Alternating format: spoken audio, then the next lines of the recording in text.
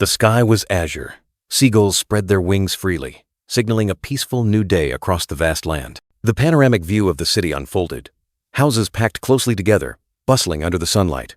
This was the mighty Ares Empire. The heroic monument stood tall in the square, witnessing the flow of people. A young guard strolled leisurely, remarking, "It's been too peaceful lately, hasn't it?" His comrade, an older, more seasoned guard, frowned. "Peaceful? The rebels could cause trouble at any moment." The old guard sneered. "What do those fools think they can do to the Empire? Their kingdom is ridiculously small and distant." The young guard chuckled along, but the young guard still wondered. "It really has been quiet lately. Maybe the rebels realized resistance was futile and gave up." The old guard looked up at the sky, pondering. "It truly is quiet. Perhaps the royal knights have already quelled them." No sooner had the prayer for peace ended than a cold gust of wind suddenly blew through, carrying an ominous premonition. In a dark cellar, flickering firelight illuminated a strategic map. A resolute voice rang out, "Tonight, we will kill the Emperor and overthrow the Empire."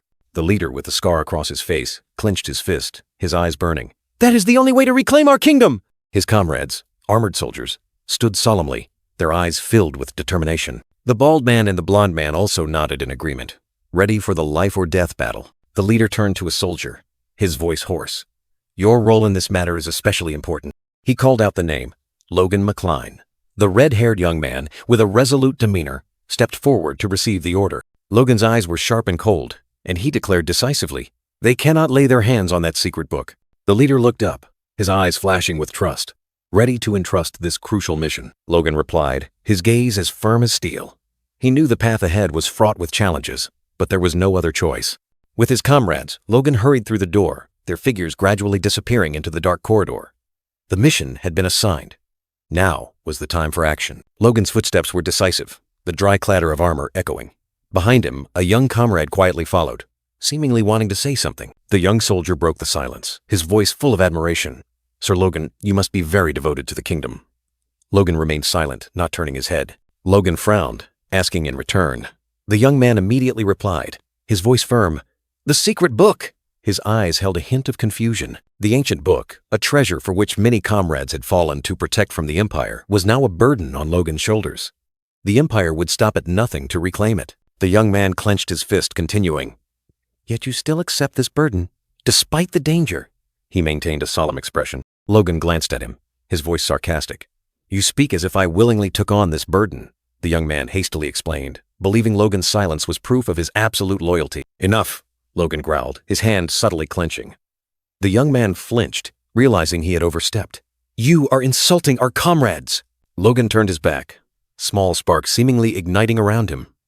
His low voice rang out, refuting all praise of devotion. He turned his head, his eyes burning with hatred, not out of devotion, but for revenge. His words were like a curse, tearing through the air. A dry thud echoed. The scene suddenly shifted. A powerful blow struck Logan's head, leaving him dazed. Logan lay slumped on the ground, his wooden sword flung far away. The crowd murmured, disbelieving their eyes. Logan had been defeated by his younger brother, Lonian. Lonian stood there, looking stunned. Murmurs arose. Only 3 years of sword training and he's already like this? He's a born genius. Meanwhile, Logan, who had trained for 10 years to become a knight, lay there, miserably defeated at his brother's feet. Logan's face was streaked with blood, his eyes vacant. A bitter voice echoed, "What a pity that such a dullard is the eldest son." Whispers of anxiety about the future of the McCline family echoed as a hand gripped the wooden sword tightly, heavy with unease. The other hand suddenly slammed down, a crimson hue engulfing it. "Paralyzing poison?" A horrified exclamation burst out, signaling impending disaster. In the past, Logan was roared at by his father, the bearded patriarch, who accused him. "How dare you poison your own brother? This is absurd, Logan." Lonian stood there, silent. The red-haired young man, his head bandaged, hung his head. His father's cold threat still echoed. "If anything happens to Lonian, I will." Logan gritted his teeth, cold sweat trickling down. Resentment and helplessness surged in his bloodshot eyes. Logan's eyes suddenly became resolute, mixed with a hint of despair. An icy command rang out. "Get out!" The imposing figure of his father turned his back, delivering a harsh verdict. "You are no longer my son." Logan was disowned, struck from the family name. That was the old me, Logan mused. After leaving his family, he wandered, becoming a mercenary, starting a new life. 10 years of harsh training, he donned his armor. Finally, Logan realized how pathetic he had been in the past. When Logan returned, it was too late. The castle was ablaze, the blinding light of disaster consuming everything, signaling a tragic end. Amidst the bustling crowd, two women whispered. The blonde girl leaned into the brown-haired girl's ear, her tone full of curiosity. "Have you heard anything?" Rain fell lightly on the square. A cloaked figure walked through the crowd. "There's a public execution in the square today." The cloaked figure continued to walk silently, revealing a hint of stubble beneath the brim of his hood. The name of the condemned was about to be revealed, intensifying the atmosphere. The cloaked figure's steps halted. A name rang out, shaking the entire square. "McLean." Then the full name was announced, stunning everyone. Lonian McLean. The cloaked figure slowly turned around, facing his fate. Lonian, an aura warrior who once charged into battle, was now abandoned. The people were enraged. The royal family fled, abandoning their soldiers. In the final moment, a desperate cry rang out, trying to hold Lonian back, as if something had been left unsaid. The cloaked figure slowly turned his back, facing the blinding light of destiny, his steps unwavering. A horrifying slash tore through the air, blood splattering. Lonian's eyes widened, filled with terror and despair. The executioner roared, his voice tearing through the night, wanting everyone to witness the traitor's fate. The blade of death fell, ending a life. The people cheered wildly, hailing the emperor like bloodthirsty fanatics. In the rain of blood, Logan gritted his teeth, tears mixing with the rain, vowing revenge for this injustice. Pain tore at his heart, for his lost family and the stolen chance at redemption. He looked up at the sky, screaming in silence. Darkness enveloped the castle, but the shouts of pursuit shattered the stillness. After him, a guard yelled, "It's him! The red-haired one has the secret book!" Logan, in his cold iron armor, shot forward like an arrow, the guards relentlessly pursuing him from behind. He clenched his teeth, sweat beading on his forehead, his gaze unwavering. With hurried steps, Logan ran through the castle's vast corridors, trying to escape the encirclement. Another soldier suddenly appeared. Logan shivered slightly, his sharp eyes fixed on the enemy. "Damn it," he muttered, his hand tightening on the sword hilt, ready to face the inevitable battle. The enemy charged like a wild beast. "Die, you rebels!"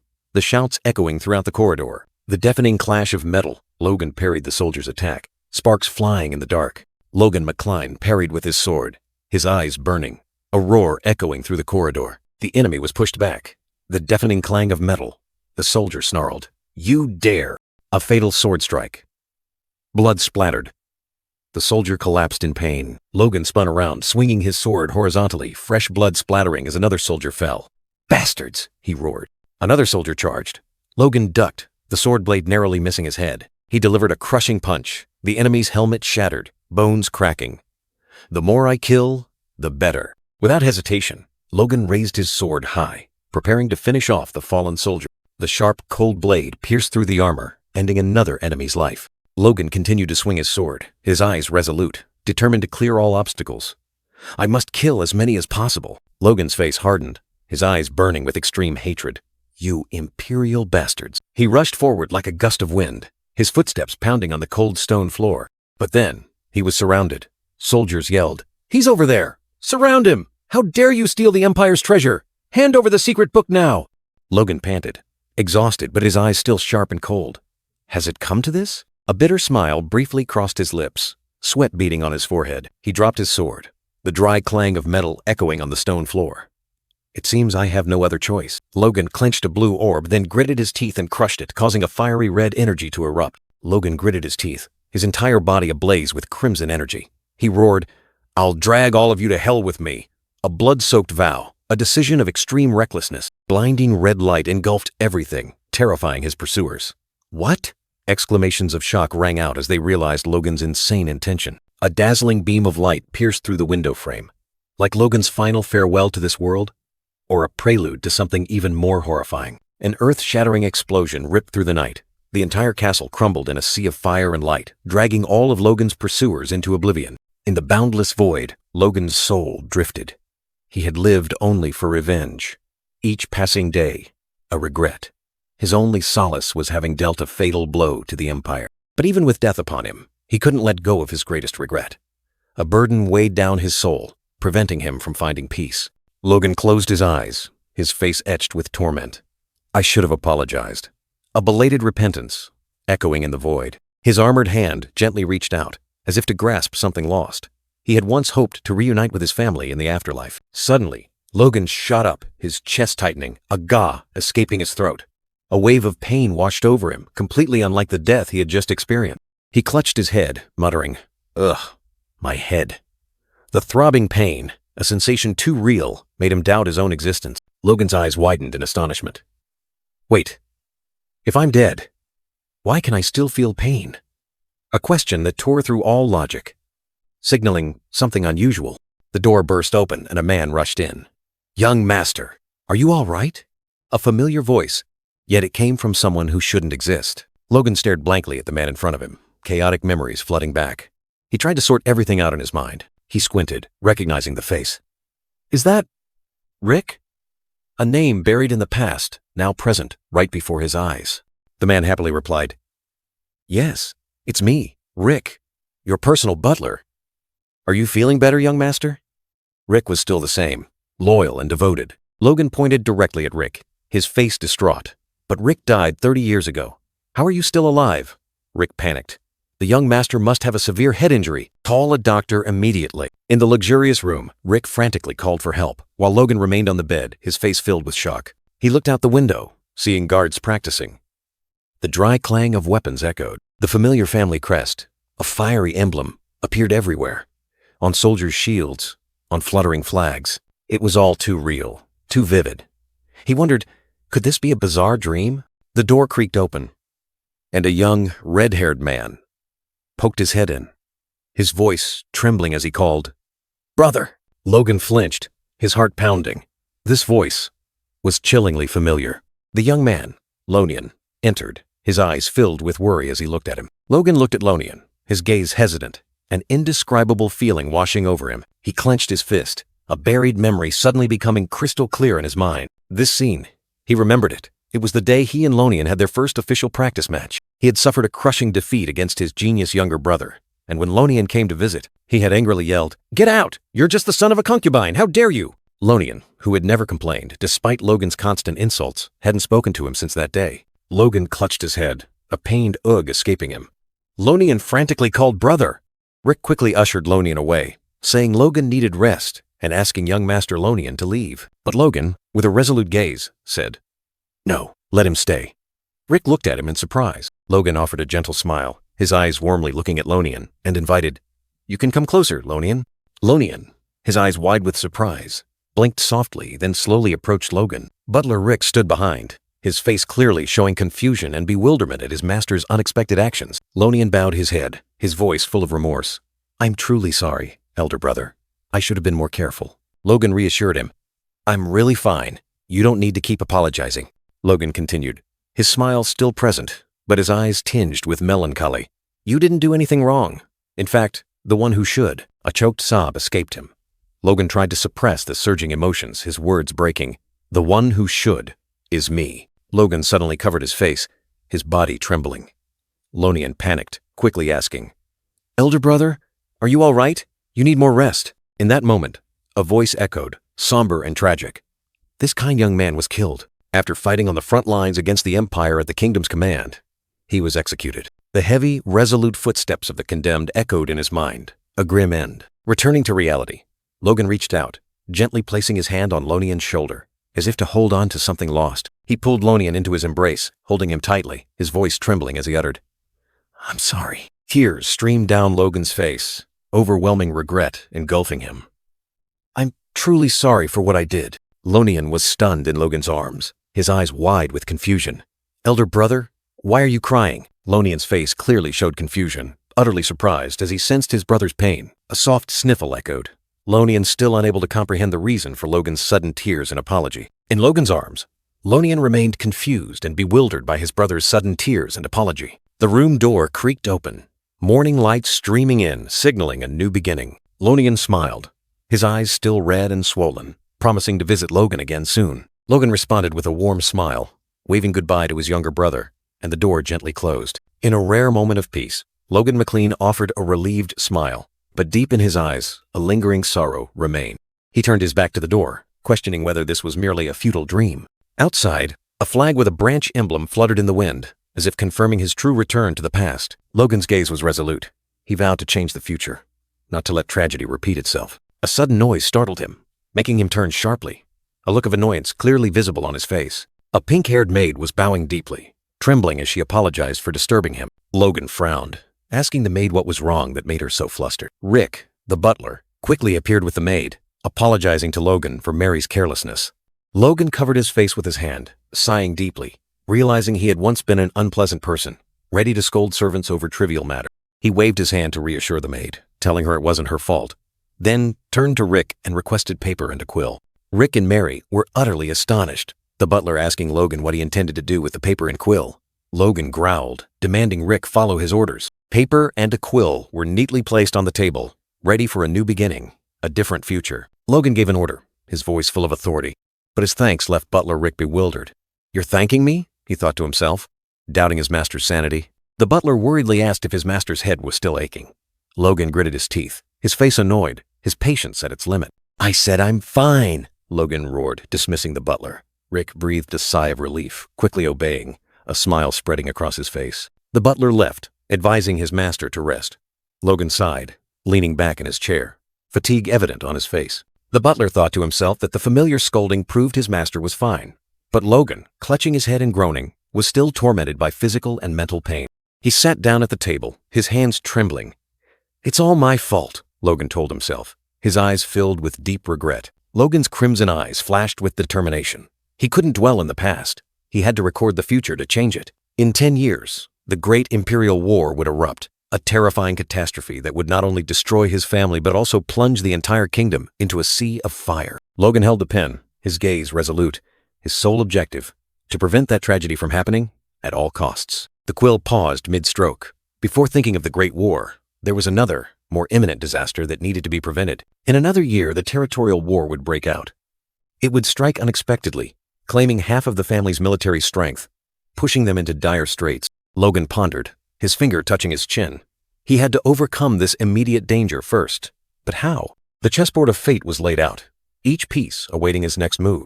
A knock on the door echoed, breaking the silence, like a harbinger of a new event. In the large room, a majestic figure stood with his back to the window, his black cloak fluttering. "My lord, your eldest son is here to see you." A voice rang out, signaling an important meeting about to take place. In the opulent room, the dignified patriarch turned, his sharp eyes asking, "That idiot Logan?"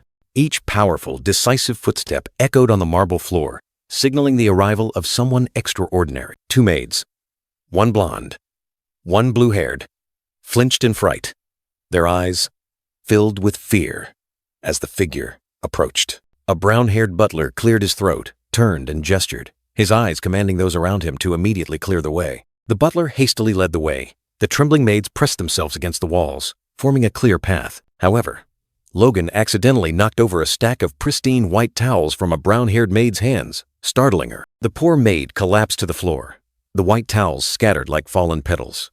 Logan stood there, looking down. She trembled, her face pale with fear, blaming herself for committing an unforgivable mistake in front of the young master. Suddenly, Logan extended his hand, asking, in a deep, warm voice, "Are you all right?" The maid looked up in surprise at the outstretched hand, then took it, giving a radiant smile of thanks. But then, a chilling aura suddenly enveloped them, and Logan's eyes glowed red, full of mystery. He flashed a sinister smile, pulling the maid closer, utterly terrifying her, and a piercing scream escaped her lips. The brown-haired maid fell to her knees, begging Logan for forgiveness while he asked in surprise, "What? But why?" Logan mused.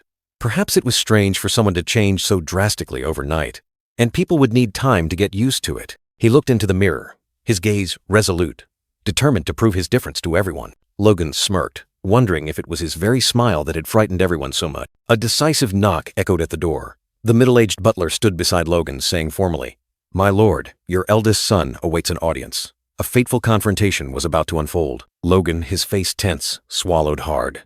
His eyes were filled with worry, mixed with a hint of determination as he was about to face his authoritative father. The tall figure of the elderly man stood silhouetted against the light, his words as cold as ice. "You are no longer my son," a declaration of severance, cutting all ties. He once thought his father was truly cruel for abandoning his son, not even bothering to appear when he was gravely injured in the official match. A deep emotional scar remained. Logan had always believed his father was a heartless person, one who had pushed his own flesh and blood away. That pain and judgment had gnawed at his heart for years. Logan's hands clenched, his nails digging into his flesh. A harsh truth suddenly dawned in his mind. How foolish I've been. Regret and self-reproach washed over him. The heavy door slowly creaked open, like the sigh of fate. Logan stepped in, carrying a myriad of pent-up emotions, confronting his past and future. A bitter smile appeared on Logan's lips. He wondered how much his father must have suffered to give up his own son. He called out, "Father!" Logan stood there, his gaze resolute. He once again affirmed his presence, like a declaration of his return. "It's me, Logan." The father slowly turned, each step echoing in the vast room. The moment of confrontation after years of separation was filled with complex emotions. Father and son faced each other. The father spoke, his voice containing surprise and perhaps even pain. "Logan," a name, and so many memories flooded back. Logan choked up, his throat constricted. Regret surged, making it difficult for him to speak. His eyes held so much he wanted to say. He gritted his teeth, trying to suppress his emotions. Finally, an apology burst out, heavy and sincere. I am so sorry." Patrick McCline, patriarch of the McCline family, looked at his son with a sharp, cold gaze. "You don't look injured at all. So, what are you doing here?" His words were full of suspicion and authority. Logan thought to himself, his father was indeed as cold as he had expected. Though for him it had been 20 years, for his father, he was still the same. He hesitated, beginning to explain. "The reason I came to see you, Father, is to ask permission to go to the mountains, to train by myself for a while." Patrick McCline frowned, asking again, "Train by yourself?" In his mind, plans to strengthen forces for the territorial war were forming. To achieve everything, only one thing was necessary. Money, he growled, his eyes burning with ambition. But a mysterious voice echoed, revealing a golden opportunity. An event 3 months away would bring an enormous sum of money, enough for a baron's entire year of expenses. Logan asserted that he needed to be stronger to have influence, but his father, Patrick, coldly questioned, "Are you trying to escape your failure against your younger brother?" He denied it, admitting he had been lazy. Though it was late, he yearned to turn his life around. His father still didn't believe him, uttering words of doubt. "What you lack isn't just effort. This sudden change, it's hard to believe." Logan thought to himself, "It's certainly not easy," he continued, admitting his past mistakes, his reckless behavior over the years. Patrick shook his head in exasperation. "I'm sick of your excuses. How many times have you said it already?" His father decisively turned his back, ordering, "Get out." Logan still tried to hold on, choked up. "All this time," he continued, his voice full of remorse, "I only knew how to blame others and refused to face my own failures." Logan's eyes burned with regret. He admitted he had been too foolish and naive. He placed a hand on his chest, asserting that he would use his training time to change his long-standing reckless attitude. "Please, Father, give me this one chance," Logan pleaded. Patrick remained silent, his gaze unreadable. Patrick broke the silence. "What you're saying isn't like your usual excuses." Logan looked up, a ray of hope in his eyes. "How long do you plan to go for?" his father asked. "About 3 months," Logan replied in a firm voice. 3 months. "Do you think that's enough to catch up to Lonian?" Patrick asked skeptically.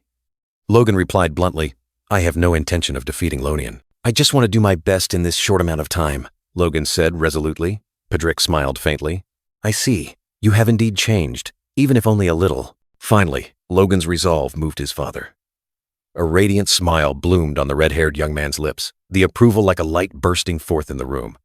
"Thank you, Father." As Logan turned to leave, his father's deep, warm voice echoed, stopping him in his tracks. A name, simple yet holding so much meaning. The father stood with his back turned, looking out the window where the spring sunlight still lingered. His gentle yet worried advice came. "It's still spring, but the nights in the mountains will be very cold." The red-haired young man listened, a hint of surprise in his eyes. His father's advice was like a warm breeze, reminding him to prepare enough warm clothes for the journey. A subtle smile bloomed on the father's lips, hiding deep concern. Logan replied, his heart filled with determination and gratitude. A few days later, under the clear blue sky and majestic mountain ranges, a new journey began. His heavy travel bag and sword were stuck into the ground.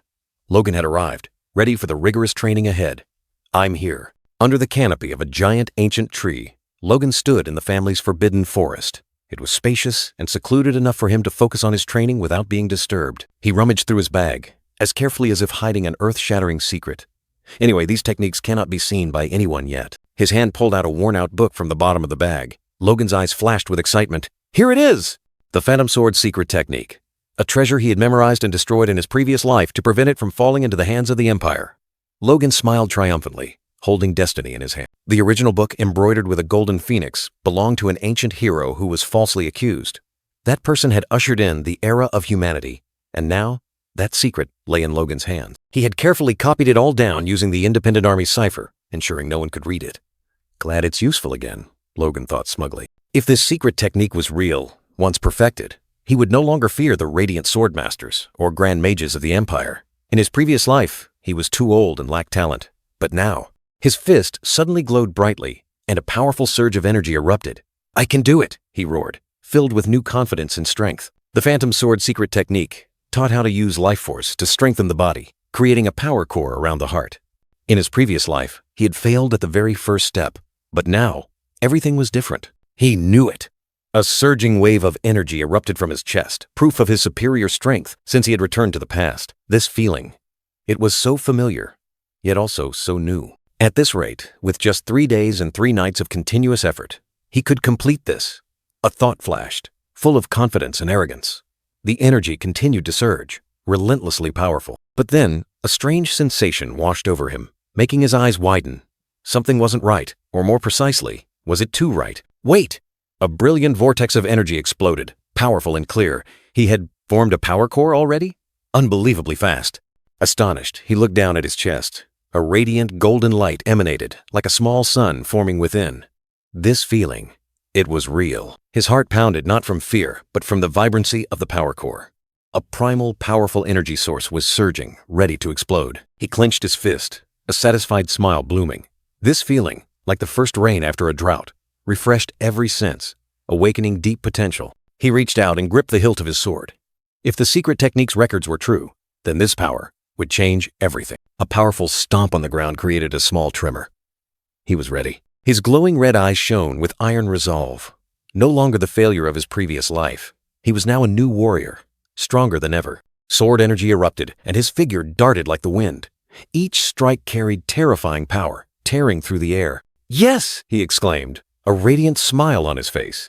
His body and senses had completely transformed, everything fine-tuned to enhance his swordsmanship. He didn't understand how he could form a power core so quickly, but that wasn't important. What mattered was that he had done it. At this speed, in just 3 months, he would become stronger than ever. A bright future awaited. "All right," he growled, his eyes flashing with exhilaration. It was time to continue training, without rest. The sound of his sword whistling through the air blended with his decisive shouts.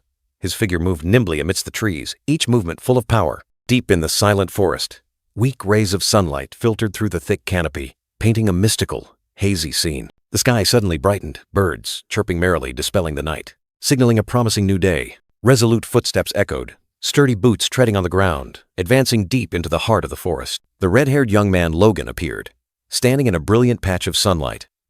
"Today is my last day of training," he growled, his aura flaring. The sword in his hand was raised, its cold metallic gleam reflecting the sunlight, ready for a decisive strike. Logan's entire body ignited, flames of power surging around him, transforming his sword into a brilliant blade. His hand gripped the sword hilt tightly, veins bulging, power converging into every muscle fiber, every sinew. Logan's eyes were sharp and cold, burning with determination.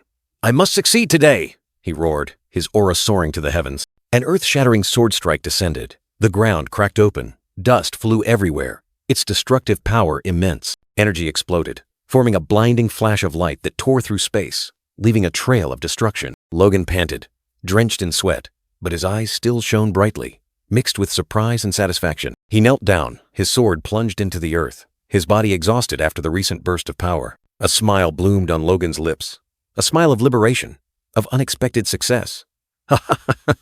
He looked up at the sky, brilliant light enveloping him, like a congratulation for his extraordinary achievement. Logan burst into hearty laughter, his voice echoing throughout the forest, filled with joy and pride. "This is beyond my imagination. A newly awakened power user shouldn't be able to do this," he whispered, still astonished by his own strength. His hand trembled. The recent power surge had drained him. But in return, a terrifying secret weapon had taken shape. Even exhausted, this will definitely be a powerful secret weapon. A triumphant smile spread across his lips, his fist clenched. He had far surpassed his goal. Now he could report to his father with his head held high, without an ounce of shame. But wait, what's that smell? He frowned, raising a hand to sniff his armpit. Anyway, I should take a bath first. Banners fluttered atop the tower, signaling a new day. But a sudden voice rang out, interrupting the peace. "What did you just say?" A green-haired guard, clad in armor, flashed a sinister smile. He blocked the way, declaring, "Unfortunately, young master, you cannot see the Lord at this time. Please return." Logan, now properly dressed, faced the guard with sharp, cold eyes. "For what reason? Is my father unwell?"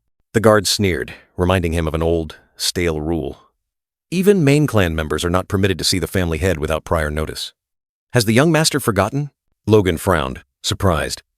This rule truly dates back centuries. But 3 months ago, I still met my father normally. The guard smirked, his tone full of sarcasm. Then the guard that day was negligent in his duties. How strange. This has never happened to me before. Logan's ear twitched, anger beginning to simmer. "This is truly outrageous, isn't it?" he muttered to himself, trying to restrain it. From within the mansion, a strange aura spread.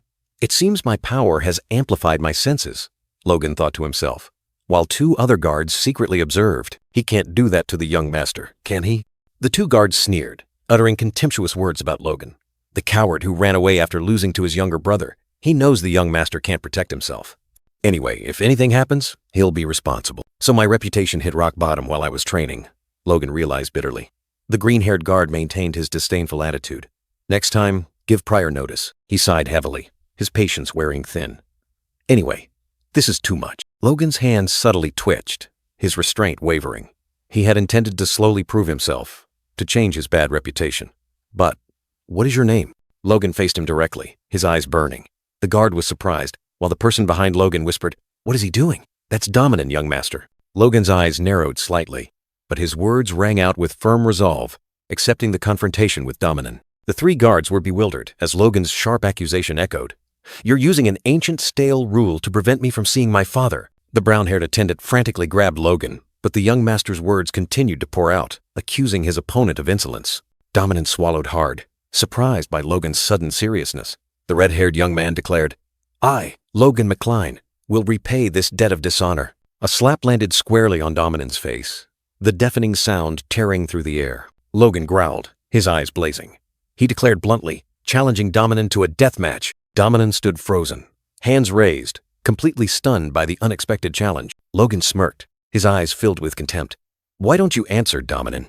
Are you afraid?" The brown-haired attendant tried desperately to intervene, but Logan continued to mock, ridiculing Dominant for being a coward when facing someone rumored to be weak. Dominant gritted his teeth, his hand covering his face, which was flushed with anger. Logan's insults cut into his pride like a knife. Dominant's hand slid down, revealing a face contorted with rage. He had made his decision. Dominant's fist clenched, a red aura flaring around his hand. He had accepted the challenge. Their eyes met, burning with hatred. "Very well, this match I accept." The final declaration had been made. The vast space of the training ground, where sharp weapons lined up in wait, now suddenly became unusually tense. In the center of the arena, Logan and Dominant faced each other.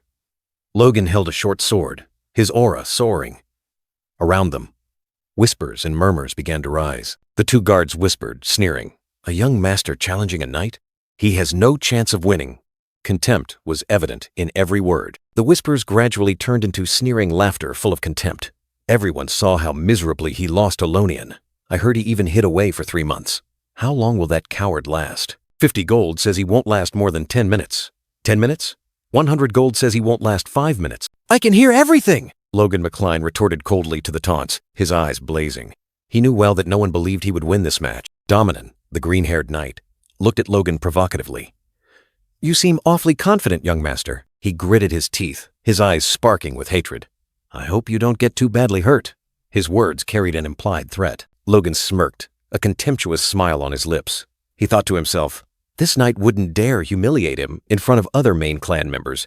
And knights, after having provoked him first, truly spineless. Logan lowered his head, images of his worried attendants flashing in his mind, unable to believe their young master dared to challenge a knight. From a hidden corner, the white-haired man flashed a sinister smile, whispering, "It's over." A horrified cry echoed. Rick stopped breathing. Rapid, heavy footsteps echoed, signaling that the fated moment was drawing near. A match official stood between Logan and Dominan, declaring in a clear voice, "The official friendly match between Logan McCline and Knight Dominan, please begin." The official continued, "For your safety, both will use wooden swords." He glanced at Logan, awaiting a reaction.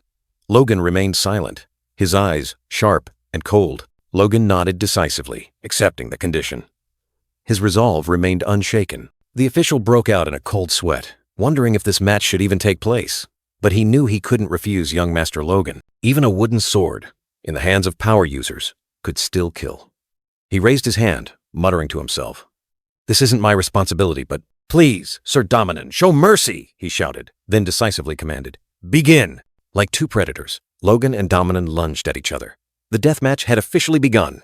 Wooden sword in hand, Logan stood firm. Facing him, Dominan growled, his killing intent surging. The match had begun. Logan's foot shifted slightly, the ground trembling faintly.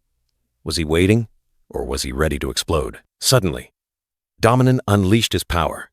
A blazing red aura enveloped him, transforming him into an enraged monster. Two guards whispered, "Is he really going to use his true power?" One sneered, "Outrageous! How can a weakling defend against that? Isn't that cheating?" Someone shrieked in horror. "Sir Dominan, please calm down." The other quickly tried to intervene. Logan's eyes swept over them, his expression bored.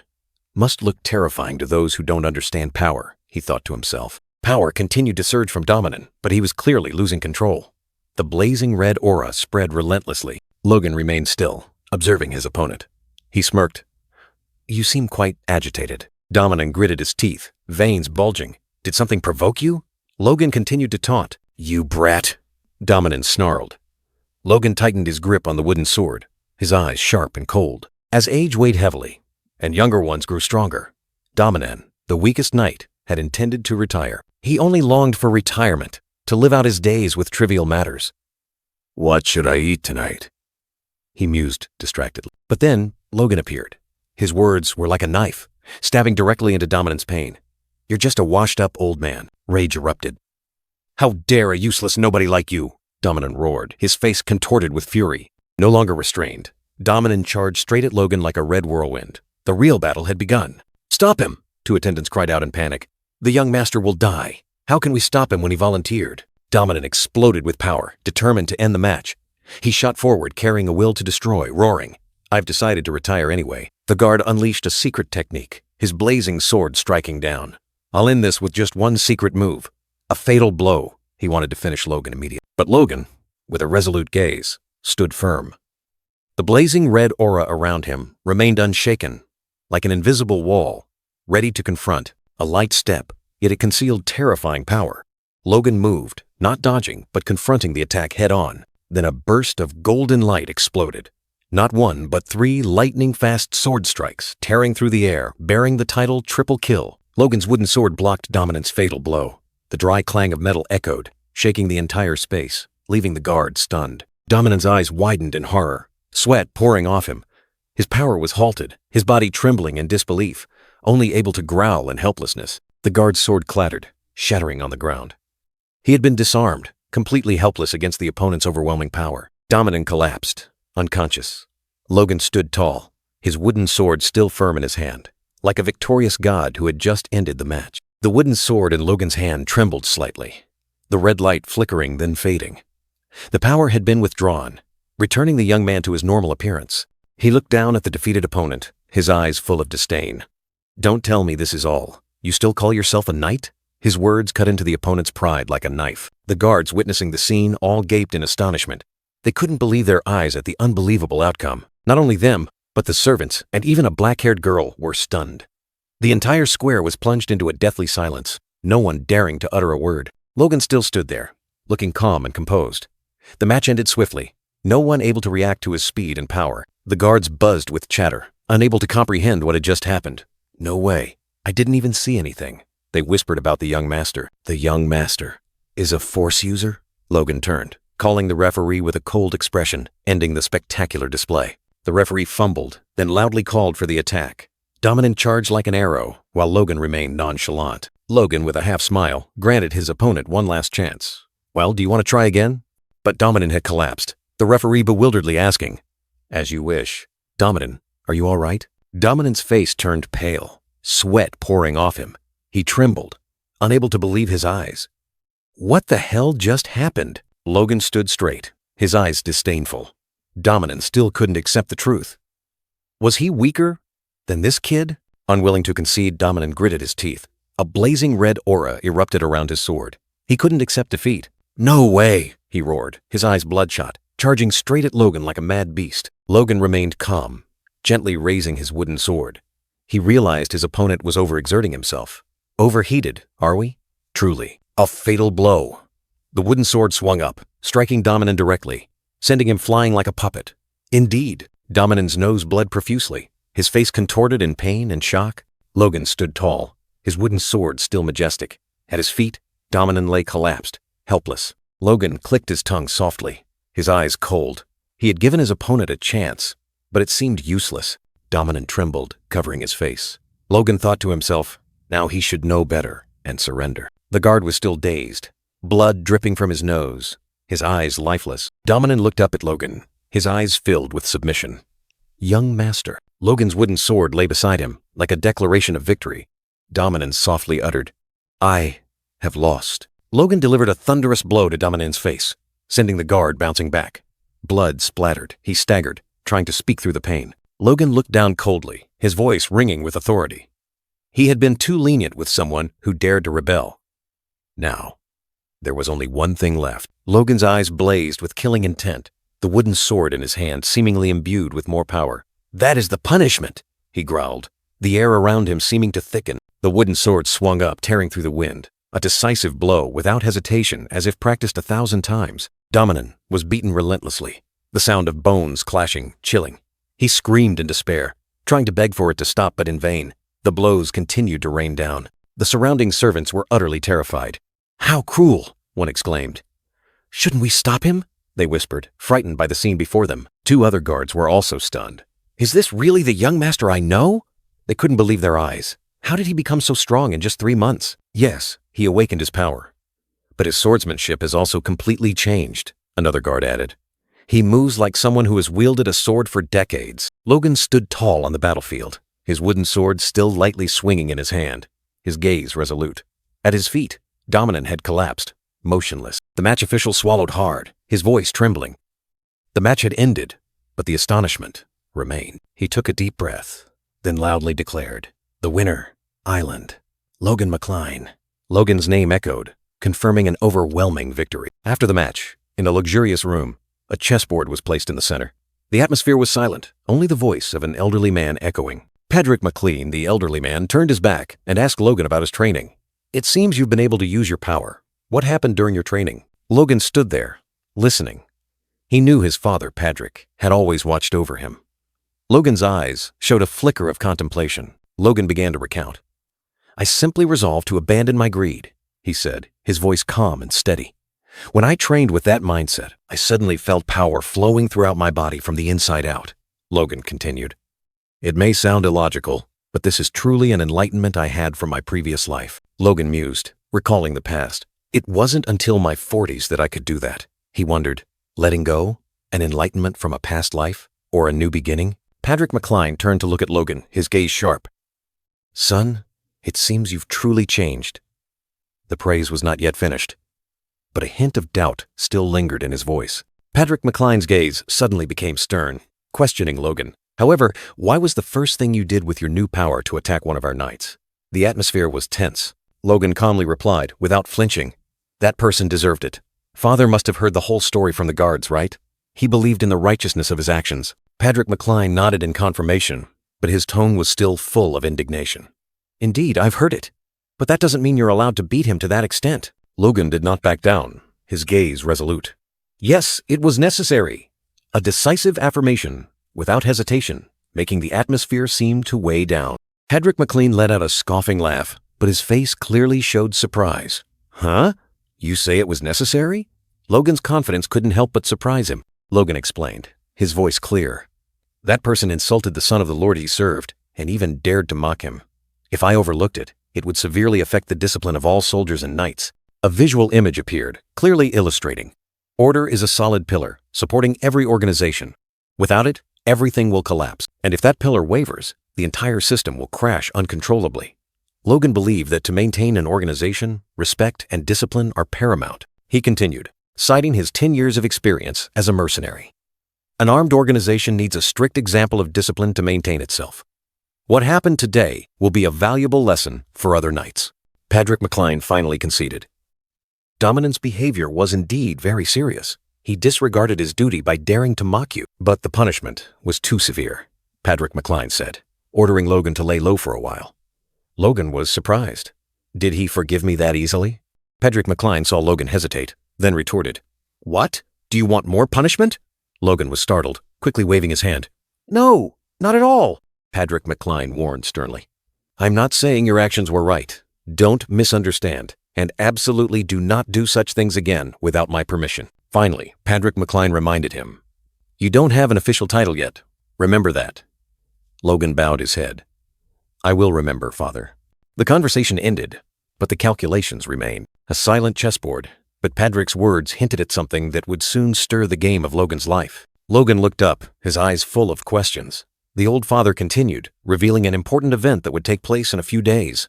Lena, your fiancée, will be visiting us. The announcement was like a bolt from the blue, making Logan stiffen, his eyes clearly showing surprise. A slight tremor passed through Logan. Finally, he muttered, his voice containing something indescribable. In Logan's mind, an image of a proud young woman appeared, her hair flowing like clouds, but his words remained unfinished. A sinister smile bloomed on the imagined girl's lips. My chance to make money, Logan thought to himself. A dark plan brewing. A few days later, a graceful figure stood before the castle gates, her white hair fluttering in the wind, gazing up at the deep blue sky. A resounding shout, Lady Lena Wolves has arrived! The magnificent castle gates opened wide, welcoming the esteemed guest with solemnity. Light, decisive footsteps echoed on the stone floor. Lady Lena Wolves had truly set foot in the McCline estate. Two maids stood there, their eyes wide with astonishment. Wow, they exclaimed, captivated by her beauty and aura. Even the stern guards had to swallow, blushing, so envious of the young master. One muttered. Lady Lena gently opened her eyes, her gaze sharp. Long time no see, Baron McCline. Her voice was clear but full of authority. Her dress fluttered, accentuating her ethereal beauty. Lena Wolves, Logan's fiancée, stood there, radiant like a goddess. She smiled gracefully, her eyes sparkling. I hope you are well. A polite greeting, yet it contained self-assurance. Patrick McCline laughed heartily, his eyes full of satisfaction. You've become a beautiful young lady, Lena. A sincere compliment. Another man was also stunned, his heart pounding. Wow. The last time I saw her, she was still a child. Now she's a beauty. Patrick and his close associates stood there, but Logan McCline's expression was full of thought, but echoed, signaling something ominous. Logan's gaze was sharp, questioning himself. He should have been happy, but why did he wear such a puzzled expression? Something was wrong. In the splendid hall, Lena Wolves spoke in a clear voice. She announced that she would read the letter her father, Count Chiron Wolves, had entrusted to her. She stood in the middle of the staircase, solemnly reading each word. The letter was addressed to a close friend, none other than Patrick McCline. 30 minutes passed, and the guards began to grow impatient. The letter was long-winded, with evasive language that left everyone weary. Lena's voice remained steady, continuing to read the suggestive lines. And due to these unfortunate circumstances, finally, the true message was revealed. I request that this engagement be annulled. Signed, Chiron Wolves. A shock. Lena finished the letter, gently handing it back to the servant. All words had been spoken, leaving nothing more to discuss. A chill ran down their spines. The air in the hall suddenly thickened, becoming heavy and suffocating. Logan McCline maintained a calm expression, but in his mind, those flowery words had been translated starkly. Chiron Wolves, Lena's father, had expected Patrick to become an aura swordsman, but for over 20 years, he remained only a high-ranking knight. And Patrick's son? That kid is utterly useless!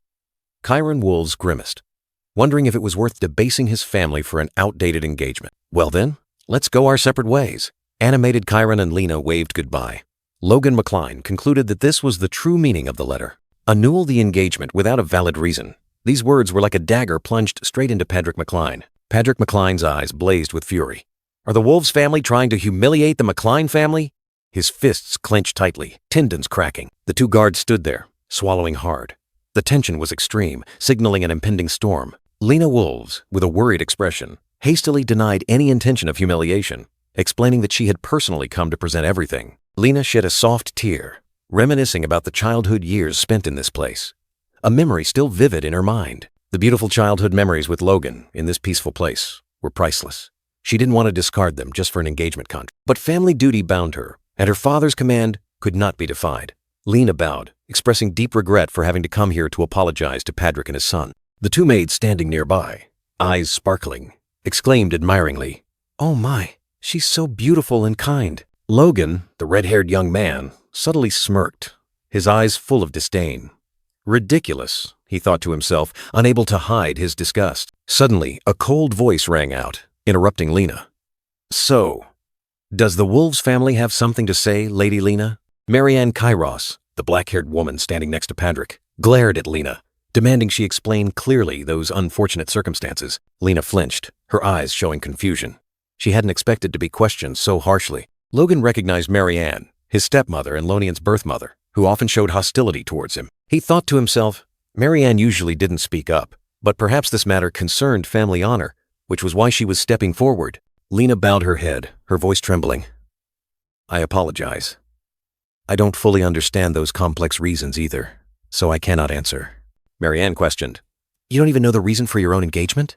Lena explained that it was a daughter's duty to leave home for her husband's house, and her father never discussed such important matters with her. A shadow of a black wolf appeared behind her. Marianne gritted her teeth, the shadow of a fierce tiger appearing behind her. "So, you've come here to unilaterally annul the engagement without a valid reason? Is that right?" Lena was silent for a moment, then raised her head, her voice more resolute. "In return, the Wolves family is prepared to compensate you 3 million gold, Lady Lena declared, her gaze firm as she looked directly at the McCline family. The bearded man, Dwayne Pilsner, widened his eyes in horror upon hearing the enormous compensation figure. 3 million! The McCline family's financial officer couldn't believe his ears, his face contorted in shock. Meanwhile, Logan McCline smirked to himself. "Excellent, as long as I get this money," he thought, his eyes gleaming with greed. Suddenly, a terrifying aura erupted. Patrick McCline, with blazing red eyes, roared furiously. "How dare you!" The terrifying pressure made the two nearby guards stumble, struggling to breathe. "Ugh, the pressure is too strong," they exclaimed in panic. Even Lena staggered, but a brown-haired knight quickly shielded her, saying resolutely, "Step back behind me, my lady." Lockfarin, the Wolves family knight, bowed before Baron McCline. "I, Lockfarin, ask that you calm down and proceed with the negotiations in an orderly manner." Patrick McCline retracted his aura, looking at the young knight. "You are a high-ranking knight, just like me. Quite impressive for your youth." But then, a chilling thought flashed through Patrick's mind, making Lockfarin break out in a cold sweat. The life of a promising Wolves knight could be adequate compensation for the McCline family's damaged honor. Lockfarin closed his eyes tightly, trying to endure the invisible pressure weighing down on him. The knight clenched his fists, his voice firm. "Count Wolves said you are a man of honor. You would not make things difficult for Lady Lena or a young knight like me," Lockfarin continued, with Lena standing beside him, her eyes full of worry. "Sir, we have no intention of using gold to buy your honor. Please accept this as goodwill between our two families, as unavoidable circumstances have forced us to annul this engagement." Patrick McCline gritted his teeth. "If I continue to exert pressure, I'm afraid I'll be seen as a man without honor," he thought to himself, his eyes flashing with annoyance. He glared, realizing the deeper intention. "This must be why you sent these two children." "Chiron Wolves!" Patrick roared inwardly, filled with anger. "Although this news is not pleasant, you are still our guests. The McCline family never makes things difficult for guests," Patrick declared, making Lena and Lockfarin sigh in relief. "However, I will also not accept the Wolves family's offer," Patrick added, his gaze firm. "The only thing the McCline family demands is compensation." Patrick McCline glared, his gaze as sharp as a knife.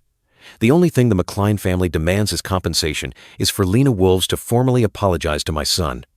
I will refuse all other forms of restitution." The two nearby guards murmured in admiration. "Lord McCline is truly respectable. He is indeed a true noble." Suddenly, a hand was raised, interrupting Patrick. "Father!" Logan McCline, the one directly affected by the annulled engagement, stepped forward. As the most affected party, "I have a proposal." Logan's eyes gleamed with greed, his smirk hiding ambition. "I must get that money," he thought to himself. "A mere apology? Absurd. 3 million gold is enough to cover the McCline family's expenses for an entire year." Marianne Kairos, Logan's stepmother, was also calculating. "Half of our finances are sponsored by the Kairos family. If that source dries up, the family will collapse. We cannot think of honor at this moment." Logan clenched his fists, beads of sweat forming. "How ridiculous. At all costs, I must get those 3 million gold." Logan turned to Patrick, his tone resolute. "I want us to accept the Wolves family's offer." Patrick was stunned. "What?" Patrick McCline erupted in rage, his blazing red eyes glaring at Logan. "You want me to go back on my word, Logan? Logan was speechless, staggering under the immense pressure from his father. This pressure is too sharp. Even without using his aura, he's still a high-ranking knight. But unfortunately, he cannot compare to other knights in the kingdom. He clenched his chest, telling himself, if I can't endure this much, I won't be able to do anything. Patrick looked at his son firmly. Logan, the McLean family is not so destitute as to abandon its honor for money. Logan exhaled sharply, his eyes flashing with determination. He was ready for the final counterattack. He raised his head, declaring bluntly, no, we are destitute. The McLean family currently owes the bank 3 million gold. Logan shouted loudly, his voice echoing throughout the great hall. And the interest alone is 150,000 gold per year. Patrick McLean roared, pointing directly at Logan. Without the support of the Kairos family, we will collapse immediately. Marianne stood behind, her face full of worry. Logan retorted, pointing at them, his voice full of indignation. We are the poorest noble family in the kingdom. We are no different from beggars. His bitter words tore through the tense atmosphere. In Logan's mind, images of Patrick and Marianne sneering appeared. He gritted his teeth, suppressing himself, a cold thought flashing through. I want to say it outright, but I must restrain myself because someone is watching. Golden light shone brightly throughout the silent great hall. Logan looked up. In his mind was the sole reason to accept the 3 million gold compensation. It is for the family's honor, Logan declared. Patrick turned away, asking again with skepticism. You're saying that going back on my word is necessary for our honor? Logan bowed his head, explaining, forgive me, but the Wolves family holds a higher status than us. They are also the Marquis of the Eastern Border. He tried to remain calm. Lockfren and the servants listened tensely. Logan continued, his voice firm. Although the Wolves family is the leading power in the East, we are not their subordinates. If we only accept an apology, rumors will spread that we have submitted. Lena Wolf suddenly spoke up, her face clearly showing shock. The Wolves family is not that unreasonable, sir. She tried to defend her family's reputation. Lena staggered, and 2 guards quickly supported her. Logan turned his back, coldly replying, it's ridiculous for you to speak of respect. He didn't believe her words. Logan glared straight ahead, his words sharp as a knife. When you came here to annul the engagement without a valid reason. His eyes were full of contempt. Lena flinched back, her violet eyes reflecting hurt. Logan's words were like a dagger plunged straight into her heart. A memory from his past life flooded back. Logan once believed Lena was truly distressed when the engagement was annulled. Thank you for coming, Logan, although today we will part ways. But then, Lena turned back, giving a smile full of hidden meaning. I want to create one last memory with you. Her face showed no trace of distress. Logan was stunned, his throat constricted. Lena. He thought to himself, the life of a barren son like me has been ruined. He believed the best decision was to risk everything for the one he loved. Lena, please leave the castle with me tonight. But a hand holding a knife secretly lifted her skirt. Logan McLean was aghast, his eyes wide as he saw the hand holding a knife secretly lifting Lena's skirt. He shouted her name, a feeling of unease surging within him. A sharp object, gleaming like a blade, shot forth in a flash, tearing through the air at terrifying speed. Logan was still stunned, his face blank, unable to believe what was happening before his eyes. With lightning-fast reflexes, Logan swung his sword, blocking the incoming blade, creating a deafening clang of metal and a shower of sparks. But then, a cold voice rang out. Lena, with a sinister smile, spoke scornfully. Do you really think you're worthy of me? Logan McLean, know your place and get out of my sight. Logan was speechless, bewildered by her harsh words. She mocked him for losing to a child, making things easier. He didn't understand, only managing to ask, Lena? What the hell are you talking about? Immediately, Lena screamed, collapsing onto the floor, her dress torn, tears streaming down her face, creating an utterly heartbreaking scene. A guard, Lockfren, appeared like a flash, catching Lena and looking at Logan warily. He stammered, My lady, Lord Logan, he... Lena looked up, tears falling, her voice trembling as she accused. He suddenly became violent. Logan bitterly realized he had fallen into a trap. He gripped his sword tightly, tormented within. No, I fell for her trick, because I've committed too many sins. My family doesn't trust me. Logan's face contorted in resentment. He gritted his teeth, recalling, the McLean family must apologize to the Wolves family, with a large compensation. You are the reason I don't trust women, you bitch. Lena, in a different scene, stood majestically in the hall. She thought to herself, she's pulling the same old trick again to break off the engagement and trick us into paying. I'm sorry, but Lena looked up at Logan from the balcony. Her gaze was resolute. I won't let that happen this time.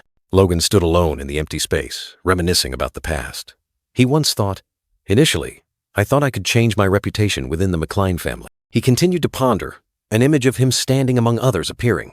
If I slowly showed them I had changed, I thought I would be able to change someday. He realized the family's fate also lay in his hands, but then he was shocked to realize that after the battle with Dominan, malicious rumors about him spread even faster, and the soldiers still scorned him as before. Standing amidst the thick darkness, Logan wondered how he could change the McLean family when the recognition of those people remained forever out of reach. There were only 9 months left until the territorial war. At this point, his reputation no longer mattered. His hand clenched, his gaze resolute. Now, all he needed to do was keep the McLean family from collapsing. Logan turned around, facing Lena Wolves and the guard. He declared that even if the family disagreed, he would still accept the compensation for the broken engagement. The beautiful Lena Wolves flinched, her violet eyes wide with surprise. Patrick McLean, the family head, erupted in rage, roaring at Logan, "Logan, how dare you disobey me?" The old family head, Patrick McLean, maintained a stern expression. A mere apology, to him, was not enough. If the family's honor could be restored with just empty words. Logan gritted his teeth, his eyes blazing with anger. Then our honor, to begin with, isn't worth much. Lena Wolves suddenly trembled, her face clearly showing confusion and a hint of fear. Lena, with a dramatic expression, declared, "The Wolves family will comply with the wishes of Baron McLean." As the head of the family, Lena turned, facing Patrick McLean, her voice echoing, "What is your decision, Baron Patrick McLean?" Lena swallowed hard, her violet eyes darting a glance, hiding anxiety. Logan thought to himself, her words sounded respectful, but in reality, she was forcing his father to save face. She was certainly worried about that $3 million compensation. Logan, representing the McLean family, declared that a sincere apology was enough, his expression resolute. But then, the words shifted, and the final decision-making power was handed over to Logan. Old Patrick, with a sharp gaze, declared that Logan should assess the sincerity of this apology himself. Marianne Kairos suddenly spoke up, her face full of indignation, calling out to Patrick. The entire hall buzzed with whispers and murmurs as Lena Wolves stood at the center of attention. Lena gritted her teeth, anxiety and anger clearly visible on her face. Logan maintained a calm expression, but in his mind, a voice urged him to think carefully. He questioned himself. If he accepted compensation for honor, wouldn't it pave the way for others to exploit honor for money? Patrick looked straight ahead, his gaze stern mixed with disappointment, awaiting his son's decision. Logan apologized to his father, but resolutely did not back down. He had made his own decision. As the one harmed by the Wolves family, Logan firmly declared that he would accept the compensation in gold. Marianne Kairos sneered, a sinister smile evident on her lips. Lena gritted her teeth, her violet eyes flashing with extreme anger and disappointment. A voice rang out, full of disappointment. "I thought you had changed." Patrick turned his back, his words like a knife. "But it seems you've only changed for the worse." His father's words still echoed, like a knife cutting into Logan's heart. He bowed his head, questioning the price of the honor he had lost. Outside, the family flag still proudly fluttered atop the tower, beneath the clear blue sky, like a reminder of his responsibility. Suddenly, a dazzling light erupted, illuminating a corner in brilliant gold. Each gold coin sparkled like a falling star, piled up into a mountain. "Finally, it's mine." Logan stood there, a triumphant smile on his face, arms crossed. 3 million gold coins, a colossal fortune, now firmly in his hands. He tried to calm himself, telling himself not to get too excited. This money needed to be deposited into the bank immediately. But then, an unexpected knock at the door rang out. Logan turned his head towards the door. "Is that Rick?" he called out, then allowed the person outside to enter. Heavy footsteps echoed, and a figure entered. "Ahem, excuse me, young master." A deep, warm voice spoke, full of deference. Logan narrowed his eyes, looking at the person who had just entered. He was slightly surprised. It wasn't Rick, as he had thought. The bearded man, Dwayne Pilsner, smiled gently, his hand placed on his chest. "Yes, young master, it's me, Dwayne." Dwayne's smile remained on his lips, but in Logan's mind, he knew better. Dwayne was his father's confidant, managing the family's finances. There was no way he would smile at him like that. Logan's gaze was sharp, piercing through that fake smile. What does he want? A question echoed in his mind. Dwayne swallowed hard, his face gradually revealing tension. "I, Dwayne Pilsner, am facing the biggest obstacle of my life." The self-narration rang out with anxiety. He recalled the miserable days. Servants demanded winter necessities. Guards needed better weapons. Dwayne had to borrow from the Kairos family to cover the budget deficit. Am I a manager? Or a king of paupers? Dwayne sighed wearily. If it weren't for his homeland, he would have quit long ago. But right now, a spark of hope ignited in his eyes. A golden opportunity to change everything, if only he said the right words. Dwayne thought to himself. He was dealing with a naive young man who knew nothing about this world. A sinister smile spread across Dwayne's lips.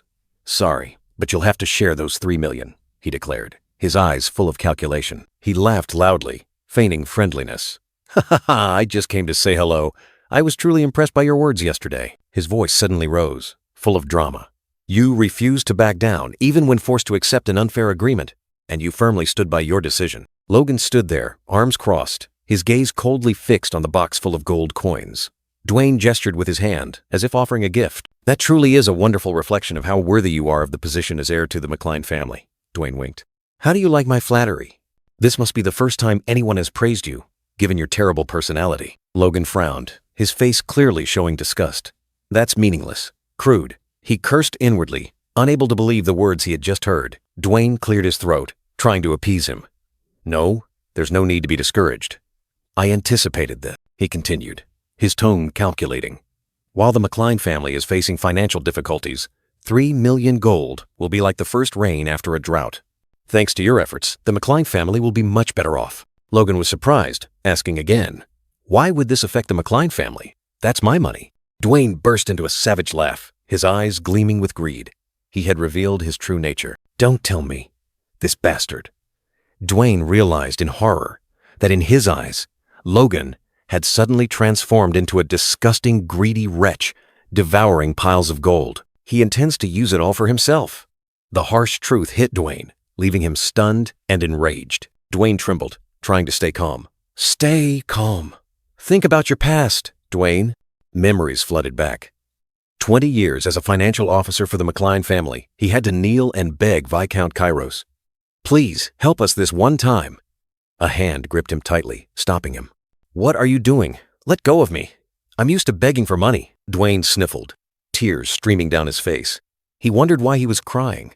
The red-haired young man stood opposite, his gaze calm, observing. Fear surged. Dwayne covered his face, exclaiming in panic. Is our situation really that bad? A harsh truth was being revealed. Dwayne tried to compose himself, explaining the colossal debt. We owe Cooper's Bank 3 million gold. He gestured with his hand, his face full of helplessness. He continued, his voice heavy. The annual interest alone, island, 150,000 gold. That figure was like a rock, crushing all hope. Logan, the red-haired man, maintained an unusually calm expression. He looked at Dwayne, asking in return, You already know? His gaze was sharp, as if piercing through him. Logan pointed to the chest full of gold on the table, calmly saying, But it's harvest season.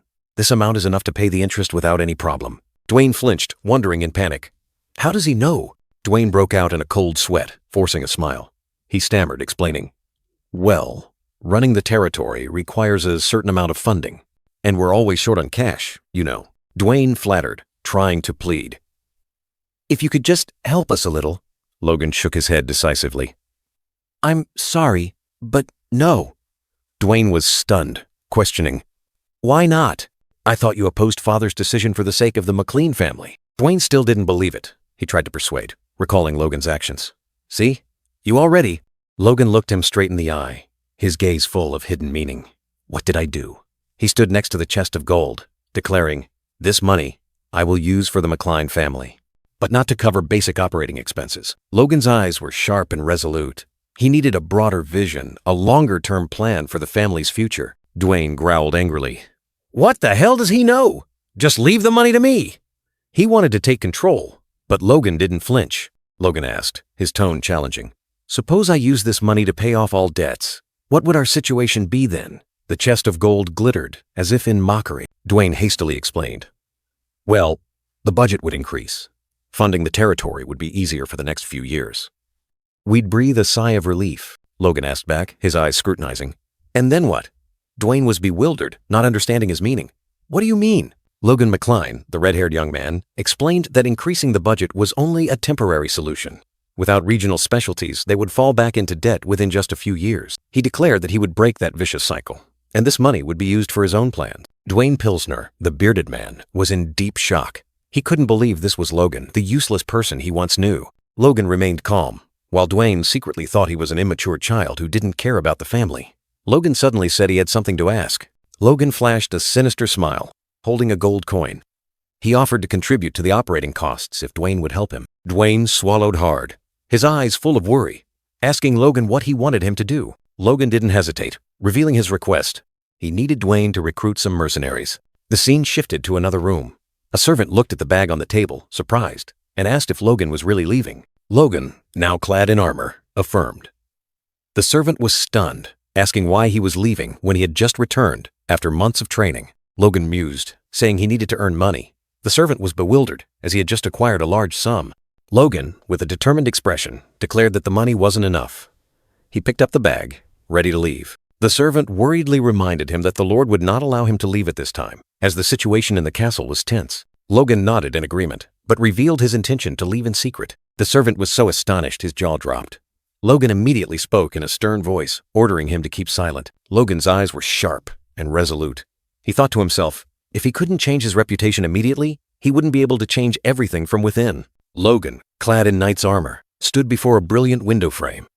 He knew that to change everything, he had to build strength from outside the McCline family. Logan's eyes were sharp and confident. He was fortunate to know what was happening outside. This was the very time he was stripped of his rights and wandered the kingdom in his previous life. Logan mused, his gaze distant. The plan was set.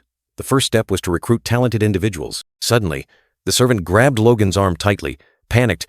"What are you thinking? You can't leave now." Logan coldly replied, "You're persistent, aren't you?" The servant desperately collapsed onto the floor, blocking the way. "What am I supposed to do if you just leave like this? If you intend to leave, step over my dead body." Logan sighed in exasperation. A cold foot was raised, poised to step on the servant's head. He was utterly terrified, stammering and pleading. "Wait, wait, wait!" Logan smirked sinisterly. He reassured the man, saying he would leave a letter for his father. "No one will blame you." The servant sat on the floor, his eyes bewildered. "What are you going to write?" he wondered. Logan only responded with a meaningful, confident, and somewhat sinister smile. The servant remained bewildered, unable to understand the young master's intentions. A big question mark appeared in his mind. Suddenly, an ominous premonition struck. The servant's face turned pale, sweat poured down him like rain, and extreme fear enveloped him. Indeed, Logan's father, Patrick McCline, was sitting behind his desk, his entire body emanating a furious red aura. The servant stood before him, trembling uncontrollably. Patrick's hand shook violently as he read the letter. "Dear Father, because my heart has been shattered by the annulment of the engagement." Patrick gritted his teeth, crumpling the letter in his hand. "I will go find another place to change the scenery. I won't be gone long. Sincerely, Logan." Logan's figure faded, a smile still lingering on his lips. The servant collapsed, tears streaming down his face, crying out in despair, "Logan, come back here, you fool!" 200 years ago, the McCline family was once glorious, holding supreme power. Their territory stretched across the viscounties of Teslin, Silban, and Pareda, vast and boundless. On the vast Bifrost Plains, the McCline patriarch once held the title of Count, revered as the ruler of the southwestern Grandia Kingdom. But then, 3 consecutive generations of failure demoted Patrick McClean's title, pushing the family into decline. Their territory shrank terribly, the most fertile lands were seized, and the McCline family was pushed back to the barren lands near the southern Alps. Logan McCline gritted his teeth. No produce, no copper mines. At this rate, even if we win the territorial war, I'll still have to seek help from the Kairos family. To break this vicious cycle, I need an enormous sum of money, many times more than the 3 million gold coins I currently have, he declared. And there was someone in this city, someone capable of generating that money for him. Kyle, Grandia's largest commercial city, appeared before his eyes. Amidst the bustling market, hawkers' cries echoed. "Gold rings with gemstones from the Empire. This shield is famous in the north. Fresh fruits from the south." Logan McCline thought to himself, this place made the McCline territory look no different from a remote countryside. He walked amidst the hurried crowd. If I remember correctly, he used to live in Kyle when he was young. The locals say he lives somewhere around here. Logan muttered, his eyes searching. Suddenly, a name appeared. Philip Claude, the Golden Leech. A silver-haired man wearing glasses and a luxurious fur cloak walked away with his back turned. The Ares Empire, the continent's strongest power, a nation centralized in power, valuing talent above all else. Even foreigners had privileges. Philip Claude, a man from Grandia, was a prime example of that success story. He was one of the Empire's most influential people, the continent's greatest arms merchant, called a trader by Grandia. He used money and power to help refugees and build autonomous territory. Logan McCline was stunned, his eyes full of doubt. That great man, is he really this guy? The image of a haggard figure appeared, shrouded in gloom. The one once praised as a great merchant was now just a haggard, trembling man. He collapsed, clutching his head in despair, curses bursting out. Those bastards. They blatantly swindled my money. How can I go on? Damn it. Logan stood there, his cold gaze following the collapsing man. He had heard rumors that the man's company had been swindled into bankruptcy, but this miserable situation was worse than he had imagined. The man bowed his head, desperate whispers escaping. Perhaps it's time to end it all. A soft footstep sounded. Logan had drawn closer. A gentle ahem broke the silence. The man started, looking up with panicked eyes at the outstretched hand. Logan stood tall, a mysterious smile on his lips. He looked down at the kneeling man and asked, "Are you Philip Claude?" Philip Claude confirmed in shock, but his eyes were full of doubt. "I am? But who are you?" He stared at Logan's red hair and fiery eyes. Logan smiled brightly, his gaze as sharp as a hawk. "Ah, so it's you. Glad to meet you." He thought to himself, this man has a truly intense gaze. Logan spoke, inviting Philip Claude to come along. "I want to talk to you privately. Are you free?" The two figures gradually disappeared, one steps resolute, the others faltering. Philip Claude turned his head, his heart full of confusion. Who is this guy? How does he know my name? Suddenly, a familiar emotion flashed in Logan's eyes, sending shivers down his spine. It was an emotion Philip Claude, as a merchant, had encountered countless times. Logan's eyes suddenly flared, fiery red, a sinister smile clearly visible. Greed. The man trembled, cold sweat pouring out. Logan's rusty armor and his timing made him certain he was a mercenary. Could it be? He's here to collect a debt? Logan maintained his mysterious smile, while Philip Claude panicked. He stammered, I haven't reached the payment deadline yet." Philip Claude yelled in despair. "The money from selling the store won't be available for another 3 days. You come back later." Logan thought to himself. He wasn't there to collect a debt. But Philip Claude didn't listen. He screamed like a cornered beast. "I already told you. The money from the store sale isn't back yet." "Get out," Philip Claude panted, running headlong. Logan stood there, calmly watching his panicked figure disappear. The man turned his head, his eyes still etched with fear. That should be enough to scare him off, right? He reassured himself. But his heart remained uneasy. In the quiet space, Logan McCline, the red-haired knight, calmly spoke to reassure the panicking Philip Claude. "Calm down. I'm not here to take your money. I'm here to invest in you." Philip Claude's eyes still held fear. He mumbled, not believing his ears. "Invest?" The silhouette of an ancient building appeared. Logan affirmed confidently. "Yes, invest in you." Philip squinted, his gaze full of doubt sweeping over Logan. He wasn't a debt collector? Logan flashed a radiant smile, but in Philip's mind, he was nothing but a complete fool. Philip clenched his hands, sweat pouring out. Could there really be someone crazy enough to invest in a man who had lost everything? But what if it was true? Philip Claude looked directly at Logan, his eyes sharp. "So, how much do you plan to invest in me?" Logan replied with a confident smile, asking back, "How much do you need?" Logan's words struck Philip like lightning. "I will fund you until you pay off all your debts and get back on your feet." Philip's mouth fell open, his heart pounding. "Really?" A close-up of Philip's wide-open eyes, shock, and a glimmer of hope clearly visible in their depths. Philip looked down at Logan's armor, realizing it was covered in mud. He wondered, his armor is covered in mud. Philip's gaze lingered on the mud stains on Logan's armor. He secretly speculated. Could it be that he's been on a long journey? Doubt resurfaced. Philip Claude looked at Logan with wary eyes, not believing the sweet words. Logan still smiled, repeating the offer. "So, how much do you need?" "I'll do my best to meet it," Philip scoffed. "Don't make me laugh, kid." Logan was surprised, his eyes closed, a smile still on his lips. "Huh?" Philip Claude angrily pointed at Logan, his voice full of indignation. "If you're going to scam someone, at least prepare a little better. Like those bastards who took all my money. You're no investor." Philip Claude recognized the emblem on Logan's armor, his voice full of surprise and indignation, exposing the red-haired knight's identity. "That emblem, it belongs to Baron McCline of the Southwest." The dark-haired man grew even more furious, accusing the McCline family of being parasites, burdened with debt. He even threatened Logan that he would pay with his life for daring to impersonate nobility. Philip Claude trembled, his eyes gleaming with despair. He told himself Logan had chosen the wrong person to scam, because he himself was now penniless, without a single coin. The dark-haired man cried out in tears, shaking Logan forcefully, asserting that he had no money left. He had reached the depths of despair. "Understand?"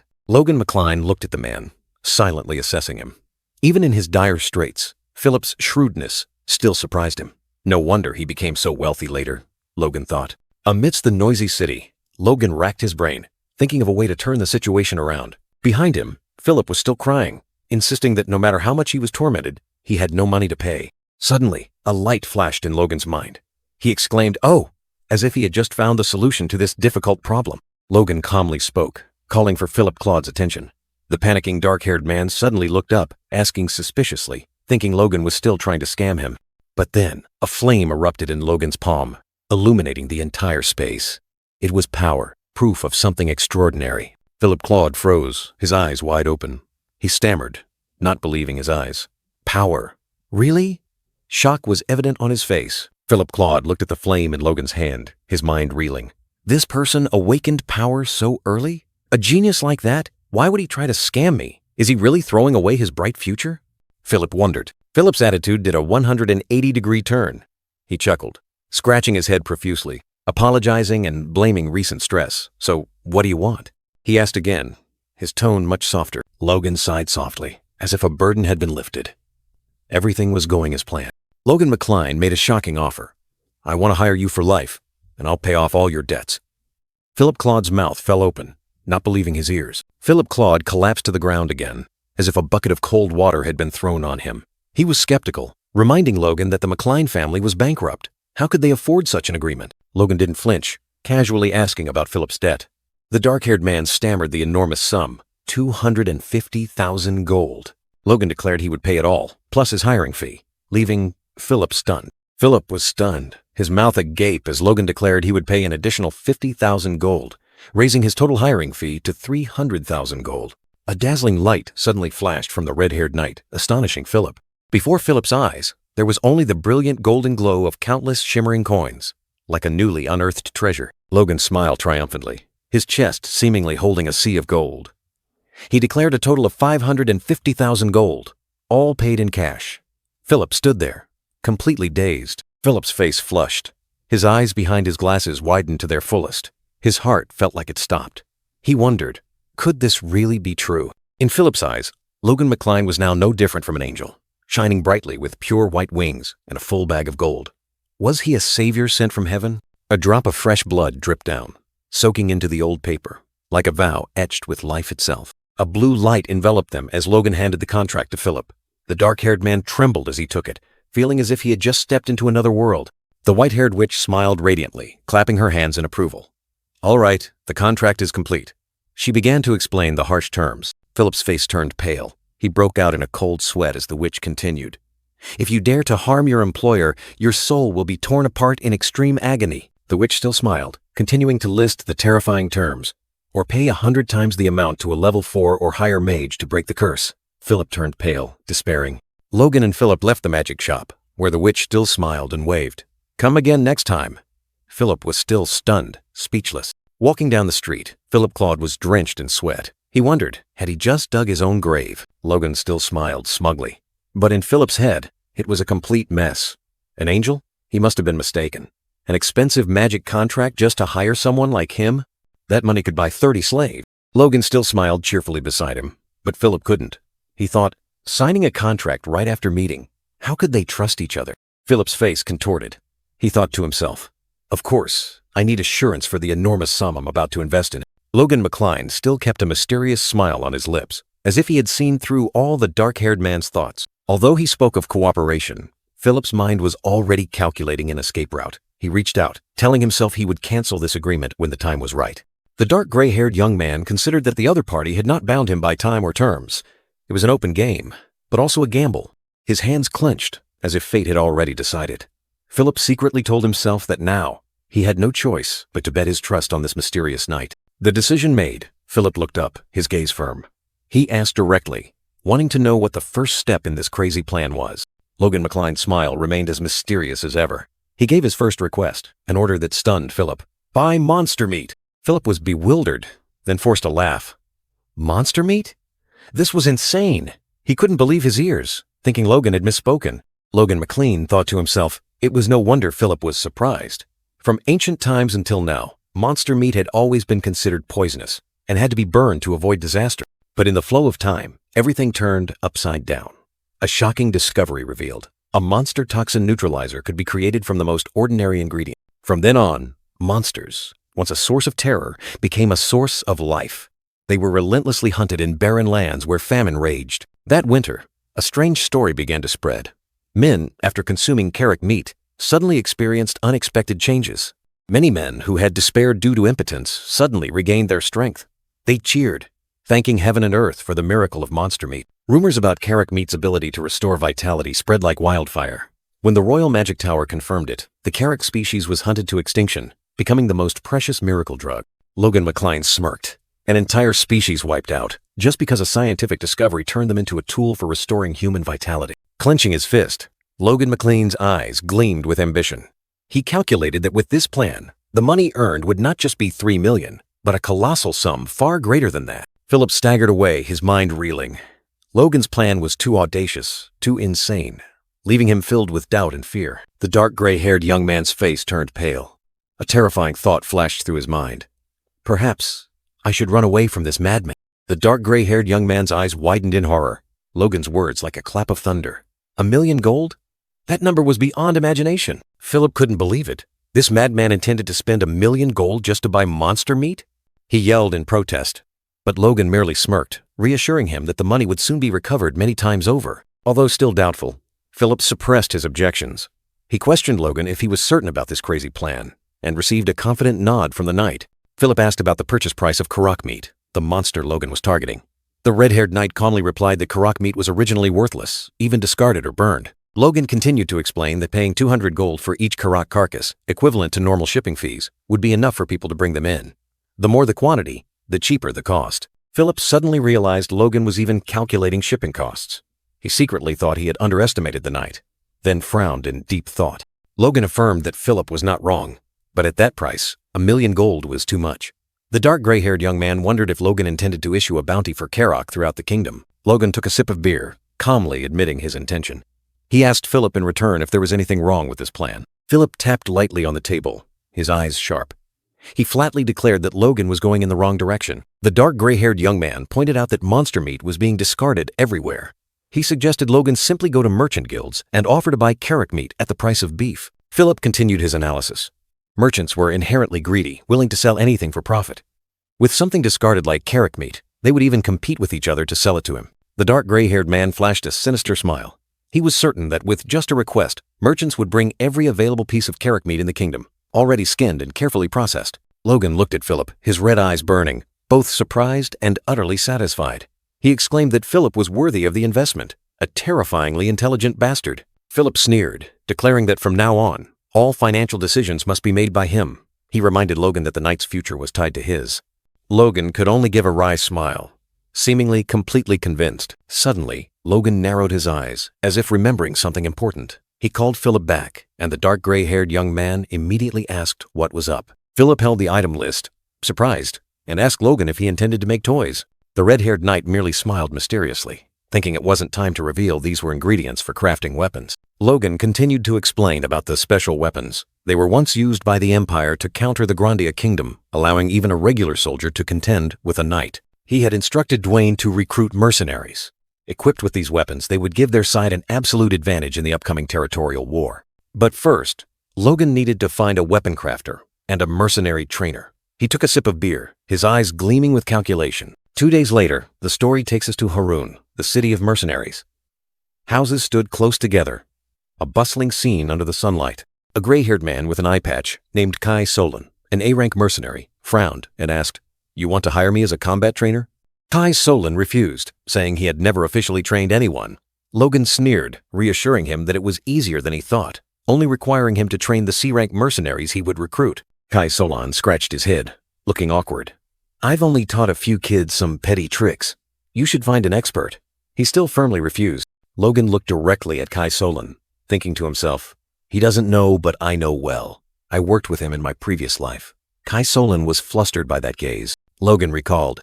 Kai Solan truly shone brightest as a trainer. After his injury, he had trained a mercenary squad stronger than any other of the same rank. Logan smirked. Kai Solan didn't seem interested, so the only way was to use money to persuade him. He extended his hand, flashing a confident smile.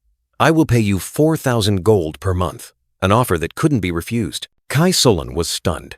That number was too large, far exceeding the imagination of an A-rank mercenary like him. He swallowed hard, a scream echoing in his head. "An A-rank mercenary at best only gets 2,000 gold per month. He's paying double?" Kai Solan tried to turn away, muttering that he couldn't be swayed. He repeated that he had never trained anyone, but Logan cut him off. "Not enough? 6,000. He trembled, sweat pouring out. Despite the attractive sum, Kai Solan still tried to stand his ground, saying he still preferred being a mercenary. Logan sighed, nodding reluctantly. "All right, then I suppose I'll have to accept that." But his eyes gleamed with triumph. Logan's eyes flashed coldly, a spark of calculation darting across like lightning. He already had his next move. Kai Solan's ear twitched slightly, the number 7,000 echoing in his head. An irresistible offer, but he still tried to maintain an indifferent facade. Kai punched the ground hard, cracking it. "Didn't you hear me? Do you think I can be bought?"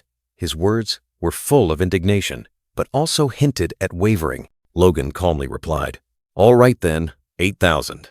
Kai's smile immediately blossomed, radiant as the Sunday. "That's right, I can be bought." Greed had triumphed over pride. Kai bowed deeply, full of respect. "I will do my utmost, sir." Logan smiled triumphantly. Kai Solan, the A-rank mercenary, was officially his. After everything was settled, Kai Solan looked at Logan, his voice thoughtful. "So, you are Baron McLean's eldest son." An obvious truth, yet one that held many implications. Logan walked on, asking pointedly, "Aren't you curious why a remote land needs mercenaries?" Kai calmly replied, "As long as I'm paid, I have no reason to ask." Logan was satisfied. Amidst the bustling streets, a shout tore through the air. "Move it, you bastards!"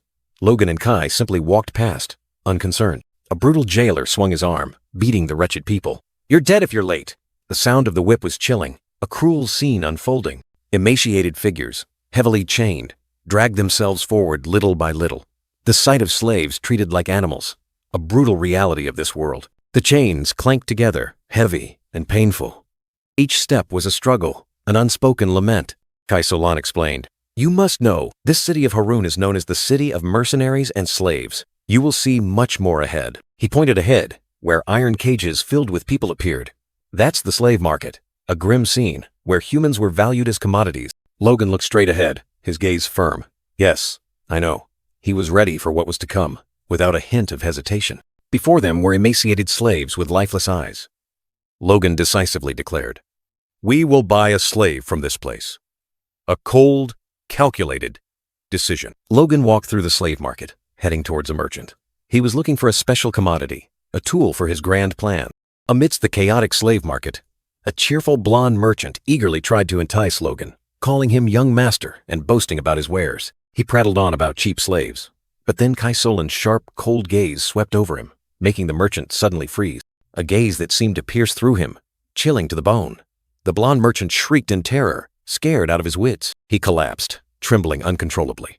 The name Kai Solan, the infamous A-rank mercenary, was enough to strike fear into anyone. Logan merely curled his lips slightly. It was indeed a wise move to have recruited someone as powerful as Kai Solan. Logan's steps suddenly halted. He had found his target. Before him was a distinctly different slave shop, with dense ranks of guards. This was it, the place he needed to be. An old white-haired merchant rushed out to greet him, asking Logan's purpose. "I've come to buy a dwarf," Logan replied, his tone decisive. The old man chuckled, inviting him inside. "Demi-human slaves are very rare. We take great care of them," he boasted. Logan said nothing, merely observing silently. His gaze swept through every corner, assessing everything. In one corner, two emaciated elf slaves, with their characteristic pointed ears, huddled together.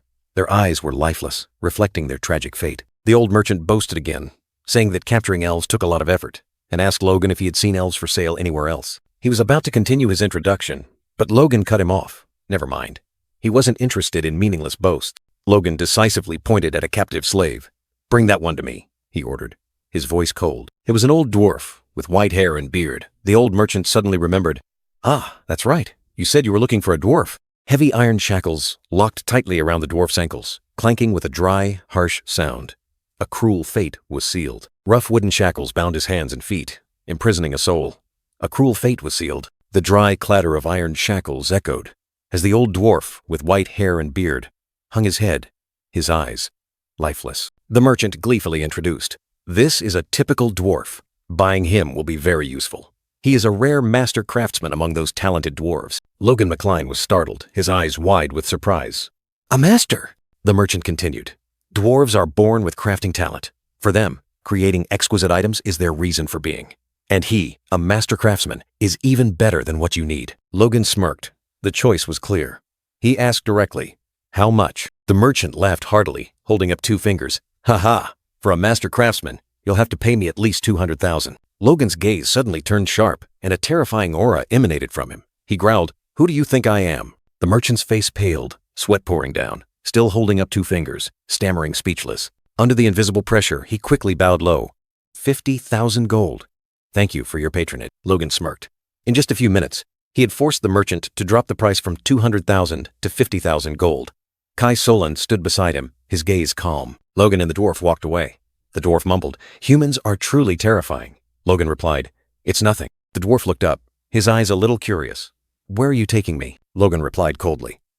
To the McCline territory in the southwest. You will craft the items I request. The dwarf mused. I see. He knew that while dwarves were famous for their crafting talent, dwarf slaves were different. Logan understood that well. He thought to himself, no matter how talented they are, without passion, they cannot create masterpieces. Logan McClean's sharp eyes gleamed. He knew he had to find a way to ignite the flame of passion within this dwarf. He looked directly into the dwarf's haggard eyes, his deep voice uttering a weighty promise. If you dedicate yourself fully to me for the next 20 years, I will gladly return you to the mountains, Logan declared, a mysterious smile playing on his lips. Logan sneered, his eyes scrutinizing. 20 years? For a dwarf, what is that worth, right? His words were like a sharp knife, cutting into fragile hope. The dwarf looked up, his bloodshot eyes now gleaming with a strange light, as if a buried dream had suddenly come back to life. But before he could utter a word, a desperate scream tore through the air. Catch them! The slaves are escaping! A bald guard frantically yelled, pointing towards figures dashing away like the wind, shattering the market's tranquility. A slave's bare feet skimmed the ground, each step a vow of survival, a burning desire for freedom. Logan McCline slightly furrowed his brow, his cold gaze following the sudden chaos, as if everything was within his calculations. A young man with dark blue hair and heterochromatic eyes, carrying a frightened girl on his back, darted past Logan in an instant. The young man's face was tense, dotted with sweat, his red and blue eyes burning with an unwavering will to survive. Behind them, shouts of, "Catch them!" echoed, as a crowd of guards and commoners began to give chase, creating a chaotic scene. The young man gritted his teeth, his body like an arrow tearing through the wind, rushing forward with all his remaining strength, despite the fierce pursuit. The chaotic scene erupted, figures darting swiftly, hurried footsteps, and shouts echoing throughout the market. The young man gasped, each heavy breath tearing at his chest, but his feet never stopped, fleeing from the shackles of slavery. He turned his head, his gaze meeting the approaching pursuers, a flash of steely determination gleaming in his heterochromatic eyes. The dark blue-haired slave was kicked directly by a blonde guard. The strong impact sent him tumbling, kicking up a cloud of dust. A resounding thud signaled the end of the escape. The blonde guard stood tall, a triumphant look on his face, declaring that he had caught his prey. Behind him, the bald man with a goatee also approached, his cold eyes looking down at the fallen figure. The bald man clutched his bleeding arm, growling in anger. He gasped, pain and fury flaring as he recalled the bite from the desperate slave. Losing his composure, the bald man delivered a brutal kick to the young man lying on the ground. A loud thud echoed, signaling a merciless blow. The dark blue-haired young man lay prone, enduring successive blows. The girl on his back whispered Victor, trying to reassure him that she was okay, even as tears streamed down her cheeks. Meanwhile, Logan McCline and Kai Solan continued to walk calmly. Kai casually remarked that they were just slaves, not worth bothering with.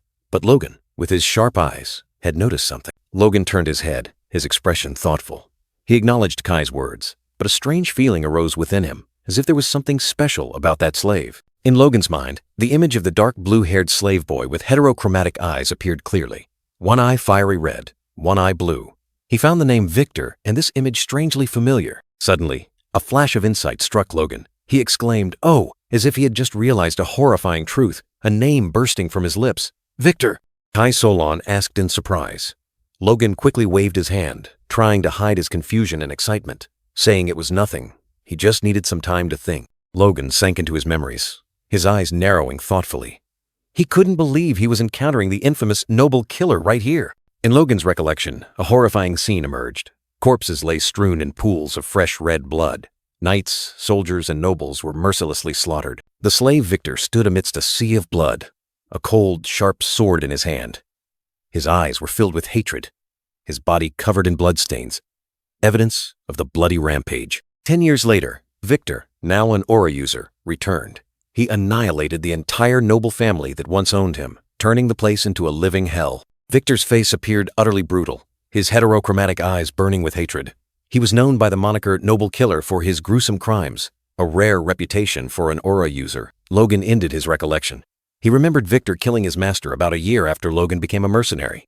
That meant, at the current time, Victor was still just a slave. Logan calculated. If he saved this kid, he would have a future aura powerhouse in his hands, but the problem was, a chilling sound of bone breaking echoed, accompanied by a painful groan. The bald guard screamed, his leg bone crushed under Victor's frenzied teeth. "Help me! Someone pull this bastard off!" Victor's teeth were clamped tight, fresh blood oozing out. Logan mused, the biggest problem was, this kid was a brutal killer. A thwack sound echoed. Victor was hit. Logan continued to ponder. If this noble killer turned against him, he would be isolated from the army. The blonde guard yelled, "Let go now!" The bald guard panted, his face flushed with anger, his eyes filled with murderous intent as he looked at the slave. Another heavy blow landed.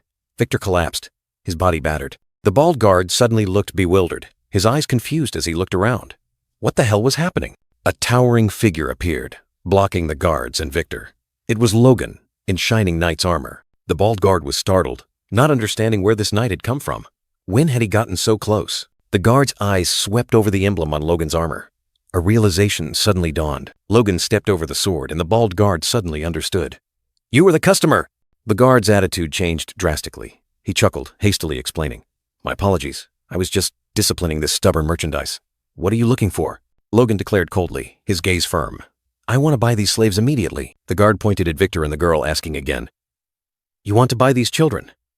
They are quite expensive because of their heterochromatic eyes. Do you accept?" Logan replied curtly. "Just name your price." The guard named his price, no less than 10,000 per slave.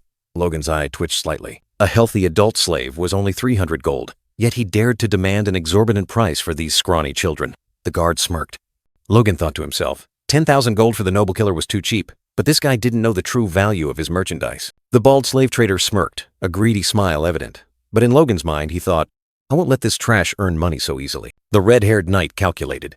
He was demanding 30 times the price for these scrawny children, while even a healthy adult slave wasn't worth that much. Moreover, one of them was dying.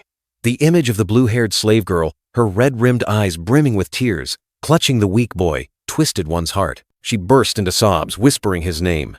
Ah, Victor.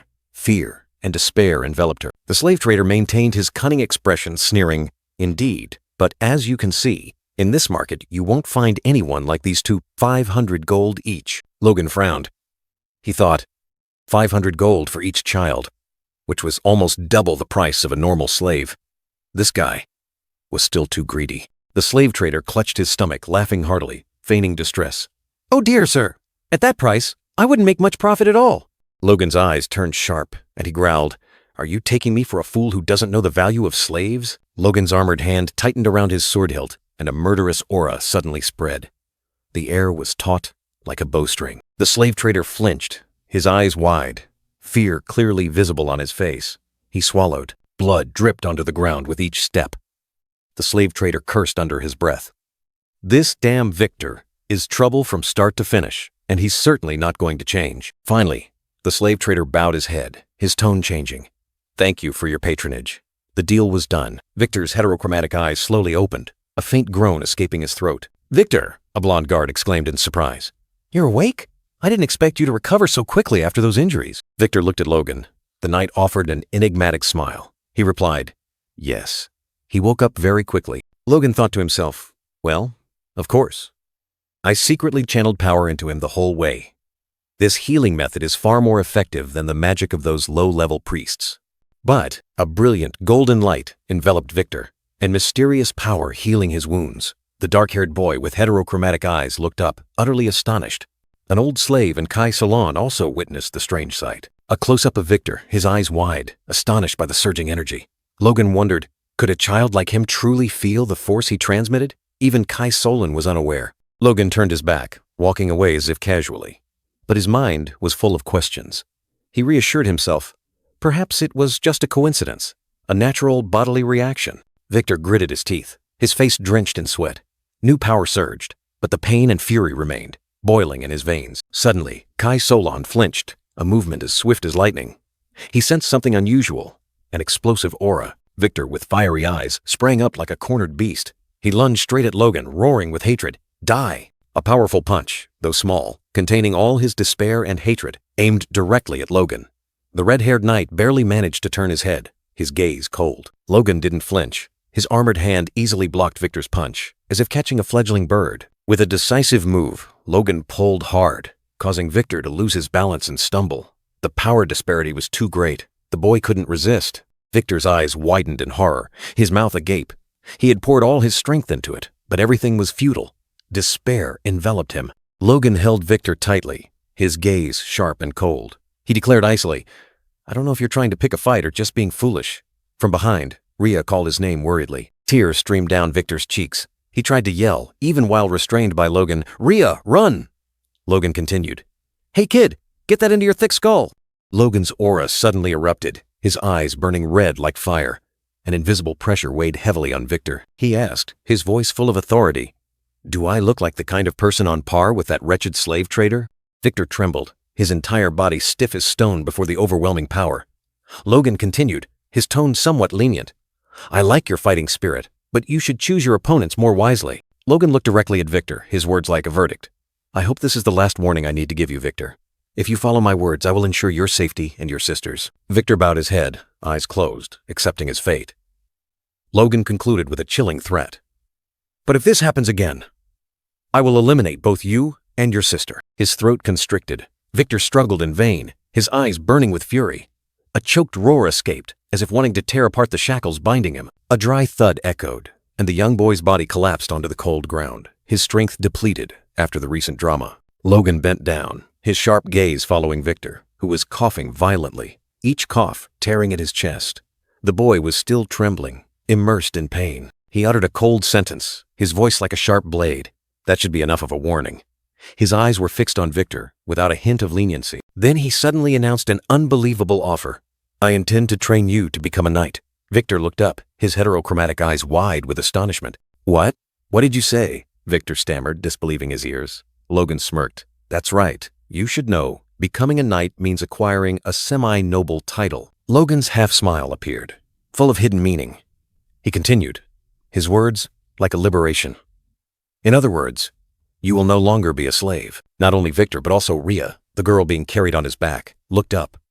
Her dark eyes filled with astonishment as she heard Logan say, "Not just you, but your sister too." Victor turned his head, his gaze complex as he looked at Rhea, as if contemplating a momentous decision. The future of both of them lay in his hands. A fist clenched tightly, veins bulging on the back of his hand. Was it determination or surging fear? His heterochromatic eyes blazed. Victor roared with firm resolve.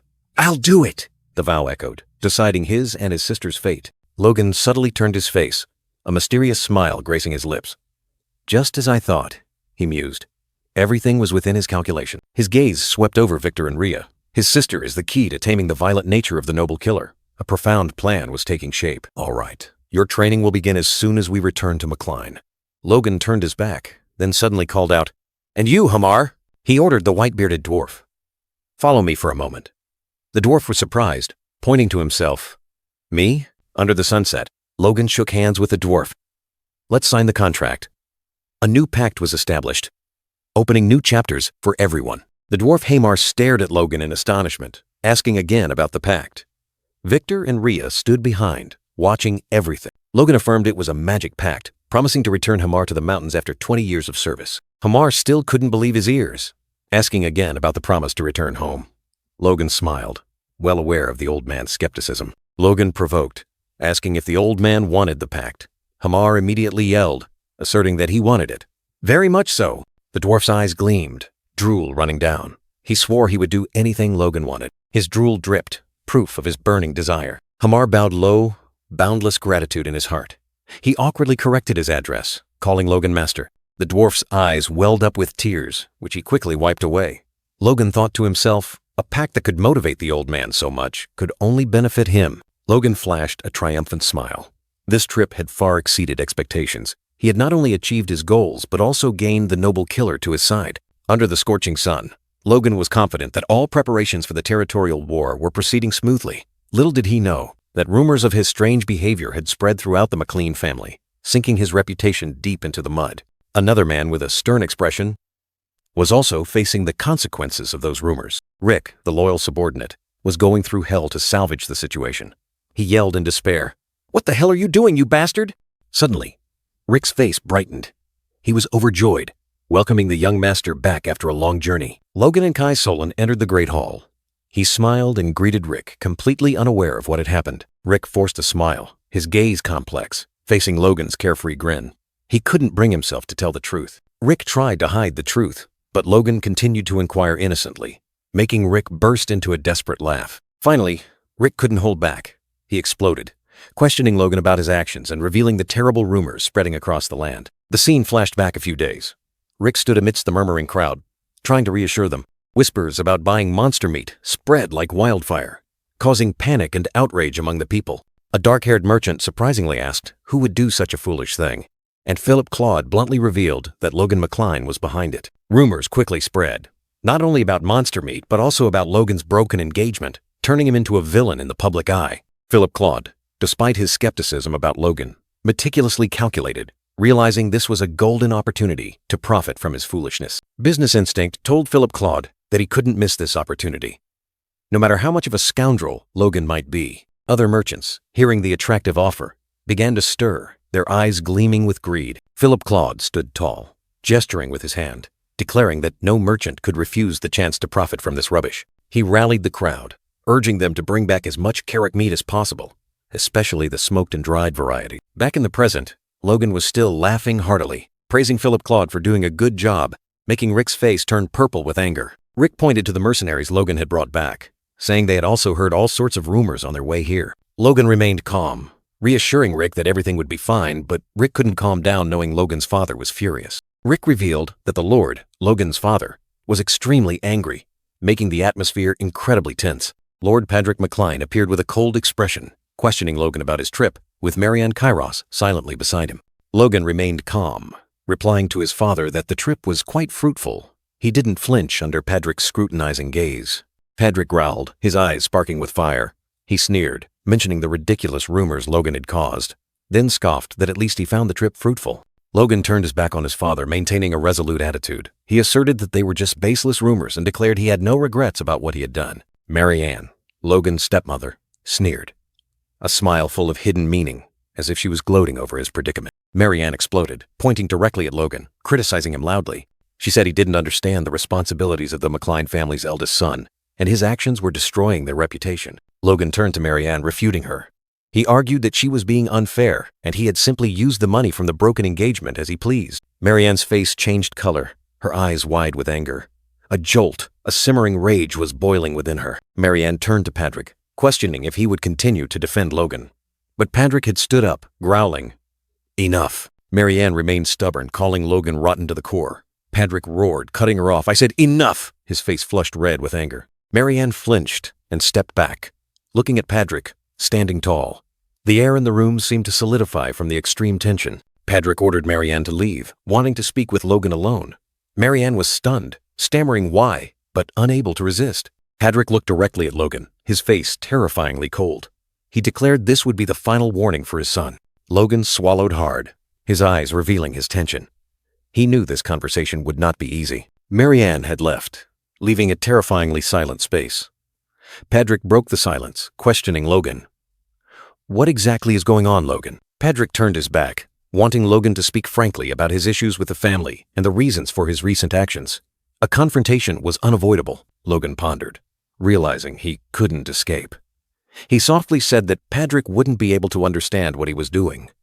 An invisible wall separated father and son. Patrick questioned Logan, looking him straight in the eye, asking if he was deliberately trying not to be understood.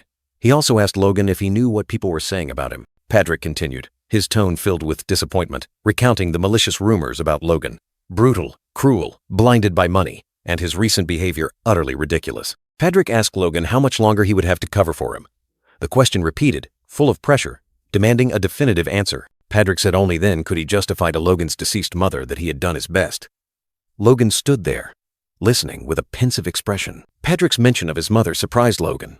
He recalled that in his previous life, his father had never mentioned her, even when disowning him. A glimmer of hope flickered. Logan looked at Patrick, wondering if this meant his father hadn't completely given up on him yet. A rare moment of vulnerability in the red-haired young man's heart. Logan raised his head, his gaze firm. He only asked Patrick for one more year, a request full of weight. He swore that within that time he would clarify all the reasons for his actions. Light shone through the doorway, like a promise. Logan placed his hand on his chest, bowed his head, and earnestly asked his father for this favor. A rare gesture from someone usually so arrogant. Patrick stared at Logan, his gaze scrutinizing, without saying a word. The room was plunged into heavy silence. The door closed with a dry thud, leaving Patrick alone in the large room. The confrontation temporarily ended. Patrick sat down in his chair, deep in thought at his desk. The sunset light streamed through the window, highlighting his solitude. He muttered about the favor Logan had just requested. It was strange to hear his own son utter such words, a mix of surprise and confusion. Patrick fiddled with his pocket watch, deep in thought. If Logan broke his promise after a year, he would have to make a final decision. The watch chimed softly in his hand. Patrick reminded himself that he was the McCline patriarch before being Logan's father. Family responsibility weighed heavily. He opened the watch, looked at the woman's photo inside, and softly whispered an apology to Raina. He couldn't understand what his son was thinking. Patrick McLean, with heavy eyes, recalled his old promise. He had sworn to protect and raise that child well, but now everything had gone awry. Unexpectedly, Lonian, the red-haired young man, suddenly appeared. He was so surprised, his cheeks flushed, as if he had just experienced something extraordinary. Energy blazed in Lonian's palm. He had awakened his power, astonishing Logan. Lonian cheered with joy, believing Logan would immediately notice this change. Logan smiled contentedly, placing a hand on Lonian's shoulder. Only 14 years old and already awakened his power.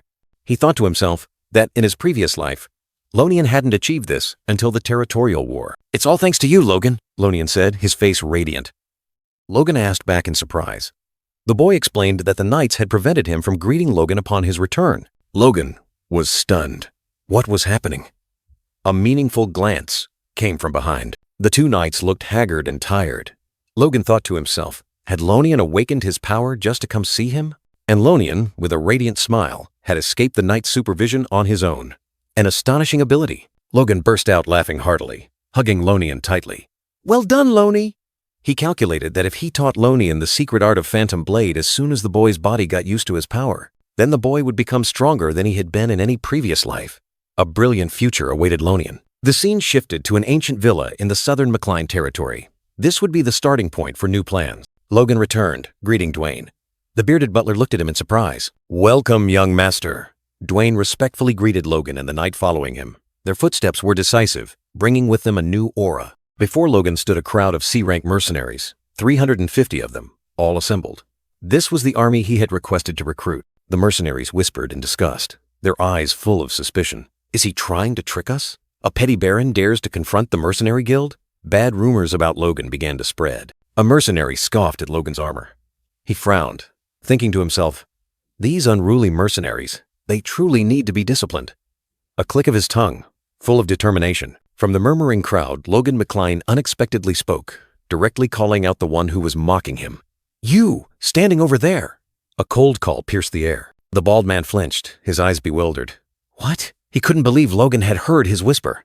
Logan continued, "Do you find it so laughable that I wear armor and carry a sword?" Logan smirked, full of disdain. I don't blame you for thinking that, if you have enough strength to prove it." His words were like a sharp blade. The bald man frowned, startled. What right does a C-rank mercenary like me have to look down on others? He thought to himself, his heart full of indignation. Logan maintained his half-smile, continuing to provoke. "Do my words anger you? Even someone like you has self-respect, huh?" He gestured. "All right, come forward." He declared that if the man could land even one blow on him, he would pay him a year's salary and let him go. "I swear, on my noble honor, all of you are witnesses." The mercenaries buzzed with excitement. The bald man didn't hesitate, lunging forward, his eyes full of challenge. "All right, you can't back out now." He strode forward, his massive body closing in on Logan, his eyes bloodshot and fierce. The atmosphere was as tense as a drawn bowstring, the other mercenaries discussed. "He's really huge. Surely not B rank, is he?" "Not yet, but he might be promoted after this." Logan mused, his gaze sweeping over his opponent. So, that's why he's so confident. He had read his opponent's arrogance. The bald man sneered, acting superior. Now then, since you're my client, I'll let you strike first, Logan replied with a knowing smile. You'll regret saying that. The bald man remained confident. Don't worry, my combat experience is double yours. He growled, ready to strike, his anger flaring. Oh, if you need me to go easy on you then. Before he could finish, Logan's devastating punch tore through the air, straight into the bald man's face. Everything exploded. The remaining mercenaries froze, eyes wide, mouths agape. The horrifying sight before them rendered them speechless. Even Kai Solon, the gray-haired man with a scar across his eye, couldn't help but be utterly astonished by Logan's power. The bald mercenary roared in pain, his face contorted from the crushing blow. A fatal strike. Unbelievable. Thud. A dry thud echoed, and he collapsed like an empty sack. Logan McCline, with his blazing fist, still hovered in midair, defiant like a god of war. The rest of the mercenaries were stunned, their eyes wide, mouths agape. A terrifying silence enveloped them, with only the sound of wind whistling past their horrified faces. Logan landed gracefully, cracking his knuckles with a crisp crack. His fist still glowed with residual fire, as if to say, this was just the warm-up. He let out a soft breath, his expression calm as if he had just done something trivial. Not a hint of fatigue, not a trace of concern. Then he raised his head, a haughty smile on his face, his gaze sweeping over the crowd. Anyone else want a punch? The challenge echoed, full of power. The mercenaries whispered in disgust, utterly astonished.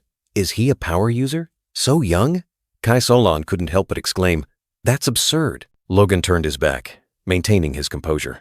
Behind him, Kai Solon still watched his every move, his eyes full of contemplation. Kai Solon mused, telling himself, I knew he was strong, but I didn't expect it to be this much. Truly beyond all predictions. Logan smiled, his gaze sweeping over the silent crowd. Probably not, he murmured, as if confirming no one dared to challenge him. He spoke in a deep, warm voice, breaking the silence. All right, let me introduce myself. I am Logan McLean, the one who gathered you all here. You must be wondering why I've spent so much money. Logan's face showed a mysterious expression, a half smile full of hidden meaning. He was harboring a grand plan, far beyond the comprehension of ordinary people. He declared decisively, I intend to train all of you into a crossbow cavalry. A vivid image of a crossbow appeared, adding to the drama. Both Kai Solon and Dwayne Pilsner flinched, their eyes wide with astonishment. This idea was too audacious, even insane in their eyes. The mercenaries began to murmur in protest. What? Crossbow cavalry? Who would use that on horseback? Reloading takes forever. Kai Solon leaned in, whispering, Lord Logan, crossbows are not suitable for cavalry. I know, he replied curtly. You know? Then why? Kai Solon was surprised. Crossbows were stronger than bows, but reloading took a full minute and required a stable position. Cavalry using crossbows would be even more disadvantaged, running out of bolts in a flash. No wonder those mercenaries protested so vehemently. Logan McLean remained calm, dismissing all doubts. He was well aware of the murmurs, but the confidence in his eyes did not waver. You might think I'm throwing money away, but I'm certain about this. He turned to Kai Solon, a mysterious smile on his lips. Just train him. You'll understand soon enough. This crossbow cavalry will be the spearhead of the McLean Legion, and even more so in the upcoming territorial war. Kai Solon fell silent, his gaze fixed on Logan in contemplation. He still had many questions, but Logan's unwavering resolve prevented him from refuting further. Finally, Kai Solon could only nod slightly, accepting the order. Understood. A concise reply, yet containing both trust and skepticism. Time passed a few days later. A hand turned the pages, revealing new progress in Logan's ambitious plan. Logan McCline was reviewing the recruitment report. Among the 350 mercenaries recruited by Dwayne, 312 had passed the preliminary test. Not bad at all, he muttered, a satisfied look on his face. Suddenly, a hesitant voice rang out, interrupting his thoughts. Logan looked up, his sharp gaze fixed on the person who had called him. The dwarf blacksmith with the snow-white beard stood stunned before Logan, holding a blueprint. What in the world is this? He exclaimed, his face full of bewilderment. Logan smiled, asking back, Have you looked closely? That's the blueprint for the crossbows you'll have to forge. Logan maintained his confident smile, while the dwarf blacksmith began to sweat profusely. I'm sure it looks quite crude to an expert like you, he explained, his gaze distant as if looking back to a previous life. I've used this type of crossbow for decades. Every detail was sketched by me from memory. A master-level dwarf blacksmith like you will surely be able to recreate it. The dwarf blacksmith skimmed the blueprint, Each word he uttered filled with astonishment. The crossbow needs a magazine to hold bolts, automatic reloading, and it has to fire 3 bolts at once? He clicked his tongue, his face scornful. Tsk, who would design something so absurd? Logan merely smirked, replying coldly, I did. The entire room fell silent. The dwarf blacksmith's mouth hung open, his round eyes unable to believe his ears. Logan remained calm, awaiting the old man's reaction. After a moment of bewilderment, the old dwarf blacksmith's eyes suddenly lit up. He broke into a cunning smile. Looking closely. It truly is very creative. The dwarf blacksmith still had many doubts, pointing out critical weaknesses in the design. The bowstring breaks easily. The magazine is cumbersome. He wanted Logan to provide a solution. Logan merely smirked and replied with a challenging rhetorical question. How should I know? That's your job, the dwarf blacksmith suddenly exploded, his face turning beet red. A surge of anger flared up. As if he was about to burst, Logan quickly waved his hand and burst out laughing.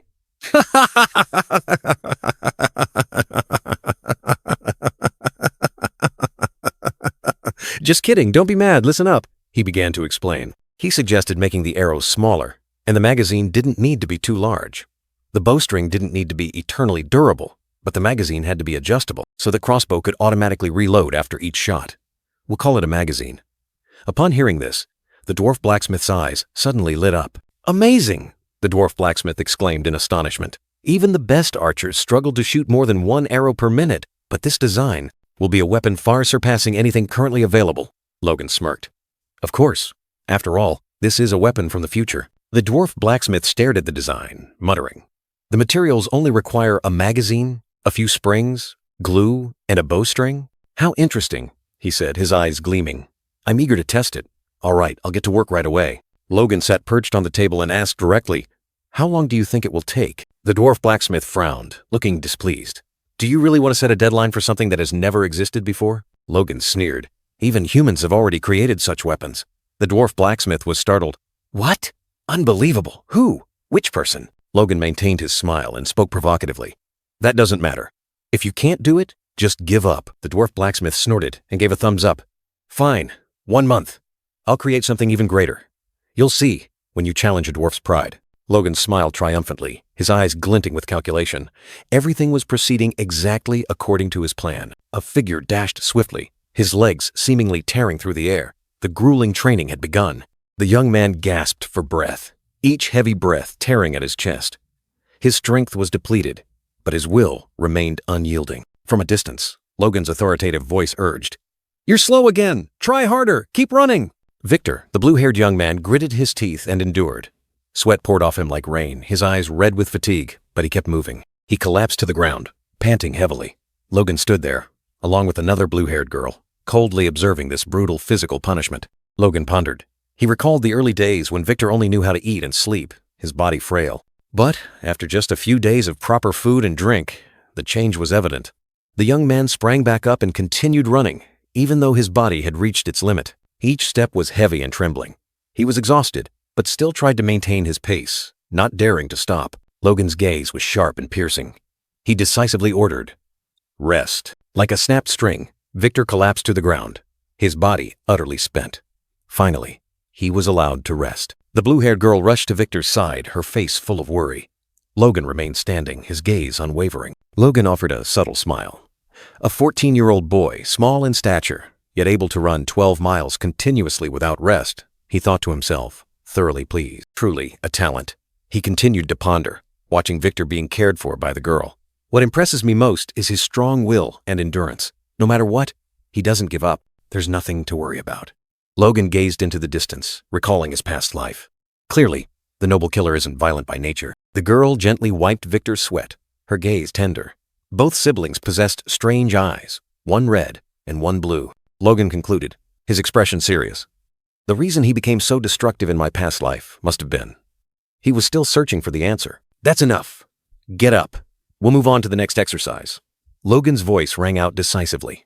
Victor, exhausted to the point of wanting to collapse, struggled to stand up, with the blue-haired girl watching him anxiously beside him. From now on, you will learn the sword-fighting techniques of the Grandia Kingdom, Logan said, as Victor held the wooden sword, his eyes tired but resolute.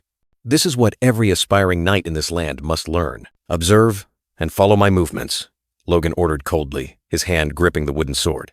He rolled up his sleeve, preparing to demonstrate. A firm, calloused hand gripped the hilt of the wooden sword. It was Logan, ready to display his technique. He swung the sword high, his movements decisive and powerful. The wooden sword cut through the air, creating a perfect arc. Logan spun around, executing a powerful slash. Every movement was precise, exuding the aura of a seasoned warrior. Victor stood there, wooden sword in hand, his eyes following Logan's every move. He remained silent, memorizing every detail. So tired, Victor thought to himself. I just want to collapse and sleep right here. His heterochromatic eyes blinked softly, fatigue clearly visible. But if this exhaustion means good food and a place to sleep, he bit his lip tightly, a drop of blood falling. Determination blazed within him. Victor's eyes suddenly lit up, his red and blue eyes glowing like flames. His face contorted with iron will, determined not to back down. He swung the sword up, perfectly mimicking Logan's movement. The wooden sword swished through the air, powerful and decisive. Victor spun around, executing a similar slash. Every movement was precise, as if he had practiced it 1,000 times. Logan was startled, his eyes showing clear astonishment. He hadn't expected Victor to be able to imitate so quickly. Victor panted, blood still on his lips. Logan looked at him, silently assessing. Not just the movements, but even the breathing is perfectly replicated. He learns this quickly? With just one demonstration from me? Logan smiled faintly, a smile full of hidden meaning and satisfaction. He had found a rough gem, a formidable potential. Logan set a harsh goal, to complete this exercise 1,000 times to reach night level. Victor was exhausted, blood still on his lips, but a glimmer of hope shone in his eyes. The title of knight echoed in Victor's mind, awakening a deep-seated desire. Though blood still stained his lips, a new fire ignited in his eyes. Logan offered a confident smile, his words like an affirmation, a powerful encouragement, trusting in Victor's potential. Victor replied decisively. Though his body was worn out, his will still burned fiercely. He accepted the challenge, ready to embark on the arduous path. Logan bestowed a special favor, allowing Victor to ask for anything from Rick. But the boy merely shook his head, as if what he needed was not material. Logan was surprised by Victor's refusal. He asked again, then hesitated, waiting for him to state his true desire. Victor looked towards the blue-haired girl standing behind him, his gaze firm. The only thing he asked for was his sister's safety. Victor's face exuded an iron determination. The blood on his lips was like a vow that he would do everything for his loved one. Logan smiled with satisfaction. He had seen not only combat potential, but also a resilient heart, an admirable ideal. Logan recognized Victor's value, a precious asset for the McLean family. He ordered the training to continue, while also calculating about the mercenary force and weapons from Hamar. Despite his calculations, Logan still couldn't leave everything to chance. He knew that things wouldn't always go perfectly, and more thorough preparation was needed. Logan mused. He realized he had relied too much on others. It was time for him to act himself, to find his own way to contribute. The solemn atmosphere of the large room, with light streaming through the window, seemed to herald an important decision about to be made. In the luxurious room, Logan faced Patrick McLean. The bearded old man listened intently, then asked about his intention to join night training. Logan replied decisively, his gaze firm. His decision had been made, without a hint of hesitation. The clear blue sky, sunlight piercing through lush green leaves, heralded the start of a new day. A resounding shout shattered the silence. Heinkel, leader of the McLean Knights, was gathering his soldiers. He solemnly declared, "From today, young Master Logan will join us in training." Logan stood beside him, his gaze firm. Whispers arose. The knights were surprised, some showing disdain, believing Logan was arrogant for defeating Dominan. Heinkel stood there, his face filled with worry, the soldiers' disgruntled murmurs echoing in his ears. In a luxurious room, Heinkel faced Logan and Patrick, questioning the young master's intentions again. He expressed his apprehension. The knights won't be pleased. But Logan was resolute. "Don't treat me specially." Patrick's voice rang out majestically. "Treat him like a squire! No leniency!" Heinkel frowned, his heart heavy. Even though Logan requested it, he was still the young master they served. Logan smiled reassuringly, patting Heinkel's shoulder. "Don't worry." He issued a challenge. "If I miss even one training session this week, I will withdraw my request and leave." Heinkel was taken aback by Logan's confidence, his eyes wide with surprise. After a moment of thought, Heinkel nodded in agreement, and Logan flashed a triumphant smile. But then Heinkel's smile suddenly turned sinister. He declared he would triple the training difficulty for 1 week. A powerful thump echoed, as if confirming the hellish week of training to come. A knight was drenched in sweat, his face contorted with exhaustion. The harshness was evident from the very beginning. The knights groaned, exhausted under the weight of their armor and comrades. The hellish training had just begun, but some already wanted to give up. Heavy gasps echoed throughout the forest. Amidst the complaints, Heinkel roared, his voice like thunder tearing through the air. He reminded them of a knight's responsibility, forcing them to feel the suffering of their warhorses. He continued, his gaze sharp as a razor, compelling the knights to understand the burden their warhorses bore. A knight couldn't help but cry out in indignation, deeming it utterly unreasonable. Sweat poured like a river. The knights, wondering about the purpose of this grueling training. Complaints mixed with irritation. They blamed the prodigal son for causing this disaster. Another knight, his face contorted, sneered. He was certain that the troublemaker wouldn't last a single day, let alone 3 days of this hellish training. But then, a figure flashed by. Logan McCline, carrying a knight on his back, still running swiftly. He showed no hesitation, his gaze firm, leaving behind those who struggled. Logan continued to sprint, leaping over obstacles with ease. The other knights could only stare in astonishment, unable to believe what was happening before their eyes. Heinkel, the commander, stood, dumbfounded.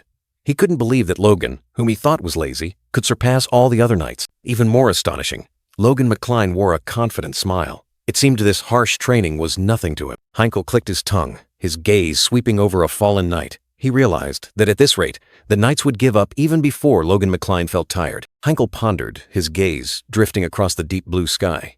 A thought flashed in his mind about how to deal with this unruly young master. Suddenly, Heinkel commanded, "Everyone, stop." Logan McCline turned his head, his eyes showing no fatigue, while the other knights breathed a sigh of relief. The knights immediately collapsed to the ground, panting, their bodies aching. Heinkel allowed them 10 minutes of rest, a period as precious as gold. Heinkel walked slowly towards Logan, his gaze scrutinizing. He wanted to know what made this young master so different. He stood opposite Logan, asking suggestively, "What do you think, young master?" Logan maintained a calm, expressionless face. Heinkel flashed a sinister smile, his tone full of challenge. He suggested Logan admit the harshness to end the training. But it was just a trap. Heinkel's eyes widened, astonished by the reply. He couldn't believe his ears. Logan smiled confidently, casually saying, "It's not bad at all. A great training session.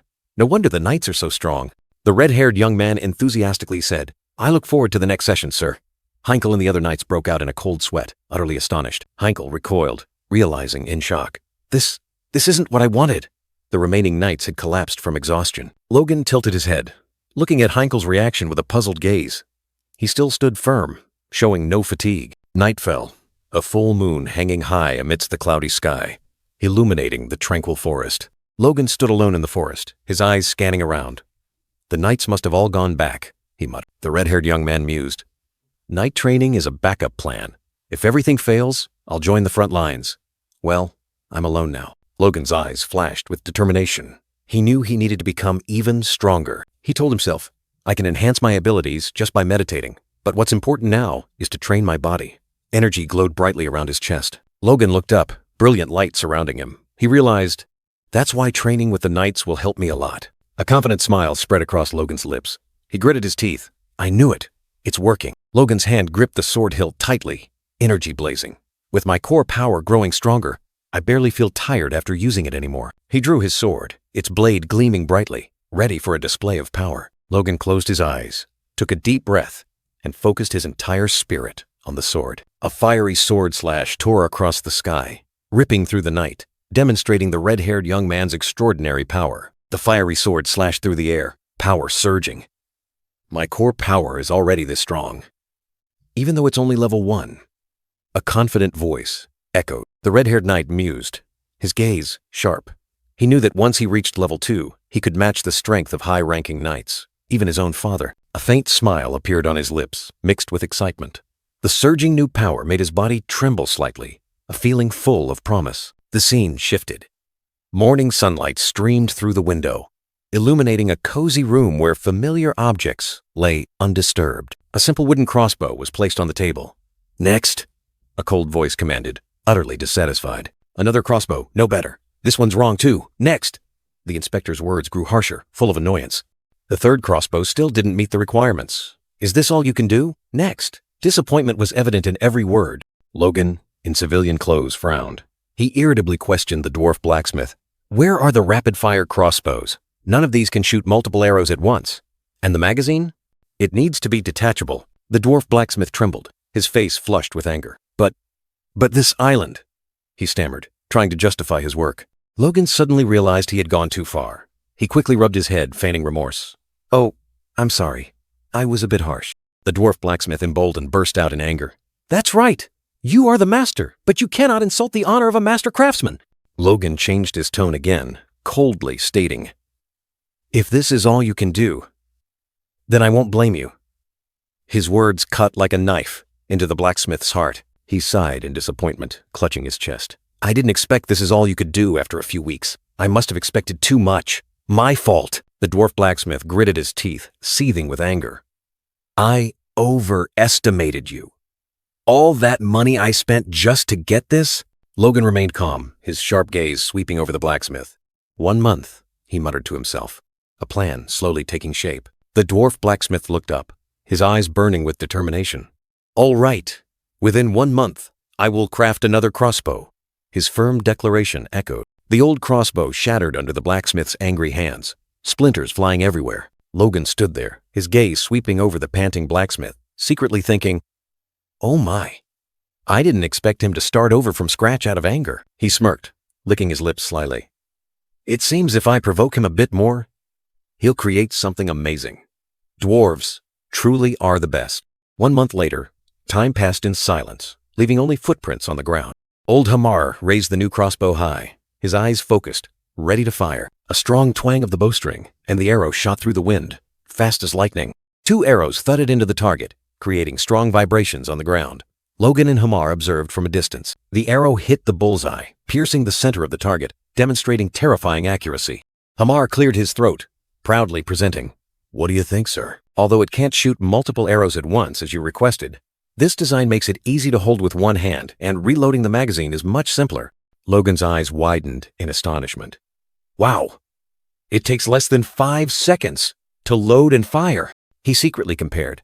"Although it doesn't shoot as far as crossbows in my previous life, and is smaller, it's extremely suitable for cavalry units."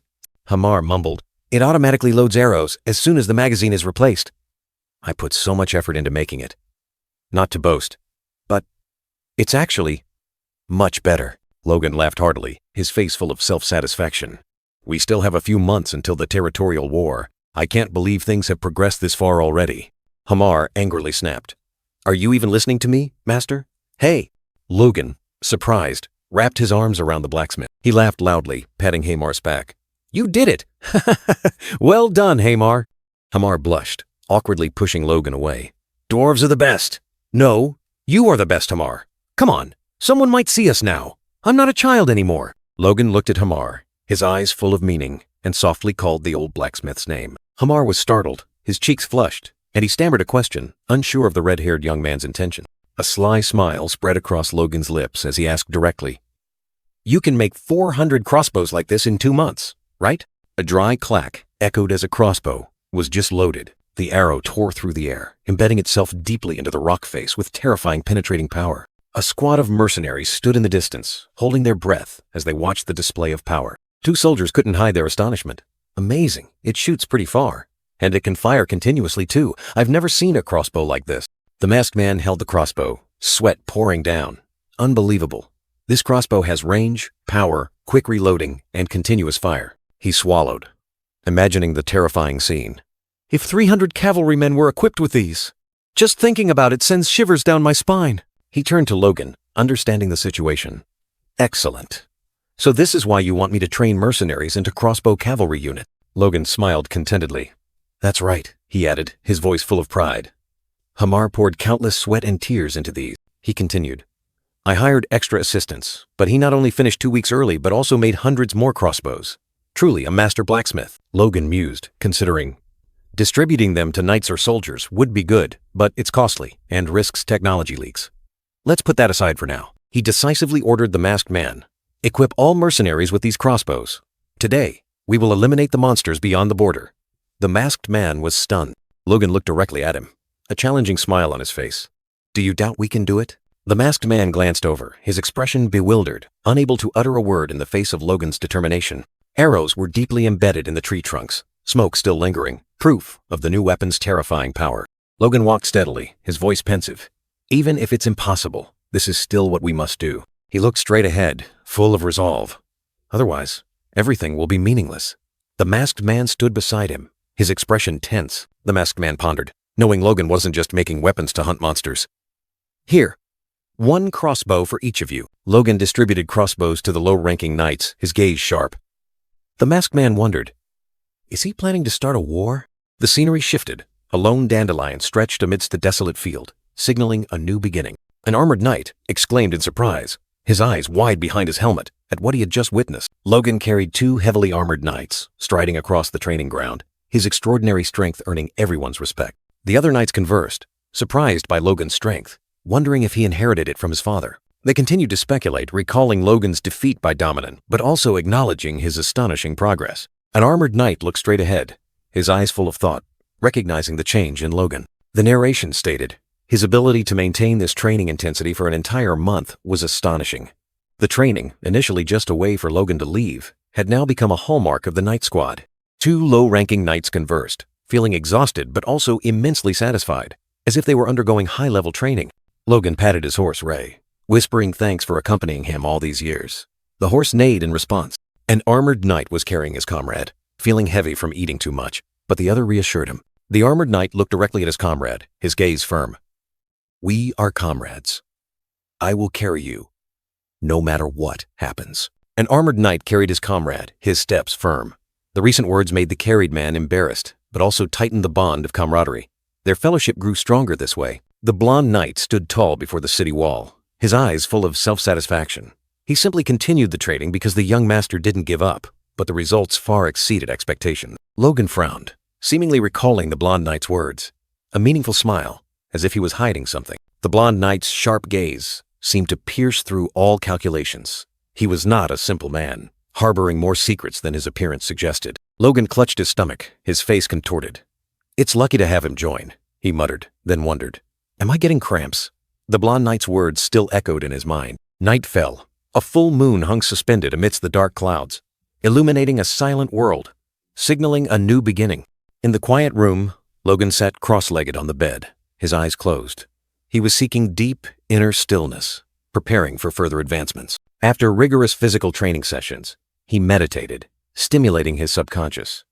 This cycle had helped him make remarkable progress, unlocking new abilities. Recently, he had felt a clear change in the flow of power. If he could develop it as expected, superhumans, aura masters, or great archmages, the powerhouses he had witnessed in his previous life, all the Empire's powerhouses he had seen in his previous life, he could surpass them all. A burning desire ignited within. He sighed softly, his eyes slowly opening, gleaming with iron resolve. The road ahead was long, but his will would never waver. A brilliant surge of energy erupted from his palm, as if the flame of his will was being ignited, ready to blaze fiercely. Energy surged around Logan, concentrating powerfully in his chest. He was absorbing and controlling the power, little by little, making it his own. His face remained calm, but deep within, a transformation was taking place. Limitless potential was being awakened. He clenched his fist, energy exploding fiercely. This was not just physical strength, but also an unyielding will, ready to face any challenge. Blinding light erupted, enveloping Logan McCline as he meditated. He was like a god unleashing his power, preparing for a great metamorphosis. Energy surged, like ocean waves, engulfing the red-haired young man. A new surge of power was rising, strong and unstoppable. In the silent space, a brilliant golden orb appeared, vibrating intensely. It is complete, a voice echoed, full of satisfaction. Logan smiled triumphantly, holding the radiant energy orb. My second-tier core, he exclaimed, his eyes burning with ambition. Logan's face glowed with confidence. He had acquired the necessary skills to continue exploring the arcane arts from the ancient book, opening a door to new power. A figure flashed like lightning, a brilliant golden sword tearing through the air. Golden blade cuts iron like mud. Logan was certain this second technique would far exceed all his expectations. Logan stood before the window, his gaze distant. He told himself, if he could master this new technique before the upcoming territorial war. He looked up at the bright moon, a fierce determination flaring. I will be able to face a high-ranking knight. His dream of reaching the pinnacle was slowly materializing. The sky was clear blue. Golden sunlight stretched across the lush green grass. A strangely peaceful scene, signaling a new day beginning. Suddenly, the ground shook. 2 green-skinned monsters with bloodshot eyes appeared from the distance, breaking the stillness of the grassland. The pounding of hooves, powerful as thunder, echoed across the field. The ground shook violently once more. The monsters raised their heads, their bloodshot eyes clearly showing surprise. A piercing shriek tore through the air, signaling approaching danger. A cavalry of knights charged like a storm, trampling the grass. The pounding of hooves and the roars of monsters merged, creating a chaotic symphony. The masked knight's sharp gaze flashed with resolve. He was ready to face any enemy, without hesitation. The knight raised his fist high, a silent command echoing. It was a signal for a relentless attack. The knight army surged forward like a flood, the monsters crushed under iron hooves. A brutal sweep, leaving no room for weakness. In the chaos, the dry sound of crossbows being drawn echoed, a decisive command ringing out. "Raise your weapons!" The knight army charged like a storm, arrows tearing through the air, embedding themselves directly into the screaming monsters. "Fire!" Each arrow plunged deep, piercing the monster's flesh, heavy impacts echoing across the battlefield. A monster shrieked miserably, its throat torn open by the fated arrow.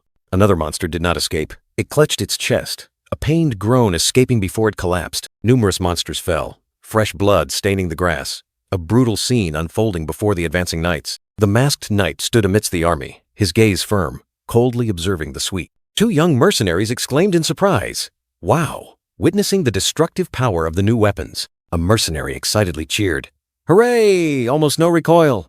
My arrow went through one monster's head and embedded itself in another.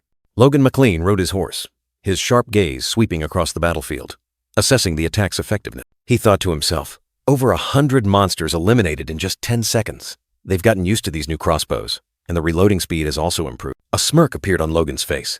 Coming all this way to hunt monsters was a good idea. Logan turned to the masked knight and asked, "Are you satisfied?" The knight replied, "Mostly. The first raid was quite chaotic, but everyone is much better now." The masked knight was pensive, his gaze distant, as if contemplating something. He turned his gaze towards Logan and asked, "Just curious, may I ask why you've come this far?" He looked at the scattered monster corpses and continued, "I've never heard of a mercenary squad with this kind of firepower. Do you intend to wipe out all the monsters across the continent?" Logan McLean rode his horse, a pensive expression on his face amidst the vast expanse, when a voice rang out, breaking the silence. A frantic messenger galloped up, interrupting Logan and Kai Solan's conversation, his face filled with panic. The black-haired messenger, breathless from his haste, quickly reported the urgent news to Kai Solan. Logan McLean, with a surprised look, asked again about Rick, who was mentioned in the report. The messenger trembled, sweat pouring down, as he began to recount the horrifying events that had just transpired. The shocking news rang out. "Viscount Teslan has declared war on us." Logan and Kai Solan listened in silence. Logan McLean, his eyes burning red, his face extremely tense, clenched his fists, sensing a fierce battle ahead. In a magic orb, the image of a blond man with a twisted mustache angrily roared, declaring war. He accused the McLean family of being responsible for the unjust death of his ancestors, his words full of resentment. Patrick McLean, with a pensive expression, held the magic orb, listening to the enemy's accusation. Two black-vested aides questioned Patrick McLean, doubting the legitimacy of a war from the distant past. A worried black-haired noblewoman asked Patrick McLean how to respond, while a red-armored knight also expressed apprehension. The red-armored knight emphasized that Viscount Teslan's army was too strong, and their chances of victory were very slim. The other nobles buzzed with discussion. Some suggested holding their ground, while others worried about the enemy knights causing chaos. Another noble tried to propose sending a peace delegation, but Patrick McLean clenched his fist, his gaze resolute. Patrick McLean's hand slammed down on the table, ending all debate, signaling that a decisive resolution had been made. Patrick McLean roared, his thunderous shout silencing all whispers in the meeting room. He asserted that the enemy had illegally declared war, clearly plotting for a long time, even though the royal family no longer held the power it once did. His eyes, bloodshot, Patrick McLean growled, flatly rejecting all weak proposals for reconciliation. He stood up abruptly, ordering everyone to prepare for war, with no one allowed to falter. Patrick McLean demanded a winning strategy, accepting no objections, his voice full of authority. The two aides stood straight, their faces serious, silently receiving the ironclad command. A noblewoman cautiously spoke up, breaking the tense atmosphere. She anxiously asked if the young masters would have to go to battle, her eyes filled with unease. She held her breath, awaiting the family head's answer, her face clearly showing her anxiety. Patrick McLean coldly declared that both of his sons would join him in battle. He explained that Lonian had awakened his power, and Logan had reached the age to fulfill his duty. Another person confirmed that Logan had participated in knight training, asserting that the two young masters would be strong additions to the army. The aide suddenly panicked, realizing that young Master Logan was currently hunting monsters far away. He rushed like the wind through the magnificent corridor, needing to report the urgent news to Logan immediately. On the green plains, Kai Solon gravely recounted everything to Logan McCline. The red-haired young man, Logan McCline, his gaze resolute, was ready to face his destiny. Logan McCline gritted his teeth, his sharp eyes fixed forward. According to the timeline of his previous life, this territorial war should have erupted 2 months later. What caused it to happen sooner? A messenger hastily urged, "Young master, you must hurry! The enemy has disregarded all formalities, marching immediately after declaring war." He emphasized that Logan needed to go to battle at once to join the fight. Logan clenched his fists, his steps firm. There was no more time to waste. Every passing moment was a life-or-death challenge. Logan's mercenary squad was ready. Footsteps pounded, spirits blazing. Logan McCline stood among the elite warriors, his eyes burning with fire. Logan McCline, with a pensive expression, looked into the distance. The battle was imminent, and he knew he had to lead. Logan asked Kai Solon, "Aren't you surprised that war broke out, Kai?" Kai smiled confidently, replying that they were ready to ignite the war if it didn't erupt sooner on its own. Logan thought to himself, what terrifying words. Kai Solon raised an exquisite, powerful crossbow. He explained that with such excellent weapons, it was only natural to want to test them on the battlefield. Logan looked at the mercenaries around him. They seemed a bit too confident, but he understood the reason behind that confidence. Logan gave a subtle smile. He clearly understood the strength of his army. These mercenaries had cleared a significant portion of the rampaging monsters since last winter. Blood-stained hands and arrows deeply embedded in the ground bore witness to fierce battles. Logan clenched his fists, his gaze resolute. He told himself, "That's right. The timing doesn't matter. We just need to win." A confident smile spread across Logan's lips. "And we are strong enough." The firm declaration echoed, signaling a no-quarter war. While the McCline family was in turmoil over the prospect of a disadvantageous war, only Logan's 314 mercenaries were confident of victory. Logan's mercenary squad prepared to depart. The resounding shout filled the air with immense spirit. The war erupted sooner than expected. The very next day after declaring war, the Teslan family army appeared at the McCline border, in numbers far exceeding all estimates. The scene inside McCline Castle, sunlight streaming through the windows, illuminated the ancient walls and chandeliers, creating an atmosphere that was solemn, yet tense. A panicked McCline soldier reported, "They have over 100 knights, and trained soldiers numbering over 1,000. There are even nearly 10,000 conscripts." The military situation was extremely unfavorable. Amidst the tense atmosphere, Patrick McCline roared, declaring this a full-scale war, while the black-haired noblewoman beside him exclaimed in horror, "Hammond Teslan has gone too far! That bastard!" A voice echoed in his mind, analyzing that modern warfare no longer relied solely on knights, but was a battle between superhumans and ordinary soldiers. This was not a war between nations, but a struggle for territory. Patrick McCline gnashed his teeth, his eyes burning with rage, his face etched with extreme indignation at the enemy's audacity. Back in the meeting room, Patrick McCline, with a stern expression, looked directly at the knight awaiting orders, preparing for the next decisions. Another shocking piece of news arrived. The Kairos family has sent word that they will not provide us with any reinforcements. The black-haired noblewoman was stunned and terrified. The black-haired noblewoman panicked, trying to deny the harsh truth. No way. There must be some mistake. The black-haired noblewoman was desperate upon learning that Dwayne Pilsner had confirmed the news multiple times, but still insisted. "No.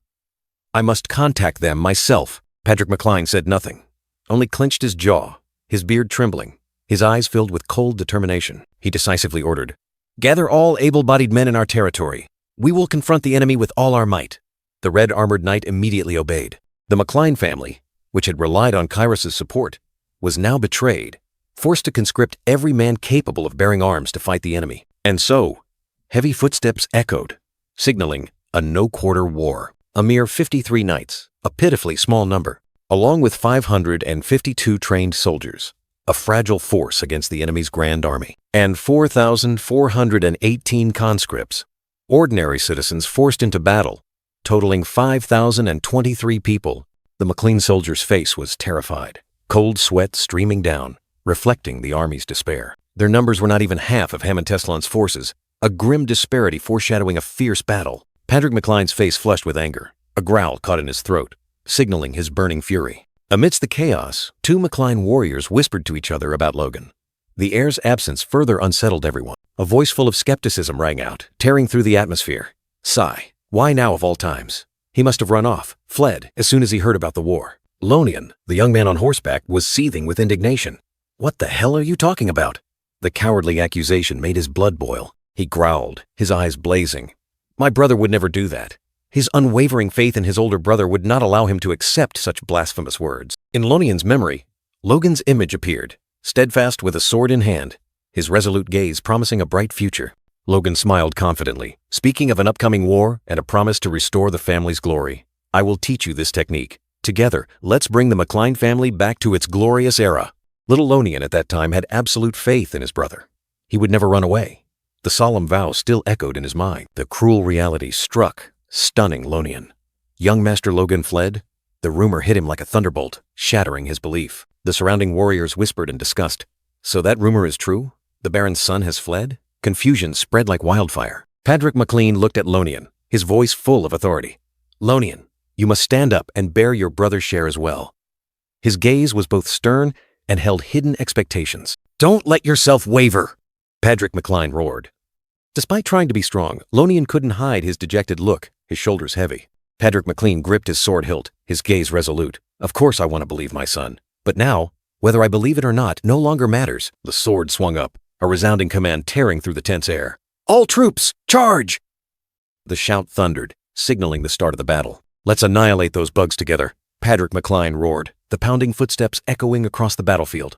The McLean army charged like a storm, spears bristling, shields gleaming. The roar of battle echoed, commencing a life-or-death confrontation. Patrick McLean, with a confident smirk, swung his sharp sword towards the deep blue sky. He spurred his horse, leading the army, roaring with vigor. My knights are my weapons. Just try to defeat Patrick McLean.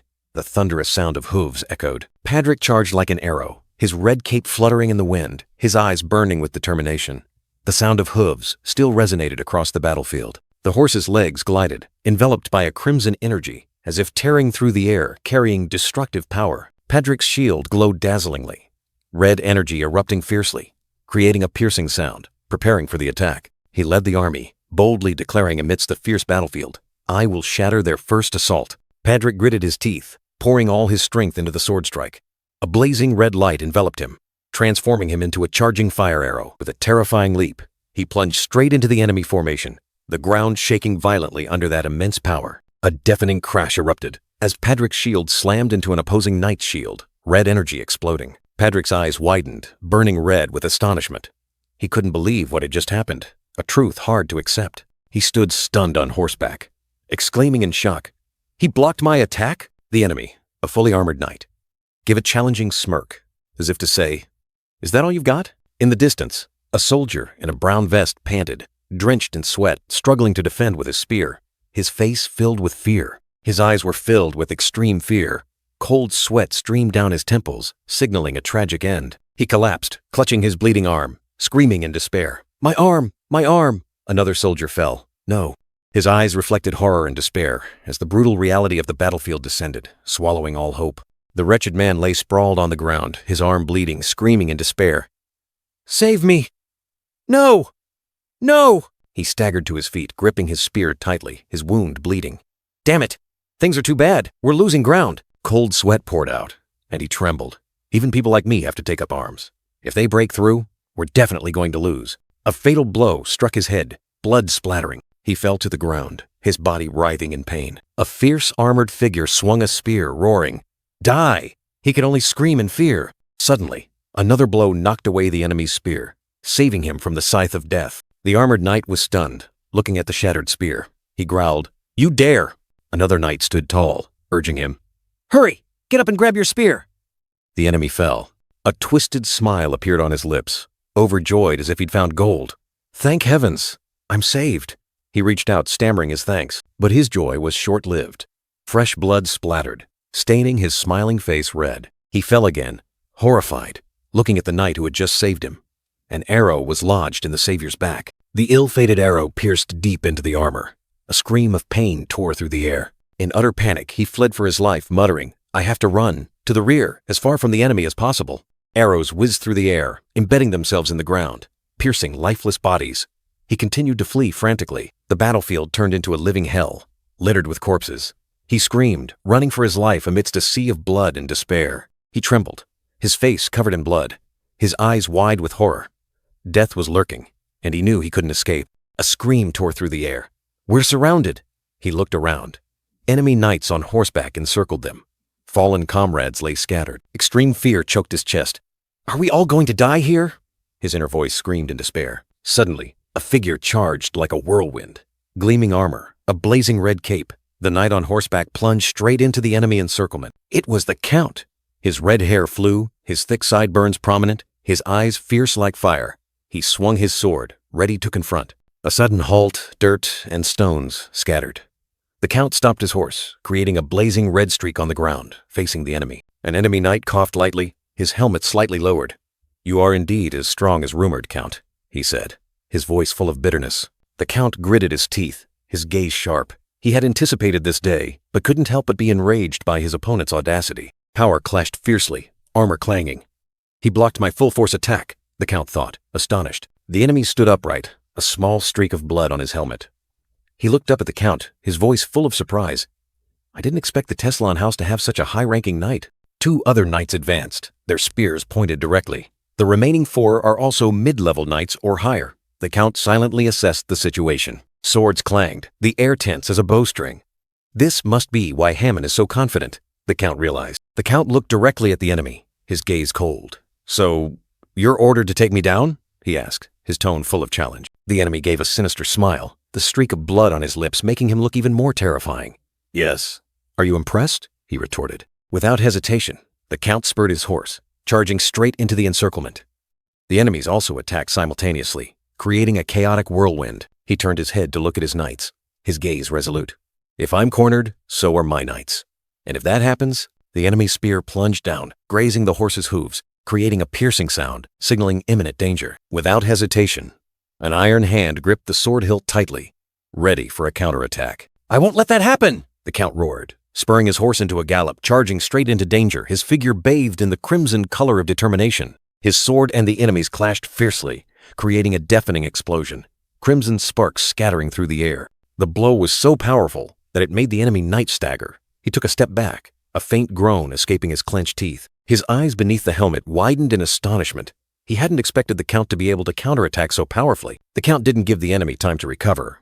He continued to swing his sword, each blow carrying savage power, determined not to retreat. An old wound flared, but the Count gritted his teeth and endured, his eyes still burning with battle fire. Another soldier seized the opportunity, swinging his spear to stab the Count from behind. Quick as lightning, the Count spun around, using his armored arm to block the sharp spearhead, the clang of metal echoing. The spear slammed into his armor, creating a deafening clang, but it couldn't penetrate. "You bastards! Do you have no knightly honor?" the Count roared, swinging his sword fiercely, his eyes blazing with indignation. "Honor? How laughable!" An enemy knight smirked. "Just let him struggle. He knows he's about to die anyway." The knight who had been knocked back earlier quickly warned, "Fool, he's still a highly experienced noble."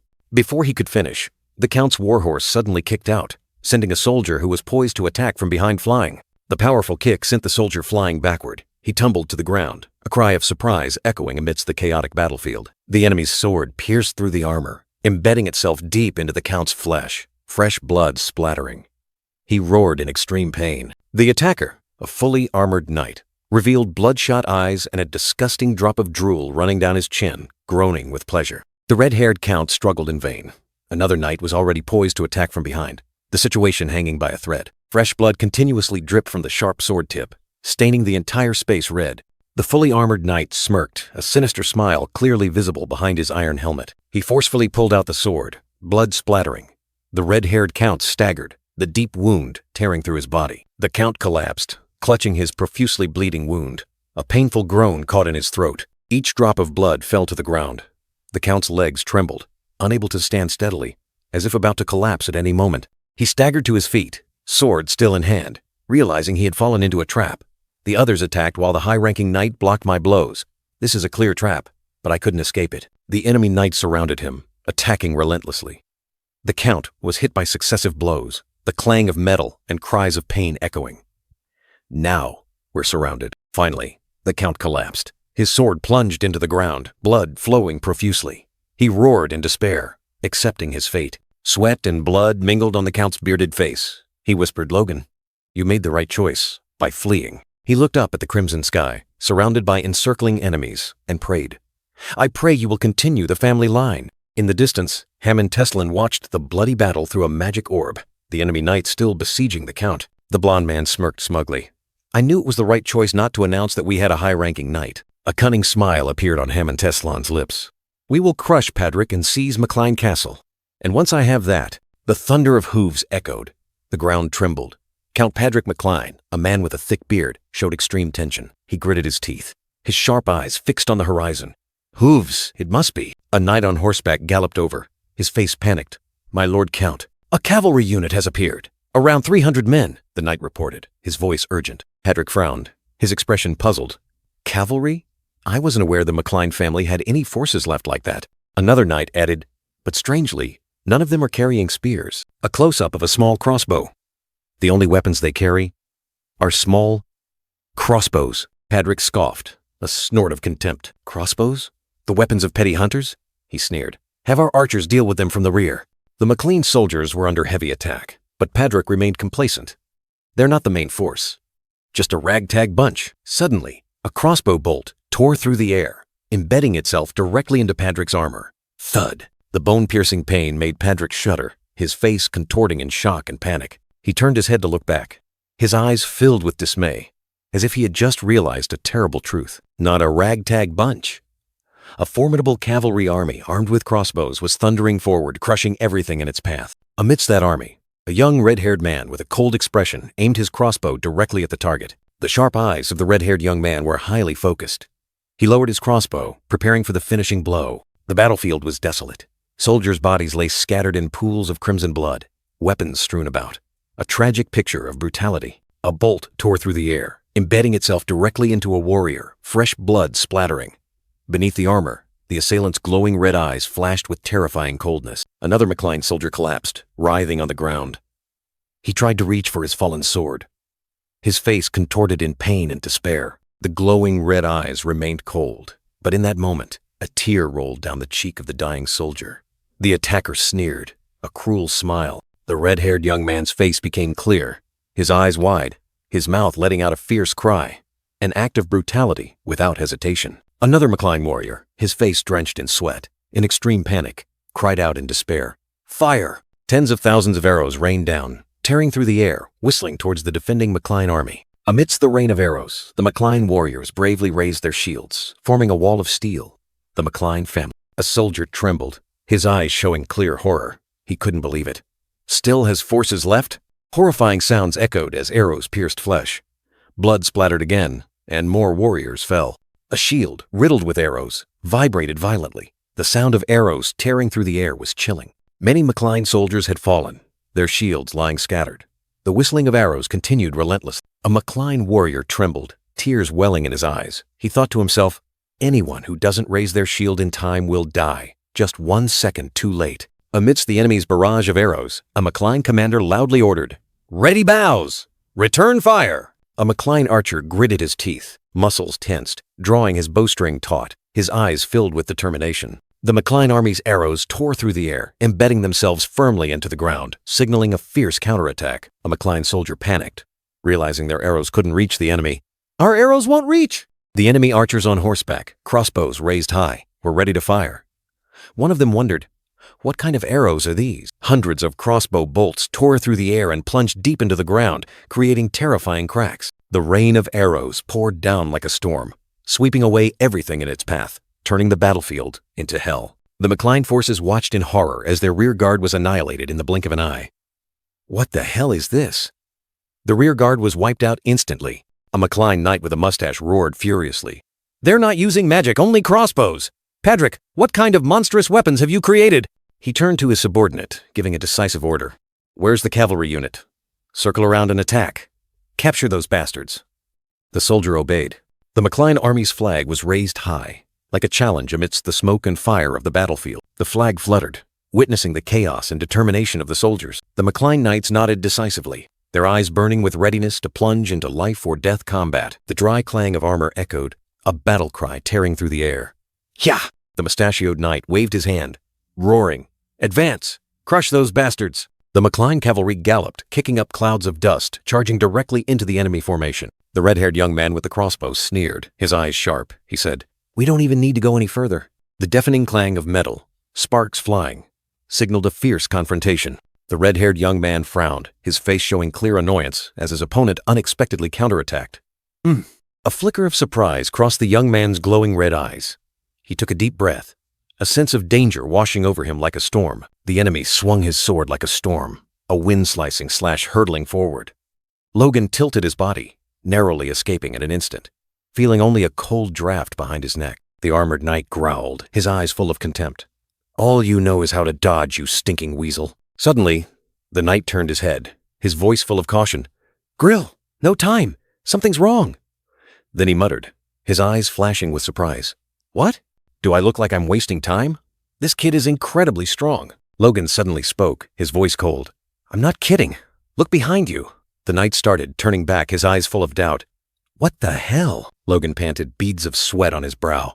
"A real battle is far different from training. I'm no genius, just a child who just awakened his power." Logan's hand gripped the hilt of his sword tightly, his eyes defiant. "No matter what, I cannot lose." The image of Count Patrick appeared in his mind, his voice echoing. "You must fight for your brother too." Logan gritted his teeth, his determination burning fiercely. "I can't give up now." The young man's eyes were sharp and highly focused on the target. A daring plan was forming in his mind. The armored knight swung his sword wildly at empty air, the dry clang of metal against armor echoing. Logan thought to himself, "Why is he turning his back on me? Is he swinging his sword at nothing?" Without hesitation, Logan leaped up, his body like an arrow tearing through the wind. "No matter what, this is my chance." The sword in Logan's hand swung up, forming a deadly arc, cutting through the air. A fatal slash tore through the enemy's armor from behind. Fresh blood splattered, staining the air crimson. Logan stared in astonishment at the spreading bloodstain. "Huh? That was too easy?" A sense of unease crept into his heart. Repeated thump-thump sounds echoed. Logan bent down, astonished to see arrows stuck all over the ground around him. Arrows? Logan's foot subtly shifted, his body reacting automatically.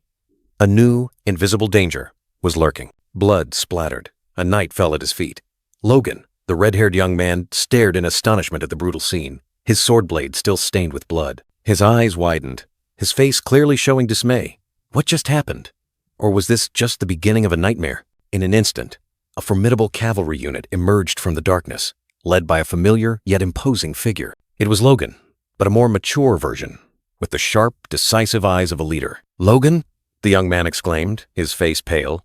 He couldn't believe his eyes. The image was too real. The thunder of hooves intensified, and the leader version of Logan swept past him like a gust of wind, without stopping or looking back. "Pursue the crossbowmen!"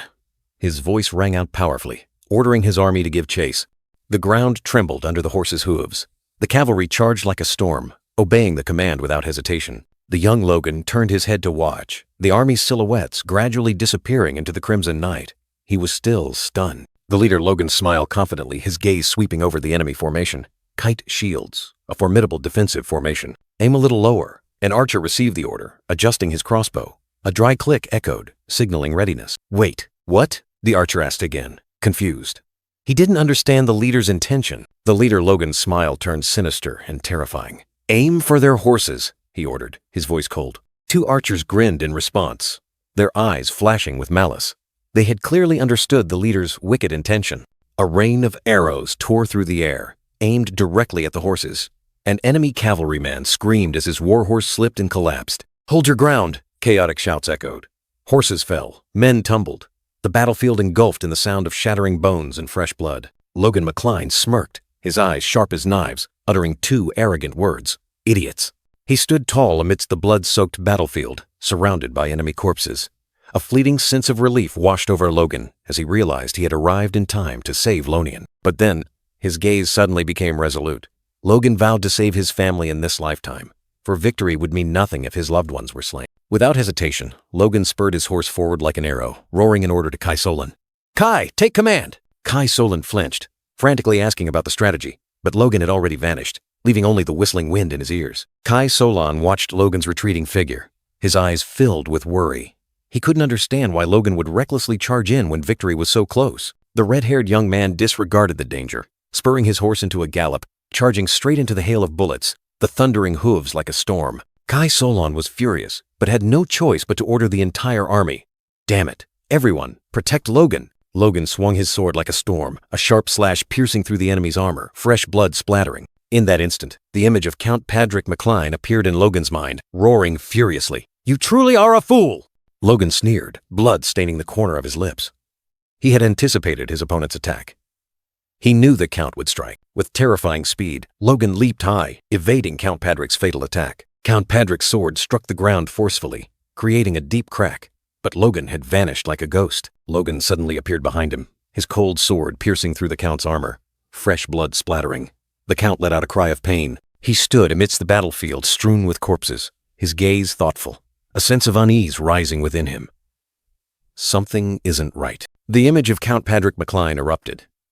His face contorted with rage, as if wanting to tear through space itself. A painful memory. A haunting curse. In reality, two enemy knights charged at Logan like poisoned arrows, their gleaming swords poised to tear apart the red-haired young man. Logan retreated, his eyes sharp. He thought to himself, "They're attacking so recklessly, even with the advantage. Something isn't right." The deafening clang of metal echoed, two swords clashing, sparks flying, a terrifying power spreading across the battlefield. Logan spun to dodge, swinging his sword in a counterattack. An enemy knight was thrown back, his armor clanking loudly before he fell to the ground. Again, the image of Count Patrick appeared, his face twisted in ultimate fury, letting out an angry roar. The ground shook violently, a mysterious surge of power erupting from Logan, pushing back the enemies surrounding him. An enemy knight staggered, his eyes clearly showing terror at Logan's sudden power. Logan charged like a whirlwind, his red eyes blazing with fire, his sword slashing down without hesitation, decisive and ruthless. A loud explosion rang out. The enemy knight was sent flying, his heavy body collapsing to the ground, motionless. In the memory, Count Patrick stared in astonishment at the scene before him, exclaiming, "What just happened?" Logan returned to reality, looking towards a brightly glowing figure. He muttered, "You." A relieved yet meaningful smile spread across Logan's lips, as if he had just completed an important task. At his feet, another enemy knight groaned in pain, completely defeated. Logan had cleared the battlefield. Logan stood tall amidst the blazing fire, exuding an overwhelming aura.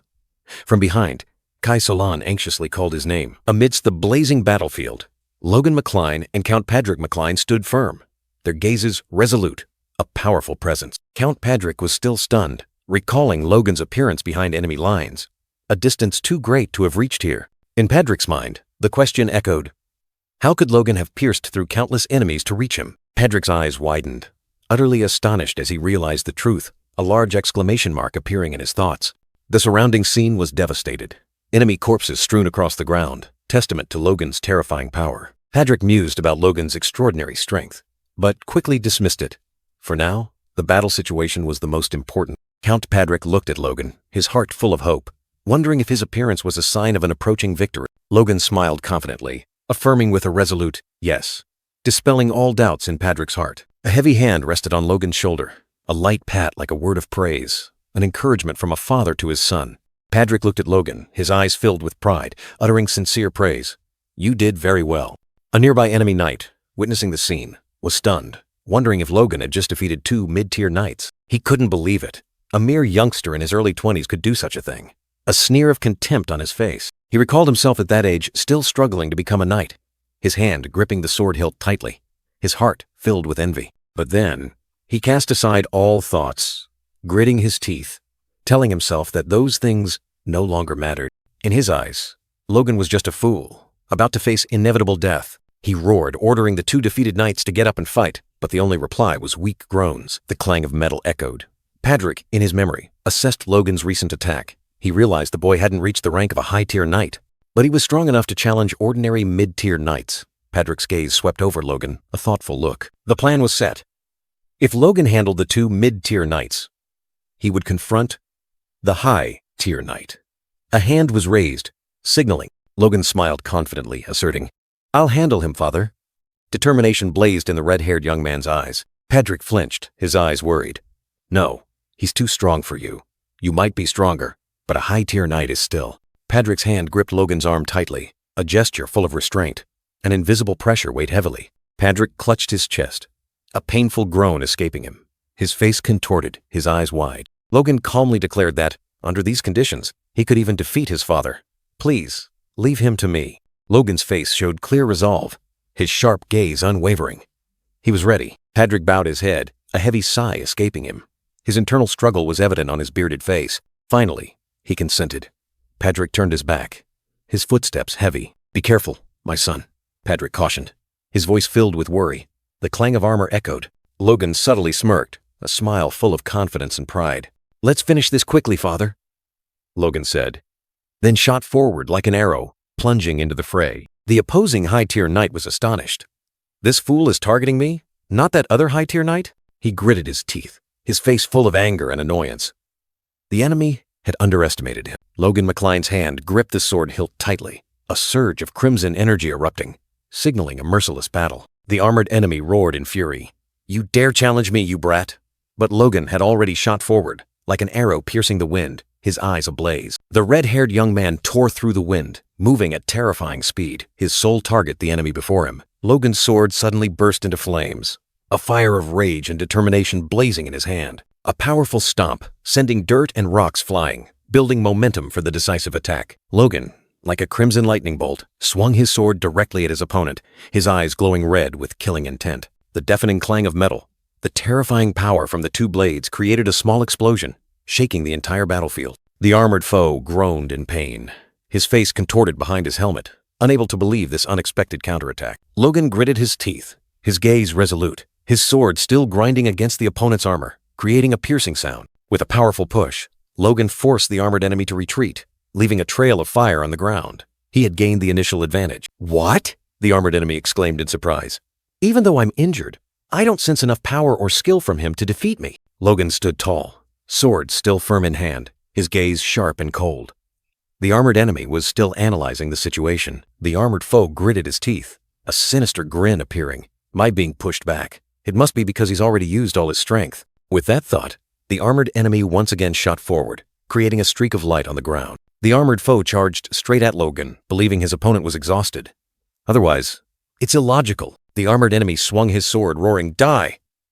A fatal blow was about to descend. Amidst the fiery battlefield, Logan McCline, the red-haired young man, his gaze resolute, faced the opponent's sharp blade. The armored foe swung his sword, the fatal blow tearing through the wind.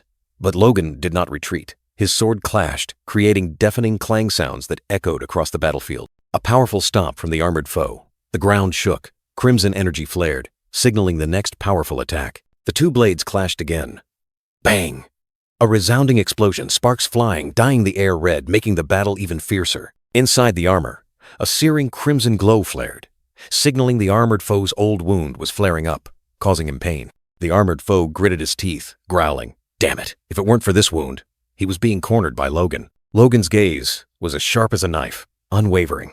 He knew this was his chance, and he wouldn't miss it. Logan unleashed a powerful slash, his blade tearing through the air, pushing back the armored foe, making him stumble. A fatal stab! Logan thrust straight into the armored foe, fresh blood splattering. He groaned in pain, but still didn't fall. Logan suddenly leaped away, creating a blinding explosion of light, momentarily dazzling his opponent. In the dust and smoke, Logan rose proudly, his sword still glowing brightly, ready for the finishing blow. The armored foe looked at him in utter astonishment. The armored foe clutched his wound, his eyes full of resentment. "No opening! I need to find a chance to attack, but—" He was desperate. He looked at Logan with a calculating expression, a dark thought flashing in his mind, searching for even the slightest opening. A sinister grin appeared on the armored foe's lips, his eyes glinting with malice. He had found a way. Logan maintained a calm expression, sword held high, confidently declaring, "I know what to do." He was ready for any trick. Logan's gaze was highly focused. He had seen through his opponent's intentions and prepared for a decisive counterattack. Logan's sword burst into flames, unleashing a terrifying surge of power, creating a scene like hell on earth. The red-haired young man narrowed his eyes, his gaze sharp and cold, focusing intently on his opponent. But strangely, the energy from Logan's sword was absorbed back into the enemy's own sword. The helmeted foe smirked, a sinister grin clearly visible, thinking, "Perfect." He fell into the trap. With a decisive step, the enemy advanced, enveloped in a menacing crimson aura. He gripped the sword hilt tightly, his fingers clenching, preparing for a decisive attack. With a decisive whoosh, the enemy charged like an arrow, his momentum soaring, determined to finish Logan. Logan frowned, letting out a TSK, surprised by his opponent's speed, but still holding his ground. The red-haired young man counterattacked, unleashing a powerful sword strike that sent the enemy stumbling back amidst the flames.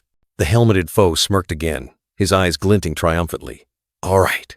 He's lost his balance. He gripped his sword, a mysterious energy pulsating around the blade, ready for the fatal blow. While Logan was still airborne, the enemy seized the moment, charging forward like a storm, shouting, "This is my chance." The razor-sharp blade tore through the wind, heading straight for Logan, carrying destructive power. A powerful slice, the enemy swung his sword, seemingly ending everything. But then, he froze, his eyes wide with astonishment. His cloak? Logan had landed, moving with incredible speed. The enemy was bewildered. How can he be so fast? Logan looked at the armored opponent standing amidst the sea of fire. His eyes were filled with astonishment, disbelieving what he saw. A no burst out in his mind. The armored foe shivered. Logan's speed sent chills down his spine, making him question, "Am I slower?" Surprise was evident behind his helmet. Logan remained calm, calculations already made in his mind. Phantom Sword's secret technique, an idea flashed, signaling an impending attack. Whoosh! A whistling sound tore through the air. Logan swung his sword, its blade shining brightly, like a golden lightning bolt piercing through the curtain of fire. The armored foe was in extreme panic. "Damn it! I have to get out of here!" He turned his back, trying to escape the range of attack. Logan didn't hesitate, his gaze firm. He raised his sword, ready to unleash his first move, giving his opponent no chance. Sword wave! A massive surge of energy erupted, tearing through the ground. The armored foe barely dodged, but the destructive force still left him dazed. He was utterly terrified, unable to believe his eyes. No, it can't be. His words caught in his throat, despair engulfing. Logan didn't stop, soaring through the air, delivering another fatal blow. The ground shook, fire and dust billowed up. Whoosh! The wind howled, the firelight dazzling. The armored foe's fellow knight stood stunned, witnessing the horrifying scene. Logan turned his head, his gaze sweeping over his comrades. A fleeting moment of worry, then determination blazed. He knew he had to end this. A dazzling pillar of light shot up into the blue sky, tearing through the night, like a powerful declaration from the battlefield. Logan spat, his eyes sharp and full of contempt. The sky, red as blood, bore witness to the fierce battle. The wind whistled past his ears. Logan stood firm on the cracked ground, smoke rising thickly. A massive fissure formed, testament to his destructive power. Logan's face clearly showed confidence, mixed with the ruthlessness of a warrior. He was ready for anything, without a hint of fear. Logan stood towering over the armored foe's motionless body. "A high-ranking knight shouldn't resort to such despicable tricks," he sneered. Smoke rose from the armor. The battle was decided. A dry clang of metal echoed, signaling that the final blow had been struck. Amidst the battlefield, Logan McCline raised his sword high, roaring his declaration. "I, Logan McCline, have killed the enemy commander." Under the fiery sunset, Logan stood tall on the battlefield, the sole figure of victory, while others could only stand and watch. 2 enemy soldiers were stunned, unable to believe their eyes. The high-ranking knight was defeated?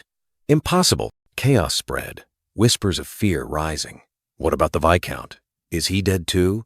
I don't see our flag anymore. A sword fell to the ground, the dry clang of metal like a bell-tolling collapse. An armored knight grabbed a panicking soldier, yelling, "What the hell are you doing? Pick up your sword. I'd rather surrender to save my life. I don't want to die here." The soldier looked at the knight in fear, speechless. His eyes filled with despair. Weapons clattered everywhere. Enemy soldiers simultaneously knelt. I surrender too." In the armored knight's moment of horror, the enemy soldiers suddenly turned their backs, cheering loudly. "Long live Master Logan!" The armored knight's face was covered in blood, his eyes empty, unable to believe this swift betrayal and defeat. The enemy soldiers now burst into laughter, joyfully celebrating their enemy's victory, as if it were their own. Logan's soldiers also cheered to the heavens. "Long live Logan McCline! Long live young master!" But the armored knight still screamed. "The war isn't over, you fools!" Night fell. A full moon hung brightly against a sky full of dark clouds, enveloping the battlefield in silence. The thundering sound of hooves tore through the night. A desperate escape was underway. The armored knight rode his horse through the night, his face full of anguish. "Where did we go wrong? I've been preparing for this battle for 3 years." The armored knight roared in despair, his face contorted with hatred. "I gathered hundreds more knights from other nobles, but that red-haired bastard with his cavalry and weapons destroyed everything." The fear of the defeated contrasted with the fiery, resolute gaze of Logan McCline, the approaching victor. He tightened his grip on the reins, a dry snap echoing in the night. "I must return to Teslon! Only then can I survive!" The knight frantically spurred his horse, with only one goal: the Teslon city gate, where he hoped to find safety. He abandoned his horse, rushing like a blur towards the city gate, a solitary and desperate figure on the deserted forest road. He screamed, demanding the guards open the gate. "Open the city gate! Your lord has returned!"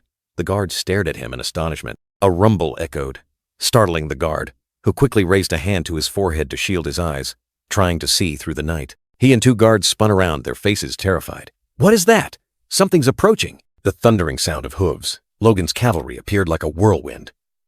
Cavalry? Logan McLean led the army, his eyes sharp as knives, his face radiant with determination in the night. The armored knight trembled, cold sweat pouring out, extreme fear engulfing him. Logan McLean turned his head back, his eyes contemptuous. That bastard tucked his tail and ran immediately, huh? The red-haired young man, Logan McLean, stood firmly beside his warhorse. Behind him, a formidable line of cavalry. The battle was over. He raised his head high, his voice resounding like thunder. Teslan has been defeated! Logan McLean turned his back to the city gate, ordering the soldiers standing on the city wall.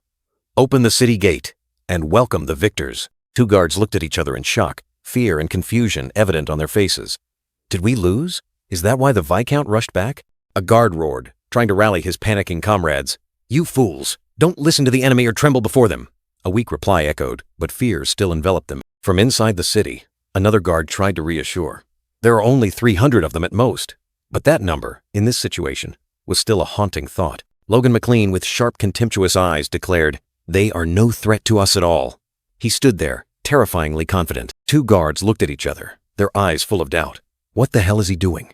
Hesitation and fear crept into every gaze. Suddenly, a blue light enveloped Logan's feet. No one had time to understand what was happening. He shot forward, like an arrow tearing through the wind, heading straight for the sturdy city gate. His terrifying speed blurred everything. A guard turned around in horror. He disappeared? A bad premonition struck him, making his hair stand on end. The wind whistled, and then a figure appeared in the air. Look! Look up there! The guard pointed with a trembling hand, his eyes wide with shock. Logan landed on the city wall, right in front of a stunned guard. The blue light still lingered around him. The red-haired young man coldly ordered, Open the city gate, unless you want to die. His voice was like the scythe of death, spreading terror. The towering city gate, seemingly impregnable, now stood ajar. A mystical light poured in, signaling a change. In a luxurious room, a light brown-haired noble stood amidst piles of books and a desk, his eyes darting around anxiously. He frantically rummaged through a chest full of treasures, his hands trembling with fear and greed. At least I have to take some gold, he muttered, his face contorted with panic, trying to grab the valuables. A cold voice echoed from behind. There you are. Darkness enveloped the area, signaling the arrival of an uninvited guest. He fell backward, utterly terrified. What? How did you get in here? The scattered treasure chests now held no meaning. Logan McLean stood tall, his eyes sharp and direct. An old maid trembled behind him, having just shown him the way, and uttered her confession. Your servants showed me the way without me even needing to draw my sword. The red-haired young man smirked, his red eyes blazing like fire. He judged, contemptuously, his tone full of sarcasm. Clearly, they don't value their master at all. Harun Teslan, the greedy noble, spun around, his face contorted with fear. He stared at the newcomer, his eyes wide with disbelief. Logan McLean stood there, his back firm.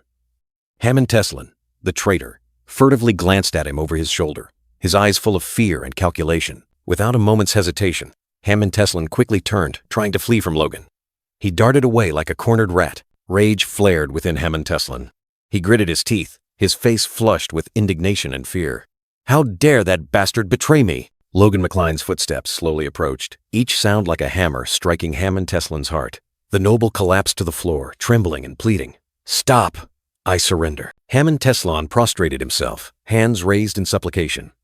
He promised to compensate everything according to the laws of war, only wishing for his and his family's lives to be spared. Please spare me and my family. Logan McLean smirked, his eyes full of contempt. He repeated the enemy's words, his tone sarcastic. According to the law? Ha! The red-haired young man turned away, his eyes sharp. He reminded Harun Teslan of his transgression. One who had unilaterally declared war without the king's permission, yet dared to speak of laws. Logan McLean stepped forward, the dry clang of armor echoing. Harun Teslan cowered, his eyes frantically looking up at the one standing before him. Logan McLean looked directly at Harun Teslan, his eyes blazing with anger. He growled, questioning his enemy. Have you no shame, Harun Teslan? Harun Teslan cried out in terror, begging Logan to consider a noble's honor. He pleaded that the laws of war did not permit killing prisoners. Logan McLean mused, repeating the word honor with an unreadable expression. He stated that the McLean family highly valued honor and laws. Logan McLean continued, his tone seemingly merciful. He promised to guarantee Harun Teslan's life, even giving him time to pack his belongings and leave. Hammond Teslin breathed a sigh of relief, joyfully thanking him. But Logan McLean extended his hand, his eyes cold, preparing to deliver the finishing blow. "That's what my father would say." The noble screamed in horror. Logan McLean, with cold eyes and a half smile, was ready to deliver the finishing blow to the greedy noble. In the sparkling treasure chest, an exquisite jewel-encrusted dagger stood out among countless treasure. He reached out, drew the dagger from the chest, and remarked with a discerning eye, "A rather beautiful dagger." Hammond Teslin frantically pleaded, trying to offer it. "Please keep it. It's the masterpiece of the greatest metalsmith in our kingdom." But Logan coldly replied, "No." The sharp, cold dagger glinted in his hand. Then, an act more cruel than death. Logan pressed the dagger into Hammond's hand, forcing him to hold the fated weapon himself. "You should keep this." A contemptuous smile appeared on Logan's face, his eyes glinting with cruelty. Without hesitation, Logan used Hammond's own hand to deliver the fatal stab. Fresh blood spurted out, staining the air red. Hammond Teslin collapsed, his breath ragged, blood gushing from the corner of his mouth. "Cough." He gasped, questioning Logan. You said you'd spare my life," Logan replied, his tone icy. "I said my father would spare your life." Logan's hand tightened around Hammond's, forcing the dagger deeper into his flesh. "Unfortunately, I am not my father." Hammond Teslin, dying, tried to speak of noble honor, but Logan merely sneered, full of disdain. "Ha! Noble honor?" He looked down at the dying man, his voice filled with indignation. "Do you know how many people died today because of your greed?" Logan McLean stood tall, shadows covering his face, his red eyes burning like fire. "Let your shameful life end here." A final, brutal, and decisive stab ended everything. Blood splattered. Hammond Teslin took his last breath, his eyes wide open in horror and pain. Ugh. Gulp. Logan McLean, the red-haired young man, calmly looked down at the corpse of Hammond Teslin, whom he had just finished off. Blood still flowed from the fatal wound, staining the cold floor red. "Be grateful your death came so swiftly," Logan whispered coldly. He slowly raised his hand, the enemy's blood clinging to his iron gauntlet, a trace of the crime just committed. Logan's fist clenched, fresh blood dripping, as if he were crushing both life and death in his palm. A smirk appeared on Logan's lips, he smugly thought. "Finally, I've overcome the first major obstacle." He stood up, lightly brushed off invisible dust from his armor, then muttered to himself, "Ah, I should clean this up." Logan sighed, a soft "hoo" escaping him, his eyes scanning the room, calculating his next move. With a decisive huff, he raised a hand to touch his chin, his face revealing a cunning and resolute expression. He declared grandly, his voice echoing through the hall, "Viscount Hammond Teslin has taken his own life." Logan remained pensive, when suddenly a gray-haired knight with a scar on his face rushed in, calling out, "Young Master Logan!" "What is it?" Logan asked, his eyes sharp. The gray-haired knight replied, "You should see the dungeon beneath the castle." Logan frowned, his steps halting. "The dungeon?" The knight continued, "You see, a few days later, the sky was painted with a brilliant sunset, but the peace was only superficial. Count Patrick McLean, Logan's father, stood on the castle wall, his face full of worry. I rushed to Teslin Castle as soon as I recovered, but—" "What?" He frowned, his eyes full of doubt. "Hammond took his own life?" Logan, with a frighteningly confident expression, replied, "Yes. Failure must have dealt him a heavy blow." Count Patrick looked directly at his son, questioning coldly, "Did you kill him?" A flicker of surprise crossed Logan's face. The father's knife-sharp gaze pierced him, scrutinizing every corner of his soul. Logan remained silent, facing the relentless scrutiny. Finally, Logan bowed his head slightly, his voice firm. "Yes, I made sure to finish him off, an admission without a hint of regret." He explained that the Teslin territory must belong to McLean. It was their ancestors, and to prevent future troubles, he could not let the Viscount's bloodline survive. A calculated cruelty. Patrick McLean's face was lost in thought, his deep eyes concealing a myriad of emotions. Was he deliberating, or simply accepting? A slight smile appeared on the Count's lips. Sigh. "All right. You've grown up. You must have your own reasons." His words were like an acknowledgement. Logan looked at his father, thinking to himself, "Father has truly changed. A surprising change, or just an appearance?" Patrick's steady hand rested on his shoulder, his warm, deep voice calling out his name. "Logan." "No matter what anyone says," Patrick affirmed, "you are the reason we won this battle." The praise echoed amidst the magnificent sunset. He softly mumbled his thanks, a fleeting moment of surprise and emotion passing through him. Was this the first time he had received such recognition? A subtle smirk appeared on Logan's lips. Smugness, or a deeper scheme being hidden? Patrick cleared his throat, breaking the atmosphere. It seemed he was about to say something important. He took a step back, creating distance, as if preparing for an unshakable declaration. In any case, Patrick declared, I intend to appoint you as the official successor of the McCline family. His words were like thunder in a clear sky. Logan looked up, his eyes full of astonishment at his father. Father, his voice caught, unable to believe his ears. Patrick nodded decisively, affirming his decision. There was no longer any doubt. The family's fate had been sealed. A mysterious smile appeared on Logan's lips, his eyes sparkling as if harboring some scheme. Forgive me, but I refuse. The blunt refusal rang out, his smile growing even colder. Count Patrick was as if struck by lightning, his eyes wide in disbelief at his son's words. You dare refuse the succession! Patrick was doubtful, asking if Logan feared reputation, but Logan indifferently replied, That's not the reason. His father pressed. Then why? Logan placed a hand on his chest, his face earnest, explaining that Lonian was more deserving to bear the responsibility of the McCline family. Patrick mused, then spoke of Lonian, who had awakened his aura at 14, 5 years earlier than he had. A youthful image of Lonian appeared, his hand gripping a sword.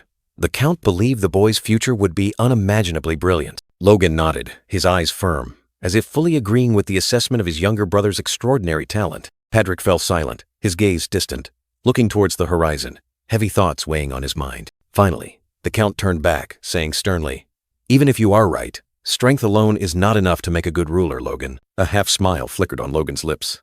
That's what Father is thinking right now, he muttered to himself, his eyes hiding a deep calculation. A dark, ominous aura surrounded Logan as he turned his back.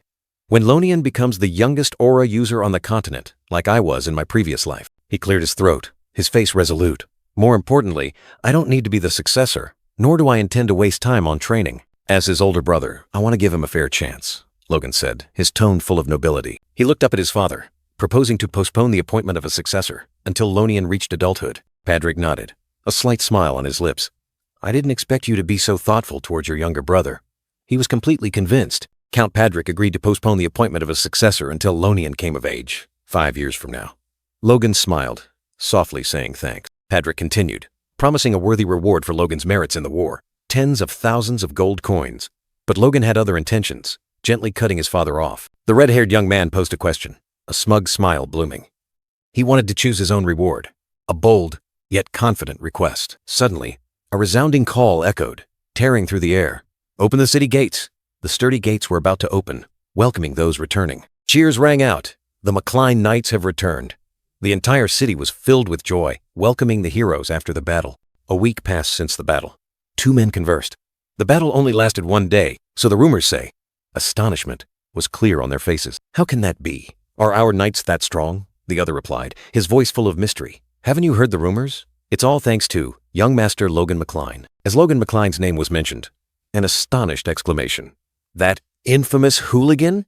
He, once scorned, was now the center of all rumors, the man continued. Young Master Logan's mercenary squad turned the tide.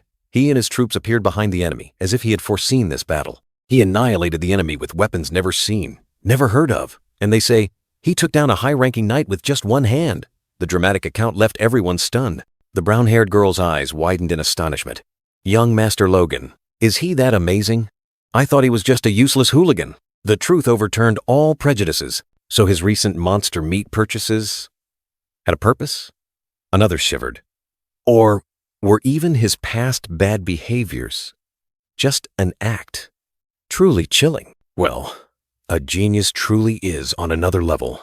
A brilliant light enveloped them. The crowd looked up, words of admiration echoing like a chorus. Amidst the praises, a faint ting sounded in his mind. Logan slightly frowned, as if something had just touched his senses. The red-haired young man softly grumbled. Hearing these words is really embarrassing. He seemed unaccustomed to praise. Or was he simply pretending? Lonian, his younger brother, rode closer, teasing. Logan, what do you think? Everyone's worshipping you. He replied, still feigning embarrassment. Stop it. It's embarrassing. Don't exaggerate. Lonian still grinned, affirming the praises were true, urging Logan to reciprocate the people's affection. The red-haired young man glanced, a hint of annoyance on his face, as if he didn't want to continue this charade. The people were still ecstatic, their eyes shining as if seeing an idol, their mouths ceaselessly exclaiming in admiration. Logan turned his face away, feigning a cough, his cheeks flushed with embarrassment at the fervent admiration. He turned his back, his gaze sweeping over the cheering crowd, calculating something in his mind. But then, a sinister smile appeared clearly on his lips, like a fox that had just found a chicken coop. The red-haired young man suddenly gave a thumbs up, his glowing red eyes and eerie smile sending shivers down the crowd's spines. That smile transformed their joyful faces into utter horror, freezing them like stone statues. What's with that terrifying smile? Is he going to kill us? The people panicked, while Lonian could only lament, "We're doomed." Logan remained bewildered. What did I do? Logan scratched his head in confusion, wondering where he had gone wrong. Count Patrick McCline on horseback looked at him meaningfully. Count Patrick merely smiled faintly, his eyes seemingly seeing through all his son's tricks. "Quickly prepare a grand feast," the old count announced, proclaiming a welcome for the great hero of this war returning. Cheers of "Long live McCline! Long live Logan!" echoed throughout the castle, spreading far to the horizon. In the dazzling light of the castle, Logan walked alone, a solitary figure amidst the bustle. "A welcome party? Until dawn?" he mumbled, his face weary. After the war, who still has the energy to party like that? His eyes turned sharp, staring straight into the void. What the hell are you people plotting? In the mansion's courtyard, Logan unexpectedly saw his stepmother and Lonian waiting, and he quickly called out. The black-haired woman's face suddenly contorted with rage, and she roared, questioning Logan for refusing his inheritance. Lonian quickly intervened, apologizing to Logan and explaining that his mother was suffering because her family had refused aid. Logan merely smiled faintly, his eyes calmly looking at Lonian, reassuring him that everything was fine. He stood facing the two, his expression unusually calm, as if all developments were within his calculations. Deep down, Logan secretly concluded that his stepmother had lost all power after the betrayal of the Kairos family. Now she was no longer a threat. He told himself that perhaps this was the right time to sincerely apologize to that woman. A soft sigh escaped Logan's lips, as if shedding a burden or merely a perfect act. He apologized to his stepmother, admitting to past wrongdoings caused by jealousy and inferiority complex. The black-haired woman immediately seized upon the confession, criticizing Logan to Lonian, causing him to frantically intervene. Logan calmly interrupted Lonian, asserting that the person he truly needed to apologize to was him, Lonian McClean. Lonian was stunned, his eyes wide with confusion, not understanding Logan's meaning. Logan mused, recalling the times he had apologized to Lonian since returning, but never clearly stating the reason. He clenched his hand, blaming himself that years of regret were still not enough to erase his cowardly nature. Lonian grew even more bewildered. Logan looked directly at Lonian, his eyes deep, saying that he must have realized it himself. Logan stood there, enveloped in shadow, his eyes heavy with sadness. He uttered bitter words. "For all these years, I have despised you." His throat tightened, a surge of guilt welling up, pressing down on his heart. The black-haired woman stood beside Lonian, her eyes sharp. Logan continued his confession, saying that he had tried to ignore his own flaws by focusing on hating him. In the vast space, Logan turned his back, his voice filled with regret. He told Lonian that now, he truly regretted that pathetic period. Logan bowed his head, his eyes holding remorse. "Though it may be late," he whispered, "but now, I want to formally apologize to you." The two stood facing each other, an invisible distance separating them. Logan bowed deeply, his sincere apology echoing, "I am truly sorry." Logan looked up, his eyes astonished. An invisible command seemed to echo in his mind. Lonian looked directly at him, his face unusually calm. He said that mistakes cannot simply be covered up by good deeds. Logan clenched his hand, feeling a sharp pang of pain. Lonian continued, calling him still just a foolish boy, Logan McCline. But then, Lonian's eyes suddenly softened, and he gently said, "It's okay, Logan." Logan looked up at Lonian, an indescribable emotion stirring within him. Lonian smiled faintly, that smile seemingly dispelling all the burdens in Logan's heart. Logan placed his hand on his chest, a relieved smile gracing his lips. He said that even though he was indifferent, he always believed that if he tried, the brother he once knew would return. He smiled, that smile like a release, an acceptance of what had passed and hope for the future. Lonian looked at Logan, a relieved smile. Logan wondered why he had hesitated for so many years when everything was inherently so simple. Logan called his stepmother, her eyes still full of doubt and questioning. Even though the apology had been given, trust remained a difficult wall to break down. The young man affirmed his sincere affection for Lonian, placing his hand on the boy's shoulder as a promise. A declaration not only for his stepmother, but also for himself. He smiled warmly, stroked Lonian's hair, and declared his wish for the boy to become the official heir of the McCline family. A new future was unfolding. The young man understood that trust cannot be built overnight. He only asked for a chance, a watchful eye to prove his change. The black-haired woman turned away, a solitary figure amidst the dazzling light. Would Logan's words be enough to move her icy heart? Brilliant light enveloped her, but her face remained hidden in the shadows of doubt. Time would be the only answer. Logan smiled confidently, his eyes resolute. He knew the road ahead was long, but this time, he would not back down. Under the bright full moon, Logan looked up at the night sky. For now, that's enough, he murmured to himself. A new beginning officially laid. Dawn broke, dispelling the gloomy night. Morning sunlight pierced through the foliage, signaling a new day, a new chapter. Steady footsteps echoed deep in the forest. Logan and an old white-haired man strode along, carrying new mysteries and plans. The old white-haired man wondered, "Master, you just returned from war. Where are you going?" Logan merely smiled mysteriously. "Rest is over. It's time to get to work," the old man grumbled. "You're making me worried. How are you going to use me this time?" His face was full of suspicion and a hint of dissatisfaction. Logan smirked slyly. "Don't worry." His eyes sparkled with mischief, as if he was hatching some prank. "This time it will be something you like," Logan said. The old man snorted. "How does he know what I like?" Nevertheless, a flicker of curiosity still crossed his eyes. Their footsteps continued, deeper into the forest. Logan's new adventure, along with the grumbling old man, had just begun. Logan smiled brightly, confidently declaring, "Starting today," the white-haired old man behind him still maintained a grumbling expression, but his gaze was directed forward, where brilliant sunlight pierced through the green foliage. "We will mine an ore deposit." Logan looked up at the vast sky, hand shielding his forehead, an ambitious look about him. The old man beside him still stood there, his face puzzled, following the boy's gaze. The view shifted to the past. A voice filled with doubt echoed. "You want to receive a hill as a reward, and then develop it?" Count Patrick McLean, with his thick beard and red hair, looked at the young man before him. "You mean the hill near the Teslan territory border?" the Count asked, his hand outstretched as if to point it out. The young knight firmly replied, "Yes, that's right." Count Patrick continued to question, his tone full of skepticism. "It might be a hill, but there's nothing around it. It's a desolate land." He tilted his head. "Why that hill?" The young knight, Logan from his past life, Lonian McLean, merely smiled mysteriously. A confident smile, as if he had seen through the future. "You never know. There might be gold buried in that desolate land." Logan's words echoed, while the scene shifted to a majestic mountain, dazzling light shining down. The reason the Teslan family insisted on this territorial war, I only found out a year after the war ended in my past life. Memories flooded back. A heavily laden convoy of carriages rolled down the dirt road, leaving deep ruts. They transported gold from a hill in McLean territory that Teslan had stolen. An image of piled-up gold appeared, a fat man cackling amidst the enormous wealth. The gold from that ore deposit alone was enough for the Teslan family to reach a level of wealth far exceeding a normal count. Logan from his past life, Lonian McLean, appeared with glowing red eyes, sword drawn, ready to sweep through. Until Lonian McLean annihilated the entire family to avenge himself. Returning to the present, steady footsteps echoed in the darkness. Logan and the old man continued their journey, each step carrying mystery and determination. They arrived at a detention area. The long-haired, blindfolded man turned around, his voice calm. "These are the cells in Teslan Castle's dungeon," he continued to explain. "We noticed some unusual prisoners, so I thought it best for you to see for yourself."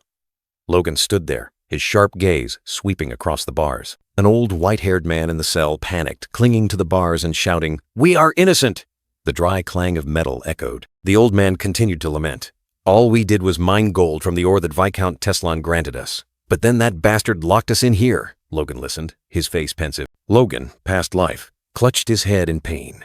"Hammond Teslan," he growled, his indignation clear. In the dungeon, Logan, past life, was still stunned.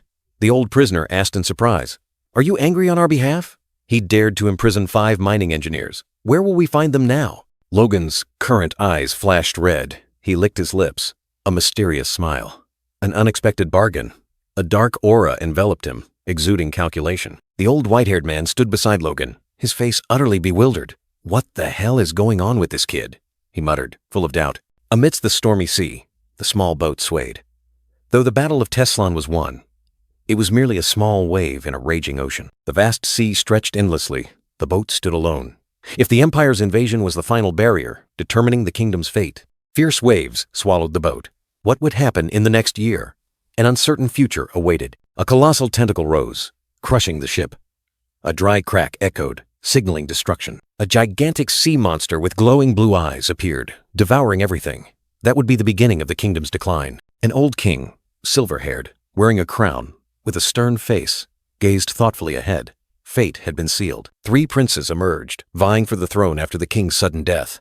A 3-year civil war ravaged, weakening the military. The empire seized the opportunity to invade before the forces could recover. Under the clear blue sky, sunlight filtered through the leaves. That truly is the first step towards the kingdom's downfall, Logan mused. Logan crossed his arms, his gaze firm. The McLean family doesn't support any prince. We can remain neutral and stay out of it. A close-up of Logan's face, his eyes sharp and resolute. But this is also an opportunity.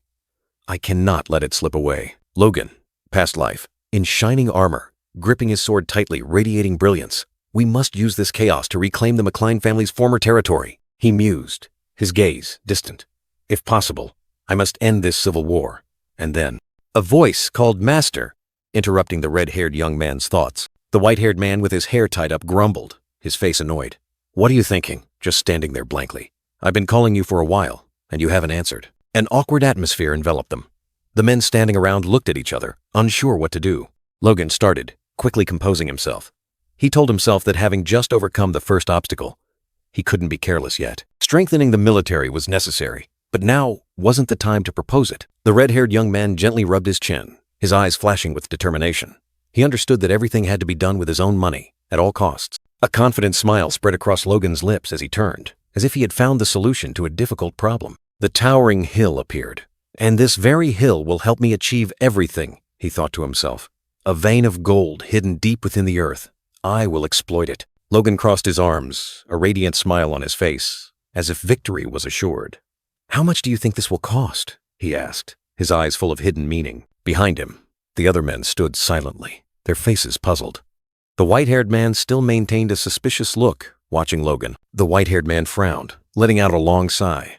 Another unreasonable request, he muttered, his face full of dissatisfaction. We signed the contract because he paid more than Teslin, but now he wants us to dig for gold?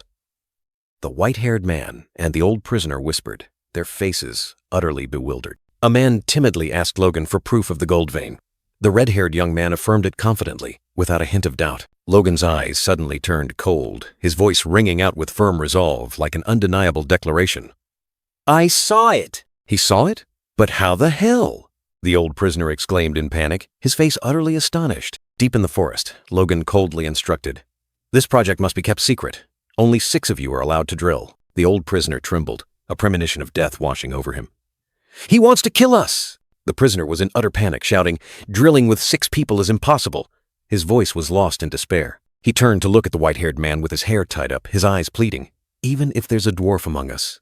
His words trailed off, full of helplessness. Extreme fear made the prisoner tremble. He begged the white-haired man, please, tell him it's impossible. I beg you.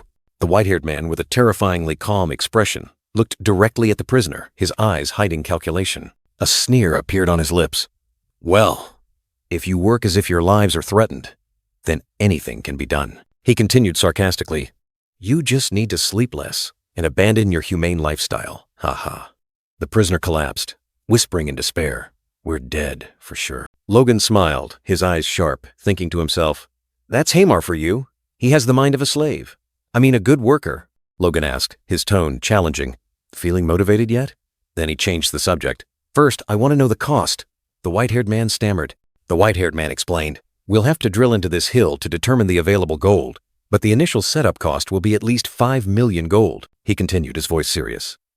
And for safety, it will also require a long period.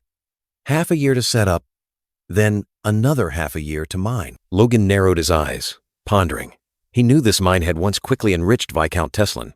It must be done, at all costs. He rubbed his chin, musing, if I could sell the monster meat immediately. But then he recalled, its effects won't be discovered for another 3 years. The red-haired young man stood in the forest, his gaze distant, continuing to calculate. If I could sell that meat, I could funnel the money into building this mine. Suddenly, a light flashed in Logan's mind. He touched his chin, his eyes lighting up. Wait? Why wait? Just neutralize the toxins, and the monster meat can be used as medicine immediately. The red-haired young man Logan stood in the forest, recalling the countless times he used neutralizers as a mercenary, confident he could craft it himself. A sneer appeared on his face. If he personally created that and sold it, Logan knew he would hold a fortune in his hands. A week later, at the McLean family southern villa, Logan declared the work complete, his eyes shining brightly under the sunday. Rick, the brown-haired assistant, sighed in relief, reporting that he had finished concocting the strange medicine as ordered, from moongrass, herbs, and ricky grass. Logan immediately corrected Rick, asserting that it was a neutralizer, not strange medicine. Rick, confused, asked if there was any difference. He continued to ask about the monster meat. Rick confirmed that all of it had been carefully stored as Logan had instructed. "All right, let's go to the storage room," Logan ordered. "We'll use this on the monster meat right now." Rick flinched, asking in a panic, "What did you say? I have to go with you?" Logan stated firmly, "Of course." Rick clutched his head, shouting, his face pale, desperately refusing. "No, I refuse." Rick complained that Logan had never been in there, so he didn't know anything. Logan frowned, thinking to himself that he couldn't just punch the guy. Suddenly, a terrible stench assaulted Logan's nose, making him cover his mouth. His face contorted. Logan looked up at the house, a gloomy black aura emanating from it. He growled, asking what this disgusting smell was. He covered his nose, feeling disgusted by the smell of the monster meat, thinking he was about to vomit. Behind him, Rick had collapsed to his knees and was throwing up violently. Logan took a deep breath, a surge of energy blazing around his neck, like a cleansing ritual. He exhaled, his face now calm, ready to confront the terrible smell. Logan stepped in decisively. Rick, still stunned, exclaimed in surprise, Wait! How are you completely normal? Rick was astonished when Logan admitted to using force to numb his sense of smell. He complained about the unfairness. Then Logan challenged him to awaken his own force. Logan handed Rick a handful of white powder, instructing him to sprinkle this neutralizer powder onto the rotting meat. As Rick sprinkled the powder, he grumbled about the stench. Logan coldly instructed him to sprinkle enough until the flesh turned white, warning that dark parts would still be poisonous. Afterward, Logan continued to instruct him on how to mince the meat with 2 large knives. He skillfully rolled the minced meat into small pellets. Logan handed Rick a pellet, asking if it looked like medicine. Rick hesitated, then agreed. Logan declared he would sell this as medicine, and that it would be Rick's job. Rick panicked, vehemently protesting. Logan calmly offered a price of 100 gold per week, making Rick immediately change his mind. Logan secretly thought he had intended to make him work for free.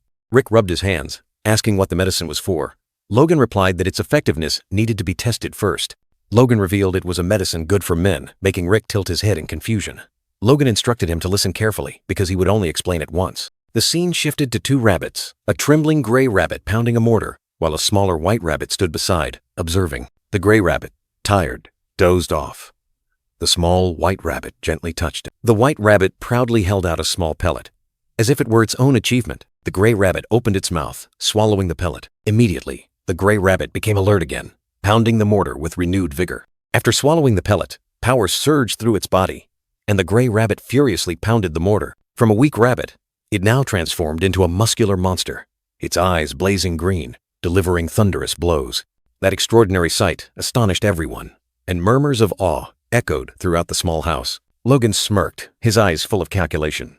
Rick, his assistant, was still stunned but had understood the situation. The red-haired young man mused. Then suddenly an idea struck him. He knew exactly who the next test subject would be. Rick, with a mysterious expression behind his mask, raised a finger as if about to reveal a shocking secret. At the same time, elsewhere, Dwayne Pilsner suddenly shivered, feeling as if someone was mentioning his name. The plump Dwayne knocked on the room door, calling out young master. A cold voice rang out, granting him permission to enter. The door creaked open. Dwayne stepped in, looking around, wondering about the purpose of the call. The room was empty, not a soul in sight. He frantically called out, "Young master," wondering where Logan had disappeared to. Suddenly, a figure lunged forward. Logan appeared from behind, his eyes glowing devilishly red. "I've been waiting for you, Dwayne." Dwayne fell back in terror, screaming, You can't just appear out of nowhere like that." Logan smiled, placing a hand on his shoulder, feigning concern. "You must be exhausted after the war." Dwayne quickly refused, saying that Count McLean had it even harder. Logan pouted, scolding Dwayne for being weak. "You fell over like that. You have to admit you're tired." He patted his shoulder again, forcing him to accept the truth. The red-haired young man suddenly changed his expression, criticizing Dwayne about the territory's depleted finances after the war and the pressure from his subordinates. Dwayne, with a flushed face and teary eyes, uttered "Young master," as Logan McLean declared that he understood the plight of the administrators. The administrator wiped the corners of his eyes, so moved that he let out a sarcastic remark. "I've misunderstood you all this time. That must be why your bedroom affairs aren't going smoothly." Dwayne's tactless words were like a bolt of lightning, shattering the atmosphere. but he innocently wiped his eyes, chuckling. Logan said nothing more, turning his back and walking away. Dwayne frantically tried to stop him. "Wait! Listen to me first!" To keep Logan from leaving, Dwayne hastily offered a small black pill, asking, "What is this?" Logan took the pill, a meaningful smile on his face, explaining that it was an exclusive product of Philip's company, famous throughout Kyle, guaranteeing effectiveness with just one pill. He gulped, a hint of embarrassment on his face as he quickly denied, "It's not like I've tried it myself." Dwayne still hadn't realized Logan's intentions, holding the pill in his hand, proudly saying, "What do you think? This is a gift I specially prepared for you." A figure rushed away like an arrow, hurried footsteps echoing throughout the corridor. Logan and Rick stood there. Rick wondered, "Mr. Pilsner?" Logan smiled, calling out loudly, "Young master, here he is." Dwayne ran over, panting. Rick reminded him, "Mr. Pilsner, an administrator like you shouldn't run in the hallway." Dwayne frantically asked, "How much do you want?" Dwayne's face was pale, drenched in sweat as he yelled, "How much does that pill cost?" Logan smirked, knowing his plan had succeeded perfectly. He had captured his prey. Rick looked at Logan with annoyance, while Logan calmly ordered, "Are you listening to me? Give me your hand, Dwayne." Dwayne bowed his head, sweat streaming down his neck and beard, fear evident in every feature. With no way out, Dwayne Pilsner knelt, his heavy boots resting on the cold stone floor, accepting his fate. Cold sweat beaded on his neck, his beard was matted, and extreme panic was evident on the old merchant's face. At that sight, Rick's eyes widened in astonishment, exclaiming, "Mr. Pilsner?" as if he couldn't believe his eyes. But Logan, the one behind it all, remained unusually calm, his sharp gaze seemingly piercing through souls. Rick gulped, his shock turning into extreme fear as he witnessed the young master's absolute power. With trembling hands, Dwayne slowly presented an old wooden box, as if offering his very soul. The first experiment was a resounding success. Logan didn't stop. He sought out more weary souls to continue his haunting trials. Another scene unfolded. Logan sat opposite Heinkel, questioning, "I heard a rumor. Are you arguing with your wife every night?" Heinkel flinched. "What? Who spread that rumor?" Without needing Heinkel to explain, Logan grabbed his chin, ordering, "Don't worry about it. Just try this." Heinkel, the second test subject, fell into a whirlpool of destiny. A heavy gulp echoed, and Heinkel felt a mysterious surge of power flowing through his veins. And then, a furious flame erupted violently around Heinkel, his latent power completely unleashed. Stepping back, Heinkel uttered, his voice full of reverence, "Young master." Logan smiled, his eyes full of hidden meaning. "Go back to your wife." He also promised, "I'll tell your father. You have urgent business."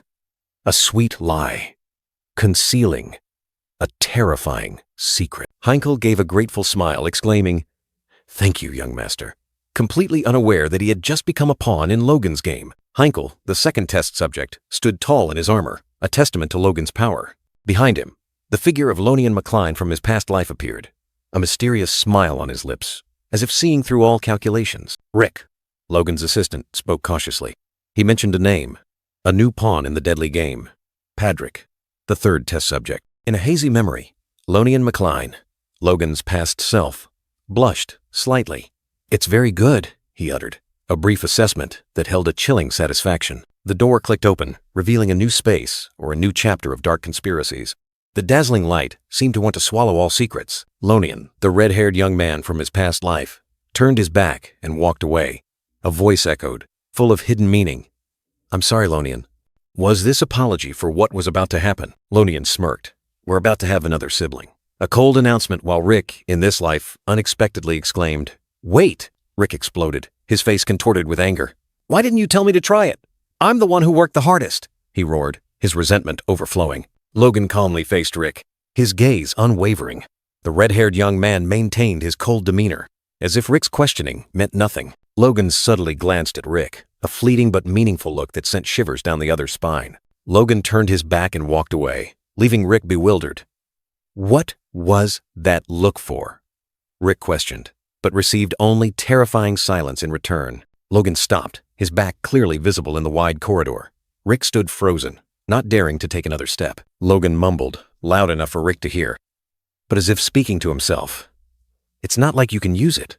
A blunt taunt, Rick angrily called out after Logan, but Logan only turned his head, coldly stating, "Don't follow me. You stink." A humiliation that couldn't be crueler. The pink stone glowed brightly in Logan's hand. He mused, If this medicine is effective, the demand will surely be huge. His eyes gleamed with calculation. Logan sat down, pointing at the stone. He asked about the price. Rick, with a tense expression, quoted the price. 100 gold per pill. 1,000 gold for a set of 10 pills. Philip, via the video orb, anxiously warned Rick not to underestimate the capital's nobility, or he would bring disaster upon himself. Logan, with a sinister smile, dismissed the warning. He confidently asserted that the medicine would sell well, recalling how in his past life, nobles had vied for it, causing prices to skyrocket. Rick asked the vendor for more time for the orb. Logan chimed in, saying that if the supply was limited, the price would be even higher. Philip and the orb also agreed, as long as the medicine was effective. Philip pondered, thinking of ways to promote it. He knew he needed a celebrity endorsement, but what noble would publicly admit to having been impotent and then cured? Logan scoffed, explaining that direct advertising wasn't necessary. Just a rumor spreading would make the nobility flock to it like a disturbed beehive, Philip thought, carefully considering Logan's plan. He mumbled, seemingly having understood something. Rick suggested Logan should attend parties in the capital first. Logan was surprised, frowning, not wanting to participate in such events. Logan mused, reminiscing. He had only ever attended promotion parties when he was a mercenary, and his family had never had enough money to host a private party. Philip explained that there was no better place than parties to build relationships with the nobility, even if it would take time. He regretted that he was just a commoner and couldn't participate. Logan was heavily shocked when he heard Philip speak. He widened his eyes and asked again if he meant to sell the medicine right at those parties. Rick panicked, warning Logan not to sell the medicine at parties, as that would make the McCline family a laughingstock. Logan brushed him off, confident that he knew how to avoid direct sales. Rick instructed Philip to contact an information broker in the capital and find out what he was about to say. Philip was surprised, asking again about Logan's plan. Logan smirked, telling Philip that he would soon arrive in Grand and would explain everything in detail then. Philip in the orb clearly showed worry. He mumbled that he had a bad feeling about this plan. A week later, Logan, in his travel attire, arrived at the destination. He declared that he had arrived. Logan had set foot in Grand, the magnificent capital of the Kingdom of Grandia. Rick, his assistant, couldn't hide his astonishment at seeing his young master actually appear. Rick questioned, his voice full of worry. He couldn't believe Logan had convinced the McCline family to allow a noble to come to the capital to sell performance-enhancing medicine. Logan smirked, answering bluntly. Of course, he wouldn't be foolish enough to reveal the true purpose of this trip to his family. The red-haired young man recounted that his insistence on bringing 2,000 crates of goods without any servants accompanying him had caused quite a bit of trouble. He smirked, revealing that getting his father's permission to leave was easier than he thought. Perhaps it was thanks to his contributions in the war. Rick suddenly remembered that Logan was also alone when they first met. He wondered if a noble young master like Logan was all right traveling alone like that. Logan replied that having servants only made things more complicated. Furthermore, his personal servant also had his own tasks to attend to. Logan's eyes suddenly became profound. He thought to himself, Rick had done too much for him recently. A fleeting memory flooded back, the image of a young, brightly smiling Rick appearing in Logan's mind. Young master. Rick in the memory asked about days off, then was surprised to be made to work even on those days. A smile remained on his lips, but it hid a hint of weariness. Then another memory. Rick sadly recounted that the maids didn't dare approach him because he smelled, worrying if he would ever be able to get married. He also remembered Rick panicking when questioned about the missing medicine, trying to deny it and fearing punishment. Logan suddenly snapped awake, his eyes resolute. He declared that he had made a decision, while Rick was still confused, asking if it was an illusion. Logan beamed, clenching his fist. He declared that, to honor Rick's efforts in creating this medicine, he would name it Impo Rick. Rick froze, his face utterly bewildered. He thought to himself, my young master really does have a screw loose. A cloak hung loosely on a hook, evoking the feeling of a long journey. Amidst the quiet space, an invitation to rest echoed, as if to soothe the weariness of the road. Logan, the red-haired young man, sat opposite Rick in the luxurious room. He flatly refused. There are too many eyes and ears there. We can't discuss the impotent nobles there. Rick sighed, accepting. Then your residence is the best place to talk. Philip, the young man wearing glasses, appeared with a serious expression. He began to report. By the way, I went to the information broker to find what you wanted, but... Logan held a piece of paper, his eyes sharp. He questioned, his tone full of surprise. How can this piece of paper be worth 900 gold? Logan smirked, his gaze sweeping over the paper. He calmly replied, they are quite expensive, but they know everything. Philip nodded, his expression a little helpless. He affirmed, as long as you give the exact request, they will provide the information I need. I used your exact words to make the request, Master Logan. A finger was raised, as if listing. First, A list of nobles who have been married for 10 years but have no children. A second finger continued to rise. Second, a list of nobles who have no mistresses or concubines. A third finger. Third, a list of nobles who often seek out food known to be good for vitality. Logan was satisfied. That's right. Then the information is definitely good. Logan rested his chin, a knowing smile on his face. He praised Philip. Well done with this task and also with handling everything in the capital. Logan continued, his tone slightly teasing. The worst part was hearing late about the territorial war. I was worried sick until I heard of your victory that evening. Logan thought to himself, his eyes full of doubt. Is he worried about his master? Then he muttered again, his tone sarcastic. I could barely eat, thinking about having to deal with all that monster meat. Who would even buy monster meat? Suddenly, Logan swung his hand, slapping Philip with a piece of paper. Stop babbling and look at this! Philip clutched his face, crying out in pain. Ow! Why does it hurt when it's just paper? Philip's eyes welled up with tears as he looked at Logan. Logan, with a cold expression, asked, Who do you think would be the most suitable first client from that list? Logan sat in contemplation, his gaze distant, pondering something. A hand took the piece of paper, on which were mysterious, winding lines of text, as if containing a new destiny. The fateful paper was handed over. Logan still maintained his contemplative look, but his eyes now gleamed with determination. Rick, his loyal assistant, received it with a worried expression. A certain truth had just been revealed, surprising Logan. His face hardened, his eyes wide, as if he had just realized an important piece of the larger picture. The sparkling light from the colossal crystal chandelier shone down, signaling a lavish banquet where secrets and conspiracies were being woven beneath a glamorous facade. Amidst the lively chatter, elegantly dressed nobles were enjoying the party. The young lady in the green dress smiled brightly, a glass of shimmering wine in her hand, like a perfect picture of vanity. The plump, pot-bellied Count Davis was surrounded by 4 beautiful ladies. Boisterous laughter echoed, creating a noisy, bustling yet artificial scene. Count Davis, with a self-satisfied smile, raised his wine glass. He seemed to be the center of all attention, enjoying a fleeting moment of glory. Suddenly, a strange gaze made Count Davis freeze. His smile vanished, replaced by an expression of surprise and confusion, as if something unusual had just occurred. Logan McCline appeared, in a gaudy, inexplicably flashy formal suit.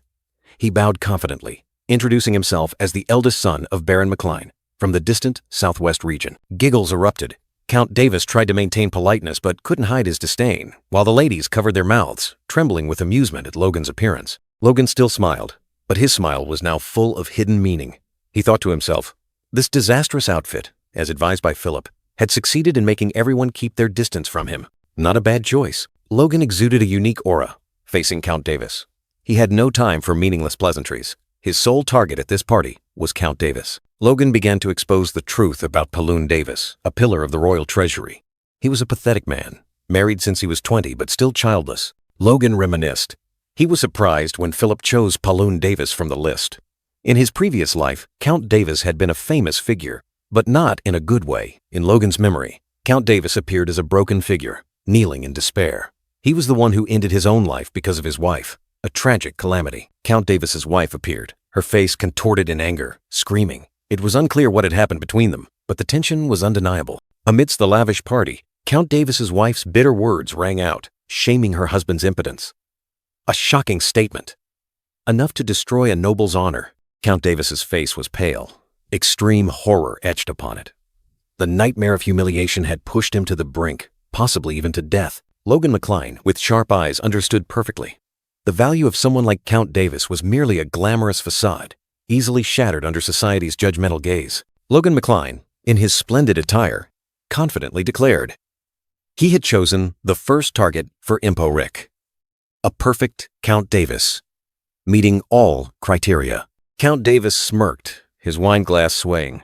He scoffed, sarcastically remarking that in the capital of Grand, everything was available, and there was no need for an outsider like Logan to bring anything. Amidst the giggles, Count Davis maintained his contemptuous demeanor. He uttered scornful words, yet still harbored a hint of curiosity about the unique thing Logan brought from the distant land. Logan McCline flashed a sinister smile. He asserted that his product was one of a kind, a confident declaration, or a promise full of traps. Logan stepped closer, the distance between them shortening. He whispered, revealing a secret. My product is specially designed for men. Logan whispered into Count Davis's ear, a sly smile on his lips. His words were like magic, stirring the deepest hidden desires. It will stimulate your masculinity. Count Davis's face changed color, his eyes wide. Logan's whisper was like a shock, striking directly at his deepest fear. Count Davis's teeth clenched tightly, a grinding sound echoing like the chains of despair. The old humiliation resurfaced, haunting his mind. Count Davis recoiled, his wineglass nearly spilling, his face flushed with anger. He roared, questioning Logan. "Do you dare say a noble son sells such filthy aphrodisiacs?" Whispers spread like wildfire. Two ladies covered their mouths, their eyes full of mockery, murmuring about Count Davis's shameful situation amidst the party. Count Davis turned his back, letting out a cold, contemptuous snort. He cursed Logan as an arrogant bumpkin and swore he would make him suffer the ultimate humiliation. Logan merely bowed slightly, his expression strangely calm. He understood every thought in Count Davis's mind, as if reading an open book. Logan leaned in again, whispering a loaded question. He said he brought a gift from the outskirts, a polite gesture, yet full of calculation. The exquisite wooden box was presented by Logan, containing Impo Rick, a product he priced exorbitantly, 100 gold per pill, an unimaginable price. Logan leaned close to Count Davis, declaring he had brought 3 pills as a gift, swearing on his noble honor that these were the best pills, with no side effect. Count Davis, with a mix of surprise and emotion in his eyes, swallowed hard, seemingly completely convinced by Logan's words. A few days later, a doorbell rang, signaling a new visitor. The wooden door opened, and a new chapter began. An elderly white-haired man, neatly dressed, appeared. He announced that his master had ordered the purchase of Impo Rick pills and presented his identification. Logan and Philip smiled brightly. "Oh, you're from the Davis household," Logan exclaimed, both overjoyed that the plan had succeeded. Count Davis's servant bowed politely as he left, while Logan, carrying a leather briefcase, saw the guest off with a satisfied smile. "Thank you. Please visit again next time." In the shop, Philip reported, 10 boxes of pills, 10,000 gold. Not a bad start. Logan listened, his eyes full of calculation. But Logan was not entirely satisfied. He calculated that the rent for this small shop was already 10,000 gold per month, as it was located right in the heart of the capital. Philip added that the shop was a strategic location for customers to queue up and buy, creating the best advertising effect. Logan nodded in agreement. "All right, then I'll go to another party," Logan declared. Philip was surprised. "Again? You've been attending parties every day since arriving in Grand, sometimes even 2 a day." Logan explained that Count Davis was just the first target. They couldn't stop there.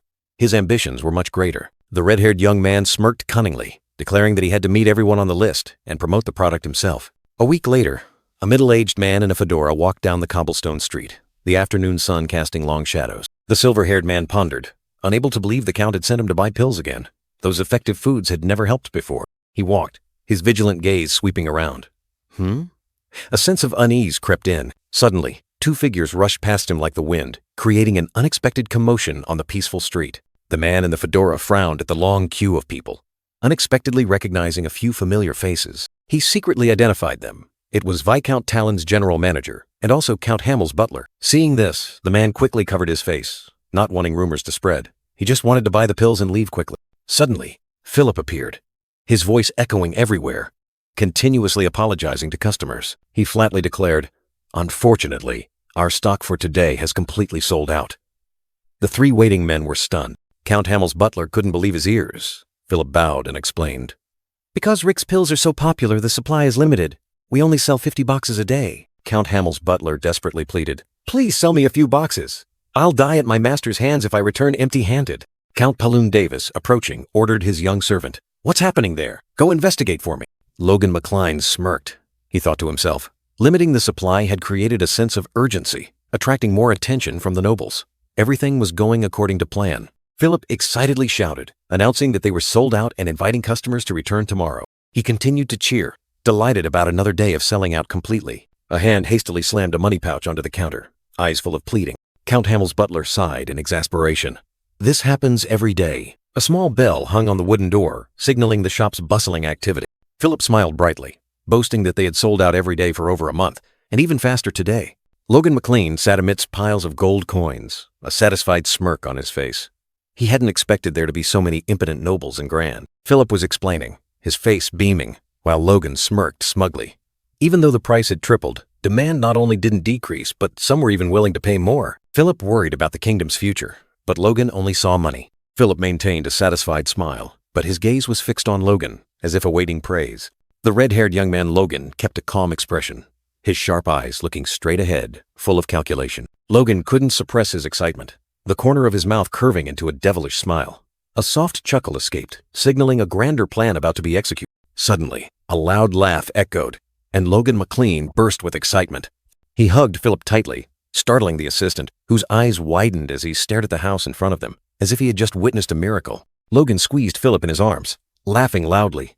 "You did it, Philip! Amazing!" Philip struggled to reply, his face flushed from lack of air.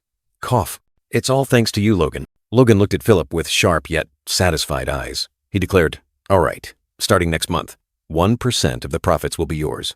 A weighty promise that left Philip utterly surprised. Philip looked up at Logan, his eyes behind his glasses wide with astonishment. He couldn't believe his ears. 1% of the profits was an enormous sum.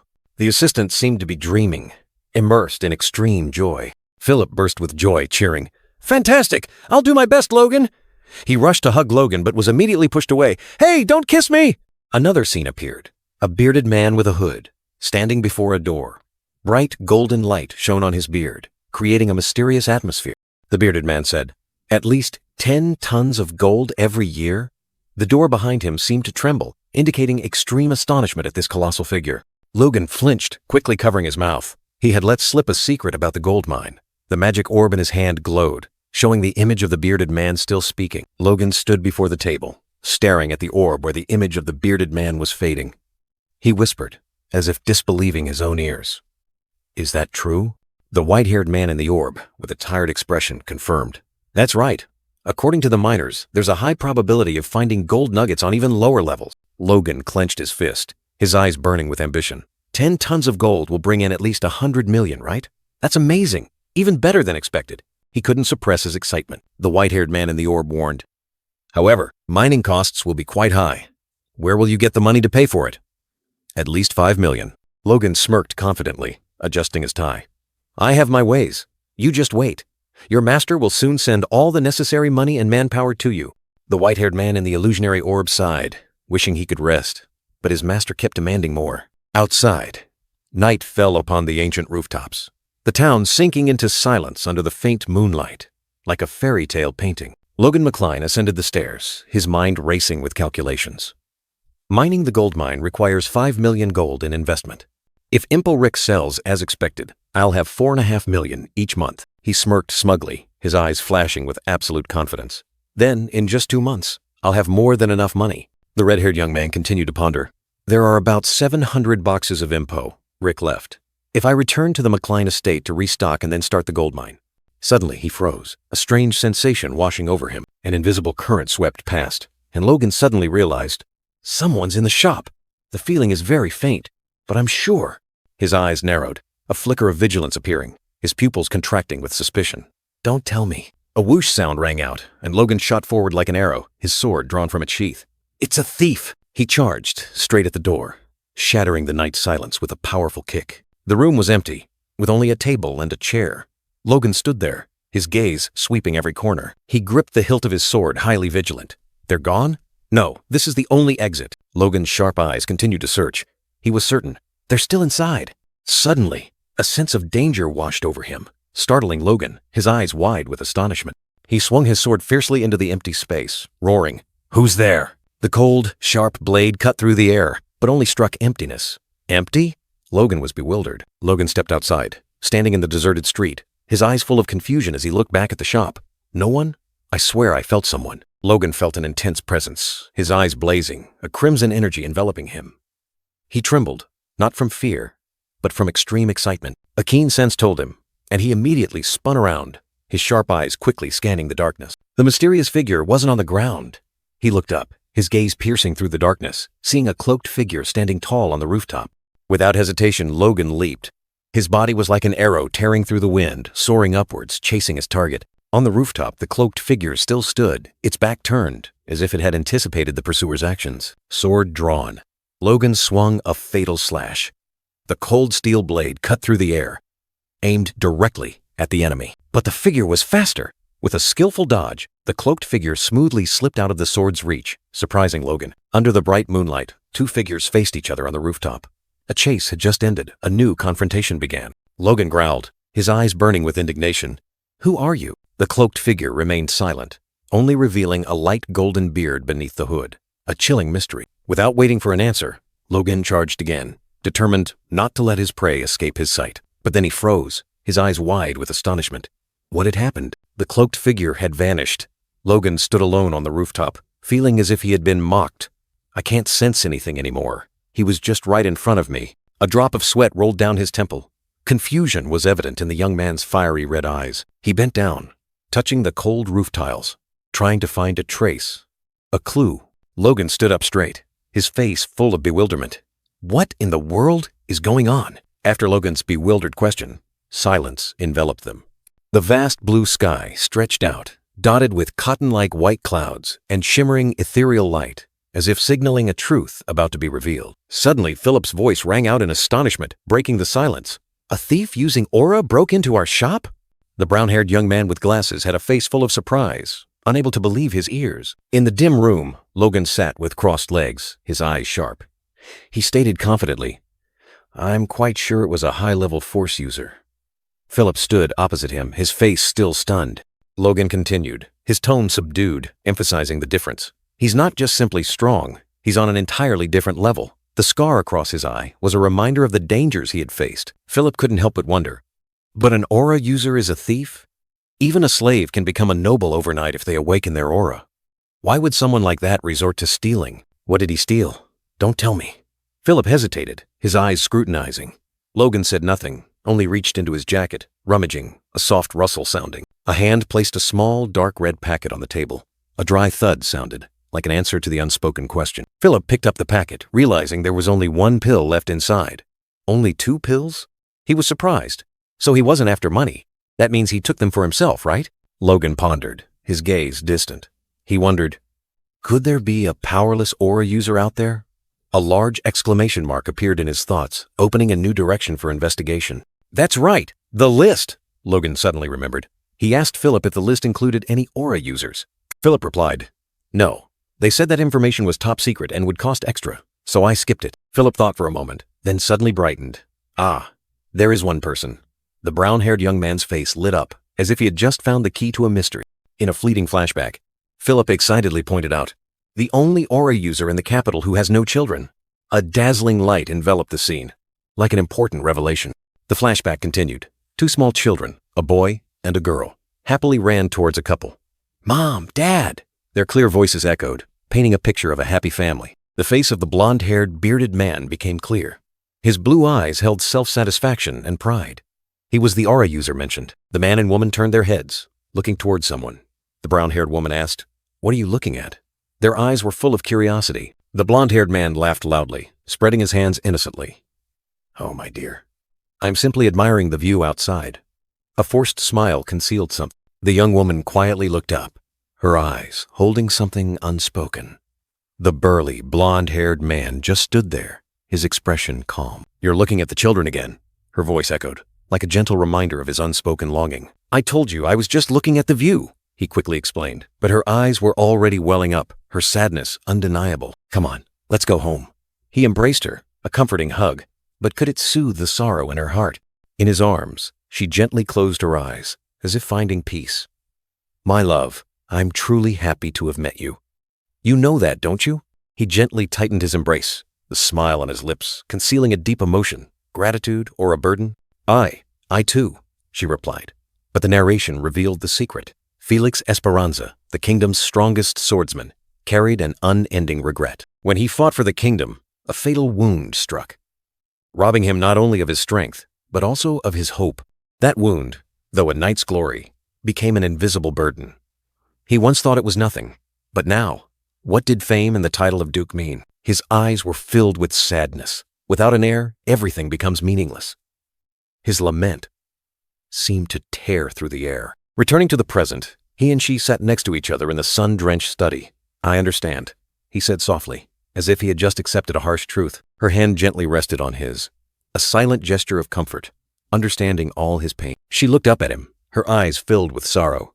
"You must have suffered so much." Her tears rolled down, but her voice remained firm. "If you don't mind, please allow me to stay by your side." Her face was tear-stained, but her eyes shone with unwavering love, disregarding all imperfections. He choked up, his heart constricting. "How can I repay this love that I don't deserve?" With heavy steps, Duke Felix and his attendant Louis advanced, Louis reminded him of the upcoming meeting, but Felix only sighed, weary from the pressure of producing an heir. The Duke's eyes showed weariness, mixed with a hint of helplessness. The burden of his bloodline weighed heavily on his shoulders, like 1,000 pounds. Louis hesitated, then whispered about a new miraculous medicine that had appeared in the capital, rumored to cure all ailments. A glimmer of hope flickered in Felix's deep blue eyes. Though fleeting, it was enough to stir his heart. The Duke maintained his indifferent facade, asking a casual question, trying to hide the growing interest in his heart. Louis eagerly continued, asserting that the medicine could even heal wounds in that sensitive area. Felix flinched slightly, his eyes clearly showing surprise. Louis knew it was hard to believe, but those who had used it achieved extraordinary results, causing a stir throughout the capital. Felix could only sigh, a heavy sigh. Then the Duke spoke bitterly. "I've already tried it." He bowed his head, his voice choked, admitting he had to do something shameful. "I even had to steal it." How shameful, he reproached himself, unable to believe he would act like a thief just to avoid seeing his wife cry. He clenched his fist, realizing painfully. But the medicine didn't do a damn thing. Felix turned back, sternly warning Louis not to believe rumors. Louis quickly bowed, apologizing for causing the Duke further distress. As the two figures faded away, Felix told himself, "That's right. It's all just baseless rumors." He decided to give up hope and accept his fate. Suddenly, a shout echoed from the mansion gate. A guard angrily yelled at the stranger, "You cannot just barge in uninvited." The red-haired young man, Logan McCline, with a confident smile, calmly replied, "Just tell the Duke my name." He held his head high, his eyes full of pride, certain that Duke Felix would not be able to ignore his name. Louis was stunned, his bespectacled eyes wide, unable to believe his ears when he heard Logan's audacious plan. Logan calmly confirmed. Louis panicked, hastily protesting, "Are you really going to openly and directly confront one of the most powerful people in the kingdom?" Louis exaggeratedly mimicked his tone, sarcastically asking Logan if he intended to question the Duke about the lost item and that other matter. Logan frowned, annoyed, and asked back, "Is that how I sound?" Louis still pleaded, warning Logan that he was just rubbing salt in the Duke's wound. "Please, just pretend nothing happened. If things go south, we're doomed." Logan pondered, admitting Louis was not wrong. But if the man last night was truly the Duke, this was a heaven-sent opportunity he couldn't miss. The heavy door creaked open, and a silver-haired butler appeared, his gaze calmly fixed on Logan. The butler politely bowed, gesturing for Logan to enter. "Please, come in." Logan stepped into a magnificent hall, sunset light streaming through the windows. From afar, Duke Felix's majestic figure appeared. Logan looked at the Duke's back, a voice echoing in his head. "This is an opportunity to build a good relationship with one of the most powerful people in the kingdom." Logan bowed respectfully, greeting. "Greetings, Duke. I am Logan McCline, the eldest son of Baron McCline." Logan's keen eyes swept over, secretly assessing the Duke. He thought to himself, "They say the Duke is nearly 70, but he looks much younger. Could it be that his extraordinary power has slowed down his aging process?" Duke Felix asked in a deep voice. "The McCline family rules the southwest region, correct? So what brings the eldest son of the family all the way here?" Logan smiled confidently, his hand subtly rummaging. He said there was no need to bring up last night's incident. He had simply started a business in the capital and brought some goods to offer the Duke as a gift. He slid a small wooden box onto the table. "This is an aphrodisiac, proven effective by many nobles." His words were blunt, without hesitation. Duke Felix looked at the box, his eyes clearly showing surprise. "Is that so?" Logan remained calm, his sharp eyes assessing. He thought to himself, with no reaction from the Duke, "It's hard to confirm if this is the thief from last night. All right, time for the next step." But then, Logan spoke again, his tone changing. "This, Duke, a man of superhuman power, would have no need for." He paused, leaving his meaning hanging. "Instead, I have prepared something far more special for you." As Logan finished speaking, a fleeting frown crossed the Duke's face, though it was just a slight twitch. He reacted. Logan broke into a triumphant smile. It turned out the Duke's initial indifference was simply because that aphrodisiac had no effect on him. Logan secretly explained, "Ordinary aphrodisiacs are diluted from monster meat and can treat impotence. But for superhumans, this diluted toxin wouldn't make a dent. But if one refines and extracts the toxins from monster meat, then compresses them into a tonic pill, that would be a limited edition, a completely different kind of miraculous medicine." Duke Felix looked at the jet-black pill. His deep blue eyes widened slightly. A soft exclamation, full of surprise and interest. Logan thought to himself, "It sounds profound, but in reality, it's just 50 ordinary aphrodisiac pills compressed." He had tested it himself, feeling a cramping pain like his intestines were being twisted. An ordinary person without a power core would die instantly. But for those who possess an aura, It's different. Logan bowed, a confident smile on his face. If you find it effective, please let me know. I am willing to supply as much as you desire. Of course, everything will be kept absolutely confidential, Logan emphasized. Duke Felix gazed thoughtfully at the box, his eyes complex, not saying a word. The next day, bright morning sunlight shone upon the magnificent mansion, signaling a new beginning. Duke Felix was radiant, his eyes sparkling with indescribable joy. What do you want in return? I will grant you anything within my power. I did it. Logan from his previous life, or perhaps just an illusion, was bursting with triumph. But the current Logan remained calm, asking again, "Excuse me, what did you say?" An aura user is a martial arts master, and also a master of life force. Therefore, Duke Felix could clearly feel, it works. Duke Felix clenched his fist, his heart filled with hope. The effects would accumulate. With just 30 doses, the deep regret and resentment in his heart would be completely dispelled. Duke Felix looked directly at Logan, his eyes filled with mixed emotions. He had gambled on this red-haired young man, and it seemed he had won. Duke Felix secretly assessed the red-haired young man. He didn't mention the past transgression.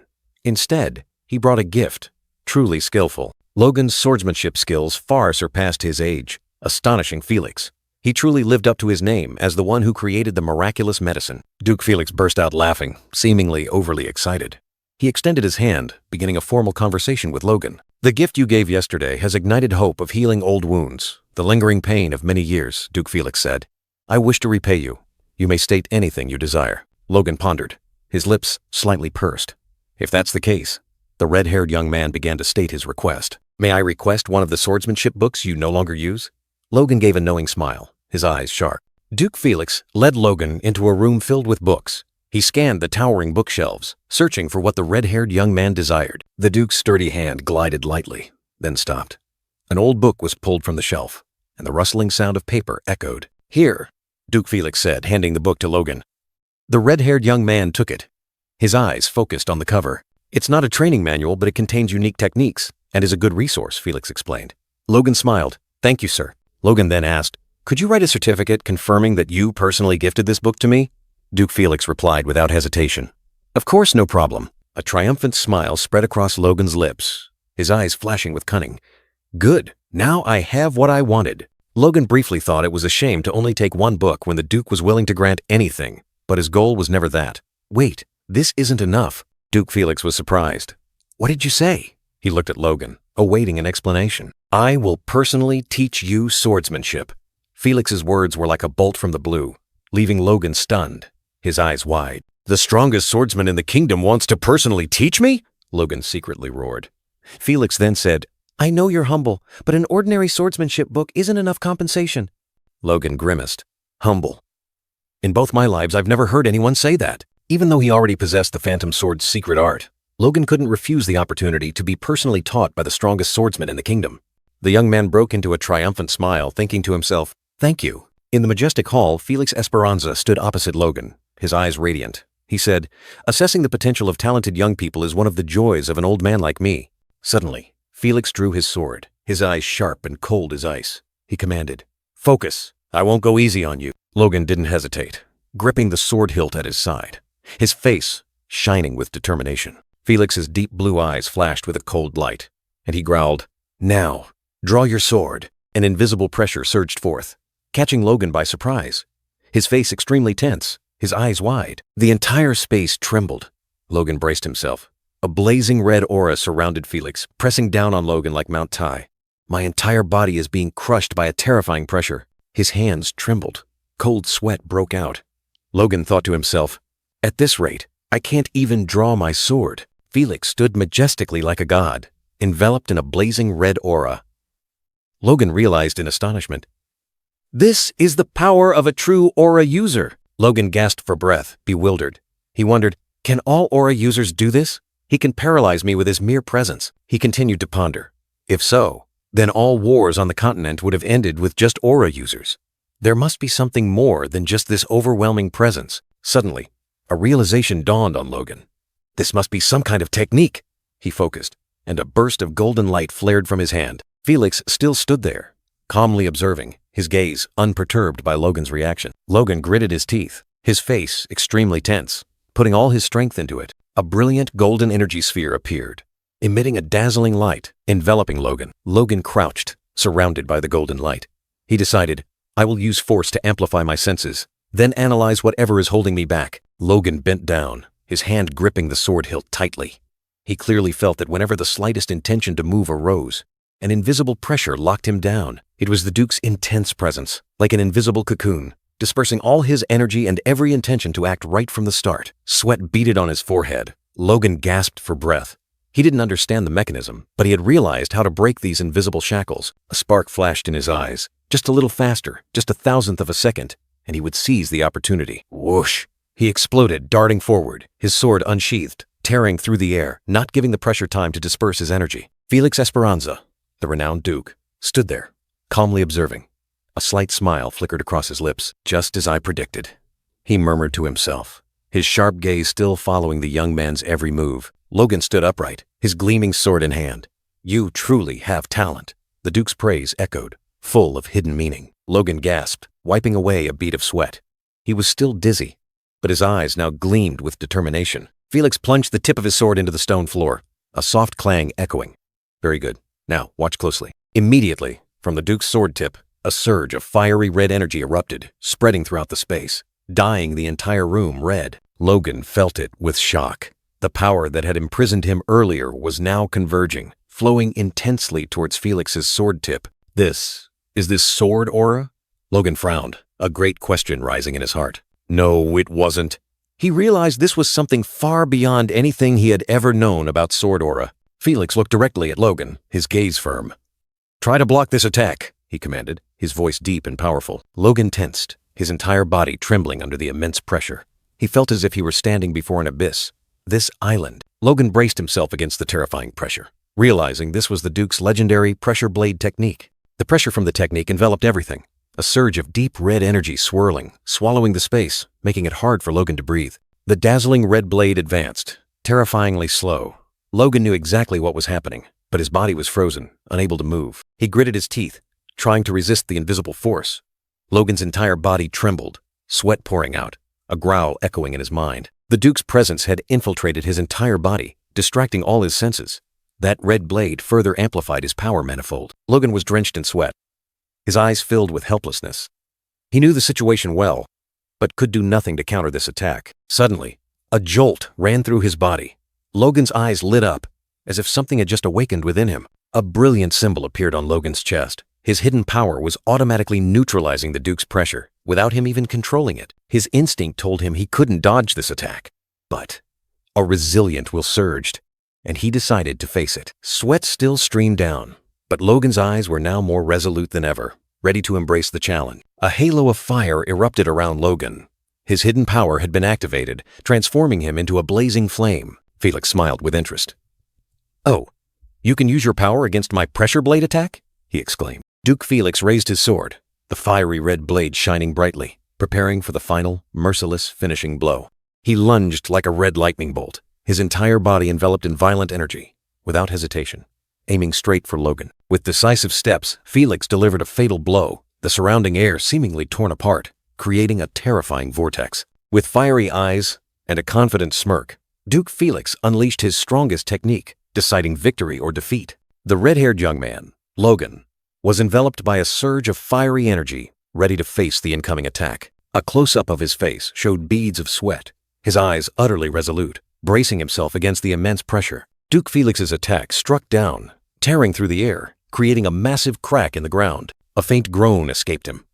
Logan was pushed back, his body severely shaken after the terrifying impact. Amidst the swirling dust, Duke Felix still stood there, calmly observing, as if everything was within his calculation. Logan knelt on one knee, his sword plunged into the ground, bracing himself against the immense pressure from his opponent. He trembled, speaking with difficulty.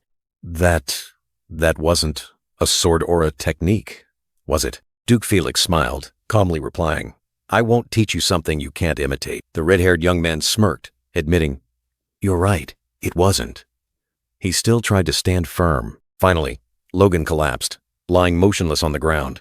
Duke Felix calmly said, I finally got a little serious. The Duke's eyes gleamed with satisfaction, but he still managed to block it. He truly has great potential. Logan lay there, seemingly unconscious, but a faint smile still lingered on his lips. Felix thought, it will be interesting to watch him grow. A few days later, in a luxurious room, a white-haired butler asked in surprise, "You're leaving already?" Logan smiled, full of energy. "I'm fine now, thanks to the Duke's medicine." The butler suggested he stay to recover. The red-haired young man nodded. "Then I will see you to the main gate." The large iron gate slowly opened, revealing a brilliant sunrise, signaling a new beginning for Logan. The butler politely saw Logan to the gate, wishing him a safe journey. The red-haired young man thanked him, a smile still on his lips. But as soon as the gate closed, Logan's steps became heavy, as if he was bracing himself against an invisible pressure. The butler watched his retreating back, his eyes filled with confusion and bewilderment at the young guest's unusual demeanor. After just a few steps, Logan could no longer stand firm, collapsing and leaning his hand against the cold wall, drenched in sweat. He tried to stand up, his body swaying, leaning against the wall. The pain was tearing him apart, making him groan. "Damn it, I'm going to die." Despite his exhaustion, he still pulled out a precious vial of medicine. "It's a waste to use this expensive stuff now. I didn't expect the Duke to be so generous as to give a guest such a rare medicine. What a magnate!" His own power was enough to heal ordinary internal injuries, but the wounds from the Duke's attack could not fully recover. However, a smirk appeared on his lips. "Anyway, I gained more than I lost." He looked at the piece of paper in his hand. "These are the coordinates of my communication device. If you encounter difficulties in sword training, you can contact me." Logan smiled brightly, clutching the medicine vial and the piece of paper. "I can't believe I left such a good impression." His joy was short-lived as a familiar voice rang out. Philip rushed over, his face full of worry, calling loudly, "Young Master Logan!" Logan turned around, startled. "Philip? Why are you here?" Philip replied. "I was waiting for you nearby." "But why are you so pale, young master?" Philip panicked, fearing Logan had angered the Duke. Logan quickly reassured him. "Of course not. The Duke just taught me." Before he could finish, a harsh cough tore through his throat, fresh blood splattering, dyeing the air red. Philip was utterly horrified and screamed. Philip frantically demanded the fastest horses be prepared for their escape. Logan tried to stop him, but a violent coughing fit seized him again, rendering him speechless. A week later, a sold-out sign hung on the wooden door, signaling a change. A new beginning had arrived. A week after his terrifying injury and coughing up blood, Logan McCline, with a resolute gaze, announced that sales of Impo Rick had reached 4.1 million gold. Philip, his companion, gleefully predicted that if they maintained this momentum, they could earn over 4.5 million gold per month without any obstacles. The two young men looked at each other, their smirks hinting at satisfaction and ambition. A promising new beginning. Cheers of woohoo echoed, affirming the brilliant success of the new store, opening up a bright future. Logan crossed his arms, watching Philip kneeling in joy, teasing that he was happy despite not getting a commission this month. Philip hastily begged him not to ruin his dream. Philip continued to report on the purchase of monster meat in Kyle, ensuring everything went smoothly. Logan nodded, praising him for doing well. Philip suggested Logan should buy a house in the capital, as in terms of accommodation costs, it would be a reasonable long-term investment. Logan shook his head, declaring he would only stay here for a maximum of a year and a half, then move elsewhere, whether he liked it or not. Philip asked in surprise what he meant. Philip anxiously reminded Logan to take care of his health for work, recounting how terrifying it was when he was injured and coughed up blood last week, which was why he stayed cooped up in the inn all week. Philip suspiciously asked if Logan was truly focusing on recovery, because every time he visited, Logan was busy working at his desk. Logan replied curtly, "There's work to be done." Logan smiled, thinking to himself that Philip, despite his grumbling, didn't ask as many questions as Rick, who would interrogate him relentlessly if not put in his place. Philip asked if Logan would return to the McCline family. Logan confirmed and tasked Philip with comforting loyal customers until he sent more Impo Rick. Logan looked at Philip, as if wanting to say something more important. He ordered Philip to buy 1 million gold worth of food every month and send it to Teslin Castle and McCline Castle. Philip exclaimed in horror, "What?" Philip frantically asked if Logan intended to feed all the residents in the territory himself. Logan brushed it off, only asking him to find a reliable supplier, as this would last at least a year. Philip was still stunned, his eyes wide as he looked at Logan. "Are you serious?" he stammered, finding it hard to believe what he had just heard. Philip was surprised.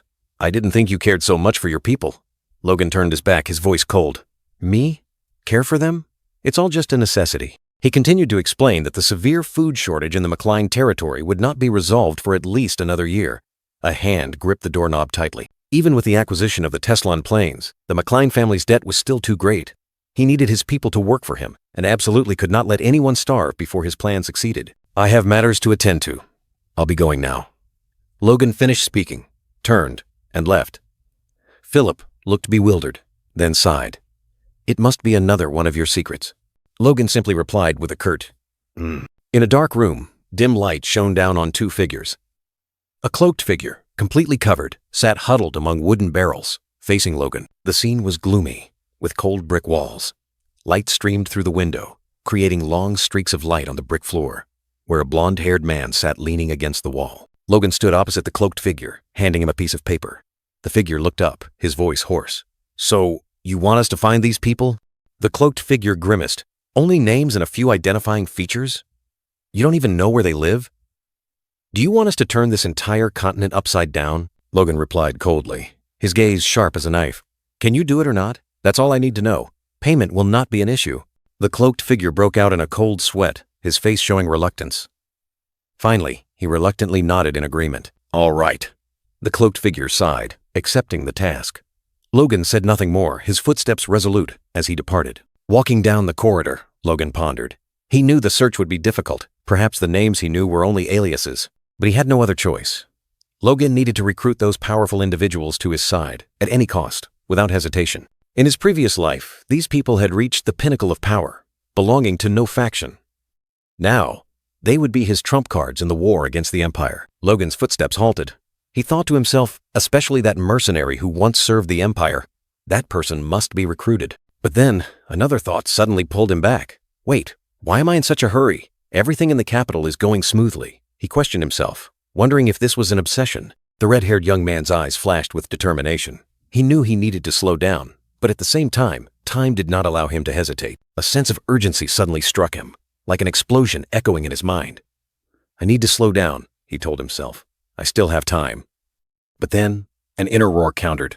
"No, I don't." The scene shifted. Philip tried to calm a cloaked man who was sitting. "Sir, please calm down." But the cloaked figure still growled. "He dares to demand more people after exploiting my apprentices like that? That bastard!" The cloaked figure raised his head, his face, hidden under the hood, contorted with anger. Philip trembled as he explained that he was just the messenger. The cloaked figure sighed, trying to suppress his rage. The cloaked figure asked, his voice still full of annoyance, "So, what does he need my apprentices to do this time?" Philip broke out in a cold sweat, hesitating to answer. Philip pointed, stammering, They are requested to go to the McLean territory." The cloaked figure's face grew even more tense, in the southwestern countryside. Philip's words were like a thunderclap, making the cloaked figure feel as if an invisible force was pressing down on him. "For about half a year," Philip finished, trembling. The cloaked figure began to shake violently, his anger erupting like thunder. The cloaked figure's hand gripped Philip's shoulder like a warning. "The Tower Master of Mages will not escape justice any longer," he thought to himself, his eyes filled with murderous intent. The cloaked figure suddenly stood up, darkness seemingly enveloping him. "I will end this once and for all." His voice rang out with determination. The cloaked figure's face revealed extreme indignation, like a resounding war drum, signaling an unavoidable confrontation. The scene shifted to a towering mage tower, majestic against the clear sky where all the troubles originated. Meanwhile, Logan was walking down a vast corridor, his footsteps echoing on the stone floor, as if entering a new battle. At the mage tower, the gatekeeper's snoring indicated he was dozing off. A hand gently knocked, interrupting his slumber. The gatekeeper startled awake, his drowsy eyes widening, exclaiming in surprise when he saw someone standing before him. He quickly sprang up, bowing to welcome the strange guest. "Welcome to the Earth Magic Tower of the Grandia Kingdom." After the greeting, the gatekeeper suddenly paused, his eyes narrowing suspiciously, wondering if something was amiss. He thought to himself, the red-haired young man looked like a noble, but was wearing cheap clothes. He must only be here to buy a few spell scrolls, not to meet a high-ranking mage. The gatekeeper smirked, guessing that Logan was just like other ordinary visitors, buying a few spell scrolls and then leaving. But his smile vanished when Logan coldly demanded, 150 disintegration spell scrolls. The gatekeeper stammered, unable to believe his ears. Logan said little, decisively placing a piece of paper on the table with a resounding thud. "This is a certificate from Cooper's Bank, proving my account. See for yourself." The gatekeeper tremblingly took the paper, his eyes quickly scanning the numbers, his mouth muttering as he counted each zero. And then, his face changed color, his eyes wide with terror as he shrieked, 4 million gold? Before the gatekeeper's stunned expression, Logan remained calm, while the gatekeeper could only stammer. Logan looked directly at him, his gaze firm, and the gatekeeper quickly changed his demeanor. "Allow me to escort you upstairs, sir." In another moment, a 4th-tier earth magic spell was explained. powerful enough to destroy an entire stone wall, terrifying those who witnessed it. However, this spell took too long to cast, was easily detected, and was only effective on earth and stone, making it completely useless in combat. But Logan smiled mysteriously, thinking to himself, "It's perfect for construction work. This will speed up mining operations, and other things too." In the formal room, Logan McCline faced a white-haired old man. The old man asked again if the young man truly wanted to buy 150 disintegration spell scrolls. Logan affirmed it confidently. The old man burst into hearty laughter, introducing himself as Ledios Great, the Tower Master of the Earth Magic Tower. He seemed a little flustered by this rare, large client. Logan was surprised, not expecting the Tower Master to appear in person.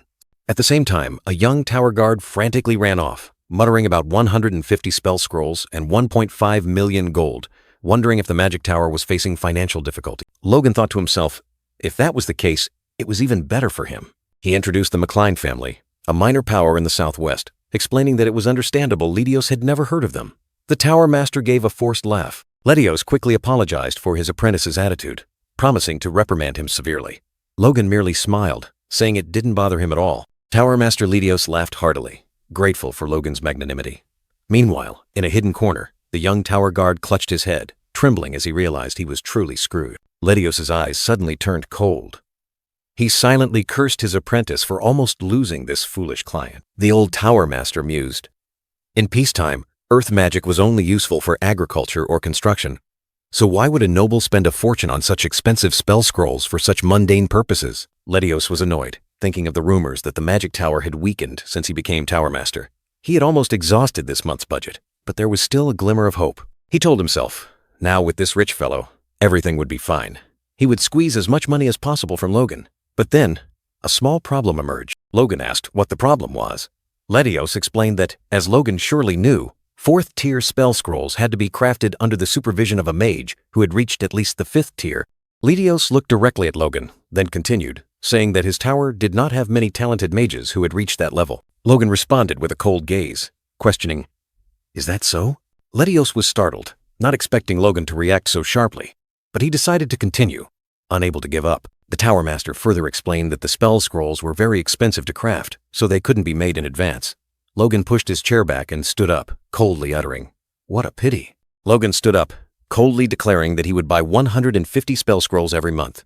He also warned that if the magic tower couldn't meet the demand, he would turn to the Royal Magic Tower. Ledios sat behind him, his eyes filled with astonishment. Logan strode away, leaving Ledios frantically trying to hold him back. The Tower Master reached out, his face pale with shock. Ledios stammered, asking again, unable to believe his ears. "Every month?" Logan turned back, affirming confidently, "That's right, 150 scrolls per month." He even calculated that, over 6 months, a total of 900 scrolls would be needed. Ledios covered his face, his eyes wide, his emotions a mix of astonishment and greed. He swallowed, thinking to himself that if 150 scrolls were already too many, then 6 months was unimaginable. Logan continued walking, but this time Ledios was faster. He lunged forward, grabbing Logan's leg, shouting, "We'll do it!" Logan stopped, looking down at the Tower Master clutching his leg. Ledios offered a fawning smile, quickly wiping dust from Logan's shoes. Confidently asserting that everything was possible, Ledios began to calculate. Each 4th-tier spell scroll cost 10,000 gold. He rubbed his hands together, his eyes gleaming with greed. The Tower Master continued calculating. 150 spell scrolls would be 1.5 million gold. His face contorted with excitement, sweat pouring down. Ledios finalized the colossal sum, a total of 9 million gold in 6 months. His eyes turned into gold symbols, his greed unconcealed. Ledios quickly stood up, his eyes full of calculation.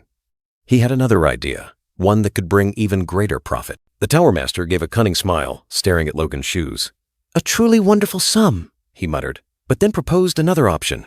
Instead of buying spell scrolls, Ledios asked Logan if he wanted to hire mages. Logan was slightly surprised, pondering the offer. Logan thought to himself, mages were usually arrogant, disliking strenuous labor, which was why they sold spell scrolls.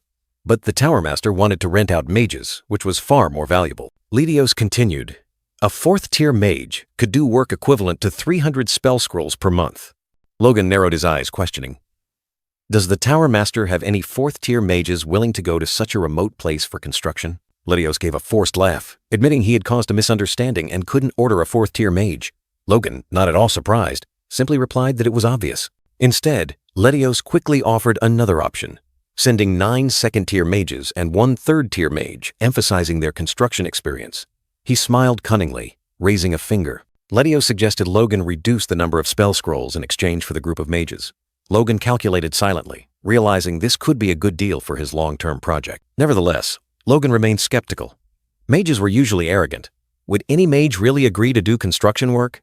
He couldn't imagine what those people would be like. A sound of heavy footsteps echoed, breaking the silence in the room. A group of mages appeared, led by Grig, a third-tier mage. He looked haggard, trembling as he introduced himself. Behind him, the other mages looked equally worn out. Logan was surprised, reluctantly introducing himself. Letios grinned, urging the group of mages to quickly depart after greeting the client. The mages bowed their heads, shuffling away. Their retreating figures showed pitiful fatigue and weariness. Logan exclaimed in horror. The mages looked like they were about to collapse. But Letios brushed it off, asserting that they were the most experienced construction specialists among the young mages. Logan realized that third-tier mages were masters, and second-tier mages were also specialists. All were young and promising. He secretly assessed their capabilities. But why would Letios send these talented apprentices to a remote rural area for construction? This was unusual. Logan narrowed his eyes, deciding to investigate further. Logan turned to Letios, firmly stating that he wanted 4th-tier spell scrolls, and that trading for lower-tier mages with fewer scrolls was unfair. Letios was startled, vehemently objecting. Logan smirked, a cunning smile appearing on his face. Logan presented the final offer: 120 disintegration spell scrolls and 10 mages, totaling 1.2 million gold per month. He looked at Letios confidently. Letios was stunned, his face contorted with anger. Magic power surged around him like lightning, signaling an impending outburst of rage. The red-haired young man smirked, secretly thinking that the price he offered was ridiculously low. But if the Tower Master accepted, it would be an unbelievable bargain. "All right," he replied. But inwardly, he was a little surprised. This Tower Master was more lenient than he thought. With a twisted, devilish smile, Letios hastily placed the contract down. The ink was still wet, dripping in dark streaks. Too fast! Logan was startled, clutching the paper tightly. How rushed was this old man that the contract's ink hadn't even dried? There must be something fishy. A sense of unease rose in Logan's heart. Just then, a roaring voice echoed, cutting through the air. "Tower Master, I have something to say to you." Other mages rushed forward, trying to stop the bearded man who was roaring in anger. "Clayton?" Logan exclaimed, surprised. The red-haired young man was stunned. Clayton's sudden appearance had overturned all his calculations. Clayton, a 5th-tier mage, stood tall, magic power surging around him. "Are you trying to send my disciples away again?" he roared, questioning the Tower Master. Letios feigned innocence, justifying that it was for the Tower's benefit. But Clayton didn't accept it, questioning why only his disciples had to do these arduous tasks. Clayton's disciples, haggard young mages, huddled together. "They just returned from another project," Clayton roared. Letios still insisted it was valuable experience. "Ever since I became a 5th-tier mage, you've been jealous and tormented my disciples," Clayton exposed. Letios' face turned purple with anger, yelling at him not to argue in front of a guest. Logan silently observed, his sharp gaze sweeping over the two. He had understood the problem. Clayton, a young 5th-tier mage, was the youngest elder in history, a rare talent, but also a thorn in someone's side. Tower Master Letios felt threatened by Clayton, but couldn't directly act against him. So, he took his anger out on Clayton's innocent disciples. Logan smirked. This internal conflict within the Magic Tower had inadvertently brought him a huge advantage. This contract was too good a deal. The old Tower Master Letios growled, "If you don't want to listen to me, you can leave the tower any time, along with your disciples." Clayton, the brown-haired elder, roared in anger. "Huh? You dare?" Clayton's teeth gnashed, fury erupting in his eyes. He had been provoked to the extreme. The elder's muscular hand clenched, magic power surging around his body, signaling an unavoidable battle. A burst of orange-gold energy exploded around Clayton, transforming him into a furious blaze, ready to incinerate everything. Seeing this, Letios was not to be outdone. The Tower Master roared, magic power swirling around his aged body. "You dare challenge me, Clayton?" The ground shook violently. Tiny dust particles and small debris began to fall from the ceiling. Stone walls cracked open.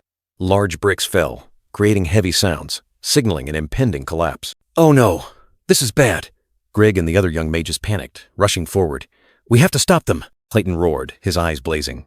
"Prepare yourself, Tower Master!" He was ready for a life-or-death confrontation. Letios snorted disdainfully, his face contorted with anger. He also did not back down. Just then, a bang echoed. The red-haired young man Logan slammed his hand onto the table, the contract in his hand still intact. Both Ledios and Clayton were stunned. Logan McLean stood between the two individuals erupting with magic power, calmly holding the contract in his hand. The magic power swirling around the two elders gradually dissipated. Logan smirked, slowly raising the contract. Grigg and the other young mages looked at the scene before them with bewildered expressions, not understanding what was happening. Logan flashed a cunning smile, his red eyes gleaming with triumph. And with that, our contract is sealed. Logan finalized the deal, his sharp gaze sweeping over the standing mages. An important agreement had just been sealed. He ordered 10 mages to follow, but then his gaze stopped, singling out 2. It seemed he had other plans for them. Logan smirked, casually addressing the 2 elders. Then he unexpectedly asked about the contract's validity if the Tower Master were to be replaced. Tower Master Ledios hastily appeased the client, promising to send the scroll. But the old mage Clayton remained resentful, growling a challenge at the Tower Master. Tower Master Ledios roared, questioning Clayton's audacity to defy the Tower's official contract. He reminded the elder of his place. Clayton gritted his teeth, clenching his fists. Despite his anger, he tried to restrain himself, accepting the Tower Master's arrangement. But then, Elder Clayton unexpectedly declared that he would personally accompany the disciples to the worksite. A truly surprising decision. Logan looked at the Tower Master, an unreadable smile on his face. His plan was halfway to success. Tower Master Ledios shrieked, unable to believe an elder would have to do manual labor. It was a disgrace to the Magic Tower, and he didn't have enough money to hire a 5th-rank mage. Clayton bowed his head, declaring he would not accept remuneration, only wishing to help his disciples complete the work. Logan smiled triumphantly, promising to treat him as an honored guest. Tower Master Ledios, meanwhile, was in a panic. Clayton requested a 1-day postponement of their departure so the disciples could rest. The young mages were moved to tears. Logan agreed, arranging to meet at the city gate. Tower Master Ledios shrieked in despair. The next day, the carriage departed from the city gate, carrying the mages and an ambitious plan. Logan walked through the streets, secretly pleased with yesterday's contract. Hiring a normal 5th-rank mage would have cost millions of gold. He had made a huge profit. He smiled contentedly, eager to return home. Once there, he would have to send more goods to the shop, then continue with other plans. Suddenly, a voice rang out. Logan started and turned around, recognizing a familiar face. Before him was a white-haired maiden, holding a red fan with a mysterious smile. "It's been a long time," she said, her eyes full of hidden meaning. Logan smirked, his eyes filled with annoyance. He cursed inwardly, then replied to Lady Lena's greeting with a forced expression. "It's been a long time, Lady Lena," he said, while his mind was still reeling from the rumors about her in the capital. Lady Lena, covering half her face with the red fan, spoke mockingly. "Have your recent ventures been failing? Is the McLean family in trouble? Don't tell me you're so poor you have to sell those trivial things." Her tone was full of contempt. Logan burst out laughing, his face full of defiance. "As you know, I'm very greedy for money. But my affairs are none of your concern, lady," he retorted bluntly, subtly dismissing her. Lady Lena frowned slightly, tightening her grip on the fan. "I thought I'd given you quite a bit of money. Perhaps living in that barren land requires such extreme measures." Logan gritted his teeth, trying to suppress his anger. "Indeed, I'm leaving."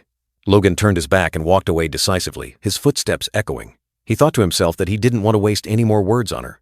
But Lena wasn't ready to let go. She brought up another rumor. Lady Lena watched Logan's retreating back from inside her luxurious carriage. "You won the battle thanks to a new type of weapon, didn't you?" Her voice remained probing, full of hidden meaning. Lady Lena smiled alluringly, her sharp eyes looking directly at Logan. "Are you interested in selling it?" Her offer was like a sweet trap. Logan laughed loudly, waving his hand in a blunt refusal. "Actually, it's nothing special. I'd be embarrassed to sell it, so I'll have to decline." He maintained his nonchalant demeanor, unfazed. Without another word, Logan quickly turned and ran off like the wind. He wanted to get away from Lady Lena as fast as possible. Lady Lena clicked her tongue softly, a hint of annoyance flashing in her eyes as she watched Logan's figure disappear. It seemed things weren't going her way. Logan walked on the cobblestone road, his mind wandering. Although he had become famous in the capital for selling impo-rick, no nobles cared about the border war. He thought to himself about Lena. But Lena? No. The Wolves family has already shown interest. Logan was surprised. This speed was too fast, even though the two families already had a relationship. The red-haired young man mused. "Those crossbows have a rather simple design, easy to copy. Now I can only hope they'll be useful a few more times before they become widespread." Suddenly a voice rang out, interrupting Logan's thoughts. "Young Master Logan?" Clayton and Grigg approached. "We arranged to meet at the West Gate. Why are you coming this way?" Logan started, quickly replying. "Ah, you've arrived. I just happened to run into someone I didn't want to see." He waved his hand to dismiss any questions, urging them. Never mind, we've met. Let's go. The carriages rolled one after another on the dirt road, passing through the lush green forest, heading towards the distant horizon where a magnificent castle appeared faintly. Inside the carriage, Logan sat opposite Grigg and Clayton. The steady clatter of the wheels echoed, carrying them through the silent night. Clayton mused, assessing. 3 4-horse carriages, enough room for 6 people without any crowding. All the coachmen were experienced, clearly costing a considerable sum. The old mage frowned, muttering that everything was a waste. Grigg beside him was astonished, quickly calling out to his master. Logan's eyes flickered, a cunning glint appearing in their fiery red depths. He had anticipated this reaction. Clayton crossed his arms, his expression dissatisfied. He knew mages were often arrogant, but this seemed a bit excessive. Logan smirked, thinking to himself that getting a 5th-rank mage for free made a little attitude worth it. He spoke up, "This is just a small token of appreciation for talented mages like yourselves." Grigg breathed a sigh of relief, while Clayton merely turned his face away slightly, saying nothing. The atmosphere in the carriage gradually calmed. Night fell, a full moon hanging perfectly overhead. A voice rang out, "It's dark now. We'll rest here tonight." Deep in the forest, a bonfire blazed, dispelling the cold and enveloping darkness. The crackling of burning wood was steady. Logan sat cross-legged by the fire, immersed in meditation. He wore light armor, his sword neatly placed beside him. Suddenly, a cold, sharp blade flashed in the darkness, flying straight towards the red-haired young man. Killing intent enveloped him. Logan's ear twitched slightly. An instinctive, lightning-fast reflex signaled imminent danger. He leaned back, dodging the deadly blade in an instant. A cold gust of wind swept past, carrying the predator's breath. 2 cloaked figures emerged from the forest. One spoke up, "Who's there?" Logan stood tall, his sharp gaze meeting theirs. Light footsteps approached. The cloaked figure exclaimed, "Not bad for a noble. I didn't expect you to dodge that strike." Logan maintained a cold expression. The cloaked figure continued to taunt, "We've heard of you in the capital. You've made quite a bit of money selling strange medicines, haven't you?" "Bandits, huh?" In the silent night, Logan McCline stood surrounded by a group of forest bandits, the flickering campfire light illuminating their fierce faces. An unavoidable confrontation. The red-haired young man sighed, his face discontent. He muttered that he should have been meditating and pondering what he had just learned. They had ruined his plans. A cold gleam flashed. Logan drew his sword from its sheath, the steel blade reflecting the moonlight, signaling an impending battle. A mischievous smile spread across Logan's lips, his eyes sharp and cold. "Very well. Since you dared to disturb me, you will be my training opponents."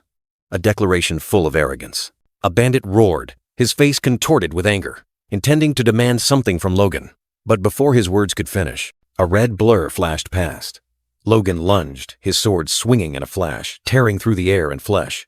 Blood splattered, and the bandit collapsed. The first bandit fell, groaning. His comrades were terrified, unable to believe their eyes. When did he strike?"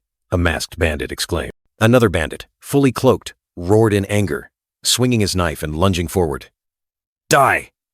He wanted revenge for his comrade. Logan calmly lowered his center of gravity, his sharp gaze locked onto his opponent. He was ready to receive the attack. The cloaked bandit shrieked wildly, the knife in his hand gleaming, aimed directly at Logan with murderous intent. But Logan was faster. With a sword stroke that cut through the wind, he counterattacked cleanly, striking directly at the charging assailant. The red-haired young man leaped high, a powerful surge of energy erupting from where he had just stood, creating a violent shockwave. The remaining bandits stood stunned, horrified by the scene before them. Their initial confidence had turned into extreme fear. The cloaked bandit shattered into dust, his final groan vanishing into the air. A gruesome death. Several bandits lay scattered on the ground, unconscious or dead. The battlefield was now stained with sorrow. The masked bandit frantically ordered a retreat, but he suddenly froze, his eyes wide with astonishment as he looked ahead. What awaited them? The masked bandit trembled, his feet seemingly nailed to the ground. He realized in a panic that he couldn't move an inch. Meanwhile, Logan McCline tightened his grip on his sword hilt. His blade suddenly glowed brightly, a mysterious energy surging. Logan's gaze was resolute, as if empowered by the faint image of the old king behind him. He was ready for a decisive strike. The red-haired young man leaped up, his sword transforming into a blazing stream of fire tearing through the night. A bandit had fallen at his feet. He stomped his foot on the ground, energy erupting, creating a spreading wave of fire. This was the prelude to a terrifying attack. Logan swung his sword, a colossal energy blade shooting out, sweeping across the battlefield. This power far surpassed anything he had ever shown. The energy blade tore through the wind, striking directly at the cloaked bandit. He shrieked in pain, unable to react to such terrifying power. The strike was decisive, but Logan suddenly paused. His eyes showed a hint of surprise. as if something hadn't gone as expected. The energy blade vanished, and another bandit fell. Logan sighed. It seems I can't maintain it for long yet. He recognized his own limitations. Nevertheless, a triumphant smile still spread across Logan's lips. He had done it, even if only for a moment. In the distance, another bandit was crawling desperately, fleeing the nightmare. Logan had succeeded. He had done the impossible. When power is concentrated and compressed, a new energy source will form. That is radiance, also known as aura. Along with the pressure blade technique, Duke Esperanza had shown him Force Blade, a weaker version of aura. Logan had thought he couldn't replicate it yet. But now, he had done it. I can use Force Blade, even if only temporarily, Logan said proudly, a radiant smile on his lips. Logan turned slightly, his eyes pensive. Furthermore, he had something else to consider. In the silent forest, Logan stood tall. At his feet, the last bandit was frantically crawling away. Damn it! We picked a fight with the wrong person. The gleaming blade plunged straight into the ground, a dry thwack echoing. The masked assailant struggled, breath ragged, body convulsing in despair. Channeling will through the sword, diffusing and suppressing the opponent's energy, that is, the sword pressure technique. Logan explained coldly, as the enemy at his feet could only whimper. I can't move. The red-haired young man flashed a sinister smile, the sword in his hand seeming to glow. This move is quite useful in actual combat, he thought to himself, preparing to deliver the finishing blow. A whoosh tore through the air, and the cloaked bandit shrieked miserably, eyes welling with tears in his final moments. The sharp blade gently touched the ground once more, ending all resistance. In the silent forest, Logan stood tall. He looked around at the fallen enemies, frowning slightly. Did I go too far? A soft sound echoed. Logan whipped his head around, eyes sharp. I saw everything. A voice resonated. From the shadows, a massive figure emerged, each heavy thump of his footsteps shaking the ground. A burly face, thick beard, eyes that seemed to burn, Logan exclaimed in surprise. Ma! Master Clayton? Logan lowered his head, secretly worried. I'm screwed. What if he says he doesn't want to work for me anymore? Clayton stood opposite him, his calm gaze dispelling Logan's worries. Very impressive, young Master Logan. Logan was bewildered, cold sweat trickling down. Huh? He hadn't expected a compliment. Clayton said in a deep voice. I'm not well-versed in force users, but the ability you just displayed, that's not something a young man like you should be capable of. Logan chuckled, letting out a sigh of relief. You flatter me, he thought to himself. So he's not angry, just looks scary. The two men walked together, their step, echoing in the forest as it gradually fell silent. The two figures continued to stride, their footsteps rustling on the carpet of dry leaves deep in the forest. Faint moonlight filtered through the canopy, painting eerie streaks of light on the quiet path. Logan kept his distance, his mind racing. He deliberately walked far from the camp, not wanting to reveal all his trump cards to someone who wasn't a full ally yet. Is he looking for me? A question flashed through the young man's mind. Meanwhile, Clayton was pensive. My disciples have suffered too much because of a master like me, he told himself. I want to teach them as much as I can, for as long as I can be with them. Logan broke the silence. It looks like you've already done that. Clayton turned, his face stern, and retorted, Why are you telling me this? Suddenly, their footsteps halted.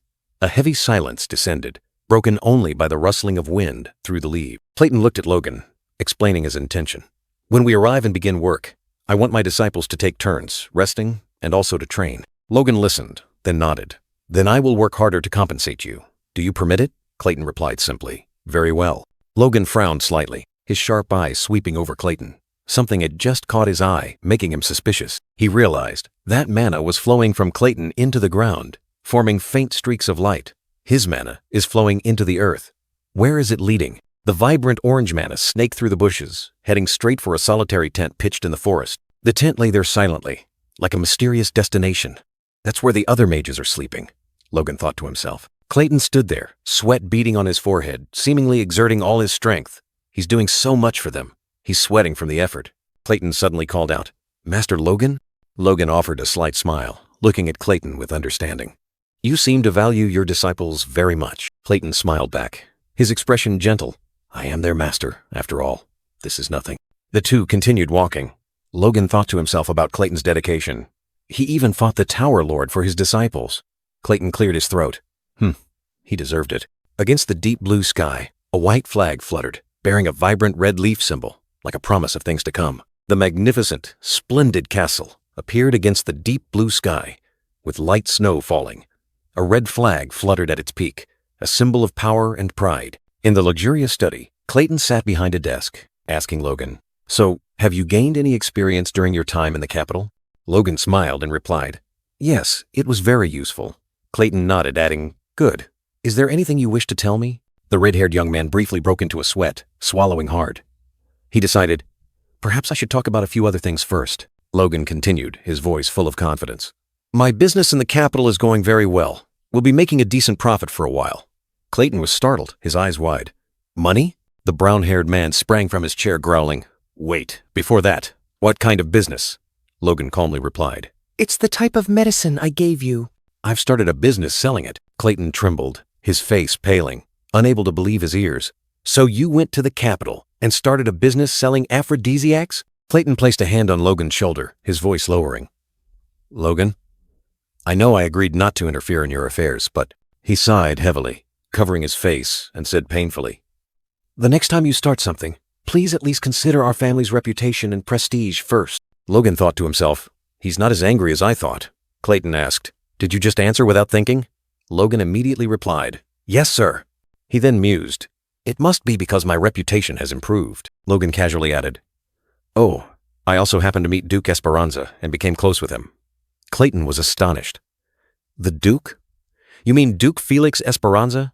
The one who wields the legendary aura?" Clayton's face darkened, horror clearly visible.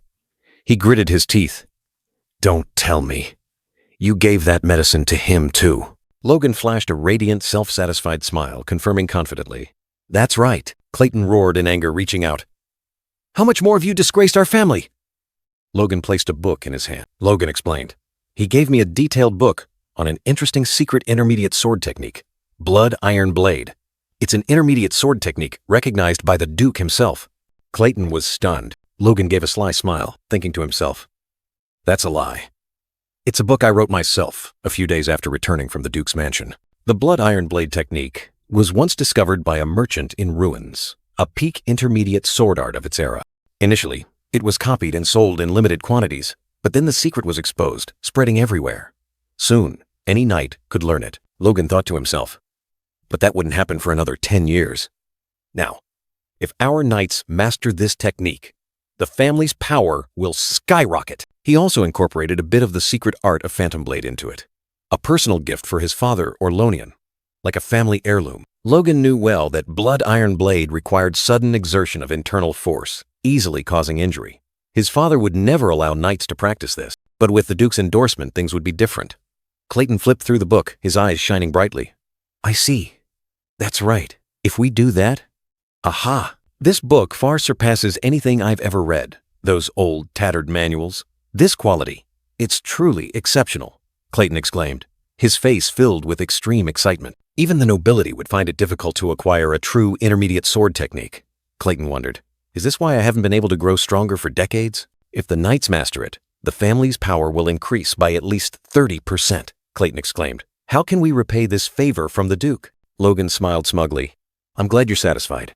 I also have a suggestion. For everyone to learn this technique, I must master it first, Logan said, leaving Clayton dumbfounded. Clayton was about to say something, but Logan laughed loudly, waving his hand. No time to waste. I must learn this technique as quickly as possible. All matters here, I leave to you, Logan said, throwing something towards Clayton. Clayton was utterly astonished when he realized what had just been thrown. It was the family head's seal. Please help Dwayne handle affairs for a while. I'm going to perfect this sword art. Thank you very much, Logan. Clayton rushed off, leaving a bewildered Logan.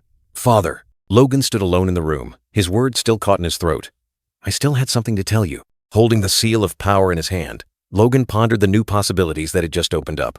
No longer needing his father's permission, right? A sly smile spread across the red-haired young man's lips.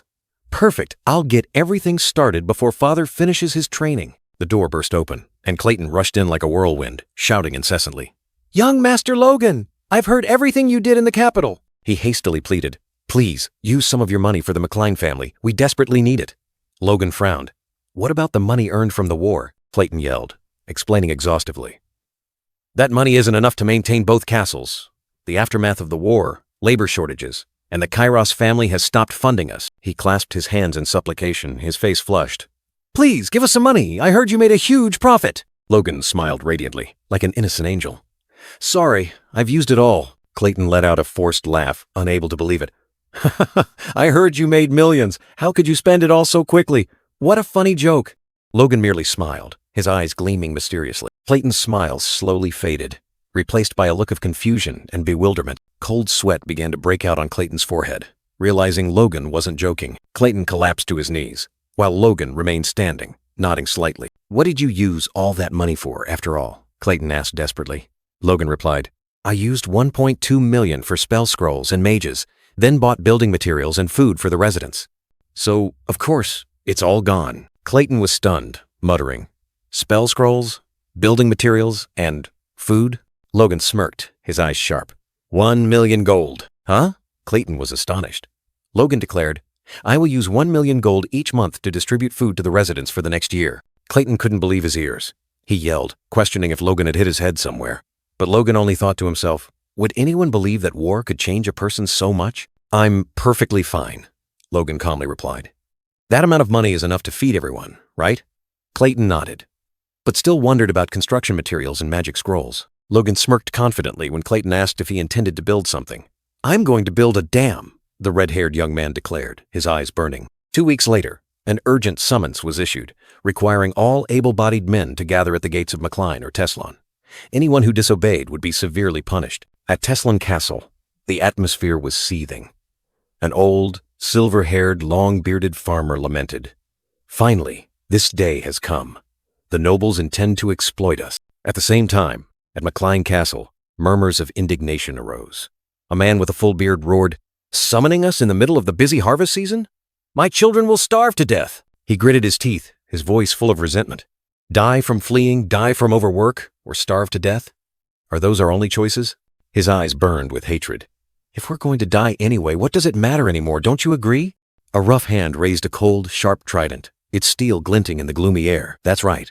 We should also. Another hand gripped an axe handle tightly, determination burning in every muscle fiber. Take matters into our own hands. Darkness enveloped them, and hundreds of figures emerged, clutching hoes, shovels, and tridents.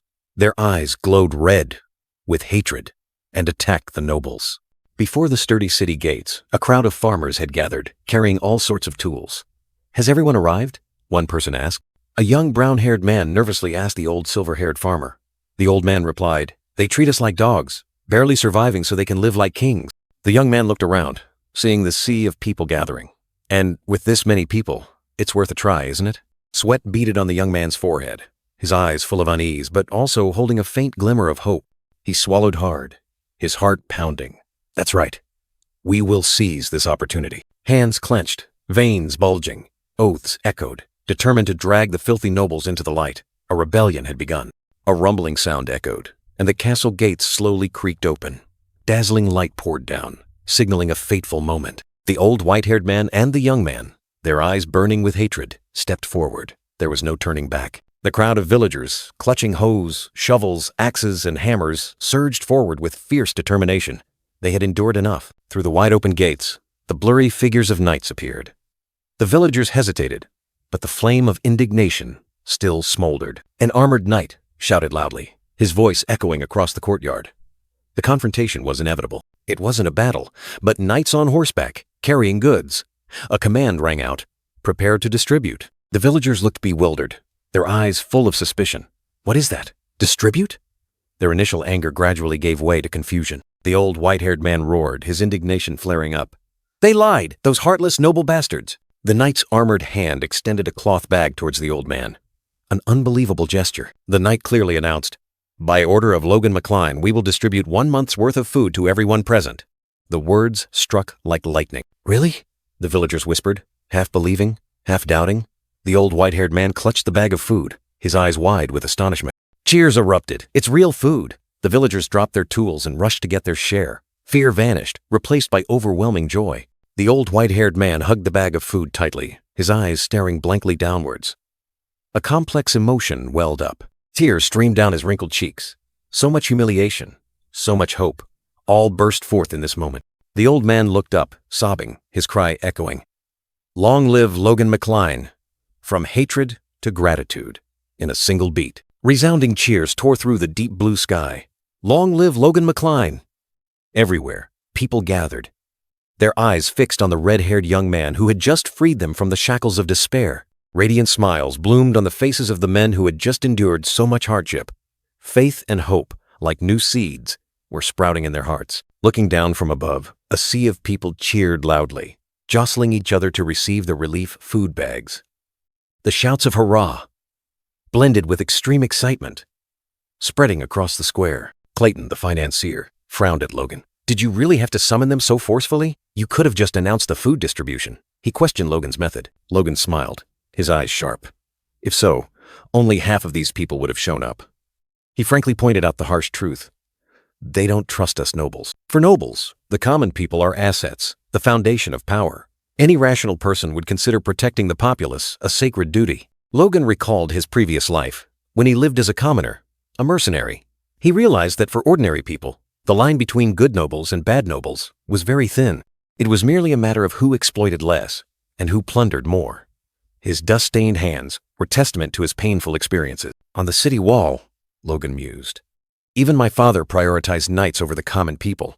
He believed that knights were the key to holding territory. Even with a shortage of money, my father kept a 50-man knight squad. Logan sighed. No wonder the common people don't think highly of us. Clayton stammered, unsure what to say. That's why I wanted to force them to come here, Logan said, his eyes resolute, so they could see with their own eyes, hear with their own ears, and then they would believe. Clayton stared at Logan, his eyes full of surprise. Why are you looking at me like that? Logan asked, a little puzzled. Clayton burst out laughing. I'm simply impressed, young master. You keep surprising me lately, he joked, hoping Logan would be less shocking. Logan smirked slyly. Nonsense, he said, full of confidence. But with your trust, my financier, my construction project will face no obstacles. Clayton turned pale, horrified. Please forget that damn idea. Or at least reconsider it, he yelled. What are you planning to do that costs 2 million gold every month? Logan clicked his tongue and turned away. You're starting to sound like those other two. He frowned, seemingly displeased. Clayton and the dwarf blacksmith were still stunned. You're going to bore a hole through a mountain? Clayton roared, while the old dwarf could only utter a bewildered duh. This insane plan left them speechless. Amidst the lavish dinner, Logan calmly explained. Clayton still couldn't believe his ears, his mind reeling with the idea. Then you'll use that hole to divert the river water? And there's a dam, too? Logan chewed a piece of broccoli, his face as calm as ever. Completely feasible, he stated firmly. Please proceed with the construction. A terrifying confidence. The steak plate was hot, but Logan's words were as cold as reality. This McCline territory is full of treacherous mountains and barren wastelands where nothing can grow. The knife gently tapped the meat, as if Logan were pointing at a map. But to the north, there's a smaller mountain range, blocking the Luther River from flowing south. He outlined the core problem. Logan calmly cut a piece of meat, as if sketching a plan. So, if we bore a hole through one of the smaller mountains to the north, both Clayton and the dwarf blacksmith held their breath, listening. Meat juices oozed out, red and fresh like a river about to change course. We can make the river flow south, Logan declared, a bold vision emerging. Logan savored the meat, seemingly reading their thoughts. Actually, demolishing those mountains would be much more logical, he sneered. Come on, listen carefully. He pointed upwards, and a gigantic tunnel through the mountain appeared in his mind. I plan to build a 100-foot wide tunnel, directly connecting the Luther River to my territory, with a dam in the middle. This is a dam structure, which only exists in the western continent. Logan glanced, his expression mysterious. This is a flood control method that the Empire won't widely adopt for another 20 years. I, of course, know nothing about how to build it, he said, but his eyes were full of hidden meaning. But I have a master blacksmith, he said, his gaze sweeping over the dwarf blacksmith, and a fifth circle mage at my disposal, Logan confidently declared, as if everything was within his grasp. The McCline flag proudly fluttered over the lush green fields. If those two can do it, the barren wastelands west of McCline will transform into fertile farmland. A brilliant vision unfolded. Clayton and the dwarf blacksmith looked at each other, their eyes full of contemplation. But even so, we still have to choose the location wisely. The idea had begun to spark in their minds. The dwarf blacksmith stroked his beard. Clayton scratched his head, both muttering calculations. Soil conditions, water elevation, waterways, all are important. To prevent the tunnel from collapsing, support arches are needed, and mages too. Clayton leaned close to the dwarf blacksmith's ear and whispered, Hold on, old dwarf. Is this Really feasible? The dwarf started. Gah! I can't help but think. A glimmer of hope had sparked in their eyes. Logan McCline sat perched on his throne, a glass of red wine shimmering. He smirked, his bandaged eye still exuding cunning. So, it's feasible then, isn't it? His words were like a knife, startling the old blacksmith and Clayton. The old dwarf blacksmith scratched his head, trying to demur. I'm busy enough with other matters. We've only just started mining. Logan remained calm. That's why I've prepared all the magic scrolls and brought mages to help. The red-haired young man leaned in, his voice full of authority. I trust you to find the most suitable mountain for this project. The blacksmith suddenly understood, startled. Ah! No wonder you invited me to such a lavish meal. Clayton stood to the side, his face full of skepticism and worry. He muttered, Is this really going to be okay? His burly figure concealed an indescribable unease. A heavy sigh escaped Clayton, as if shedding the burden of doubt. Despite his worry, he could do nothing but accept. Amidst the wild mountains, Clayton stood tall before the cliff face, his eyes scrutinizing. He was assessing the terrain, searching for the prime location for Logan's insane plan. Two villagers stood from afar, their eyes wide as they witnessed an unprecedented sight. Oh my, is that magic? One exclaimed. The other whispered, I hope nothing bad happens. Logan McLean stood with his arms crossed, a confident expression on his face beside the old dwarf blacksmith. A villager reassured, The young master is here too, so it must be safe. The trust placed in the red-haired young man was their only hope. The old dwarf blacksmith, with a determined expression, shouted loudly towards Mage Grigg. Mage, proceed whenever you're ready, his voice echoed, urging action. Clayton nodded thoughtfully, accepting his fate. Although still a little worried, he knew there was no turning back. Mage Grigg raised his hands, magical energy swirling around him. A mysterious aura enveloped him, signaling that something was about to happen. The mage's hand gently touched the towering cliff face. A small crack sound echoed, but it was only the beginning of the impending seismic event. Crack! The cliff face violently split open, debris scattering. Mage Grigg cried out in alarm, not expecting the power to exceed his control. Rumble! Rumble! The earth and sky shook. Gigantic boulders rained down. Duck! It's collapsing. Panicked screams erupted, everyone scattering to find cover. Amidst the chaos, Clayton and Logan McCline remained standing. Clayton watched the falling rocks in horror, while the red-haired young man simply stood there, calm as if everything was part of his plan. Amidst the swirling dust, Logan McCline remained calm, standing with his arms crossed. The dwarf blacksmith grumbled, blaming the one who had caused this spectacle. The red-haired young man merely smiled faintly, as if everything was part of his plan. Mana, the mysterious energy flow, one of the two great powers that humans can harness. It flows through all things, hidden in every speck of dust, every stone, waiting to be awakened. The power of earth, surging from the mana circle in the caster's heart, activated the cliff. Intricate, consistently repeating patterns, like an ancient code, were being deciphered. Logan McCline smiled contentedly. He couldn't believe, he could clearly see the flow of mana. The core of power had amplified his senses to a superhuman level, opening up a new world. Clayton, with a confident smile, turned to Logan McCline.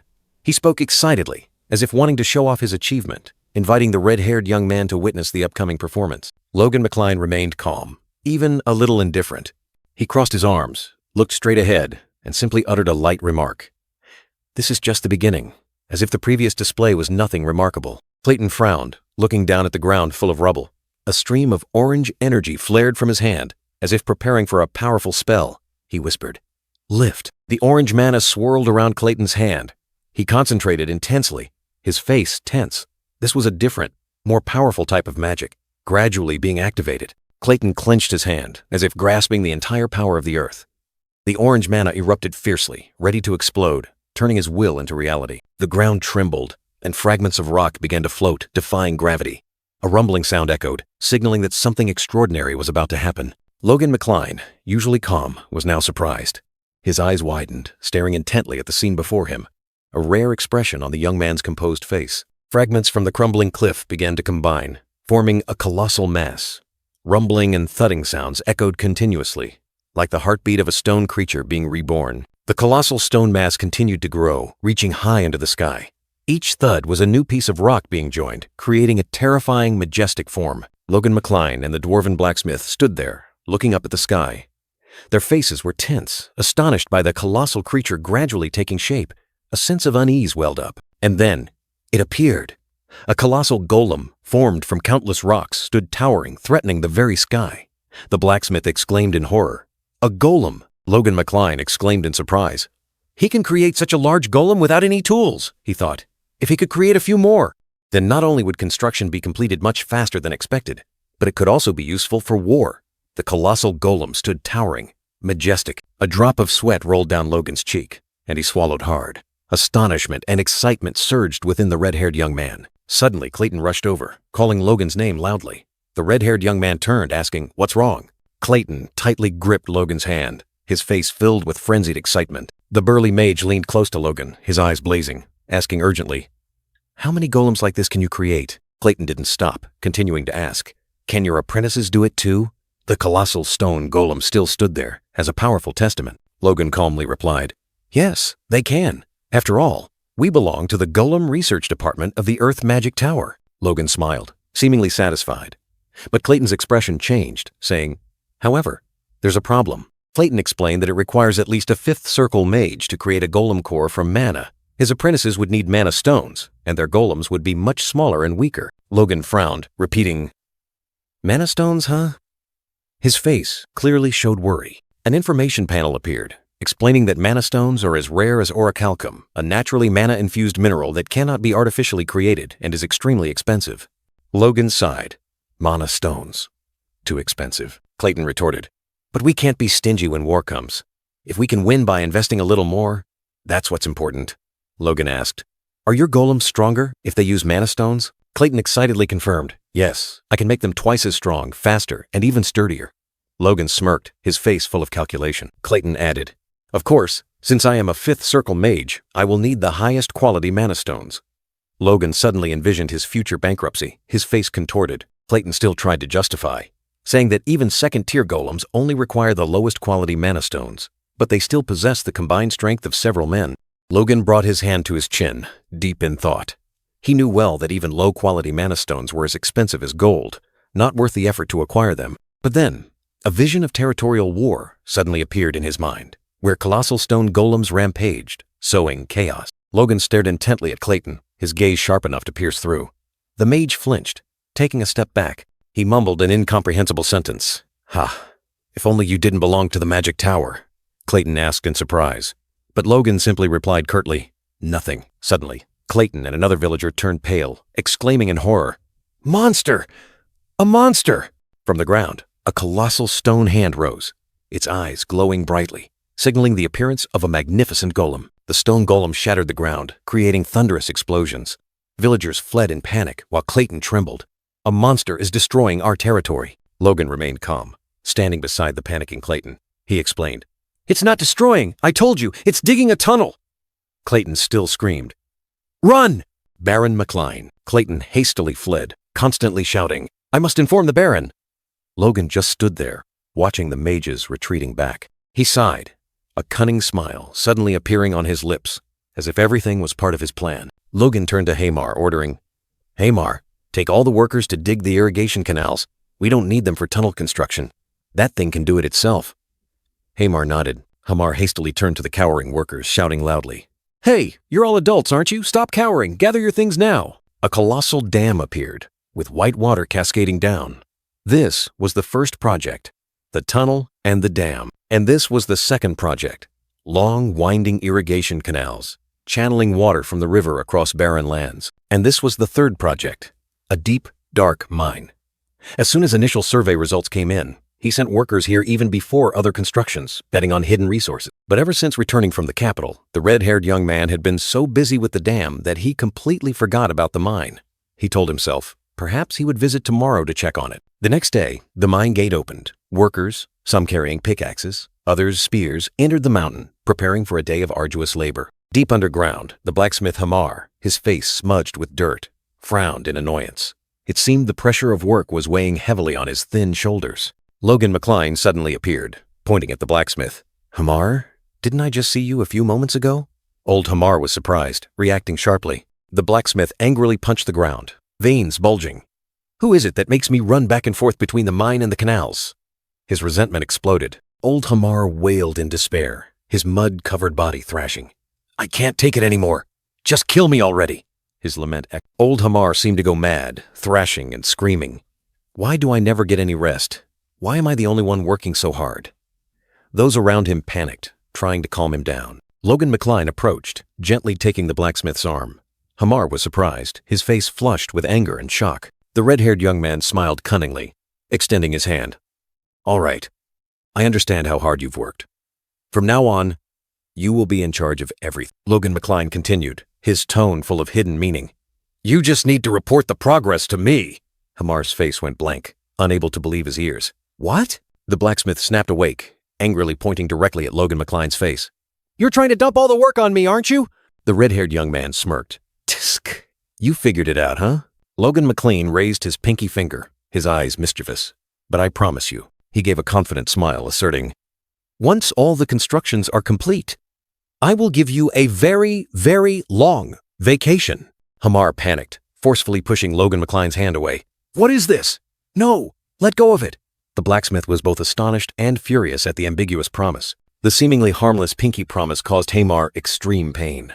"It hurts so much. You're breaking my finger." The blacksmith thrashed in panic. Logan McCline's strength was truly terrifying. A cunning smile spread across Logan McCline's lips.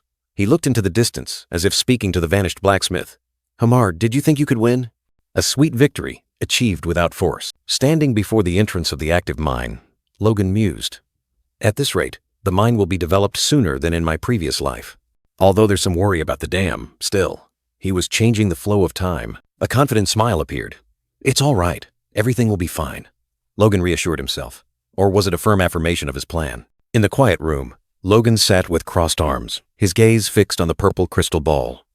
It must be so. Construction materials must arrive on time without delay. He was running an underground empire. "We've already bought the wood. I've negotiated a contract for 100,000 gold per month," Logan announced.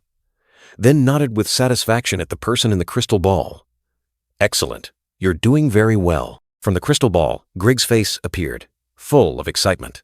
"After the mine is completed and the land is reclaimed, the territory will be completely different. I still have to go see it with my own eyes." Logan just listened in silence, his deep eyes harboring many calculations. He knew that these changes were just the beginning. "You can only come here next year," Logan said, his tone full of hidden meaning. Grig was surprised. "Next year? What do you know to say that?"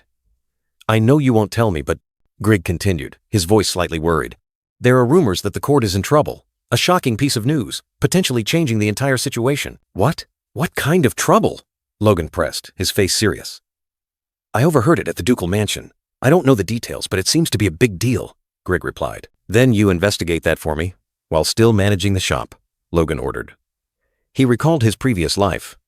The king will suddenly die next winter, causing a civil war. But there's no guarantee that the timeline of a low-level mercenary like me is accurate. If the king dies suddenly, everything will be like my previous life. Otherwise, the timeline could diverge. Logan mused. He couldn't let the civil war happen any sooner. Logan McCline's eyes flashed with determination. War, where the McCline family will turn the tide for the kingdom. He was ready for the big game. Leave an emergency fund and use the remaining money to buy weapons and armor, enough to equip 1,500 troops. Logan ordered decisively, preparing for an inevitable war. Grig swallowed hard, his gaunt face clearly showing horror. "So, things are really serious then," he mumbled, unable to believe his ears. "But 1,500 troops? Our McCline family barely has 100 knights, right?" Grig asked, his eyes full of doubt. Logan calmly replied, "Not knights, but soldiers." As soon as Logan finished speaking, Grig looked as if he'd been struck by lightning. His face changed color and his glasses cracked from the shock. "Sir, are you serious?" he yelled. Logan winced, covering his ears at Grig's piercing scream. Too noisy, he thought to himself. For a mage like him, fully equipping soldiers was too wasteful. Logan's gaze drifted, recalling the brutal war before. Too many civilians fell, and because of that, next year's crop yield also severely declined. He mused. Instead of sending farmers and civilians to battle, I need to strengthen my knights and soldiers as much as possible, Logan stated firmly. And the best way is to better equip regular soldiers, as they are the most vulnerable. Grig coughed, still a little hesitant. "Have I ever led you astray?" Logan asked, his eyes sharp. "No," Grig reluctantly admitted, his voice barely a whisper. Logan smirked, a cunning smile evident on his face. He said confidently, "Then you just have to do as I say, right?" Grig sighed deeply, finally accepting. "All right, I'll consider it carefully, to avoid any unpleasant rumors," he said, his face still a little worried. Logan clenched his fist, his eyes burning with determination. Excellent! The mine will provide money, the dam will bring food, and better armed soldiers will strengthen our power. Logan's face showed satisfaction. The preparations for the McLean family's transformation are progressing well, he thought, a mysterious smile on his lips. Towering stacks of documents piled up, like a mountain of paperwork awaiting judgment. The heavy rustle of papers echoed. Logan was busy stamping, while Clayton continuously added new stacks of documents. Now, please read these documents. And stamp here, Clayton said, without stopping. Oh dear, you've stamped without checking carefully again, young master, Clayton reproached. You mustn't be so careless. Logan was tired, his eyes dark, his hands trembling. Logan looked up, his eyes vacant. How long have I been checking these documents? He asked. Clayton mused, stroking his beard. Nearly a month now, sir. Clayton scoffed, questioning Logan if he truly thought the position of deputy head of the McLean family could be settled in just a few days. Logan could only grumble, utterly exhausted. Logan roared in anger, saying his father had never had to work so hard. Clayton calmly replied that the old man had handled most things himself. Logan suddenly stood up, slamming the table. He questioned why Clayton was making him do everything. Clayton replied that, as the successor, Logan needed to understand every detail of managing this territory. Logan vehemently protested, asserting he was not the successor. But Clayton merely shrugged, saying, "Everyone thinks so." Amidst the tension, a gray-haired man with an eye patch rushed in. His voice hurried as he apologized for the sudden intrusion. The eye-patched man's face turned pale with fear. As he uttered the name Hamar with worry, he hastily reported the horrifying news. Hamar is trapped under a collapsed mine tunnel. Logan looked up, his eyes wide with surprise. Logan and Clayton were both stunned. Logan asked again, Hamar trapped in the mine? The eye-patched man confirmed. A mine tunnel had just collapsed. Logan was confused. There was no mine in their territory, was there? He quickly asked about the extent of the damage and if Hamar had been found yet. The eye-patched man explained that the tunnel collapsed nearly 50 meters deep, so they couldn't determine Hamar's location yet. Clayton, standing nearby, also showed clear worry. Logan decisively ordered, "No more time. Head to the mine immediately." He started to walk, but then suddenly stopped, lost in thought. Clayton, with an angry face, roared, "What mine are they talking about?" The scene shifted to a desolate, dusty area. The rapid sound of horse hooves echoed, and a muscular, black-haired young man looked up. Logan appeared on horseback, galloping towards them. The black-haired young man cheered happily upon seeing him. Logan immediately asked about the location of the collapsed tunnel. The black-haired young man hastily pointed the way, describing the path at the fork, straight to the end.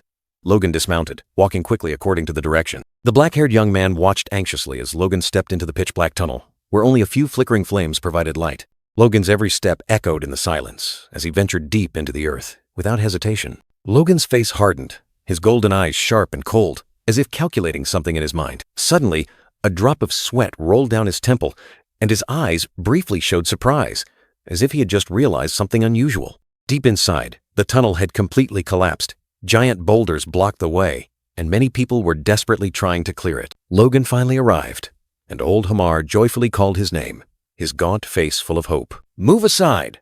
Logan ordered decisively, his steady gaze sweeping over those who were trying in vain. He didn't say much, just gently reached out and touched the giant boulder, as if probing something invisible. Logan closed his eyes, concentrating intensely. An invisible surge of power began to emanate from his body. His hand emitted a brilliant light. Power erupted, and an astonishing aura spread throughout the tunnel. The giant boulder trembled, slowly lifting, revealing the figures trapped beneath. Logan's power was truly terrifying. Logan turned to Hamar, stating clearly that Hamar and 10 other workers were injured. Hamar asked in astonishment how he knew. Hamar explained that it would take at least 3 days to clear the rubble, and that was if everything went smoothly. Logan gritted his teeth, his face tense. He knew that even the strongest dwarves couldn't last long when injured and trapped under these rocks. Looking at the rubble, Logan understood that the longer it took, the more danger everyone would be in. "We have to get them out as quickly as possible," he told himself. Rapid footsteps on the ground, as if urging a race against death.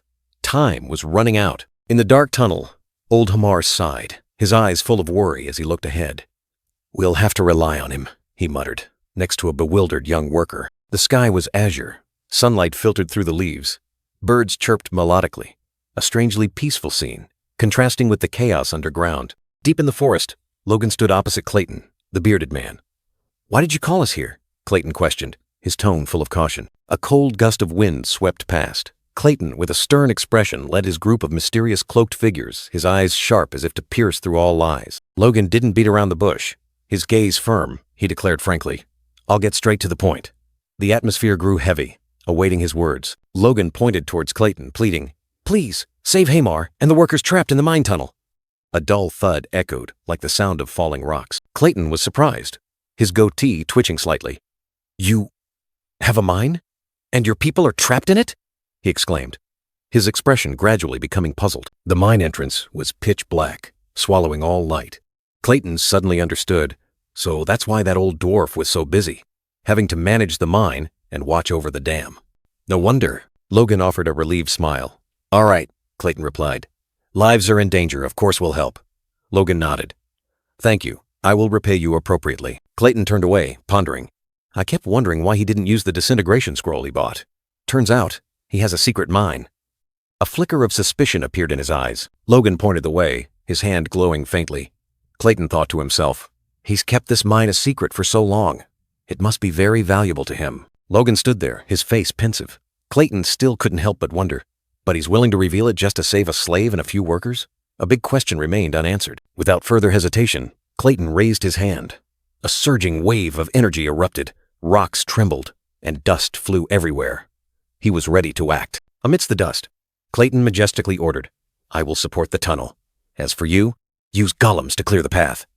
His subordinates immediately obeyed. "Yes, master." Logan watched two of Clayton's subordinates raising their hands, preparing to do something. He thought to himself, that island. A cerulean mana stone, glowing brightly in the palm of a hand. "Mana stone," the exclamation echoed. Members of Clayton's group began to cast. Mana energy surged from the stones, creating a mysterious vortex. Each mana stone was thrown to the ground, scattering amidst the rubble. The entire tunnel shook violently, rock dust flying everywhere. Logan and his followers stood firm, awaiting what was about to happen. "Wow!" a subordinate exclaimed in surprise. "Rocks turning into golems!" The giant boulders began to twist, forming fearsome stone figures. Logan gave a cunning smile. "Just by creating golems, they've cleared a few meters of rock," Hamar urged anxiously. "Hurry!" A giant golem extended its stone arm, ready to carry out orders. Other golems also began to form, the inert rocks now taking on the appearance of crude warriors, continuously lifting large boulders. Logan didn't stand idly by. He exerted himself, along with another subordinate, pushing a large boulder aside, clearing the way. Further away, Clayton was straining, pouring all his magic power into supporting the tunnel, preventing it from completely collapsing. Logan watched those working hard to clear the debris, thinking to himself, a noble willing to clear rocks with his bare hands to save those of lower status. He continued to ponder. This, if I hadn't seen it with my own eyes, I would never believe it. A person like that is probably... Suddenly, Hamar cheered joyfully, his face still showing a hint of worry. "There they are! They're there!" Amidst the rubble, an old man lay barely breathing. "We found them!" Hamar sighed in relief.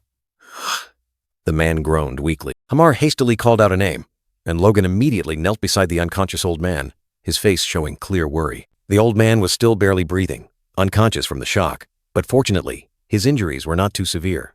Logan breathed a sigh of relief, his eyes still holding a trace of tension. In the sky, giant boulders continued to collapse, creating heavy sounds, as if the whole world was shaking. The old man had woken up, and Hamar scolded him for falling asleep while using the disintegration scroll.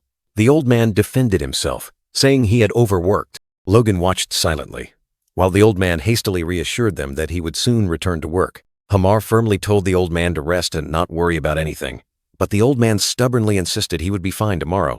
Logan raised an eyebrow, his gaze showing a hint of displeasure at the old man's attitude. He sat down by the bed, asking the old man again about resting, as if to tease him. The old man sprang up, pointing directly at Logan, asserting that he would rest thoroughly. Logan let out a faint cold snort and turned his face away. Afterward, Logan walked thoughtfully, telling himself that magic was truly astonishing. It only took 2 hours to find everyone in the rescue operation. Suddenly, Clayton appeared, placing a hand on Logan's shoulder, startling him. He said he wanted something. Clayton looked directly at Logan, his gaze sharp. "You have a wonderful mineral mine there, young Master Logan," he said, surprising Logan. Clayton smirked, a smile full of hidden meaning, making Logan feel uneasy. Logan swallowed hard, thinking to himself, does he know this is a gold mine? He must be an earth mage. He knew that if this news got out, big trouble would ensue. Logan stood opposite Clayton, full of questions. He had revealed the secret of the gold mine. Would the mage keep his word? He questioned, "Why do you need my help, even if it means exposing this secret mine?" Logan raised an eyebrow, wondering. Clayton replied concisely, "Because Hamar is irreplaceable, of course." Logan pondered. Clayton's voice rang out, explaining why Hamar had to be saved at all costs, despite the risks. Without the old man, the mining operations would halt, affecting all of his future plans. A fleeting, intense image flashed through Logan's mind. Armored knights clashing, blood spilling, shouts echoing. Logan said firmly, his gaze distant, "If I don't protect my people, eventually, no one will be left by my side." Clayton looked at Logan, a subtle, profound smile playing on his lips. Clayton suddenly broke the silence, called Logan, and then dropped an unexpected question. "Master Logan, does your territory need a mage tower?" Logan spun around in surprise, his face clearly showing astonishment. "What?" he exclaimed. Clayton shrugged, casually stating that it was time for him to build his own tower. He added that this territory was more than capable of supporting a small mage tower. Clayton looked at Logan, awaiting an answer. Logan thought to himself, the man wasn't joking. A big idea flashed through his mind. Logan suddenly brightened, his eyes shining. "A McLean family mage tower? That's wonderful, Master Clayton," he exclaimed excitedly. Logan eagerly asked if Clayton's apprentices would come along, and how much money would be needed for construction. Clayton laughed heartily, confirming he would bring his apprentices. As for money, he only needed enough to live. "I believe in your character and abilities," he said, his face full of trust. Logan and Hamar, both smiling brightly, leaned happily against each other. Under the dim moonlight, Logan playfully scolded Hamar, telling the old man to go rest. "Did you get hit on the head too, mage?" Logan muttered, wondering about Clayton's personality. A week later, old Hamar, now fully recovered, announced he would return to his unfinished work. Logan affirmed he would do his utmost to make up for lost time, receiving a trusting nod from old Hamar. The red-haired young man turned his back. A creak echoed as the door behind him slowly opened. The door closed with a dry click, leaving silence in its wake. Another creak. Clayton poked his head through the gap in the door, questioning Logan about the secret mine. Logan was startled, thinking it was a ghost, then allowed him in. Logan smirked, chiding Clayton for hiding the mine for so long. The brown-haired man could only scratch his head, offering a perfunctory apology. "Forget? Ridiculous!" Logan exploded, pressing him about the type of mineral and why it was so carefully hidden. Clayton gave a mysterious smile, revealing a shocking truth. "It's a gold mine." Logan burst out laughing, finding Clayton's words hard to believe. "Come on, are you kidding? We don't deserve a gold mine." Logan's face grew serious, his tone full of certainty. "A gold mine with an estimated profit of 100 million gold per year. Do you think I'm joking?" Clayton froze, sweat pouring down, stammering back. You're not really joking, are you?" Logan stood there, his sharp gaze following the brown-haired man who was utterly stunned. Logan nudged Clayton lightly, calling his name. "Dwayne?" Clayton collapsed, fainting from shock. Logan panicked, shouting, "Dwayne! Wake up! You can't die now!" The image of the 100 million gold mine appeared like a curse. Everything happened faster than expected. At the same time, 3 men were walking up a hill, wondering about being summoned there after the dam was completed. They continued to discuss, one suggesting there might be other projects, another saying the dam was completed earlier than expected, but one insisted everything was finished. Logan McLean stood with his back turned, calm, as Clayton approached. The burly man reported that all the administrators had been gathered. Logan coldly replied, "We're just gathering for a final check of everything." Logan greeted the crowd of administrators who were out of breath from climbing the slope. Clayton said seriously, "I know everyone is busy, but please stay until the end." An old gray-haired administrator with a gaunt face panted irritably. He muttered, "What a terrible waste of time." He continued to grumble, claiming that diverting water from the Luther River into the wasteland wouldn't change anything. Instead, that money should have been used to repair the South City Wall. 3 other administrators stood side by side, one with black hair, one blindfolded, and one with a mustache. They whispered, wondering, why is he doing all of this? The mustached man shook his head. "I wish I knew." The mustached man turned to Clayton, asking, "Do you have any ideas, Dwayne?" Clayton flinched, his eyes wide with surprise upon hearing the name Dwayne. A look of confusion crossed his face. Clayton began to explain, his gaze directed at the majestic dam. He said this dam didn't just irrigate once, but it was directly connected to the underground system of the Luther River. He was full of excitement, explaining that if water was continuously drawn from the river through canals, this vast wasteland could truly become fertile plains. Logan stood alone, lost in thought. His eyes were sharp, seemingly weighing every aspect of this grand plan. An old silver-haired worker and a young mage smiled and greeted each other. Clayton continued to explain. The construction workers, the mages, and the administrators of the McLean family, all are present. Another elderly administrator snorted disdainfully. Logan turned to Clayton, signaling to begin. "Let's start, Clayton." The burly man replied, All right. The burly man and Hamar stood side by side. Hamar grumbled, "Is this really necessary?" The water gates were even built so workers could raise them without magic. Logan smiled confidently, his eyes full of pride. The first time must be impressive and memorable. We are showing everyone in McLean what you have accomplished with your own hands. At the same time, 3 colossal water gates slowly began to lower, opening a new chapter for the land. Horror was evident on the faces of the administrators as the colossal water gates lowered. What is that? What the hell are they? Startled cries rang out, signaling something unusual. Another administrator pointed tremblingly. Monday. Monsters. Chaos began to spread as colossal creatures gradually emerged, sowing fear. The old manager suddenly coughed, trying to maintain composure despite his flushed face. Ahem. I think I've seen this kind of magic before.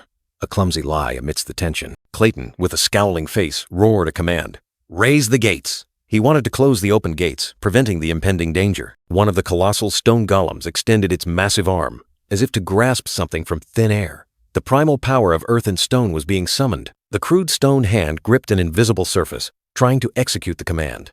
The entire space seemed to shake with its heavy movements. A deep growl echoed, but the gates remained unmoving. Small fragments of stone fell from the golem's body, signaling its helplessness. Logan McLean stood there, his eyes sharp and a mysterious half-smile on his face.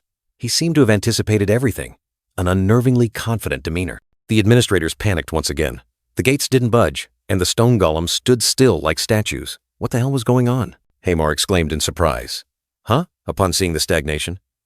The other administrators were also confused, not understanding why things weren't going according to plan. 3 golems stood motionless before the gates, completely unresponsive. Why aren't they moving? What's happening? Silence enveloped them, making the situation even more tense. Clayton gave a knowing smirk.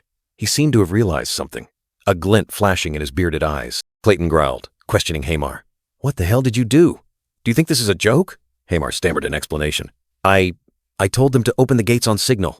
I don't know what went wrong. Logan McLean sighed. Oh dear. A flicker of worry appeared on his face.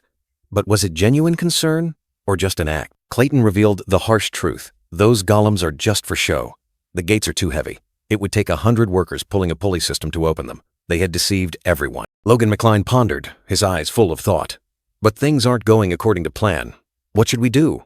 An unexpected problem had arisen, disrupting all calculations. Logan McLean looked at Hamar, his voice tense. If my golems are criticized as weak? Clayton was flustered, admitting, but it's true they can't lift the gates. Hamar whispered Clayton's name. Logan McLean, his face flushed with anger, his eyes blazing. A cold command rang out. Destroy them. Clayton and Hamar were surprised, asking in unison, What? Logan turned to Clayton, explaining with a resolute expression. We can make new gates. Just let your golems destroy them. Clayton stared, his eyes full of thought, seemingly weighing Logan's audacious command. Finally, Clayton nodded, giving a decisive order. The colossal stone golem extended its arm, preparing to act, surrounded by a surge of fiery red energy. An earth-shattering explosion. The golem punched the ground forcefully. The earth cracked open, and debris flew everywhere. 3 administrators stood there, horrified by the sight. They're destroying the gates? Explosions rang out continuously. The golem continued to deliver devastating punches, each impact creating a deep crack, shattering the gate structure. A deafening crack. A colossal fissure appeared, signaling the inevitable collapse of the gate. A massive torrent of water surged out from behind the destroyed gate, forming a violent wave that swept everything away. 2 administrators were stunned, staring in horror at the swirling water, their faces pale. The old manager and the mustached man also couldn't escape the panic, only able to stare as the water submerged everything. The young mage stood there, his face dazed, unable to believe his eyes at this chaotic scene. Clayton and Hamar stood amidst the swirling water, their expressions serious. Had they anticipated this, or were they just trying to stay calm? Logan McLean stood there, his back to the dazzling light, his face hidden in shadow, a mysterious smirk on his lips. Had his plan succeeded, or was this just the beginning? Logan McLean stood there, a smug smirk on his face, his eyes shining as if he had just achieved something great. He basked in the aura of victory, a dazzling light signaling the dawn of a new era. Cheers erupted. The surging water flowed, breaking the stillness of the land. Water! It's really water! The men shouted, their faces beaming with extreme joy. We did it! It works! A magnificent artificial river, winding through the vast land, sparkled under the sunday.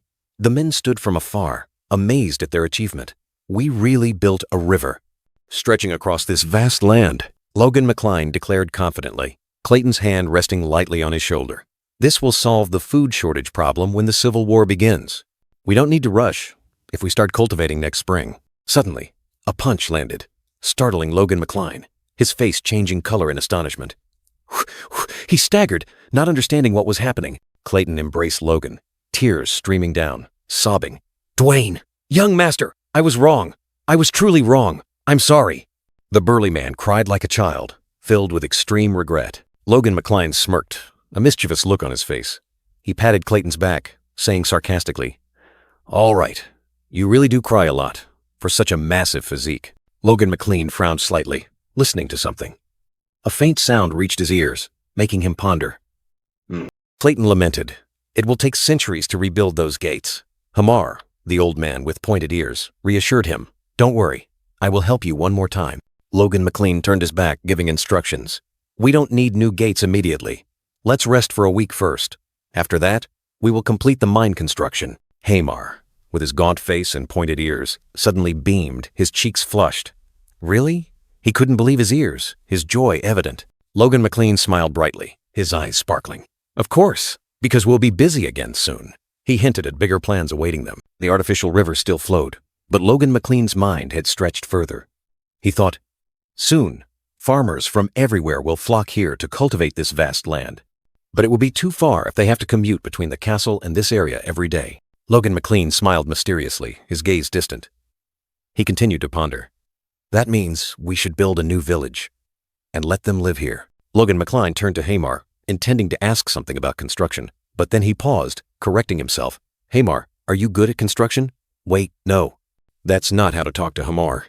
Logan McCline seriously called his name. Hamar. The old man turned around, his face full of questions. "What is it?"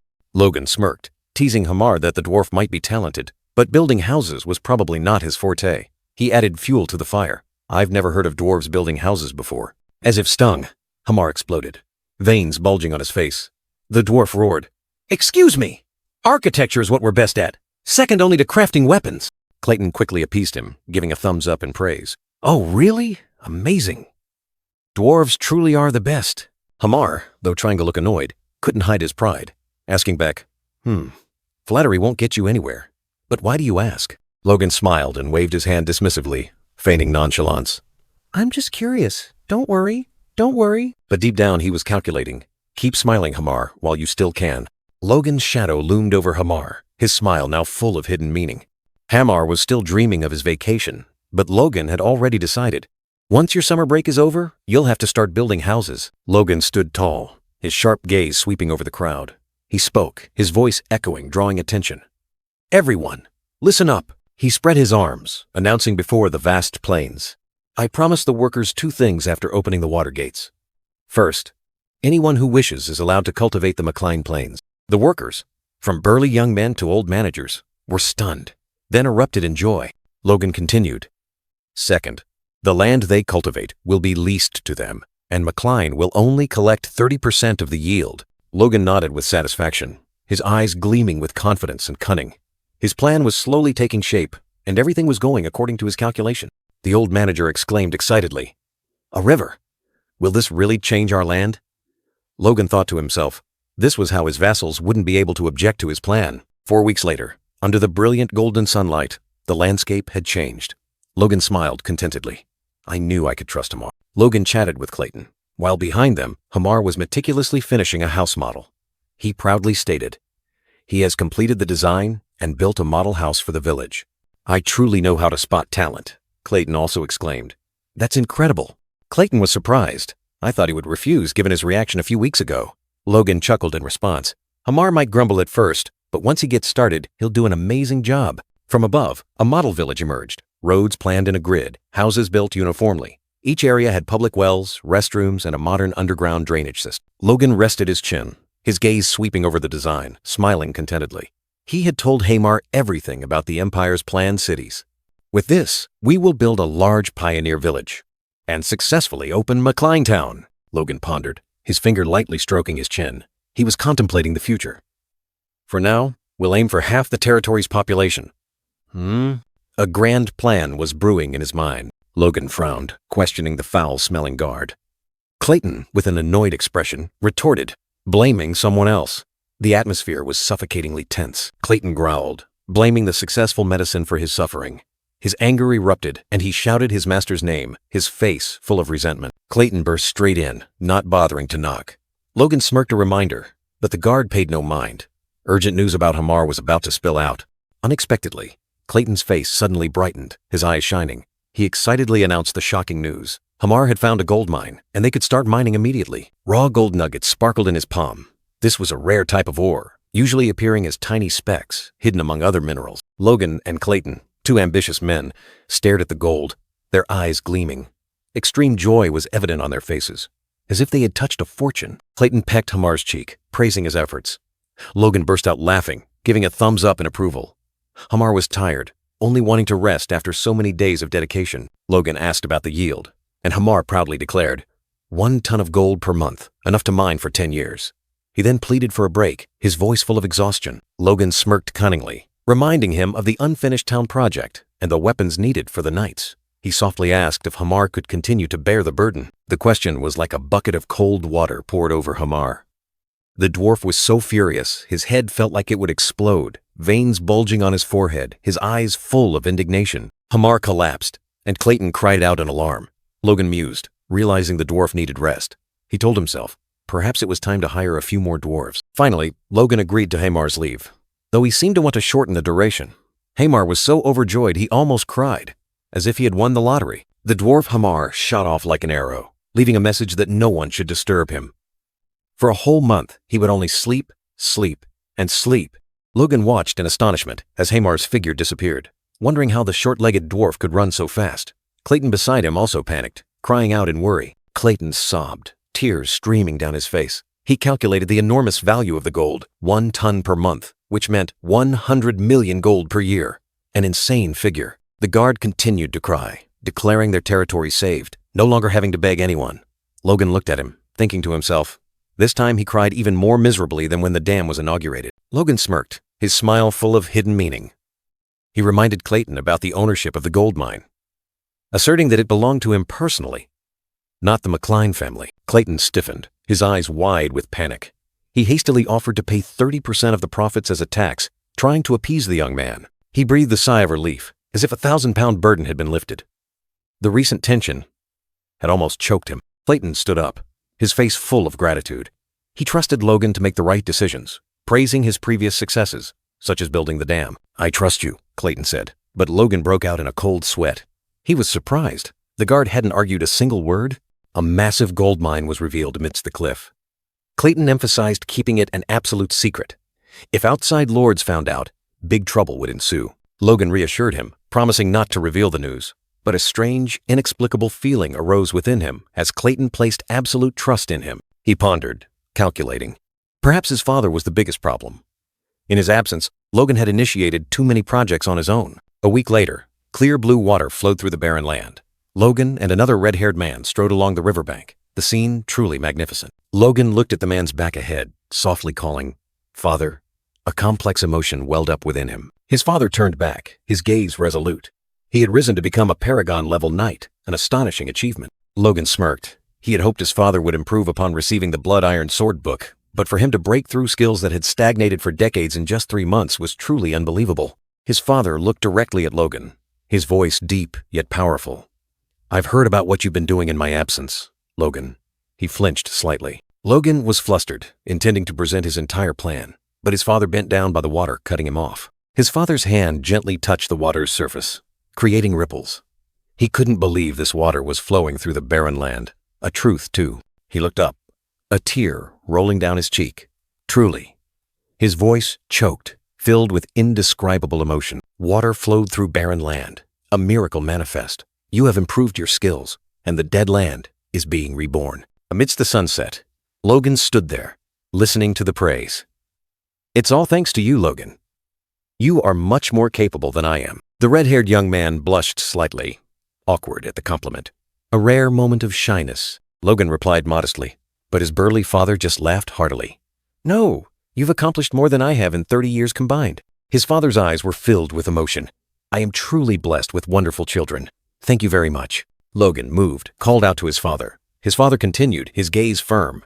Now I can entrust all important responsibilities to you. Logan was utterly surprised, a faint green energy flashing around him. I will focus on training the night squad. Huh? Logan awkwardly refused.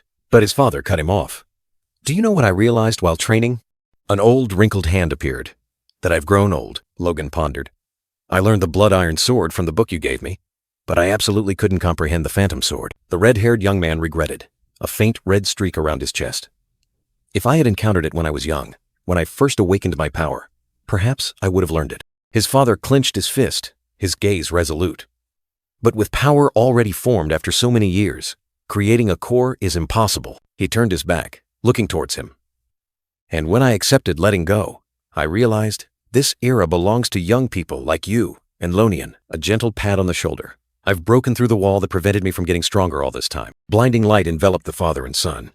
But now I want to step back, to become a guide instead of a leader. Logan stood there, eyes wide, utterly surprised by his father's declaration.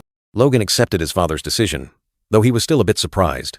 He smiled faintly, thinking to himself that there was no other way once his father had decided. His father turned to Logan, his eyes full of meaning. He instructed him, hoping he would accompany him on this new path. His father's words continued to echo, instructing Logan to support someone to complete the task well. In the distance, a mysterious figure holding an umbrella stood amidst the magnificent scenery. The brown-haired woman, with graceful curly locks, nodded slightly. Her eyes were deep, containing approval. In a humorous moment, his father pushed Logan forward, urging him to advance. Logan was slightly flustered, his face a little red. Logan walked, his steps steady on the long road. He advanced towards the mysterious woman, under the brilliant sunset. She spoke, her voice echoing through the space. You are capable enough to bear the role of successor. She wished Lonian a good life, and that was also why she once resented him. Logan bowed his head, softly uttering an apology. But she replied that he didn't need to, and that she was the one who should apologize. She continued, admitting Logan had apologized before. But back then, she was too stubborn to accept. She blamed her own narrow-mindedness and hoped he would forgive her. Logan listened, his gaze thoughtful. A drop of sweat rolled lightly down his temple, perhaps due to the emotionally charged words. Amidst the magnificent natural scenery, she changed the subject again. She asked Logan about him teaching Lonian swordsmanship. Logan immediately smiled, responding enthusiastically. He showered Lonian with praise, likening him to a genius who had created a core of power in a week and mastered. She smiled gently, her eyes looking at Logan with affection. It's been many years since he's been this happy, she said, her voice full of emotion. She looked directly at Logan, her words sincere. She hoped he would continue to be a good older brother, always by Lonian's side and guiding him. Logan nodded slightly, then turned and walked away. Each step echoed, carrying a gentle farewell. He turned his head back, his eyes briefly showing a complex glint. A new chapter was unfolding, full of promise and challenges. Amidst the magnificent scenery, Logan stood, his gaze fixed on the woman holding an umbrella. He spoke, his words like a challenge. No parent is so formal with their own child. A faint smile appeared on Logan's lips, carrying a glimmer of hope. He continued, his voice filled with a longing for a more intimate relationship, like in childhood. The woman gently turned her face, her eyes wide with surprise, mixed with a hint of confusion. Then, Logan's words rang out, a sacred call tearing through the distance. Mother, a clear tear gently rolled down her cheek, as if testifying to the long-suppressed emotions, now bursting forth in an unexpected moment. She slowly turned, facing Logan, her eyes filled with unspoken words. Behind them, Logan's father stood silently, witnessing the emotional reunion. The burly father nodded slightly, a silent but meaningful nod, as if approving the newly mended bond. Logan responded with a slight nod and a satisfied smile. It seemed an invisible burden had been lifted, ushering in a new beginning for the family. Under the brilliant sunset, 3 figures walked together, heading towards the magnificent castle. A family, after many storms, had finally found their way home. The McLean family flag flew proudly on the castle wall. Plans for building a new town were underway, promising a bright future where land would be reclaimed and harvests would be bountiful. Logan confidently presented his vision for a bountiful harvest, far exceeding anything the family had ever achieved. But his father was pensive, worried about the will of the people who would have to relocate. Logan smiled confidently, asserting the rights of the pioneers and promising new, sturdy homes, far more comfortable than their old dwellings. He had calculated everything carefully. He also revealed that he had asked Dwayne to recruit soldiers, then turned to ask his father if he could train them into true warriors. The father nodded, accepting the responsibility. The father looked at Logan, praising his abilities. But then his eyes suddenly turned sharp. He turned, preparing for a more intense confrontation. The father's burly hand slammed down. A resounding smack, like thunder striking. Anger flared, signaling a relentless lecture. The father stood tall among the knights, his eyes blazing. He roared, questioning the division. "Since when have we had two separate knight squads?" Logan listened silently as the story of the two knight squads was revealed. The warriors of the McLean family and those of Teslin merged after their defeat in the territorial war. Despite training together for some time, the two factions of knights still regarded each other as strangers, and a tense atmosphere prevailed. Logan's father, with a stern expression, understood that reconciliation was difficult, as they had once been enemies on the battlefield. He continued, having once believed that time would heal everything, because chivalry was something knights always prided themselves on. But reality was harsh, he sighed, realizing they had become too complacent. He had trained relentlessly, while his son did everything for the territory. Yet these knights only knew how to bicker like children. The father angrily clenched his fist until his knuckles cracked, blaming himself for not keeping an eye on them. A brown-haired knight frantically denied it, while the others fearfully called for their captain's help. The brown-haired knight captain, his face tense, exclaimed, "My lord!" Suddenly, the brown-haired knight captain realized something, his eyes shining brightly. He asked the father if he had reached the paragon level. The father only coughed in response. The father declared he would discipline everyone himself. A gigantic sword of blazing red energy appeared, signaling the imminent start of a terrifying punishment. He swung his sword, and red energy exploded, sweeping through the ranks of knights. Screams erupted as they realized his terrifying power. The father roared that if they trained like dogs, they would have no time to bicker. He swore to forge this knight squad so Logan could inherit a worthy legion. The scene shifted. A quill was gliding across paper, recording ancient words, shimmering with light. A plump, bearded manager was engrossed in signing documents. He happily said he had been an administrator for 20 years and had never signed without worrying about money. Two other men were discussing, wondering why Logan took all the profits.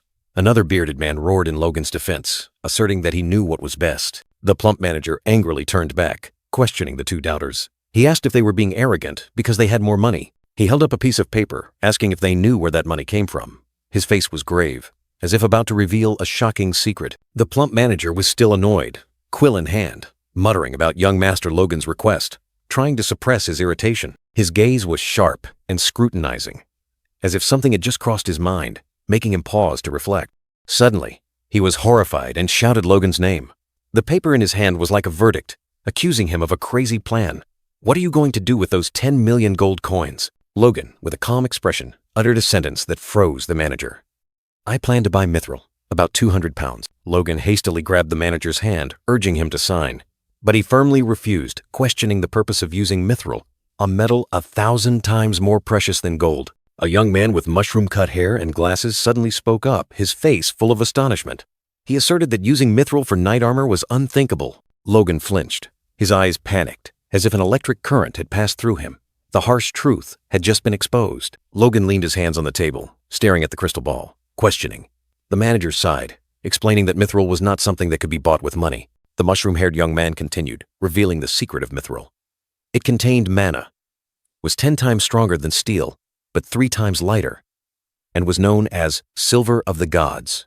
The manager emphasized that such a divine metal could not be bought with money. Even the wealthiest individuals were helpless before it. Logan pondered. To buy 200 pounds of mithril, not only money but also power was needed. Logan muttered, his eyes gleaming when he heard the word power. A cunning smile appeared on Logan's lips. He had come up with an idea, a bold plan to overcome this seemingly impossible barrier. The scene shifted to another room, where 2 crystal balls glowed on 2 separate tables. A spatial communication was about to take place. Elsewhere, a brown-haired, mustachioed man was asking about an urgent message.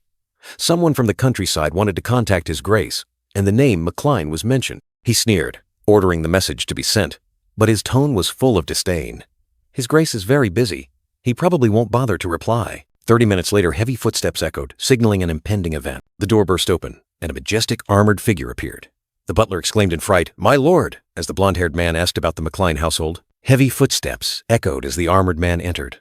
The butler was still stunned, silently pondering the unexpected arrival of this important guest. The majestic guest sat down, his sharp eyes looking directly at Logan. A brief greeting. "Long time no see, Logan," but it contained a long story. Logan, in his illusory form, inquired about the guest's health. He maintained his composure, though he was likely calculating something internally. The guest reproached an ungrateful person who had learned swordsmanship without making contact. The butler, alarmed by the situation, urged everyone to leave. Logan chuckled, responding with skillful words. The guest was equally sharp, praising him for still being as eloquent as ever and saying that Logan had contacted him at the right time. Logan was surprised. He had just been about to thank the guest, but the thank you from the other party made him suspicious, wondering if it was genuine or a veiled threat. The guest merely smiled mysteriously, saying nothing more, leaving Logan in a jumble of thoughts. Then, shocking news was revealed. My wife has shown signs of pregnancy. The guest's radiant smile was full of happiness. Logan was stunned, then burst into joy, hastily congratulating the guest. His eyes shone with surprise and delight. The guest thanked Logan, attributing everything to him. But Logan hastily denied it, asserting he had done nothing. Logan was about to explain that the credit belonged to the guest, but he suddenly covered his mouth, as if he had just blurted something out. Logan awkwardly offered blessings, saying it was a gift from heaven.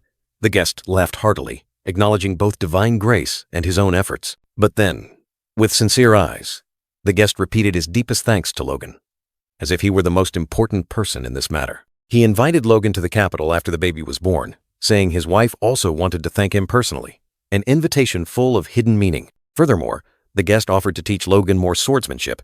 The red-haired young man was stunned, unable to believe his ears. Logan bowed deeply, his heart filled with gratitude for the guest's unexpected offer. Of course I want to.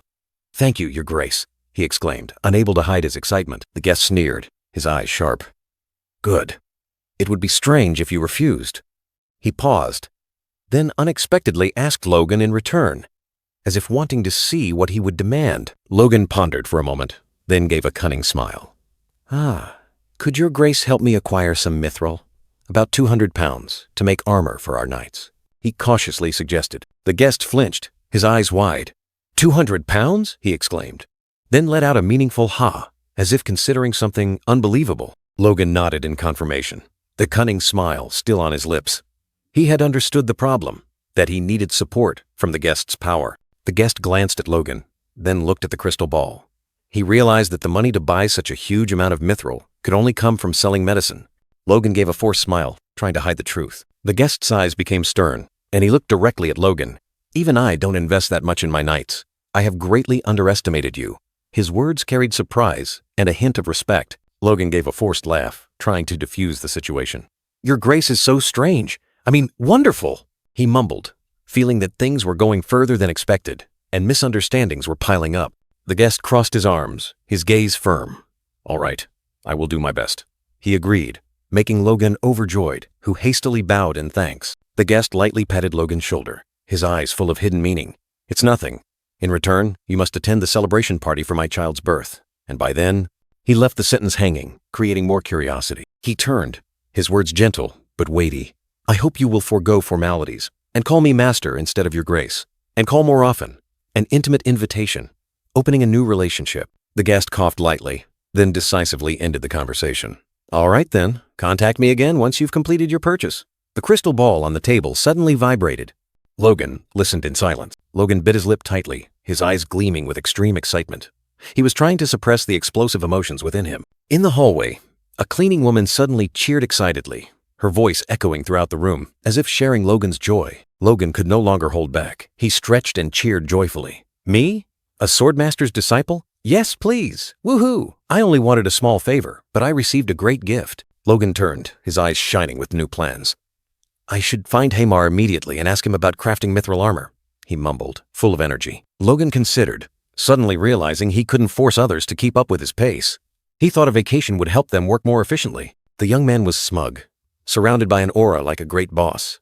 Hamar, you're so lucky to have a generous boss like me. But somewhere, Hamar was struggling in a nightmare. The image of Logan with a sinister smile haunted him, whispering lucky dwarf, startling the old blacksmith in terror. In the McLean suburbs, the atmosphere became bustling. A series of young people under 20 had passed the preliminary round, waiting to join the army. Logan stood before the butler, who was concerned about the number of new recruits. Do we need to recruit so many? According to the rules, infantry should only be 10 times the number of knights, right? Logan coldly replied, I know what I'm doing. In Logan's mind, a grand plan was forming. No matter what anyone says, I must build my own army. There might be trouble, but I have to personally select each soldier. An elite knight squad is a symbol of the territory's strength. To maintain them, a strong supporting army is needed, consisting of regular soldiers or squire knights. Most territories select young adults, putting them through a series of rigorous physical tests. Only the strong and exceptional are chosen to be trained as soldiers. Among these new recruits, those with special talents will be tested to their limits. Through arduous training, they will awaken their power and become formidable knights. But the Empire has changed its recruitment method. Physical strength or awakening abilities are only part of it. Now, keen senses are the key factor. With this new method, in the war 9 years later, the Empire summoned 50,000 knights. They swept across the land, forcing neighboring nations to kneel and surrender. Logan declared decisively, "I will select new candidates and existing soldiers to form a Squire Knight squad." Although not ready for the grandiose civil war next year, they will be a reliable force when the Empire invades 9 years from now. Logan pondered, wanting to recruit more residents over 20 years old, but worried about a shortage of labor for the upcoming town construction. He considered carefully, weighing all aspects. Just then, the butler suddenly shouted, "Silence! You are standing before young Master Logan. Maintain order!" Logan turned to the butler, asking about the old recruitment method. The old butler was startled, awkwardly replying, "We just had them run laps, choosing the most resilient ones. Therefore, only those good at enduring were chosen, regardless of other skills. No wonder the number of knights didn't increase." Logan stated firmly, "No. Choose those with good eyesight, keen hearing, and quick reaction speed." The old butler was stunned, not believing his ears. "Is that all?" The first challenge began. In the middle of a wide field, a painting was placed far away. Approach until you can see it clearly, then stop. The kids eagerly raised their hands, one saying the painting was strange, another flattering, "You're so handsome, sir." Logan burst out laughing, immediately eliminating the flatterer. "What's strange about my painting?" he asked, pointing to the funny drawing of a chicken. Another boy confidently raised his hand, ready to give an answer. Looking at the comb, "This must be a chicken, right?" the boy timidly asked, his eyes full of hope. Both Logan and Clayton were stunned. That kid can see that tiny comb from so far away? The second challenge began. Logan and Clayton shouted loudly, asking the candidates to approach until they could clearly hear the sound. "I can't hear anything. You're speaking loudly, then softly. How can we hear you?" the kids complained, a few of them already raising their hands in surrender. Another boy suddenly flinched, pointing towards Logan. "You're saying sparrow, but also, that uncle over there is also cursing you as a bastard," the boy innocently accused. Clayton's face turned pale. "I was just muttering." "How could he hear that?" Logan smirked, patting Clayton's shoulder. "That kid passed. As for you, you need a beating." Pages, recording the results, enveloped in a mystical light. Logan smiled contentedly. "We've only tested eyesight and hearing, and already 250 kids are exceptional. We'll select about 500 plus troops from Teslan. That'll be enough for 1,000. He thoughtfully looked at the skinny figures. Many are small and malnourished. They might not be as strong as Victor, but with proper food, they'll develop well. Logan suddenly remembered he needed to visit Victor.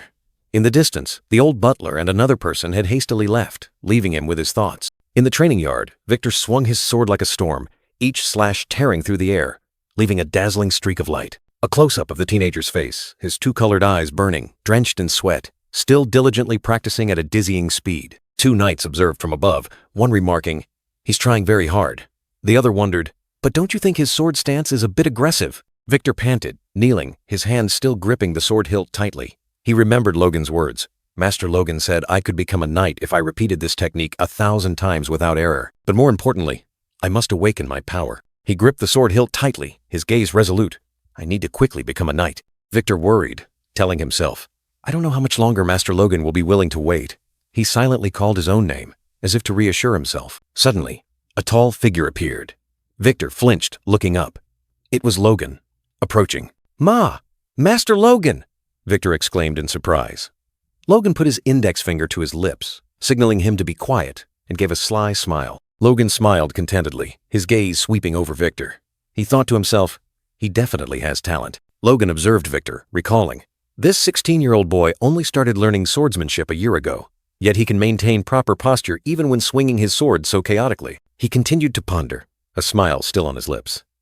And when he swings his sword however he wants, he's actually much more terrifying than when using conventional techniques. Logan turned his back, musing. He may no longer be a noble assassin, but I guess his nature is still aggressive. The problem is, he can't perfect this technique without a training partner. I guess he'll soon need someone. Logan suddenly called out loudly. Victor! Victor flinched, quickly turned around and stammered. Ma! Master Logan! Logan turned back, looking at Victor and the blue-haired boy. He announced, I plan to leave McLean Castle tomorrow to train our soldiers in Teslan. This will likely take all winter. Victor was surprised. What? Logan gave a radiant smile, patting Victor's shoulder. Come with me, and make sure to reassure your sister that you'll be fine. Victor stood frozen, his blue eyes wide, his face confused and surprised by Logan's unexpected offer. Victor, with his sister Rhea beside him, hesitantly asked Logan if he could bring her along. Rhea clung to her brother, her big round eyes full of worry. Logan, the red-haired young man, looked at Victor with a pensive expression. He pointed, questioning whether bringing a young girl to an all-male training camp would be good for her. Victor responded firmly, asserting that he wanted to bring his sister along. Rhea whispered, worried her brother would get into trouble. Logan briefly smiled, thinking to himself that Victor was truly childish when it came to his sister. Logan sighed, finally agreeing. Victor rejoiced, quickly thanking him, but Logan's eyes suddenly turned sharp and cold. He pointed directly at Victor, warning that any trouble that occurred would be his responsibility. Victor immediately replied, "Yes, sir," promising to take good care of Rhea. Logan just silently watched the young man, seemingly evaluating him. Logan asked Victor why he loved his sister so much. Victor hesitated, then replied that she was his only remaining family member. Logan listened, his eyes narrowing slightly, his expression unreadable. Victor continued, his voice full of anguish, confessing that his parents had died because of him, and Rhea, his sister, also became an orphan because of him. He had a duty to protect her, as the only surviving member of his family. Logan remained silent, his eyes still pensive, as if contemplating Victor's story. Finally, Logan placed a hand on Victor's shoulder, gently saying, "All right, do your best." A subtly encouraging remark. A few days later, the scene shifted to Teslan Castle. The sky was clear blue, white clouds drifted lazily, signaling a rigorous training day. A one-eyed man with a fierce expression loudly ordered the new recruits to run 5 laps around the inner castle wall. The group of candidates, with tired and surprised expressions, one of them exclaimed, "What?" They seemed exhausted. The one-eyed man roared, questioning if they thought this was a joke. He ordered them to run immediately, without mercy. The candidates trembled in obedience, exerting all their strength as they dashed off in a cloud of dust. The one-eyed man sighed softly, his gaze following their retreating figures, as if contemplating something. The one-eyed man turned to Logan, offering words of praise. Logan, with a half-smile, replied that he accepted the invitation due to the generous salary, but also admitted that this role suited him quite well. The one-eyed man looked surprised that Logan had also recruited other mercenaries. Logan indifferently explained that he didn't want anyone to reveal the operating mechanism of the new crossbows. The one-eyed man leaned closer, whispering a loaded question. "You're not planning to start a war in the next 2 years, are you?" Logan merely remained silent, a difficult-to-read glint in his eyes. Logan subtly curled his lips, giving an enigmatic smile. He asserted that he was not a warmonger, yet his words carried an unusual weight. Then he clenched his fist, and an aura of power erupted. "It's just that, sooner or later, we will have to face a war." His words were like a grim prophecy. The one-eyed man spun around to Logan, his eyes filled with horror. He's a monster!" The words came out like a gasp, full of fear and surprise. Meanwhile, Victor dashed like the wind, surpassing everyone. His gaze was resolute, his entire body erupting with a fiery surge of power, as if he had found new motivation. The group of candidates panted, looking at Victor in astonishment. One exclaimed, "How is he so fast?" Another replied, "He's Logan's slave." All of them were stunned, unable to believe it. A young man in the group clenched his fist, his eyes burning with determination. "If a slave can do it, why can't I?" His words were like a challenge to himself. However, not everyone had such an iron will. Another candidate clutched his stomach, his face pale, staggering forward. I'm going to throw up." He collapsed, exhausted. The one-eyed man looked at the scene, then turned to Logan. "The Victor effect, just as you predicted." He pointed at the one vomiting. Logan smiled, saying he didn't need sudden strength. Logan confidently declared, "What I need from them right now is a strong will to keep moving forward. That alone is enough." His eyes gleamed with calculation. Meanwhile, a mysterious source of power was gradually seeping into Victor as he ran. His moment of awakening was imminent. It was only a matter of time. Logan believed that when Victor awakened his power, it would be a huge motivation for the other soldiers. He had high hopes. But an ominous premonition still lingered. However, soon enough, Victor would have to face a harsh truth. His hand clenched. Fresh drops of blood began to seep out, signaling an impending disaster. The ominous premonition had come true. Victor, covered in blood and with lifeless eyes, stood towering over a corpse, a horrifying sight, signaling a murder had occurred. But then, the scene shifted. A gentle breeze swept through Teslan Fortress, where new recruits were training. A vast and seemingly peaceful camp. A hot, steaming meal was a precious reward after hours of grueling training. Creamy mushroom soup, along with golden brown loaves of bread, promised a bit of comfort. The entire hall buzzed with laughter and the clatter of dishes. "Thank you for the meal," words of gratitude echoed, dispelling the fatigue after a long day. Each young face lit up. "This looks so good," one boy exclaimed, his mouth full. "It's only thanks to these meals that I can endure this terrible training. Eating 3 full meals a day for the past few weeks. I think I've gained weight," a boy said with a laugh, chewing heartily. "There's nothing happier than eating like this every day." The lively sounds of chewing and the gentle clinking of cups. Each bite seemed to replenish their vitality, soothing the hardships they had endured. Suddenly, a familiar figure appeared, carrying a tray of food. Victor, in a servant's uniform, smiled brightly. "Please, everyone, eat to your heart's content." His friendliness made the new recruits blush with embarrassment. "Thank you," they replied, beaming. As Victor turned and walked away, eyes still followed him. "She's always so cute," one boy whispered. "Truly an angel. Maybe I'll try talking to her later," one boy said excitedly, nudging his friend. "Hey!" But then, the atmosphere suddenly grew heavy. A dark aura enveloped the area. Victor, with blazing red eyes, stood tall, exuding a terrifying pressure. His face was shrouded in shadow, only his blazing red eyes glowing. "Stop staring," a cold voice echoed. "Otherwise, I'll gouge your eyes out." The entire hall fell silent. The recruits trembled and cowered, only daring to stammer, "Yes." Without a word of explanation, Victor hastily left, leaving behind horrified gazes and extreme confusion. Victor's sharp gaze pierced through the night, harboring endless worry. Amidst the noisy tavern, he mumbled to himself, his heart heavy. "I hope she's eating well." But his gaze then shifted to those enjoying their dinner, a surge of unease rising within him. Victor's heterochromatic eyes suddenly glowed red, tension clearly visible on his face. Meanwhile, a strange man licked his lips, his eyes filled with a greedy, disgusting look. Without hesitation, Victor shot off like an arrow through the deserted street. He ran, glancing back, the loaf of bread in his hand clutched tightly, fear urging him on. A cleaning woman said Victoria had gone out to take out the trash, making Victor wonder, why would she go so far alone at night? He suddenly turned his head, his bloodshot eyes flashing a warning. Strange noises echoed from afar, as if something was happening. Victor rushed forward, exclaiming, "Rhea, what the hell are you?" His entire body stiffened, his heterochromatic eyes wide open, utterly horrified. Before him, Rhea was being held tightly by a man, her face filled with terror. The girl trembled, calling his name, her red and blue eyes brimming with tears, pleading for help and despair. The loaf of bread in Victor's hand fell to the ground, rolling silently, like a harbinger of the disaster that had just struck. The brown-haired young man trembled, trying to justify his actions before the mysterious purple-haired attacker. A tense atmosphere enveloped them, signaling an impending outburst of rage. Without warning, a steel fist slammed into his face, fresh blood splattering in that fateful moment. The punch seemed to tear through the night. His body flew back like a broken puppet, collapsing onto the cold ground. The purple-haired attacker hovered in midair, his gaze as cold as death itself. He slammed hard against the stone wall, the dry thud of bones echoing.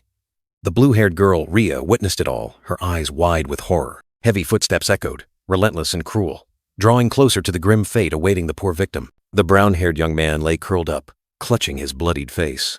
The purple-haired assailant stood tall, like a specter of brutality, with Rhea's eyes behind him filled with fear. Blood streamed from his nose, his front teeth broken.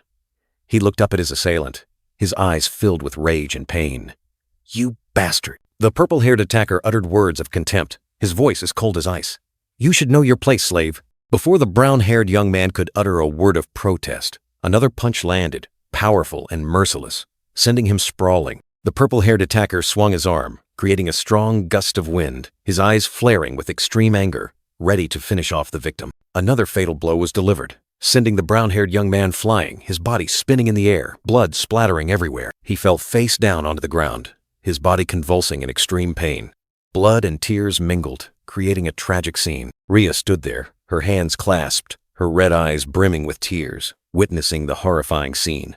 A heavy thud echoed as his body hit the ground. The purple-haired assailant grabbed his hair, lifting his head off the ground, his cruel gaze unwavering. He could only whimper in despair. The brown-haired young man's tear-filled eyes stared directly at his tormentor, begging for one last mercy. "Please, A roar tore through the night as the purple-haired assailant swung a brutal fist. The wretched father, his hair clutched tightly, could only stare wide-eyed at the approaching death. Utterly desperate, steel fists rained down relentlessly, tearing through the air. He was nothing more than a punching bag, enduring boundless fury. His face bruised, his eyes wide with horror. The father tried to brace himself for each punch, but with each pow that echoed, hope shattered. "That's it," he exclaimed, turning and fleeing for his life. Each step was a stab into his extreme fear. Another fatal blow landed, and the father collapsed. He struggled to whisper, "Victor! Rhea! Run!" His eyes held only despair and boundless love. The barrage of blows continued mercilessly. "Hurry!" he screamed. "Leave me and run!" Each cry of Victor was a heartbreaking plea. "My son!" His battered body lay sprawled, the father reaching out as if to cling. With his last breath, he whispered a plea.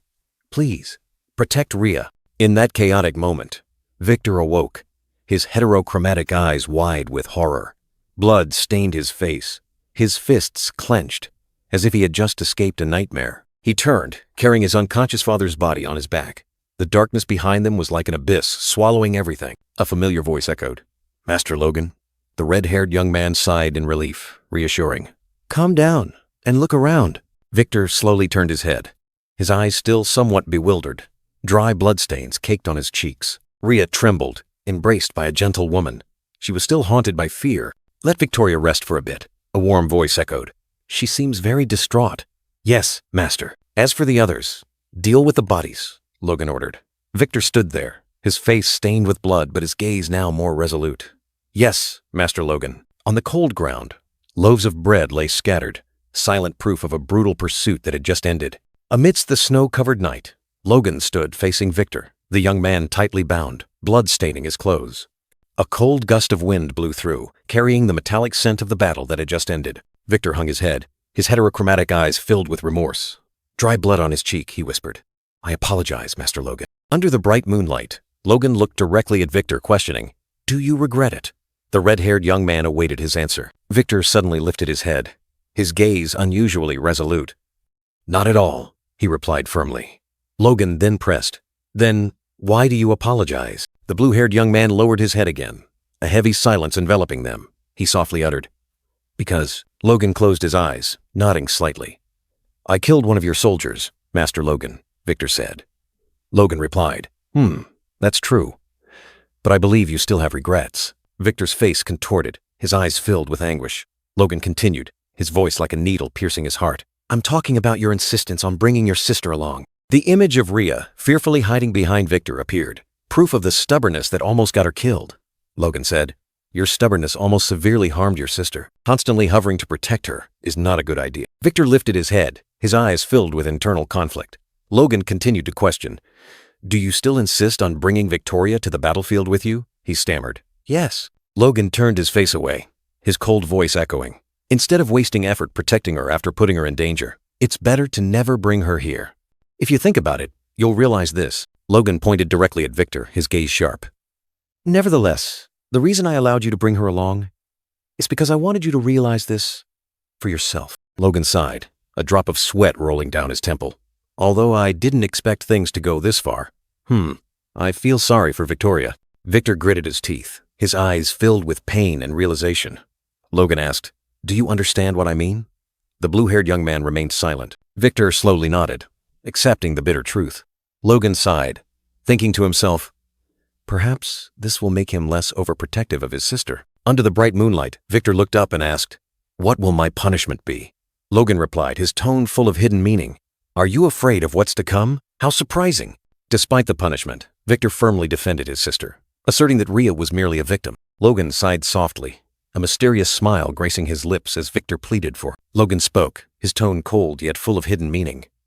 "Murder, of course, is a crime." But then, he unexpectedly declared, "Nevertheless, you did very well today." Victor was stunned. He continued, his gaze sharp. "Next time, however, it's best you ask for my permission first." Victor asked again, bewildered. Logan explained, not wanting the boy's life to be ruined by a depraved individual. He looked directly at Victor, revealing his intention. "Because you need to become my knight." Victor blushed, astonished. Under the bright moonlight, Victor cried out, accepting Logan's unexpected offer. Time passed, and in a cozy room, the fire in the hearth crackled. A silver-haired man questioned Logan about the slave killing someone, asking if he could decide such a thing on his own. Logan coldly replied, "Victor is my slave. In other words, he is a tool that belongs to me." The silver-haired man worried about the reaction from the apprentices. Logan revealed that the victim was a notorious pervert who had spoken obscenities about Ria. The silver-haired man exclaimed, "Oh," understanding the situation. Logan concluded, "So I used my tool to deal with a criminal.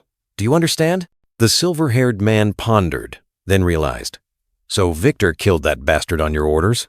Logan made a note, ordering the villain's head to be hung at the city gate, publicizing his crimes. He instructed the silver-haired man to warn the soldiers.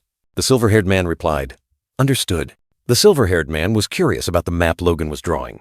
Logan smiled mysteriously, saying he was preparing a surprise for the soldiers, and the map showed an area full of monsters. The news of Victor's killing caused a stir. What? He killed another soldier? Shock spread throughout the camp, like a bolt from the blue. But when the deceased's crimes were exposed, that bastard dared to harass Victoria? Rage erupted, replacing the initial astonishment. Logan McCline stood afar, his gaze profound. The other soldiers whispered, saying the dead man deserved it. What seemed like a major incident ended swiftly. Time flowed like sand. 3 months passed quickly, bringing the chill of winter and white snowstorms. The new year had arrived. Logan and Kai Salon chatted, realizing 2 years had passed since they first met. Time truly was an unceasing river. Logan recalled the early days. 1. A decisive shout, as if marking the price of growth. 90 days of grueling training, like a steel forge. 1,000 recruits entered, facing life or death challenges. 12 fell. 1 lay down forever. 987 remained and passed. Kai Solon remarked that from then on, no one else failed. Only the most resilient remained. Basic training was nearing completion.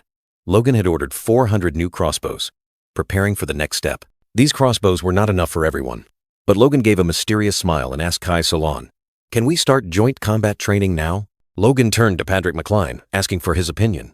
Patrick McCline pondered, then nodded. The forest at the foot of the mountain will be a suitable place." Patrick McCline continued, saying the knights needed to apply their new skills. Logan McCline was surprised. "Are you saying they've mastered the blood iron sword already?" Patrick McCline sneered, affirming they had grasped the basics.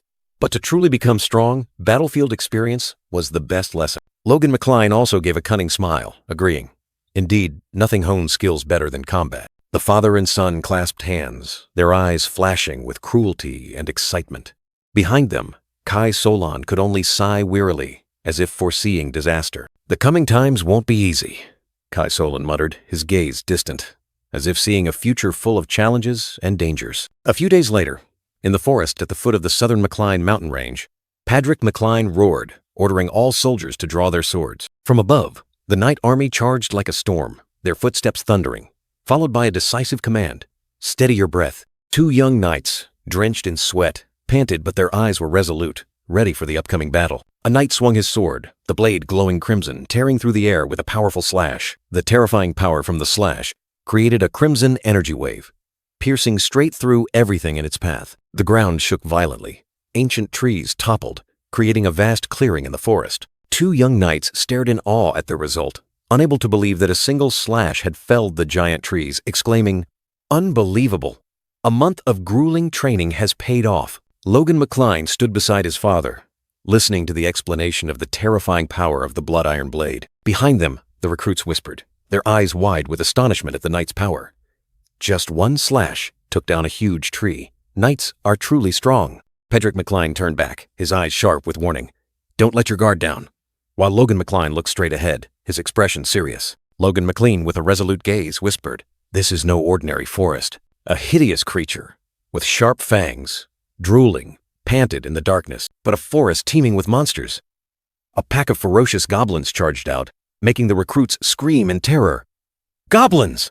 A knight sneered, his eyes contemptuous. "Is that all?"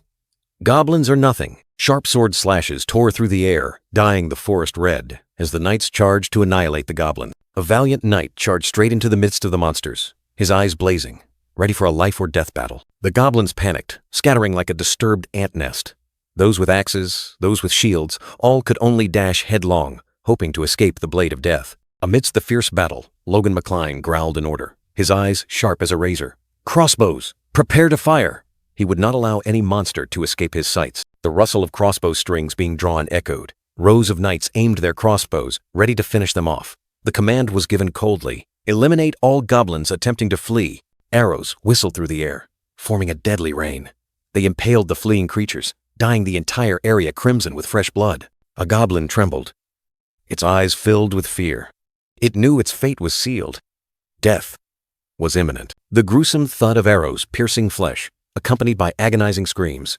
The goblins fell one by one, unable to resist. 2 recruits burst out laughing, full of self-satisfaction. "Ha-ha, see? I killed 2. They're so weak. Why were we ever scared of them?" Suddenly, a terrifying roar ripped through the air. The knights flinched, their eyes wide with panic. A new, more fearsome threat was approaching. A colossal leg, full of sharp claws, slammed down, making the ground tremble. A knight recoiled in shock, his eyes filled with terror. He felt the immense power of the new enemy. A gigantic horned wolf, with a muscular body, streaked across the scene, each step creating a seismic thud. The knight stood stunned, cold sweat pouring down. Their earlier complacency vanished, replaced by extreme fear. The horned wolf let out a ferocious roar, revealing its sharp fangs. "It's a horned wolf! Form up!" a knight shouted, trying to maintain morale. The clang of armor echoed as the knights hastily formed ranks, creating a steel wall. They knew these were not weak goblins. A knight's eye twitched, full of tension and determination. He gripped his weapon tightly, facing the new enemy. A brave knight raised his shield to block the horned wolf's thunderous attack. The deafening clang of metal echoed across the battlefield. Amidst the blood-soaked battlefield, the knights bravely fought back against the ferocious horned wolves, the clang of metal echoing like a tragic epic. An angry shout ripped through the air. "Crossbow cavalry positions." Kai Solon, the silver-haired eye-patched commander, ordered with extreme tension on his face. Immediately, rows of mounted archers raised their crossbows, arrows whistling through the air, impaling the enemy. Crimson arrows tore through the wind, embedding themselves in the steel-hard hide of the snarling horned wolf charging forward. The monster raised its head, a long howl echoing across the battlefield, while arrows continued to fly. Arrows repeatedly struck the horned wolf's body, but could not pierce its natural armor, merely bouncing off uselessly. "The arrows are useless," a recruit cried out in panic, his eyes filled with despair. Logan McCline, with a resolute expression, commanded, "Swordsmen! Form ranks immediately!" Without hesitation, the warriors charged forward, determined not to let any monster breach the defensive line. Kellyan, the purple-haired knight, led the charge, rushing straight into the midst of the monsters, moving like a whirlwind. He swung his sword, the steel blade flashing, preparing to deliver a fatal blow to the horned wolf. A terrifying slash tore through the air, embedding itself directly into the monster's body. The gigantic horned wolf collapsed with a loud thud, while the green-haired knight turned his head, his eyes full of astonishment. A cry of pain echoed, shattering the brief silence. Another horned wolf had launched a surprise attack, biting down hard on the green-haired knight's leg, the horrifying sound of bones breaking echoing. "My leg! My leg!" The gray-haired knight witnessed the horrific scene, his entire body trembling, his eyes vacant. A fiery sword strike ripped through the night, carrying destructive power, signaling a fatal attack. Logan McCline, with the scar across his eye, delivered a fatal sword strike, slicing through the ferocious horned wolf that was charging. The monster fell. A gray-haired recruit tremblingly called out to him, his eyes full of astonishment and fear. "Snap out of it!" Logan roared, ordering the recruit to retreat with the injured man. "Yes, sir!" He thought to himself. Most recruits couldn't withstand stronger monsters. But a brown-haired warrior leaped, swinging his sword to cleanly cut down the wolf. He realized that those who made it into the top 100 inches the hearing and vision tests were truly different. Among those exceptional individuals, one stood out above the rest. The brown-haired young man stepped forward, facing the danger. "What the hell?" a recruit exclaimed in terror. The brown-haired young man had just taken down 2 monsters at once. A figure flashed, quick as lightning, charging straight into the midst of the monster. It was Victor, his eyes blazing red, swinging his sword down at the ferocious horned wolf. Victor's sword slash tore through the wind, creating a crimson light that swept away all obstacles. 2 wolves fell, blood staining the white snow red. Victor stood there, alone on the battlefield. A dark-haired warrior stood nearby, sweating profusely, panting in fear. Victor gave a crazed smile, his heterochromatic eyes gleaming with bloodlust, gripping his sword hilt tightly. The brown-haired young man stood beside him, feeling a chill run down his spine as he looked at Victor. Logan McCline chuckled softly, thinking to himself, "Victor has truly revealed himself. It won't be long now." The gray-purple-haired young man stood amidst the white snow, his sword raised, a blazing red aura erupting around his chest. This was the moment he touched the threshold of an aura user, a fateful turning point. With a whoosh that tore through the wind, a giant horned wolf collapsed, its fresh red blood staining the white snow crimson. The fierce battle had just ended, leaving traces of devastation everywhere. The red-haired man sighed in relief, asking, "Is this the last one?" The black-haired aide replied, his voice weary, "We've just finished on our side too." A large-scale sweep had been completed. He and his aide exchanged glances, looking out at the desolate landscape. "It's been a month and a half since training began." "Longer than expected," the red-haired man said. The aide sighed, "Because we found 3 knoll nests with thousands of them. Monster corpses lay scattered across the snow, testament to the brutality of the battle. It's chilling to think these monsters could have attacked our city. Luckily, we eradicated them completely." The red-haired man pondered, gazing into the distance. The aide asked, "Do you think young Master Logan foresaw all of this?" He softly hummed in affirmation, but his mind held much deeper calculations. Logan McCline, with a determined expression, loudly commanded, "Everyone, just a little more effort!" His voice echoed, invigorating the exhausted soldiers. Under Logan's command, the soldiers pushed giant tree trunks together. "We're done once these trees are felled. Carefully transport them to the town construction site." He urged them on, and the work continued. A tired, gray-haired recruit complained to his comrades, "A month and a half of nothing but killing monsters and felling trees. I'm exhausted. This isn't what I learned swordsmanship for." Logan McLean stood there, smiling faintly, looking out at the forest. "It's a waste that we couldn't use these valuable trees for construction because of the monsters. What a pity," he thought to himself, his smile hiding something. Logan laughed heartily, saying to the red-haired man and his aide, "We're training and gathering wood for the town at the same time, killing 2 birds with 1 stone." The red-haired man thought to himself, "This is his true motive." Logan McCline showed a satisfied expression. "I was a bit worried finding so many monsters, but I also gathered quite a bit of information." He smirked, his sharp gaze sweeping across. The young knights, green-haired and gray-haired, tired but resilient, absorbed the faint power. They were the ones who had wielded swords to survive, those with the strongest survival instinct. Logan McCline smirked, his eyes full of calculation. Survival instinct, fighting spirit. Perhaps that's what's needed to awaken power. If the soldiers mature as I expect, we'll have many nights before the war. The silver-haired commander looked at Logan, asking suspiciously, "What are you laughing about?" Logan started, quickly replying, "No, nothing." He cleared his throat, trying to hide his thoughts. Logan McLean smiled, looking out at the developing town. "Now that we have enough wood, McLean Town will be finished quickly, right? There's only 1 month left until spring. Will it be done before the farmers plow?" The silver-haired commander nodded slightly, replying to Logan, "Yes, my lord. It was a tacit agreement." But the old man's eyes still held something hidden. Logan was surprised, asking again, "Wait, really?" He had proposed it thinking the old man could do it, but deep down, he still thought it would be difficult. The silver-haired commander explained that the town had mages assisting, and workers full of enthusiasm since the dam construction. Food was abundant, houses were standardized, and everything became more efficient over time. Logan stood stunned, his eyes filled with astonishment. He couldn't believe his ears, that everything was going so smoothly. Huh? A dazzling flash erupted. Logan looked at the silver-haired commander, exclaiming, "Is Hamar always this amazing?" He happily realized that vacation had truly been worthwhile. Suddenly, a hand reached out, its palm glowing.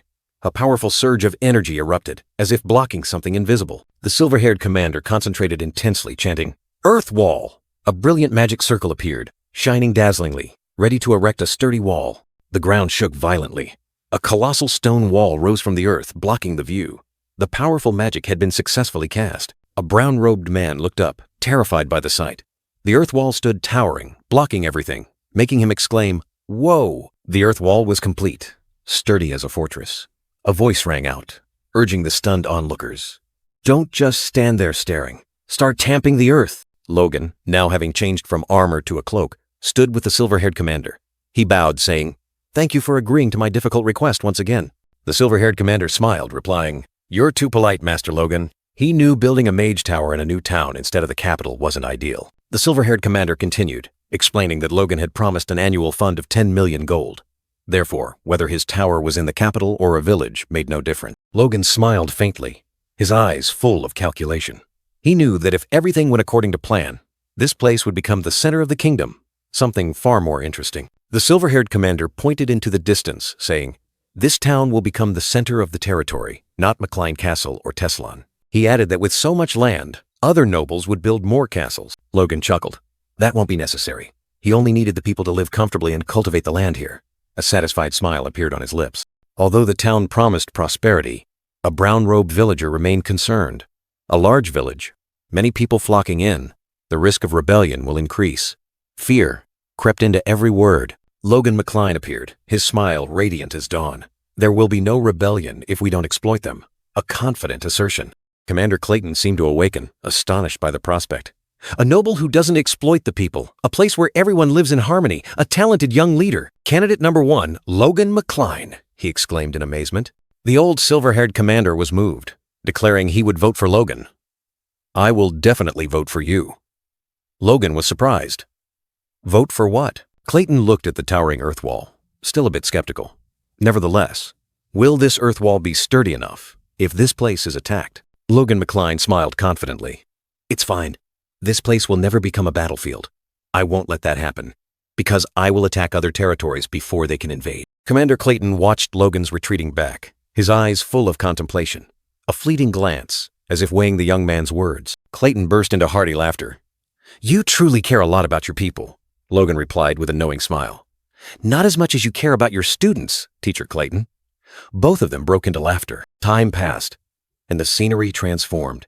Winter night fell, the bright silver moonlight illuminating the entire snow-covered forest. Amidst the cold landscape, Logan McCline stood tall, his hand gripping his sword tightly. His attire was neat, ready for a battle. Light flashed from the sharp blade, reflecting determination in the young man's eyes. A moment of stillness before the storm. Logan's gaze suddenly turned sharp and cold, his eyes piercing through the night. A surge of energy erupted, signaling that something was about to happen. A powerful sword swing tore through the air, trailing a brilliant red energy. Logan charged forward, decisive and full of might. Amidst the snow-covered trees, a dazzling flash erupted, piercing through the darkness. The sword's light was as brilliant as a shooting star. The light grew stronger and stronger, engulfing an entire area. The whole forest seemed to be illuminated by a mysterious energy source. Logan turned his head, his gaze resolute. Whether everything had ended or was just beginning, the young man maintained his unyielding spirit. Logan stood before the colossal rock, his sword deeply embedded in it, faint smoke rising like a declaration of the power just unleashed. The rock shattered into pieces, a dazzling burst of energy erupting. I did it, Logan exclaimed, his voice full of satisfaction. The red-haired young man took a step back, his eyes a mix of surprise and satisfaction as he looked at the shattered rock. Not only the rock, but also the trees behind it were pierced through. The terrifying power of the technique just unleashed made Logan marvel. Logan gripped the hilt of his sword tightly, his eyes blazing. The second move of the shadow blade, pure gold penetration. He told himself that this move, though small in range, was powerful enough to pierce the hardest steel. Territory development is progressing well. So, all that's left is for me to become stronger. Time flew by. A month had passed. People were enthusiastically building and reclaiming land. Another month passed. Logan was discussing with a light brown-haired man, both examining an object on the table, seemingly discussing work. McCline Town had taken shape, its sign clearly visible. From behind, a woman walked, witnessing the development of this place. A young woman held a baby, along with 2 other boys, looking surprised at the surrounding scene. New life was budding, bringing joy and hope. Looking down from above, McCline Town now had sturdy houses. Children played, adults worked, a peaceful and vibrant scene. The woman and the 2 boys smiled brightly, the baby in her arms also adorable. Simple happiness spread throughout the space. And then, summer arrived. The brilliant sun shone, bringing warm breath and abundant life, signaling a new beginning. Logan sat at the table, diligently writing with a quill pen, seemingly managing work and noting important things. Logan was discussing with his dark brown-haired aide. The aide reported that land cultivation was progressing well, but there was a shortage of manpower. Logan pondered, stroking his quill. He asked about people coming from other territories due to rumors, then decided to allow them in to compensate for the manpower shortage. Logan further inquired about Hamar. The aide replied that Hamar was still on leave, and there was still time before he had to return to work. Logan McClean rested his chin on his hand, deep in thought, wondering if he had been too generous in giving Hamar so much mithril. But then he clicked his tongue. Hamar had completed the town's construction and crafted more crossbows for him. The black-haired aide asked Logan about the rumor that Hamar had been given a lot of mithril before his vacation, and asked if it was true. Logan confirmed, explaining that he gave mithril for Hamar to play with during his vacation, and also to craft new weapons for the knights. The aide was surprised, thinking that didn't sound like a vacation at all. Logan smirked, asking back, "Don't dwarves like to play with precious metals?" The aide could only remain silent. Logan tapped his fingers on the table, decisively changing the subject. He declared that the people had moved into the town, and cultivation was progressing well. Now, There was only one thing left to guard against. At the same time, an angry fist slammed down on the table, creating a violent tremor. Viscount Max Pareda roared, unable to believe the McLean family was cultivating that barren land.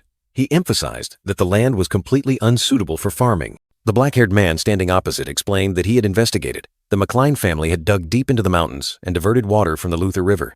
Viscount Max Pareda was skeptical, wondering if the McLean family had that much money. The black-haired man continued, recounting rumors. The eldest son of the McLean family became a successful businessman. They found gold or suddenly acquired a large sum of money. Viscount Max Pareda dismissed the baseless rumors, demanding they focus on the facts. He asked the black-haired man how much profit he thought the McLean family would earn from that newly reclaimed land.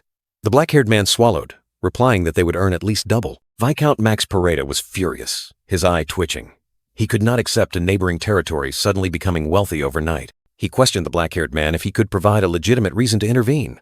The black-haired man flinched. The black-haired man flashed a sinister smile, saying they didn't even need to make up an excuse. He explained that some of their people had fled to the McLean family's new village. They could use that as an excuse to demand their return, and even claim ownership of the nearby Teslan land as compensation.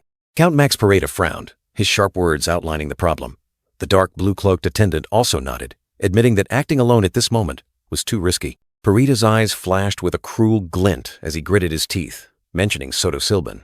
That bastard certainly wouldn't sit still. He gave an order, his eyes full of calculation. Count Silban was also an exploiter. His people must have fled as well. A sinister smile spread across his lips, Pareda declared.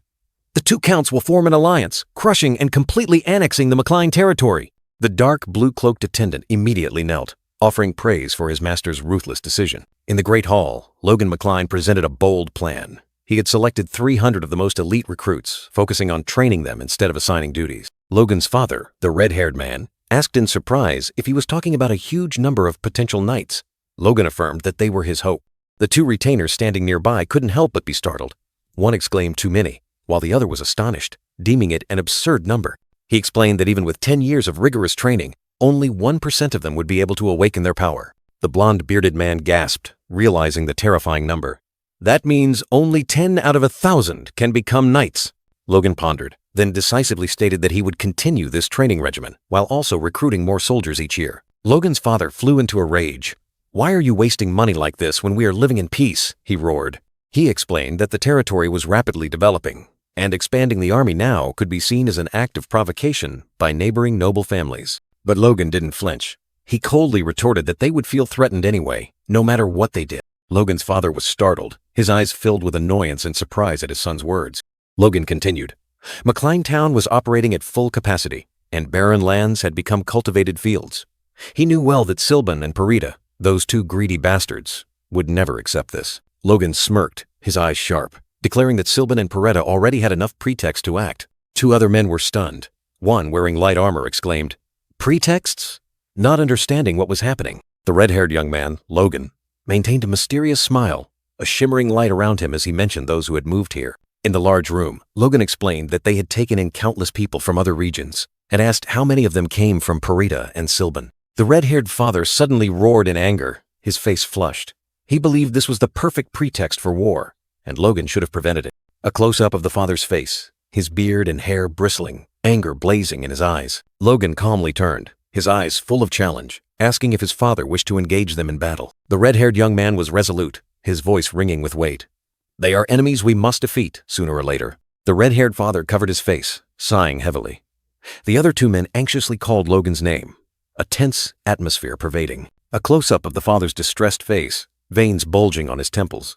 He blamed himself for trusting his son too much. Suddenly, a blond man with a bow tie rushed in frantically, his face pale, shouting, "My lord!" He turned his head towards Logan and his father, a blazing red light streaming through the window, signaling an ill omen. The blond man tremblingly delivered the bad news.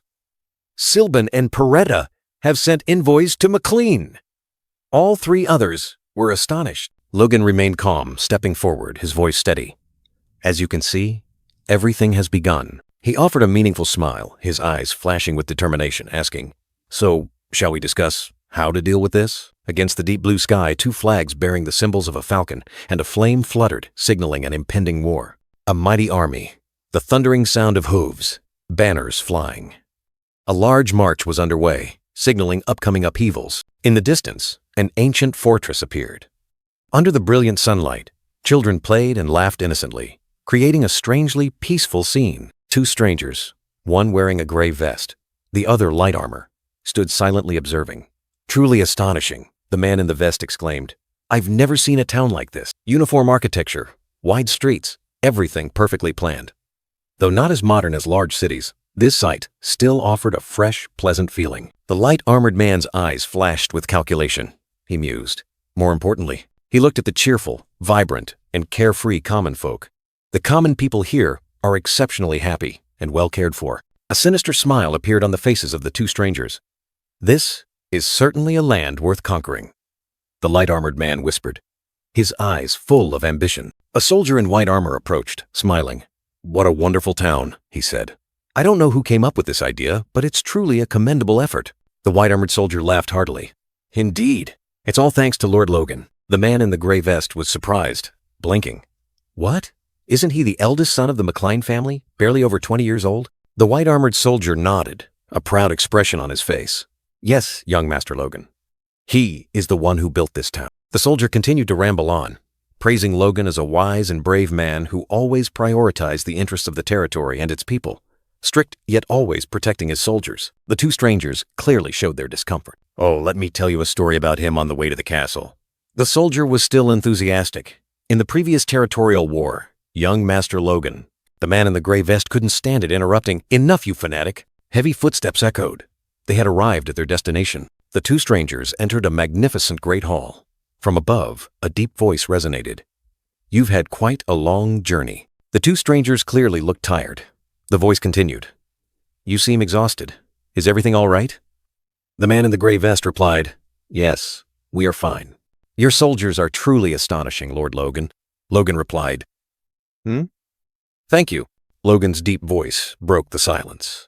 We cannot keep everyone waiting, so let's get straight to the point. His eyes were sharp, signaling an uncompromising dialogue. The two envoys, faces full of confidence, began to state their demands. To bring the residents back and prevent them from leaving again, we demand Teslan Plains and Teslan Castle. As compensation, their words were arrogant and challenging. The entire great hall suddenly plunged into a blazing red hue, as if signaling an approaching storm. Their declaration was like thunder, making the atmosphere thick with indignation. Logan and his red-haired bearded father stood there, their gazes firm. A cold glint passed over their faces, preparing to receive the next blow. A castle and half of the cultivated land? Do they really want war? Logan gritted his teeth, a heavy sigh escaping him. His patience had reached its limit. He turned to his old father, his eyes resolute. Everything is just as I said, father. A cold, unwavering affirmation. The red-haired father merely nodded slightly, a heavy sigh escaping him. He had anticipated this arrogance, but couldn't help but feel disappointed. Logan glanced up at the balcony, where figures were whispering. Tension spread, not just between them, but throughout the entire court. A powerful red-armored commander, standing nearby, nodded slightly. He was ready, awaiting only his master's command. The gray-vested envoy roared, his voice echoing through the great hall. The Silban and Peretta families, are they declaring war on us? His words were like sharp arrows, piercing their pride. Logan's white-armored soldiers stood ramrod straight, motionless as statues. Their silence was more terrifying than any roar. Bastards! The two envoys lost their composure, screaming, Are they insane? Get out of here! How dare they? Their rage erupted, turning into vulgar words. The gray-vested envoy broke out in a cold sweat, his face flushed, teeth grinding. His initial arrogance had turned into extreme fear. He pointed directly at Logan, his words full of menace. My lord, you cannot threaten us like this. Unless you want war, order your knights to retreat. The red-haired father looked up, his eyes suddenly flashing with a blazing red light. You are the ones who demanded war first. The McLean family does not fear war. His voice was deep and powerful. The gray-vested envoy sneered, his eyes full of malice. There will be nothing left of McLean when we are done with you. Do you truly wish to be completely annihilated? His words were like sharp blades. Logan McLean stood tall, his eyes burning with challenge. He could not accept those who treated the lives of refugees as bargaining chips. Logan turned to his father, his voice full of indignation. Father, these people have forgotten the duty of a noble. His father nodded thoughtfully, his eyes deep. Amidst the encirclement of soldiers, Logan McLean roared, his killing intent erupting. No need to negotiate with these bastards. A surge of blazing red energy enveloped him. The gray-vested envoy and his brown-clad accomplice turned pale, trembling. "Do you really want war? How ridiculous! Do you all want to die?" Stepping back in fear, the gray-vested man shrieked, "This will be war!" The warning echoed in the tense atmosphere. Logan McCline strode down the steps, his gaze locked on the trembling envoys. "Ridiculous? How dare you?" He continued to advance, each step echoing. The armored soldiers instinctively lowered their swords. "How dare you point and yell at the lord of this land?" Logan McClean drew his sword, the cold steel reflecting the light. "You have surely lost your minds," he declared, his voice full of power. The gray-vested man and his brown-clad accomplice swallowed hard, their eyes panicked. "Just because you—" The words caught in their throats. The gray-vested man's face contorted in fear, his teeth grinding. Cold sweat poured out, signaling an impending storm. "Guards, what are you waiting for? Stop him!" The gray-vested man shrieked, and the armored soldiers immediately charged forward, swords drawn. Logan McCline's eyes suddenly turned blazing red, the flames of war igniting deep within him. He was ready. A firm hand raised the sword high, a flash of light signaling a fatal blow about to descend. A lightning-fast sword stroke tore through the air. Logan McCline lunged into the enemy formation, striking down an armored soldier. The armored soldier fell, fresh blood splattering. Cough! The faint groan died out in the chaos. Logan McCline stood tall amidst the pool of blood, his cold gaze sweeping over the trembling enemies surrounding him. The battle had only just begun. Logan McCline charged in like a whirlwind, his sword flashing. The white-armored soldiers didn't even have time to understand what was happening, only hearing the sound of metal tearing through the air before collapsing with weak groans. Another white-armored soldier looked up at the sky, eyes wide with horror, mouth agape, as if to scream but only able to swallow the cry. Death had come too quickly. Logan stood in the grand hall. Blood splattered across the marble floor. He turned his back on the fallen, coldly declaring, "Dare to draw your sword in another's territory, and you must be prepared to die." Behind Logan, two middle-aged men trembled and backed away. The blond man in the gray vest and the brown-haired man in the brown cloak, their faces pale, frantically exclaimed, "Stop!" Logan turned his head, his gaze as sharp as a dagger. He stared at the man in the gray vest, his tone full of menace. "Do you really think McCline will be at peace if you dare to harm me?" The sword in his hand flashed. The man in the brown cloak stammered, I am an envoy." Before he could finish, a sword slash tore through the air. Blood splattered. The man in the brown cloak collapsed, fresh blood splattering everywhere. Logan still stood there, like an unyielding grim reaper, letting the blood stain the entire hall floor red. The man in the gray vest witnessed the horrifying scene, his eyes wide, pupils constricted in extreme fear. He couldn't believe what he had just seen. Logan strode towards the kneeling man in the brown cloak. He bent down, his voice low. "I will convey the will of the McLean family to your lord, without a single deviation." The man in the brown cloak knelt, face down on the ground, trembling and begging, "Please, forgive my insolence." Logan merely looked down in silence, his gaze still icy. The man in the brown cloak trembled violently, his eyes wide with horror. He knew he had encountered someone not to be trifled with. Logan smirked. "You're smart." Logan turned and walked away on the red carpet, leaving the kneeling man in the brown cloak behind. From above, the long red-haired, bearded man silently observed everything. The red-haired man nodded slightly, his eyes thoughtful. It seemed he had anticipated everything would unfold this way. The clang of swords echoed. Logan McCline commanded, "Knights of McCline, prepare for war." A new war had been declared. On the same day Logan cut down the envoy from Silban, he stood there, his sword still stained with blood. A cold message had been sent. The McLean family sent messages to two viscounts via magical communication. Elsewhere, a blond, bearded man slammed his hand on the table, roaring, "They killed my envoy?" In a distant place, Viscount Soto Silban roared in anger, his face flushed. "Has the entire McLean family gone mad?" A subordinate reported. "They demand compensation for the envoy's disrespect." Soto Silban frowned, asking again, "What should we do?" He smirked, raising a glass of red wine. "Disrespect? Those beggars don't know fear, just because their lives are a little better." Soto Silban sneered, declaring that McCline didn't have enough troops for a direct confrontation. "Give them one more chance." The subordinate immediately obeyed. The scene shifted to Teslan Castle camp. A magic orb on the table glowed, transmitting a message from Silban. The cold message. Silban demanded the return of the fugitives, along with 10 million gold in the entire Teslan plains as compensation. That was their answer. Logan McCline looked annoyed. "Is that all? In 2 days?" His red-haired father sighed. They had rushed to Teslan as soon as they received the news. The red-haired father explained the rush. "They don't know, but our army is strong enough to crush a Viscounty with ease." Logan McCline emphasized. "We need to conquer Silban as quickly as possible. The more we demonstrate our strength, the less other territories will dare to provoke us. He continued, no need to recruit more soldiers. If they quickly captured Sylvan Castle with their current forces, Viscount Pareto would not dare to act recklessly. Logan concluded, so, it's all about the speed of conquering Sylvan. He replied to his father. Yes, father, a knock echoed. Young Master Logan, it's me, Kai Solon. Logan permitted. Come in. The door opened with a dry clack. Kai Solon entered, bowing. My apologies. Kai Solon reported.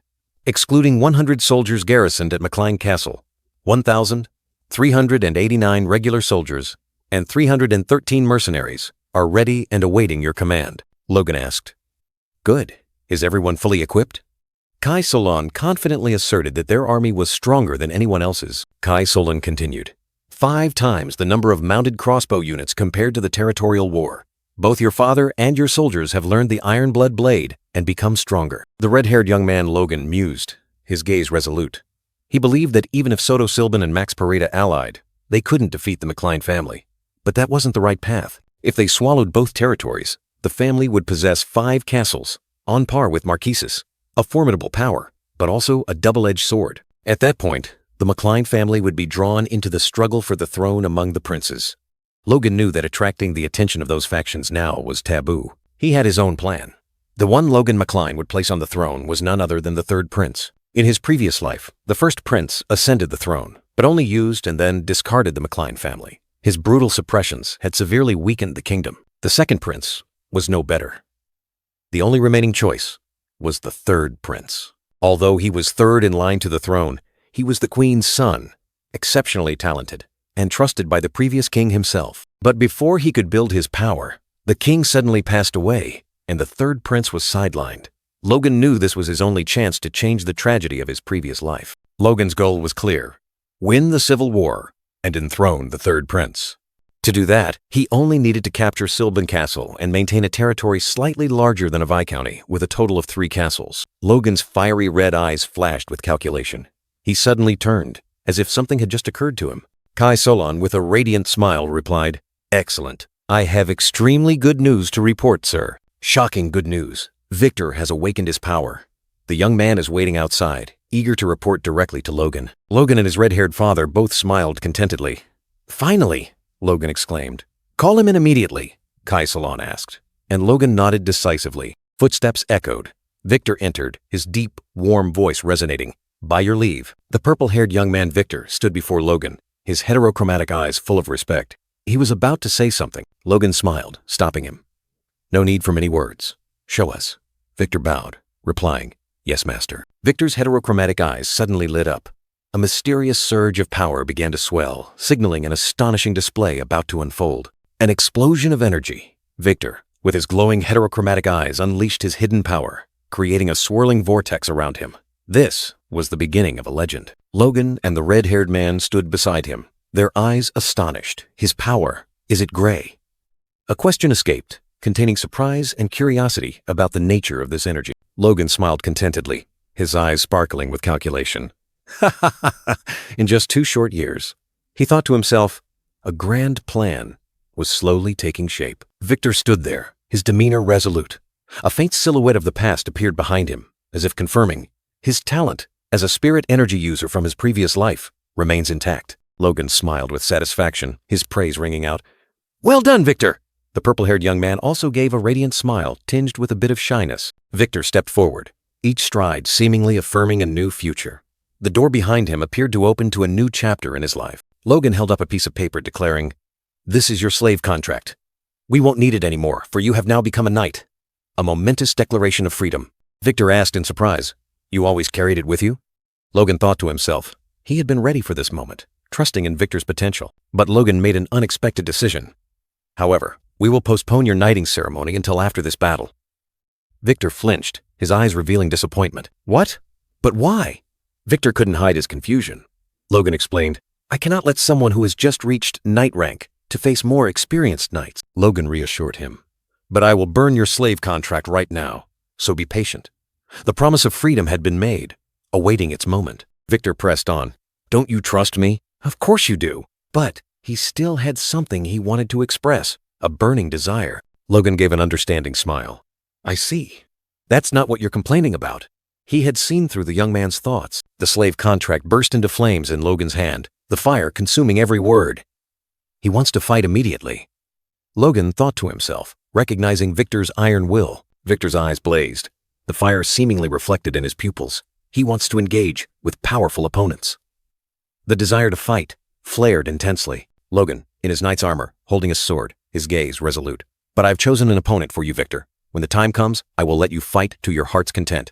The glowing orb on the red cushion, a dialogue echoed. Send a reply to Sylban immediately. All right, what do you intend to tell them? Logan McCline, with a confident expression, began to calculate. That we doubt the validity of their complaint, and their envoy was extremely rude. A voice interrupted him. Patrick McCline, the red-haired father, looked sharply at him. Forget those petty words. Tell me, what are you truly thinking? Logan gave a self-satisfied smirk, his eyes glinting with cunning. He had his own plan. Hooves thundered. The armored Knight Legion charged like a storm. Shut up and fight us. Hooves trampled the dust. A thud-thud sound echoed. In the distance, the enemy's fortified castle became clear. The army continued to advance, roars echoing. Soto Sylban, come out and die by my sword. On the castle wall, guards frantically discussed. What's happening? Fire flags? Report to the Lord immediately. A soldier rushed away, the urgent clang of armored footsteps echoing, carrying urgent news. Kellyan, along with the other knights, had tense expressions. Is the McCline family invading? From above, the McLean army was numerous like a raging tide. The Lord roared in anger. Those bastards! How dare they disrespect me so much? Kellyan knelt, resolutely requesting. My lord, please allow me to lead the troops. I will stop Patrick McCline, he affirmed.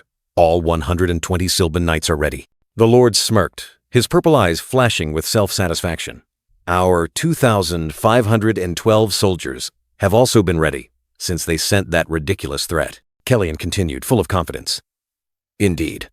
Although the McCline army is larger than expected, our forces are much stronger. The Lord turned his back, his shoulder twitching slightly. He growled. Kellyan has also become a high-ranking knight. You are no longer the only one of that caliber in this region, Patrick McLean. Kellyan asked a soldier. Has Parita still not replied? The soldier answered. They haven't responded. They seem to still be hesitating. Kellyan continued. Even if they come, it will take half a day. We don't need to wait. The black-haired lord dismissed Kellyan's thoughts, posing a terrifying scenario. What if we ambush McCline right now, only for Parita to seize the opportunity to ambush us from behind? A white-armored soldier flinched, worry clearly etched on his face. The black-haired lord looked at Kellyan, his gaze sharp. Isn't it strange? The McLean family charged forward as soon as we sent the request. It's as if they were waiting, while the Parita family remained silent. He turned to Kellyan, questioning. Do you find this normal, Kellyan? The purple-haired young man softly replied. Probably not. The black-haired lord growled, his face red with rage. Exactly. Those bastards have joined forces. He slammed his fist onto the table, finding no other explanation for this betrayal. His anger flared, his armored hand trembling violently. How dare they? His growl seemed to tear through the air. He spun around, his fiery gaze sweeping over his subordinates. Are you afraid, Soto Sylban? His roar echoed, full of menace. Meanwhile, Patrick McLean led the cavalry charge, his eyes blazing. He roared, Keep bowing like a cowardly fox. I'll take your head myself. The black-haired lord gritted his teeth, his thick beard twitching. His fury had reached its peak. He turned to Kellyan, giving a decisive order. Contact the Bifrost family immediately. Tell them, after defeating McCline, we will offer half of the spoils as tribute. Kellyan was surprised. What?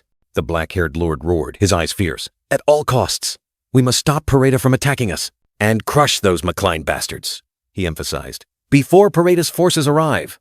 A white-armored soldier immediately replied, his voice firm. Understood. He gnashed his teeth, hatred surging. How dare he stab me in the back? His eyes cold, he swore. Once I conquer McLean, you will be next. Hooves thundered. Patrick McCline's cavalry charged forward. A knight asked, Shouldn't we attack the city after providing support? Our knights are strong enough. Patrick McLean shook his head decisively. Not yet, he explained. We cannot let Viscount Sylban escape in the middle of the battle. Logan nodded in agreement.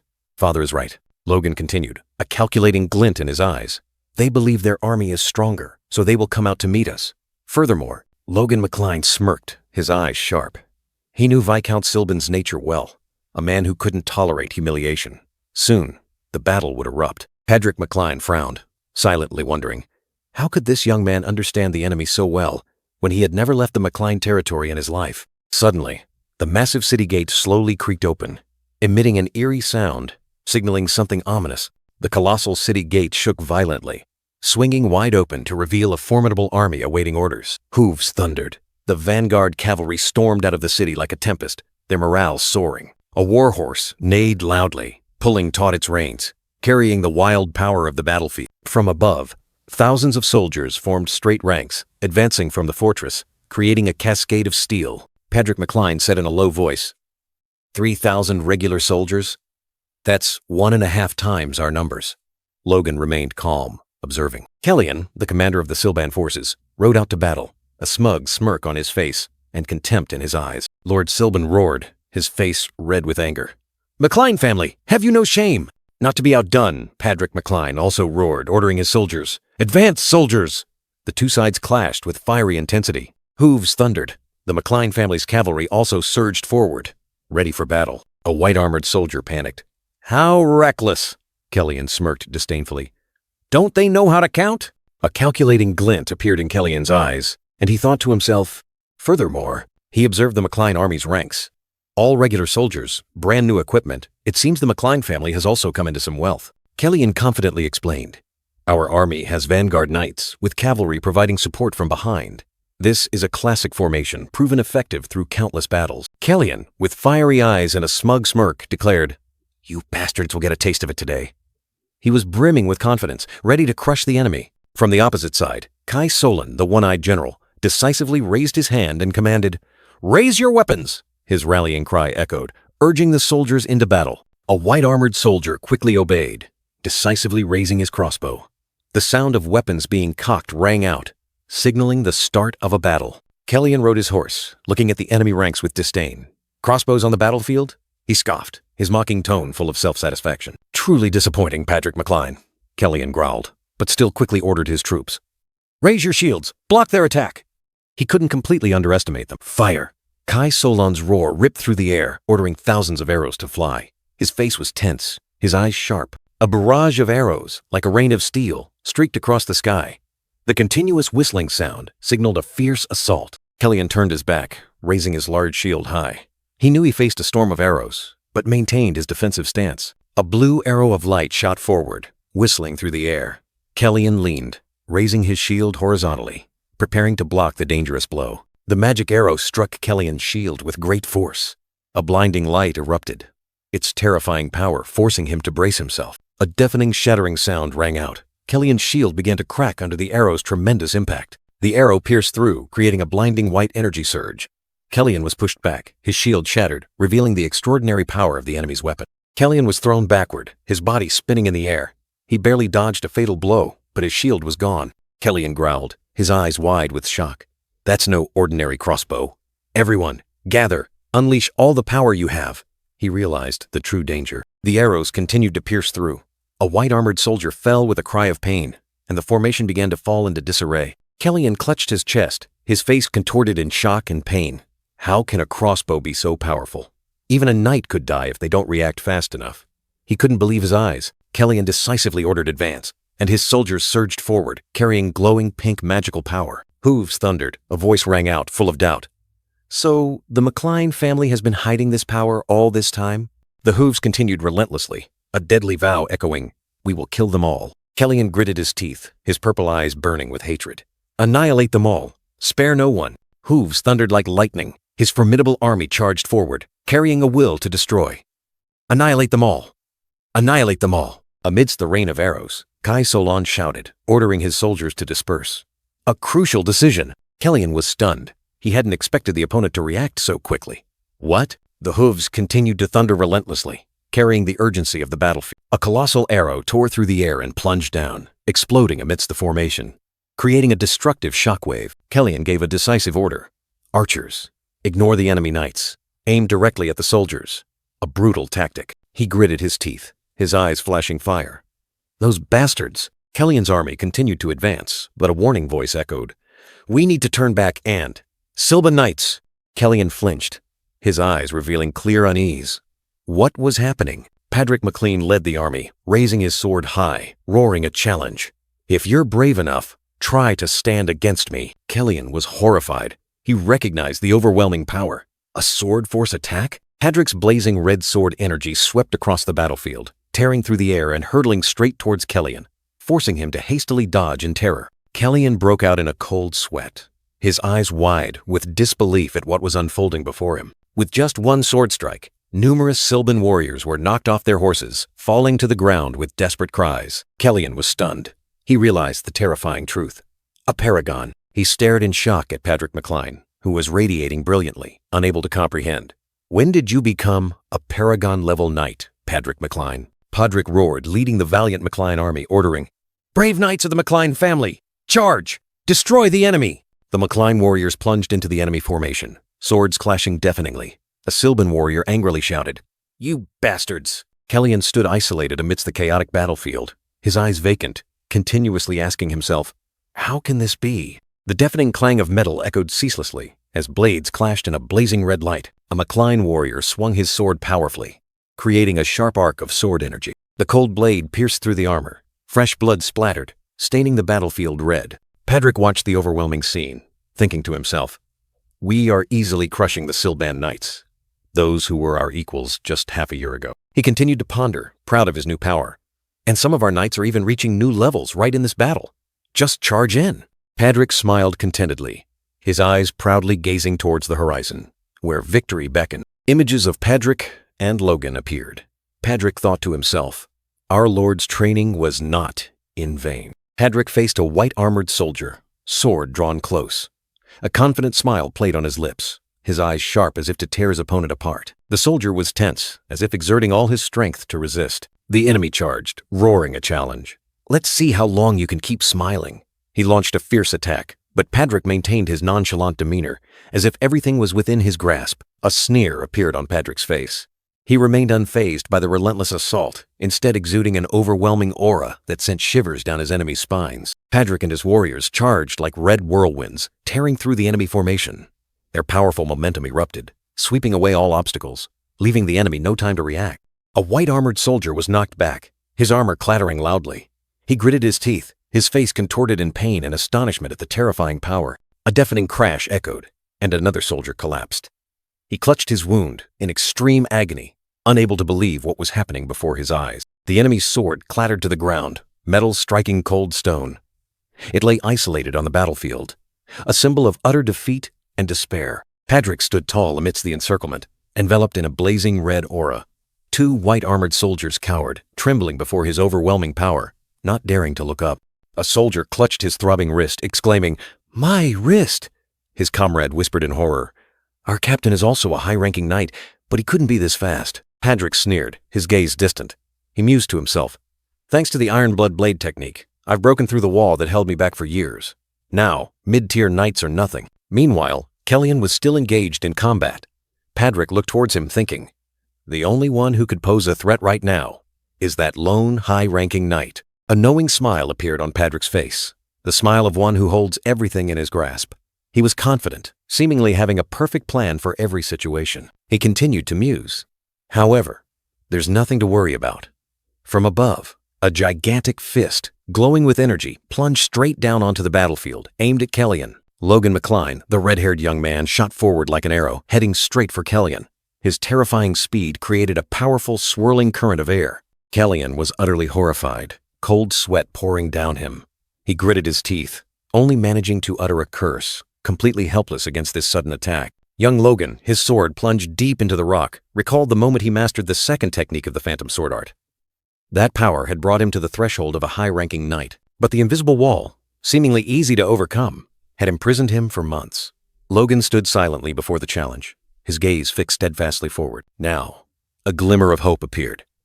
Logan felt he was close to breaking the barrier, surpassing his long-held limits.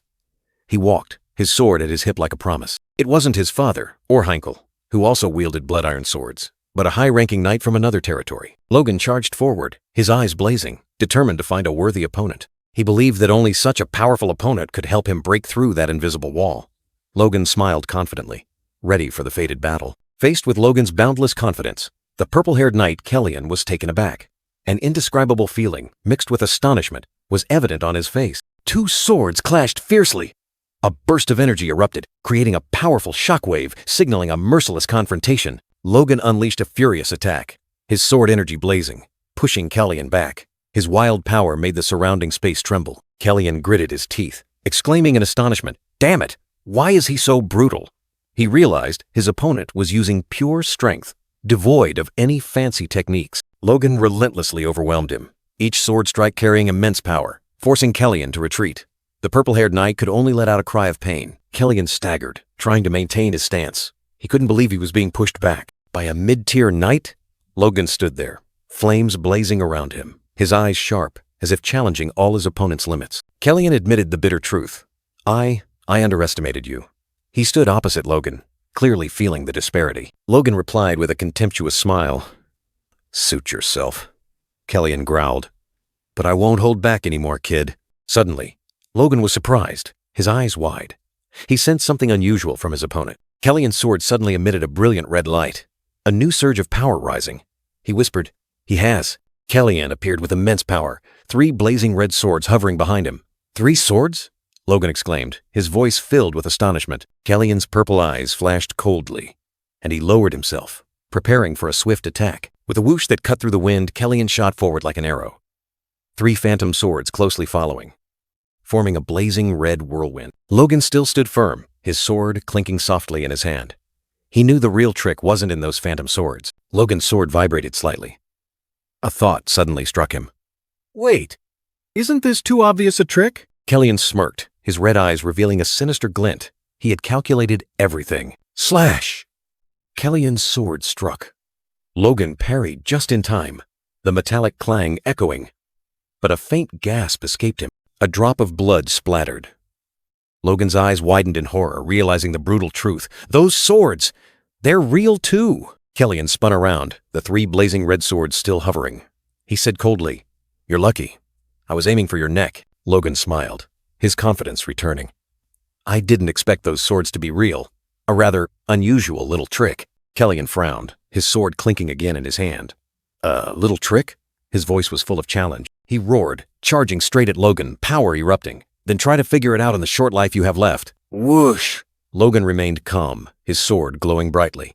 He realized, he's added another sword. Kellyan suddenly stopped, his eyes flashing with a strange light, as if contemplating something. The sword in Kellyan's hand vibrated intensely, and mysterious surge of power being activated. Kellyan looked around in astonishment, his phantom swords also wavering. What is this strange presence? He wondered uneasily. Kellyan was astonished, his phantom swords wavering, losing balance as they approached Logan McCline. "My swords lose balance when they get near him.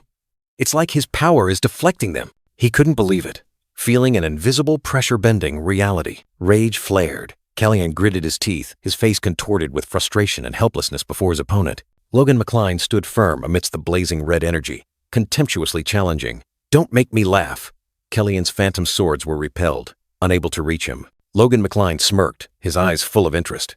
"He can still create more phantom swords under the pressure of my pressure sword technique." Huh, he was surprised, but maintained his confidence. Kellyan didn't hesitate, charging straight forward, his sword clashing fiercely with one of Logan McCline's phantom blades, creating dazzling sparks. A triumphant smile spread across Kellyan's lips. "Excellent. His strange presence has weakened." He thought he had found a weakness. The 2 warriors lunged at each other, sword light flashing. Every strike, every parry carried destructive power, creating a dramatic dance of death. Logan McCline gritted his teeth, sweat pouring down. It's like fighting 5 swordsmen at once. He continuously parried, feeling immense pressure from his opponent. Amidst the deafening clashes, Logan McCline tried to stay calm, strategizing. "If I can lock down some of his swords with my pressure sword technique, I'll create an opening." Sweat flew.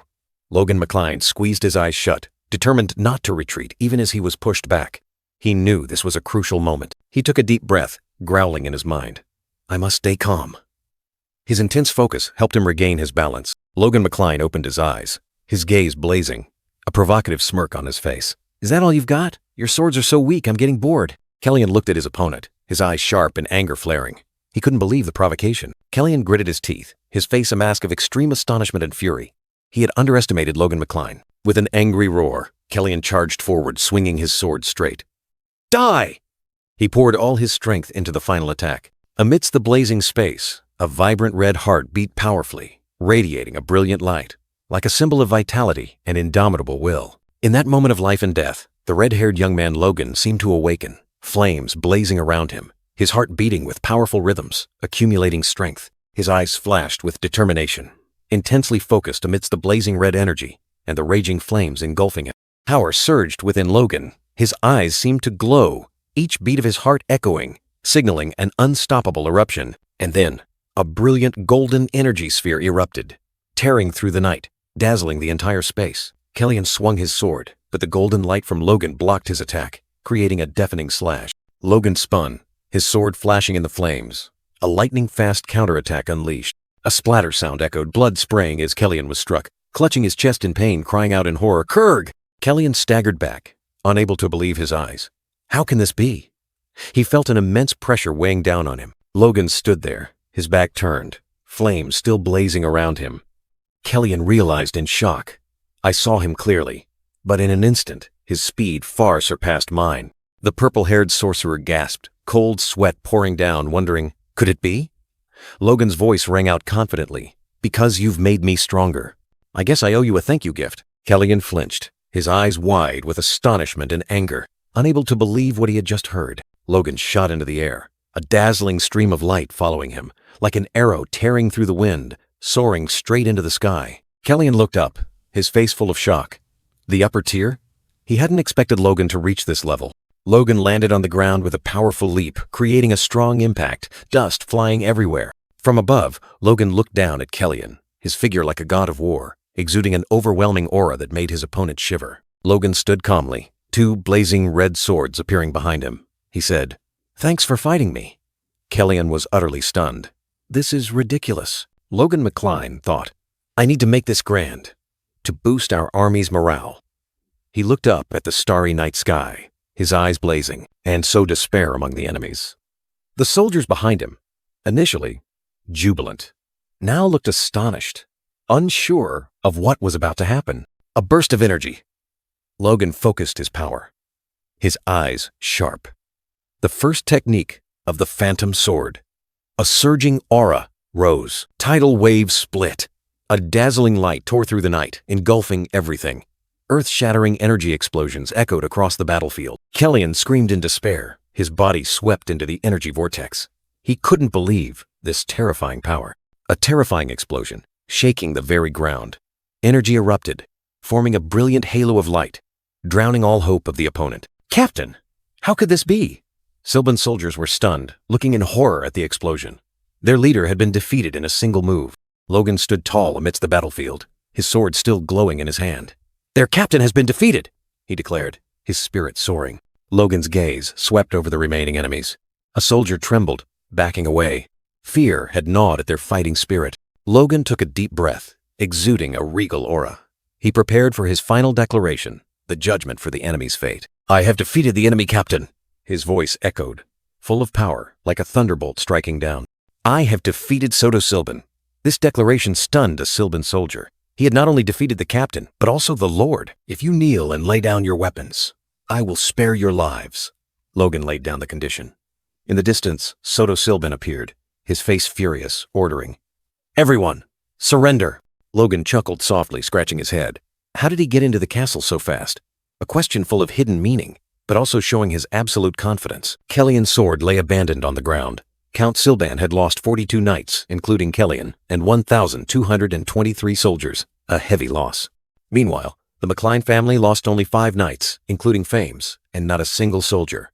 An overwhelming, undeniable victory. The war broke out just one day after the declaration, but it ended swiftly in a few hours.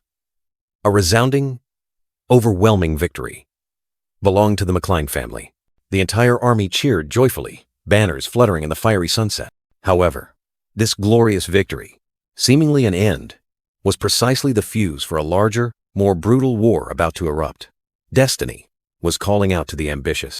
A black-haired, long-faced official showed extreme astonishment upon hearing the news. Silban lost to McCline? The entire room seemed to be plunged into shock at the unbelievable result. An armored knight entered the palace, bowing respectfully before the empty throne. He reported in a serious tone, "Yes, my lord." Dazzling light poured down, creating a gloomy atmosphere. The Lord of the Southwest, Bifrost, sat majestically on the throne, his face covered by a mysterious mask. He coldly declared, "I believe it's time for you to act." The sword plunged into the cold stone floor. Logan McLean, with an expression of absolute confidence and sharp eyes, declared, "I will give you one last chance." Patrick McLean, Logan's father, stood proudly, his hand gripping the sword hilt tightly. He issued an ultimatum to Soto Silban. "Repent your sins, take what you need, and leave this territory with your family." Soto Silban was terrified, stammering incoherently. He mentioned the king. No. The Lord of the Southwest. Count Bifrost. As a desperate plea for help, Soto Silban snarled, his face twitching with anger and resentment. He shouted, "Bifrost will not stand idly by this reckless declaration of war and illegal occupation." Logan McLean pondered, wondering why Soto Silban had mentioned that name in front of his father. A painful memory, an old scar, suddenly flooded his mind. The memory surfaced. The biggest reason for the McLean family's decline was the poor financial management of its head. But the one who exploited the situation and ignited the rebellion was Bifrost, a vassal of McLean at the time. The fertile territory of the McLean family fell into the hands of the Bifrost house. His banner fluttered over the new land, naturally making Bifrost the Lord of the Southwest. Logan McLean recalled that thanks to royal intervention, the Bifrost house did not force McLean to become a vassal. He smirked. "Anyway, our barren land isn't worth them coveting." But just the name Bifrost was enough to make Patrick McLean's blood boil.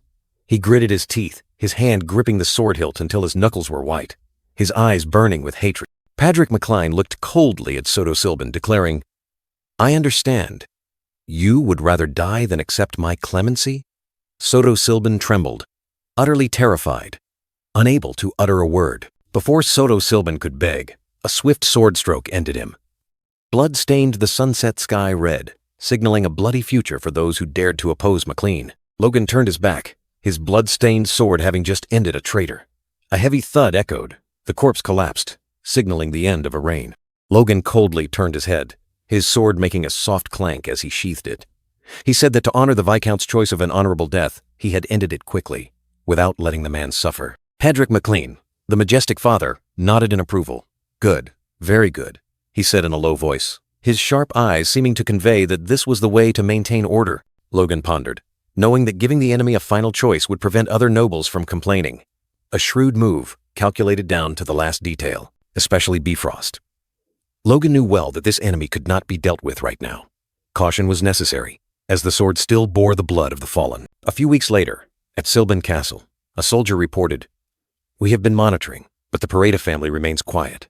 Patrick McLean asked, "What else could go wrong now?" Logan replied to his father, mentioning Teslin Castle. He reassured him that Clayton was there, so no matter what happened, they would be able to hold out. A well-founded confidence. "Yes, they can hold out," Patrick mumbled. Logan mused, recalling that the decisive victory against the Silban family wasn't just because they were stronger. Viscount Silban had been ambushed, he recalled, and the McLean family had mobilized all its forces, a lightning attack, giving the enemy no time to react. Meanwhile, a secret weapon was still hidden at Teslin, not yet to be revealed. A giant earth monster growled, ready and waiting for orders. Logan sighed. Now, with 3 castles to manage, they couldn't continue like this. He needed a more effective solution, a change in strategy. He proposed an idea. "What do you think about moving the territorial center first? If they operated from the new town, managing the 3 castles would be much more convenient." A black-haired retainer quickly agreed, explaining that Logan had eliminated all the monsters in the forest. Just a small army at McLean Castle would be enough, the retainer continued. With the night squad stationed in McLean Town, they could quickly reach Teslin or Silban when needed. A perfect plan. Patrick McLean nodded. "Yes, that seems like a good idea." Logan smirked, knowing he didn't need to persuade further. The plan had been approved. Patrick turned to Logan, asking about the 75 captured knights. Logan confirmed. "Yes, father. We have imprisoned all of them. There are even 8 mid-level knights." Logan smirked, confident that persuading the knights to join would be easy, as none of them were loyal to Soto Silban. He thought to himself, a battle that captured so many knights was more effective than recruiting elite soldiers. But if Silban had been more cautious, the losses would have been heavy, and the number of captured knights would have been only a quarter. The red-haired young man told himself that the road ahead would not be easy. He shouldn't get too caught up in this victory. He needed to warn his father and the vassals. For a moment, the memory of the traitor Pareda resurfaced, but Logan dismissed it. Now, with their formidable forces, Pareda would no longer be a threat. His father Patrick smiled brightly, patting Logan's shoulder proudly. "It's all thanks to you, Logan!" Logan blinked slightly, seemingly moved by his father's praise, and remained silent. He gently rubbed the back of his neck, telling himself that one day of celebration wouldn't hurt. But then, A hurried sound cut through the quiet atmosphere. A brown-haired man with a mustache rushed in, panting. "My lord, there's a letter from the Bifrost house." Both Logan and Patrick were startled, their tense gazes fixed on the messenger. The brown-haired man unrolled the letter, his voice solemn. "I shall read the contents of the letter," he read. "As the Lord of the Southwest, we deeply regret the annual wars against the McLean house," Patrick roared furiously. "Lord of the Southwest? How dare they?" The brown-haired man continued reading. "We wish to mediate at the request of Viscount Silban, and thus we implore the McLean and Pareda houses to cease hostilities immediately."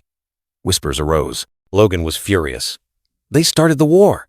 Now they talk about mediation? Soto Silban is truly shameless." Patrick took a deep breath.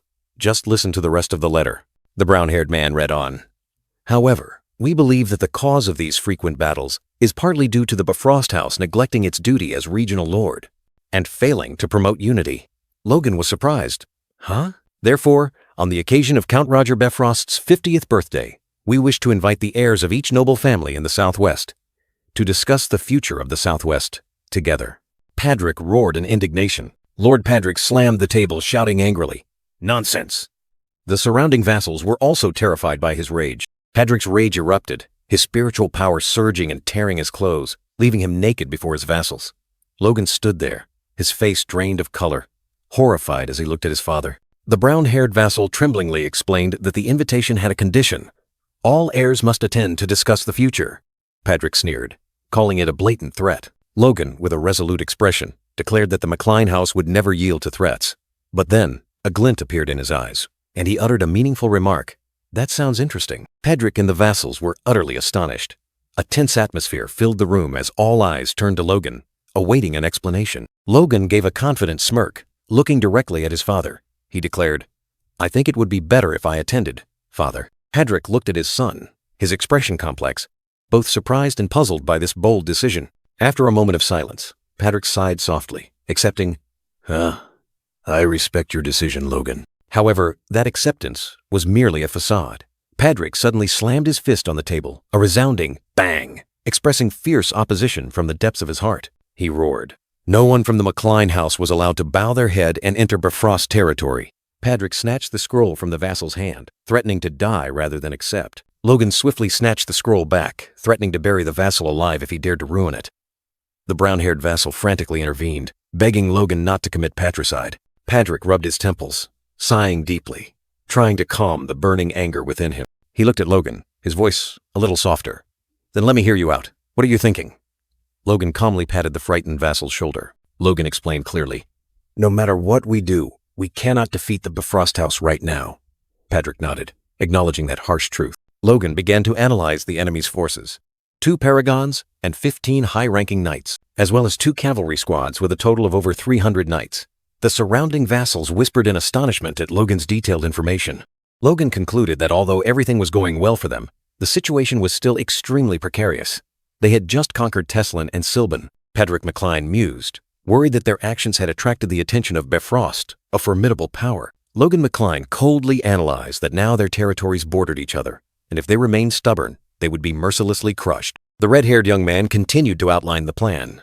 They needed time to integrate the Silban Knights, conquer Max Pareda, and reorganize their forces. He also needed time to master the 3rd secret technique of the Phantom Blade, and for his knights to grow stronger. Logan explained to his father that the Southwest region was different. The Bifrost family could not easily force other nobles into submission. Although the reasons were complex, that was the situation.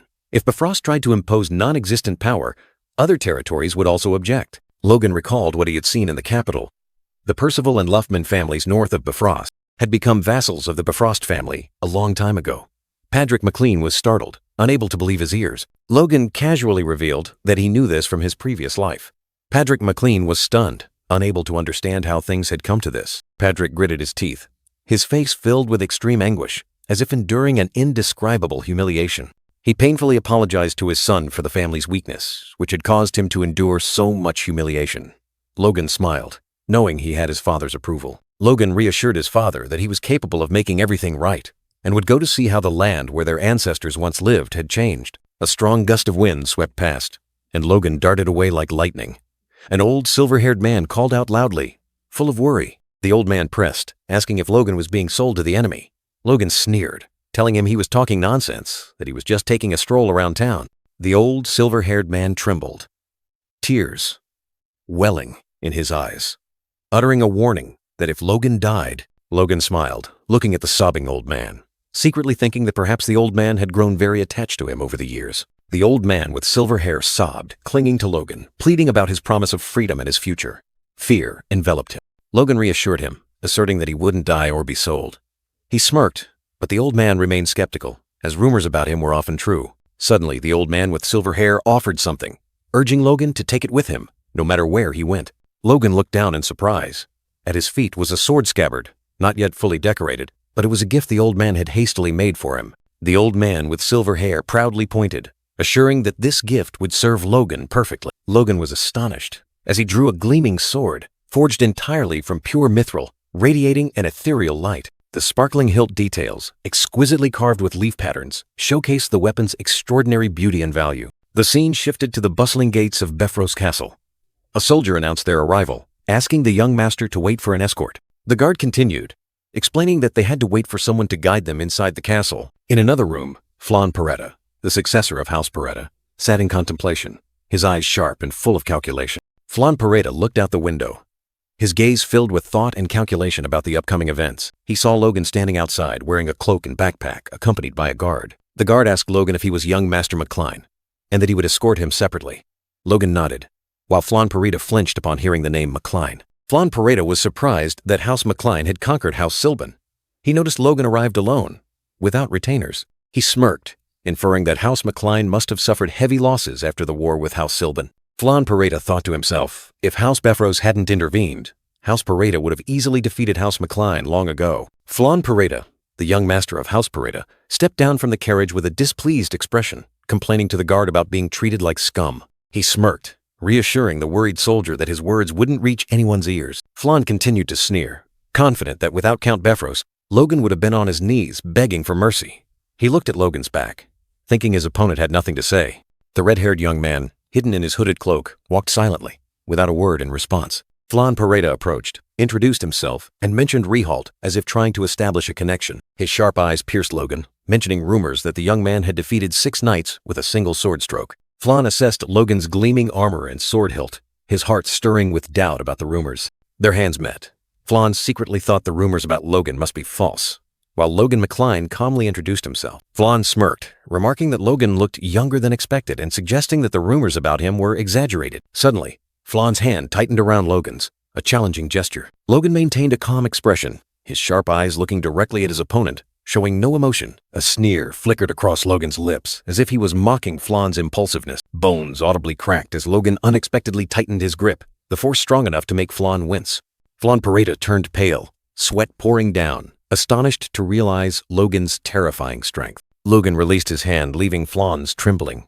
He quickly apologized, his face full of confusion and surprise. Logan smirked, his sharp eyes on Flan, uttering a sarcastic remark about his recent show of strength. The blond man gnashed his teeth, his bloodshot eye showing a flash of anger, and he let out a curse. Flan's hand tightened around his sword hilt, and he trembled as he uttered a curse, ready to swing his weapon. Without hesitation, Flan drew his sword, and 2 armored soldiers charged forward. Logan remained standing, like an unmoving statue. The blond man raised his sword to the sky, his words full of arrogance. "I'll teach this cowardly brat from House McCline some manners." A guard quickly intervened, reminding them of the law prohibiting duels in Befros territory. Logan replied indifferently, his tone disdainful. "You just babble when you have nothing to back up your words." Flan gnashed his teeth, his eyes full of indignation, as he looked at Logan, questioning why he didn't know how to uphold a noble's dignity. The blond man's anger reached its peak, his eyes wide, his face contorted with rage. At Flan's command, 2 soldiers rushed at Logan like arrows, their gleaming spears pointed directly at him. "How dare you! Take him down!" Logan remained still, one hand resting lightly on his sword hilt, his eyes coldly fixed on the soldiers. He issued a warning. "You cannot do this!" In a flash, Logan drew his sword. A streak of light tore through the air, startling the soldiers. He moved, like lightning, his figure gliding past, leaving dazzling streaks of light. The soldiers were pushed back in panic. A dry crack echoed, and the guard's sword blade split open, shattering. Flan watched in horror as his own sword blade also cracked. He stammered, unable to believe his eyes. "What the hell is this?" 2 other soldiers also stared in disbelief as their swords broke in half. He had shattered their weapons in an instant. Flan looked at Logan with extreme bewilderment. He couldn't sense any flow of power from him. Logan stood there, his sword still in hand, his expression calm.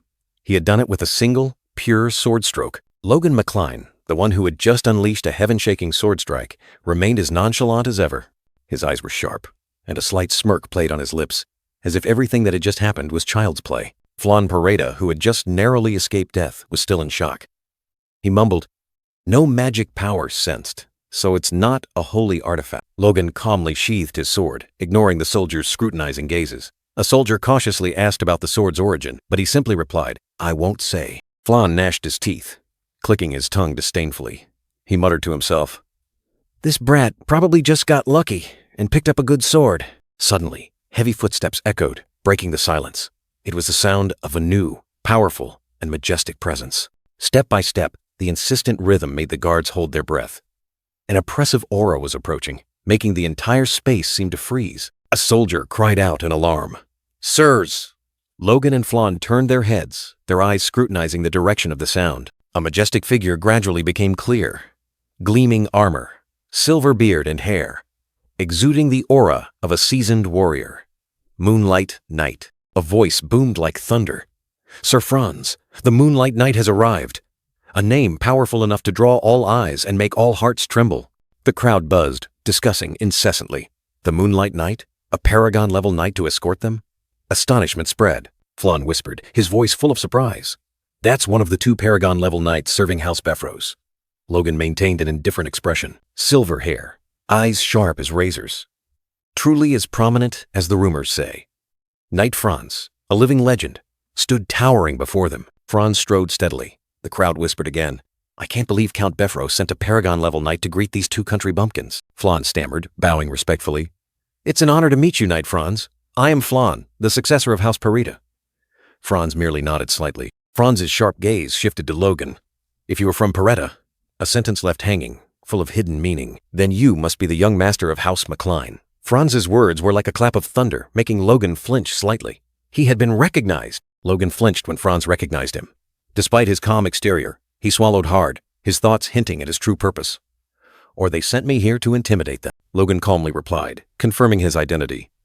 "Sir Franz, I am Logan McCline." Franz nodded, his sharp eyes assessing. "Impressive. There's no mistaking it," Franz continued, remarking that Logan was too young for a mid-level knight. These words were like a blow, startling Flan Pareda and the soldiers behind him, leaving them astonished. The crowd began to murmur. Flan Pareda gnashed his teeth, his eyes full of displeasure. "He's mid-level? So he doesn't just have a nice sword." Surprise spread. Logan's fist clenched, a mysterious smile flickering across his face. He had succeeded in concealing his true strength. A sneer appeared on Logan's lips. It worked, he thought to himself. His plan was on track. Memories flooded back. Upon reaching the rank of high-level knight, a special aura would manifest, easily detectable by those of the same rank. But Logan, with his superior strength, had reached the 3rd level of core force.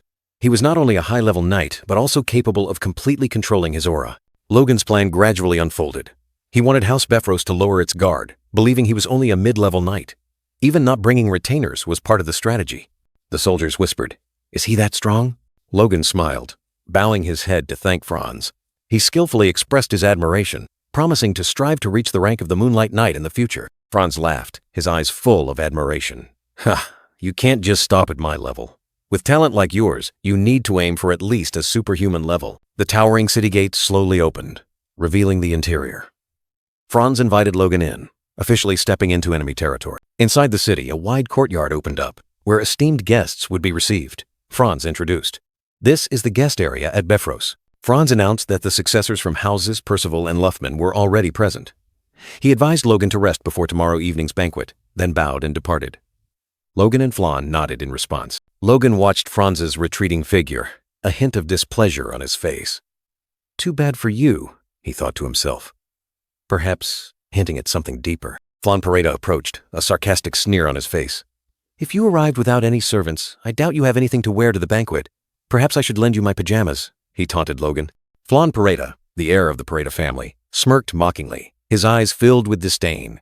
He was waiting for Logan's reaction. Logan McCline remained silent, his sharp eyes looking straight ahead, unfazed by the provocation, a terrifying calmness. Logan turned around and decisively asked the guard, Where's my room? I'm quite tired. Behind him, Flan and his retinue still stood there, looking annoyed. The guard quickly answered, leading the way for it. Logan thought to himself, his voice full of sarcasm. I know he brought knights even though fighting is forbidden, but he knows nothing. If that's a knight, and the Pareda successor, taking their territory would be as easy as pie. Flan Pareda gnashed his teeth in anger, while the black-haired man beside him whispered, Young master. Logan maintained a calm expression, completely unconcerned. Logan continued to think, his gaze resolute. Furthermore, I never intended to take off my armor while I'm here. He looked up at the magnificent castle, a symbol of power. The red-haired young man looked up at the deep blue sky, his gaze distant, harboring an iron will. A white flag with a blazing fire emblem fluttered in the sunset. The land stripped from my ancestors. The narration echoed, recalling a tragic past. Splendid chandeliers shone brightly, illuminating the luxurious space of a grand hall. The sparkle of crystal and candlelight created an ethereal beauty. Logan entered the grand hall. At the end of the room, on the noble throne, a majestic figure sat, none other than Count Bifrost. A middle-aged, blonde-haired man smiled savagely, looking directly at Logan. He was about to say something full of hidden meaning. Logan McLean. Draw your sword immediately. A challenging command rang out. Logan maintained a cold expression, his hand resting lightly on the hilt of his sword. Meanwhile, in another corner of the party, Flan Pareda and other guests were raising their glasses, laughing and chatting merrily, seemingly unaware of the tension unfolding. A solemn voice rang out. Logan, son of McLean, it is an honor to welcome the lord of these lands, Count Bifrost. Logan still stood there, facing the Count. Logan bowed, his hand placed on his chest, an act of deep respect. He smiled, his eyes still holding an unpredictable calmness. Happy birthday, Logan spoke. The crowd of guests murmured, Hey, why is he wearing armor like that? Doesn't that country bumpkin know etiquette? An atmosphere of chaos began. Logan's fiery red eyes flashed, sharp as a blade, harboring a deep secret. He was observing, assessing everything around him. The one he was targeting was Roger Befros, the Count of the Southwest region, who sat proudly on the throne, his face full of self-satisfaction. Since he was a potential enemy, Logan had spent a few days before arriving here, scouting the nearby castles and towns, a thorough preparation for the inevitable confrontation. He thought the people would be discontent like in Sylvan or Tesseron, but they were unusually friendly. He's a good man, someone said. Low taxes. Logan was surprised. Count Befros smiled meaningfully. Indeed, welcome. Seeing you here, can I trust that McLean intends to follow my will? He didn't need to exploit the people. Logan calmly replied, If your excellency desires peace, the McLean family is always ready to lead. A clever answer, yet harboring firmness. Befros burst out laughing. Ha ha! I thought it would be more difficult, but you are truly wise. He gestured for Logan to enjoy the party. Befros sat on the throne, a surge of magic erupting around his chest. He has truly reached the fifth circle, Logan thought to himself, his eyes full of vigilance. Logan recalled a rumor from his previous life.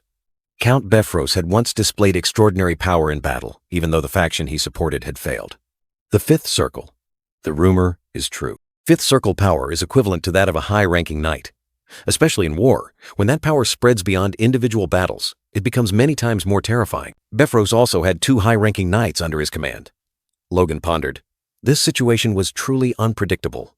What should he do? Amidst the murmuring crowd, a guard spoke up. The Count will make a speech. Please pay attention, everyone. Logan stood there, his gaze still fixed on Befros. Count Befros stepped onto the podium, beginning his speech. First of all, I would like to thank all of you for attending the birthday of someone as flawed as myself. And, he continued, although His Highness could not personally attend, I also wish to express my deep gratitude to His Royal Highness the Second Prince for bestowing the Tear of the Sun. The crowd buzzed.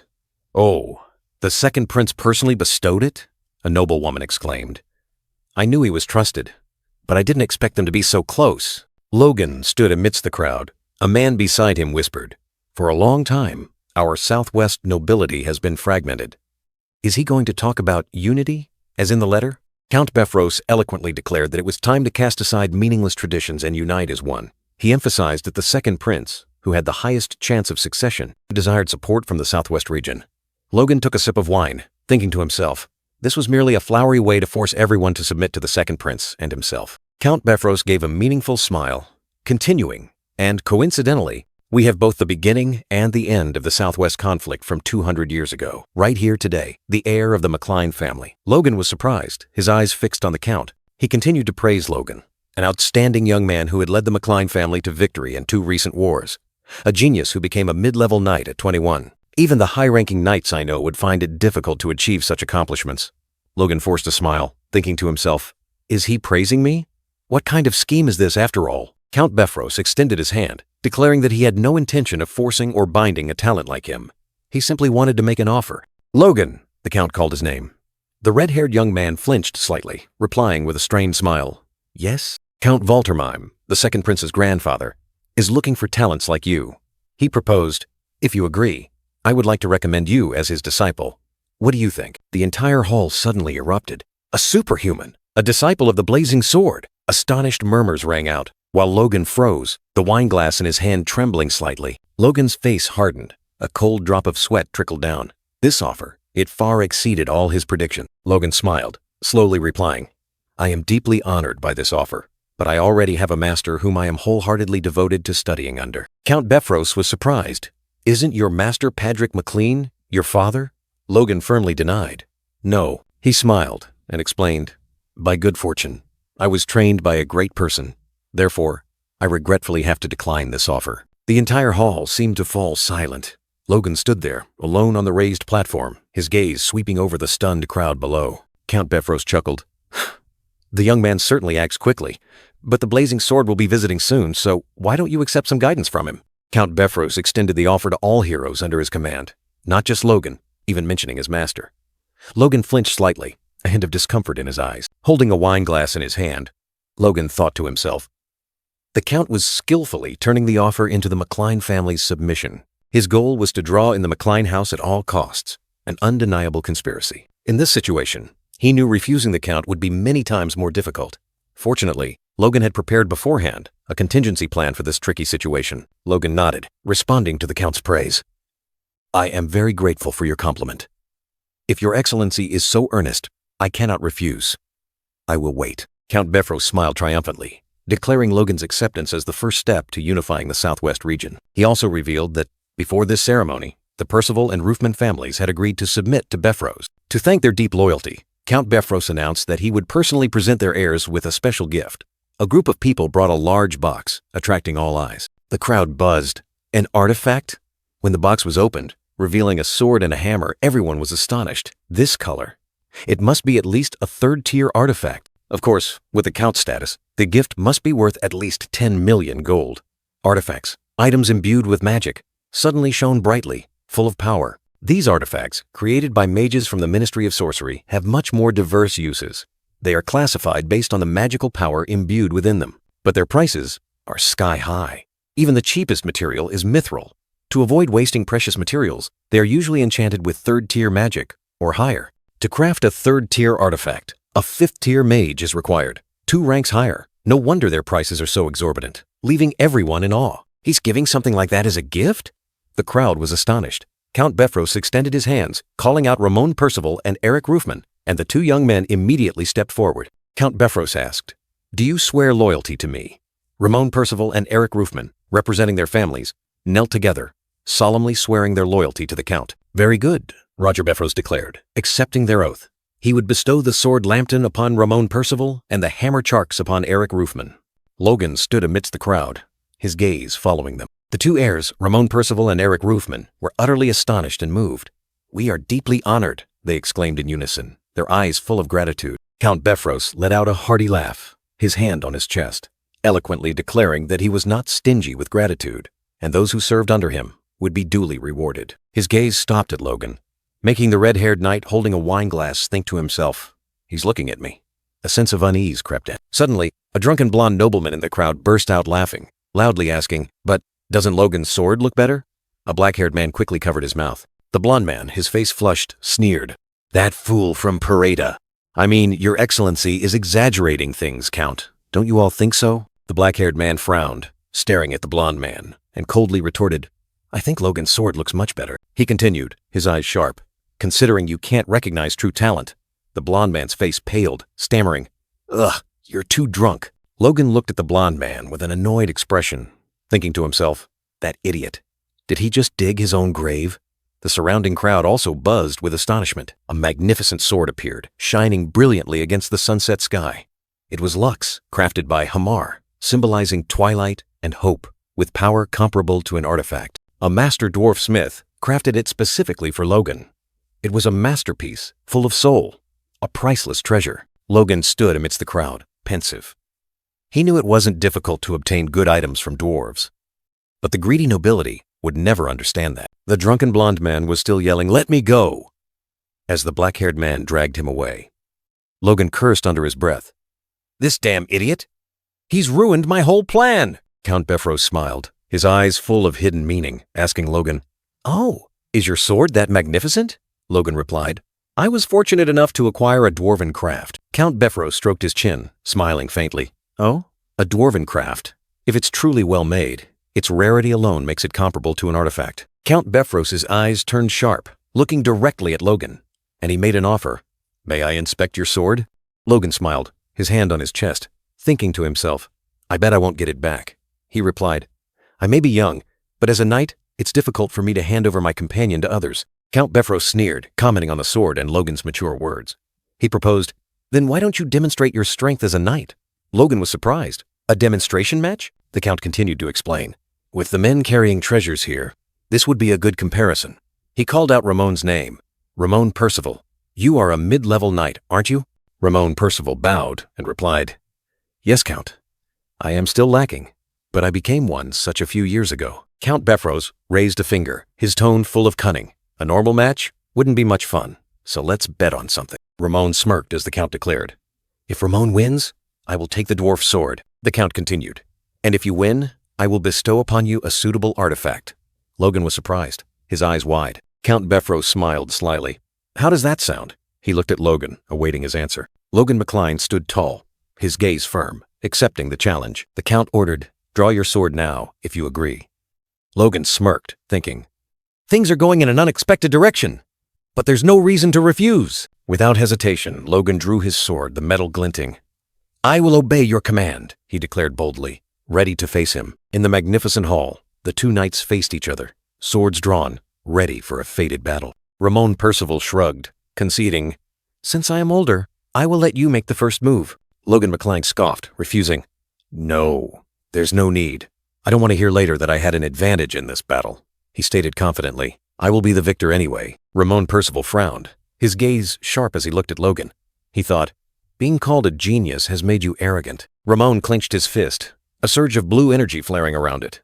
He declared with determination, "I will show you that there's a heaven above heaven, for your own good." Ramon Percival charged forward, his sword emitting a brilliant blue light, enveloped by a powerful surge of energy, ready for battle. In the crowd, gasps of awe arose. A girl exclaimed, "Wow, how beautiful!" The person next to her also blurted out, "Do all artifacts emit such beautiful light?" Logan stood there, his gaze indifferent as he watched Ramon. He thought, "Is he trying to attract attention or something? Perfect for being targeted and killed." On the throne, Count Befros smirked. He thought, did he intentionally give it an artifact that prioritizes flashiness over practical use? That's just like him. Logan's sword, Hamar's Lux, though not brilliant, was perfectly balanced, sharp, and durable. A sword that simply fulfills its purpose well is beautiful enough, Ramon scoffed, the sword in his hand still glowing. He provoked, "Can your beautiful sword contend with an artifact?" He thought, this fool has no brain to understand that. He's even worse than the Peretta family's idiot. Ramon attacked like a whirlwind, blue sword energy swirling. Logan raised his sword to parry, his gaze highly focused, preparing for the first clash. Among the observers, Moonlight Knight Franz was also present. Logan thought to himself, I can completely conceal my strength, but I must be even more careful to conceal my confidence. Logan tightened his grip on the sword hilt, determined. He told himself, I need to match his strength a little. The two swords clashed, creating a blinding flash of light and a metallic clang that echoed through the hall. Logan held his breath, exerting force to parry. Logan stumbled back a few steps, letting out a slight groan. He told himself, stumble a few times. A sword slash grazed him, leaving a slight scratch on Logan's armor. He thought, let myself get a little hurt. Logan unexpectedly counterattacked with a lightning-fast slash, he told himself, and occasionally launch a flashy counterattack. Logan threw a powerful punch, vibrant red energy flaring around his fist. He wanted to show a bit of vitality, a bit of ferocity. Logan's sword fell to the floor, lying haphazardly. He was ready for the outcome. And after I defeat him, the powerful punch was merely a perfect act. Logan sighed in relief, sweat pouring down, but his eyes gleamed with cunning. His sword had left his hand, lying haphazardly on the floor, and he whispered, "How lucky." He told himself that boosting his metabolism with core force to sweat was just part of the performance, all to add more credibility to the act. Ramon Percival, the recently defeated, was in utter panic. With the sword still lodged in his chest, he stammered an excuse. "This is a misunderstanding! Count!" "I'm just not used to this sword yet." Count Befros coldly cut him off. His face contorted with disappointment. He growled, "Enough! Ramon, you disappoint me.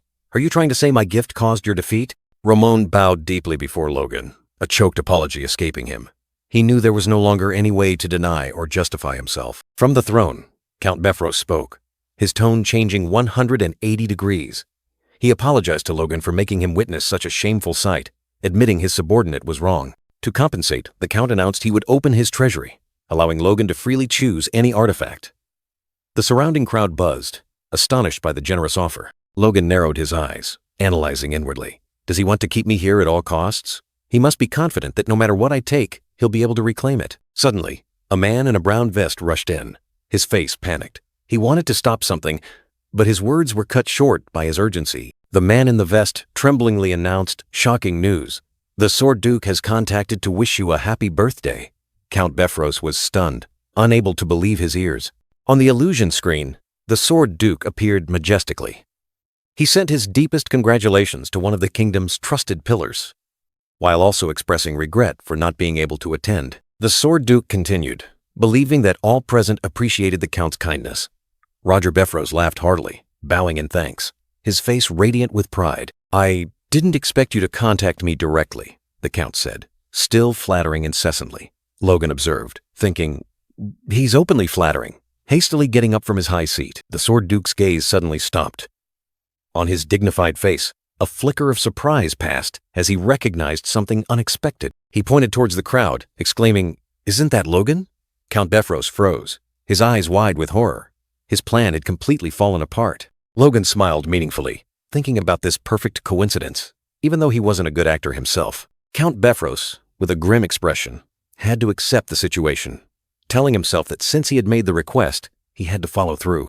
In the magnificent hall, Logan stood tall, facing a dignified figure at the foot of the stairs, and called out, "Master!" The noble crowd froze, their eyes wide with astonishment, unable to believe their ears. The entire hall buzzed, whispers erupting. "He just called him master?" All eyes turned to the Sword Duke. The Sword Duke on the screen was also surprised, then burst out laughing. "That country bumpkin is the Sword Duke's disciple? No wonder he dared to refuse the Count." He exclaimed, "I truly don't know what to say."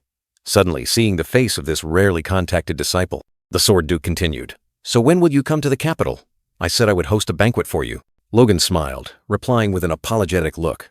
"I apologize, but due to troubles between the families, I may need to stay at Befros Castle." The Sword Duke's gaze turned sharp, and he directly asked Count Befros, "Count, is it true that you made an offer that couldn't be refused?" Count Befros broke out in a cold sweat, stammering defensively, "Haha, not exactly. If the Sword Duke wants Logan, I can postpone everything at any time." Logan smirked, his eyes sharp. He had made the right move by asking his master for help. The Sword Duke, a neutral, non-factional power, was also a superhuman who supported the royal family. Even the Count could not refuse his command. The Sword Duke smiled meaningfully, winking at Logan. "Well then, Logan, I'll see you in the capital soon." Logan bowed, a bright smile on his face. "Yes, master. Thank you very much." He played his role perfectly. Count Befros gritted his teeth, his face contorted with anger. His plan had completely collapsed. The next day, Logan, in his armor, walked steadily down the corridor. Logan entered the treasury room, his eyes wide with astonishment at the opulence. A voice echoed, "You have 1 hour to examine." Countless artifacts glittered in glass cases. The Count has guaranteed a single artifact. Anyone. The promise sounded generous, but it hid a calculation. About 30 artifacts were displayed, but Logan smirked. He's already cleared out the important ones, hasn't he? What a miser. He secretly scoffed at the Count's calculation. Even so, each item was still worth tens of millions of gold. Logan smirked, his eyes gleaming with confidence. "Let's try to pick a good one." Thanks to his senses enhanced by core force, Logan could feel the energy hidden within each artifact. That alone was enough for him to assess their power. He scanned the weapons section, shaking his head slightly. "Skip this pile. Lux is enough." None of the items could compare to what he had gained last night. A set of armor enchanted with fire and lightning? It would roast the wearer alive. Logan scoffed. These items were too mundane. All were mundane, but there was one item. Logan narrowed his eyes, sensing a different energy flow. His hand glowed, all the forces converging on one spot. An invisible surge of power guided him, pulling him towards a hidden corner. He stepped forward, his gaze stopping. That island. A simple, unpretentious item, hidden behind the other glittering objects. A pair of boots. He was surprised. Boots? An seemingly harmless item, yet it was the focal point of the energy flow. No magic emanated from them. Are they even artifacts? He doubted, but his intuition told him something was unusual. But when he touched them, the boots began to draw his force. They're absorbing my force. If I keep supplying, energy swirled around the boots, a blinding light erupting. Logan stood tall, feeling the transformation. They might. A colossal surge of power erupted from the boots, spreading throughout the room.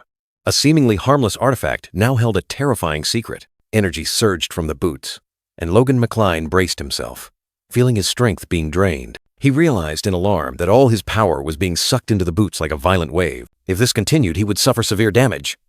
"Damn it!" the red-haired young man roared. Logan's face contorted with anger and determination.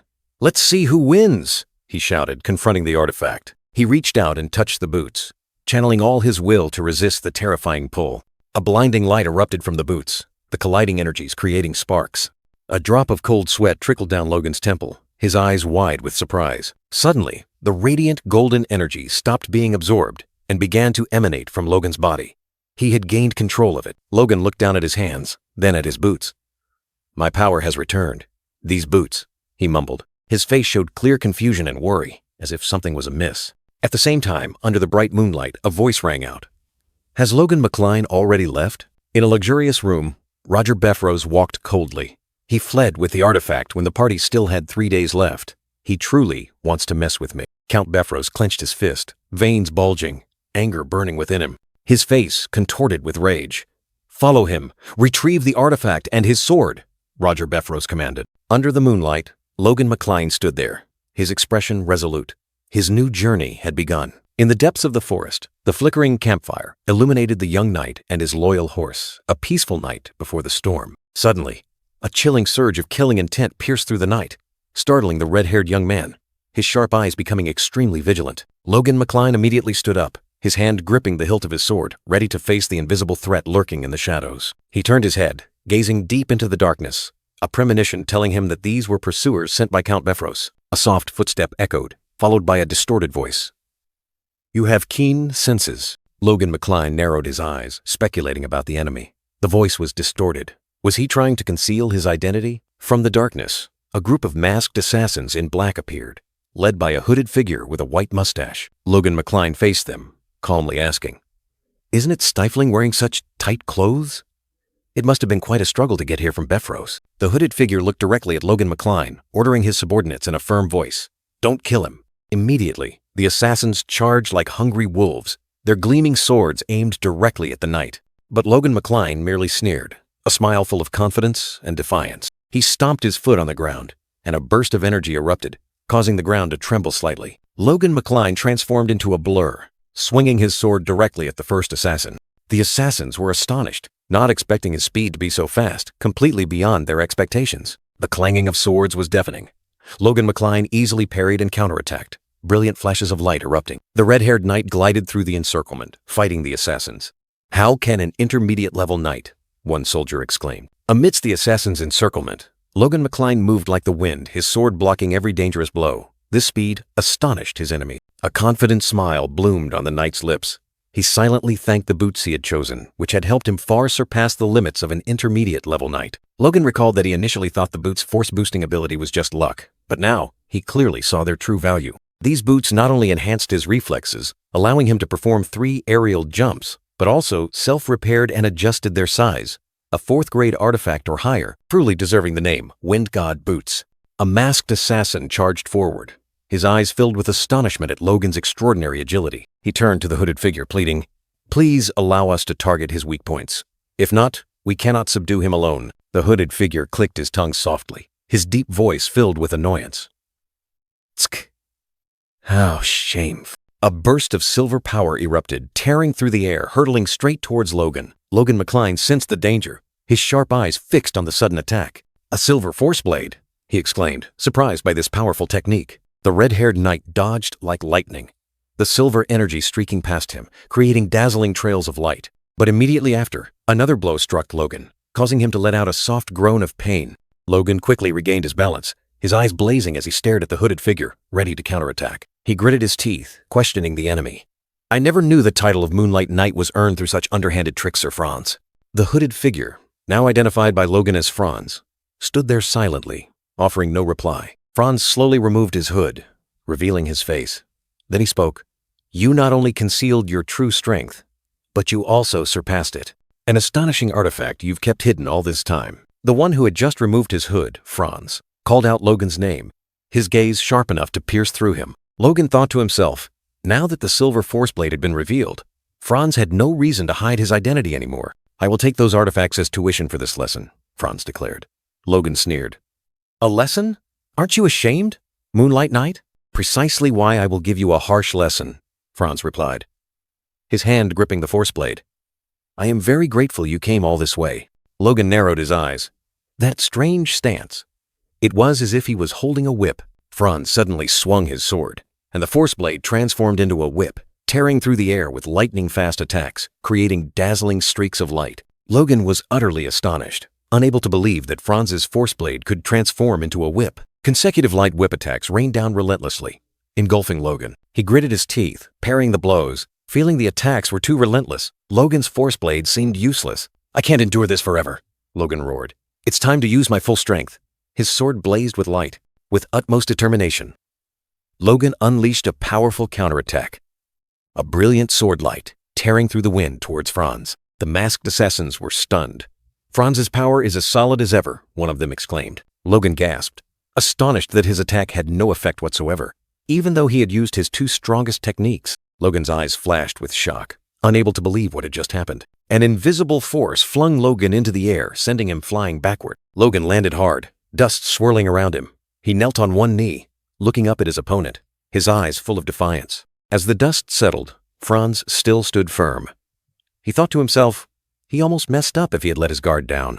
The Moonlight Knight was surprised, wondering if that was a secret art of the Duke's sword, or some other trick beyond magical items. Logan gritted his teeth, realizing his attack had no effect on his opponent. He still stood firm as a mountain. The red-haired young man thought to himself, if not for the power boost from the Wind God boots, he would have taken the full force of that last blow. He was still not strong enough to confront him directly. Logan tightened his grip on his sword. He consoled himself that holding his own against such a high-ranking knight was already quite an achievement. But no, he couldn't accept that. Logan stood tall, facing the charging Franz. What? Logan was stunned. Franz suddenly stopped, saying he would show him one of the Duke's sword's secret arts, even though he hadn't fully mastered it yet. Franz smiled confidently, urging, Oh, of course. Show me your talent, young heir. Logan narrowed his eyes. The more excited this arrogant foe became, the easier things would be for him. He took a decisive step, his gaze firm. All I can trust right now, Island. The secret art I've just comprehended, even though I've only been a high-ranking knight for a month. The sword in his hand began to glow. Logan's entire body erupted in golden light. Focus! I can do this, he told himself, pouring all his will into the upcoming technique. Sweat beaded on his forehead. Logan closed his eyes, his sword blazing. If I lose here, I'll lose Lux and the boots. He'll never let me wield a sword again. Snap out of it. He opened his eyes, his gaze sharp and resolute. Now then. Franz charged like a flash of lightning, his sharp sword aura tearing through the air, aimed directly at Logan. You're too trusting of your enemies, Franz roared, his face contorted in the moment of his fatal attack. Franz's sword sliced through the wind, piercing Logan's armor. Magical light erupting as if to tear everything apart. An earth-shattering explosion. Smoke and dust billowed, engulfing everything, creating a deep crater in the ground. Amidst the thick smoke and dust, Franz's figure still stood tall and unwavering, like a steel statue. He turned around, his eyes full of self-satisfaction. With a collision like that, even he wouldn't be intact. But suddenly, a brilliant golden light erupted, making Franz exclaim, That's... The red-haired young man stood there, the sword in his hand blazing like the sun, confronting Franz directly. Sweat beaded on his forehead, but Logan's eyes blazed with the fire of determination. He was channeling all his strength. His teeth clenched. Every muscle in Logan's face tensed, refusing to let himself fall before his opponent. Third form of the divine sword's secret art. A brilliant golden energy vortex erupted around Logan, turning him into the eye of the storm. Franz froze, his eyes wide with astonishment, unable to believe the sight before him. The energy vortex surged violently. Logan, like a war god awakening, ready to explode. The silver-haired knight was still reeling, his face contorted with extreme surprise and fear. Then everything exploded. A terrifying blast ripped through the ground, brilliant golden light engulfing the entire forest.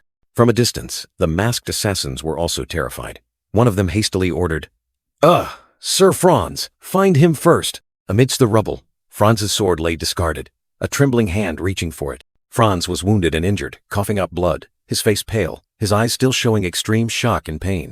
Franz lay writhing, fresh blood staining the corners of his lips. He gasped, stubbornly insisting he had dodged it, even though his body was shattered. Amidst the desolation, the sword lay abandoned beside Franz. He looked up at the sky, thinking to himself, it would be better if they both died. The pounding of hooves tore through the silent night, carrying a hurried figure fleeing the battlefield. Logan galloped, his eyes filled with regret.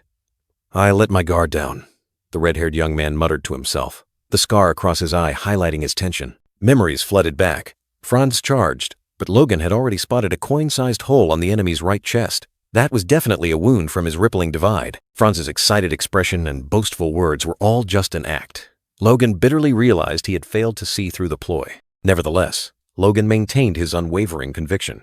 "With my skills and treasures, I can surely defeat a high-ranking knight," he told himself, his resolve unshaken.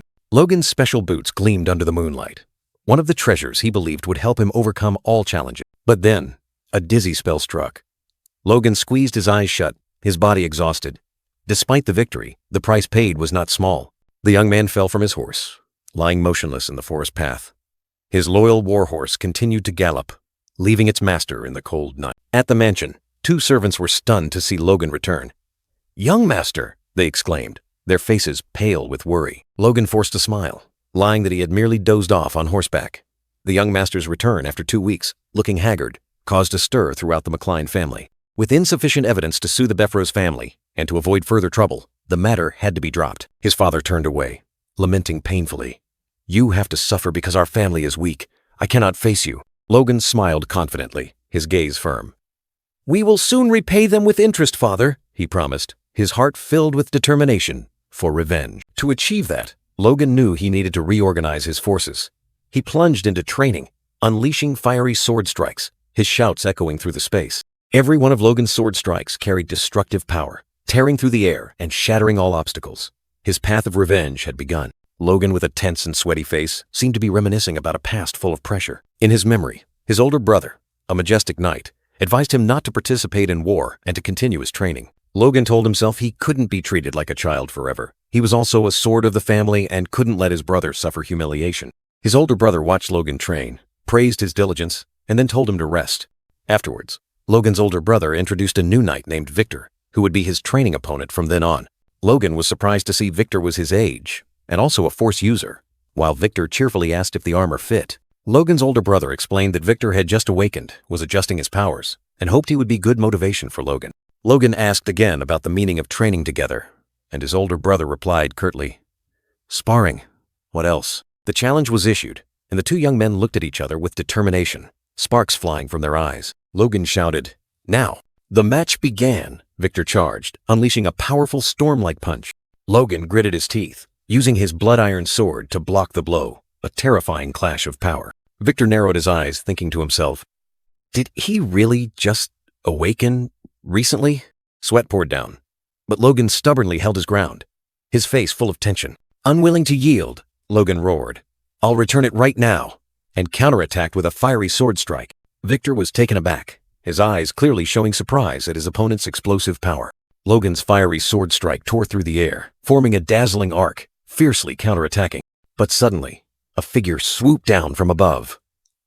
Logan snapped his head up, his eyes wide, with extreme astonishment. From the sky? The new knight Victor, with his cold heterochromatic eyes, swung his sword straight down, showing no mercy. The two blades clashed fiercely, creating a deafening explosion and a spreading shockwave that pushed back everything around them. Logan was pushed back, his feet sliding on the ground. Victor landed lightly, and the two opponents stood facing each other again, neither willing to yield. Breathing heavily, Logan looked directly at Victor, astonishment in his eyes.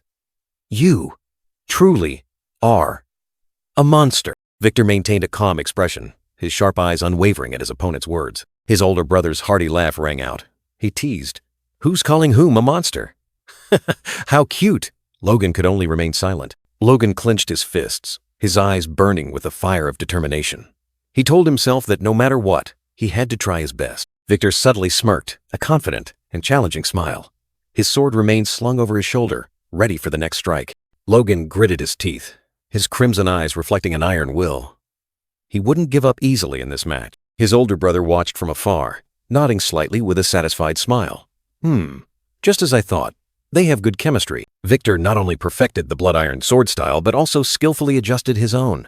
Lonian, despite his limited knowledge, still excelled, free in every move. His older brother gave a profound smile, a free, fierce blade, and a pure, precise blade. They will impart new qualities to each other through every match. Laughter erupted when Logan was punched. Hey, no punching, Logan thought to himself. His older brother replied, anything goes in a match. The two engaged in close combat, fists and elbows replacing swords. The Imperial War will begin in 7 years. These two can perfect themselves in 5 or 6 years. It would be good if Victor learned the secret of the divine sword right now. Logan was lost in thought, questioning the trust he placed in someone. He secretly wished for an invisible thread to bind that person to his side. The scene shifted, revealing a quiet study, filled with books and mysterious tools. A voice rang out, filled with astonishment. So you're saying? Amidst the crowd, a bearded man, his eyes full of astonishment, exclaimed, this child has seen the mana stream? Logan smiled confidently, standing next to Victoria, the blue-haired girl with heterochromatic eyes. She nodded slightly, her confirmation as gentle as a breeze. Yes, Logan gently advised, his eyes full of encouragement. Once you dare to try, you will find what helps you. The girl looked up, her voice full of hope. Oh, in that case. The girl innocently asked about controlling clay dolls with golden threads. Behind her, Clayton, the cloaked man, flinched, exclaiming in astonishment. Wait, what? Logan thought to himself, recalling the moment Victoria had once bowed her head. He had only wanted to encourage her, but now, this was an unexpected harvest. Logan continued to ponder, a smile hiding his surprise. He had been skeptical, but he hadn't expected her to truly be able to see the mana stream. The bearded man raised his hand, an orange mana stream blazing. He asked Victoria, wanting her to point out the connection point of that energy flow. Victoria remained silent, her heterochromatic eyes highly focused, following every contour of the flowing mana stream. Victoria unexpectedly pointed at Clayton, the cloaked man, calling him old man. The criticized individual was deeply shocked, unable to utter a word. The bearded man continued the experiment, the mana stream flaring up again. What about this? Victoria pointed at a water bottle and another old man. The bearded man burst into excitement, hugging Victoria. He exclaimed, his voice full of astonishment. This child is real! Logan was surprised, realizing that even legendary archmages couldn't see mana. He wondered if he should keep the secret that he also possessed that ability. Logan asked Victoria about her desire to learn magic. She replied that she wanted to control giant dolls. He was curious, his eyes full of doubt. Why dolls? Victoria explained, her voice firm. If I have a strong doll, I can do more things.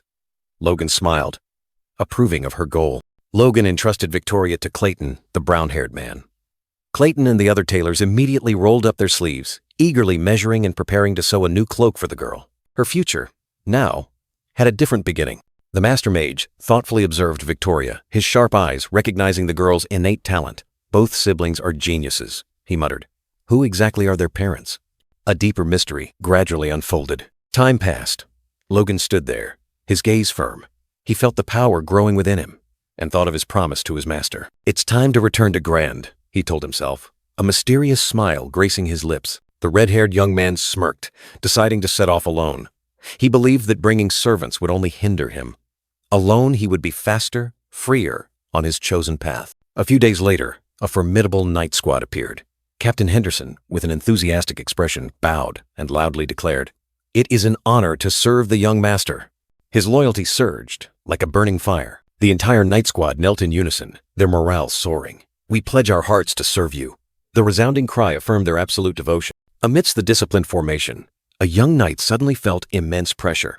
His eyes swept over his enthusiastic comrades, wondering if he was out of place. Captain Henderson, his face flushed, solemnly introduced himself. "Captain Henderson, 18th McLean Knights, reporting, it is an honor to serve you today."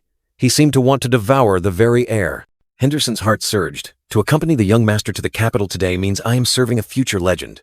He was determined to become a capable aide, etching his name into history. Deep in the forest, Logan, in his knight's armor, ordered a soldier, "Hey, go find some firewood."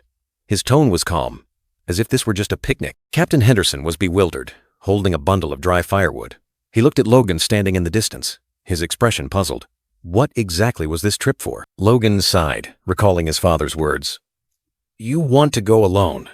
That's disrespectful to the Duke's sword. At least you should have a few servants." He frowned, seemingly displeased with this arrangement. The servant in the vest appeared, questioning Logan. "Why are you here? A noble heir without personal servants. What will people think?"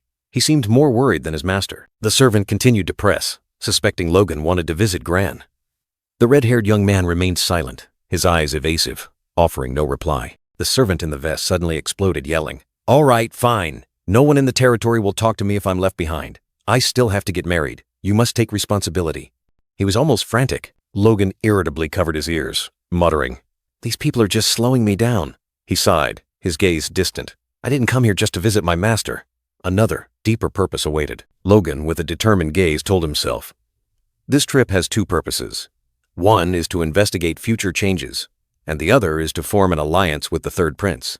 A grand plan is slowly unfolding." In the past, King Samuel von Grandia was over 40 yet still had no heir. To maintain the bloodline, he summoned 2 concubines from ducal families, who then bore him 2 princes. 10 years later, when the king was old, the queen unexpectedly gave birth to another prince.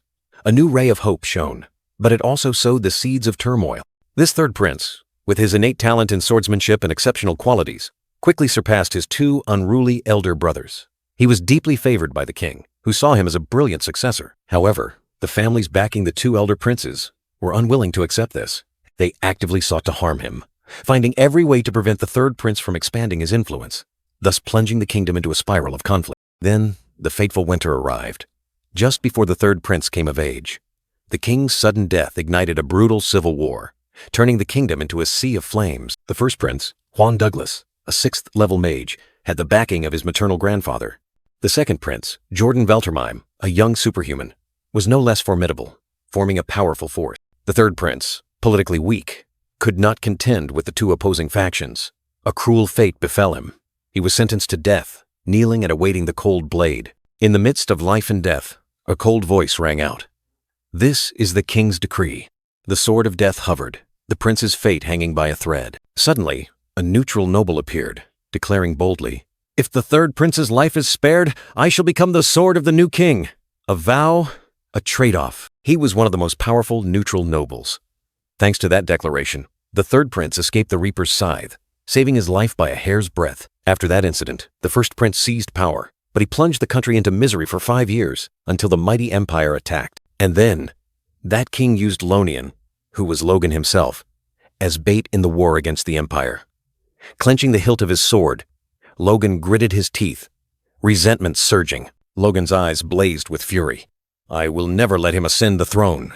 The vow echoed, his determination to overthrow the destined king firm. Before the magnificent city gate, a knight meticulously checked, identity verified. "Please enter, sir." The gate opened, welcoming Logan and his retinue. Logan strode inside, followed by Captain Henderson, the vest-wearing servant, and the knights. A new journey, with conspiracies and challenges awaiting ahead. Inside the magnificent mansion of the Sword Duke, the vest-wearing servant exclaimed in astonishment, "How wonderful!" His eyes were fixed on a maid walking past, his face blank as if enchanted. He leaned close to Logan, whispering his scheme. "If I could get close to that maid, wouldn't our family also benefit? Will you help me, sir?" Without a word, Logan delivered a thunderous punch, sending the servant flying straight out into the courtyard, leaving him sprawled on the stone ground. A refined blonde man approached, smiling. "Logan, please come this way." Logan looked at him in surprise. The blonde man instructed, "The others should follow Sir Ermin." Logan suddenly realized something, his eyes sharp. Logan asked the man's name, and he replied with a smile, "Oh, I forgot to introduce myself. I am Luis Hayon, Duke Felix's manager." Logan was stunned, his thoughts racing like lightning. Just as I thought, a memory suddenly flooded back. A burly man in armor, Captain Luis of the Grandia Liberation Front, a man of ideals, unlike Logan, who was only consumed by revenge. The captain handed Logan an ancient book, saying that he was the only one who could decipher it, and needed Logan's help. "Remember everything," the captain instructed, "even if you have to burn the book." Remember everything and pass it on to someone talented. But there was something else. A secret given along with the coded message. An important memory fading in Logan's mind. Logan clutched his head, a sharp pain flaring, trying to hold on to the fleeting memory. Luis Hyan saw Logan's distress and asked worriedly, "Are you all right, sir?" Logan stammered, calling out Cap. "No, manager," then quickly corrected himself. "I must not have slept well last night." Luis Hyan patted Logan's shoulder, advising, "You need to take care of yourself while you're young. When you get old, everything will come back to haunt you. Be careful." Logan scoffed, telling himself that Luis Hyan's advice was just like someone's catchphrase from his previous life. Whatever that memory was, it was in the past. He just needed to ensure it wouldn't repeat in this life. Luis Hyan led Logan to a large door, announcing, "The Duke is waiting inside." Luis bowed to Logan, saying, "I'll see you again." Logan replied, "Yes, thank you." A voice rang out, urging, "What are you waiting for?" Logan flinched, looking up. He flashed a confident smile, as if he had regained his composure. Logan stepped into the magnificent hall, his eyes sweeping over everything. Duke Felix and the Duchess stood there, the Duchess saying, "You must be Logan. I've heard my husband speak much of you." Logan smiled back. "It's a pleasure to meet you, Duchess. I congratulate you on the birth of your noble son." Duke Felix invited Logan to sit, then said, "By the way, there's something I'd like to ask of you." Logan replied, "Yes? Anything?" The Duchess gently placed her hand on her belly, saying, "This child's name." Logan was utterly surprised, asking again, "What?" Duke Felix explained, "The Duchess and I have discussed this for a long time. It's all thanks to you, so I want you to choose this baby's name." Logan was still stunned, while Duke Felix added, "You won't refuse, will you?" He pondered, recalling the ancient custom. Nobles often asked respected individuals to name their children. But to ask him? Logan mused, his gaze meeting Duke Felix's. Though they had only met twice, fate had bound them, creating unpredictable turning points in each other's lives. A slight smile formed on Logan's lips. He accepted the responsibility, a great honor, promising a future full of changes. The Duke and Duchess exchanged warm glances, then turned to Logan. Their sincere thanks were like a blessing, sowing seeds of hope. The Duke gently reminded the Duchess to rest, worried about the fetus. But the Duchess remained steadfast, maintaining etiquette, showing respect for Logan. Logan pondered the potential benefits. Duke Felix also secretly calculated, realizing that the title Namer of the Sword Duke's Child would bring great prestige. The Duchess departed, leaving the two men in the quiet space. Duke Felix watched her go, his eyes filled with many thoughts. Duke Felix turned back, his expression stern. He admitted he wasn't good with words, an opening remark full of hidden meaning. "Then let's speak through actions," Duke Felix declared, his eyes sharp. Logan was surprised, not understanding the Duke's intention. A mysterious smile formed on the Duke's lips. He praised Logan's astonishing rate of growth, a compliment that was also a challenge. "Let's see how strong you've become," Duke Felix said, his eyes blazing. His words were like a declaration of war, signaling an impending confrontation. The space suddenly transformed into an arena. Logan and Duke Felix, swords in hand, stood facing each other, ready for a fateful test of strength. Without hesitation, Logan charged like a gust of wind. His sword sliced through the air, his gaze firm and resolute. Duke Felix's sword quickly reacted, blocking the attack. The two blades clashed, sending dazzling sparks flying, signaling a fierce battle. A soft groan escaped. Logan recoiled, a wound etched on his body. The battle had only just begun, but the pressure was already immense. Without pause, the two warriors continued to charge at each other. Sword light blazed, each strike carrying destructive power, neither willing to yield. Logan gritted his teeth, beads of sweat forming. He knew that all his attacks were effortlessly neutralized by his opponent, as if it cost him no effort. Duke Felix stood tall, his eyes as sharp as knives. "If it were a match with my teacher, I could test my limits," the young man's thought flashed through his mind. Suddenly, the Duke closed his eyes. A cold stop echoing, cutting through the tense atmosphere of the match. Logan was bewildered, his eyes filled with confusion. "What the hell are you doing?" An unspoken question clearly visible on his face. "What are you doing? Don't tell me this is your full strength, is it?" the Duke questioned. Logan replied curtly, "No." "Is that so? Then give it your all." The Duke's challenge ignited something. Logan gritted his teeth, a flame of determination blazing around him. The Duke stood there, watching his disciple. This was their first training session since they became master and student. "I can't let the boy down," he thought to himself. The deafening clang of metal. Electric sparks flying. The two figures lunged at each other, each sword strike carrying an uncompromising will. A fierce energy explosion erupted, pushing both warriors back. The surrounding air seemed to be torn apart. Logan didn't hesitate. He poured all his strength into his blade. A brilliant golden light enveloped it, preparing for a fatal strike. "Killer Iron Slash!" Logan roared, unleashing an earth-shattering slash. The swirling energy current swept away everything in its path. "Nonsense," Duke Felix coldly declared, easily neutralizing the attack. Logan's eyes widened, astonished by the disparity in power. In a flash, the Duke appeared behind Logan, his sharp blade pressed against his neck. "Are you going to fall after just 2 strikes?" he asked. A heavy punch landed on Logan's stomach, making him painfully collapse. The pain spread, causing him to almost lose consciousness. "Get up!" the Duke commanded. He looked down at Logan, who was kneeling, his gaze stern. "Wasting strength like an idiot isn't all you know, is it?" Logan gritted his teeth, his hand tightening on the sword hilt. He couldn't believe that the move which once injured Franz was being called foolish. Duke Felix looked straight at him, his eyes as sharp as knives. "Show me everything you've got. Your true swordsmanship." Logan remained kneeling, the Duke's warning echoing. "Don't disappoint me any further, Logan." The pressure weighed heavily on the young man's shoulder. He looked up, his face etched with determination mixed with indignation. "Fine, I'll show you." A flash of a sword tore through the air. Logan charged forward in a fit of rage, determined to unleash his full power. He soared upwards. The iron slaughter/sword technique was unleashed once more.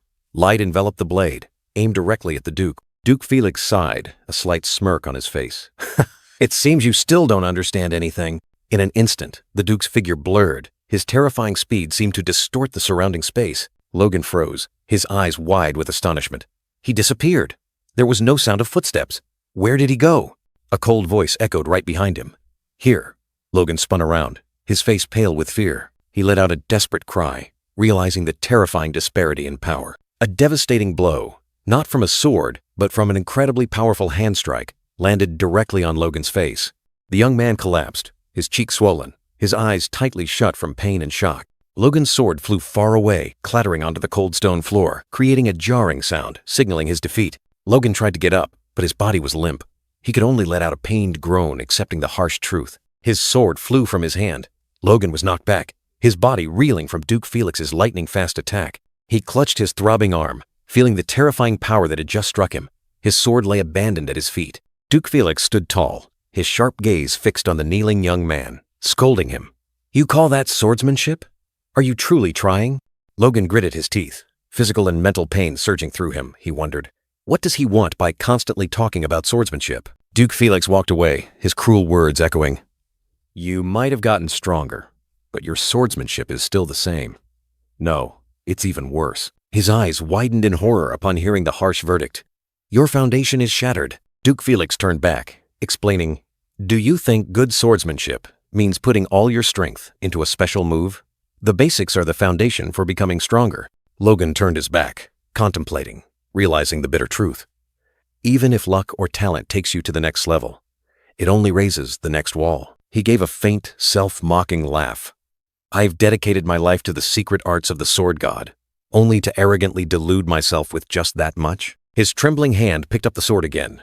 Logan looked at it as if looking at himself, an arrogance that had made him misjudge himself. Duke Felix turned his head, surprised. "Huh?" When he saw Logan stand up, with fiery eyes, Logan raised his sword, roaring, "Please give me another chance!" But it was all in vain. He was knocked down again, lying unconscious with blood streaming from his nose, his eyes lifeless. "Emergency patient! Take him to the infirmary immediately," Duke Felix commanded, and the knights hastily carried Logan away. Duke Felix turned to Louis Hyan, saying, "Swordsmanship is learned through the body. The more pain, the more you learn." Louis smiled, remarking, "You seem to be very fond of him." Louis Hyan mused, his gaze sweeping over where Logan had just been carried away. Although, Duke Felix gave a subtle smile, his eyes sharp. "I still like that kid's resolve." As the two were talking, a trembling voice rang out. "Sorry." A servant rushed over frantically. The brown-haired young man, Logan's servant, stammered his name as Rick. He trembled, his eyes full of fear. "I am Logan's servant, Rick." Rick hastily handed over the letter. "I've come to deliver a letter from Baron McLean." Louis wondered why an illusion wasn't used, then mused to himself, "They probably don't want Logan to know about this." The letter was handwritten, ancient script appearing on the paper, containing an important message. Baron Patrick McLean wrote, "To the esteemed Duke Felix, our family is indebted to you. I implore you to impart the great secret of swordsmanship to Logan." Duke Felix raised an eyebrow, puzzled. "Huh? I only gave him a low-level manual. The great secret of swordsmanship?"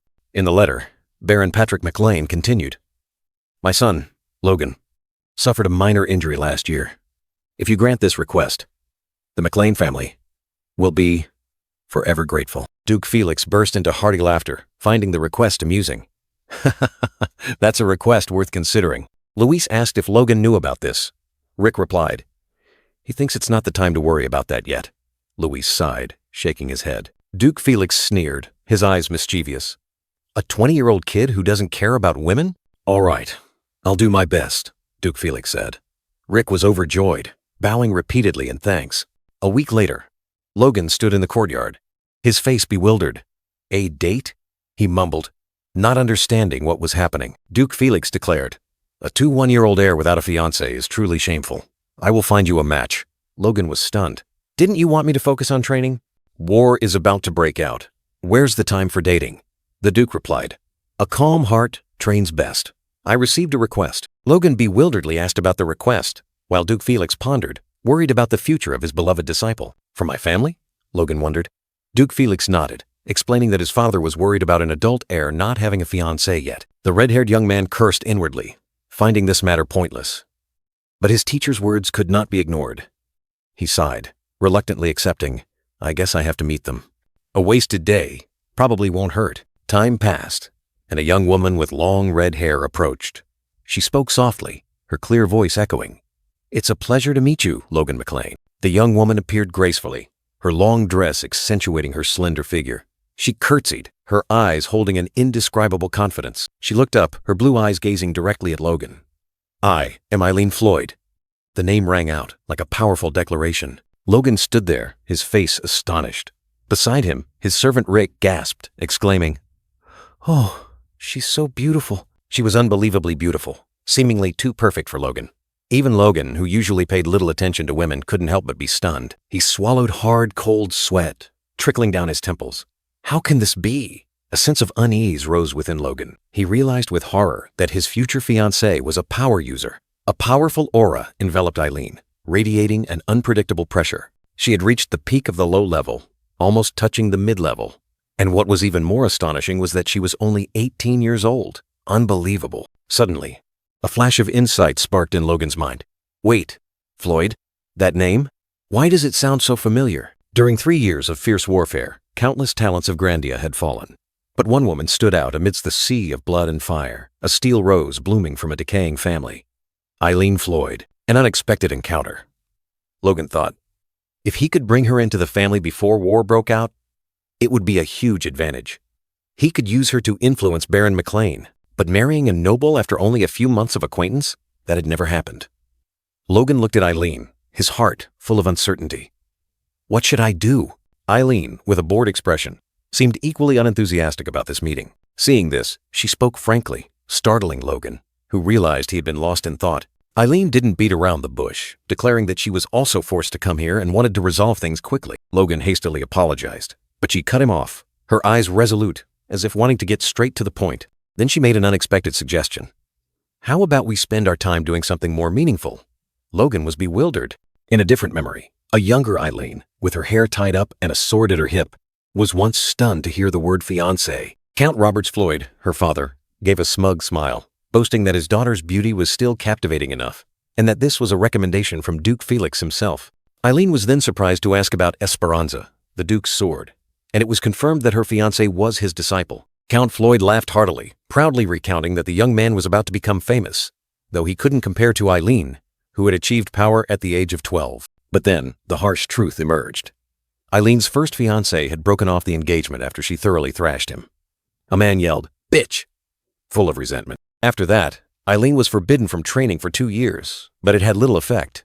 She continued to defeat her new fiancé, a future knight, proving her superior strength. Count Floyd, with calculating eyes, thought about this opportunity. A young man praised by the Duke himself as talented. Perhaps he was the one who could tame his daughter. Back in the present, Eileen repeated her suggestion to do something meaningful.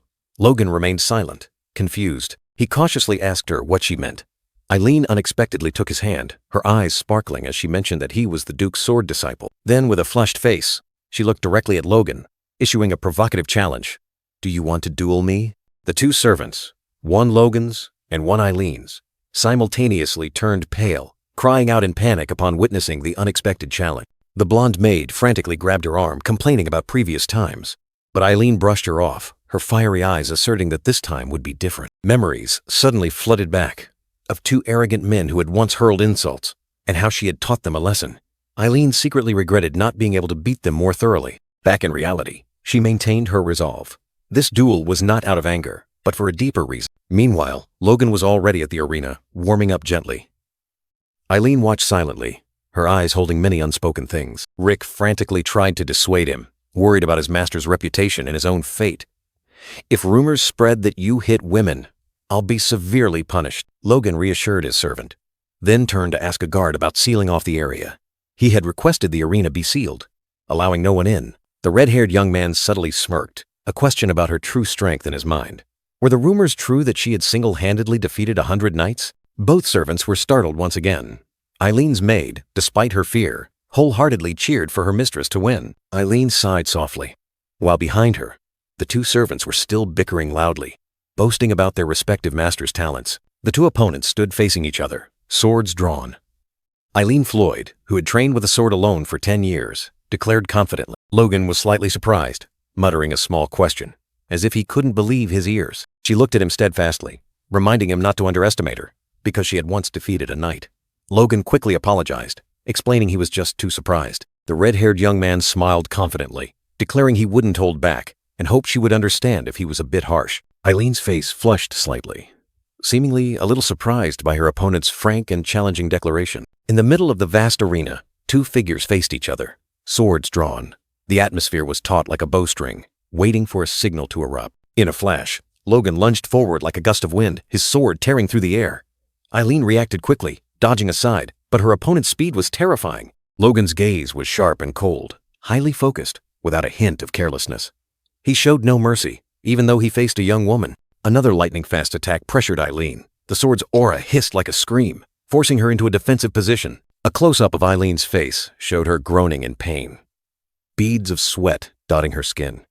She seemed to have taken a dangerous blow, but not a fatal one. Eileen knelt, her sword plunged into the ground.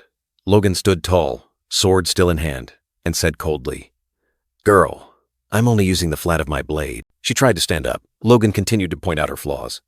"Your side is wide open. Be more careful, girl." Eileen gritted her teeth, her eyes blazing with anger and determination. But her body was already starting to betray her. Without an ounce of leniency, Logan struck her chest again, still using the flat of his blade. "Your grip on the sword is too loose." He continued his relentless assault, this time aiming for her head. "You need to be faster." Eileen could only manage an ag, and then another blow landed on her side. "Your side is open again," Logan said, his tone like he was giving a lecture. Eileen panted, exhausted, and knelt again. Logan stood watching, while Rick and the maid in the distance were horrified. "Mistress," Rick exclaimed, his face pale with worry for Eileen. The maid also covered her mouth, frightened. Logan looked at Eileen, his tone slightly sarcastic. "You seem tired." She still kept her head down, panting. He turned his back, his gaze as cold as ice. "You should wipe your sweat away." Logan's words were like a sharp blade. Eileen mustered all her strength for a sneak attack, but her sword was still blocked. Damn it. Even a sneak attack is useless. She panted, exhausted. Logan turned his head, his gaze sweeping over her, his tone calm. "Good effort." Eileen was stunned, her eyes wide with surprise. In her mind, a storm of emotions erupted. Is he not angry? Or is he mocking me? Logan maintained his calm expression, continuing his words. Suddenly, a dazzling flash streaked past. Logan struck extremely fast and precisely. "You need to move more decisively," Eileen cried out in pain. She clutched her head, tears welling up, her face flushed red with indignation and extreme anger. "This bastard!" Logan looked at her, a slight smile on his lips. He commented on her bad habits, on her latent talent that was gradually being honed, and wondered if this was how his teacher felt when he saw him back then. Her anger flared. Eileen let out a fierce roar, her blue eyes burning with determination. "Hi-yah!" She lunged forward, her steps swift as the wind, her figure flashing across the rocky ground. Eileen's sword swung up, creating a whirlwind of light, a continuous barrage of powerful and furious attacks. Logan's lips curved slightly, his sharp eyes following every movement. Interesting footwork. Much better than the simple attacks from before. Eileen didn't stop, pouring all her strength into each sword stroke, her battle cry echoing throughout the space. But Logan remained unhurried. He parried lightly, and Eileen's sword was deflected. She gritted her teeth. Sweat poured down her like rain, her body trembling from exhaustion and frustration. Damn it! He blocked it again! Logan didn't give her a second to rest. He counterattacked swiftly, a powerful blow piercing through her defenses. Eileen screamed in pain. Her face contorted from being struck. Her body felt like it was about to collapse. Logan dodged Eileen's blow, his eyes sharp and cold. He secretly assessed the girl's talent, concluding that it was more than enough for him to take seriously. Eileen collapsed, her sword falling from her hand, her exhausted body trembling on the arena floor. Logan stood at a distance, looking down at her, his mind still analyzing her potential. She struggled to get up, panting heavily, drenched in sweat. One more time, she gritted her teeth, determination shining in her tired eyes. Logan secretly admired her tenacious will. Logan extended his hand, offering help, a gesture full of condescension. I will help you, girl.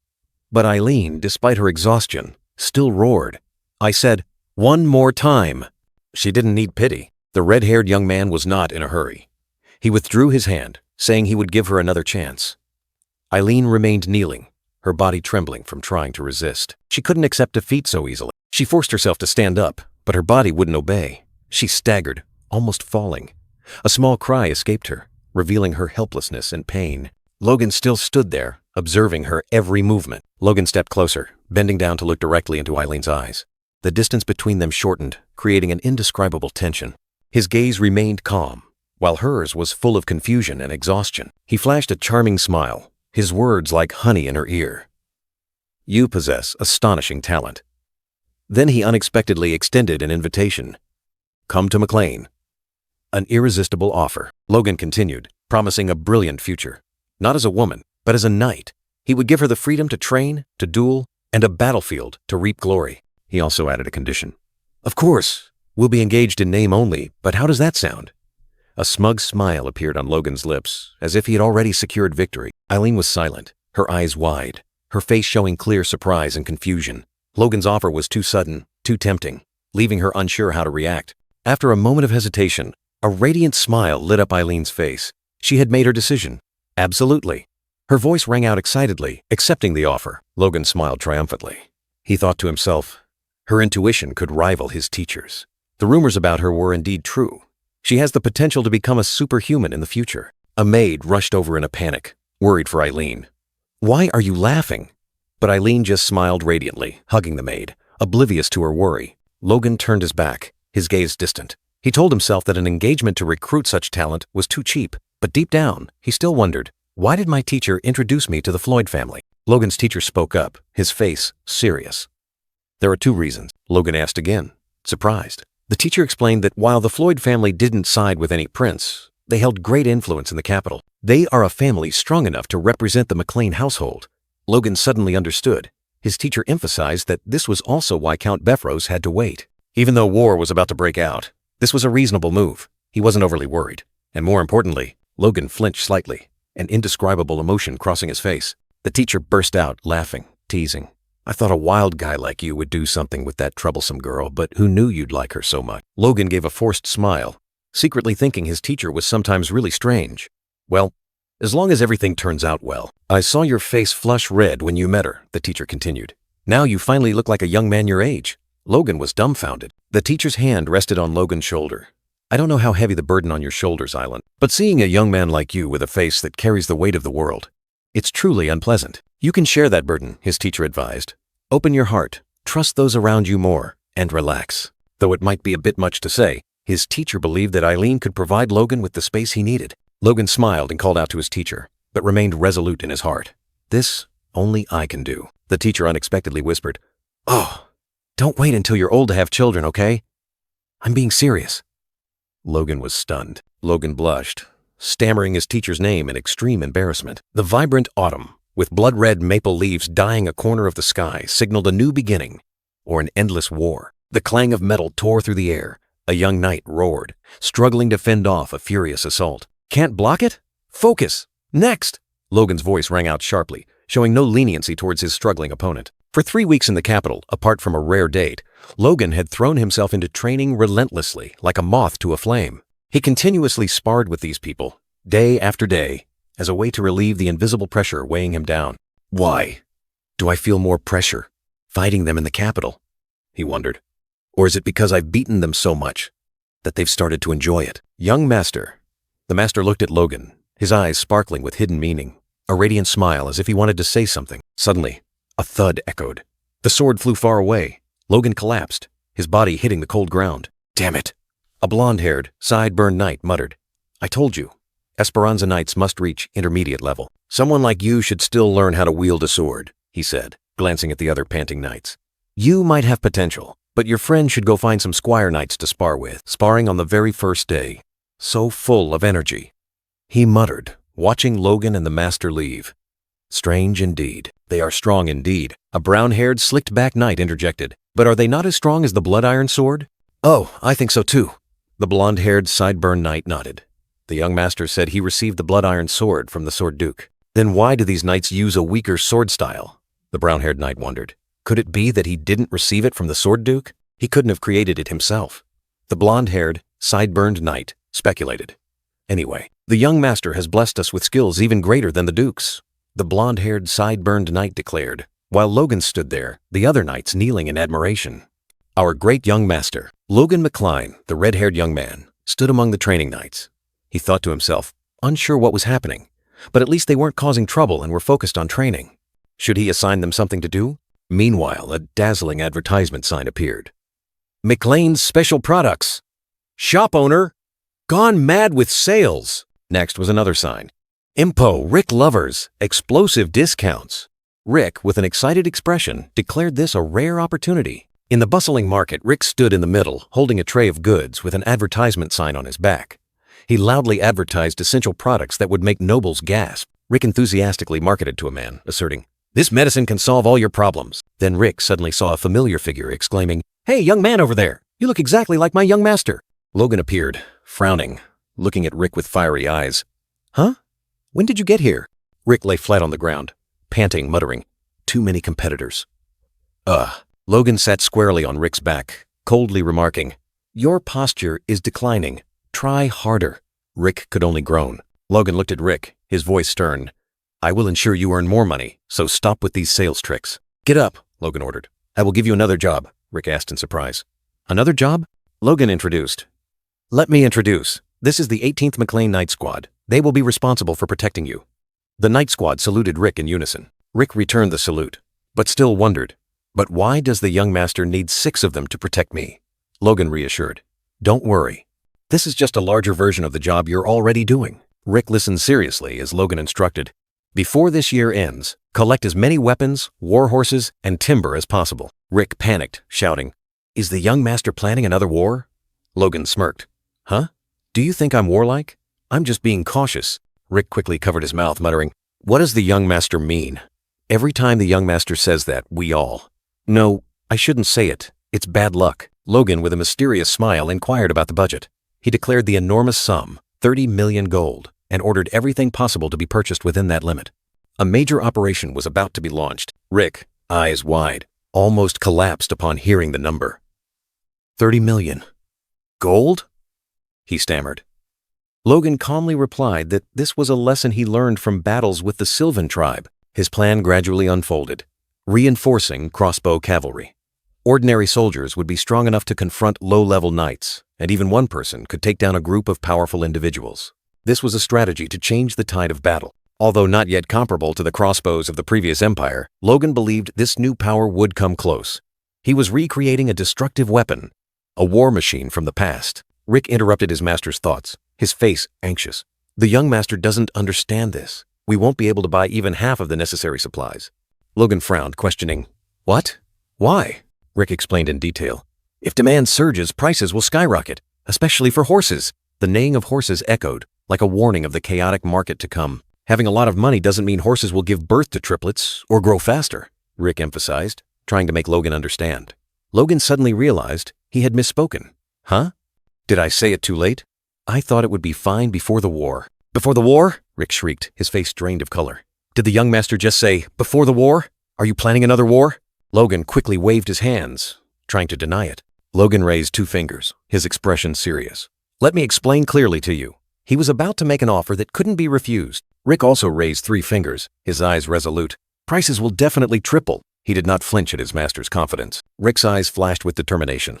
He told himself he had to stop Logan's crazy actions before everything got out of control. Logan pondered, stroking his chin. It seems there's no other way. He glanced at Rick, silently asking, "Is it effective?" Logan offered a new price. "Then, you can buy at double the current market price." Rick cursed inwardly. Tsk. He won't give up. And as I said, prices will triple. Rick was about to object, but Logan was faster. Logan gave a sly smile. "But if you can buy it for less than double the market price, you will receive a corresponding bonus." It was an irresistible offer. Rick stammered, asking about the bonus amount, then was stunned when Logan declared, 3% of the price difference. He was determined. "I'll do my best." Captain Henderson and another knight were confused, wondering, is 3% a lot?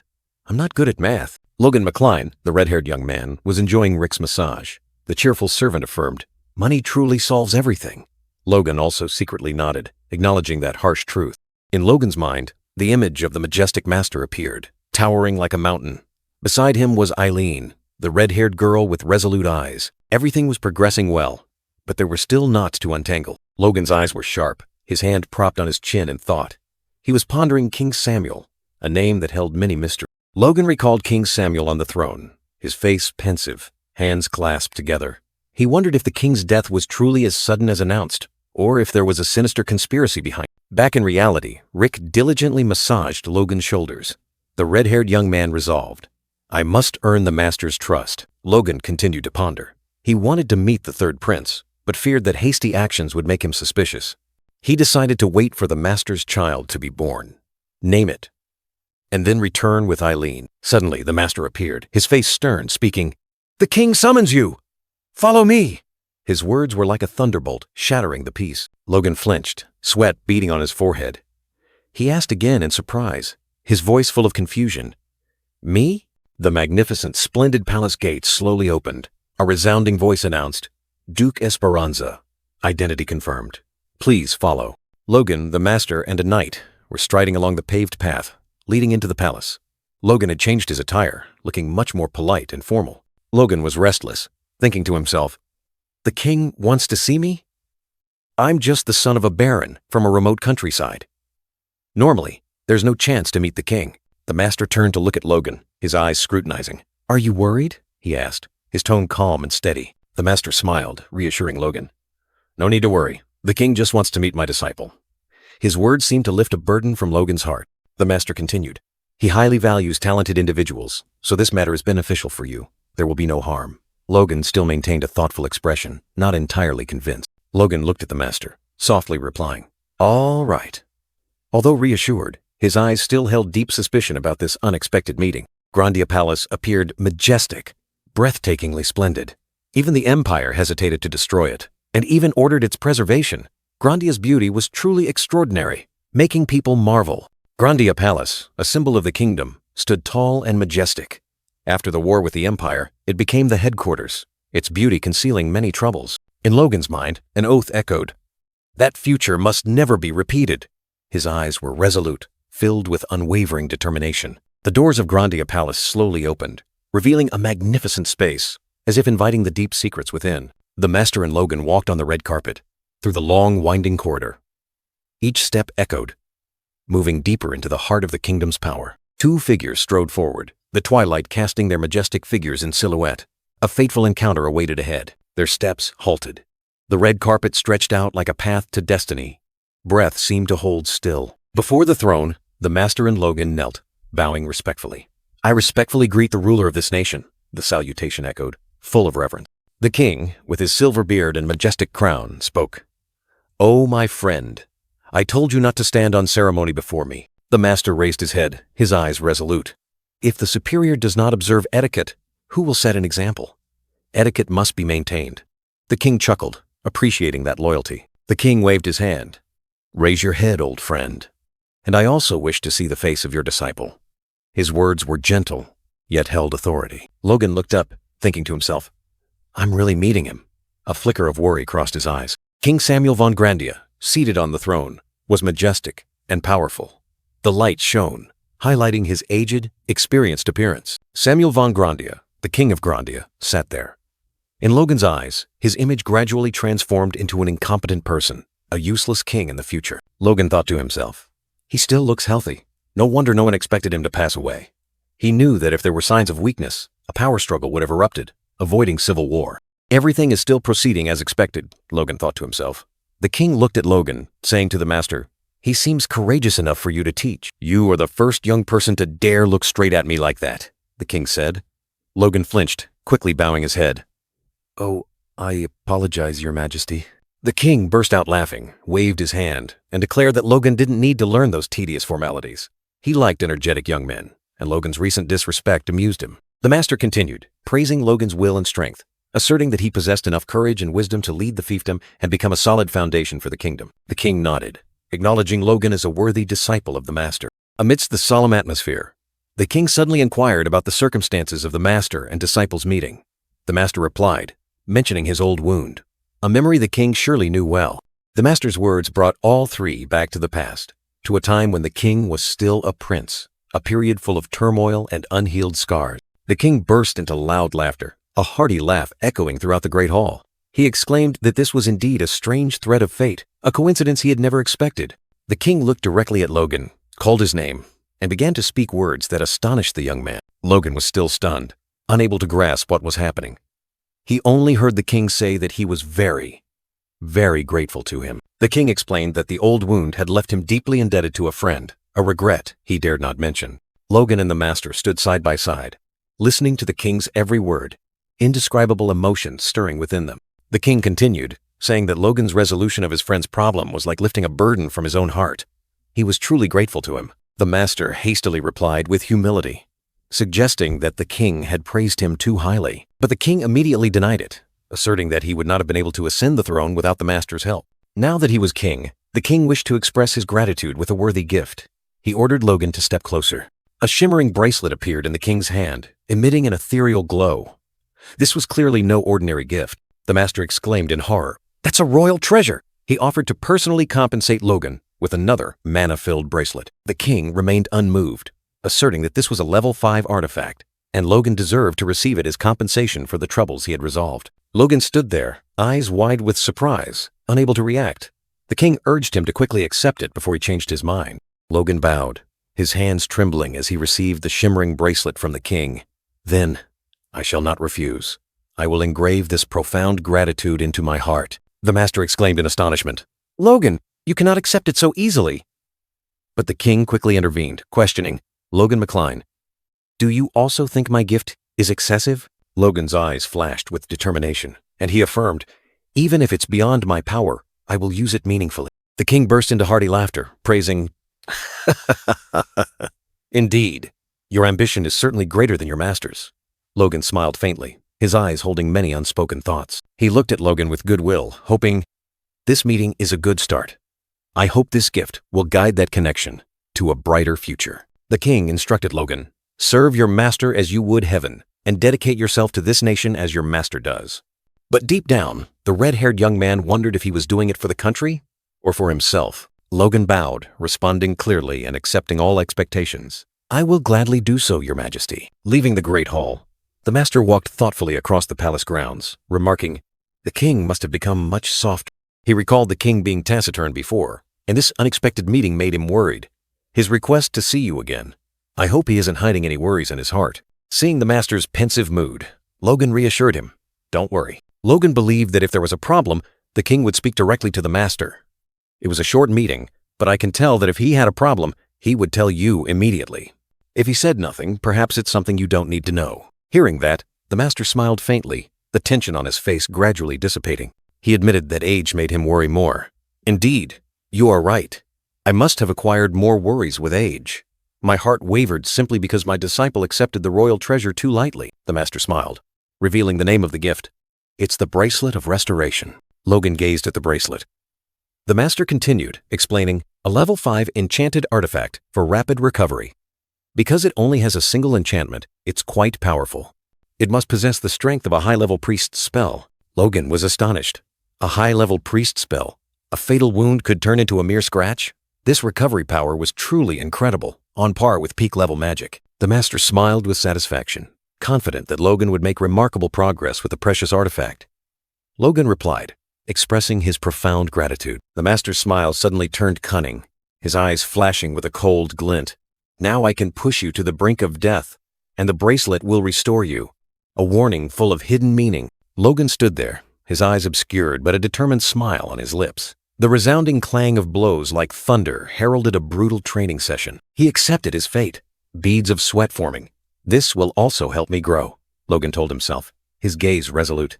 He tried his best to meet his master's expectations. The harder I try, the more I improve. Logan collapsed, his body exhausted, but his will remained unshaken. Logan lay sprawled on the floor, his body covered in wounds. He found this scene strangely familiar, like a déjà vu. The master stood above him, coldly urging, "How long do you plan to lie there? Get up now." The master swung his sword, blows raining down relentlessly. Logan struggled to get up, a panicked attendant calling out the Duke's name. A week after his meeting with the king, Logan was still sprawled out, exhausted from the brutal training session. The master looked down, his gaze complex, both stern and subtly concerned. Finally, the awaited event arrived. The master stood there, his gaze resolute, preparing for a new milestone. The splendid light from the crystal chandelier illuminated the great hall. The Duke of Swords had a daughter, news that shook the nobility. Guests whispered and chatted. Such a grand party just to celebrate a daughter? He must truly love his child. Logan appeared at the party, a glass of wine in his hand. I heard the Duke of Swords is also attending this party. He overheard a remark about himself. That young man is younger than I thought. A party guest approached Logan, attempting to introduce himself. Logan, it's an honor to meet you. My name, Island. Logan smiled, secretly thinking that the titled disciple of the Duke of Swords indeed attracted attention. He recalled the difficult days, feeling as though they were a century ago. He glanced at the master in the distance, a smile still on his lips, but his eyes holding many thoughts. In Logan's memory, a golden-bearded duke held his newborn child, laughing happily beside his gentle wife. Both were immersed in indescribable joy. A solemn attendant spoke, breaking the silence, announcing the presence of an important guest. Bishop Matthew, head of the Grandia Unified Holy Order, slowly entered the splendid Great Hall, exuding an imposing aura. The bishop congratulated the duke on the birth of his heir. The duke replied, expressing his honor at the bishop's personal attendance. Logan, in his memory, secretly thought, how could a servant be sent as a substitute when the Duke of Swords himself, of this country, has a child? Most nobles received a divine blessing at birth, especially from Agna, the goddess of trees and life, one of the 9 gods. It was every parent's wish for their child's health. With the bishop personally bestowing a blessing, it was no wonder the duke was so happy. Bishop Matthew's every step echoed on the marble floor, drawing closer to the center of the ceremony. On the raised platform, Bishop Matthew, the duke, and his wife stood solemnly, facing the watching crowd of nobles. The newborn baby in the duke's arms stirred slightly, making a small sound. Bishop Matthew raised both hands, beginning the ritual. He implored the supreme 9 gods to bestow blessings upon this world. Logan stood in the crowd of memories, exclaiming in astonishment, "Wow, is that divine power?" That power was closer to its source than mana, difficult to perceive and only emitting a brilliant light, making others see only a dazzling halo. The bishop spoke words of blessing, in the name of Agna, goddess of life, blessing the newborn baby named Esperanza. A blinding light enveloped the baby, like a sacred mark from the gods. The light gradually faded, leaving Bishop Matthew, the duke, and his wife standing on the platform, the momentous occasion complete. The crowd in the hall looked up, eyes wide with astonishment. An ah sound echoed, like an exclamation of admiration for the miracle that had just occurred. The bald man broke out in a cold sweat, his face blank with disbelief. This event, it defied all reason. The entire great hall erupted in cheers. "Congratulations, Duke! With such a powerful glow, the baby will surely grow up brilliantly." Amidst the joyful atmosphere, the present Logan frowned. In the memory, Bishop Matthew suddenly changed color, his eyes revealing clear panic. Bishop Matthew's face hardened, blue veins prominent. A surge of fiery red energy surrounded him, signaling ill omen. The bishop held the baby, staring in horror. The holy power has been repelled by the baby's body. His words were like a thunderclap. "Bishop, what's wrong?" the duke asked. He quickly composed himself, awkwardly replying, "No, nothing, Your Highness. Perhaps I am overly tired. Please excuse me. I must return immediately." The bishop hastily departed, but his eyes still furtively glanced at the duke and duchess. An indescribable suspicion crept into his mind. On the raised platform, the duke and duchess still stood, smiling contentedly. Little did they know, the recent ceremony harbored a terrifying secret. Bishop Matthew walked through the crowd, his heart heavy with worry. The holy power was repelled. Perhaps the baby has a special constitution that resists it. But this unsettling feeling, amidst the party, as Logan was deep in thought, A voice rang out. Count Roger Befros approached, a glass of wine in hand. "Long time no see, Logan McLean." The Count flashed a sinister smile, his eyes scrutinizing. "It's a pity you don't look very well," Logan replied with a forced smile, his hand on his chest. "Long time no see, Count Befros. Thanks to your concern, I am well." Count Befros maintained his disdainful smile. "Still as cunning as ever." "Ha!" Logan smirked, his eyes sparkling with confidence. "That's one of my charms, after all." Suddenly, a devastating punch landed squarely on Logan's face, blood splattering. The memory faded, and brutal reality crashed in. In memory, Count Befros stood tall, his hands stained with fresh blood, dripping onto the floor. Logan clutched his chest, his wound aching, but his gaze remained unwavering. The Count casually wiped the blood with a handkerchief, his tone sarcastic. "Oh, what a mistake. I'm old. My hands keep slipping." Rick quickly handed him a handkerchief. The Count's hand was still stained with blood as he continued to mock. "You only survived because you were lucky enough to become the Duke of the Sword's disciple." He leaned close to Logan, his eyes full of contempt. "Thanks to that, you've attracted the attention of many high-ranking nobles. Quite lucky, aren't you?" Logan smirked, thinking to himself. For a Count, he's truly childish. Of course, I know exactly how good my luck island. After all, I've been reincarnated. Count Befros's eyes suddenly flashed with a cold sharpness as he scrutinized Logan, as if wanting to pierce through his very soul. Count Befros said, "I hope you maintain that attitude, even after meeting the high-ranking nobles." Logan frowned, asking back, "High-ranking nobles?" The Count revealed. "The second Prince Romain von Grandia wants to meet you." "Of course. I hope you don't accept." Logan understood inwardly, meaning he'll deal with me if I don't side with the prince. Logan smiled confidently. "It would be an honor for me to be introduced to His Highness by you. I will carefully consider this offer." Count Befros angrily slammed the table. "An offer? How arrogant are you? Do you consider the prince's command merely an offer?" Logan calmly replied, his gaze still defiant. "I believe it's just an offer, isn't it?" He leaned close to the Count, a sly smile on his face. "Oh, perhaps you want my master and me to join the opposition?" Count Befros's face changed color. He was furious, his teeth clenched, his eyes sparking with anger. The Count's hand clenched so tightly that veins bulged. He suppressed his anger and said, "I will inform you of the date soon." Count Befros turned and walked away, his cold voice echoing, "If this is another one of your deceptions, you will pay a price far greater than you can imagine." Logan watched his retreating back, a confident smile on his face. "I'll wait. Now he can say whatever he likes." Count Befros turned and walked away, leaving Logan alone in the large room. He told himself that in just a few months, when the Civil War erupted, the Count would have no mind to think of him. Logan just needed to postpone the meeting until then. Logan smirked, his eyes sharp. Despite possessing power equal to a marquis, Count Befros resigned himself to being a messenger for the second prince. Truly a laughingstock, he thought to himself. "Count Befros, you have become a joke." In Logan's memory, Count Befros was walking alongside another man, his face full of calculation. Logan sneered, correcting his thought.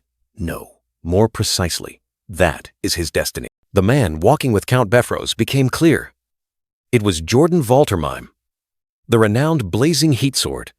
He was one of the 5 dukes of the kingdom, a superhuman, possessing powerful aura. Not only that, Jordan Valtermine was also the second prince's maternal grandfather, a force not to be underestimated, an important chess piece in the game of power that Logan was observing. Jordan Valtermine turned his face away, ignoring Logan's presence. Logan understood clearly that he was openly disrespecting him. Surely someone like him wasn't worth the Duke's attention. Logan gave a faint smile, his eyes full of hidden meaning. He's openly ignoring me, he thought. He probably doesn't value someone like me. After all, what they want isn't me, but my master. A voice rang out, pulling Logan from his thoughts. The long-haired man, Veron Kairos, placed a hand on his shoulder, offering a forced smile. "Young Master Logan, it would be best to make your decision carefully." Logan was surprised. "Lord Veron Kairos?" The black-haired man laughed loudly, his friendly expression chilling. "Long time no see, my nephew." Veron Kairos patted Logan's shoulder, his tone full of self-satisfaction. "Seeing you grow up like this, I, an elder in the family, feel very proud." Logan frowned, suspicious. "An elder in the family? Who are you talking about?" Veron Kairos. He was Logan's mother's brother, and the heir to the Kairos family, related by marriage to the McLean family. A connection that seemed close, but harbored many schemes. Logan recalled the past, yet he never acted like an uncle. In his memory, little Logan innocently asked, "Uncle? Who? Me?" Veron Kairos back then also sneered, full of contempt. Don't overstep your bounds, young man. The words were gentle but contained a threat, deeply embedded in Logan's mind. The memory became clear. Varan Kairos's face and that of his companion sneered, their eyes full of disdain. That smile, like a knife cutting into little Logan's heart, made him never forget. Varan Kairos continued to manipulate, his tone full of sarcasm. We may not share blood, but who doesn't know that the McLean and Kairos families are linked by marriage? He emphasized that cold bond. The current Logan sighed softly, his gaze distant. All those words, after he abandoned me as soon as the succession war began. He wondered, could it be that our relationship hasn't been severed yet? Varan Kairos sneered, denying Logan's words. He emphasized the blood relationship, stating that even with mistakes, it was still family. The Kairos family had provided financial support to Logan for the past 10 years, he reminded. Like an invisible bond. Kairos' smile vanished, his eyes turning sharp. He retorted, asking if Logan couldn't overlook the family's single mistake. A loaded question, as if to stifle any resistance. Logan gritted his teeth, his eyes burning with resentment. It's a pity, he replied, if that mistake wasn't turning a blind eye when a loved one was pushed into the abyss. He added that perhaps then he could have forgiven. Varan Kairos sneered again, contemptuously exclaiming, "How insolent!" He mocked that Logan had become more arrogant after gaining a little fame. The words were like a slap to the young man's face. Logan stood tall, his gaze firm.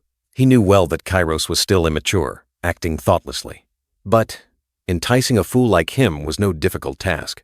A cold thought flashed through his mind. Suddenly, Varan Kairos bowed his head. He admitted it was a terrible mistake by the family, and though it was late, he wanted to officially apologize on behalf of everyone. A calculated act. Kairos sneered, his smile hiding contempt. He knew it was too late, but still tried to put on an act. In his mind, a thought suddenly flashed, full of disdain. Varan Kairos presented a blank check, his eyes full of challenge. "If you want an apology, I'll do as you wish," he said. "So what will you do? A brazen offer, a bribe with money." The servant Rick handed Kairos a handkerchief. In Logan's mind, he scoffed. Is family reconciliation really better than never meeting again? He realized this was just a blank check, a worthless bargain. Logan held the blank check, smiling meaningfully. Did you really come here to apologize?" he asked. "Aren't you going to say anything after giving me this compensation?" A tense exchange. The smile on Kairos' lips vanished. He gritted his teeth, his eyes revealing anger and confusion at Logan's nonchalant attitude. His plan was going awry. Kairos suddenly knelt, bowing deeply before Logan. "Please help me," he pleaded. "I will do anything you want. I hope we can look to the future, not the past." Logan looked in surprise at Kairos kneeling. "Unbelievable," he exclaimed. "The heir of the Kairos family, someone who has never questioned himself, is acting like this." A great surprise. Logan's eyes suddenly became sharp and penetrating. He realized that this unusual action by Kairos was certainly not genuine remorse. Something was hidden behind it. Logan looked into the distance, where a blonde-haired man in a cloak stood. He understood that this was pressure from a superior, forcing Kairos to humble himself. That was Duke Juan Douglas, the first prince's grandfather. A powerful figure, a direct counterweight to Jordan Valtermine, the kingdom's only six-ring archmage. A new force had emerged. Logan mused to himself. Whether it was Count Befros or Kairos, two of the three wealthiest men in the kingdom, all were being manipulated by the Duke's plan. If that was the case, he also had a few tasks he wanted to entrust to them. Logan's low voice rang out. "Lift your head, uncle!" Kairos snapped his head up, his eyes wide with astonishment. Kairos stood straight, trying to maintain his composure. "Among family, what's so difficult about these trivial matters, nephew?" He looked at Logan, a forced smile on his face. Logan leaned close to his ear, whispering something. Kairos' face flushed slightly, his eyes full of confusion, not understanding his nephew's intentions. Logan's whisper was like needles, piercing straight into Kairos' ear. He grew increasingly uncomfortable, his face contorted. Kairos' face contorted, grimacing to the point of wanting to vomit. Logan's words must have pushed him to his absolute limit. Logan smiled brightly, as if a burden had been lifted. "Just do that, and meeting His Highness the First Prince won't be difficult at all." Kairos bowed his head, his face completely defeated. "I understand." He accepted the manipulation, while Logan maintained his triumphant smile. Logan turned his back, leaving Kairos with a desperate expression. He called out loudly, "May I have everyone's attention?" A vassal of the Esperanza family, Lefman, stood in the middle of the hall announcing, "The most important ceremony of the banquet is about to begin. With the safe return of the young lady, we will welcome the one who will name her." The crowd murmured, and Lefman was also stunned. "That person Island, huh?" All eyes turned towards the person about to appear. Amidst the astonishment, Logan McCline, the Duke's disciple, stepped out with an overwhelming aura. He advanced, his gaze firm and full of confidence. Leftman looked at Logan in astonishment, exclaiming, "Why are you the one naming the young lady?" Logan remained silent, his eyes sharp. Logan strode forward, heading straight for a man with a goatee, his gaze unwavering, as if everything was part of his plan. Logan held a newborn baby, feeling its abundant vitality. "It seems the child received an aura shower from my master right after birth." A tender coo echoed, a tiny being with golden hair smiling like an angel, its eyes closed in a sweet dream. Logan, the red-haired young man, gently held the baby. His eyes showed a hint of awkwardness, but also tenderness as the tiny hand of the infant touched his cheek. He laughed heartily, declaring that he had thought of countless names, but they all seemed to vanish when faced with this adorable sight. Standing before the luxurious cradle, Logan gently shook his head, "But I can't remember any of them. This baby's name will be Stella." The baby's eyes sparkled like stars, as if understanding the profound meaning of the name, star in the ancient language. He looked up, a radiant smile on his face. "I hope she becomes a lighthouse, shining brightly in the night sky, guiding those who are lost." During the solemn ceremony, Logan held the baby, with his master and the lady beside him, their eyes filled with hope and approval. "We will accept," the blonde-haired, goateed master said, his eyes firm, and the lady beside him also nodded in agreement. Applause, like thunder, erupted throughout the grand hall, congratulating the new name and the child's bright future. Logan still held the baby, but in his mind, a question lingered.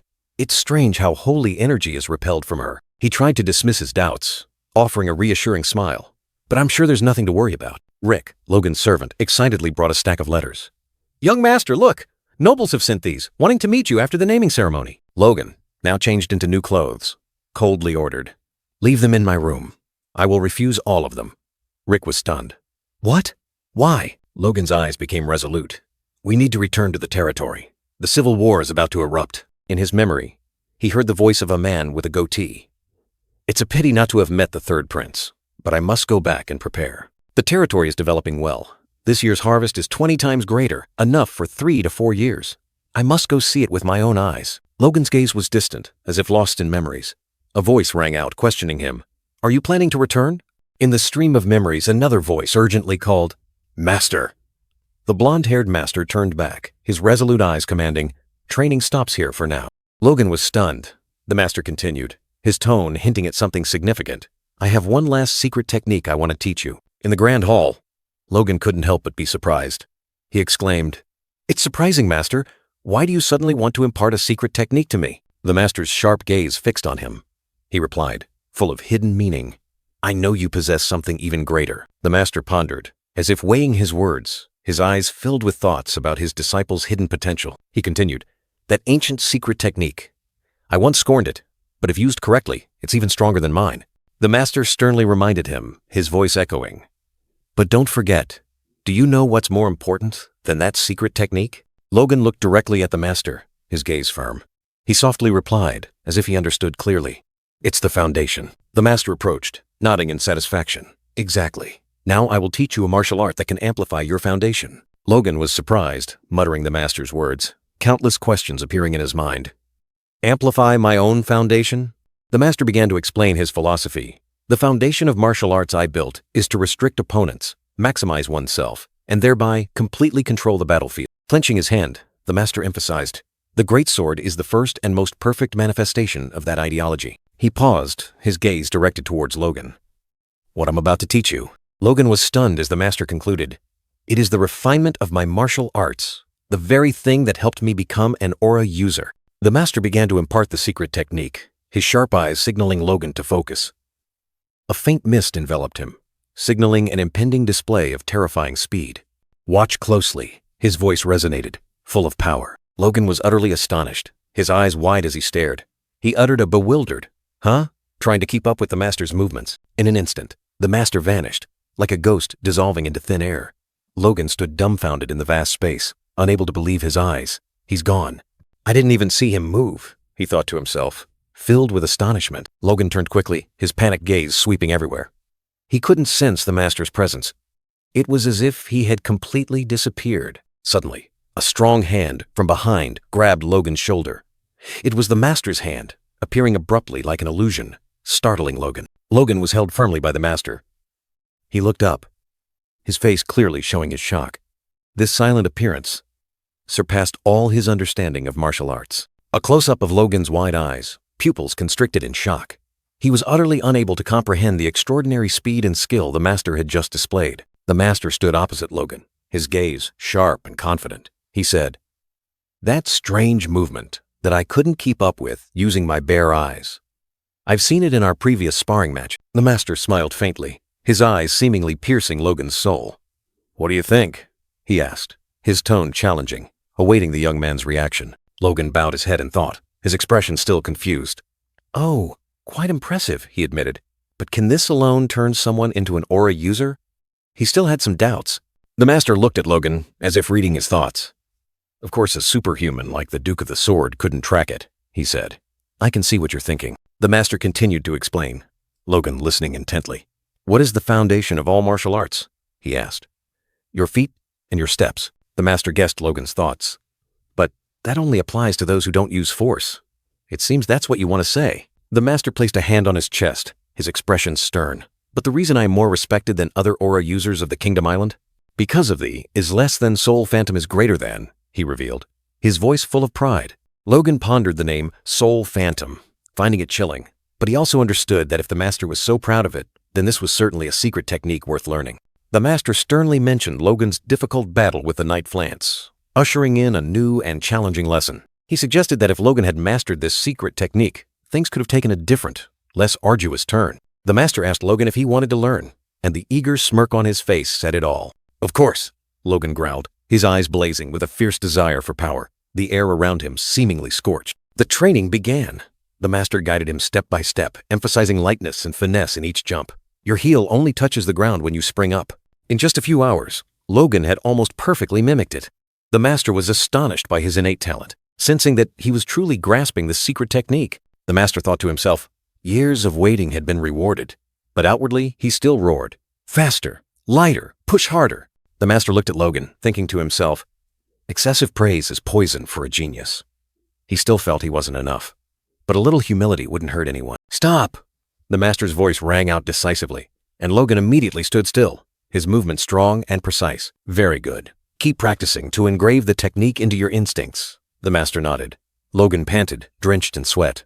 Noticing Logan's pensive expression, the master gently asked, "What's wrong? Why do you look so thoughtful?" Logan mused. "It truly is an astonishing technique. I feel twice as fast as before." But he still wondered. "This isn't like a knight's technique? It's almost like an assassin's?" Logan looked directly into the master's eyes, his expression serious, awaiting an answer to his profound question. The master gave a mysterious smile and nodded. "You're not entirely wrong." The answer startled Logan, and a spark of realization flashed in his mind. The master began to recount, his voice warm and deep. "When the king was still a prince, he appointed me, a new knight, as his personal guard." In the master's memory, the king at that time had faced countless enemies, unspeakable horrors, even before ascending the throne. The young master, though newly appointed as a royal knight, had to endure bloodier battles than even the front lines to protect the one he was loyal to. He constantly imagined, yearning to surpass all assassins, to move faster, more stealthily, like a phantom. And then, a martial art that could control space with just a single strike became the answer to that yearning. The master smiled faintly. "When I learned Soul Phantom, I felt I had somewhat achieved that goal. And finally," he continued, "I was able to awaken my aura." The master looked directly at Logan, sternly advising, Don't be arrogant just because you understand the theory. Train your entire life with the sword. Logan bowed his head, his heart filled with enthusiasm. "I understand." He realized this was the path the kingdom's greatest swordsman had taken to become a superhuman, a spark igniting in his eyes. But the master suddenly interrupted, his voice full of hidden meaning. "There's one more reason I called you before you left." Logan was surprised to hear the news. "The third prince wants to meet you." Night fell. A full moon hung perfectly in the star-filled sky, illuminating the deep green canopies. A mysterious figure glided through the air, soaring over the city rooftops, light as the wind. Logan, now cloaked in black with his face hidden, asked the master beside him, "Moving around like this, is this why you taught me Soul Phantom?" The master replied, "Well, partly." Darkness enveloped them as two cloaked figures landed in the deserted forest. We're here. A deep voice resonated, signaling the mysterious destination. Logan looked up, his eyes hidden behind the black fabric, clearly showing surprise. This island, his whisper, was swallowed by the silent space. Before them was an old, dilapidated house, standing alone amidst dense trees, like a forgotten fortress. Logan couldn't help but be shocked. An abandoned house on the city's edge. The third prince lives in a place like this? His hand clenched, a feeling of disbelief surging. This meeting, from its location to its manner, was far too unusual. He turned to the master, his eyes full of questions, hoping for an explanation for this strange scene. A secret passage appeared, leading underground. An underground staircase? Logan exclaimed, growing even more suspicious. Footsteps echoed on the cold stone steps. Logan asked, "Does he need to go this far just to meet me?" The master replied. "Many eyes are watching him." The master's lips curled slightly beneath his mask. "And he is meeting the disciple of the Duke of the Sword," he said, emphasizing the importance of the encounter. "Have you heard anything about the third prince?" the master asked. Logan remained silent. He didn't know much about this mysterious prince. Logan finally spoke. "I heard rumors that he is the only one worthy of being king." The master immediately warned, "Don't say such things in public. It could cause big trouble." The master's voice deepened, each step growing heavier, emphasizing the potential danger. They stopped before a sturdy wooden door. The master gently knocked, the sound echoing in the silent space. Inside, a middle-aged man turned, his face surprised. "Your Highness, it's Felix." The master's voice resonated. The door slowly opened, and a warm, deep voice spoke. "Come in." The secret meeting finally began. The door opened, and two cloaked figures stepped inside. The blonde Duke bowed, offering a formal greeting after years of absence. The third prince smiled, welcoming the Duke. His gaze lingered on the red-haired young man beside him, full of hidden meaning. "This island, the Duke's disciple?" the prince asked, his smile still on his lips, but his eyes swept over Logan with scrutiny. Footsteps echoed. Logan and the Duke moved deeper into the room, the atmosphere growing tense. Logan bowed deeply, showing absolute respect. "I greet your Highness." The salutation rang out, decisive and strong. Logan's eyes flashed with determination.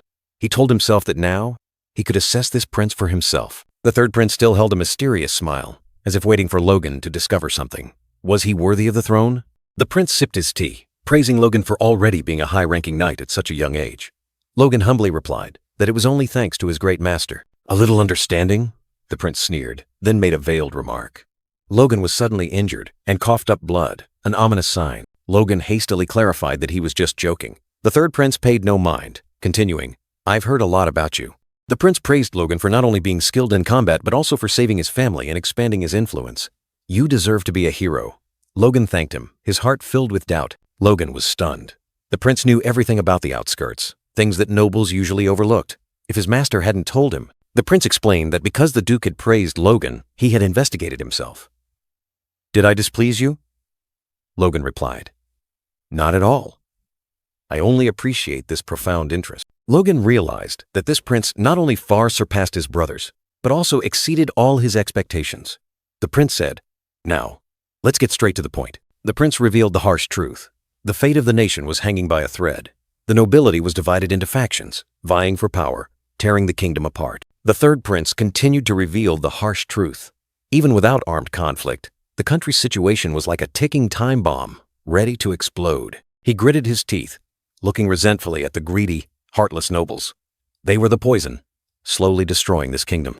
Therefore, the prince needed talented people, strong hands to sweep away the vermin that were draining the lifeblood of the nation. "Felix," the old Duke exclaimed worriedly. "Your Highness!" Upon seeing the prince reveal too many emotions and intentions, the third prince turned back, calmly replying that he understood.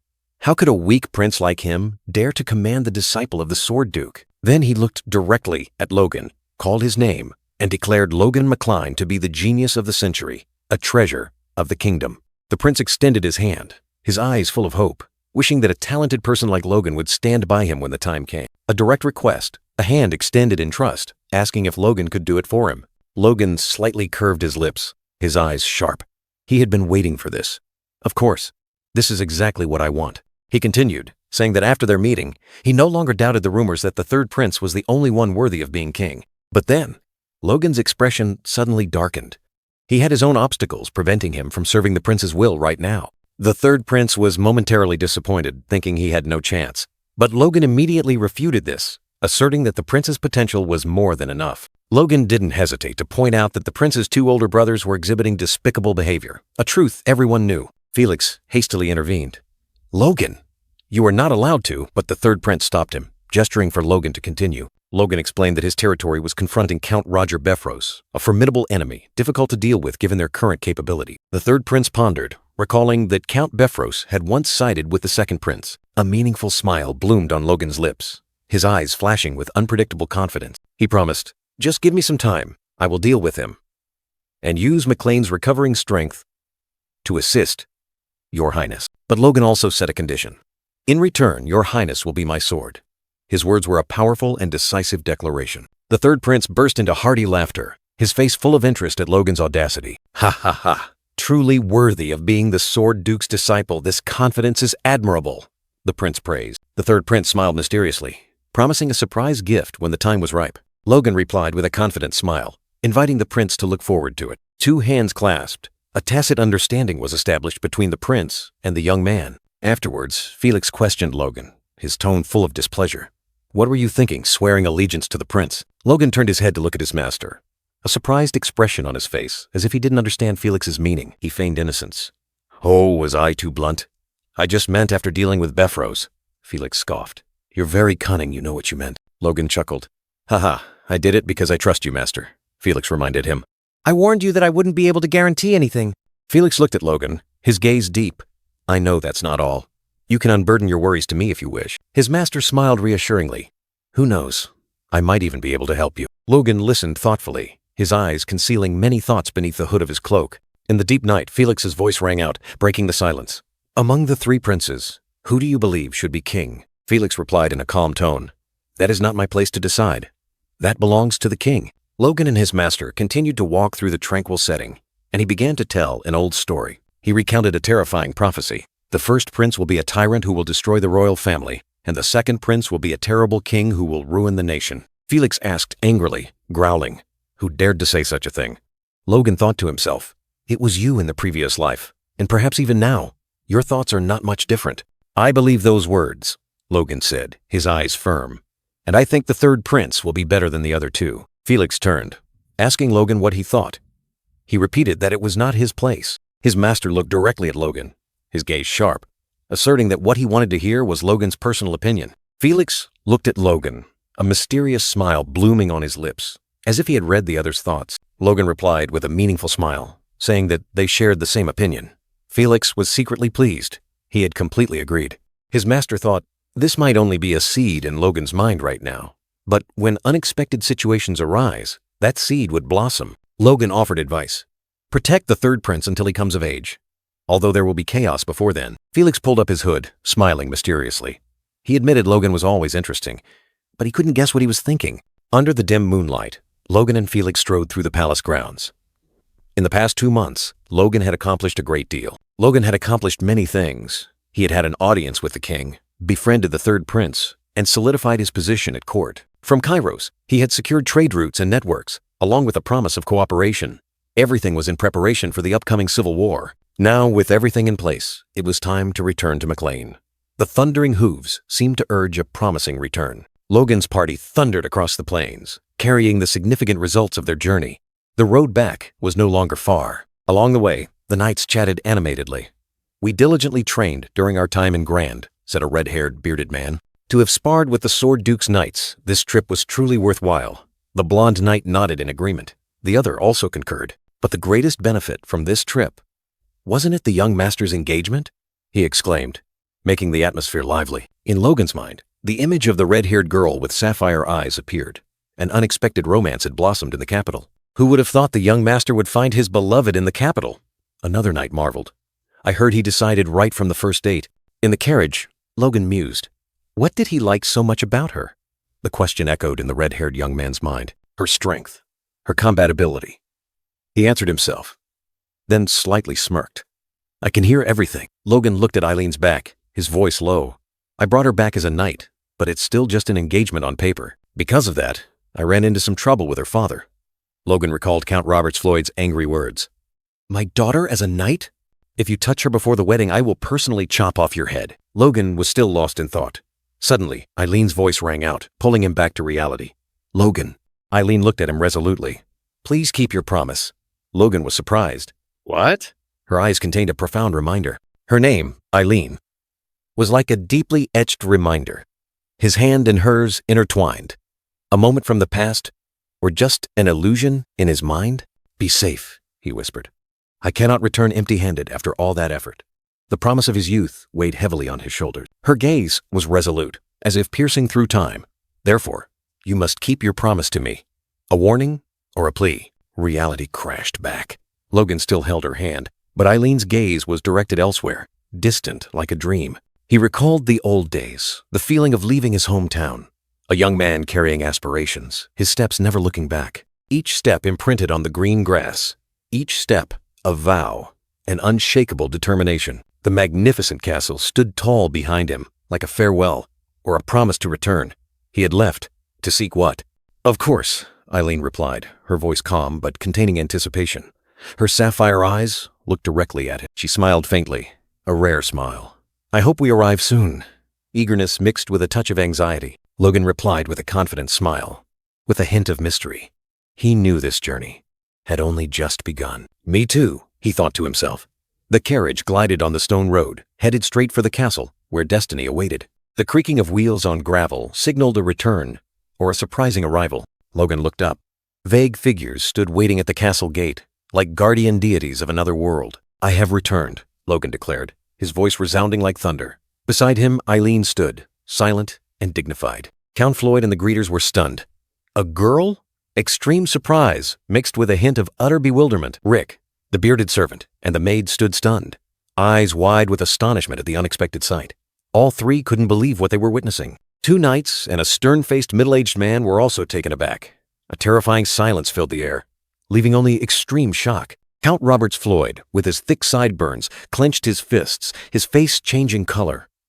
A voice echoed in his head, full of astonishment. Logan returned with a woman. The announcement was like thunder, revealing the reason for the shock. Logan and Eileen appeared, radiant and confident, entering the castle. Count Roberts Floyd was still bewildered, unable to believe it. No way. The black-haired woman beside him also showed clear surprise. Logan smiled, placed a hand on Eileen's shoulder and declared loudly, Welcome back. This is Lady Eileen Floyd, my fiancée. The entire castle seemed to hold its breath. His fiancée? The servants buzzed with chatter. Rick and the other maids gaped, unable to believe their ears. Oh my God! Count Roberts Floyd suddenly burst into loud laughter, his voice echoing through the hall, mixed with astonishment and a hint of schadenfreude. His fiancée. I thought it was just dating. But it's an engagement. Count Roberts Floyd laughed, his eyes sparkling. It's certainly worth asking the Sword Duke. Eileen stepped forward and bowed formally. Welcome. I am Eileen of the Floyd family. I will serve to the best of my ability, as a daughter-in-law and a knight. Father! A red-haired boy cheered happily, running to Count Roberts Floyd. He flinched, his face still showing surprise. When the news of Eileen becoming a knight spread, everyone had different reactions. Count Roberts Floyd was furious. You want your fiancé to be a knight? That's absurd. There's no precedent. But who's going to stop him? The bearded servant and a blonde knight whispered, chuckling, helpless against Logan's decision. The red-haired boy smiled brightly, happily welcoming. Welcome to the Irk family. The boy was innocent, unaware of the surrounding tension. Mom? The boy was surprised when the black-haired woman pinched his cheek, signaling him to be quiet. Logan and Eileen stood behind, witnessing the scene. Eileen looked straight ahead, her gaze firm. Run. The words were brief, full of hidden meaning, like a warning for what was about to happen. A white-bearded man warned Eileen, his voice full of suspicion. I don't know what's going on, but he's deceiving you. She turned back, her eyes sharp. What did you just say, Hamar? The sound of hammers clanging. A carpenter chatted with his colleague. Heard anything? The young master is up to something strange again. The other carpenter flinched, his hammer falling from his hand. What?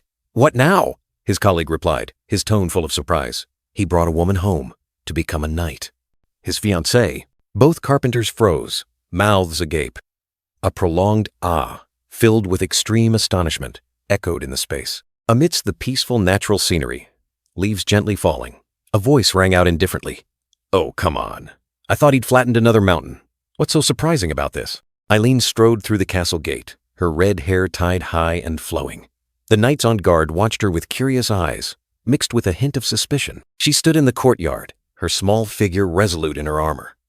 Around her, numerous tall knights surrounded her, their scrutinizing gazes creating an invisible pressure. Logan's father, a man with sideburns, sighed wearily, rubbing his forehead. "Good heavens, are you serious?" Logan replied, his voice firm. "I don't joke about things like this, father." His father looked at his son, his voice full of worry. "Logan, she's a woman. There has never been a female knight in the history of our kingdom." Logan retorted, "She's a force user.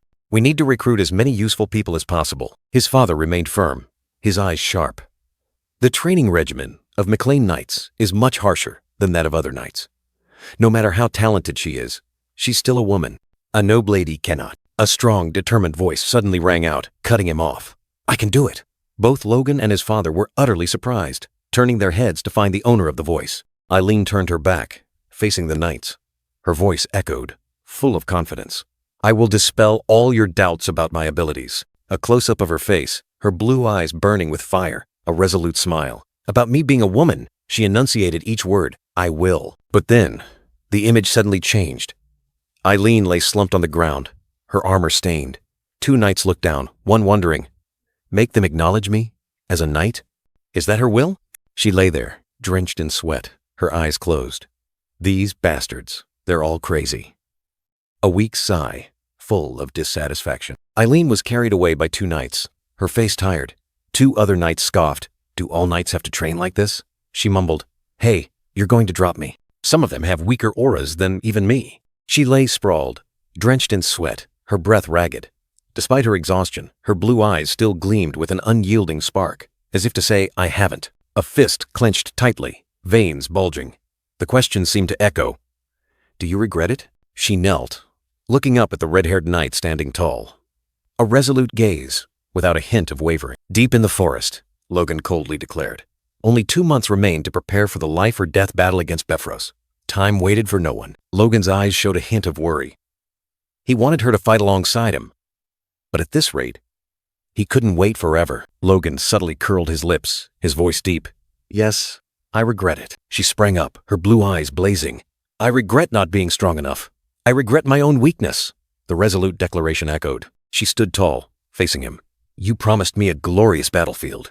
The reminder was like a challenge. Her gaze was firm, but held a hidden sentiment. But she knew well that if she didn't strive herself, that promise of glory would forever be just a fleeting breeze. "I must earn the honor of a knight myself."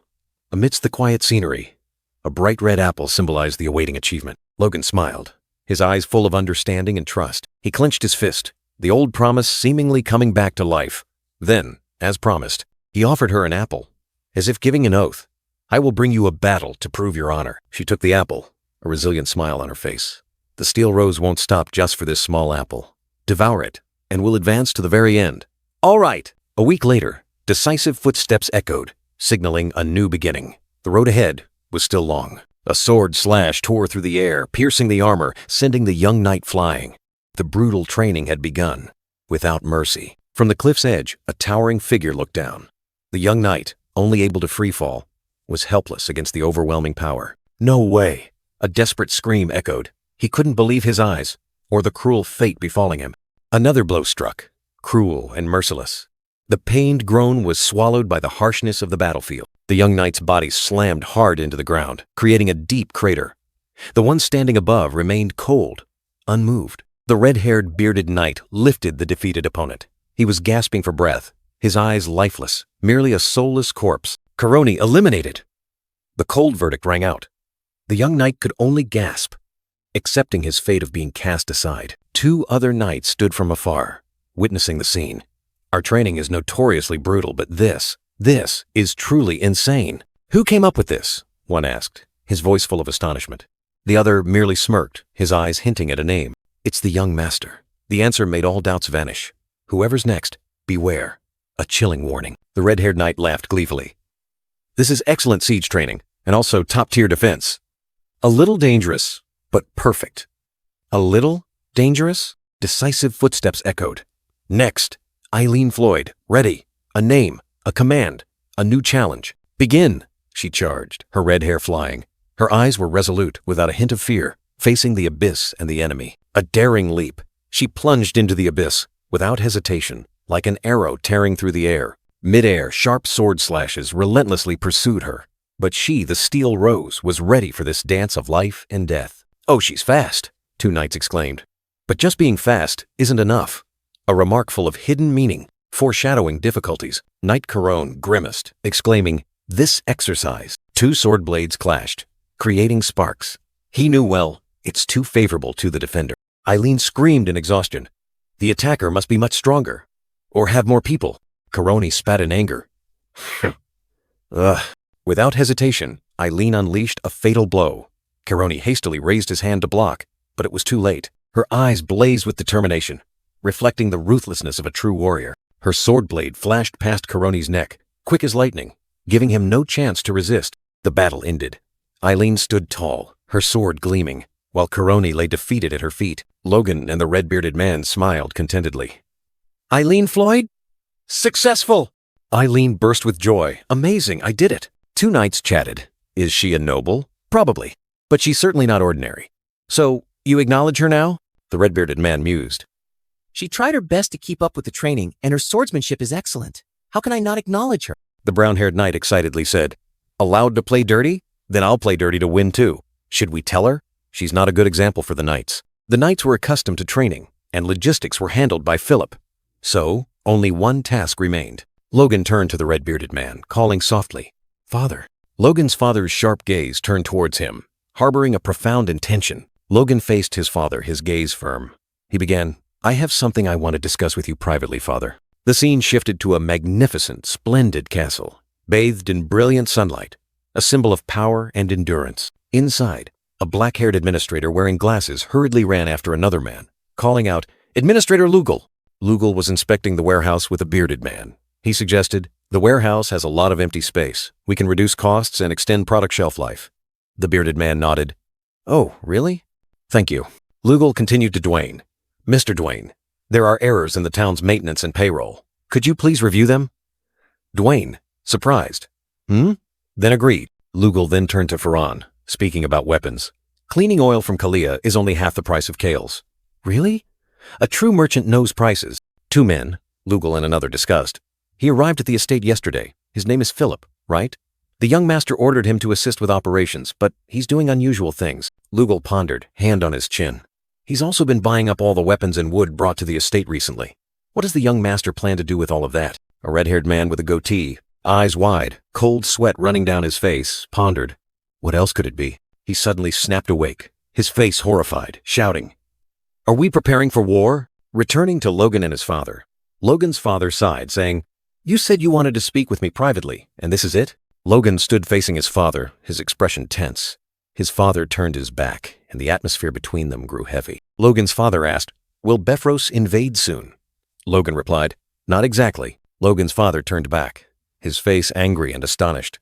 "We're going to provoke it!" Logan's father gritted his teeth, clenching his fists, his face filled with rage and confusion, as if he had just heard a thunderous declaration. Logan stood still, slightly hesitant. His father clenched his fists, restraining himself. Logan thought, "He's restraining himself again. I thought he was going to hit me." Logan continued to explain that Count Befros hadn't dared to mobilize troops thanks to his master. But how much longer would this peace last? The father's eyes glowed red, filled with worry. His father believed they could still grow stronger. But Logan knew that if he were the enemy, he would never let that happen. Logan's voice was decisive. "We need to act now, father." He looked directly at his father, his gaze firm. The father was startled, calling his name, his face both angry and confused. He asked in return if his father was hiding something, a truth he needed to know. Logan's glowing red eyes showed tension, mixed with a hint of anxiety and determination. Logan asked if he knew when the king would die, and that it would happen soon. Would his father believe him? The father flinched, asking in alarm if Logan was plotting treason. Logan immediately denied it, his voice agitated. Logan reassured him, asking his father to temporarily accept that hypothesis. He asked, if so, how would the situation unfold? The father mused, stroking his beard. He immediately recognized the first problem. The war for the throne would erupt. Logan nodded, outlining that the struggle between the two princes would escalate. Befros, moreover, supported the second prince. He asked, what if they declared war on Befros then? The father understood that if they attacked Befros, it would be no different from directly confronting the second prince. Logan nodded. He affirmed that this was their only chance to strike Befros without interference, before the king died. Once Befros fell, the balance of power would decisively shift to one side. The war for the throne would have clear winners and losers, and when that moment came, Logan would place the third prince into that fierce war, like a fated chess piece. Logan's father mused, understanding his son's intent but still wanting to delay, waiting for a successor to the throne. Logan tensely explained that after the Civil War, the Empire would intervene immediately, and by then, it would be too late to act. He analyzed. If the second prince won, Count Befros would become a powerful right-hand man. If the first prince won, Befros' territory would be seized. No matter who won, Befros would become an inviolable territory, forever beyond their reach, impossible to reclaim. Logan's father finally understood, but doubts still lingered in his heart. He asked directly, "How do you know the king will die soon?" Logan was momentarily flustered, unable to answer. Logan's father looked directly at his son, then uttered a sentence that surprised Logan. "But I trust you." He recalled Logan's strange actions up until now, things that couldn't be explained. "It's as if you know the future," the father's words echoed, hinting at a terrifying truth. Logan remained silent. The father understood that there were secrets that couldn't be spoken, burdens his son was carrying. "I will only ask one last question," he said, his voice decisive. "After that, I will not question you further." From what he had done to his upcoming plans, everything revolved around one big question. All of this, what is it ultimately for? The final question, reaching the depths of his heart. Logan looked directly at his father, his voice firm. "Only for our family to prosper. Always." The father looked at his son, a faint smile passing over his lips, containing understanding and acceptance. "Very well, I trust you." The father placed a hand on Logan's shoulder. "Leave the convincing of the retainers to me." Logan was astonished. Logan worriedly asked his father if he would be all right handling everything himself. The red-haired father scoffed. "What? You don't trust this old man?" Logan quickly denied it. "Don't worry. Leave it to me." His father reassured him, his gaze firm. "This matter, a father like me can handle." A few days later, on New Year's Eve, the father summoned the family. Amidst the solemn atmosphere, the declaration thundered, "We will go to war." The entire room seemed to be electrified. Everyone was stunned. After all, the territory had just been revived. Declaring war now was a crazy decision. But the father did not give up. He roared, his eyes blazing, determined not to back down in the face of doubt. He reminded them of the shame of losing land, of the indelible scars in the family's history. Two men bowed their heads, their faces pained. Then he spoke of the assassination plot from Befros, of the lurking dangers. The knights' faces turned indignant, and of the imminent danger that would swallow them all if they didn't act. A man clutched his necklace tightly. That danger would surely come. The blood in their veins was both chilling and boiling. Gradually understanding the necessity of war. Unable to mention the king's death, the father chose to appeal to their emotions. Logan stood there, watching his father's back. "We must advance, even if the cost is high." The words were like thunder, echoing in Logan's mind, his gaze unusually firm. 2 weeks later, 3 days before the old year ended, the sound of hooves began to beat on the cold ground. A formidable army had gathered. 150, 2 knights, 1,000 crossbow cavalry, including new recruits, and 1,532 infantry. A daunting force. "Advance!" the father roared, his cry like thunder, leading the army straight into destiny. Thousands of frenzied hooves trampled the earth, dust rising thickly, creating an unstoppable storm of steel. Logan and his father, 2 resolute figures, marched side by side on the battlefield, their eyes burning with determination. In the dim light, Logan's father appeared, his eyes blazing, firm as steel. Logan, clad in armor, looked directly at his father, questioning him about the specific plan for the war. His father nodded, affirming that a strategy was already in place. War could not be initiated haphazardly. Logan explained clearly that a direct attack on Befros at this moment was impossible. His father was surprised, frowning when he heard Logan declare that they would not declare war on the enemy. Logan smirked meaningfully, pointing a finger upwards, revealing another move. Suddenly, a braided-haired servant rushed in, his face pale from the horrifying news. He breathlessly reported the news. The McLean family had declared war, demanding revenge for the humiliation 6 months prior. At the same time, Max Ferretta, Lord of Ferretta, was smirking smugly, but the smile vanished. Max Ferretta's face changed color, utterly panicked. The sound of hooves intensified. A knight galloped like an arrow, dust rising thickly on the battlefield. Roger Befros frowned, disbelieving his ears. "McLean has declared war on Pareda?" The armored servant confirmed that Pareda had requested aid and asked Roger what he would do next. Roger scoffed, calling the Pareda lot fools, saying he had tried hard to restrain himself. He continued, "The Pareda lot had created a perfect excuse for him to act." Roger turned to Aslan and Franz, his eyes sharp as he asked, "Is everything ready?" Knight Franz and Aslan solemnly replied to the Count. Of course, sir. Everything was ready for the brutal plan ahead. Roger, with a cold gaze, gave his final order. Prepare for battle. The war was imminent, with no turning back. He sneered, clenching his fist. We will crush those Pareda. While they are drunk with victory, I will cast them from heaven straight into hell. At the same time, Logan's father led the army, his crimson cloak fluttering, rushing forward like an arrow tearing through the wind. The pursuit began. A soldier quickly reported, Sir, at this speed we will reach Pareda Castle within a day. Victory seemed to be within reach. The red-haired man smirked, then unexpectedly ordered, Good, then change course. An unpredictable decision that stunned everyone. Meanwhile, elsewhere, Roger's legs trembled uncontrollably under the table. Anxiety began to gnaw at his mind. Max Ferretta sat there, hands clenched, his face contorted. Why? Why? Haven't they arrived yet? He muttered incessantly, his impatience evident. An armored soldier rushed in, and Max Ferretta frantically questioned, McLean's army, where are they? The nightmare was slowly materializing. The armored soldier bowed his head, sweat pouring down his face. He stammered, not daring to speak the harsh truth. Amidst the desolate scene, with leaves fluttering, the terrifying report echoed. They have vanished. An unbelievable disappearance. Roger flinched, stomping his foot on the ground. What? He couldn't believe his ears. Rage began to flare. Roger, on horseback, roared furiously. They're not in Pareda, but have appeared in Befros on our territory. The plan had been overturned. Logan's father's gaze was as sharp as a razor.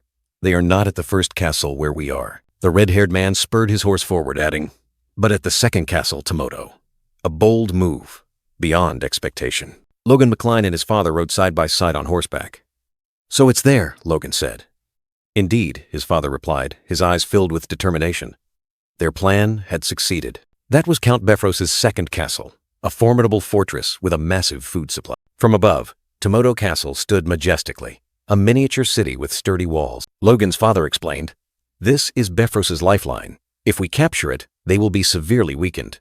However, Logan McLean was skeptical, his eyes filled with worry. Can we win just by capturing this castle? The red-haired father pondered, then nodded. Yes. He subtly smirked, his eyes glinting with cunning. Only temporarily, Logan's father declared. I will declare war on Pareda. But the true target is Befros' Tomoto Castle. Logan remained silent, his eyes full of question. Logan's father continued. You are right. We will lure Befros out using Pareda. I will do my best to avoid a direct confrontation with their main force. In the meantime, we will capture Tomoto. The red-haired father mused. Even so, ultimately, we won't have more than 2 days before we face them. Logan McLean gave a cold, confident smile. It's fine. We just need to hold out until His Majesty passes away. Logan's words struck like lightning, causing the red-haired father to widen his eyes in horror and indignation. Logan calmly explained. At that time, all nobles in the kingdom will be forced to abandon everything to attend the national mourning. That is a direct decree from the royal family, a supreme power. Strong enough to stop a war, Logan McLean concluded, his gaze as sharp as a razor. The red-haired father pondered, then subtly nodded, accepting the harsh truth. All right. If Befros dares to defy the royal family, he will be immediately charged with treason. Logan's father sighed, looking at his son with disbelief. Even knowing the day His Majesty would pass, I still can't believe you came up with this plan. Are you certain about that date? The red-haired young man smirked, his cold eyes confirming with certainty. Yes, it's a day I can never forget. Under the bright full moon, dark clouds swirled as if foretelling an impending disaster. The king's death will be announced. He continued, his voice echoing in the dark space. At midnight on New Year's Day, only 2 days left. Suddenly, an angry roar tore through the air. Damn it! Captain Jerome, a high-ranking knight of Tomoto Castle, yelled in fury. Where did they come from? Jerix, his assistant, placed a hand on his shoulder to reassure him. Calm down, elder brother. We've already reported to the main castle. We just need to hold out for 1 more day. Jerome swallowed hard, his eyes filled with anxiety as he looked into the distance. He muttered, his voice trembling. There are 3,000 of them. A colossal army appeared, with 200 elite knights. How can we possibly hold out? Jerome and Jerix gritted their teeth. If this were the main castle, it would be better. Fighting them with Tomoto's forces is truly difficult. We just need to hold the ramparts. If everyone tries their best, we can last 1 day. Jerix looked at the 3 high-ranking knights, Gale, theirs, and Typhon. Those 3 are high-ranking knights. They will be effective. Indeed, suddenly, the red-haired father roared, his voice echoing like thunder. "All forces!" Jerome and Jerix flinched, looking at him in surprise. The red-haired father led the cavalry, charging straight into the battlefield, his roar shaking the sky. "Charge!" On the castle wall, archers drew their bows, tensed their strings, preparing for the first wave of attack. Aim. The red-haired father's cavalry continued to charge, and the mounted archers also drew their bows, ready for battle. "Draw your bows!" On the castle wall, an archer decisively ordered. "Fire!" A volley of brilliant golden arrows tore through the wind and soared into the sky, forming a deadly rain. Jerome, the commander on the wall, exclaimed in astonishment. "They're too fast!" An arrow struck the castle wall with a thud, sparking, revealing its terrifying power and speed. Countless other arrows continuously embedded themselves into the wall's surface, demonstrating the enemy's formidable range. Jerome was momentarily surprised, then composed himself, smirking. "They are fast indeed, but they cannot breach this castle wall." A sinister smile spread across Jerome's lips, his eyes glinting with confidence. He turned to his archers, commanding loudly, "Return fire, right now!" Immediately, a volley of arrows from Jerome's forces also soared up, heading straight towards the enemy. An arrow struck the ground right in front of a knight's horse, causing the animal to rear up in panic. Logan McLean, the red-haired father, and Jerix were on horseback. Jerix spoke. "It seems this is the longbow's range limit. Our crossbows are the same. No matter how much force we put in, the arrows only reach the wall." A soldier asked, "So, should we stop firing? Otherwise, it's just a waste of arrows." Logan McLean replied curtly, "No, it's worth keeping them pinned down like this." Logan McLean continued, giving a self-satisfied thumbs up. "Besides, when it comes to arrow supply, Hamar has done enough." The soldier next to him sighed. "Please give Hamar a well-deserved break." Logan McLean smiled sinisterly, his cold eyes glinting. "Now then." He turned to a bearded man, stating clearly, "I have a request. Knight Clayton." Clayton mused, his beard trembling slightly. I didn't think we would have to participate in this war." A deep voice rang out, urging the young men in brown cloaks. "Come, my sons, let's go!" On the sturdy castle wall, the flag fluttered in the wind, but deadly arrows had already begun to embed themselves in the stone. On the wall, Jerome frowned in confusion. What are they doing? Just shooting arrows from a distance? Jerix beside him also looked worried. A strange sound began to echo, causing Jerome to squint in concentration, trying to discern the anomaly. "What's that sound?" Jerome asked. "Very faint, but the ground is shaking," Jerix replied, his face tense. Suddenly, a colossal stone hand burst out of the ground, brilliant light exploding around it. The stone monster rose from the earth, creating a violent tremor, dust and light scattering everywhere. Jerome and Jerix's eyes widened in horror. "That's..." Jerome stammered, unable to believe his eyes. "A colossal golem." It had fully emerged, its red eyes burning as if to incinerate everything. "They even have mages?" Jerome exclaimed, his face astonished. There was still something he hadn't fully said. The golem continued to swing its fists, unleashing destructive attacks. What exactly is that golem doing? Rewinding time, in an ancient and majestic architectural structure, an important dialogue was taking place. Knight Clayton, bearded, thoughtfully looked at the person opposite him. "You want to use golems in war?" Logan McLean, the red-haired young man, confidently explained. "We can use them to block enemy arrows or easily sweep away foes." Logan smirked. "If mana stones are needed, we can provide them." Clayton was astonished. "What? Is this battle that important?" Clayton stroked his beard, his face pensive. But Logan," he began to consider the offer. "No way," the young man exclaimed in surprise upon hearing the blunt refusal. "What? Why not?" Logan was about to say more about the mana stones, but Clayton raised a hand to stop him. "No, mana stones are not the problem." Old Clayton turned, his gaze heavy. "It concerns our lives." Logan was stunned, cold sweat trickling down his temples. "Lives? What was happening?" "Lives?" Logan repeated, his voice full of doubt. "That's right," Clayton nodded. "Not everyone knows this." Clayton revealed a horrifying secret. When a golem takes enough damage, it transfers back to its controller. Logan was aghast, speechless. "Of course, we found a way to improve this," Clayton quickly reassured him, but Logan's face remained full of worry. He presented an old scroll, pointing to it. "If you look at this research, by disrupting the flow of magic from the mana stones..." Logan bowed his head, tears streaming down, his dream of a golem army shattered. "Are you listening to me?" Clayton asked. Old Clayton looked at the young man, sinking into despair. It seemed Logan couldn't accept this truth. After a moment of silence, Clayton spoke, breaking the heavy atmosphere. "How about this?" A mysterious smile flickered across the old man's face. He had another plan. Suddenly, the ground shook. A gigantic golem hand, made of stone, broke through the earth and emerged. Next, another stone machine, larger and more ferocious, roared, destroying everything around it. Two colossal stone giants stood there, majestic and menacing. Beneath their feet, two small figures. The ground cracked open, forming a deep chasm. Dust billowed everywhere, evidence of the terrifying power just unleashed. The golems and mages had vanished underground. Two soldiers on the city wall strained their eyes, a sense of foreboding creeping in. The enemy stopped attacking, and an eerie silence fell. Jerick's fidgeted, wondering if they were digging tunnels through the city wall. Jerome calmly reassured his comrades, his gaze fixed on the darkening sky. They had been digging tirelessly since morning, but dusk had fallen, and Jerick suddenly realized that reinforcements would arrive just in time. Jerome flashed a confident smile. "We just need to wait here," he said, as if everything was according to plan. Suddenly, the ground shook violently. The two soldiers staggered, and horrifying cracks spread rapidly across the city wall. "What the hell is happening?" Jerick panicked. Jerome watched the cracks in horror. The sturdy city wall suddenly became as fragile as paper. Cold sweat poured out, and Jerick gritted his teeth. Extreme fear was evident on his face. Jerome grabbed Jerick, asking in a harsh voice, "Jerick, what's the chance of the wall collapsing?" Panic began to spread. He tried to deny it. "No way, that's impossible." But Jerome's eyes held deep skepticism. Jerick yelled, "What are you saying? Isn't the ground shaking?" But Jerome held his ground, insisting they shouldn't act rashly. "What if the wall collapses?" Jerick screamed, his face contorted with extreme fear. He continued to yell, "Why do you think they're not attacking? They're definitely plotting something." The entire battlefield was enveloped in tension. The two soldiers faced each other, their eyes meeting with tension.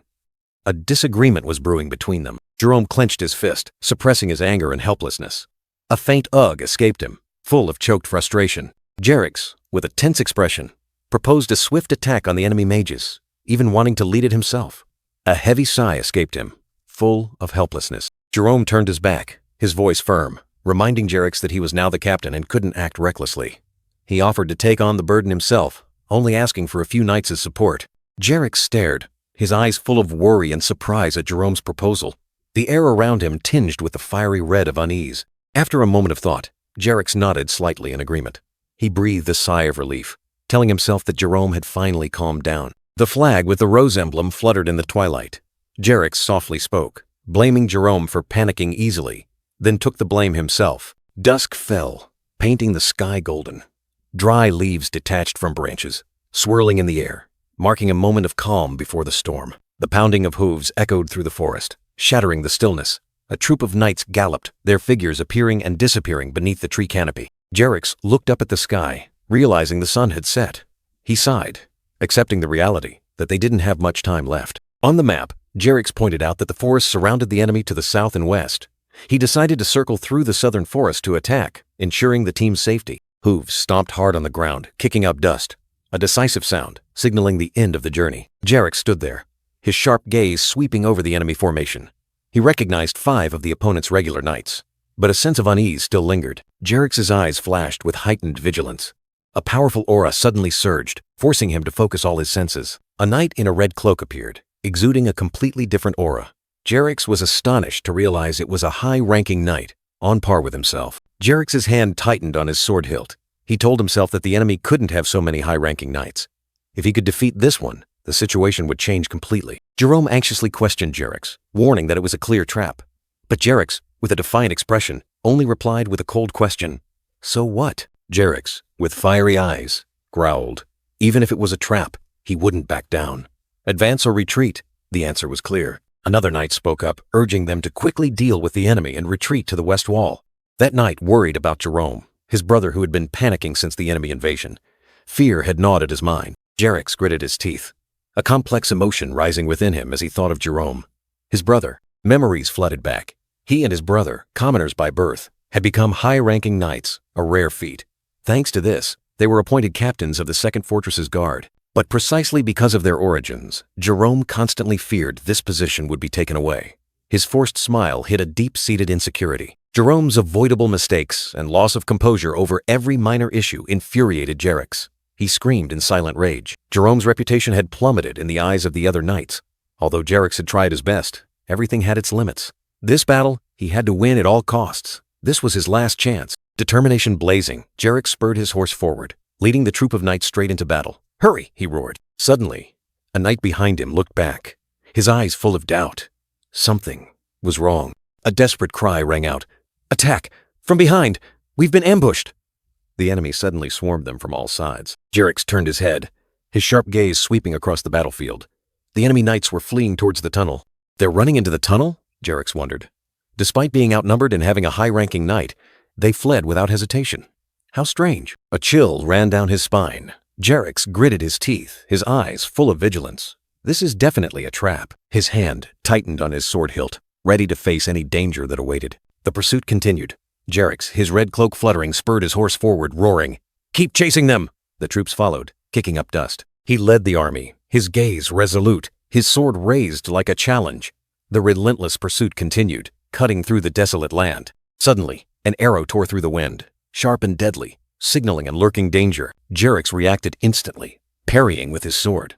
The arrow was deflected, but a scratch still marked his skin, fresh blood spurting out. A sharp pain shot through him, but he didn't flinch. Is this why they went into the tunnel? Are they planning to shoot arrows from the darkness? He gritted his teeth, realizing the trap. His hand tightened on his sword hilt, the fire of determination blazing.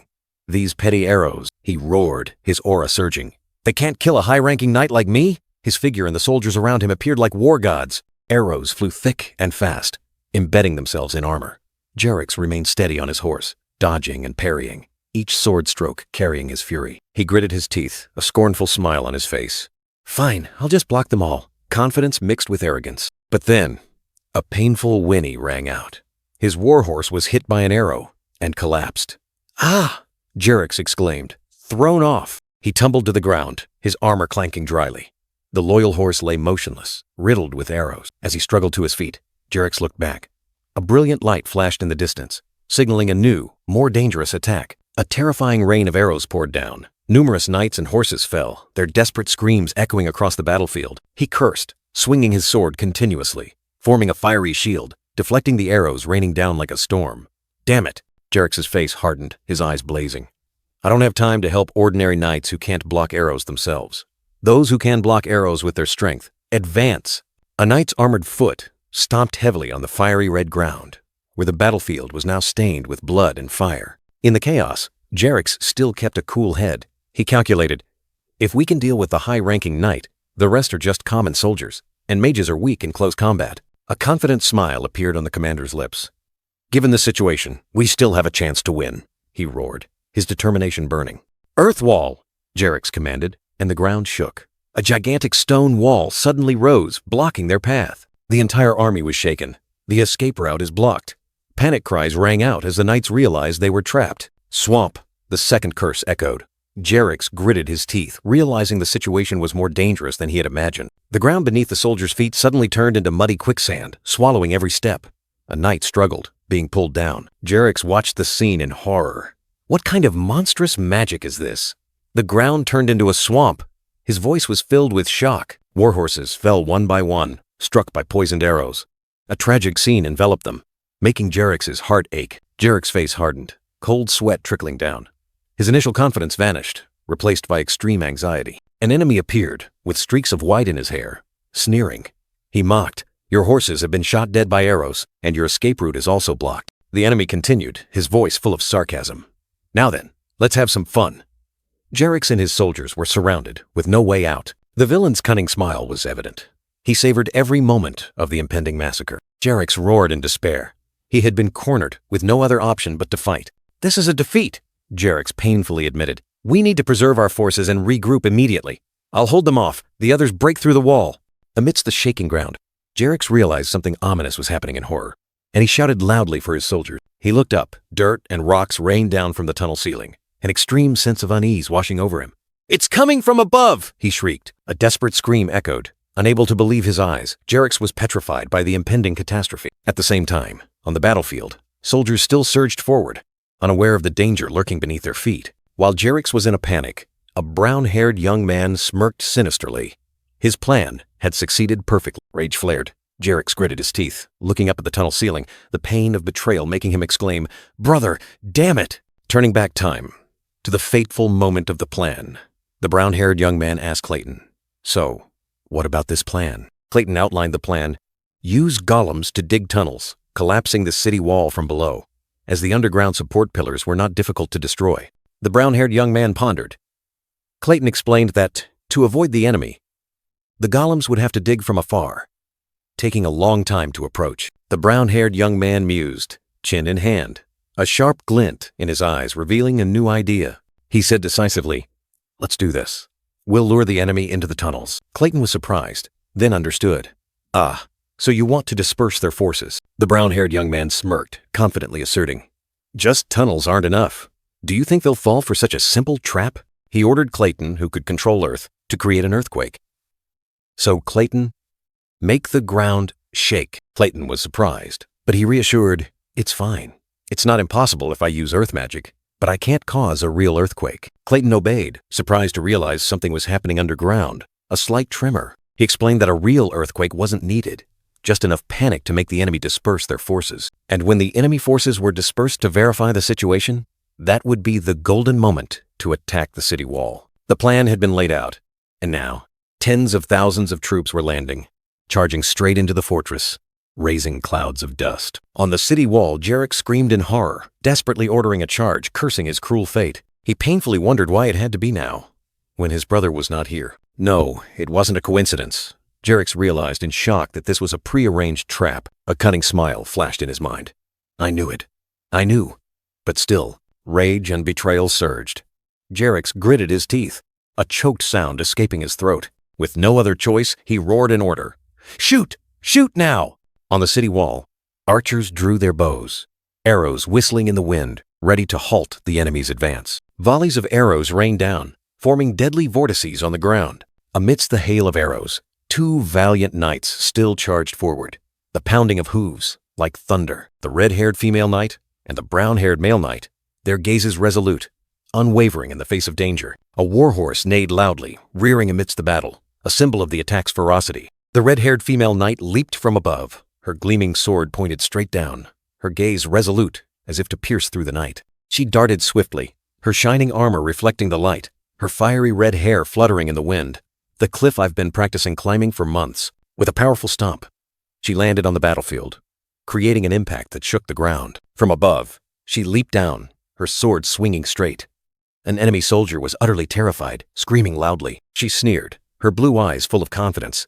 "These walls are a piece of cake compared to that cliff." The soldier was stunned, unable to believe his eyes. "Hey, a woman?" he exclaimed in shock. She roared, power exploding, her sword glowing fiery red as if fueled by fire. "I'll make sure I find glory here." Her sword slashed down, creating a long crack in the ground. Her terrifying power struck fear into the enemy. Another soldier was struck, blood splattering. He cried out in pain. "What the hell?" The blood-stained blade dripped, each drop falling onto the ground, dyeing the entire battlefield red. The red-haired female knight panted, her face tired but still resolute, her eyes still burning with the will to fight. Another enemy soldier swung his sword, attacking her from behind, silently and maliciously. She spun around abruptly, her eyes a mix of surprise and vigilance, realizing the imminent danger. The enemy's blade slashed forward, enveloped in a fiery red glow, signaling a fatal blow. The opponent's sword stopped right in front of her, her horrified eyes reflecting the blood-stained blade. The red-haired knight's eyes were vacant, staring at the fallen soldier. Blood splattered on his armor, a horrifying, chilling sight. "Snap out of it, sister-in-law!" A voice rang out, cutting through her shock. The red-haired young man urged. "Daydreaming in the middle of a battle is dangerous." Her blue eyes wide, the knight wondered, a chilling question amidst the battlefield. "Am I afraid?" Clenching her hand, she felt the coldness of her armor. "My first kill. This is a battlefield." A harsh truth dawned on her, jolting her awake. The red-haired young man looked at her with concern, his eyes seeming to ask, "Sister-in-law, are you all right?" She took a deep breath, her gaze becoming resolute again. "I apologize for letting you see such a shameful sight." The red-haired young man listened in silence, his gaze softening slightly. The knight's eyes shone with resilience, like a flame igniting amidst ashes. A faint smile appeared on the red-haired young man's lips, like a silent encouragement. The red-haired young man turned to her, his voice warm. "I heard you want glory on the battlefield." He smirked confidently, his eyes blazing. "Me too." From a hidden corner, the two-colored-eyed young man stood, sword in hand. He thought to himself, "I want to contribute to the victory, to become stronger, so I won't be outdone by the one growing at such a terrifying speed." The red-haired female knight smiled faintly, her eyes looking forward, full of hope.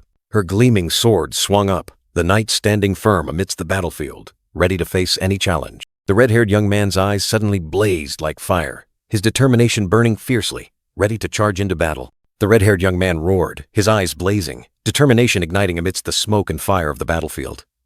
A resounding challenge, as if to tear through the gloomy night. Swords slashed, knights clashed like moths to a flame.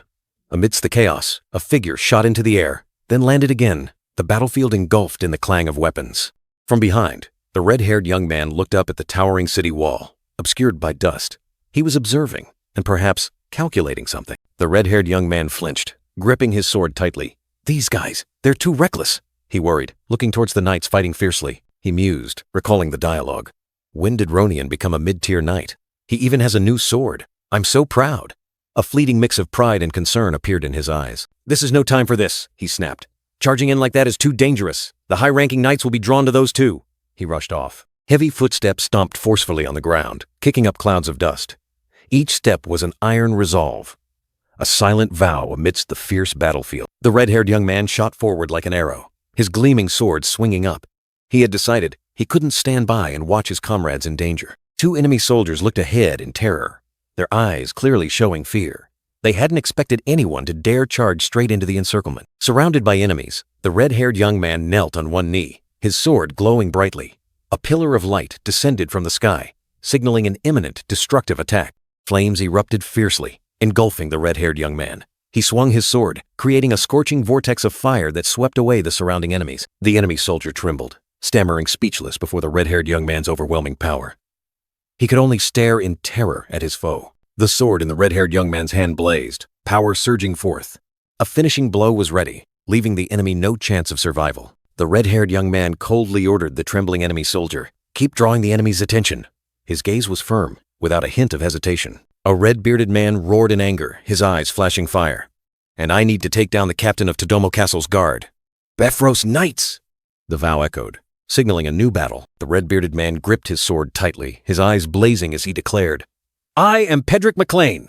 His aura surged, as if to devour the entire battlefield. Pedrick McLean soared into the air, his sword unleashing fiery red slashes that tore through the night. He roared a challenge. "Try to run, if you can." A blonde-haired knight with slicked-back hair, his face etched with surprise, suddenly exclaimed, as he faced the unexpected attack. Two blades clashed fiercely, dazzling sparks tearing through the air. Pedrick McLean and the blonde-haired knight fought intensely, each blow carrying destructive power. The blonde-haired knight roared in anger, swinging his sword in retaliation. "Lord McLean, I'll take your head." His eyes flashed fire, determined not to back down. Pedrick McLean coldly parried the blow, a slight smirk on his face. "Oh, so you're the captain of this castle?" His tone was full of assessment, without a hint of fear. The blonde-haired knight gritted his teeth, thinking to himself, he might be a high-ranking knight, but recently he was just a high-ranking knight like me. Annoyance was clear on his face. The red-haired young man gritted his teeth, his gaze firm, telling himself, I can do this. Burning with determination, he was ready to plunge into battle. He swung his sword, creating a deep crack in the ground, forcing Jerix to retreat. The red-haired young man didn't hesitate, continuing his relentless assault. Pedrick McLean and the red-haired young man simultaneously unleashed fatal blows, streams of fiery red energy tearing through space, engulfing Jerix. Amidst the red smoke, Jerix's head fell, his eyes closed in defeat. A tragic end for the castle captain. The red-haired young man stood still, his sword still raised high, looking down at the headless corpse. The fighting spirit still lingered, but his eyes showed a hint of weariness. Pedrick McLean turned and walked away, leaving Jerix's corpse behind. His figure stood tall, imbued with the majesty of a victor. Jerix's head lay scattered on the desolate, dusty ground, an undeniable death, marking the fall of a warrior. An enemy soldier, panicked and trembling, asked his comrade, Sir Jerix, what was that yellow light just now? He was unaware that his captain had fallen. Terror was evident on the soldier's face. He still didn't understand what was happening. But another, Jerome, had seen it. He exclaimed in horror, unable to believe his eyes. Jerome, how can this be? From above, Lord McLean, with his fiery red hair, coldly observed the battlefield sinking into chaos. Horror quickly turned into fury. Jerome gritted his teeth, his bloodshot eyes filled with hatred. He cried out in despair, trying to rally his soldiers' spirits. Reinforcements are coming. Relief is on its way. Amidst the devastation, the enemy soldiers remained bewildered. Reinforcements?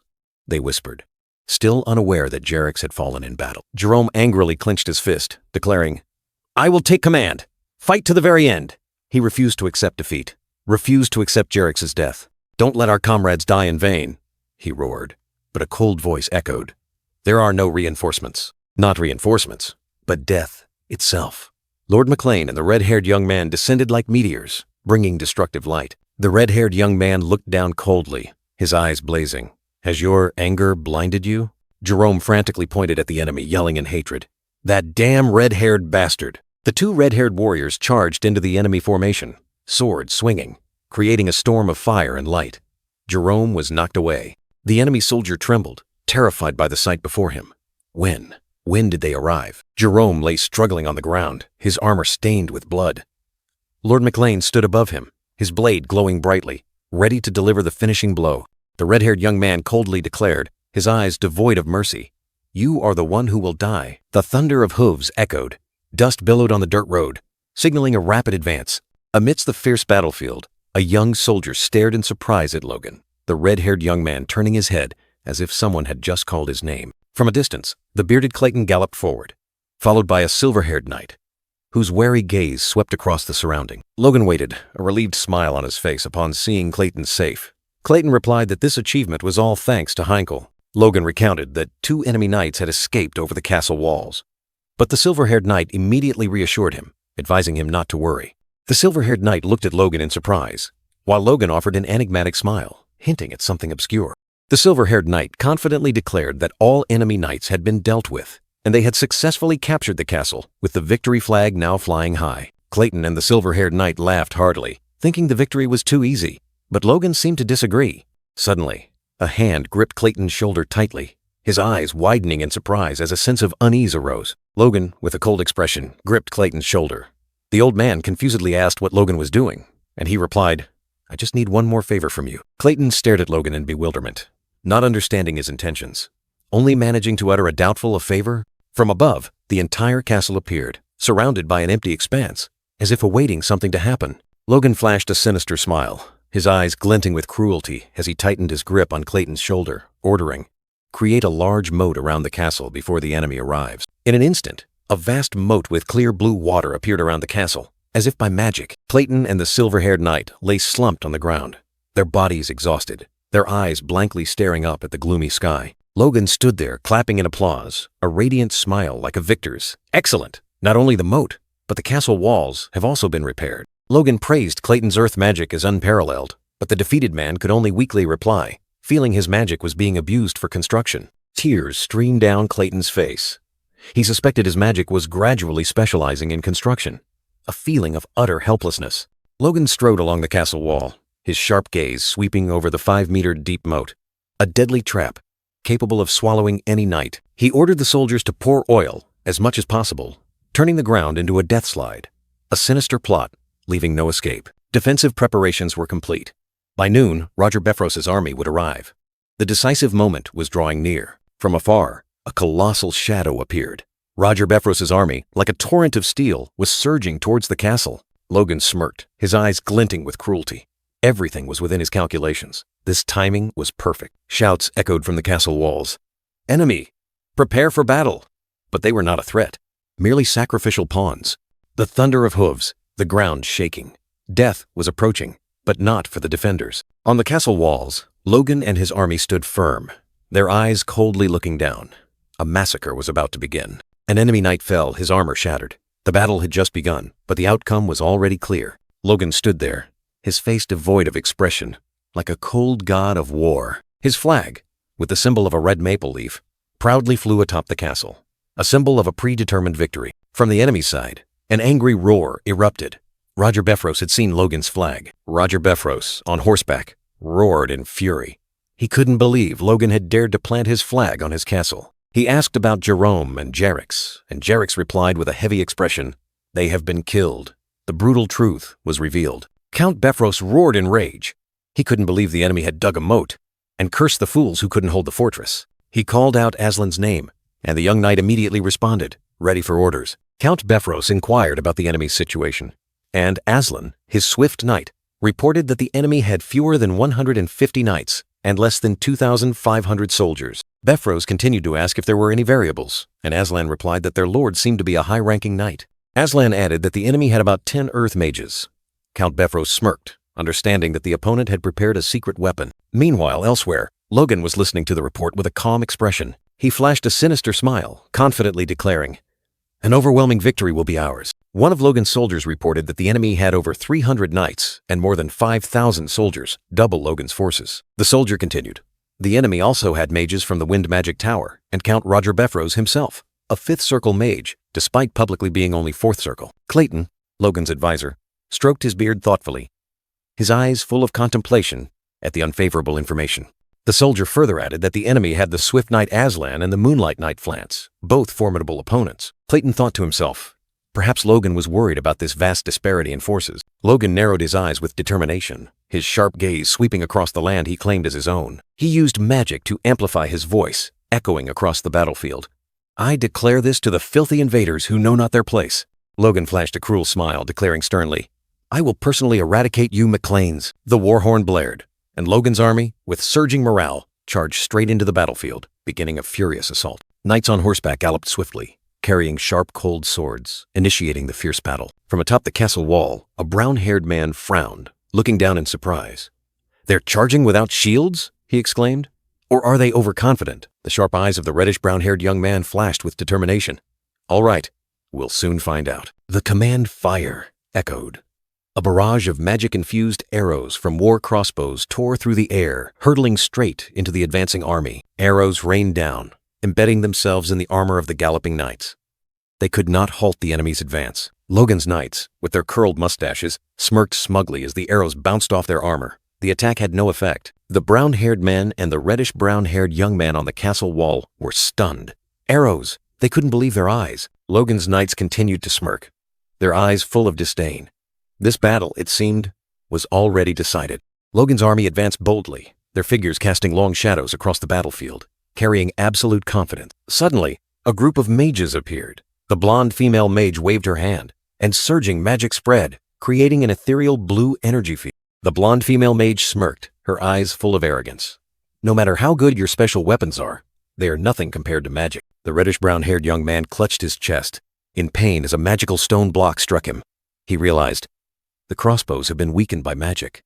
Aiming at knights is useless. Amidst the enemy encirclement, the bearded Clayton gave a decisive order. "Aim for the soldiers. Knights, move to your designated positions and prepare for battle." Flance and the reddish-brown-haired young man listened. The reddish-brown-haired young man roared, "Smash their heads before they can climb up!" He understood that war had long been a battle of those with special powers. The silver-haired knight Franz charged into battle, unleashing powerful attacks. Logan also did not flinch. He personally plunged in, fighting like a god. Logan stood tall amidst the battlefield, his sharp gaze sweeping over his opponents.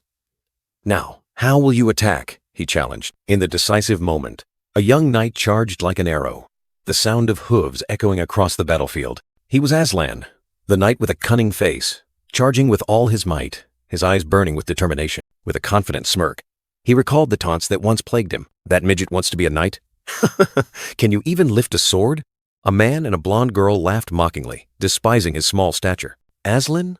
Oh, the one who looks like a monkey?" A brown-haired girl giggled. "Shh, he'll hear us." They all mocked his face and unusually long arms. "This appearance always made me underestimated, hunted everywhere," Aslan reminisced. "But now, it's different." He didn't bother listening to those fools. He had worked himself to the bone to become a high-ranking knight. Now, his eyes burned with a wild intensity. "Now, you are the prey." Aslan's eyes suddenly narrowed, noticing something unusual on the castle wall. The castle wall. They did something. "Mud and oil?" he muttered. A trap had been set, but that couldn't stop him. Aslan still charged bravely, determined not to retreat. On the castle wall, the red-haired female knight witnessed everything, her eyes wide with astonishment. "A monkey?" she exclaimed, perhaps having heard Aslan's old taunts. Aslan was still trying to overcome the obstacle, his face extremely tense. But the slippery mud and oil caused him to lose his balance, his body swaying. A loud thud echoed. "Aslan fell!" The nearby soldier panicked. "Sir Aslan has fallen!" The red-haired knightess stood on the city wall, her eyes wide with terror, her trembling hand covering her mouth. A choked gasp escaped, as if she had witnessed something unbelievable. Aslan lay face down in the cold ground, his body motionless. The warning echoed like a curse. "Beware of the walls!" Was this a reminder?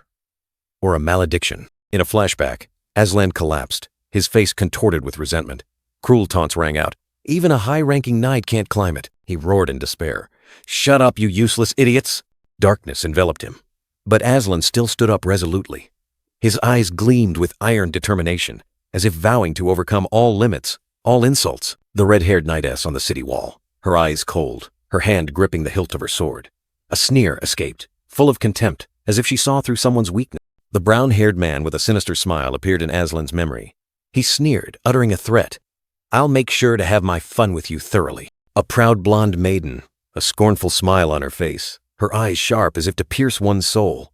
She looked at Aslan as a lowly wretch, not worth bothering with. 3 other young girls also laughed, their eyes full of mockery, as if enjoying a cruel joke. Their laughter cut into Aslan's heart like knives. But amidst the insults and scornful laughter, Aslan held firm to his will. He swore to himself, "But I will become the strongest knight." Back in the present, Aslan stood up, his eyes burning with determination. The sword in his hand gleamed, ready to face any challenge, any enemy. A silver-haired knight, Franz, appeared, facing Aslan. He spoke, his tone full of authority. "I have heard stories about you, Moonlight Knight." A close-up of Franz's face, his sharp eyes and silver mustache, exuded experience and danger. He was not an easy opponent. Lord McLean stood tall, his eyes blazing.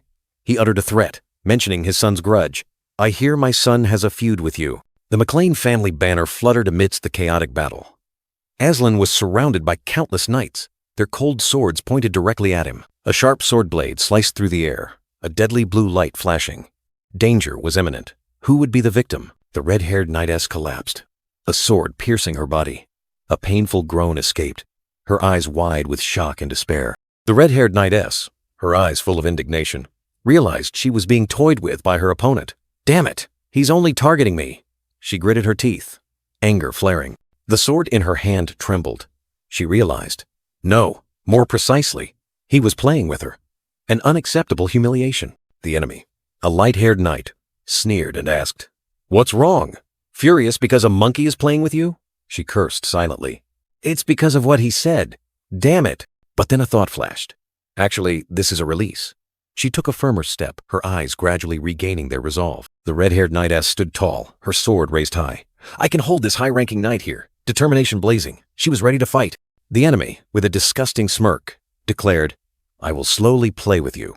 He treated her like a toy, his contempt evident. 2 swords clashed fiercely, sparks flying. The deafening sound echoed, signaling a fierce battle in progress. Franz, the silver-haired knight, was pushed back, groaning in pain. He struggled to resist his opponent's pressure. Aslan stood facing 3 enemy knights, his eyes sharp and cold.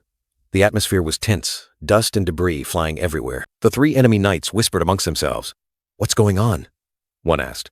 "I heard McLean's eldest son is a high-ranking knight." Aslan stood firm, unwavering. His resolute gaze and powerful aura made his opponents wary. The white-haired knight was confused. Why isn't he pushed back by 3 people of the same rank? Could the rumor that he injured Sir Franz be true? Another knight snapped, "What are you muttering about?" All 3 looked at each other, suspicion and worry evident. Aslan smirked, his eyes full of challenge. "Do Befroz's knights fight with their mouths?" His provocative words rang out. The white-haired knight angrily shouted, "Arrogant fool! Let's see how long you can last!" He charged, determined to defeat Aslan. The ground shook, cracks appearing. A powerful attack had just landed, signaling that the battle had entered a decisive stage. The white-haired knight charged straight ahead, his armor gleaming in the Sunday. Aslan stood there, calm as a statue, waiting. The ground cracked open, signaling an earth-shattering attack about to strike. Aslan looked up, his eyes sharp as a sword.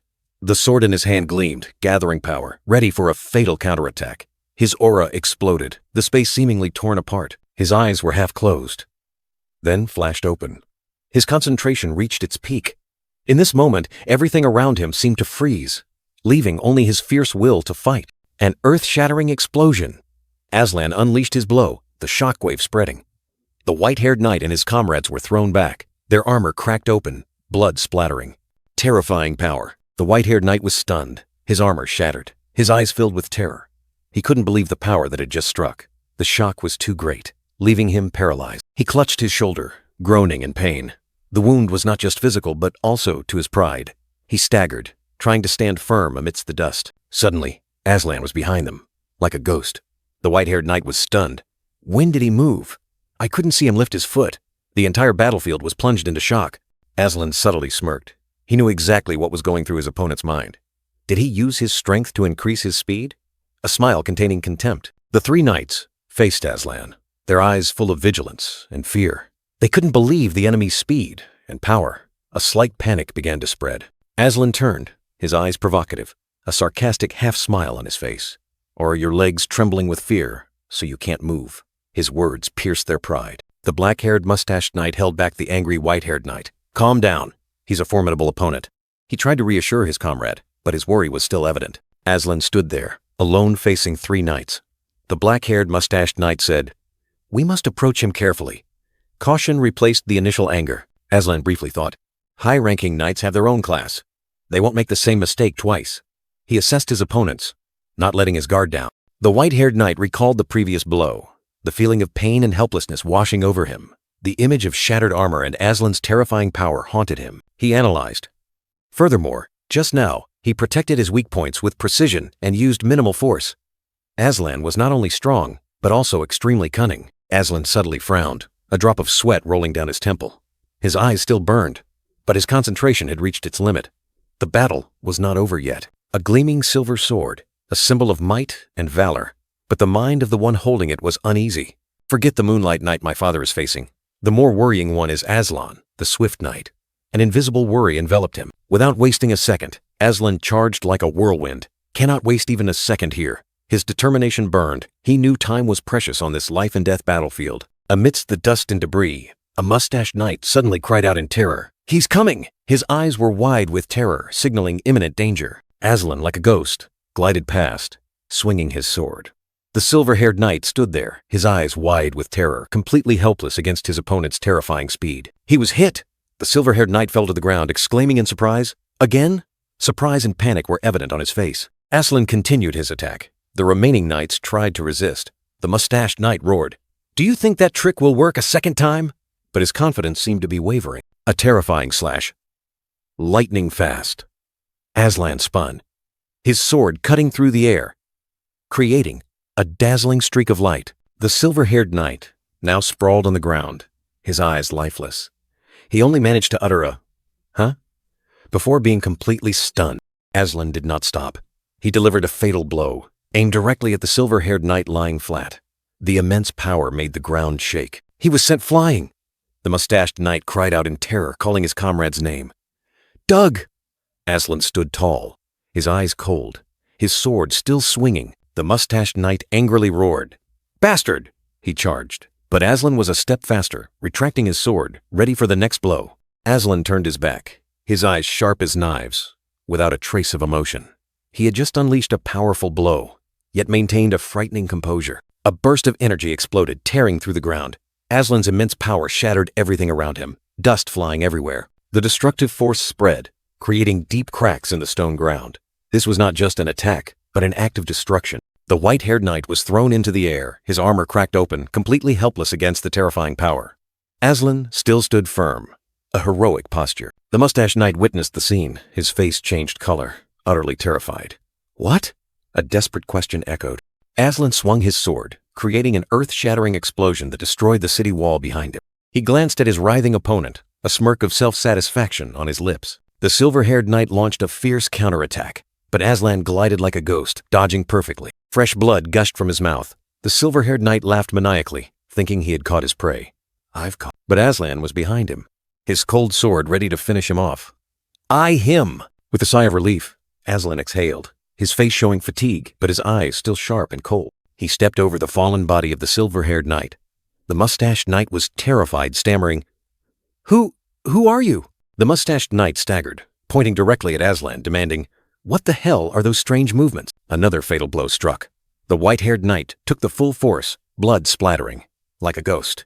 Aslan suddenly stopped, his eyes wide with surprise as he heard a strange sound from behind. A young red-haired man rushed over, grinning widely, asking, "Brother, are you all right?" "Ronian!" Aslan exclaimed in surprise. Ronian grabbed his hand enthusiastically. "I ran over as soon as I saw you fighting 3 high-ranking knights." Ronian smugly. "Looks like I stabbed the enemy's heart just in time." Behind him, the blue-haired Victor was pale-faced. Victor retorted, "No, I decapitated them first. Ronian was confused. What are you talking about? Victor affirmed. I stabbed their hearts first. Ronian snapped. No, Victor argued back. I slashed their heads first. Ronian angrily. Don't make things up. A knight never lies like that, Victor. Victor pointed directly at Ronian. You're the liar. With your behavior, Rhea deserves to be a knight twice as much as you. Ronian was astonished. What? Ronian turned to Victor, questioning if he had seen everything clearly, while Victor earnestly requested Logan to deliver a fair judgment. Logan merely smirked, a smile hinting at sarcasm. A thwack echoed, as Logan didn't hesitate to strike both Ronian and Victor on the head, making them cry out in pain. Logan coldly declared, Judgment? I saw both of you act at the same time. Maintain your composure on the battlefield. The two young men bowed their heads in apology. Meanwhile, Aslan strode across the stone floor, feeling as if he had just been freed from a burden, gaining a bit more freedom. All right, now we must hurry. The bell echoed throughout the castle, urging Aslan's steps. A sword plunged into the ground, creating a deep crack, signaling that a fierce battle had just ended, or was about to begin. The red-haired knight gasped for breath, her hand still gripping the sword hilt, facing a blonde-haired knight who wore a meaningful smile. The red-haired girl squinted, her face smudged with dirt and sweat, her heavy breathing showing that she had fought to exhaustion. The blonde-haired knight let out a loud laugh, his eyes full of interest. Ha ha ha, your spirit is truly admirable. Not a single whimper of pain. He smirked, his eyes sharp and cold. Excellent. That's what makes this game interesting. Damn it. The red-haired knight gritted her teeth, the strength in her sword-wielding arm gradually depleting, and her armor already showing cracks. She questioned herself, wondering if she'd been too arrogant to dare confront a high-ranking knight like him. The red-haired knight realized a bitter truth. If the blonde-haired knight truly wanted to kill her, she would have died long ago.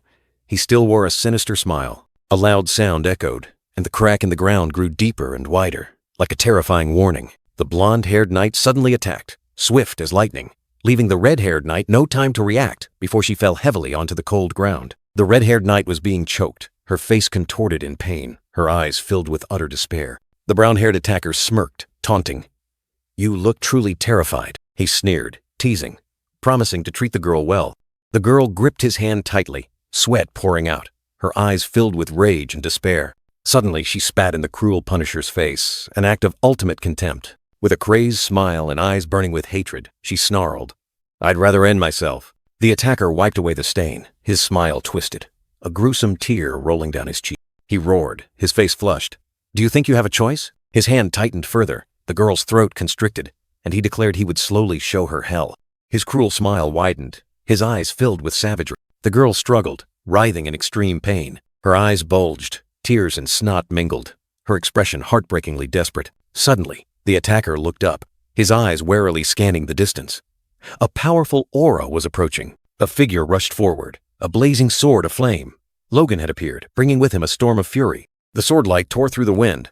Logan swung his flaming blade directly at the tyrant. The flaming sword blazed. Logan attacked relentlessly, determined not to spare the one who had tormented the girl.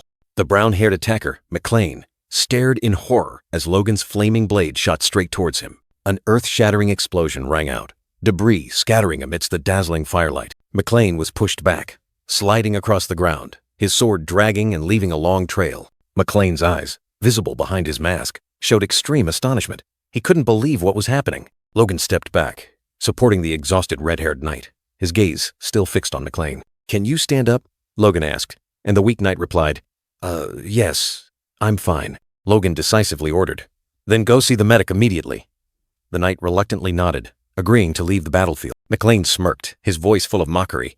You're ruining my fun. McLean snarled, his eyes full of rage. So you'll take her place, won't you?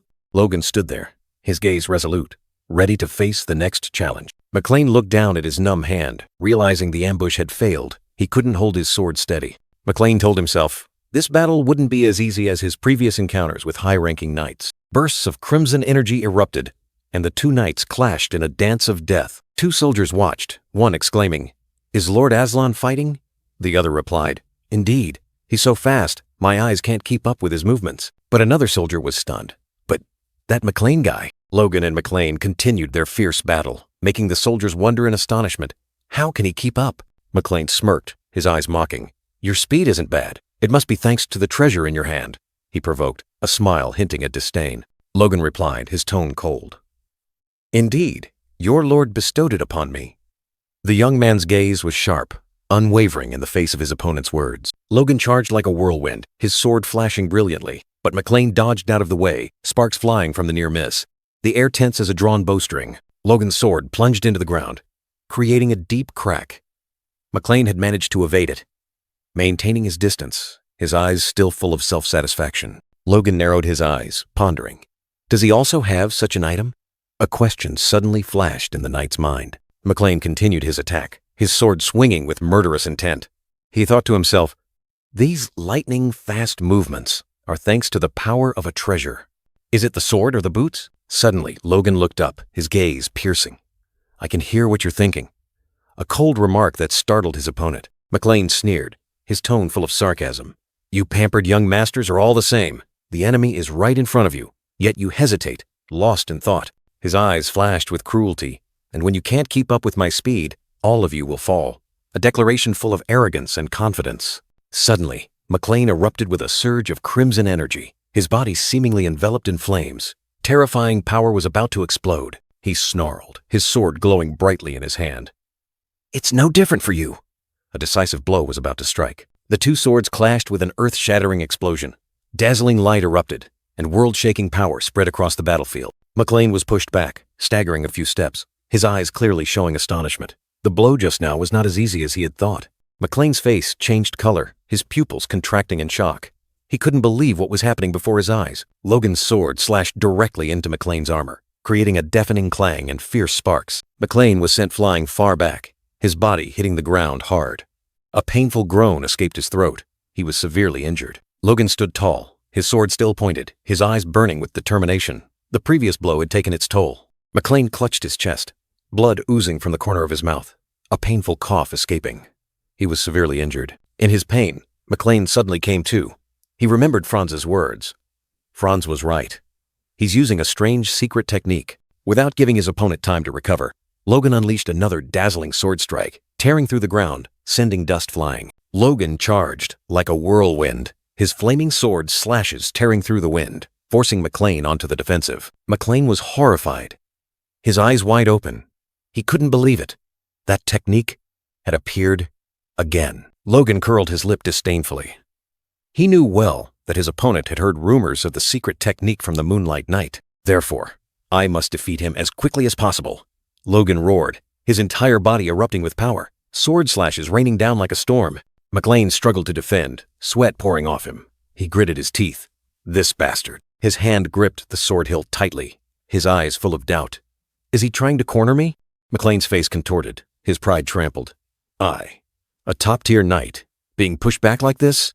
Logan said little, his eyes burning with deadly red light, murderous intent soaring to the sky. A sword slash tore through the wind, carrying a surge of crimson energy, striking directly at McLean. McLean dodged, but the sword aura still grazed him, creating a scratch on his armor. Logan frowned slightly, a hint of surprise flashing in his eyes when the attack didn't fully hit its mark. The sword plunged into the ground, creating a deep pit.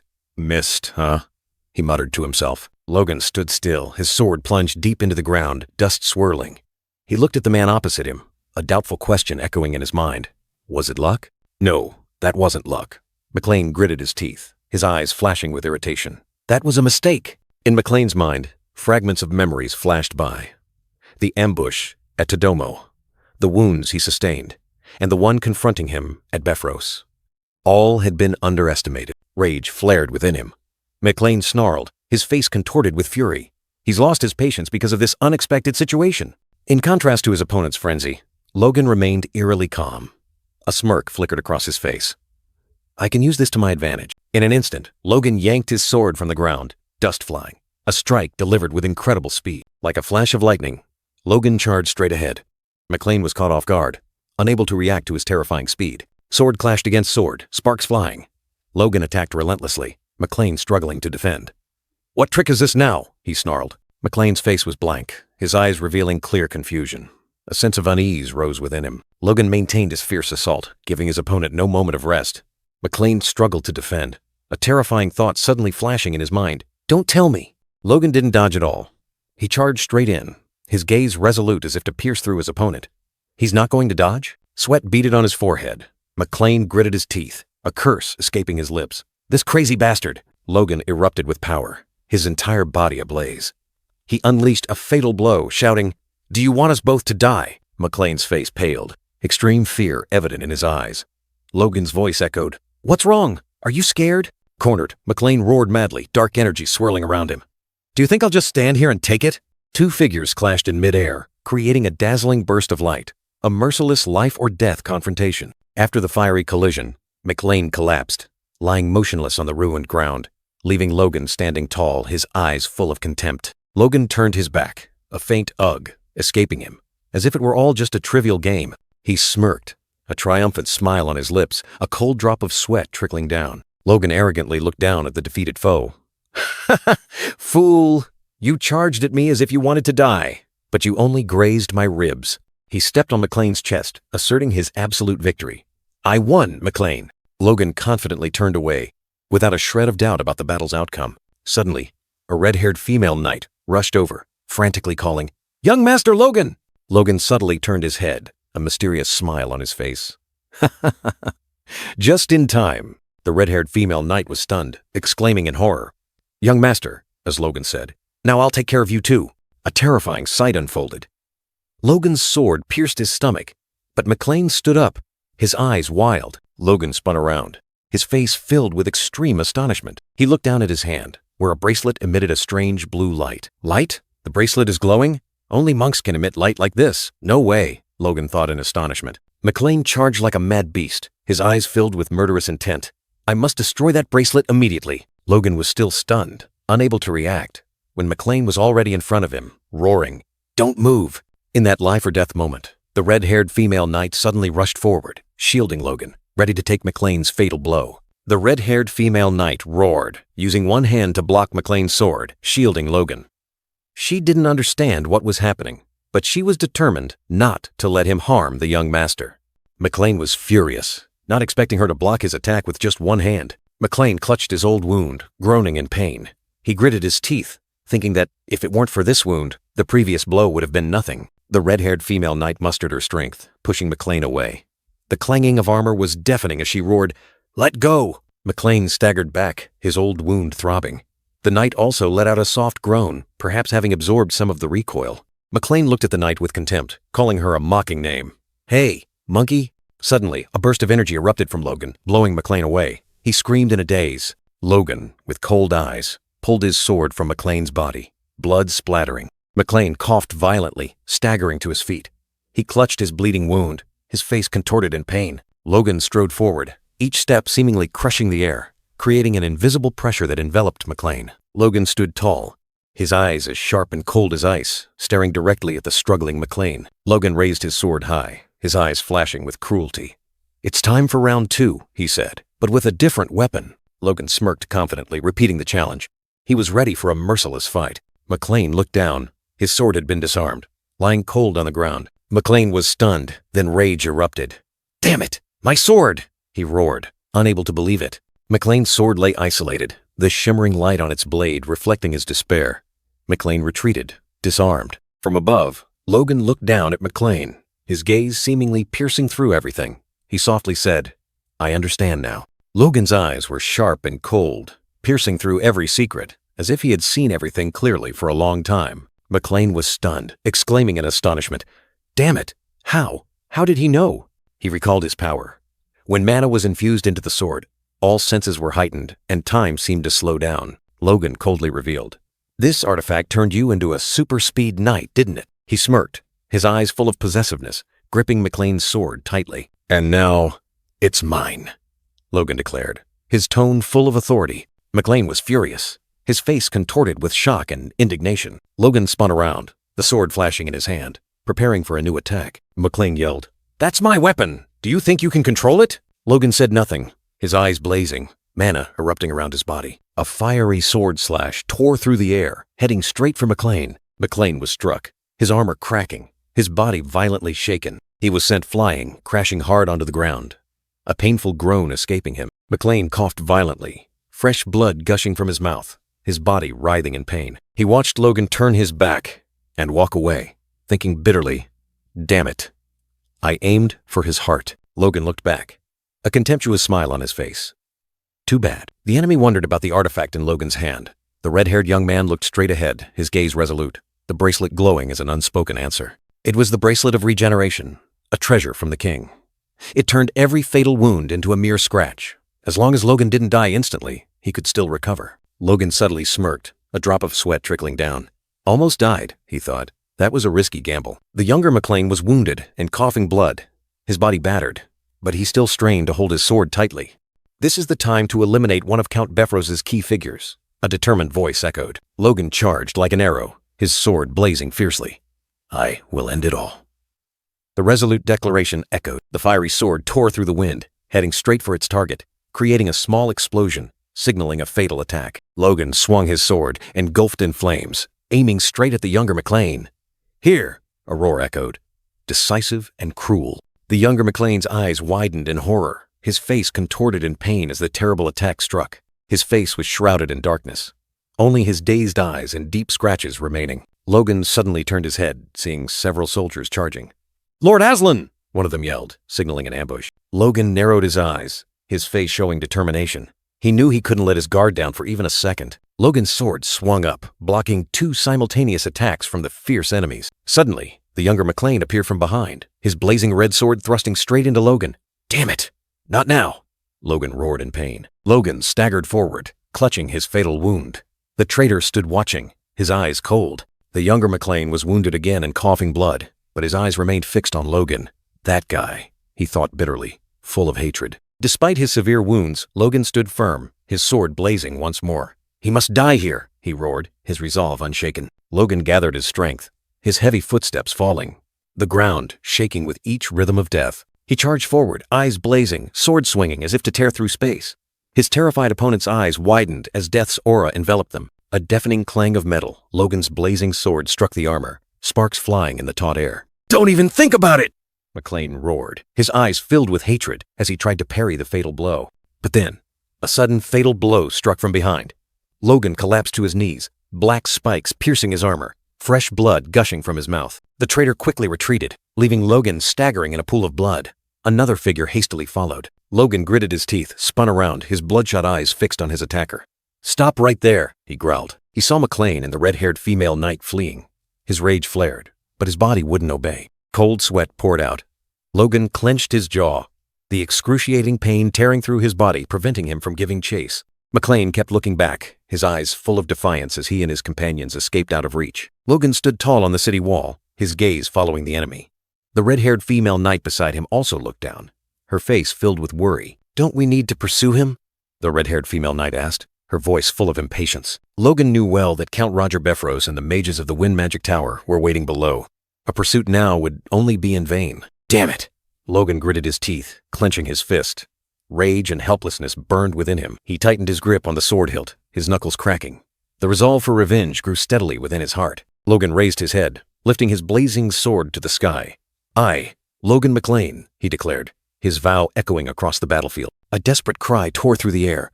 The Knight of Speed has been defeated! A terrified enemy soldier looked at the familiar sword lying abandoned on the ground, recognizing it as Aslan's. Panic spread quickly. Aslan lost? No way! Where is Aslan? Is he still alive? Another knight could only exclaim, what a pathetic sight! Count Befros and a cloaked mage observed from a distance. The mage asked if they should join the battle, but Count Befros shook his head. No, even if we attack now, he will still be able to defend. The cloaked mage tightened his grip on his sword hilt, his voice cold. Furthermore, his recent shout has destroyed our army's morale. Count Befros anxiously asked about Aslan's condition. A soldier reported. According to the report, Aslan's life is not in danger. The soldier continued, but we did not bring high-grade recovery potions for this battle. Therefore, he will not be able to participate in combat any further. Count Befros sneered angrily. Ha! How ridiculous! Those rats were truly well prepared. He gritted his teeth, his eyes full of murderous intent. The longer the battle drags on, the more trouble they'll be in. Let's see how long they can hold out. But then, a resounding command tore through all plans. Retreat! The enemy soldiers panicked, scattering in retreat at the command. This is an order! Retreat! Two enemy soldiers looked at each other in astonishment. They're running away. Oh, did we win? A sword fell to the ground, the dry clang of metal against stone signaling the end of a pursuit. Logan stood there, watching the enemy army retreat, his face surprised. His enemies were fleeing. McLean, who had just been defeated by Logan, fled with the red-haired female knight. He turned back to glare at Logan, sneering. "Chk, you got lucky." Logan panted, but his gaze remained resolute. He knew well. The battle should have ended much sooner. Logan still stood firm despite his heavy breathing. He was exhausted, but victory was in his grasp. Logan's footsteps were steady on the blood-stained ground. He told himself that now he saw everything clearly. A white-haired, bearded knight with sharp, cold eyes sneered faintly. Even McLean's high-ranking knights were nothing. He turned his back, the bloodstains on his red cloak, a testament to the recent battle, looking towards the city wall. Logan rushed over, his cry of "Father!" echoing across the brutal battlefield. His father looked at him, his eyes filled with worried questions. Logan nodded, though his voice was still a little tired. The father bowed his head, his voice full of regret. "I'm sorry. I could only hold him here," Logan pondered. Both were high-ranking knights, but his father had only just reached that level. The gap was still too wide. The father's hand rested on Logan's shoulder, gently comforting him. "Rest, my son. The enemy is also tired. We have some time before they invade again." Father and son sat down together, leaning against the city wall. The battle had drained their strength, but their eyes still shone with resilience. In the distance, a red-haired female knight was diligently bandaging her comrade's wounds, her eyes full of worry. Logan looked up at his father, seemingly wanting to say something, but then stopped. Both looked towards the horizon, where the sunset was falling, dyeing the entire area red. A torch was held high, its flame flickering. "Hopefully, everything will be peaceful until midnight," a voice whispered. The flame rose high, sparkling embers flying into the air, blending into the encroaching night. A soldier, holding a torch, suddenly frowned. He quickly raised his binoculars, his eyes full of doubt. Against the night sky, a flag with a majestic eagle emblem appeared, fluttering above the flames. An eagle flag? The soldier cried out a name in horror, recognizing the eagle emblem on the flag. The sound of horse hooves thundered like lightning, dust rising, signaling an impending disaster. Thousands of Ferreta cavalry charged forward, their armor gleaming under the moon, their shouts echoing to the heavens. On the city wall, Logan and his father realized in horror.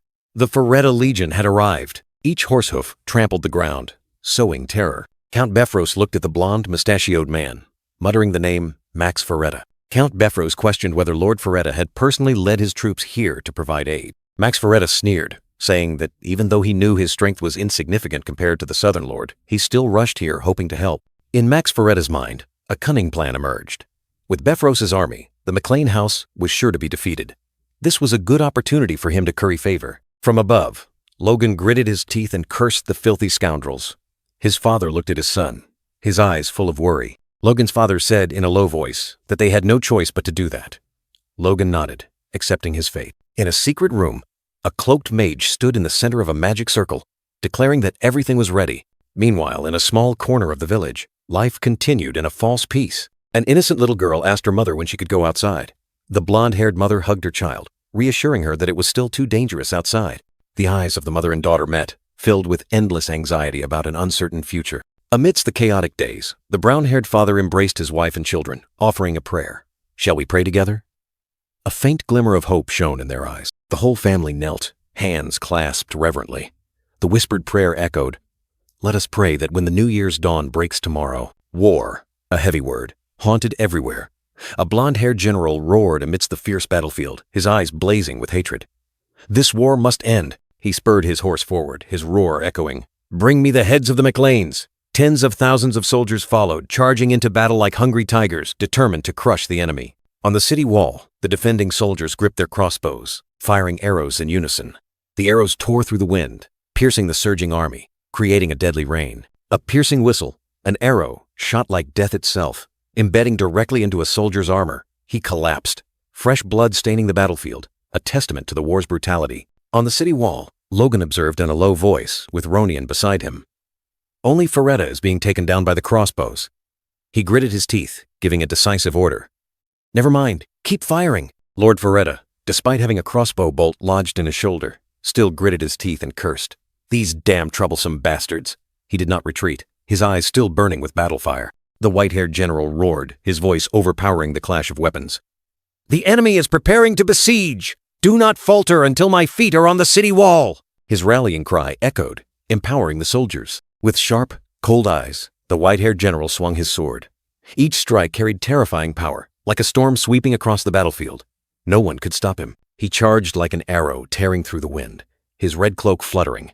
His speed was terrifying, his momentum soaring, Nothing could stop the old general's advance. Logan roared, pointing downwards. "The enemy is climbing! Push them into the moat!" His voice was powerful, ordering the soldiers to repel the foes. The white-haired general gripped his sword tightly, his eyes flashing with ultimate determination. He was ready to face any enemy without a hint of hesitation. From above, Logan witnessed a strange object soaring upwards, heading straight for the city wall. A sense of unease rose in the young man's heart. Suddenly, a violent burst of energy erupted, tearing apart the sturdy city wall. The explosion shook the heavens and earth, and thick smoke and dust enveloped the entire battlefield. A mysterious figure, clad in a black cloak, plunged straight down from the sky, a brilliantly glowing greatsword tearing through the night. Energy surged, signaling a terrifying attack about to strike the ruins below. From above, Logan's father watched the chaotic scene in stunned silence. His soldiers lay scattered, while the attacker delivered a fatal blow to the recently destroyed city wall. The mysterious figure descended, their sword gleaming with cold light. A panicked soldier cowered, trying to evade the deadly blow. The tension on the battlefield was palpable. Logan's father growled, his eyes burning with anger and determination. "This time, I will finish you," the vow echoed, laden with deep-seated hatred. A sharp, triangular burst of crimson energy erupted from Logan's father, shooting forth like a lightning bolt, tearing through the air. The counterattack had been launched. An unfortunate soldier was struck by the blow, his face contorted in pain and horror. The shock spread, signaling the brutality of the war. The terrifying power of the attack created a violent explosion, obliterating everything around it. Bricks shattered, dust flew everywhere, turning the battlefield into a living hell. Logan's father stood firm, his greatsword gripped tightly. His eyes were sharp, piercing through the smoke and dust, looking directly at his enemy. He was ready for a fight to the death. Logan's father mused, his eyes scrutinizing. So fast. He was surprised by the speed of his opponent, a mysterious figure who had just appeared and caused such chaos. He continued to assess, questioning, and using a greatsword too? The appearance of this powerful weapon made him even more surprised and wary. Suddenly, the mysterious figure removed his cloak. He was a long-haired, brown-bearded man holding a blazing greatsword. "This sword is named Velocitas." He looked down, his eyes complex. "It doesn't suit you much. It's better if you use it, father." His words were like a thunderclap, revealing the attacker's true identity. Logan's father turned his back, giving a decisive order to Logan, the red-haired young man standing beside him. "Go, Logan." An important mission awaited him. Logan gripped the greatsword Velocitas, his eyes burning with determination. "I may be weaker than the Moonlight Knight, but with the sword father gave me." Logan's gaze was resolute, filled with the will to fight. He was ready to face any challenge, carrying the belief and strength from his new sword. Logan's father appeared, his eyes sharp as he looked at the sword in Logan's hand. "I see you've taken Aslan's sword." His words echoed, laden with a mystery of the past and ownership. Without hesitation, he swooped down like a hawk on its prey, his sword gleaming. "Now I'll take it back." A chilling, killing intent enveloped the space, signaling a merciless battle. Logan did not retreat, charging straight at his opponent, the fire of determination burning in his veins. He knew this was not just a battle, but a declaration of himself and his faith in the sword. No matter who his opponent was, he held firm to his unwavering faith in the father who had given him this power. Logan's eyes flashed with resolve, ready to face any challenge. The greatsword Velocitas whistled in Logan's hand, unleashing a fiery sword strike that tore through the air. Power erupted, shaking the entire battlefield. His determination unyielding. Without hesitation, Logan continued to charge, each step carrying the decisiveness of a warrior. He refused to retreat, advancing directly into the heart of the battle. However, a sudden figure appeared, blocking Logan's attack with a sword. The blue-haired young man with heterochromatic eyes looked at him coldly, full of mystery. Not only did he block, but he also counterattacked swiftly, a sharp sword strike sweeping past, creating a powerful gust of wind that pushed Logan back. A formidable opponent. The blue-haired young man turned his back, seemingly having completed his task. Behind him, two other armored figures were rushing forward, surrounding Logan, making the situation dangerous. Unexpectedly, he delivered a powerful kick, sending one of his pursuers flying. This puzzling action stunned everyone, unsure if he was friend or foe. He turned back, his heterochromatic eyes looking directly at Logan, his voice ringing out with surprise. "Logan!" A familiar name, yet coming from a stranger, full of hidden meaning. Logan was struggling to parry, while the blue-haired young man asked him decisively, "Can you still fight?" The situation suddenly reversed. An ally had appeared. "Of course," Logan replied, his eyes blazing. "I can handle them myself." A confident declaration, even though he was in a difficult position, showing his strong will. Logan smiled faintly, his eyes sharp. "Good. Now take down as many climbers as you can. A decisive, calculated command, showing his maturity. The blue-haired young man listened, his heterochromatic eyes gleaming with seriousness. If that doesn't work... He hesitated, seemingly having another plan, full of calculation. Logan smiled, his eyes sharp as blades, an overwhelming confidence radiating from the young man. He commanded, his voice full of authority. "Let them all climb the city wall." A dramatic scene awaited. Count Befros frowned, sensing something unusual. Strange. Lord Ferretta beside him asked in confusion. "Sir, what's wrong?" The enemy soldiers continued to climb diligently, unaware of the fate awaiting them. Count Befros analyzed. "Our troops are climbing the walls much faster than before. They're not defending very fiercely." Lord Ferretta forced a smile. "Aha, perhaps they're tired?" Count Befros's eyes were cold, full of suspicion.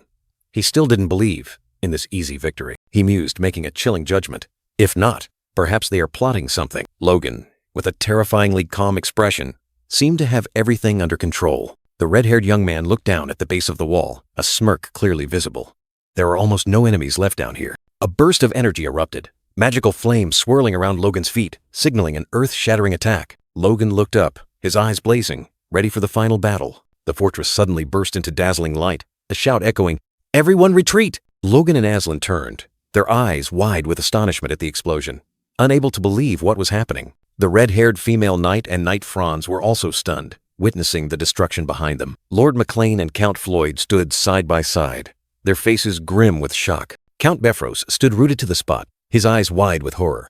Retreat? He could not accept this order. The earth and sky shook violently, cracks spreading beneath their feet, signaling a terrifying omen approaching. The violent tremor horrified the blonde knight, who exclaimed, "An earthquake!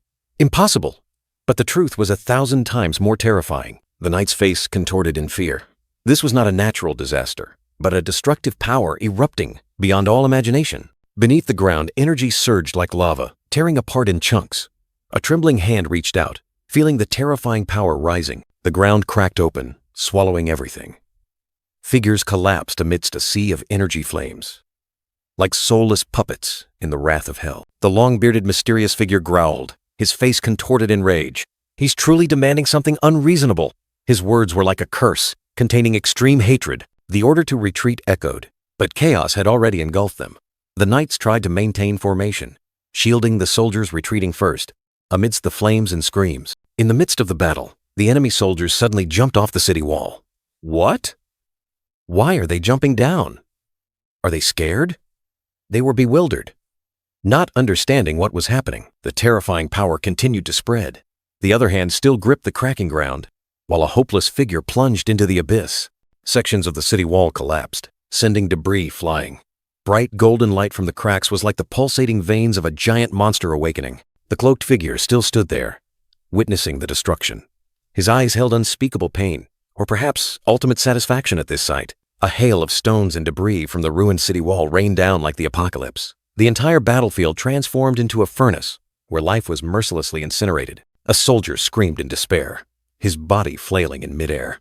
Death was imminent. No one could escape this wrath. The city wall has fallen. The terrifying cry tore through the air. Rows of soldiers fell freely, the sturdy walls now just dust. The knight's face was pale, blood oozing from the corner of his mouth. The shock and ultimate fear had turned him into a soulless corpse amidst the desolate ruins. The light-haired knight, his face contorted in horror and anger, gnashed his teeth. His eyes were bloodshot, swearing vengeance before the scene of destruction. He rode his horse, turning back to look, his face still stunned. What the hell is this? A trembling whisper escaped him amidst the swirling dust. "You damn rats!" he roared, his furious shout echoing across the devastated battlefield. The city wall lay in ruins, engulfed in smoke and dust. A truly tragic sight. Amidst the rubble, the wizard Clayton knelt, head bowed low, covered in grime. He seemed exhausted after an earth-shattering spell. "Clayton!" a voice called out. Logan, the young knight, stepped forward, his eyes sharp. He looked at the wizard, awaiting an explanation. The wizard coughed, trying to compose himself. "Ahem. By your command, my apprentices and I used our last bit of energy to collapse the entire city wall." Clayton's 2 apprentices, covered in grime, also sat down, exhausted. "Well done, everyone," Clayton said. "Surely a large portion of the enemy forces has been buried with the city wall." Logan smiled smugly. "But with a knight's physique, they're probably fine. It doesn't matter." He looked at Clayton, a cruel glint in his eyes. Logan smirked, his crimson eyes radiating absolute confidence. He knew this was just the beginning of a sweep. The pounding of hooves, strong and relentless, trampled the devastated ground. Everything will be over soon. A cold declaration, like a judgment. In the distance, Logan's army advanced majestically, white-armored knights on horseback, like an unstoppable wave of steel. The light-haired knight looked towards the enemy army, his face still shocked. How meaningless, he muttered, unable to believe what was happening. You destroyed your last line of defense with your own hands. You're only hastening your own demise, he roared, his words full of indignation. A surge of blue energy erupted from his hand, swirling violently. He prepared for a terrifying attack, determined not to retreat. Clayton, retreat with your men, Logan commanded, his eyes resolute. He knew the real battle had only just begun. A long-bearded man, cloaked and hooded, asked Logan one last time, his eyes heavy. Behind him, other knights also showed signs of worry. The cloaked man's face was tense, his long beard trembling slightly. He emphasized the question, as if wanting Logan to reconsider this brutal decision. Are you sure? Logan, with a resolute gaze and a cold expression, did not waver. He had made up his mind, and nothing would change that iron will. A light-haired knight stood stunned, witnessing the blue energy erupting from Logan's hand. Don't worry, Logan's voice rang out, full of confidence. The light-haired knight was utterly horrified, his face contorted in fear. He let out a desperate cry as he realized the destructive power that was coming. From afar, the light-haired knight roared in anger, witnessing the mighty castle collapse in a sea of crimson flames. Smoke, dust, and debris flew everywhere, a terrifying sight. Looking down from above, the entire fortress area was plunged into chaos. Small black dots were civilians and soldiers frantically fleeing the disaster. A small family, a man, a woman, and a little girl, stood stunned, their eyes vacant as they stared at the crumbling castle, overwhelmed by extreme fear. Logan's eyes suddenly glowed crimson, like the flames of painful memories. He whispered, I remember it clearly, a haunting affirmation. The younger, armored Logan stood amidst a ruined town, surrounded by panicked citizens. His gaze remained strangely resolute.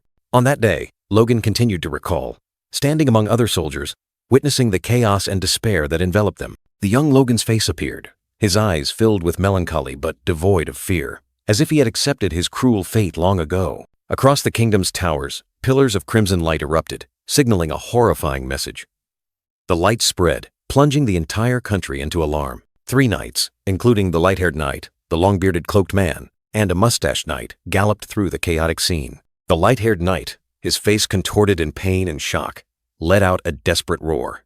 He couldn't believe what was unfolding before his eyes. In the dark night, 2 blazing red pillars of light tore through the sky, shining directly down upon the magnificent castle, signaling a terrifying omen. Lord McLean and Logan stood amidst the battlefield, their eyes wide with horror as they looked towards the castle.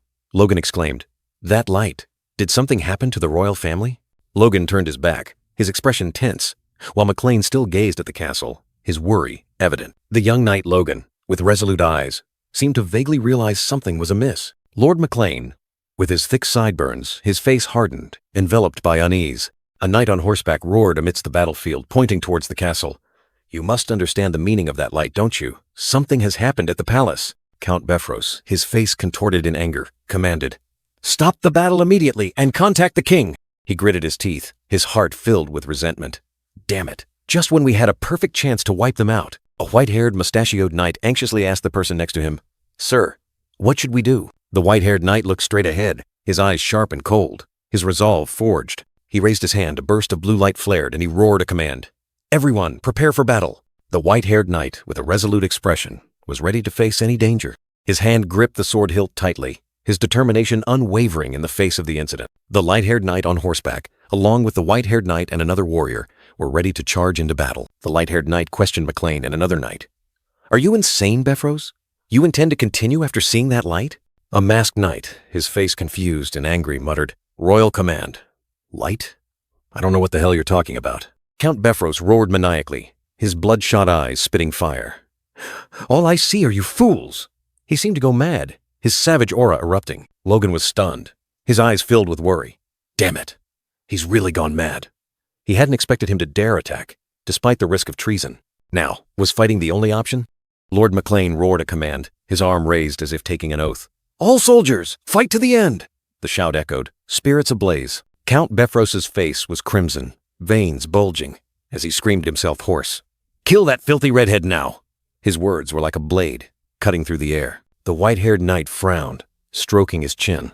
That voice. Is that Count Befros? A mix of surprise and doubt was evident on his face.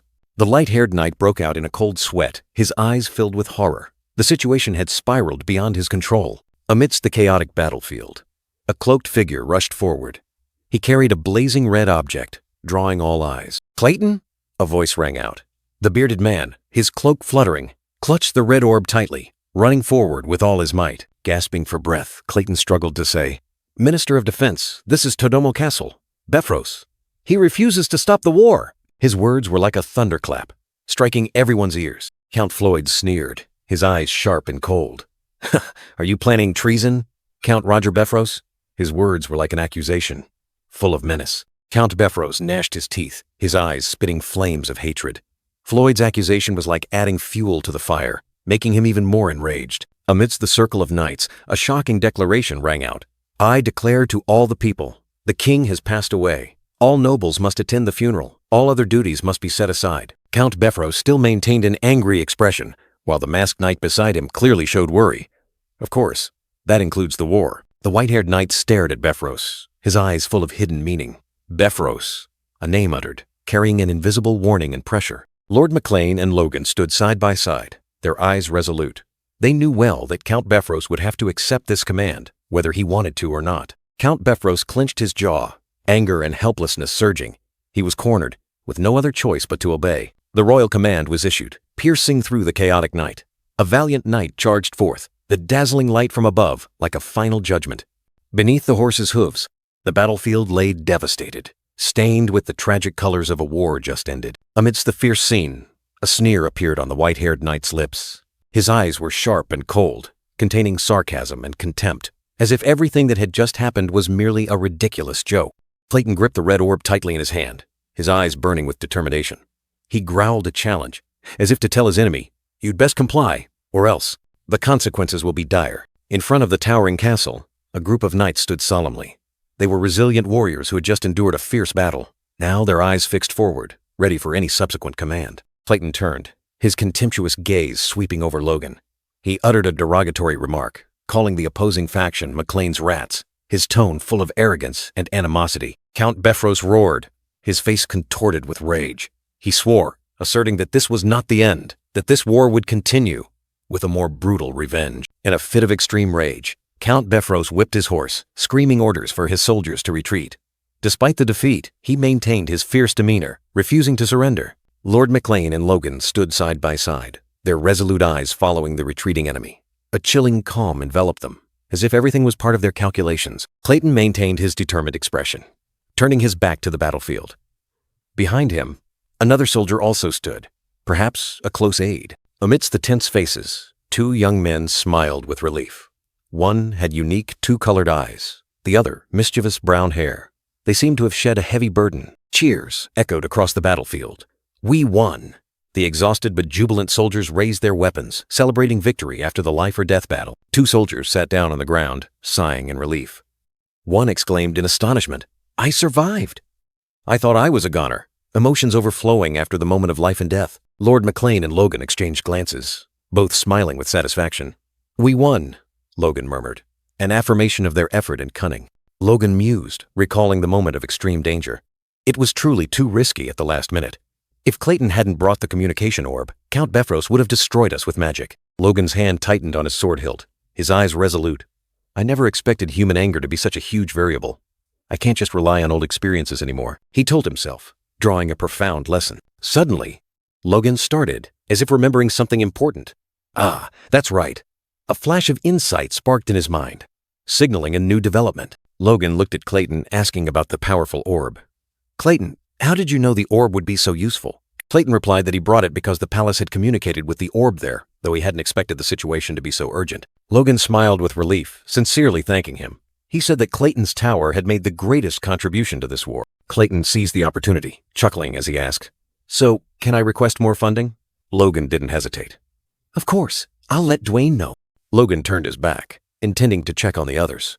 Behind him, Clayton and another person gave a thumbs up, their faces extremely satisfied. Amidst the ravaged battlefield, Eileen stood, her armor dusty, her gaze distant as she looked forward, her expression weary and thoughtful. A close-up of Eileen's face showed a smudge on her cheek, her red hair tied up. She sighed in relief, muttering, It's really over. Suddenly, a young knight rushed over, calling out, "Eileen!" She started and turned around, her eyes surprised. She recognized Logan, her face lighting up. "A radiant smile like the Sunday Logan," she exclaimed, joy overflowing. Logan was a little flustered. He thought she would be angry to see him. "Oh, are you that happy to see me?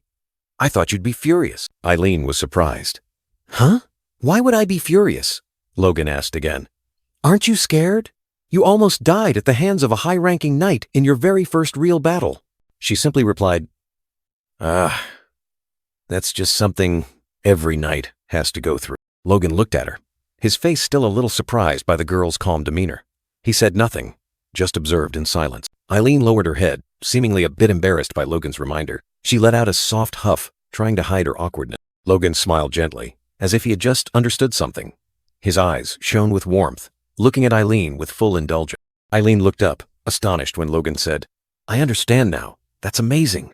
In my first battle, I was just trying not to run away." She was shocked, protesting. "What? That's absurd." Logan quickly apologized. "Sorry, I didn't mean to offend you." Logan continued, his voice subdued. "It's true. Not many people know, but my very first real battle happened like that." A past image appeared, a younger Logan, standing there with a fearful expression. In his memory, young Logan appeared with a pale face, sweat pouring down. He stood motionless, completely frozen in extreme fear. Eileen smiled softly, her eyes warmly looking at Logan. "That's why I was worried about you," she said. "But you did more than I imagined." Logan was surprised, asking again, "Really?" The knight Logan smiled, addressing Eileen with a respectful knightly title. "I hope to continue seeing amazing things from you," he said, his tone implying admiration. The knightess Eileen suddenly blushed, her eyes wide with surprise at Logan's unexpected compliment. An indescribable emotion surged within her. Eileen's face flushed, a shy smile gracing her lips, joy and embarrassment intertwined in her eyes. A firm handshake, a promise for the future exchanged between Logan and Eileen, as a testament to their new bond. Dawn broke. The next day, soldiers and common folk gathered. The declaration echoed. Todomo Castle now belonged to the McLean family. Rick, Logan's servant, was worried about having to return to the capital for the funeral, but Logan dismissed it, thinking that no one would care if an unknown count arrived late. Rick hesitated, confused by his master's attitude. Behind him, Clayton stood, his expression pensive, his eyes sharp and cold. Clayton spoke up, emphasizing that compensating for war losses was the top priority. He wanted to quickly resolve everything and then leave. A shaggy bearded builder growled, ordering the immediate reconstruction of the ruined city walls without a second's delay. Amidst the rubble, cloaked workers toiled. A fellow named Grick lamented, unsure if he was a mage or a porter, only seeing death drawing near. The man with sideburns encouraged Grick to try a little harder, as a long vacation awaited them after this work. Suddenly, the man with sideburns fearfully called Grick's name, pointing at the violent mana surge erupting from his heart. Grick was stunned. A blazing golden mana stream violently exploded from Grick's chest, dazzling light enveloping him, creating a terrifying spectacle. Magical power surged, forming a dazzling vortex of light, as if wanting to tear through space and swallow everything. Grick was utterly terrified, his eyes wide as he watched the wild mana source uncontrollably erupting from his own body. Grick was still stunned, his eyes wide, staring blankly into space, unable to believe what had just happened. Then suddenly, a shout erupted. "I've reached the 4th round!" The surrounding mages were also astonished, cheering loudly. Clayton, with a smug look, stroked his beard. "My disciple is maturing. Perhaps it's all thanks to this effort." This event laid the foundation for a new era. Everyone, give it your all. Use magic to its limit. The order was given, paving the way for McLean's golem mages to enter the path of war engineering. Time passed, like an unceasing river, bringing unexpected changes. And then, we arrive at Grand, the magnificent capital, where all power converges. In a luxurious room, a blonde-haired man stood silently by the window, his gaze distant, looking towards the horizon. A knock on the door echoed, breaking the silence. He remained standing, not turning his head. "Your Grace, Logan and Pedrick McLean have arrived." A voice rang out and he smiled faintly, his eyes glinting with calculation. He maintained his posture, only tilting his head slightly, listening to every word. "You've just arrived in the capital and are already rushing here?" the Duke spoke, his tone carrying a hint of surprise, but also full of hidden meaning. Logan, along with Eileen, entered. The red-haired knight held his head high. A knight who has trained himself won't be tired by such a thing. Will he? Logan stood there, his face confident, his gaze firm. Beside him were Eileen and Pedrick McLean, also looking solemn. Logan suddenly became pensive, his voice fading. How is Master? The Duke sighed, a hint of sadness on his face. He seems to have been deeply shocked. No one expected His Majesty to pass away so suddenly. He walked slowly, continuing to explain. He collapsed while handling state affairs. The Church says that. A mysterious death. The king's death, according to the Church, was due to a cerebral hemorrhage from overwork. A cruel end for a king. Logan was stunned, his eyes wide, unable to believe what he had just heard. What the hell is going on? He muttered to himself, recalling his previous life, when the king passed away from a stroke due to old age. But now, it's a cerebral hemorrhage from overwork. This just sounds wrong. In the large room, Logan and the Duke sat in silence, along with a few others. Logan turned to look at the Duke, his eyes filled with concern. Master. Logan thought to himself, his heart heavy. The Duke rubbed his temples, sighing. Only a few months apart, and I've aged so much. The Duke asked Logan wearily, I don't look so good, do I? Logan replied frankly, not at all. The Duke gave a faint smile. What are you saying? This old body is just catching up to its age. A young blonde-haired man named Luis stood beside the Duke, explaining, he has overexerted himself investigating the king. The Duke called his name. Logan bowed his head, apologizing. I apologize, Your Grace. It seems the king's death has severely affected you. The Duke started, blaming himself. Oh, dear. What was I thinking? Clayton entered, his voice warm. Apologies for keeping you waiting. Logan has told me much about you, Baron. I hear my incompetent son even owes you a debt. The Duke stood up and replied, It is an honor to meet you, Duke. I've admired you for a long time.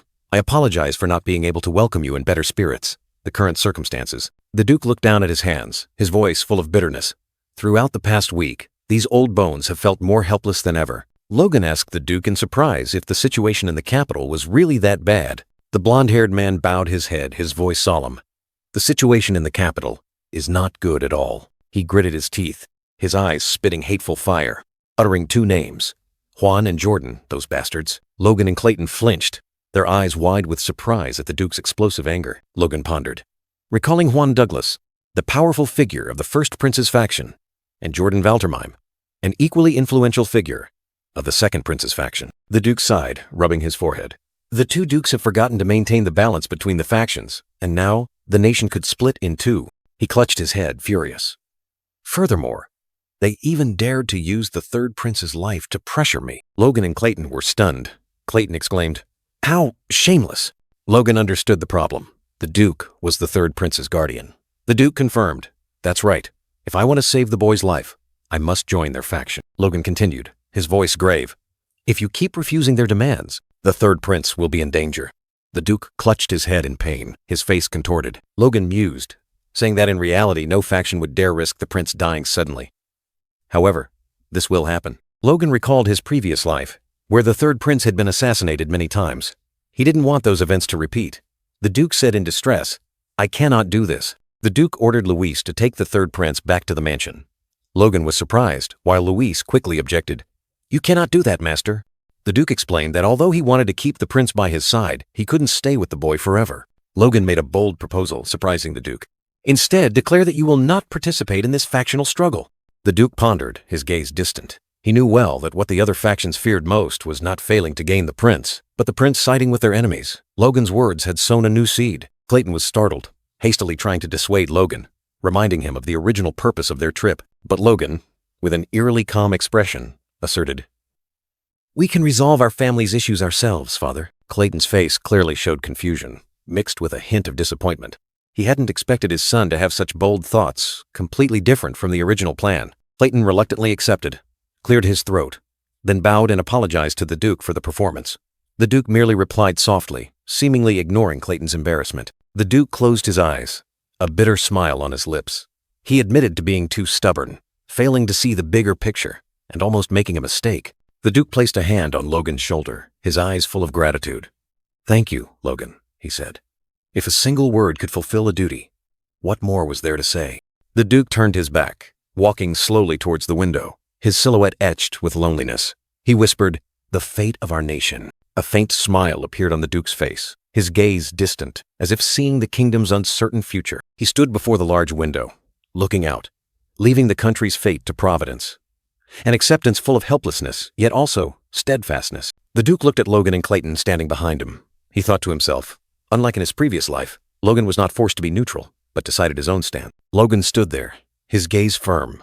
The Duke believed that this decision would bring practical and clear benefits to him in the future. The Duke turned back to Logan, his eyes filled with a promise. I cannot help your family right now, but if you fear something is amiss, come find me. Logan smirked, his eyes mischievous. He asked again, as if to confirm. So, you're willing to grant any request of mine? A probing question full of hidden meaning. The Duke chuckled softly, looking at Logan with amusement. You. Very well. If I can, I will do anything you ask. A weighty promise. Logan was taken aback, his face clearly showing confusion. He was just joking, not expecting to receive such a great favor. But, he mumbled. The Duke turned his back again, his gaze still on Logan. I have nothing to ask of you yet, he said, leaving a big question mark in Logan's mind. Logan smiled faintly, his eyes full of hidden meaning. He said that if one day the Duke had a request, he hoped the Duke would consider it carefully. This would be insurance for bigger matters. The blonde-haired Duke nodded, his eyes pensive. I understand. Very well, he replied, accepting Logan's calculated offer. Rushing footsteps echoed, breaking the silence. A frantic servant ran in, his face panicked, hastily apologizing to the Duke. Rick, Logan's servant, poked his head through the doorway, his face pale with fear. He stammered, as if he had just witnessed something horrifying. Rick shouted, 2 superhumans have broken into the mansion. At the same time, 2 mysterious figures appeared, one with long brown hair and one burly black-haired man, their presence overwhelming. The long brown-haired man, Wiccan Kalia, sneered. He didn't expect to meet his old rival here. Didn't expect to see you here, musclehead? He provoked. Marquis Luther Kale, the black-haired giant, growled back. That's what I wanted to say, you bag of bones. The 2 sworn enemies had met. Wiccan Kalia smirked, his eyes sharp. He asked the giant if he came here to get beaten by the Sword Duke, then said he didn't believe the Duke cared about factions. Marquis Luther Kale gritted his teeth, his face flushed with anger. Mind your own business, he snarled, his killing intent erupting. The 2 adversaries stood close, their eyes sparking fire, killing intent filling the room. The atmosphere was taut as a bowstring, ready to explode. Rick and the braided-haired servant stood trembling behind them, their faces pale with fear at the terrifying killing intent from the 2 powerful individuals. Logan appeared, placing a hand on Wiccan Kalia's shoulder. Why are you carelessly spreading killing intent here? He asked, his tone full of authority. He looked directly at the 2 adversaries, his eyes cold. Do you want to fight Wiccan Luther? Logan snarled, making both of them flinch. Wiccan Kalia immediately bowed his head, trembling all over. No, sir, he hastily replied, his killing intent vanishing, as if it had never existed. Marquis Luther Kale also dared not raise his head, his face clearly showing fear. He whispered, It's been a long time since we last met, sir. The blonde-haired Duke looked at the 2 with sharp eyes. Neglecting your duties to play factional games, and you still dare to show me respect? His voice was full of majesty. Marquis Luther Kale, with a fearful expression, affirmed that he would never forget the lessons the Duke had taught him.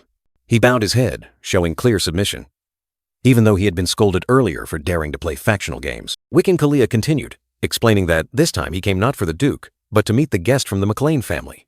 A clever but subtly implied justification. Hearing the name McLean, Marquis Luther Kale flinched, his face showing surprise mixed with discomfort. It seemed this name carried some awkwardness. Wiccan Kalia also quickly reassured the Duke, asserting that he had no intention of displeasing him. He appeared sincere, trying to diffuse the tense situation. The blonde Duke smirked, his sharp gaze fixed on Wiccan Kalia. Oh, is that what you say, my disciple? His tone full of sarcasm, as if testing his loyalty. He waved his hand, his eyes scrutinizing. So, do you want to speak with them directly? An unexpected offer, putting the 2 faction members in an awkward position. A pair of polished leather shoes stepped in, lightly but confidently. A voice rang out. It would be an honor if I may. The young red-haired man, Logan McLean, appeared.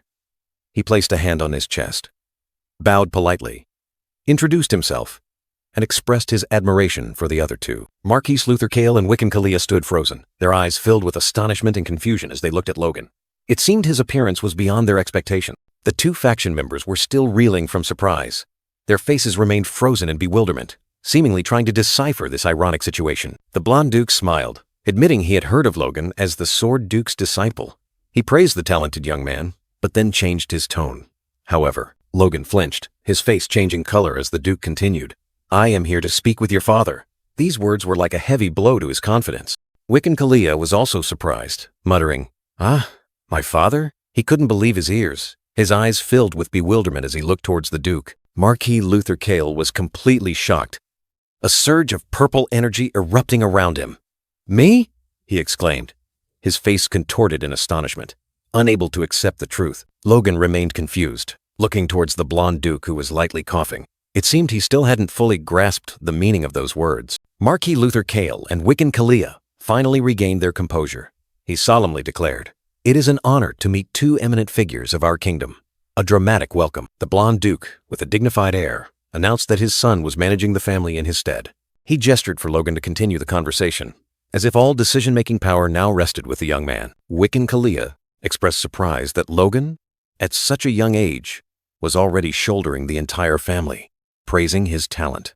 Marquis Luther Kale whispered about someone's physique, while Kalia continued to express his delight at speaking with such a talented young man. Logan, with a confident smirk, got straight to the point without beating around the bush. He directly asked their purpose in meeting his family, his sharp eyes scrutinizing them.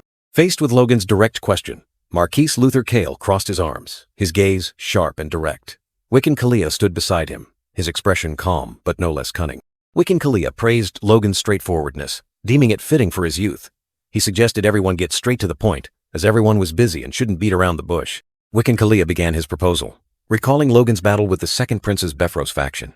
He invited Logan to pledge allegiance to Crown Prince Reuter, promising full support for his family. Wiccan Kalia continued to entice him, mentioning Kairos, Logan's uncle-in-law, also belonged to the Crown Prince's faction. He smugly called it his trump card. Logan could only utter a surprised sound, his face slightly bewildered. Marquis Luther Kale snorted coldly, interrupting Kalia. He questioned the animosity between neighboring territories, then proposed that Logan pledge allegiance to Second Prince Romain, promising a favorable outcome in the reconciliation with Befros. Marquis Luther Kale's large hand rested on Logan's shoulder, his stern words ringing out, "You must make the right choice." His eyes were full of pressure, forcing Logan to face a difficult decision. Wiccan Kalia smiled, his tone gentle but subtly sharp. He asked Logan, "Wouldn't it be better if neighbors lived in peace with each other?" A subtly implied reminder. Logan clearly felt threatened. He realized Kalia's words were not just an invitation, but also a warning, yet they contained an undeniable truth. He recalled Todomo Castle, which his family had just captured, bordering Marquis Luther Kale's trading city of Kale, an undeniable geographical fact directly affecting the situation. Logan swallowed hard. He knew Marquis Kale could easily use his influence to cause trouble. Nevertheless, he firmly stated, "I have no intention of joining any faction, at least not now." Logan considered carefully. If he joined the Crown Prince's faction, the Second Prince could exploit that to conceal his war against Befros, plunging the kingdom into civil war.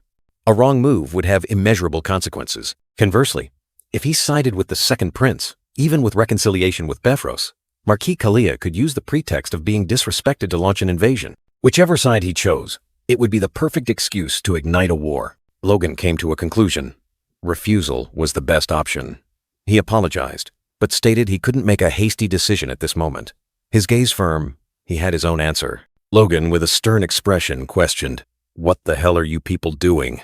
His eyes were sharp, as if wanting to pierce through all their schemes. Marquis, Luther, Kale, and Wiccan Kalia stood frozen, their faces a mix of astonishment and fear. The entire space seemed to freeze under Logan's invisible pressure. Logan stepped forward, his contemptuous gaze sweeping over the two men before him. A pathetic display. "So, you've discarded all pretense and decided to expose each other?" Logan's face darkened, his blue eyes flashing with anger. "And you dare to drag my disciple into this as well?" His words were like ice. Wiccan Kalia hastily explained, and Marquis Luther Kale chimed in. "Sir, it's not because he is your disciple. We merely wanted to make an offer to the McLean family, with no intention of disregarding your wishes." Logan narrowed his eyes, light reflecting on his face, partially obscuring it. "So it has nothing to do with me? Are you sure this has nothing to do with me?" His voice was full of skepticism. Marquis Luther Kale and Wiccan Kalia stood straight, trying to appear resolute. "We swear it is so." But the tension still hung heavy. Logan briefly flashed a meaningful smirk. He understood everything. He turned his back, hands clasped behind him. "I understand. So be it." A terrifying calmness. Marquis Luther Kale and Wiccan Kalia were surprised. Logan continued, his tone changing. "In any case, I have no reason to get involved in these factional struggles. Wiccan Kalia confusedly asked back, What do you mean, sir? Logan's footsteps were decisive, echoing on the marble floor. He was about to make a significant declaration. Logan turned his head, his eyes sharp. From today onwards, I have decided not to participate in factional wars anymore. The declaration was like thunder. He looked directly at Marquis Luther Kale and Wiccan Kalia, a confident smile on his lips. Therefore, whether through him, Marquis Luther Kale and Wiccan Kalia were stunned, Logan continued, his voice warning, or through anyone else, abandon all intentions of trying to get to me through others. Wiccan Kalia breathed a sigh of relief, quickly responding, I will convey your intentions to His Highness. Logan still maintained his triumphant smile. Logan decisively turned away, his steps firm, leaving the two still stunned men behind. The game was over, at least for him. Wiccan Kalia gave a meaningful smile, advising Logan to think carefully before making a final decision. Logan turned his head, his sharp gaze sweeping across, responding to Wiccan Kalia's words with a confident, until next time. He walked away, leaving Wiccan Kalia with the lingering thought, in a way, this might be a stroke of luck for the McLean family. Marquis Luther Kale angrily questioned Wiccan Kalia, stating that if they were to attack Befros after the funeral, the Duke wouldn't have bothered negotiating. Logan smirked, admitting that was why he acted first, and felt truly relieved that everything went as he wished. Logan and the Duke departed, their figures gradually disappearing into the magnificent hall. Logan sighed, rubbing his ears, his voice full of weariness. They're finally gone. Talking to these old guys is truly exhausting. The Duke unexpectedly asked Logan if he intended to get involved in the factional war. The room fell silent, with only the echo of the question. You didn't outright refuse them. Logan smirked, his eyes firm. If necessary, I can. The Duke mused, his voice full of regret. I'm sorry to say this, but we don't yet have enough strength to uphold our ideals. Logan lightly clenched his fist, declaring that no matter which path he chose, he would do everything to preserve his honor. The Duke looked at Logan, his gaze complex, as if contemplating something. The Duke closed his eyes, nodding slightly, accepting Logan's words. I understand. That is enough for me. Logan thought to himself that belief was his own, and could not be imposed on others, even if it was his only disciple. The Duke turned his back, gesturing to Logan. Go and rest. The blonde Duke, his gaze distant, held a myriad of thoughts. A funeral was about to take place. The rain poured heavily, cleansing the world, signaling a tragic event about to begin. The funeral will commence soon. The magnificent, splendid palace was now shrouded in rain, like a monument of sorrow amidst the gloomy space. The great hall doors burst open, blinding light streaming in. His Majesty the King has arrived. The cry echoed everywhere. A solemn procession entered, carrying a coffin draped with a brilliant phoenix flag, the symbol of the dynasty. With heavy footsteps, the coffin was carried through the long corridor, heading straight towards the sacred altar. The procession continued its journey, silence enveloping the sacred space, with only the sound of footsteps echoing. A silver-haired, long-bearded cleric stood on a high platform, preparing to officiate the ceremony, his face full of solemnity. Brilliant light from the stained-glass windows shone, illuminating the solemn space of the great hall, creating an ethereal ambiance. The cleric bowed his head, intently reading scriptures, his gaunt face clearly showing reverence. Suddenly, he flinched in horror, his eyes wide, sweat pouring down. What had just happened to shock him so much? Below the platform, the crowd stirred, faces filled with worry and surprise at the sudden turn of events. Marquis Luther Kale and Roger Befros stood there, their sharp eyes following every movement, missing no detail. Wiccan Kalia and another man were also observing, their faces full of calculation, seemingly analyzing the situation. Amidst the rows of seats, a blond young man sobbed. Next to him, a burly man with a golden beard covering his face, also immersed in grief. Logan thought to himself that this funeral was nothing more than a political chess game, where the living vied for power instead of commemorating the deceased. The old priest trembled, trying to maintain his solemn demeanor, but shock was still evident on his face. He cleared his throat and began to read the prayer, his voice shaking. Logan, with a bored expression, mused about the lengthy eulogy. 40 years ago? He wondered how long this speech would drag on. Logan's gaze suddenly turned cold. He glanced at someone and whispered a cryptic warning. You have 1 week, McLean. Count Befros and the brown-haired man sneered, their eyes full of triumph. Enjoy it while you can, he said. Despair at the last minute won't do you any good. Logan glanced at the blonde Duke sitting next to him, feeling utterly annoyed. Who arranged this damn seating? He cursed inwardly. The eulogy continued, recounting the late king from 39 years ago. Count Befros subtly turned to Logan, his tone implying, It seems you haven't heard anything yet. Count Befros leaned in, a smug smile on his face. I've been recruited by your faction. Logan merely smirked, saying nothing. Logan sneered, his eyes sharp.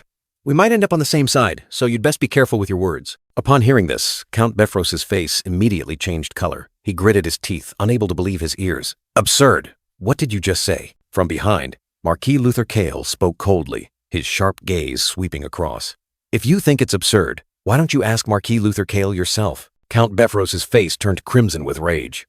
He clenched his teeth, trying to suppress the fury boiling within him. Logan smirked, letting out a sneer. It was just a joke, he said, adding fuel to the fire, causing Count Befros to turn his face away. Count Befros trembled, clenching his fists, his anger surging. You dare! He gritted his teeth, but couldn't utter another word. He tried to restrain himself, clenching his fists until veins popped out. Just endure it, he told himself. Once the funeral is over, I'll go see the Duke. Logan stood tall, an arrogant expression on his face, as if he were the center of the universe. That arrogant brat, he thought to himself. No one has ever touched my things and gotten away with it. Count Befros's eyes blazed with hatred. He swore inwardly, never, and certainly not now. Amidst the somber atmosphere, the blonde duke and a white-haired noble stood silently, their eyes thoughtfully fixed forward. The solemn atmosphere was broken by Wiccan Kalia's long yawn, while the brown-haired man beside him maintained a serious expression. A young blonde man sobbed, tears streaming down his face. The burly, blonde-bearded man beside him was also immersed in grief, silently embracing him. The white-haired priest's voice rang out, solemnly declaring, with all that has transpired, the first day of the national mourning ceremony has officially concluded. Rain fell lightly outside the window, as if washing away the lingering sorrows after the first day of national mourning. In a cozy room, Logan stood indifferently.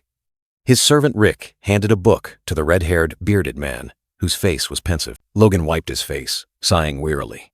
I didn't expect it to last from morning until night. He was clearly exhausted by the ceremony. I had anticipated this, Logan thought. But as soon as the ceremony ended, vassals from both factions surrounded me. They clung to him relentlessly, irritating. Logan let out a long sigh. Refusing them again and again is truly a torment. The red-haired man sternly called his name. Logan, do you truly have no intention of taking advantage of either faction? Logan remained silent, his gaze distant, listening to the man's questioning. Are you worried? The red-haired man continued, his voice full of concern. Honestly, if things keep going like this, our family will be in danger. Logan nodded slightly. The red-haired man stated firmly, regardless of the faction, using the power of one force to stop Befros's invasion is our top priority. Logan gave a confident smirk. If necessary, we can rely on Master to resolve everything. He had his own plan. The red-haired man reacted to Logan's words, his face full of surprise. He couldn't believe his ears. What? The red-haired man questioned Logan about his crazy plan, but Logan calmly gestured for someone to enter. The door slowly opened, and a voice rang out. Long time no see. Rick, Logan's attendant, appeared with a flustered expression, drenched in sweat. He hastily bowed to Logan and the Lord. The red-haired man, astonished, asked Rick why he was there. Logan simply called out Father, his eyes unreadable. Amidst the solemn atmosphere, the white-haired priest declared, Now we shall conclude the national mourning. Finally, it was over. Logan tiredly rubbed the back of his neck, muttering about the 4 or 5 days the funeral had dragged on. Logan placed a hand on the blonde duke's shoulder, a gesture full of hidden meaning amidst the crowd of politicians. Logan softly muttered, calling the duke a political bat, clearly showing his disdain. The blonde duke said in a low voice, Count Befros was right. The blonde duke turned and walked away, leaving a name echoing, Roger Befros. Logan silently watched him go. Logan sneered, understanding why the factions hadn't sent anyone. He must have been busy spreading rumors everywhere. He walked away decisively, declaring that he had no intention of joining any faction. A voice rang out from behind. Long time no see, son-in-law. Logan started and turned around. The brown-haired man smiled amiably, and Logan replied, Ah, long time no see, father-in-law. His father-in-law asked Logan why he was alone and where his parents were. Logan replied that his father had already returned to their lodging. The brown-haired man nodded, asking him to send his regards. Unexpectedly, his father-in-law asked about the wedding date. Logan flinched slightly, trying to maintain his composure. Unconsciously adjusting his tie, Logan stammered a forced laugh, citing the territorial crisis. He explained that announcing the marriage would help curb Count Befros. Logan breathed a sigh of relief, thinking that if Eileen hadn't spoken up for him, he would have been thoroughly scolded. His father-in-law continued walking, asking Logan if this was his first time. Logan, surprised, asked in return if he was talking about the wedding. I wouldn't sit idly by if this wasn't your first wedding, Logan's father-in-law declared coldly. Logan broke out in a cold sweat, hastily agreeing. The brown-haired man sighed, his eyes serious. He was about to say something more important, He was talking about the Grand Council of Nobles, where the most powerful figures gathered. Two nobles walked on, one with black hair tied back, muttering about the time since the last Grand Council was held. He was surprised that even viscounts were allowed in. The king's death had caused such a great shock that even the royal family was caught off guard, he thought to himself. Suddenly, a loud noise echoed, as if something had violently collided. The black-haired man was pushed down, crying out in pain. Logan, standing nearby, was momentarily surprised. Logan hastily apologized, but the black-haired noble sprawled on the ground, angrily roared. What the hell are you doing? Aren't you watching where you're going? Logan bent down, offering a hand to help, his face still holding a polite smile. I'm truly sorry. Please let me assist you. But the black-haired noble angrily swatted Logan's hand away, his eyes full of indignation, refusing the help. The black-haired noble angrily swatted Logan's hand away, his eyes full of indignation, muttering that Logan was truly arrogant. Logan flinched, and the brown-haired man behind him looked slightly worried. The brown-haired man reassured Logan, saying that the other person was being unreasonable and not to mind him. Logan softly replied, his face still a little stunned. Logan mused, his gaze distant, as if looking at something past or yet to come. He and the procession ascended the magnificent stairs. In Logan's mind, this meeting was happening 2 weeks earlier than in his previous life. Thanks to the Blonde Master's declaration of neutrality, no faction could hide anything anymore. But Logan knew that, in his previous life, the high-ranking nobles' conference had ended in chaos. Everything started with a viscount from the eldest prince's faction, who was swept up in the tense and explosive atmosphere. The brown-haired viscount screamed, his trembling finger pointing directly at a name full of hatred. It was Jordan Valtermeim, the broad-shouldered, black-haired man, standing with his arms crossed, his gaze cold amidst the crowd. Jordan Valtermeim, with blazing red eyes and a face etched with anger, was ready for a confrontation. As a result, the mid-ranking nobles erupted into a brawl. Everything spiraled out of control, and even superhumans directly engaged in combat. That event was called the misstep that toppled the nation, becoming the starting point of the Civil War. The viscount who instigated it would be criticized forever after. The brown-haired viscount yelled, "If not His Highness Romain, then who will be king?" The pale blonde noble beside him retorted in astonishment. The pale blonde noble angrily said, Don't you have any respect for your superiors? The brown-haired viscount retorted, Superiors? They're only a few months older. The pale blonde noble growled, "Shut up, viscount." From above, the blonde duke and Louise silently observed, their eyes full of worry at the chaotic scene unfolding. Amidst the tense atmosphere, the man in the beret with a long mustache tapped his wooden gavel, trying to maintain order in the meeting that was slowly spiraling out of control. Logan, standing next to the red-haired man, his sharp gaze sweeping across the hall, he thought to himself, at this rate, a war breaking out is only a matter of time. In his previous life, after this meeting, there was a month of preparation before the Civil War erupted. But this time, Logan couldn't wait that long. He knew well that if Count Befros was given time to prepare, his faction would be mercilessly crushed. The war must break out sooner. It must be faster. Clenching his fist, Logan was determined to change fate. Under the scrutinizing gaze of the nobles, a woman with low-tied gray hair, a meaningful smile on her face, prepared to speak. She raised her voice, questioning, "No preparations needed? How long has it been since we stopped prioritizing the eldest son? The throne belongs to the most capable. Prince Romain has resolved the trade issues with the Empire. Therefore, he is the most deserving," she declared passionately. The blonde duke heard this and smirked triumphantly. Cheers and applause echoed throughout the hall, supporting her words. Nonsense! What the hell is Earl Larry Klett talking about? The man with his black hair tied back waved his hand, angrily refuting. Who is more devoted to the nation than the prince? The gray-haired woman still wore a sinister smile, but a stream of fresh red blood suddenly flowed from her nose, staining the corner of her mouth. Her smile vanished as she stared in shock at her hand where blood was dripping. Blood? A wave of panic began to spread. What's happening? Why? Suddenly, Earl, what's wrong with you? The man with his black hair tied back asked in horror. Chaos engulfing them. Her face contorted in fear, blood gushing from her nose and mouth, staining her hands red, a horrifying sight. Her eyes were wide open, reflecting extreme terror, as if she had just witnessed the depths of hell. A piercing scream tore through the air as a man in a black suit suddenly staggered and collapsed in the middle of the meeting. His legs wobbled, losing strength, as if an invisible force was dragging him into an abyss. After the horrifying fall, his body slumped to the floor, motionless amidst the stunned gazes of those around him. The entire hall was in chaos. Cries of "Earl Klett" and "Call a priest" rang out, signaling a sudden disaster. Logan stood there, his eyes showing clear shock, but deep down, a cold calculation was hidden. He looked down at his hand, wearing a special ring, and muttered, "Damn it, he's not breathing anymore." It really worked. This was leaf grass, a common herb, but after being injected and concentrated for 3 days, it became a deadly poison causing cerebral hemorrhage. This truth was only discovered 15 years later, that it was an assassination tool used by the Grandia Liberation Front, targeting the imperial elite. In a distant memory, Rick, his servant, smiled as he handed him the necessary herbs, and with a small needle attached to the ring, he injected the poison into the Earl just before the meeting began. Even knights or mages would hardly be affected by it. But for a normal noble like him, it's astonishingly effective. Clet, the 9th assassination target of the Grandia Liberation Front, codenamed Parasite, lay slumped on the floor. "In this life, I will end your persistent life before you can betray the country." Logan stood upright, his gaze firm, declaring, "All right, then." A blonde general and a man with his black hair tied back, both in armor, exclaimed in horror, "What? What is this?" The blonde general's face was contorted, his eyes burning with extreme indignation and astonishment at the scene before him. Chaos engulfed the great hall. Amidst the focused gazes, a body was carried away on a stretcher, creating an endless wave of whispers. The atmosphere was heavy, signaling a horrifying incident had just occurred. Amidst the crowd, Romain, with his round face and short goatee, clearly showed shock and discomfort. He clenched his fist, seemingly trying to suppress his anger. Reuter, the blonde general, roared furiously, pointing directly at Romain. "Reuter, you dare poison my subordinate?"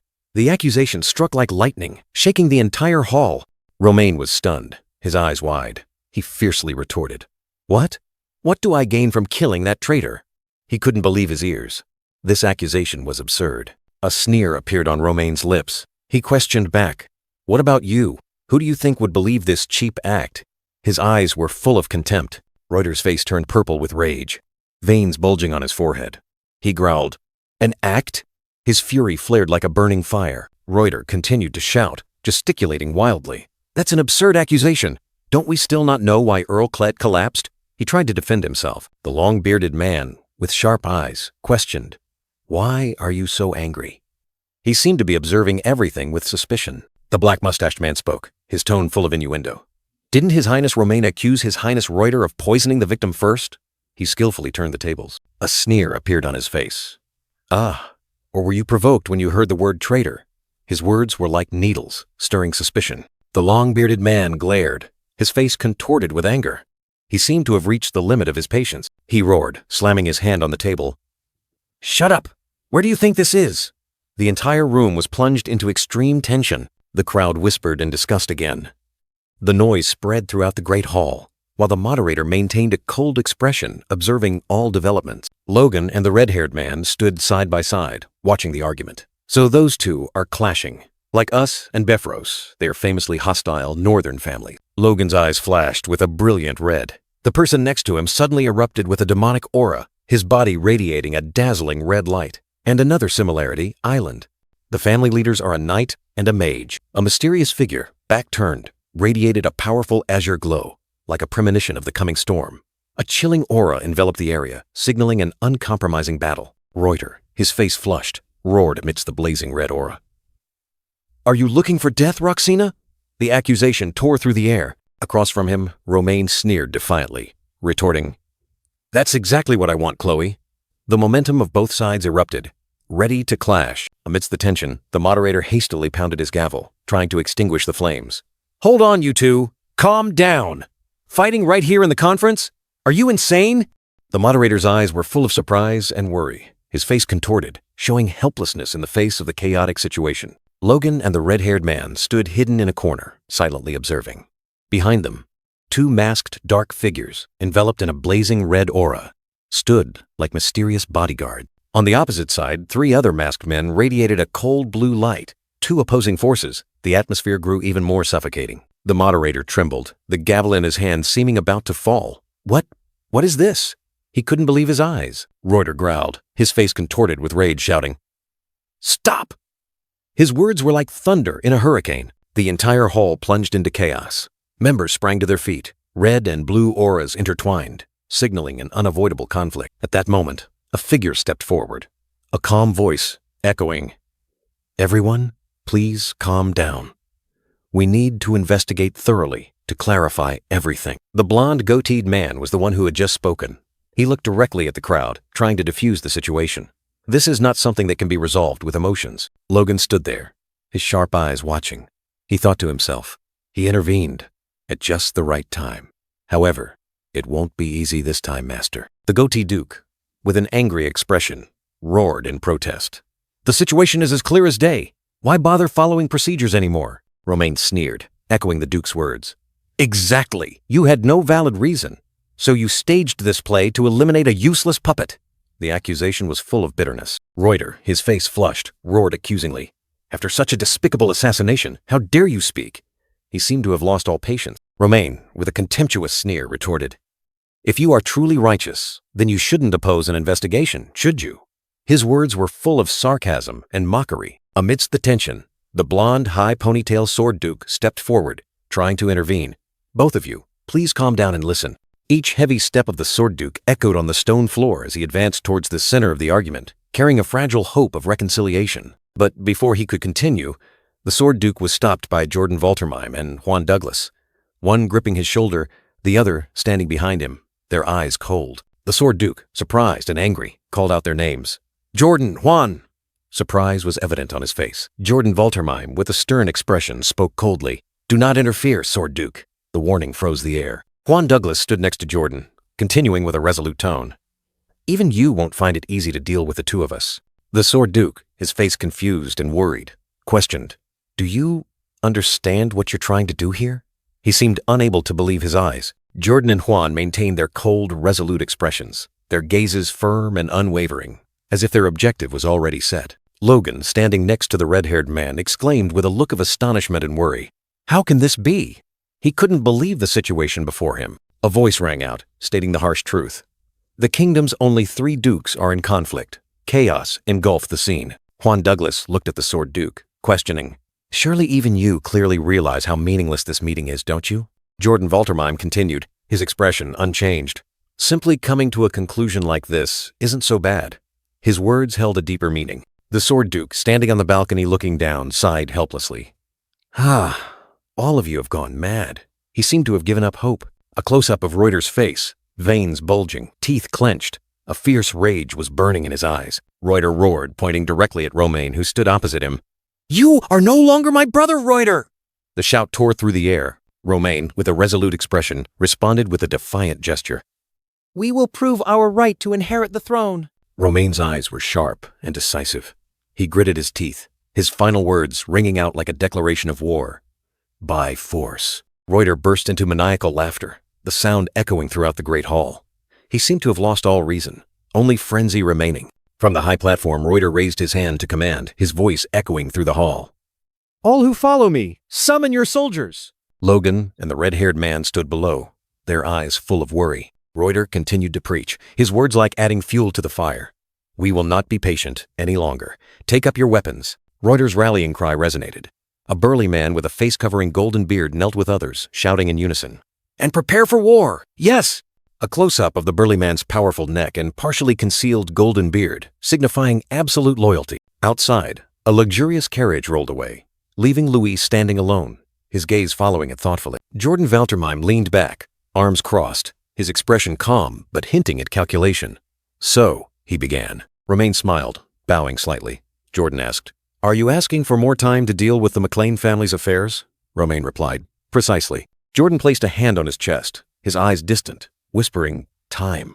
A clear hesitation appeared on his face. Jordan looked up, his gaze sharp and cold at Romain. War could break out at any moment, and you're asking for time? He questioned. Romain flinched slightly, a hint of worry in his eyes. A statement echoed, like a reminder of the opponent's strength.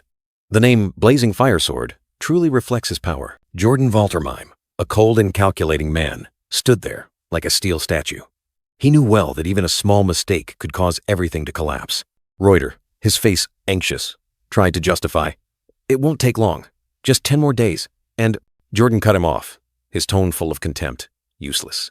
The most effective solution is to bring the McLean family under our faction. Reuter was stunned, stammering. Then, their forces will be fully added to ours. Sir, how can? Reuter lowered his head, recalling the warning.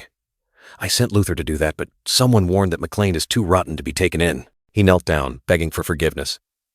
Please forgive me, sir. My greed blinded me, and I did something unforgivable. Jordan Valtermime's gaze was cold and unwavering, looking directly at the man kneeling at his feet. He ordered coldly, "Put your greed aside for now. After the war ends, I will personally deliver those people right to your doorstep." Reuter bowed his head. "I apologize."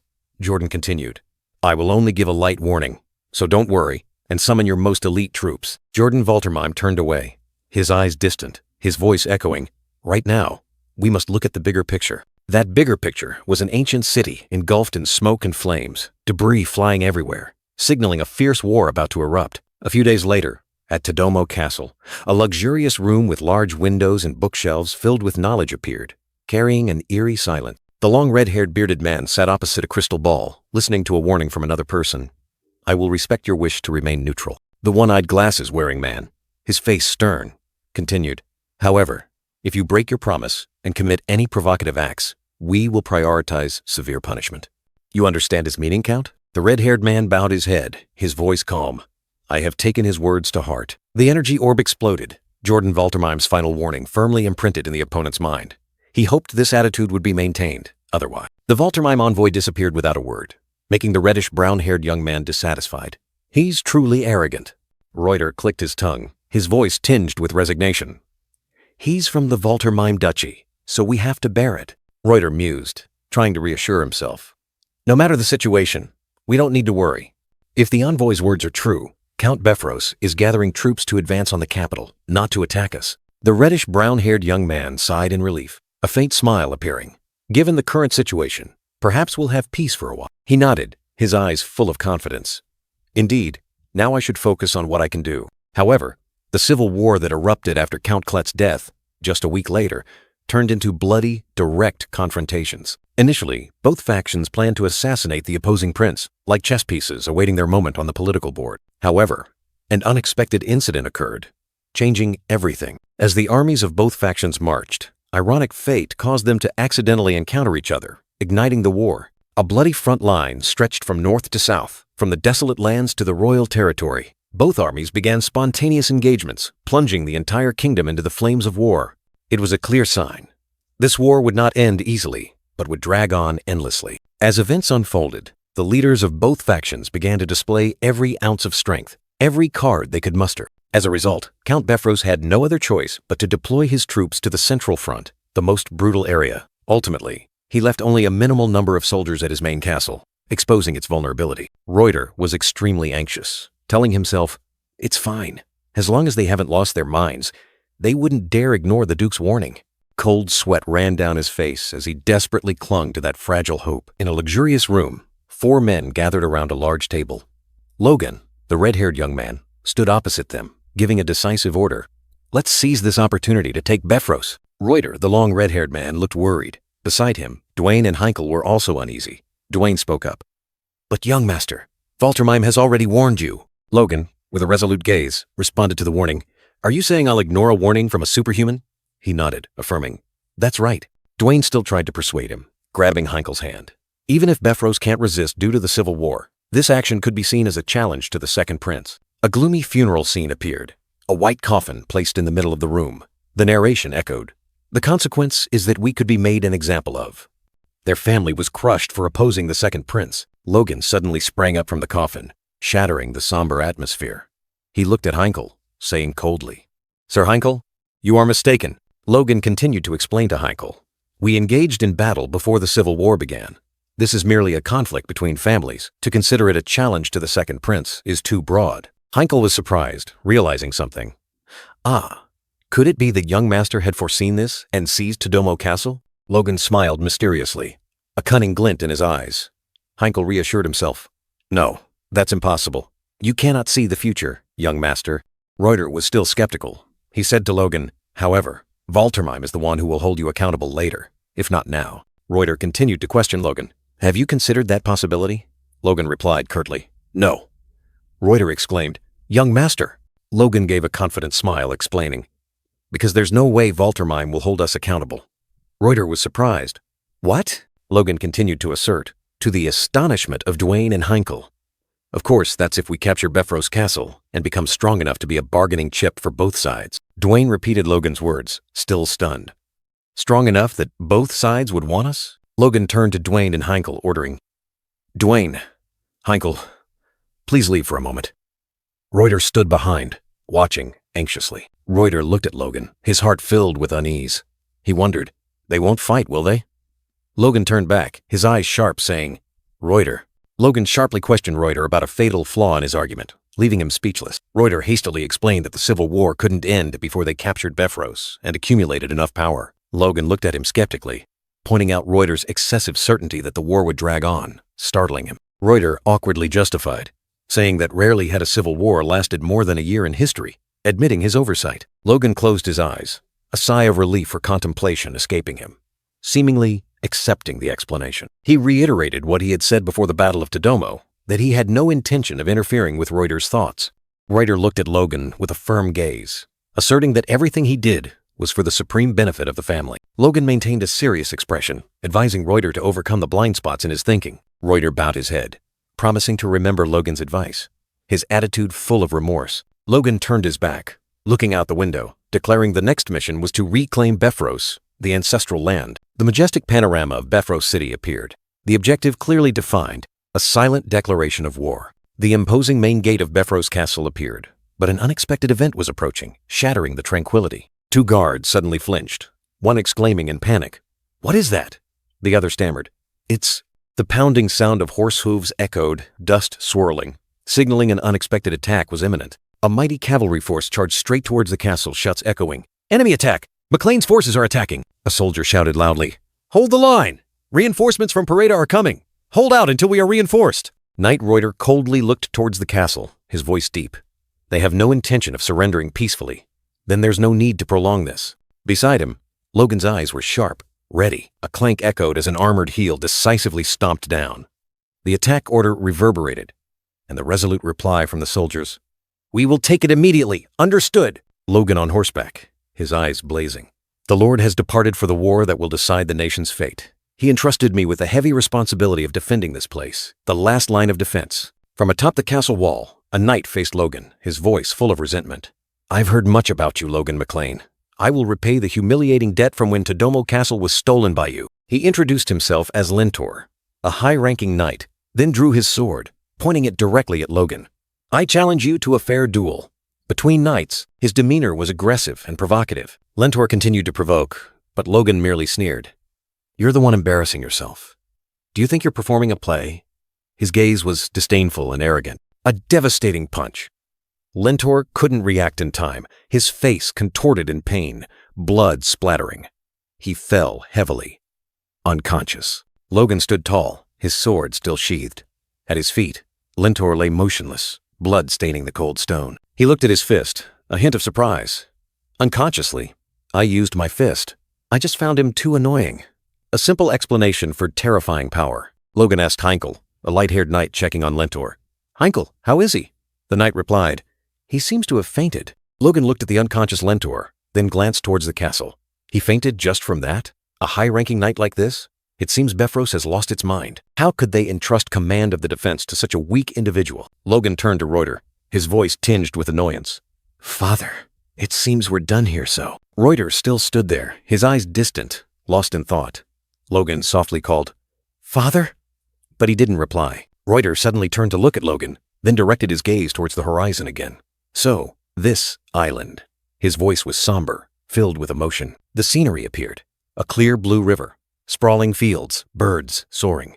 "The land of our ancestors, from which we were driven 200 years ago." Reuter smiled, a smile mixed with joy and nostalgia. Who would have thought we could reclaim it so easily? Logan, with a self-satisfied smile, seemed ready for any challenge, his eyes full of confidence looking forward. But Reuter, with a pensive expression, immediately denied it, his voice echoing, "No, it was not easy at all." The two stood on the towering castle wall, their eyes gazing down at the crowd below, where their victories had just been etched. Logan looked at his warriors, his gaze as sharp as a sword just drawn from its sheath, full of power and pride. Heinkel stood beside Logan, along with the other knights, all bearing resolute expressions, ready for any command. Reuter maintained a solemn expression, his eyes seemingly piercing through time, evoking painful memories. Reuter nodded slightly, as if he had just understood something profound, then uttered, "I see." He turned his back, facing the soldiers, his voice echoing with authority. "All of you have done very well." Reuter clenched his fist, declaring proudly, "We, the McLean family, have reclaimed our ancestral land. All thanks to your efforts. He looked at his loyal retainers, his eyes filled with trust. I am truly fortunate to have you as my vassals. This place not only records efforts, but also commemorates those who have fallen, their blood and bones mingling with the motherland. Reuter gritted his teeth, his eyes burning with resentment. I will never forget the knights who brought us here. He called out each name, his voice echoing like an iron oath. Caleb, Nil, Ethan, Logan, Ronian, and Victor stood there, listening to each name being called out, the heroes who had sacrificed. Curtis, Reiner, Heinkel and the other knights bowed their heads, remembering Andreas, one of those who had given their all. Finally, Eileen gently closed her eyes, a tear rolling down as the name Piero echoed. An irreplaceable loss. Logan looked directly at Reuter, his gaze resolute. A moment of silence enveloped them, as if time was holding its breath, awaiting judgment. Logan's hand tightened on his sword hilt, determination etched deep into every fiber of his being. The sword was like a part of him, ready to be swung at any moment. A confident smile appeared on Logan's lips. He was ready to face any challenge, with an unshakable belief in the path he had chosen. The oath echoed under the blazing evening sky. He would engrave those names in his heart, never to forget. As for the future, it would come like a storm. Reuter mused, reaching out as if to touch fate. It's best to ask about the future of the McLean family. The words held a mystery that surprised Logan. Logan turned, his eyes full of surprise and a hint of confusion. Father, he called, as if something was slowly unfolding. Reuter nodded slightly, a fleeting smile on his weathered face. An approval or a silent encouragement? Logan looked straight ahead, determination blazing in his eyes. He understood. He was ready to bear this heavy responsibility. Decisive footsteps echoed. Logan advanced, without hesitation. The path ahead, however perilous, could not stop him. Standing on the ancient castle wall, Logan spoke. Surely all of you have guessed, an era of chaos has descended upon us. The knights listened in silence, their eyes full of gravity. And the McLean family will ride this wind of chaos to soar even higher, Logan declared grandly. Logan raised his blazing sword high, its light dazzling. I call upon you, become our wings! The rallying cry echoed, full of power. A knight shouted loudly, his cry reverberating across the battlefield. Welcome! Loyalty and fervor blazed. A line of knights raised their swords, shouting glory to McLean. But an angry roar tore through the air. Nonsense! Lentor, a blonde knight, stood stunned, angrily yelling, My castle has fallen? What the hell are Parita and Lentor doing? He couldn't believe his ears. The desolate scene of the military camp appeared. The castle had fallen before Paretta's forces could respond. What? A horrified exclamation rang out. Lentor was furious, punching the soldier next to him and roaring his own name in self-reproach. Lentor, you idiot! He spun around, his eyes blazing as he declared he would return immediately. We'll be right back. Tear them to shreds. His blood-soaked vow echoed, but a calm voice rang out, stopping his intention. You're not going anywhere. Logan McLean, in black armor and with sharp eyes, appeared. Lentor was stunned. Lentor turned back, indignantly questioning. My lord, but my territory. My home has been attacked by barbarians. Why are you stopping me? Logan McLean calmly explained. Forces on the central front are currently balanced. If we withdraw the Befros troops now, what will happen? Logan McLean's gaze sharpened, pressing him. Are you saying your territory is more important than our mission? Lentor flinched, his face pale, hastily stammering a denial. No, I didn't mean that. He tried to justify himself. Those bastards ignored your warning, my lord. I will tear them apart with my own hands. Logan McLean remained cold. After our mission is complete, you can do that. Lentor was stunned, unable to believe his ears, he continued, his tone changing. However, before that, I will send a message for them to join our faction. Lentor was completely bewildered, unable to understand Logan McLean's intentions. What? Why would you? Logan McLean's face darkened, a cruel smirk appearing. I will drag them to the front lines and use them as meat shields. They will have no right to refuse. A brown-haired man, with a sinister smile, spoke up. Oh, if you threaten us like that, he continued, his tone full of provocation, then we have no choice but to support the first prince. Logan McLean clenched his cup, his eyes filled with murderous intent. Lentor was utterly enraged, screaming in horror. Are you insane, Logan McLean? The brown-haired man still chuckled, offering a fake apology. My apologies! Hey. Meanwhile, Logan McLean gritted his teeth, angrily thinking, You dare threaten my lord in this manner? Logan McLean questioned, his voice icy. Not only do you dare to ignore my warning, but now you also refuse my advice? Logan McLean's eyes suddenly flashed with a blue light, his face contorted in rage.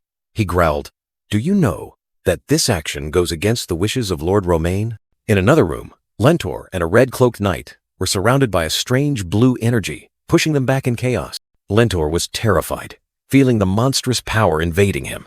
Ugh, what kind of demonic energy is this? The brown-haired man smirked, casually saying, I know I'm overstepping my bounds. He continued, his tone still full of defiance. But sir, the feud between us and Befros has lasted for generations. Logan McLean roared, his eyes sparking with fire. This isn't about opposing me or the Lord. If it is, prove it. He gritted his teeth, a small trickle of blood appearing on his hand, then said, If you bring your troops to the front lines and achieve merit, my and the Lord's anger will subside. However, the brown-haired man still chuckled, firmly refusing. Unfortunately, I cannot do that. At the same time, Logan McLean stood in the ruined room, Lentor lying motionless at his feet. The brown-haired man feigned concern. Oh, I just heard a strange noise. Are you all right? Is the connection unstable? Through the magic orb, the brown-haired man continued. I intend to follow my master's wishes and remain neutral. My loyalty to the royal family will not change. Lentor on the ground screamed, Please shut up. Logan McLean gritted his teeth, utterly enraged. You are arrogant enough to declare that. Suddenly, a knight rushed to Lentor, reporting urgently. Sir, the First Prince's army is on the move. Logan McLean, his eyes burning red like fire, his face filled with murderous intent, signaled an impending explosion of rage. The reporting knight stood frozen, staring in horror at Logan McLean, unable to utter a word. The brown-haired man appeared in the orb, still smirking, mocking Logan McLean. Oh dear, it seems you're busy. Please take care of your own affairs first. The brown-haired man in the orb maintained his disdainful smile, his sharp eyes piercing the screen, looking directly at Logan McLean.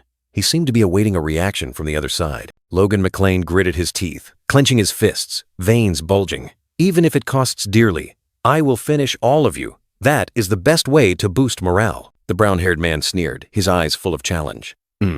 I wonder if you can afford the price. I hear the front lines are very tense.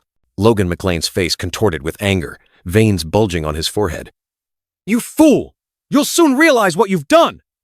The threat echoed, full of murderous intent. In another room, Lentor stared in horror at the glowing orb in his hand, his eyes wide. Ah! Assistant! He screamed, his voice full of panic. Lentor turned his back, his eyes still showing anger. I'll deploy some men for you, he told his assistant, his voice decisive. He continued to order, his voice full of resentment. Make sure that arrogant fool. The words hung in the air, but the intention was clear. Lentor gave a sinister smile, his eyes flashing with malice. That idiot McLean? He's digging his own grave, he whispered, full of smugness. Excellent. He burst into maniacal laughter, the sound echoing through the room, full of satisfaction and glee. It's not bad for them to end up at his hands. At the same time, Juan Douglas, with long blonde hair, was also laughing loudly, holding an orb. Conquer Befros? It's been a long time since I heard such a heroic tale. Thank you. The brown-haired man in the orb subtly frowned, but quickly regained his composure, offering a polite smile. It's an honor to be contacted directly by you. Juan Douglas maintained his bright smile, his eyes cunning.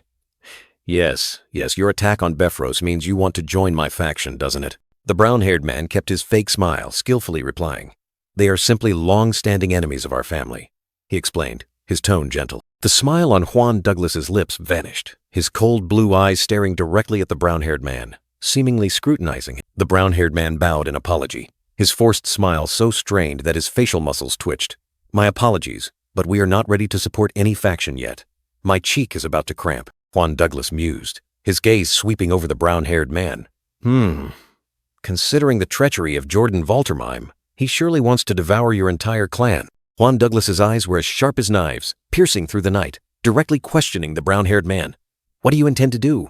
The brown-haired man gave a knowing smirk, as if he held everything firmly in his grasp. He explained that he had contacted Jordan Valtermine and been forgiven. In the magic orb, Jordan Valtermine's image appeared. Juan Douglas frowned, his voice full of doubt. Is that all? The brown-haired man continued his act, lamenting that his clan was weak and could only remain neutral, but would grant Juan Douglas moral support. Juan Douglas burst into hearty laughter, but his eyes were full of hidden meaning as he made his demand. I want you to crush the remnants of the Befros forces. Juan Douglas's eyes suddenly turned cold, and he warned the brown-haired man that it was merely an offer, but if he dared to deceive him, he would not let it slide. Logan McLean clenched his hand, realizing he was being threatened. He had succeeded in keeping the McLean clan neutral. Now, there was only Lentor, Lord Ferretta. was utterly shocked to hear that Befros had been occupied. Lentor and the light-haired man panicked, repeatedly asking what to do since reinforcements hadn't arrived. The brown-haired man reassured them, telling them to calm down. The brown-haired man explained that the Count would never sit idly by and let McLean do as he pleased. Lentor seemed to believe him. The brown-haired man gave a sinister smile, asserting that the Count would surely punish those fools appropriately. Suddenly, the image of a knight appeared in the magic orb, declaring, "We will not pursue them. McLean's neutrality has been approved." Lentor and the brown-haired man were stunned, their faces contorted in shock, unable to believe what they had just heard. The brown-haired man panicked, trying to reassure Lentor that if McLean was neutral, they wouldn't be able to oppose their faction. He tremblingly asked, "I can trust you, right?" Just then, a soldier rushed in, reporting urgently, "We received a message from McLean." Lentor and the brown-haired man were once again horrified. Lentor hastily asked about the message's content. The brown-haired man tried to calm down, summarizing the main points. McLean made cruel demands, turning opponents into vassals. He declared that no matter who ascended the throne, this land would still belong to McLean. An arrogant challenge. A declaration of war without a single shot fired. The cold threat echoed, making Lord Ferretta and the brown-haired man tremble. Their faces pale, they understood that this was not a request, but a death sentence. Meanwhile, at Befros' main castle, the atmosphere was entirely different. Towering stone walls stood under a gloomy sky, harboring a new conspiracy taking shape. Juan Douglas, with a pensive expression, confirmed what had been predicted. As expected, the Peretta family has requested us to become vassals. A not-so-surprising piece of information, but full of hidden meaning. Logan McLean sat on the throne, a venomous smirk on his face. "Good," he said. "We will carve them up piece by piece until we swallow their entire force." The insidious plot had been laid out. Juan Douglas gave a faint smile, regretting that he couldn't yet touch Percival or Roofman. "Anyway, we've achieved a lot," he said, his eyes showing satisfaction. Logan McLean raised his wineglass, his eyes flashing with cruelty. "Indeed, we have eliminated all current threats. Now then," he paused, awaiting the climax. "It's time to celebrate." Logan McLean stood up, raising his wineglass high. The entire hall erupted in cheers, his accomplices raising their glasses, gloating over their false victory. "The war is over," he declared, his smile radiant but hiding contempt. "Everyone, eat and drink to your heart's content, a feast of victors built on the suffering of others." At the feast, Juan Douglas, the brown-haired man, and the blonde young man laughed and chatted happily, raising their glasses in celebration. They didn't know that this joy was merely the prelude to a tragedy. Throughout the hall, other guests were also reveling in the intoxication of victory. Laughter and chatter filled the air. But somewhere, a pair of cold eyes was silently observing. Amidst the melodious music, the sword duke and the gray-haired woman danced, immersing themselves in the festive atmosphere. Servants diligently continued their duties, unaware of the approaching storm. Suddenly, a pair of heterochromatic eyes flashed in the darkness, one side burning red like blood, the other deep blue like the sea. The piercing gaze, full of resentment, signaled an ominous return. "Don't you dare come near Victoria!" the heterochromatic-eyed young man roared, his imposing aura terrifying everyone. He stood there, like a guardian deity, protecting the red-haired girl from prying eyes. "Logan, why don't you start now?" a voice rang out, urging him. "Ah, good idea," Logan McLean replied, his sinister smile deepening. The plan was ready for execution. "Knight Heinkel, please step forward," Logan McLean's voice echoed, drawing attention. Heinkel and the brown-haired man were surprised, wondering if this was the signal for a new act. The brown-haired man mocked a drunken Reuter, questioning why he didn't greet Logan McLean. The woman next to him quickly tried to calm him, but Reuter could only stammer out a terrified "sir." Logan McLean stood there, a sinister smile on his face. Logan McLean, with a mysterious smile, began to speak. He started his speech, declaring Knight Heinkel's contributions in leading the Legion and achieving a resounding victory in the war. Logan McLean continued, his tone full of authority. Around him, Heinkel and the guests listened, the atmosphere growing tense. "I bestow upon you 1,000,000 gold, Logan McLean declared, making the party atmosphere freeze. All eyes turned to him, and a vast territory of equivalent value, Logan McLean added, making Max Ferretta and the brown-haired man in the black vest gape in astonishment. The entire hall buzzed with chatter. 1,000,000 gold? And territory too? Max Ferretta and the guests murmured, unable to believe their ears. "Isn't our fiefdom already bankrupt?" he exclaimed. The brown-haired man in the black vest explained that Logan McLean had emptied the castle's treasury. He thought to himself, no wonder there's so much wine. The brown-haired man smirked, regretting that the Befros army had already taken all the artifact. "Knight Clayton!" Logan McLean called out, startling Clayton, who looked panicked. "Yes," he stammered in reply, his eyes wide with surprise and fear. Logan McLean continued to declare, The Golem Magic Tower achieved the greatest merit in the Battle of Todomo Castle. Clayton stood there, extremely tense, awaiting the verdict. Therefore, your reward will be... Logan McLean drew out his words, making Clayton break out in a cold sweat, his heart pounding in his chest. A plot of land in McLean Town for the Magic Tower's perpetual use. And tax-exempt, Logan McLean announced. But Clayton was still reeling. Logan McLean smirked, raising his glass. And a 1 million gold bonus. Fireworks lit up the sky, signaling a new act. Clayton couldn't maintain his composure. He collapsed to his knees, tears welling up. "Master?" he choked out, his voice thick with overwhelming surprise. "Thank you so much." "Sir Logan," Clayton cried and laughed at the same time, tears streaming down his face. The brown-haired man standing next to Logan McLean smirked, sarcastically remarking, "He's crying and laughing at the same time." Logan McLean announced that he would continue to reward others, then invited everyone to drink their fill tonight. Reuter and the woman accompanying him cheered joyfully. Logan McLean smiled triumphantly, enjoying the resounding cheers. Boasting with other people's money is the best, he thought to himself, a cunning glint in his eyes. The brown-haired girl beamed, her eyes sparkling with joy. Beside her, the red-haired young man smiled faintly, watching her figure. The red-haired young man looked at the girl, his eyes teasing. "That happy? The Floyd family isn't that destitute, are they?" She shook her head slightly, her gaze firm. "It's not about the money. It's the first time I've earned it myself." "A woman like me, what chance do I have to earn money in this country?" she exclaimed excitedly. "With just this amount, I've already fulfilled a part of my dream." A child's voice rang out, interrupting the conversation. "Big brother! Big brother!" Ronnie, the brown-haired boy, happily asked. "Big brother, you also have something for our blacksmith Hamar, don't you?" Blacksmith Hamar stood nearby, clearing his throat. The red-haired young man smiled, teasing. "Ronnie, you rascal. Are you only taking care of him because he gave you a sword?" "Of course," he declared. "I have prepared a perfect gift for Hamar." The old blacksmith was surprised, his eyes full of doubt.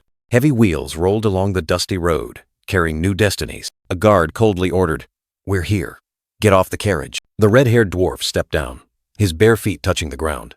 He muttered, "What kind of master transports slaves by carriage instead of cargo like this?" The red-bearded dwarf, with a hook for one hand, looked up and around. "I wonder what eccentric master I'll encounter this time." A small village appeared before them, its residents bustling along the cobblestone road. The dwarf looked at the unfamiliar scene, thinking to himself, "I'll be working here? A village?" He frowned. "Here?" then grumbled. "These hateful humans as numerous as ants? But our master this time is quite peculiar." The other dwarves also whispered amongst themselves. "They bought us, and are even transporting us in such a good carriage." One dwarf still couldn't help but wonder about this unusual treatment, but Timar merely smirked. He believed the noble merely wanted to flaunt his wealth, even transporting slaves in luxurious carriages. "Shh! Watch your words," the blonde-haired dwarf warned, but Timar brushed it off. He couldn't accept bowing to humans, not even in thought. Heavy reproaches rang out, aimed directly at Timar and his hook arm.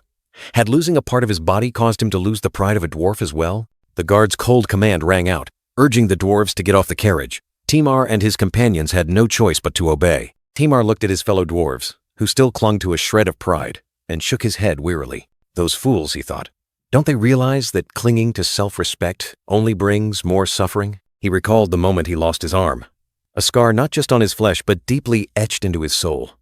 From that day, he had cast aside all pride, just to survive. "For a dwarf who cannot forge swords, that is the only way I've survived until now," Timar muttered, a bitter smile on his lips.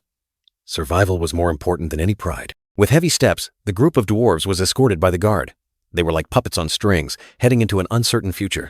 The towering city gate appeared before them, like a door leading to new destinies. The dwarves were pushed into an unfamiliar world, where they were merely commodities. Timar's steps were steady, but his heart was a mess. He had abandoned his pride, but would that be enough to overcome what was to come? Bare, calloused feet walked on the cold ground. Each step was a reminder of their slave status, of loss and despair. Or maybe, I should just die? The desperate question echoed in Timar's mind as he faced the abyss of existence. His eyes were empty, lifeless. Suddenly, a black-haired man with a bandana appeared, beaming. "Oh, you've arrived, excellent," he said, as if welcoming esteemed guests. He began counting the dwarves, his finger quickly tracing in the air. 1, 2, 3, 10. "Just enough," he exclaimed, his face satisfied as if he had found a desired item. He turned around, loudly ordering the people behind him. "Hey, tell Sir Hamar that his people have arrived." The dwarves looked at each other in surprise. "Sir? Hamar? Timar and the other dwarves whispered, unable to believe their ears. A dwarf being called Sir? This was truly beyond imagination. The black-haired man with the bandana, his face full of confidence, asked Timar about Sir Hamar with a meaningful tone. Timar, kneeling, replied in astonishment, unable to believe that a dwarf was being addressed with such a noble title. The black-haired man smiled brightly, boasting about Hamar, the greatest blacksmith in the territory, who had changed everything with his talent. He said that was why they had high expectations for the escorted dwarves. Hamar, the white-haired, long-bearded dwarf, heard those words, his eyes widening in astonishment. "I never thought," he murmured, an indescribable emotion welling up within him. In Hamar's mind, images of his calloused hands, diligently working day and night by the forge, appeared. He wondered if any human territory truly recognized the value of dwarves. Suddenly, Hamar appeared, stepping out of the house, his eyes beaming as he looked towards Tamar and the other dwarves. "Oh, my brothers have finally arrived," he said, full of joy. Timar, his eyes wide, couldn't believe the sight before him. Hamar, the dwarf they once knew, now appeared in a completely different role. "That man is," he exclaimed. The black-haired man with the bandana, a meaningful smirk on his face, glanced at the dwarves. He said that seeing them so healthy, he would be able to make them work like dogs. For a moment the air was stained crimson. The black-haired man, with a cunning expression, stood tall, declaring he would wring every ounce of strength from the dwarves. Hamar stood beside him, still maintaining an innocent smile. Timar and the other dwarves froze, their eyes wide with shock. "Hurry up and get inside. We have many orders waiting for you," the black-haired man ordered, breaking their stupor. Timar looked at Hamar's calloused hands, feeling as if his whole world was collapsing. "This island. Sir Hamar?" he murmured, his voice full of despair, realizing the bitter truth. A few days later, a red-haired young man appeared, smiling as he asked Hamar about his gift. Hamar respectfully replied, calling him Master, an astonishing change. Hamar reported that thanks to the Master's gift, crossbow production was progressing rapidly. The red-haired young man was satisfied, then asked about the dwarves he had gifted to Hamar. Hamar, with a serious expression, replied, "They are all working diligently."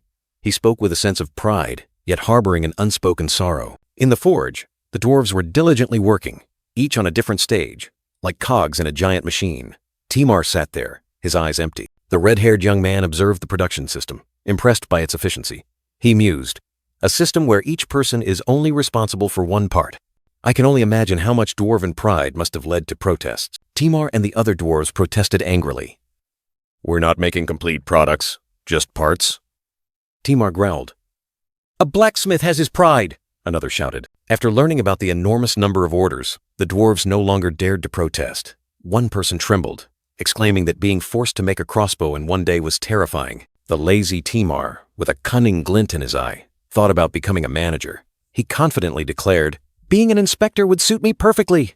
The small rebellion was strangely quelled. Blacksmith Hamar claimed to be just a small cog, while Timar lay sprawled on the ground, trembling in fear. The red-haired young man burst out laughing, praising Hamar for handling everything perfectly. Hamar respectfully replied that everything was learned from the master. Below, another dwarf, terrified to the extreme, screamed, "Devil! Devil!" Timar mused, his gaze distant. He recalled the promise. If they dedicated themselves fully to the work for 20 years, Blacksmith Hamar also looked up, his heart heavy. He clearly remembered the master's promise. "They will set us free. That is the promise to me and all of you." Timar clenched his iron hook, a glimmer of hope in his eyes. He believed the master would free them, and he would find another opportunity to resist. Hamar turned his head to look at the other dwarves. Now, they had returned to work, diligent and silent, the sound of hammers echoing throughout the workshop. The red-haired young man wondered at the enormous number of crossbows, enough to equip 10,000 people. Hamar replied, simply because they needed to arm 10,000 people. Hamar looked at the silent red-haired young man, then suddenly understood. He asked in surprise, were they preparing for the next 10 years?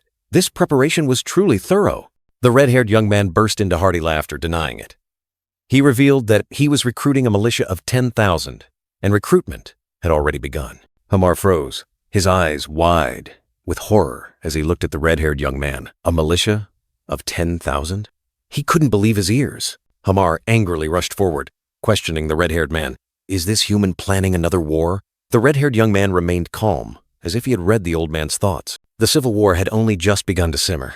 No one knew it would last 3 years, or that the Empire would seize the opportunity to launch an invasion when the war ended. Initially, the war was a playground for elite soldiers.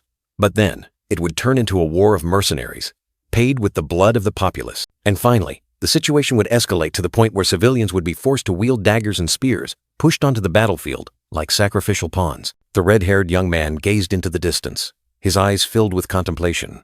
He knew that the brutal scene was hell on earth. We must prepare for that moment, his words echoed, foretelling a turbulent future. Hamar, the blacksmith, the seasoned old dwarf, looked troubled. Though my words may not mean much, is it really okay to equip so many civilians? He wondered, concerned about the consequences. The red-haired young man replied with a mysterious smile.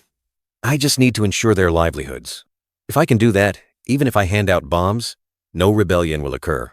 He was confident in his plan. Hamar pondered. Then the red-haired young man suddenly had an idea. Ah, that's right. Speaking of bombs. He paused, making Hamar quickly ask.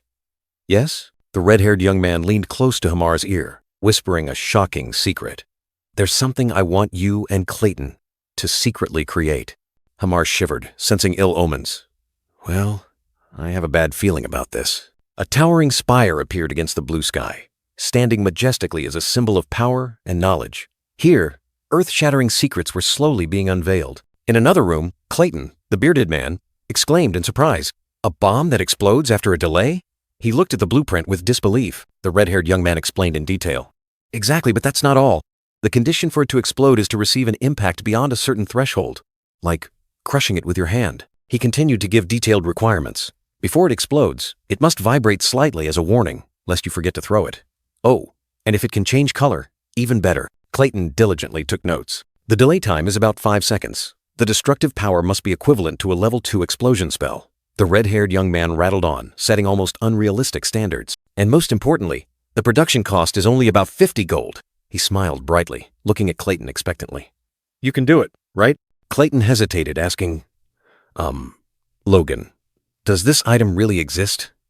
The red-haired young man, identifying himself as Logan, replied confidently, Of course. I've used it before. Hamar suddenly appeared, questioning sharply. And when was that? He felt like he had heard this story somewhere before. It feels very familiar to me. Logan still tried to persuade him. I even briefly mentioned the materials to create it. But Hamar immediately retorted, Didn't you also say you weren't 100% sure? Clayton analyzed further, his face annoyed. Furthermore, the properties of the compound can change completely depending on the ratio of materials. Everything was becoming more complicated than he thought. Logan looked flustered. Clayton continued to point out the absurdity. While it has the effectiveness of a level 2 spell, its cost is only 1/10 of a level 1 spell scroll. If such a thing existed, this entire industry would be in chaos. A strange glowing orb rested on a velvet cushion, and a voice echoed, If you've used it before, finding the manufacturer would be quicker. Max Ferretta was surprised, wondering if anyone around him was capable enough to create such a unique item. Reuter replied that he didn't know any mages. Clayton secretly thought, so he doesn't know anything either. The red-haired young man began to explain that what he wanted to create was a bomb named Freedom in the ancient language, a weapon of the Grandia Liberation Front. He continued, saying that type of weapon was once extremely effective against the Empire, but only a few knew how to craft it, and unfortunately, he was not one of them. Clayton pondered, explaining that the creator of the Liberatio bomb was an earth mage, inspired by ancient dwarf weapons. Hamar, the blacksmith, was skeptical, thinking it was just a dream. But the red-haired young man asserted that his memory was too clear to be wrong. The red-haired young man nodded, admitting that, now that he thought about it, his memory of Liberatio was particularly vivid. He bowed his head, his gaze distant, his face pensive, as those memories became crystal clear. Then he smiled bitterly, telling himself, No, after all, that's what killed me, so it's no surprise that it's so clear. The sky suddenly lit up, and a voice rang out challengingly. I'll explain it one more time. Listen carefully. Haven't you given up yet? In a noisy tavern, a black-haired man slammed his mug onto the table, roaring in anger. What the hell is happening to this country? Complaints echoed. This damn war. The fighting has spread all the way south. A blonde-haired man tried to calm the angry one, but he still yelled about the damn nobles who only knew how to push others to the front lines. A blue-haired man nodded in agreement. No, he's right. They should have fought each other. The black-haired man gritted his teeth. They dragged me into this factional war just because my great-grandmother was the second daughter of Marquis Kaha. It's ridiculous. The chaotic war crushed the minor nobles. A brown-haired man lamented his tragic fate. The blonde-haired young man desperately covered his face, exclaiming bitterly, Our family will probably be the first to fall after this civil war. Tears streamed down Damien Natal's face. He blamed himself for being weak, unable to even retrieve the bodies of his loved ones. How pathetic. Suddenly, a mysterious figure, cloaked and hooded, appeared. Are you Sir Damien Natal? He flinched, astonished. Damien recoiled in panic, his eyes full of vigilance. "You! Who are you?" He couldn't believe someone had come looking for him. The cloaked figure coldly offered an envelope. "I am from the Information Guild. My client has a message for you." Damien was still in shock. He took the letter, his heart full of doubt. What? Who would send me a letter in this situation? The fire seal on the envelope was clear. Damien Nathal squinted, muttering. A fire emblem. Was it an omen? Scene change. In a luxurious mansion, a young brown-haired attendant frantically looked at a pile of letters. "Young master, what is all this?" The attendant anxiously asked the red-haired young man who was writing letters. "Are you planning a party? A party in this situation? Are you crazy?" The red-haired young master continued to write calmly. These letters were being sent to talented individuals who had lost their lords in the Civil War. The attendant suddenly understood. "Are you planning to recruit them?" The young master chuckled. "How did you know?" The attendant replied, "How many years do you think I've worked for you, young master?" The attendant was still doubtful. But would any renowned knights be in a collapsing territory? "I've never heard of it," the young master explained. "They are merely descendants, soldiers of small fiefdoms. If left alone, they will become wandering mercenaries." The attendant still didn't understand. "But why do you want to recruit such people? Are we that short on manpower?" The red-haired young master gave a mysterious smile. "Haven't you heard of diamonds in the rough? This is obvious, but based on information from my previous life." He continued to write. "Most of these people would later become powerful individuals, but currently, those receiving the letters were completely unable to use their powers." Among the letters sent out, the red-haired young man knew there was one particularly important person. He gazed into the distance, his eyes filled with contemplation. He diligently worked at his desk, his quill gliding across the paper. It would be great if he responded, he thought to himself, as the first line appeared. To Sir Damien Natal. Each stroke of the pen appeared clearly, confirming the sender's identity. "I am the eldest son of the McLean family, Logan." He continued to write, with a serious expression. The letter continued to praise Damien Natal's talent. "Your work, Poem of a Drunken Month, left at the academy made a deep impression on me." The red-haired young man added that the reason for contact was due to the recent unfortunate events that had befallen Damien Natal, affirming him as an extraordinary talent. A mysterious cloaked man delivered the letter directly to Damien Natal. He read the invitation. "Our family continues to thrive amidst adversity, and we need talents like yours." Damien Natal, with a face full of doubt and despair, continued to read. The letter invited him to consider settling in the McLean estate if he was looking for a place of refuge. After reading, Damien Natal couldn't suppress his anger, gritting his teeth and exclaiming, "What the hell is this?" He couldn't believe what he had just read. 2 months later, the town of McLean suddenly became unusually bustling. Crowds flocked in, bringing with them excited rumors. 2 guards stood at the gate, one wondering, "Seriously, where are all these people coming from?" The other shrugged helplessly. "How should I know?" Another guard approached, holding out a sealed envelope. "They all say they received a letter from the young master.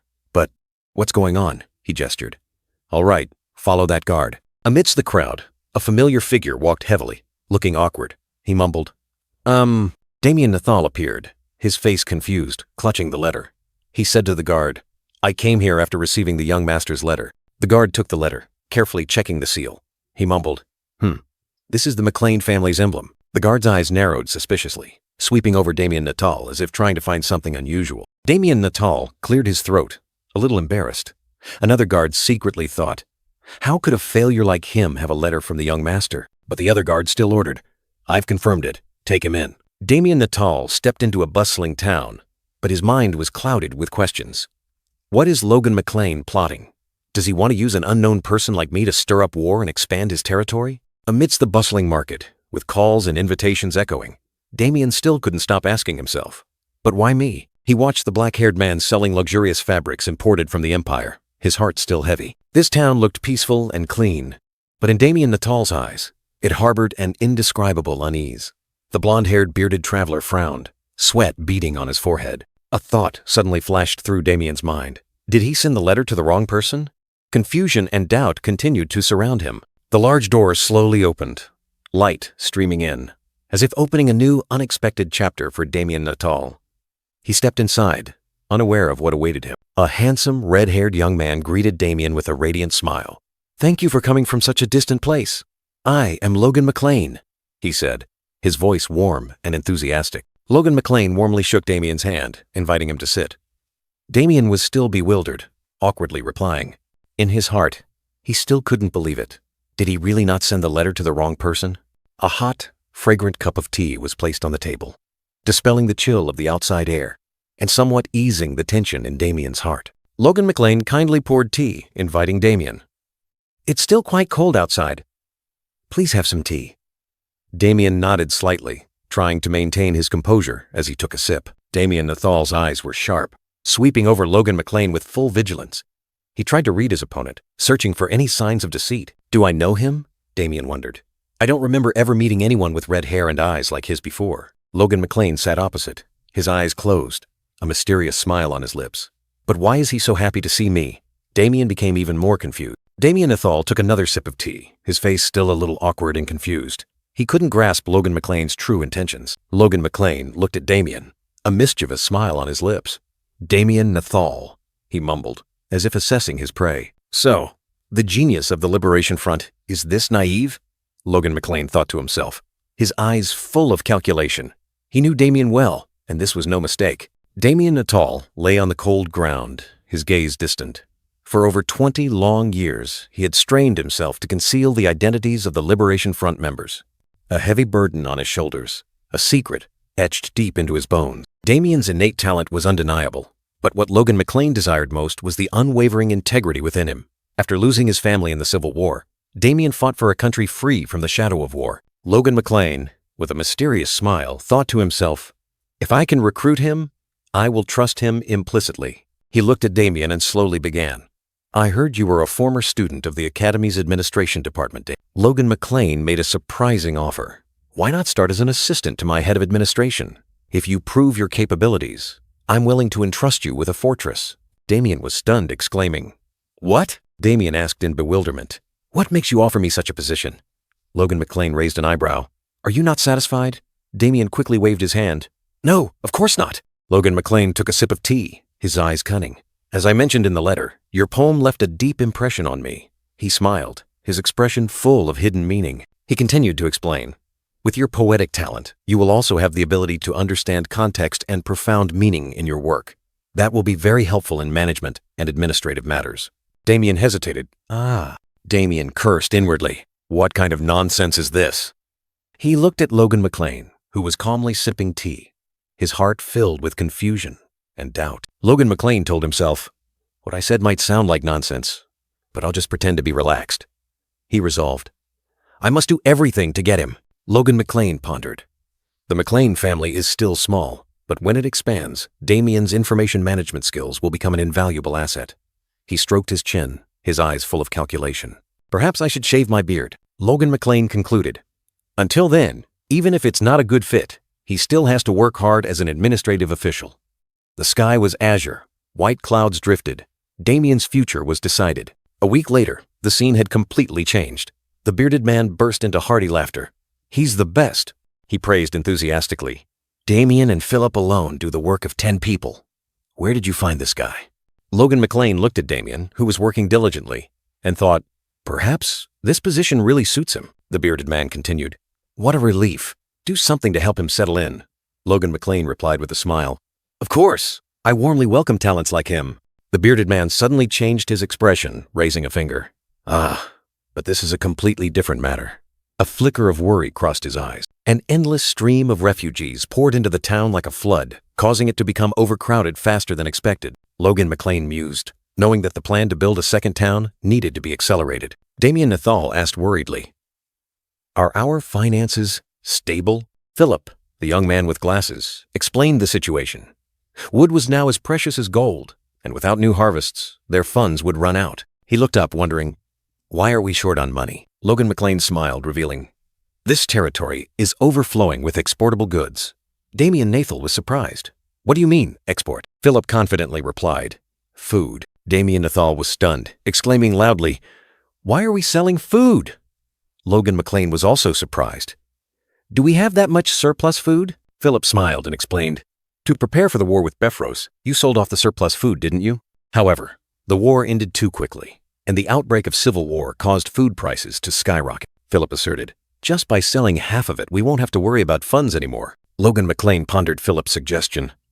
With the remaining money, we can invest in logging, he mused, knowing that to regularly produce thousands of crossbow cavalry, wood was essential. Logan McLean continued, Currently, we are importing all supplies, but to maintain our forces, self-production is essential. Damien Naddle nodded. That's a good idea. The bearded man rejoiced. Young master, I knew you'd say that. Logan entrusted Philip with the important task, asking him to maximize profits and use the remaining money to procure wood. The plan was set. Now it was time to act. The red-haired young man continued to instruct Dwayne on the task of preparing to build the second town. The brown-haired man nodded in compliance, ready to execute. Suddenly, Damien Naddle spoke up, his expression a little flustered. He adjusted his clothes, as if there was something more he wanted to say. He handed Logan a letter, explaining that it had been mistakenly sent to the office. Logan took it, a hint of surprise but still politely thanked him. Logan looked at the carefully sealed envelope.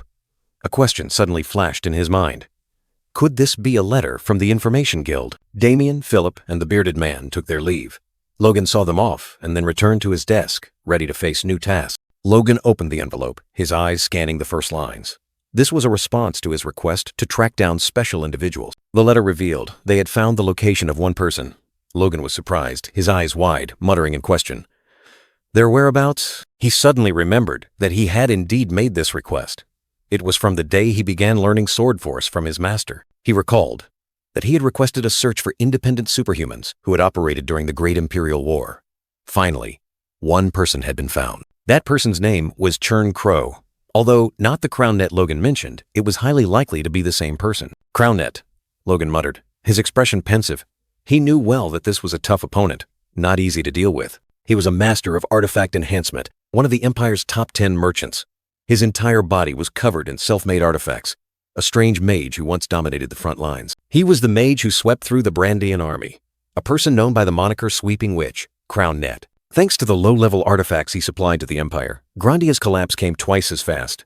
His name was associated with disaster. Logan McLean mused, his gaze distant. That person, once an enemy, would be an immeasurable threat. It was best to bring him to his side. But if he failed? Logan's eyes flashed with cold determination. His hand clenched as if to crush something. In the distance, an Imperial border outpost stood majestically, its sturdy stone walls bathed in the morning Sunday. A figure cloaked entirely, with a backpack on their back, slowly approached the city gate. Armored guards stood there, observing vigilantly. "Stop!" the guard signaled, his voice ringing out decisively, halting the mysterious traveler's steps. "Are you a merchant?" the guard inquired. The cloaked figure replied concisely. "Yes, I am from Grandia," the guard mused, recalling recent rumors. "That land. It's been very tumultuous lately." He looked at the traveler, his eyes showing a hint of sympathy. "You must have been through a lot, haven't you?" The cloaked figure remained silent, not uttering a word, as if lost in their own thoughts. A gleaming gold coin was placed in the guard's hand. The cloaked figure softly replied, You could say that." The guard sighed in relief, smiling contentedly at the coin. "Now you don't have to worry about anything." He continued his journey, stepping through the city gate. Behind him, the guard's voice echoed, "Our empire is at peace." The hood of the cloak was pulled down, revealing Logan McLean. "It's been a long time since I returned to this empire." Logan walked across the plains. According to the report, that person was not in a large city, but in a border region. He wondered what the future superhuman was doing in this desolate place. But the fewer people, the better for his plan. To avoid drawing attention, Logan had deliberately disguised himself, using magic to change his eye color. His fiery red hair and matching eyes would make him too conspicuous. The sky was ablaze with the colors of sunset, painting the entire area red, signaling that a long journey was slowly coming to an end. Amidst the desolate path, Logan McLean, in his discreet cloak, looked around bewildered, wondering where he was and if he was on the right track. Suddenly, a shout tore through the silence. "Red hair! Stop right there!" He frowned slightly, his blue eyes flashing with caution. 3 thugs caught up, panting and sweating profusely. The leader growled, blaming Logan for walking like a devil, making them exhausted. He continued to grumble, cursing Logan's fiery red hair, as if it were the cause of their fatigue. The leader pulled out a gleaming dagger, his fierce face ordering, "First, put that bag on the ground." He threatened that if Logan resisted, his whole body would be dyed red like his hair. Logan maintained a calm expression, showing no fear. Time passed, and Logan arrived at a large city, its towering walls appearing under a cloudy sky. The 3 thugs were now exhausted, their faces pale, having been tricked by Logan into leading him here. The leader tremblingly asked if they could leave. Logan replied softly, "Yes, thanks for leading the way." They quickly bowed in gratitude and disappeared. Logan turned his head, his cold blue eyes and a slight smirk revealing a part of his profound plan. His every step echoed on the road, decisive and full of confidence, moving deeper into the city. The city was bustling, people coming and going. Logan blended into the crowd, observing everything around him. A blond man was boasting about a high-quality imported leather, drawing admiring glances from others. Logan passed by, not particularly concerned. A man in a luxurious carriage ordered his servant to find a quiet tavern to rest. Logan continued his journey. The bustling streets, the cries of vendors, the chatter of people discussing news and fashionable clothes echoed everywhere. Amidst the hurried crowd, Logan glided through like a ghost, unconcerned by the everyday commotion. He was surprised by the development of this border city. I thought this was a desolate land, but this place is as clean and prosperous as the major cities in the kingdom. On the old map, an important detail was clear. The target's mansion was isolated, completely separated from the fortress. The crumpled piece of paper held the secret of that person's hideout. The young man mused, his eyes intently tracing each line on the map. According to this map, a plan was slowly forming in his mind. His blue eyes beneath the disguise gleamed with sharpness, piercing through everything. He was ready for the upcoming confrontation. Before him, a magnificent, splendid mansion stood tall. "Is this it?" his voice whispered, mixed with a hint of surprise and determination. Dry leaves gently fell, creating a serene scene before the mansion. He looked up, his eyes scrutinizing every hidden corner, sensing the grandeur of the place. His hand had just lifted to knock when it paused. Wait! A sudden thought flashed, making him stop. A hint of worry crossed his face. He's not a superhuman, is he? A cautious question showing he was reassessing the situation. He analyzed. The guy is known for his temper. If I can't recruit him, I'll probably have to fight. He's most likely a mage with slow casting speed. A light slapped to his cheek, as if to clear his wandering thoughts. He needed to focus. He smiled faintly, telling himself, "Kill him? What am I thinking? If possible, I should recruit him instead." Without further hesitation, he decisively knocked hard on the wooden door. The knock echoed, breaking the silence. "Is anyone home?" "Hello," he called out, his voice echoing in the vast space. Awaiting a reply, he stood there, his eyes fixed on the door, waiting. From inside, a cautious voice rang out. "What? Who's there?" The bearded man growled, his voice full of displeasure. "I already told the Lord not to cause trouble here." Logan McLean's eyes flashed with caution, hinting at a deep calculation. The door opened, and a long-haired, bearded man appeared. He looked at Logan in surprise, then asked directly, "Are you Churncrow?" Without another word, the bearded man placed his hand on Logan's head, and a brilliant golden surge of magic flared. He thought to himself, "Still, level 5. Logan maintained his smile, trying to de-escalate. "I've come a long way to meet you. Could you spare a moment?" The man replied with a vulgar curse. Flatly rejected, Logan turned and walked away, his solitary figure silhouetted against the bright doorway. A sigh escaped Logan, his face shadowed, revealing extreme displeasure. Anger flared, and Logan clenched his fist. He questioned himself. Kill him? No. If I can recruit him, he'll be an unparalleled ally. He tried to suppress his rage, telling himself to be patient, to hold on to his last shred of reason. Before Logan could finish speaking, a bolt of blue-purple lightning struck him directly. Lightning magic? This much is enough to kill a normal person. The pain was bone deep. Logan gritted his teeth, his eyes bloodshot. That bastard. A violent thought flashed in Logan's mind. If he doesn't want to talk, then I'll have to use force. He lunged forward like an arrow, shattering the quiet air, still trying to call out, "Churncrow, let's talk!" The bearded man stared at Logan in astonishment, exclaiming, "You're not a normal person." Suddenly, 3 blue magical orbs appeared around Churncrow. Logan was stunned. The annihilation orbs? The 3 blue orbs hovered, forming a solid shield. They not only protected their master, but also automatically counterattacked, perfectly combining defense and offense. Although his individual combat power wasn't on par with other superhumans, Churncrow possessed the annihilation orbs, destructive weapons that once sowed terror. However, he hadn't yet reached the peak of his power. Only being at level 5, Logan McLean looked up at the wizard on the stairs, questioning, "Aren't you being too harsh on a traveler from afar?" The wizard retorted sharply, "Guest? What kind of guest breaks down someone else's door?" The red-haired young man smirked, calmly adjusting his cloak. "Well, it can't be helped, since you wouldn't meet me." Without further ado, Logan unexpectedly threw a small object up the stairs, aiming straight for the wizard. The money pouch landed at the wizard's feet. Logan called up, "Here, that should be enough to fix the door." Logan McLean's hand gripped a handful of glittering gold coins, as if they were mere loose chain. The wizard frowned, his expression annoyed, but then he relented. "All right, let's talk for a bit then." Both sat opposite each other in the luxurious room. The wizard didn't beat around the bush, getting straight to the point. "So, why are you here?" Logan smiled lightly, placing a hand on his chest. "After hearing rumors about you, I came here with the intention of recruiting you. The wizard flinched, tilting his head. Rumors? Logan McLean looked directly at the wizard, his expression full of hidden meaning. What rumors? Look here. The wizard suddenly broke into a sweat, his eyes darting to the magical orbs. Could he be hiding something? Logan continued, pointing to the orbs behind the man. I heard you're a master of artifacts. Just looking at those things. It's obvious. The wizard's face paled, and he stammered in reply. Ah, where did you hear those rumors? The red-haired young man smiled, revealing his source. The Information Guild told me, when I was searching for a talented mage. The wizard's eyes flashed red, suspicion and fury burning. Which Information Guild? Logan faced him calmly, his blue eyes unwavering.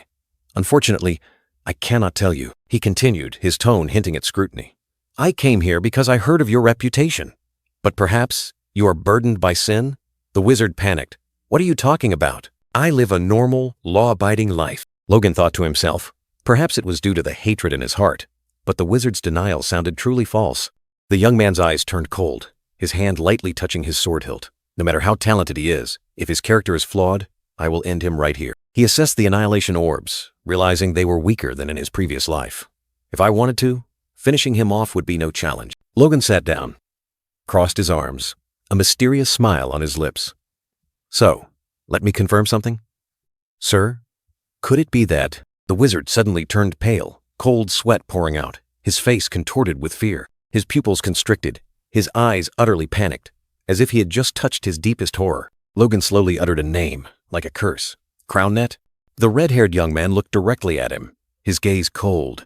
So you know that name. Around the wizard, the annihilation orb suddenly glowed fiery red, swirling like blood. Turncrow's face contorted, his eyes, bloodshot, anger and fear intertwined. The wizard furiously charged forward, the fiery red orbs growling behind him, attacking Logan. The red-haired young man calmly met the assault. A majestic ancient castle stood under the gray sky, dry leaves swirling in the wind. A blinding light from above seemed to tear through the night, signaling a terrifying event about to unfold. Suddenly, the ground shook violently.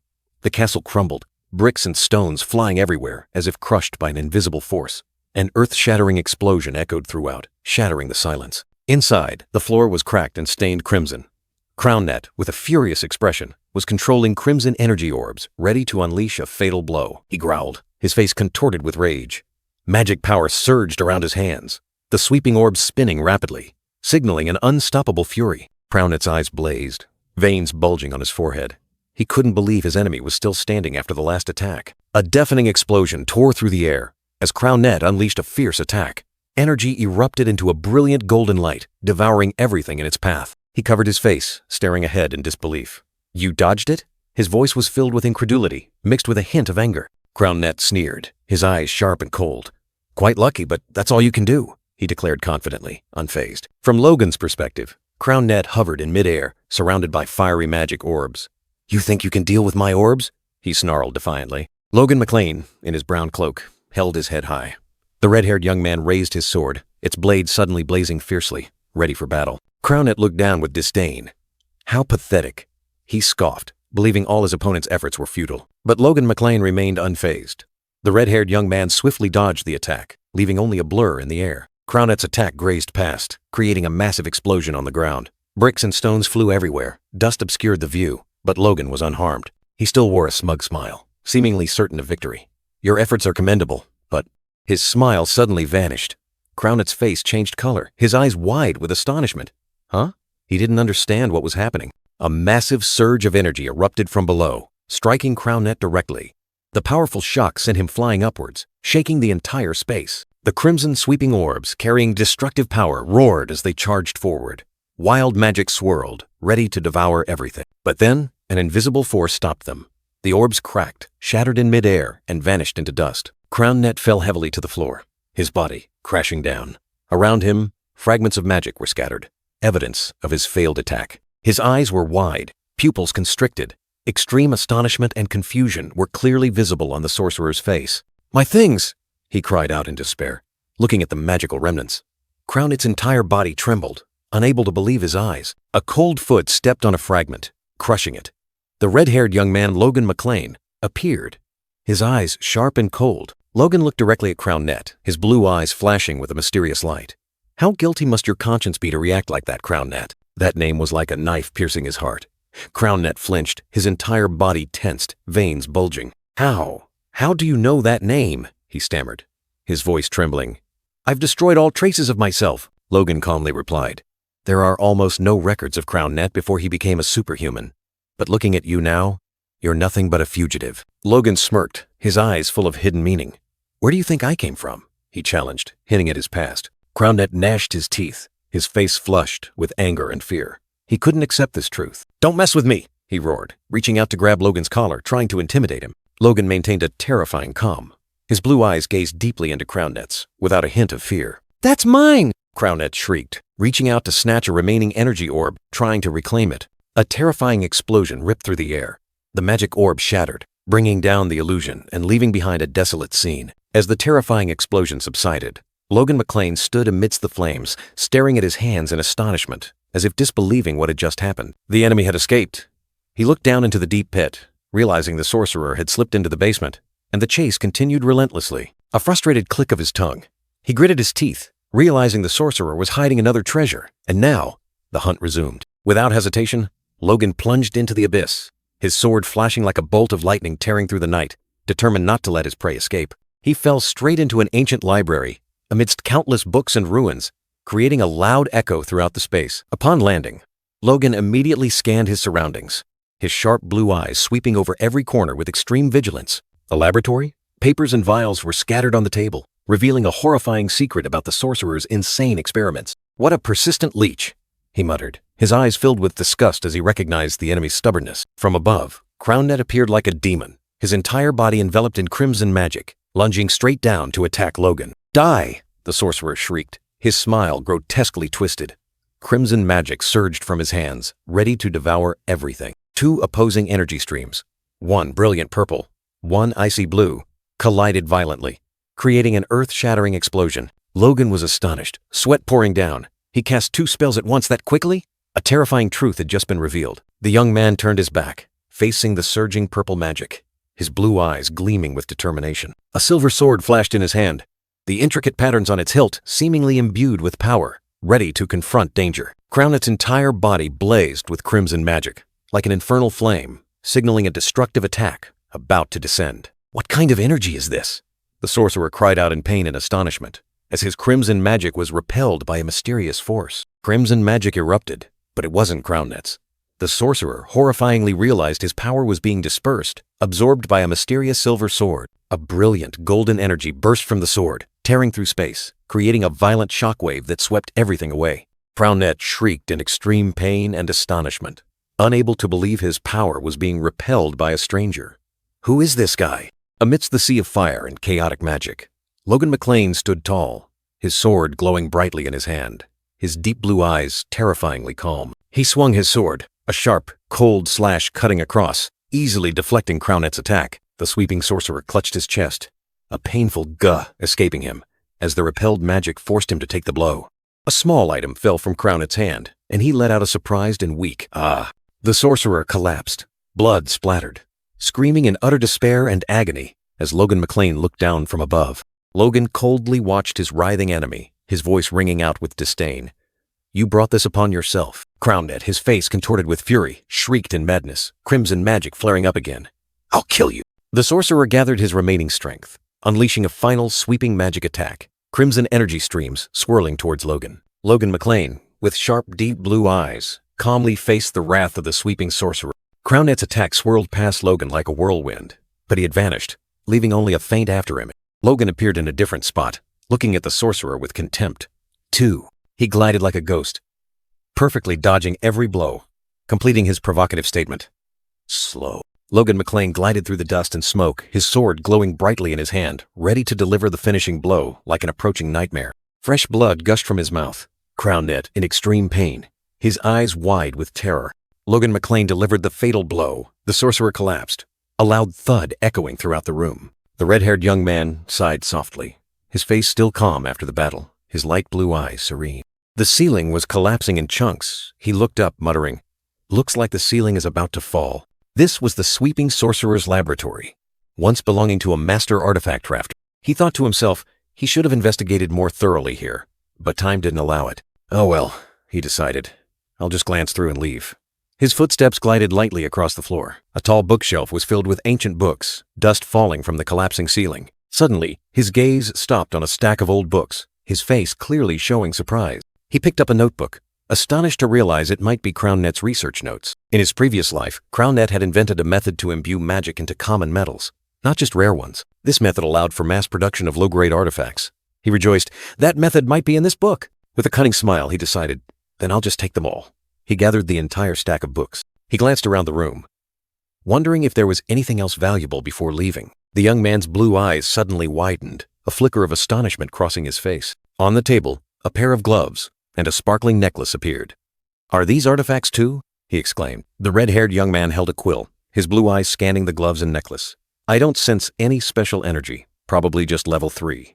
He assessed, seemingly unimpressed. His hand lightly touched the silver-white glove. It's a shame, but I'll still take it. A hint of disappointment, but he still decided to collect the spoils. Suddenly, the young man's blue eyes widened, a flicker of astonishment crossing his face. A strange sign appeared, leaving him stunned. Brilliant golden energy erupted from the glove, surging into him. These gloves, are they absorbing power?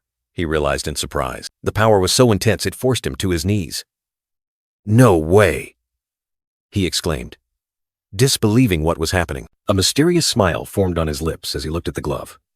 Should I try it out? His eyes gleamed with dangerous interest.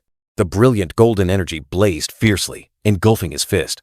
Power surged, ready to explode at any moment. The young man's face showed extreme astonishment, his blue eyes wide as he stared. This was a power far beyond imagination. The gloves still glowed brightly, their golden light shimmering as if containing an ancient secret, an endless source of energy. He experimented, and energy poured out, creating a dazzling stream of light that spread throughout the room, brilliant and powerful. The young man looked at his hands, speechless with astonishment. This island, he uttered, his voice full of surprise and shock. The power is multiplied, and durability and strength are significantly enhanced, just like the wind god's boots, he sneered. I can't believe I found something like this again. Could it be made by the same person who created the wind god's boots? Certainly not the current sweeping witch. So, who could it be? He pondered, his gaze thoughtful. Suddenly, murmurs echoed from outside, startling him as he cautiously looked around. Damn it, he muttered, hastily gathering the remaining books into his backpack. Someone's coming? Gotta grab what I can and get out of here. His objective was complete. The death of the sweeping witch was no loss. He smiled, hugging the stack of books. It was time to return to his domain. He hugged the precious stack of books, his heart still uneasy. I hope my bag is still safe upstairs. The murmur was like a whisper in the wind, hiding many worries. Logan McLean's emerald eyes suddenly gleamed with thought, like a deep lake, reflecting countless mysteries. A memory flashed by. That's right. So, you want to join the McLean Knights? The question echoed, opening a door of destiny. 3 armored knights, their faces beaming, replied in unison. Yes, we heard the great young master is recruiting talent. Ambition burned in their eyes. Logan walked, each step heavy with calculations. All right, I understand. In that case, a decision was forming. The memory returned, his voice coldly commanding, Draw your swords and fight! The 3 knights were bewildered, not understanding the young man's true intention. What? What? The 3 knights were stunned, their beaming faces turning to extreme astonishment. A sudden, challenging command. Back in the present, the bearded manager, looking a bit flustered, announced, The young master is currently absent. His words were like a splash of cold water on the crowd. Come on, a brown-haired knight roared. I came here because I heard the young master was recruiting knights. So what do you mean he's absent? His voice was full of indignation. That's ridiculous. He fumed, his face flushed. Do you know how much trouble we went through to get here? Frustration surged. The manager frowned, his face annoyed. Is this the attitude of someone who came to be chosen? The reproach was veiled. Suddenly, a tall figure appeared. Heinkel, captain of the McLean Knights, stepped forward, his sharp gaze sweeping over the crowd. Ah, Captain Heinkel, the manager rejoiced, as if grasping a lifeline. You've come at just the right time. A timely rescue. The manager explained. These are knights from the front lines, wishing to meet the young master to adjust some terms. Heinkel speculated. The front lines. They probably lost their lord due to civil war. This is the captain of the McLean Knights, Captain Heinkel, the manager formally introduced. The 3 knights immediately showed respect and admiration. Heinkel's fist clenched, concealing latent power and unshakable resolve. A black-haired, blindfolded knight, with a smug smile, grandly introduced himself. I am Dylan from Geffield. He stood between his two comrades, radiating immense presence. Dylan's eyes gleamed with pride. Back home, I'm also known by the nickname Swift Sword Dylan. His words were like a declaration, full of confidence and challenge. Captain Heinkel and the manager stood there, their faces utterly astonished. Sword. What sword? They couldn't help but be taken aback by the knight's excessive confidence. Not just Dylan. The other two knights also spoke up. I am Tenon, strong sword Tenon, from Tainan, and I am Herculean Jacob, from Tainan. The three knights continuously boasted, making the atmosphere noisy. Heinkel gently closed his eyes, forcing a smile. Oh, I see.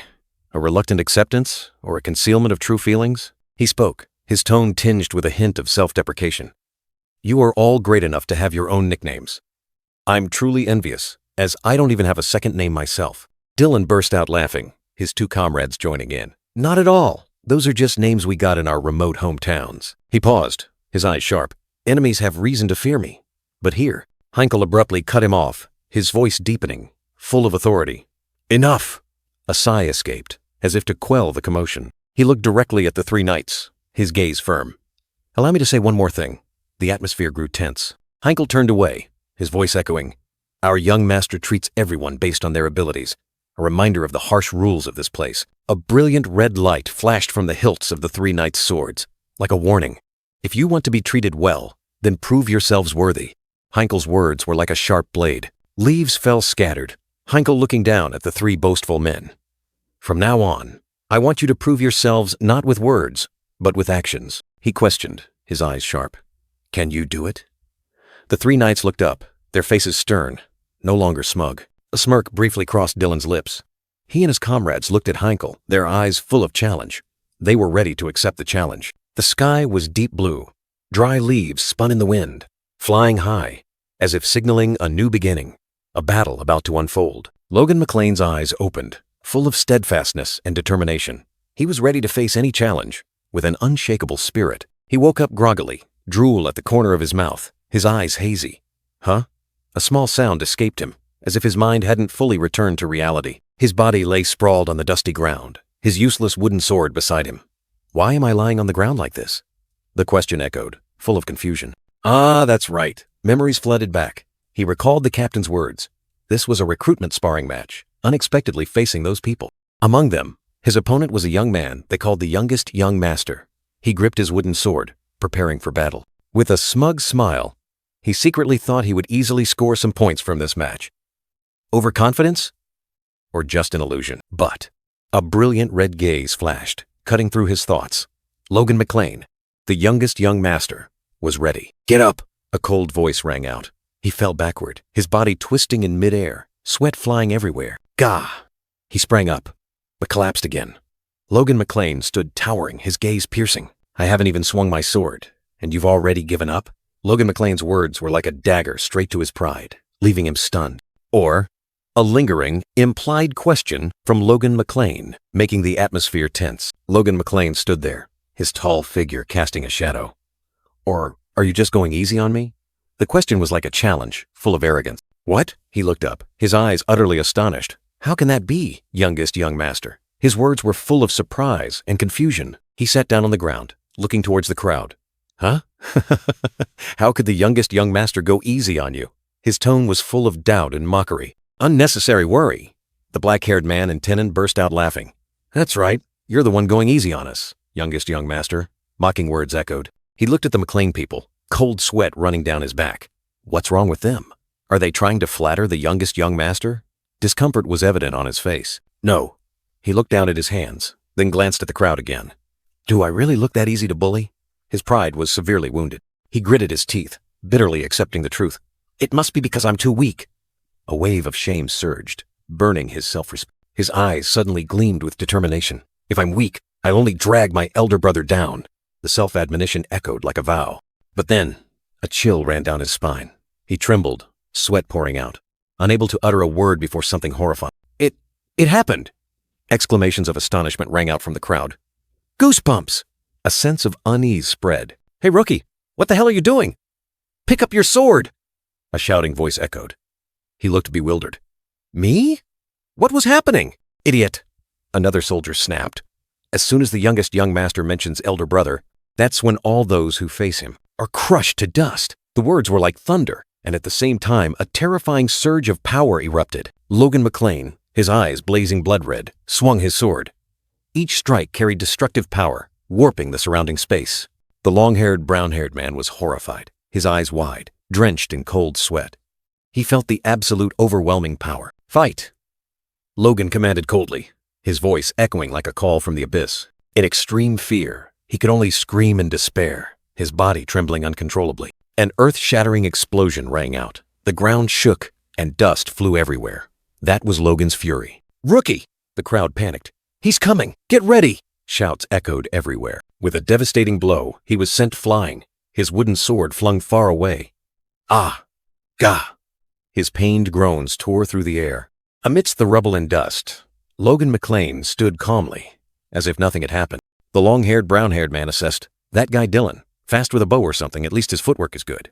Lady Eileen, with her reddish-brown hair, immediately corrected him. "It's fast with a sword, Lady Eileen." Eileen continued, "What about the other two?" The long-haired, brown-haired man replied, "Not bad, but not very promising." The dark blue-haired young man nodded in agreement. The long-haired, brown-haired man continued, "I don't know if he's strong enough to be called strong sword, but he's worth training." The long-haired, brown-haired man smiled contentedly. "Well then, I suppose these new recruits all meet the requirements?" He laughed loudly. Proudly, "I knew I chose the right person to test the new recruits." Suddenly, a blinding flash of light and a resounding explosion tore through the air, startling all three of them in fright. In their memory, Logan McLean charged in like a storm, defeating Tenon and Jacob in the blink of an eye. That scene still haunted them. The long-haired, brown-haired man sighed, asking, "Anyway, the young master has been absent for 10 days now. Where on earth has he gone?" Eileen pondered, "I wonder too. I haven't heard anything." Eileen was deep in thought, her gaze distant. She believed, but I'm sure he's brewing something extraordinary. At the same time, books in a mysterious room tumbled down. Logan McLean stood with his back turned, looking towards a desk piled high with books, in a room that appeared to be a library or a laboratory. A long-haired, bushy-bearded man in a cloak stood before the desk, his face showing extreme surprise. He held a pile of fabrics in his hands, confused, asking, Sir Logan, what exactly is this?" Logan McLean turned around, flashing a cunning, mysterious smile. He cleared his throat and replied, "Ahem. These things were in some wizard's laboratory. I thought they were research materials, so I just brought them along." The bushy-bearded man looked at the stack of books, his expression confused. He wondered if young Master Logan wanted him to examine them on his behalf, but found it hard to believe. Logan McLean grinned, feigning denial of the accusation of stealing secret documents from the magic tower. He waved his hands, denying it vehemently like a child caught red-handed. Logan still smirked, explaining that they were just research materials from a wizard who died after picking a fight with him. The bushy-bearded man narrowed his eyes, his gaze full of doubt. Logan cheerfully pushed the thick stack of books towards the bushy-bearded man, casually saying he would hand them over to him. The young master seemed utterly unconcerned by the other's awkward. The bushy-bearded man reluctantly hugged the towering stack of documents, his face grimacing. He sighed, accepting his fate of being assigned another mountain of work. Logan stood there, silently watching the bushy-bearded man's heavy figure disappear. A mysterious smile flickered across his lips. The bushy-bearded man suddenly stopped, turning his head to look at Logan with a puzzled expression. He wondered why Logan was still standing there. Logan smiled cunningly, asking back, "Do you have something else for me? Why haven't you left yet?" His eyes sparkled with teasing. A close-up of Logan's face, a smirk, and a cold sweat drop. What trick was he thinking of now? Logan placed his hand on the stack of documents, suggesting the bushy-bearded man examine them immediately. A blatant and imposing request. A fleeting memory. The bushy-bearded man trembled, calling Logan's name, his face pale with fear. Logan in the memory remained cold and imposing. Back in reality, the bushy-bearded man growled, grinding his teeth in anger. He was frantically developing bombs, as per Logan's instructions, with no time for anything else. He continued to vent his anger, warning that if he had to review more, everything would be delayed. Logan merely smiled, calmly watching the other's fury. Logan's face grew more serious, his gaze distant. It seemed he was contemplating something profound. Logan placed a hand on the bushy-bearded man's shoulder, his tone changing. He ordered him to just find anything useful in the documents, and to prioritize that. The bushy-bearded man held the stack of books, his face full of skepticism and worry. He wondered if these things were truly important enough to disregard all other work. Clayton reluctantly accepted, placing the stack of documents on the table with a dry thud in the silent room. Logan smiled cunningly, his eyes flashing with self-satisfaction, as if everything was within his grasp. Clayton flipped through the documents, his face thoughtful. He figured it would only take a few hours. Then Logan could go shower and rest. But then, Clayton's eyes suddenly widened, astonishment clearly visible on his aged face. Logan noticed the change, asking in a surprised tone, not understanding what was happening to Sir Clayton. Logan grew more confused, repeating Sir Clayton's name, while the bushy-bearded man remained lost in thought. Clayton lowered his head, his eyes fixed on the words on the page, as if he had just uncovered a shocking secret. Clayton looked up, questioning Logan with a stern expression, demanding he be honest. Logan only stammered in response. Clayton suspiciously asked if Logan had brought these documents from another magic tower.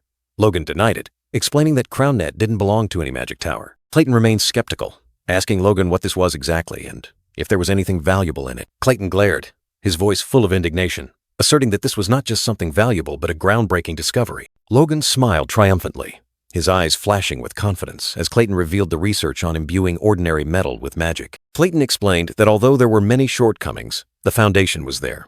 If completed, it would overturn the entire academic world, and even the whole world. Clayton pointed seriously, as if to further emphasize the importance of this discovery. Clayton astonishingly declared that thanks to this research, they could create the bomb Logan had once mentioned.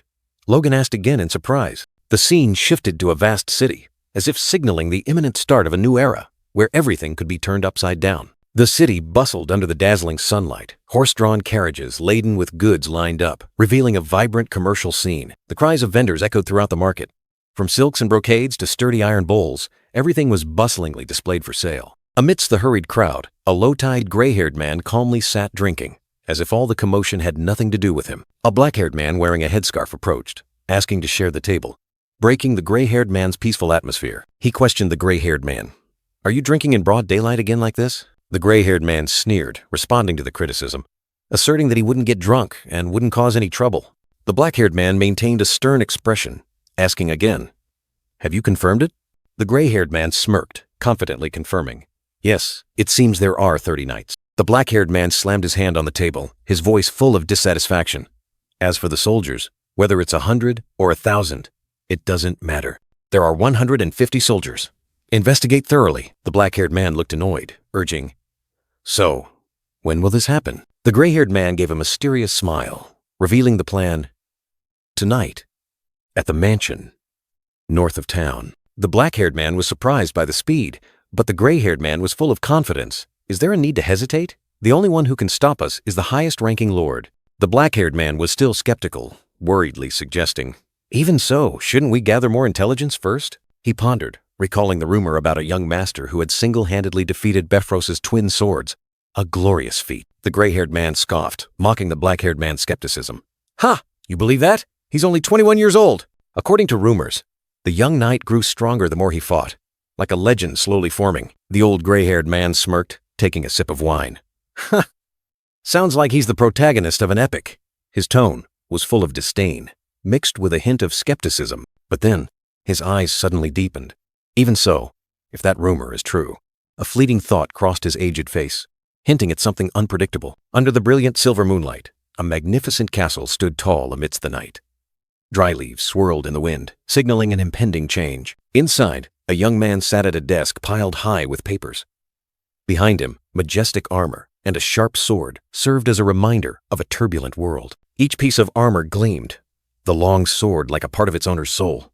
They waited silently, ready for new battles. The reddish-brown-haired young man pondered, holding an envelope. His eyes scanned the words, contemplating what was happening. He spoke softly, breaking the silence. "The town has grown much larger recently." His tone was calm, but held a keen observation. A young secretary stood opposite him, excitedly reporting, "Even a new market has formed, near the monument."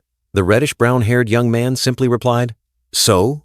The secretary smiled brightly, continuing, "Many interesting items are on display. There are countless things to look at." He was clearly very excited. The reddish-brown-haired young man remained pensive. "I thought you only slept on your days off?" he questioned, as if trying to see through the other's thoughts. The secretary smirked meaningfully, preparing to reveal his shocking secret. He burst out laughing. "My girlfriend would be sad, so I had no other choice." The figure of a blonde girl appeared, radiant and lovely. The reddish-brown-haired young man replied dryly, "Ah, yes, I see. Have fun." The secretary pouted. "Can't you say something a little warmer, sir?"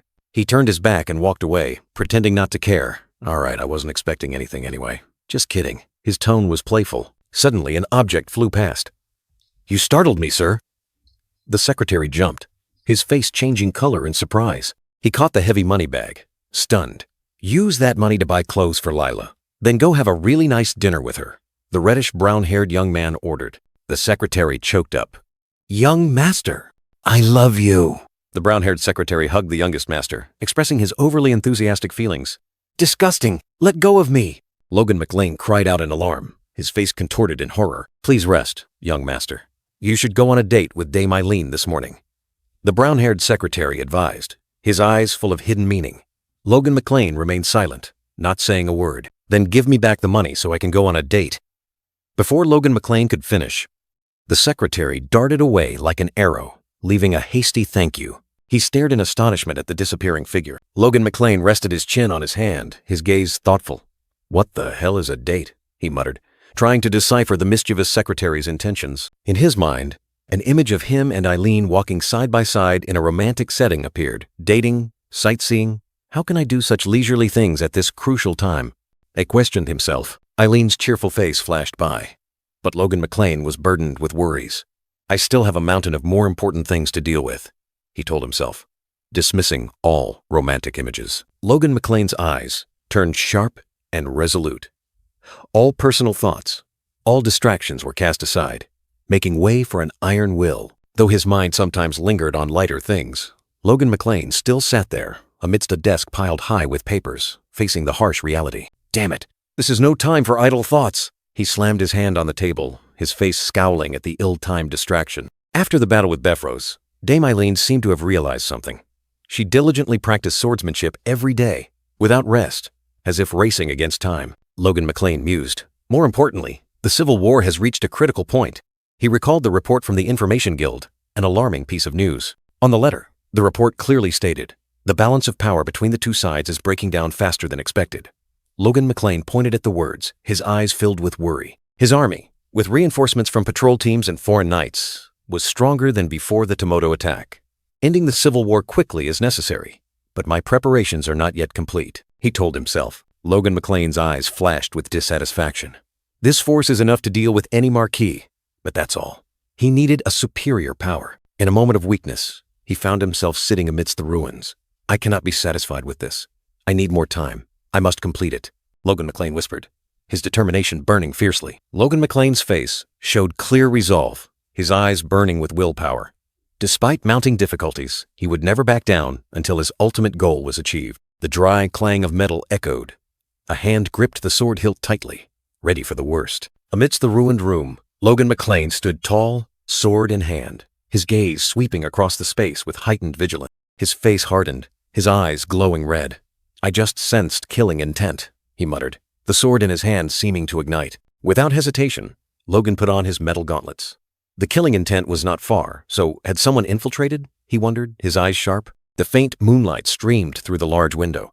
Logan directed his gaze outside, his sword still poised, ready to face any danger. The red-haired young man stood firm, his gaze resolute, his entire being exuding an aura that could not be underestimated. Outside the window frame, the moonlight still hung, but the atmosphere had become as tense as a taut string. Logan McLean, with a stern face and eyes etched with determination, knew that an unavoidable battle awaited. The faint light from the moon poured down, illuminating the silent space, signaling a long night full of upheaval. Suddenly, a figure lunged forward, sharp sword energy tearing through the night. Logan McLean's glowing red eyes flashed a warning. A surprise blow struck, sending Logan flying. The attack was so powerful it stunned him, and the entire room shook. Logan was startled. A bleeding wound appeared on his shoulder. He hadn't expected the enemy to be so strong, surprise clearly visible in his eyes. Without letting his opponent react, Logan roared, unleashing the powerful force blade. The glowing red sword energy tore through the air, aimed directly at the mysterious figure. The gray-haired mysterious figure was pushed back, a faint groan escaping him. Logan's counterattack had made him struggle. Not stopping there, Logan delivered a powerful kick, causing the enemy to lose balance and stumble backward. The mysterious figure regained his footing, his eyes showing surprise. I didn't expect my force blade to be repelled, he thought to himself, his voice full of dissatisfaction. The gray-haired mysterious figure, his eyes flashing triumphantly, seemed to have victory firmly in hand. You've fallen into my trap, he thought to himself, His voice full of confidence, Logan's sword clashed fiercely with the mysterious figure's blade, creating dazzling sparks. Both were formidable opponents, neither willing to yield. But then, a powerful counterattack made the gray-haired mysterious figure stumble. He gritted his teeth, an "ugh" escaping him, a sign of surprise and pain. Logan, with a terrifyingly calm expression, subtly smirked. The attacker is so careless. How ridiculous, he silently assessed, his eyes sharp. Deciding to end the fight, Logan channeled all his strength into his sword. "I will pour all my energy and defeat you," he declared, his blade glowing brightly. Logan's glowing red eyes blazed with fighting spirit. With no retreat, he was ready to unleash his decisive blow, finishing off the enemy before him. Just as Logan prepared to strike, another dark figure suddenly lunged down from above, a sharp sword aimed directly at his back. A second attacker. Logan was stunned, his eyes wide with astonishment. "There's another one?" he exclaimed, unable to believe this sudden turn of events. The second attacker, with black hair and a full mask, unleashed a lightning-fast sword strike. The clang of metal echoed, forcing Logan onto the defensive. The two mysterious figures, one gray-haired and one black-haired, now stood side by side, forming a deadly encirclement. Dust billowed from their landing. The black-haired figure turned to his accomplice, his tone full of reproach. "I told you to be serious." The gray-haired figure merely grunted, showing annoyance. Logan stood firm on the ground, his feet rooted. Despite the surprise attack, he remained unfazed, ready to face the danger. He observed the two enemies, his calm voice ringing out. "Both of you are masters, yet you wear masks and attack sneakily." Logan's eyes flared with a blazing red light, reflecting contempt. "Do you have no self-respect?" he challenged, an overwhelming aura spreading. The black-haired figure coldly retorted, his sword glinting in his hand. "This is the price for opposing that person." He revealed the reason for the attack. "Give up and die!" The black-haired figure roared, charging at Logan with his accomplice. A battle to the death, 1 against 2, had officially begun. Logan McLean faced the enemy, a questioning thought appearing in his mind. That person? The red-haired young man's eyes were sharp and vigilant. Without hesitation, Logan swung his sword. The steel blade cut through the air, creating a dazzling streak of light, ready to meet the attack. In a flash, Logan shot into the air, launching a preemptive strike. The masked gray-haired figure looked up, his eyes briefly showing surprise at Logan's speed. The masked gray-haired figure subtly smirked, his deep voice resonating. "At least you're fast." He and his accomplice maintained a terrifying composure. Logan reacted extremely quickly, using his metal gauntlet to block the dangerous blow. The impact's force numbed his arm, but his eyes remained resolute. Flames erupted around Logan, and he delivered a powerful kick, sending the masked black-haired figure flying. The red-haired young man was like a fiery storm amidst the enemy. The two masked figures coordinated perfectly, the black-haired one attacking low, while the gray-haired one aimed for weaknesses above. A vicious pincer attack. Logan strained to block the blow, his explosive energy repelling the gray-haired figure. He subtly smirked, showing confidence amidst the encirclement. The masked gray-haired figure charged forward, his sword sweeping through a brilliant stream of energy. "Your attacks are too dull," he roared, full of contempt. The gray-haired figure's sharp eyes pierced through his mask, full of focus and annoyance. He hadn't expected Logan to resist so fiercely. Logan clicked his tongue, his face clearly showing irritation. He was facing two formidable opponents. Logan lunged forward once more, but the masked black-haired figure quickly warned, "Don't keep jumping out like that." The black-haired figure continued, underestimating Logan. "Your technique is only at the level of imitating a force blade. That means you're just a high-ranking knight." The masked gray-haired figure smiled smugly, confident of victory. "If no miracle like the rumors happens, then we will complete the mission as planned." Logan pondered deeply. They can summon at least 2 high-ranking individuals, and they harbor enough hatred for me to attempt assassination. He is the only candidate. Logan gripped his sword hilt tightly, a name appearing in his mind. Jordan Valtermeim.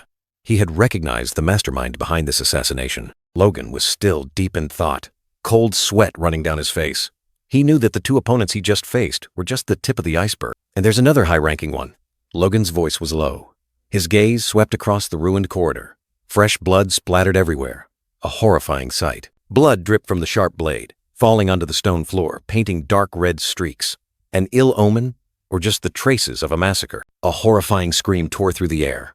A black-haired woman, her face pale, covered her mouth, her eyes filled with terror. Amidst the chaotic sea of flames, a red-haired bearded man still bravely swung his sword. He was injured, but still tried to protect someone. "Valtermeim, you bastard! How dare you!" he roared, his eyes spitting hatred, blood dripping from the corner of his mouth. The mastermind had been revealed. Suddenly, A dark shadow glided past like a ghost. The masked figure, with long gray hair, appeared in the mansion, carrying a chilling, killing intent. Terrifying speed. He darted like an arrow, leaving only blurry trails on the floor. The sword swung up, the air seemingly torn apart. The masked, gray-haired figure unleashed a fatal blow aimed directly at Logan. A blazing red stream of energy erupted, sweeping across the space. The masked figure's attack was terrifyingly powerful. Logan dodged by a hair's breadth, but he still felt the immense power. "It's gotten stronger!" he exclaimed, surprised. Logan's eyes narrowed, staring at the dissipating red energy stream. This was no ordinary attack. He clenched his fist, his glowing red eyes blazing.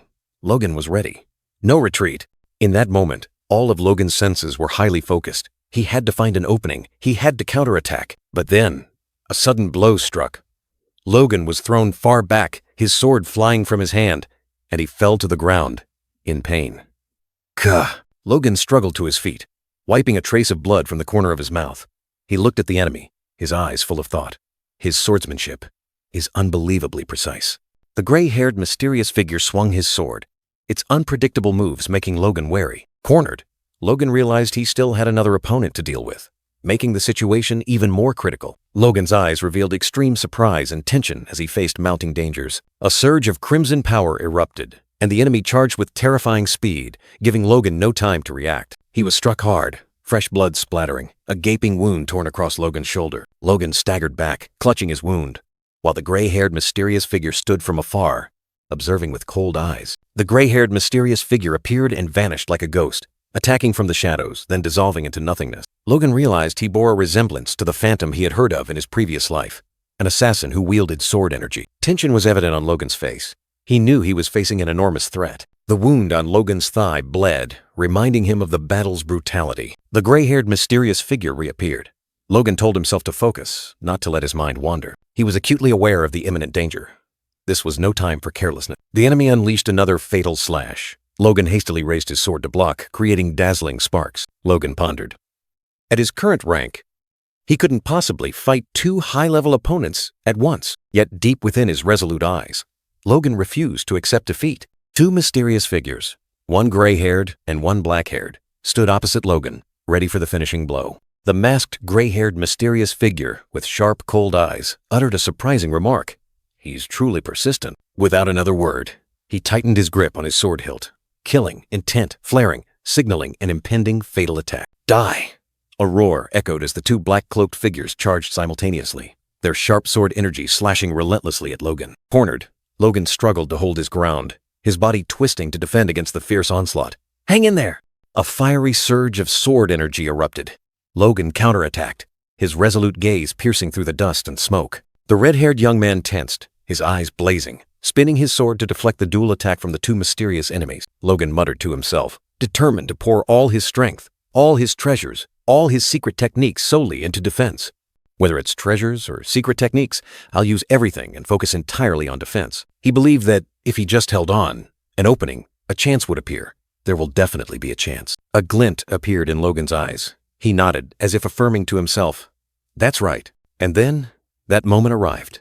The gray-haired figure charged, his entire body ablaze with crimson demonic energy, like a storm of fire. Now, both mysterious figures were exhausting their power, pushing beyond their limits without regard for consequences. Overload. They are draining their power beyond their limits, regardless of the consequences. Logan realized this recklessness only proved one thing. They, too, were under immense pressure. That means they are also under pressure. The red-haired young man roared, unleashing a brilliant flurry of sword techniques, repelling the relentless attacks. He gritted his teeth, sweat pouring, knowing that a direct hit would be enough to finish him. "I'll die instantly if I'm hit directly." Logan's feet moved swiftly, dodging every treacherous sword strike, maintaining his fragile defense. Each blow was heavy as 1,000 pounds, forcing Logan to exert all his strength to parry. Each blow is too heavy. My body won't be able to withstand blocking all these blows directly. The masked, black-haired figure, with sharp, cold eyes and a raised sword, was determined to finish Logan. He swooped down like a phantom, his glowing red blade slashing directly at Logan, who was on the ground, giving him no time to breathe. "This is the end," the black-haired assassin confidently declared, believing victory was already in his grasp. But then, a flash of light appeared in his eyes. His confidence vanished, replaced by extreme astonishment. Logan, with eyes blazing red like fire, had blocked the fatal blow. his sword emitting a dazzling light. A smirk appeared on Logan's lips, full of defiance and resolve, signaling an unexpected turn. Ha! Truly stubborn. The masked, black-haired figure muttered, his voice revealing clear surprise. Seizing the opportunity, Logan delivered a powerful kick to his stomach, catching him off guard. The masked, black-haired figure staggered back, clutching his wound. The battle, seemingly over, flared up again. No more fooling around. Another masked, gray-haired figure appeared from above, his cold voice signaling new danger. What? Befrus's twin swords have been defeated? Don't make me laugh, the gray-haired figure said scornfully, disbelieving his ears. He looked down at Logan, his eyes full of contempt, as if he were merely a weak prey. I've seen many rookies die under the weight of rumors that far exceeded their abilities, he continued, his tone full of sarcasm. If you've managed to hold on until now, the gray-haired figure said, a sneer hidden behind his mask, then you're just one of those rookies, he concluded, looking at Logan with disdain. But then, a surge of power erupted from Logan, his eyes blazing, making the gray-haired figure exclaim in astonishment. My sword is moving, Logan thought to himself, feeling a power beyond his consciousness. It glided, not by the command of reason, but like a primal instinct erupting. His eyes blazed red, the fire of battle burning. This was not his will, but his body, reacting automatically. A fiery slash tore through the air, shattering everything around. The gray-haired mysterious figure was stunned. Just as the rumors say, the more he fights, the stronger he gets. His horrified gaze revealed the harsh truth. This was a monster, energy surging. Logan stood there, his eyes blazing red, ready for the next battle. I'm coming, he growled, his face radiating a terrifying resolve. The sword in his hand glowed brightly, like a bolt of lightning waiting to tear through the night. The fierce battle was over, leaving deep scars on the ancient stone walls. Leaves rustled in the wind. In a meeting room, the atmosphere was heavy. According to the investigation, there were a total of 13 intruders. Currently, all are dead. What about casualties? A man in armor asked. 5 soldiers killed, 12 wounded, and Logan sat opposite, his eyes downcast, softly uttering, Father. A heartbreaking scene unfolded. His father lay in bed, severely wounded after trying to protect his mother. His mother sat beside him, her face haggard, her eyes filled with worry and pain. The man in armor sighed. Considering the strength of the intruders, we were fortunate to escape with this level of casualties. Heinkel clasped his hands, his voice somber. Indeed. The intruders were all high and mid-level. The report was heavy, like a helpless confession. Logan stood by his father's sickbed, his eyes full of worry. Heinkel continued. However, not a single one of them could be identified. A deepening mystery. In the meeting room, Heinkel and the bearded man were deep in thought. Who could have done this? The question hung in the air, heavy with helplessness. Logan suddenly stood up, his eyes sharp as knives. Honestly, I believe this is the work of Jordan Valtermeim. The accusation rang out, full of weight. The bearded man and the young secretary exclaimed in horror, Young master, you can't! Fear was evident on their faces. Logan clenched his fists on the table, his words full of restraint. Absolutely not. He is a duke. In the current situation, we might even have to face the entire faction of the Second Prince. A smirk appeared on Logan's face, his blazing red eyes harboring a terrifying resolve. The bandage on his cheek further emphasized his defiant look. He questioned, his tone cold. Why do you think I would attack the Duke? I'm still sane. A rational assertion amidst a storm of emotions. Logan continued to analyze, Heinkel's and the bearded man's eyes full of contemplation. If we touch the Duke's territory now, we will die. Even if I were a Duke, it would be self-destruction. Only Juan Douglas is the sole beneficiary. He clenched his fists tightly, suppressing the anger burning within him. That's why I must restrain myself. The bearded man and the young secretary were stunned, unable to believe it. No matter what tragedy we endure, no matter what the lord or soldiers suffer, we must restrain ourselves. But why? Logan growled, clutching his chest, his eyes filled with indignation and self-reproach. Because we are weak! We have no power!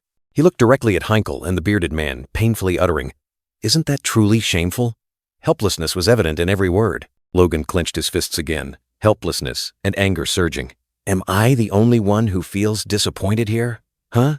A challenging growl. Logan turned to Heinkel, his tone changing, becoming calmer. Captain Heinkel. Yes.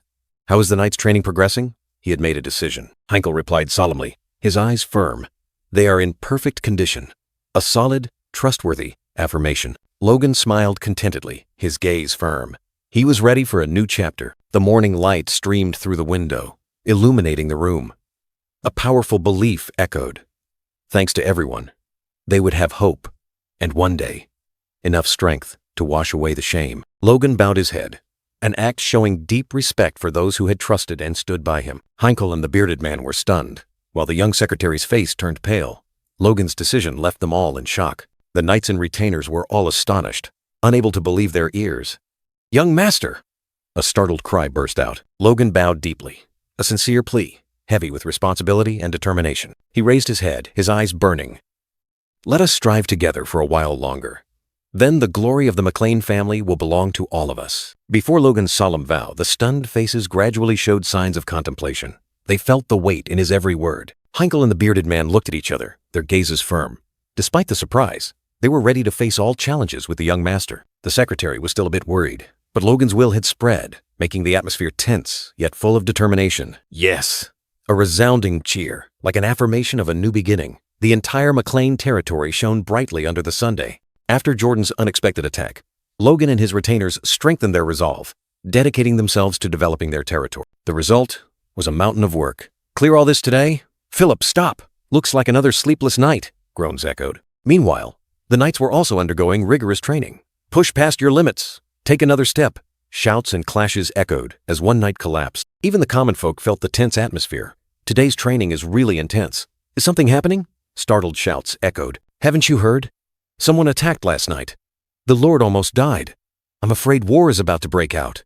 The rumors spread like wildfire. "This is insane." Amidst the trees, a blonde-haired man swung his axe in a panic, the stout man beside him no less worried.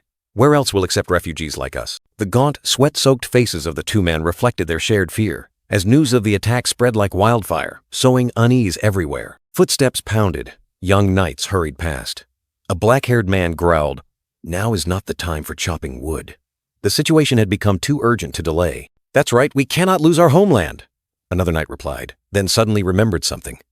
I recall they're recruiting for the militia." And so, Valtermeim's attack boosted the number of recruits for McLean's militia. 3 months passed, in tense anticipation. The clatter of hooves echoed. Fortunately, the Duke seemed to make no further moves. A suspicious calm settled. Half a year had passed since the Civil War erupted. Logan and Heinkel rode through the market, and Heinkel said, "They say the elites of the factions are now directly clashing with each other. They probably can't afford to send assassins after us anymore," Logan replied calmly. The common folk watched them, whispering, "It's the Lord and the youngest master. Are they on patrol?" Heinkel continued his report. "The second prince's faction is being pushed back. After being continuously pressured on the central front, now they've been pushed back to the western edge of Valtermeim's territory." Logan listened, his gaze distant, contemplating the developments on the battlefield. One of the twin fortresses standing on the border between Valtermeim's territory and the royal territory has also been captured. The sight of children playing with sandcastles served as a grim reminder. Logan McLean, with a cold expression, gazed thoughtfully ahead. Everything was slowly falling into place, according to a predetermined plan. For a moment, the image of the Sword Duke and the traitors appeared, their faces full of worry. One of the two main forces of the second prince's faction, Befros, has had its territory and supply lines cut off. Thanks to this, to maintain its forces, the second prince's faction will have to supply Befros. Logan smiled contentedly. For this reason, the faction that should have lost is advancing even faster. Everything is going according to plan. Heinkel turned to Logan, a hint of worry on his face. "Although I shouldn't say this as a knight, our territory has developed greatly thanks to the Civil War," Heinkel concluded, as he and Logan rode through a bustling town, where life continued amidst the chaos. 2 armored guards stood watch. One touched his comrade's shoulder, exclaiming, "Just as father said." The other's face was full of surprise. Thanks to recruiting knights from families ruined by the Civil War, the number of cavalrymen reached 170, surpassing even before Tomoto Castle was attacked. Another guard hastily reported on the training situation. Not only that, the number of crossbow cavalry and regular soldiers also exceeded 3,500. The military strength of this territory was rapidly increasing, astonishing the soldiers. The map clearly showed 5 Befros castles captured, along with the 2 towns of Sylvan and Tesseron. Each marker was a steady advance, a sign of expanding power. The new town guard recruits also numbered nearly 10,000. Heinkel nodded in satisfaction, praising the work progressing well under Logan's leadership. 2 cloaked men stood behind. A blonde one asked suspiciously, "Should we go say hello?" Their eyes followed Logan and Heinkel, a curious and implied gaze. Finally, after many diligent days, Logan and Heinkel arrived at a secluded forest. 2 horses grazed leisurely, signaling an important moment about to unfold. Logan's hand suddenly flared with a brilliant golden light, energy swirling like a miniature vortex. An ancient mystical power was awakening. Logan's eyes turned fiery red, golden flames engulfing his body. This was a sign of a special ability, a power only the strongest could wield. That was the characteristic ability of the strongest, transforming power into weapons and armor. Logan's face showed determination, mixed with the contentment of one who masters their destiny. Heinkel laughed. You surpassed me without me even realizing, Logan replied modestly. Though in his heart, everything was going as planned, exactly as intended. He still couldn't fully comprehend Sword God's fourth form, Serace, and Roaring Slash, but everything was proceeding according to plan. The time had come, a new beginning was about to be decided. Logan turned to Heinkel, his gaze firm. It's time to begin. His words carried great weight, signaling a pivotal decision. Heinkel was surprised, his face full of confusion. Huh? What are you talking about? A premonition of ill omen flashed, making him worried about the young master's intentions. Logan smiled confidently, his gaze distant. Heinkel suddenly understood, a flash of surprise mixed with fear. Logan, you don't mean? A bold idea was forming. Amidst the majestic natural scenery, sunlight piercing through the leaves, Logan declared, I will end this civil war. The vow echoed, opening a challenging new chapter. In the wild southern mountains, where trees were dense and sunlight filtered through, a group of goblins was scurrying, scouting their surroundings. Suddenly, they sped up, their shifty eyes darting around as if pursuing or fleeing from something unseen. And then, a small but sturdy stone golem appeared, walking slowly through the deep forest, a flickering blue light on its hand. The goblins snarled, baring their fangs and claws as they lunged at the stone golem, looking ferocious as if to tear their prey apart. Without hesitation, the stone golem delivered an iron punch, so powerful that the surrounding air twisted. It continued to swing its arm, creating a swirling purple energy current that swept across the surrounding monsters. The goblins were stunned, their eyes wide with terror at the opponent's unexpected power. Amidst the chaotic battle, a crimson stone fell to the ground, emitting a faint glow. The goblins fell silent, their eyes fixed on the strange stone, as if mesmerized by its light. But then, they burst into savage laughter, a horrifying sound echoing through the forest, full of contempt and triumph. Suddenly, a colossal black shadow, in the form of a roaring monster, appeared menacingly, engulfing the entire scene. An earth-shattering explosion ripped through the air, fierce flames erupting, incinerating everything in sight. Flames raged, thick smoke enveloped the forest, but the stone golem stood firm, unharmed amidst the sea of fire. The stone golem looked at the desolate scene, uttering a dry voice. Excellent! Logan McLean, in shining armor, smiled contentedly. This power is truly immense. He turned to Clayton, who was carefully taking notes. It seems we only need to shorten the activation time, Sir Clayton. The old man replied. I will remember that. The white-haired dwarf frantically reported to Logan and Clayton that all items had been used up and asked if they should return. Logan was surprised, asking, It's all gone? Then reminded the dwarf that he had instructed a large quantity to be prepared. The dwarf replied that 1 barrel was already more than enough. Logan smiled contentedly, muttering to himself, wiping out an entire goblin village in just 1 hour. This power. In the quiet depths of the forest, a violent tremor suddenly ripped through the air, freezing all 3 men. Logan and Clayton flinched, looking around in alarm. Logan wondering, what was that sound? The white-haired dwarf clutched his head, his face pale, exclaiming, a scream? Logan and Clayton also clutched their heads in terror. A horrifying scream echoed from deep within the forest. Clayton roared, All right then, run! The 3 adventurers ran for their lives, abandoning the wooden box containing items on the ground. The forest trembled, leaves scattered, and mysterious energy had just awakened, signaling imminent danger. All 3 were exhausted, panting after the terrifying escape, trying to regain their composure. Logan wondered about the recent sound, and Clayton explained that the explosion had awakened some predator in this forest. Logan pondered, his eyes full of worry. Things were not as simple as he thought. Deep within the southern mountain range, this place was known throughout the continent as the home of a demon. Clayton and the white-haired dwarf were tense, perhaps still haunted by that terrifying presence. Logan sighed in relief, declaring the day's work finished, though it seemed not to have gone smoothly. Logan McLean, with a contented expression, praised the achievements of Clayton and Hamar, even comparing it to something he had used in a previous life. Clayton gravely analyzed that the power of the Liberatio bombs had reached an astonishing second-tier magic level. Even more astonishing was that the production cost was only 1/20th that of a first-tier magic scroll. This efficiency, truly a revolution. Clayton humbly attributed the credit to Logan, but Logan waved his hand with a smile, asserting that it was a collective achievement of diligence. Logan smirked, his eyes sharp. He realized this was a special weapon that couldn't be replicated without the original blueprint. Clayton instructed, emphasizing the importance of keeping the Liberatio production method confidential. Hamar explained that only he and Logan held the secret. Even if one saw it, without knowing the ingredient ratios and mana refinement method, it would be useless. Logan nodded in satisfaction, a confident smile on his lips. The secret was preserved. Logan announced a 30% increase in the Magic Tower's budget. Clayton was deeply shocked, his face showing extreme excitement. It was Hamar's turn to be astonished when Logan reduced his contract by 3 years. Joy was evident in his eyes. Logan reminded them of the condition. If the secret was revealed, all benefits would be revoked. Both Clayton and Hamar hastily swore to protect it absolutely. Logan mused. Then, as if remembering something, he suddenly said, "Oh, by the way, I also brought this." Clayton tilted his head in confusion, while Logan continued the story about another item that was tested in parallel with Liberatio. An automatic crossbow appeared, exquisite and powerful. Logan called it the relic version of the automatic crossbow. Logan was momentarily surprised. Then his eyes lit up with extreme interest at this new weapon. In the dark forest, a colossal stone golem stood tall, its rough body carved from ancient rocks. Suddenly, a figure appeared.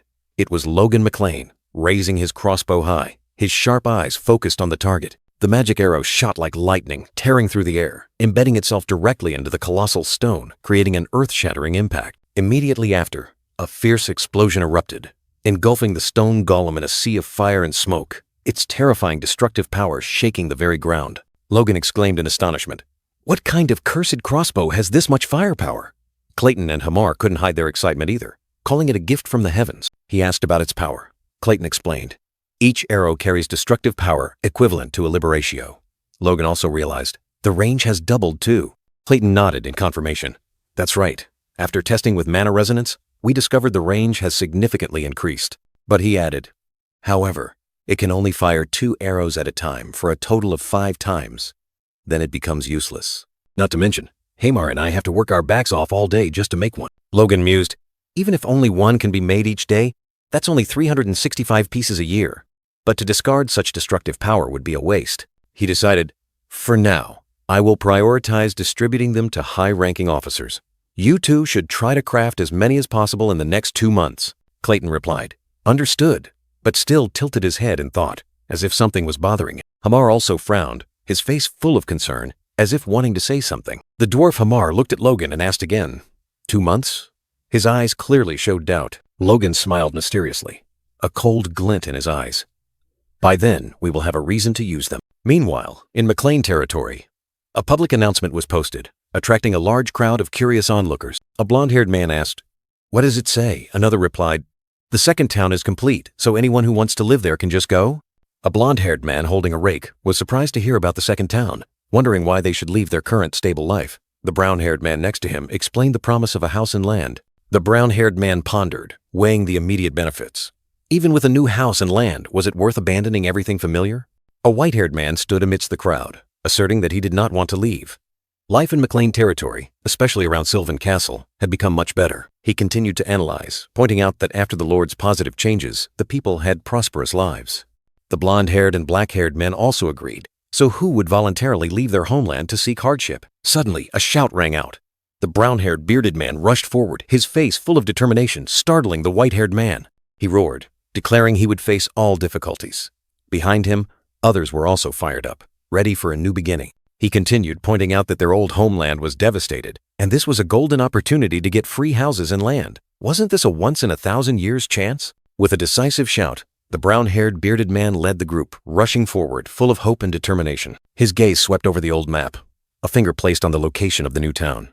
Could this be the path to a brighter future? In a luxurious room, Logan, McLean, and Clayton were examining a map. Clayton explained that the second town was built between Tomoto and Sylvan. Logan McLean smiled meaningfully, asking Clayton why he made this strategic decision. A challenging question. Clayton tilted his head in confusion, speculating that it might be due to the long distance between the two castles, making management difficult. Logan McLean nodded, his smile unchanged. "That's right," he confirmed, his eyes sharp. He pointed to the map, explaining that the route between Tomoto and Sylvan took 3 days to walk. The consequences would be severe if enemies exploited this weakness to invade. Clayton asked in surprise. "Invade us?" Logan McLean affirmed, explaining that this was why the villagers of the new town had to participate in militia training to protect the territory. Clayton was still puzzled, asking again who would dare invade, as the new McLean town was located on the Defroze Plains. But Logan McLean cut him off. No, Logan McLean smiled, asserting that the militiamen would become a solid wall. He looked forward, his eyes full of confidence and determination. That wall, once formed, would be a strong shield, protecting every inch of the McLean Plains from all enemies. But Clayton, the brown-haired man with sideburns, was still stunned. He couldn't believe it, loudly questioning, "Who would dare invade us?" Logan McLean stood upright, hands on his hips, an imposing figure.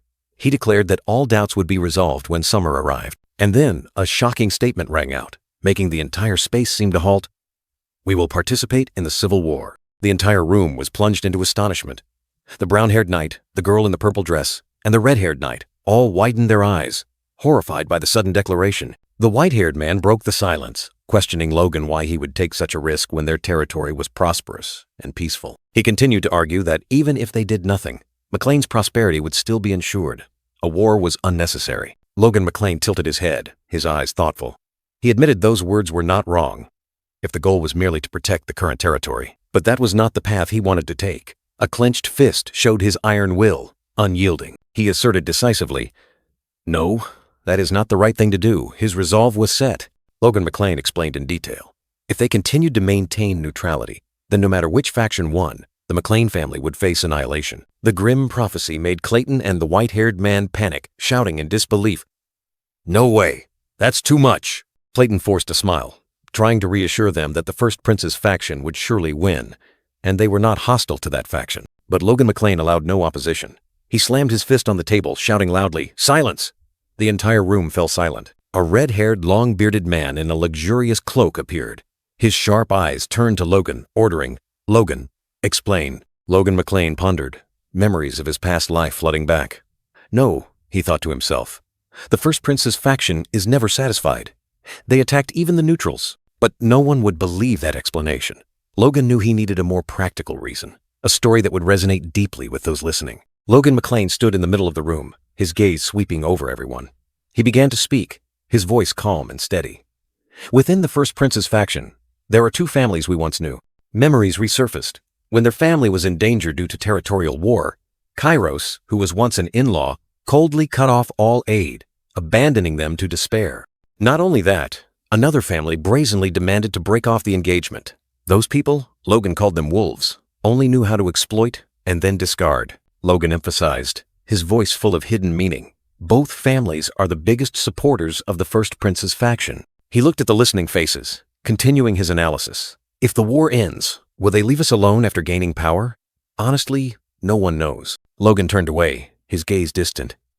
How they think of us, one can only guess, unless we ask them directly. But that's not the most important thing, Logan said, his voice decisive. The crucial thing is our feelings towards Philip, the young man wearing glasses, hesitated and asked, "So, joining the First Prince's faction now, wouldn't that be?" Logan smiled confidently, as if he had grasped all their thoughts. "All right, I understand." "No," he declared loudly, spreading his arms wide. "We will join the Second Prince's faction!" The entire room erupted. Clayton, the white-haired man, and Philip simultaneously shouted, their faces horrified. "What the hell are you talking about? The losing faction?"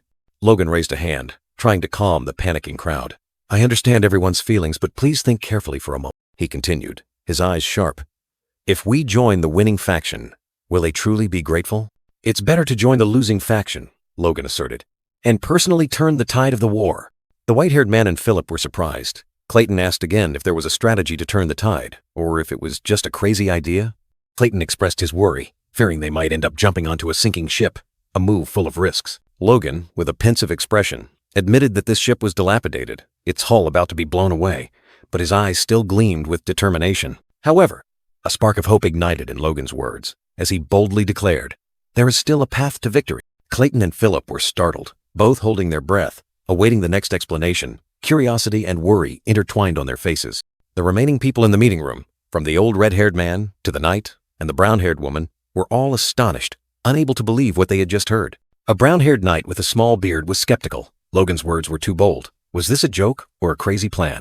Logan merely smiled, a smile that held absolute confidence, as if everything was already in his grasp. He raised his head high, his eyes full of pride, and asked loudly, "Have we ever failed under my leadership?"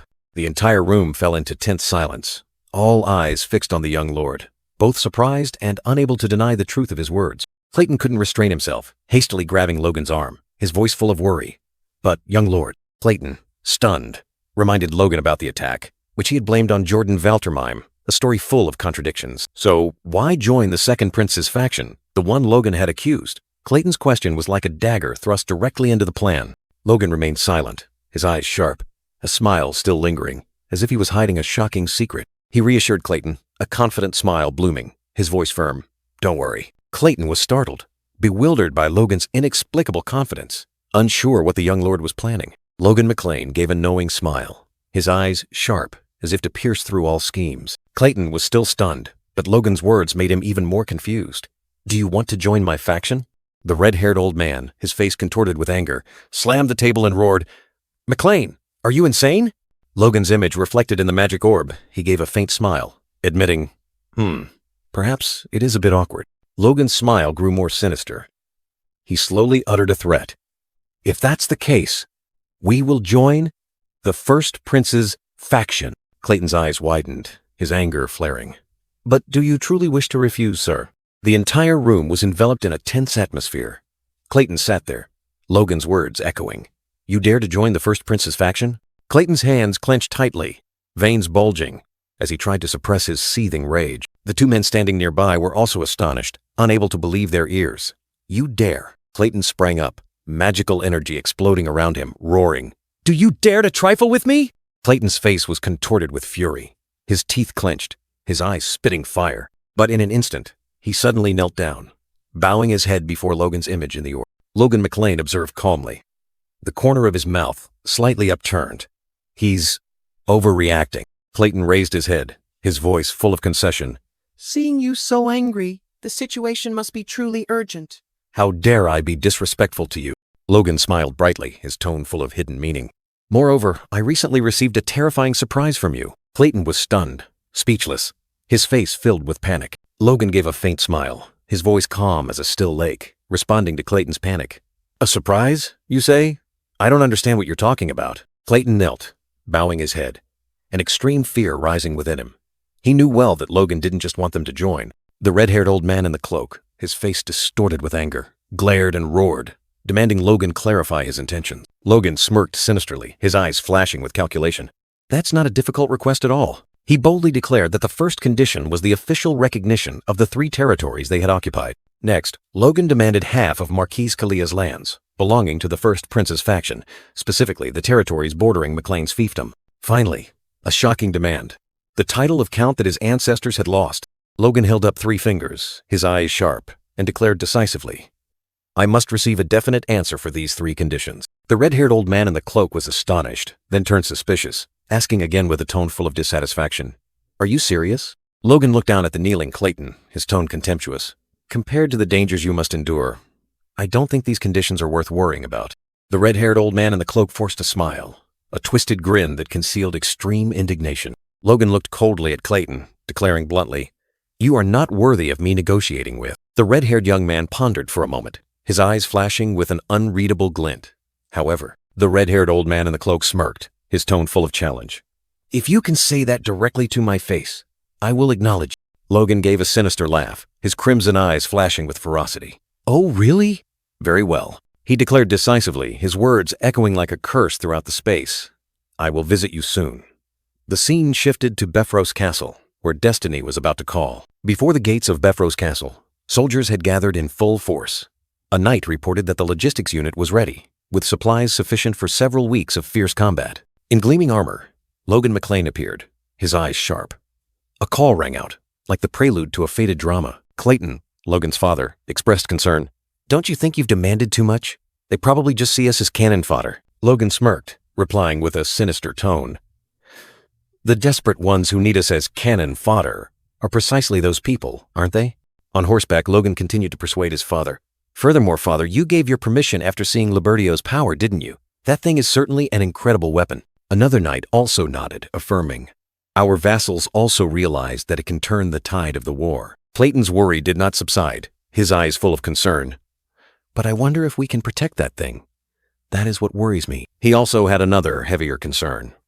Furthermore, do you truly intend to put the second prince on the throne? Clayton's words seemed to open a door to the past, revealing the event that ignited the civil war among the nobility. In a hazy memory, a man watched in shock as Larry Klett died.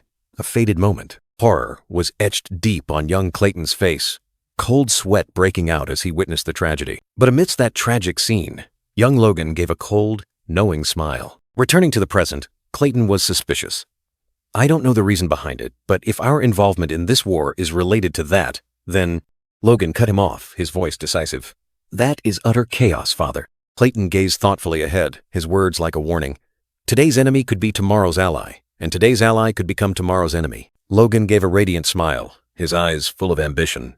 In these times, all we have to do is bring back as much spoils of war as possible. Clayton, with a worried expression, beads of sweat on his face, stood in the deserted square of an ancient town. He sighed, telling himself, I must be getting old to have such baseless worries. Behind Clayton, the grand gate emitted a dazzling light, and he and the other knights stood at the threshold, praying to find glory at the end of this path. With resolute eyes, Clayton decisively ordered, Open the gate!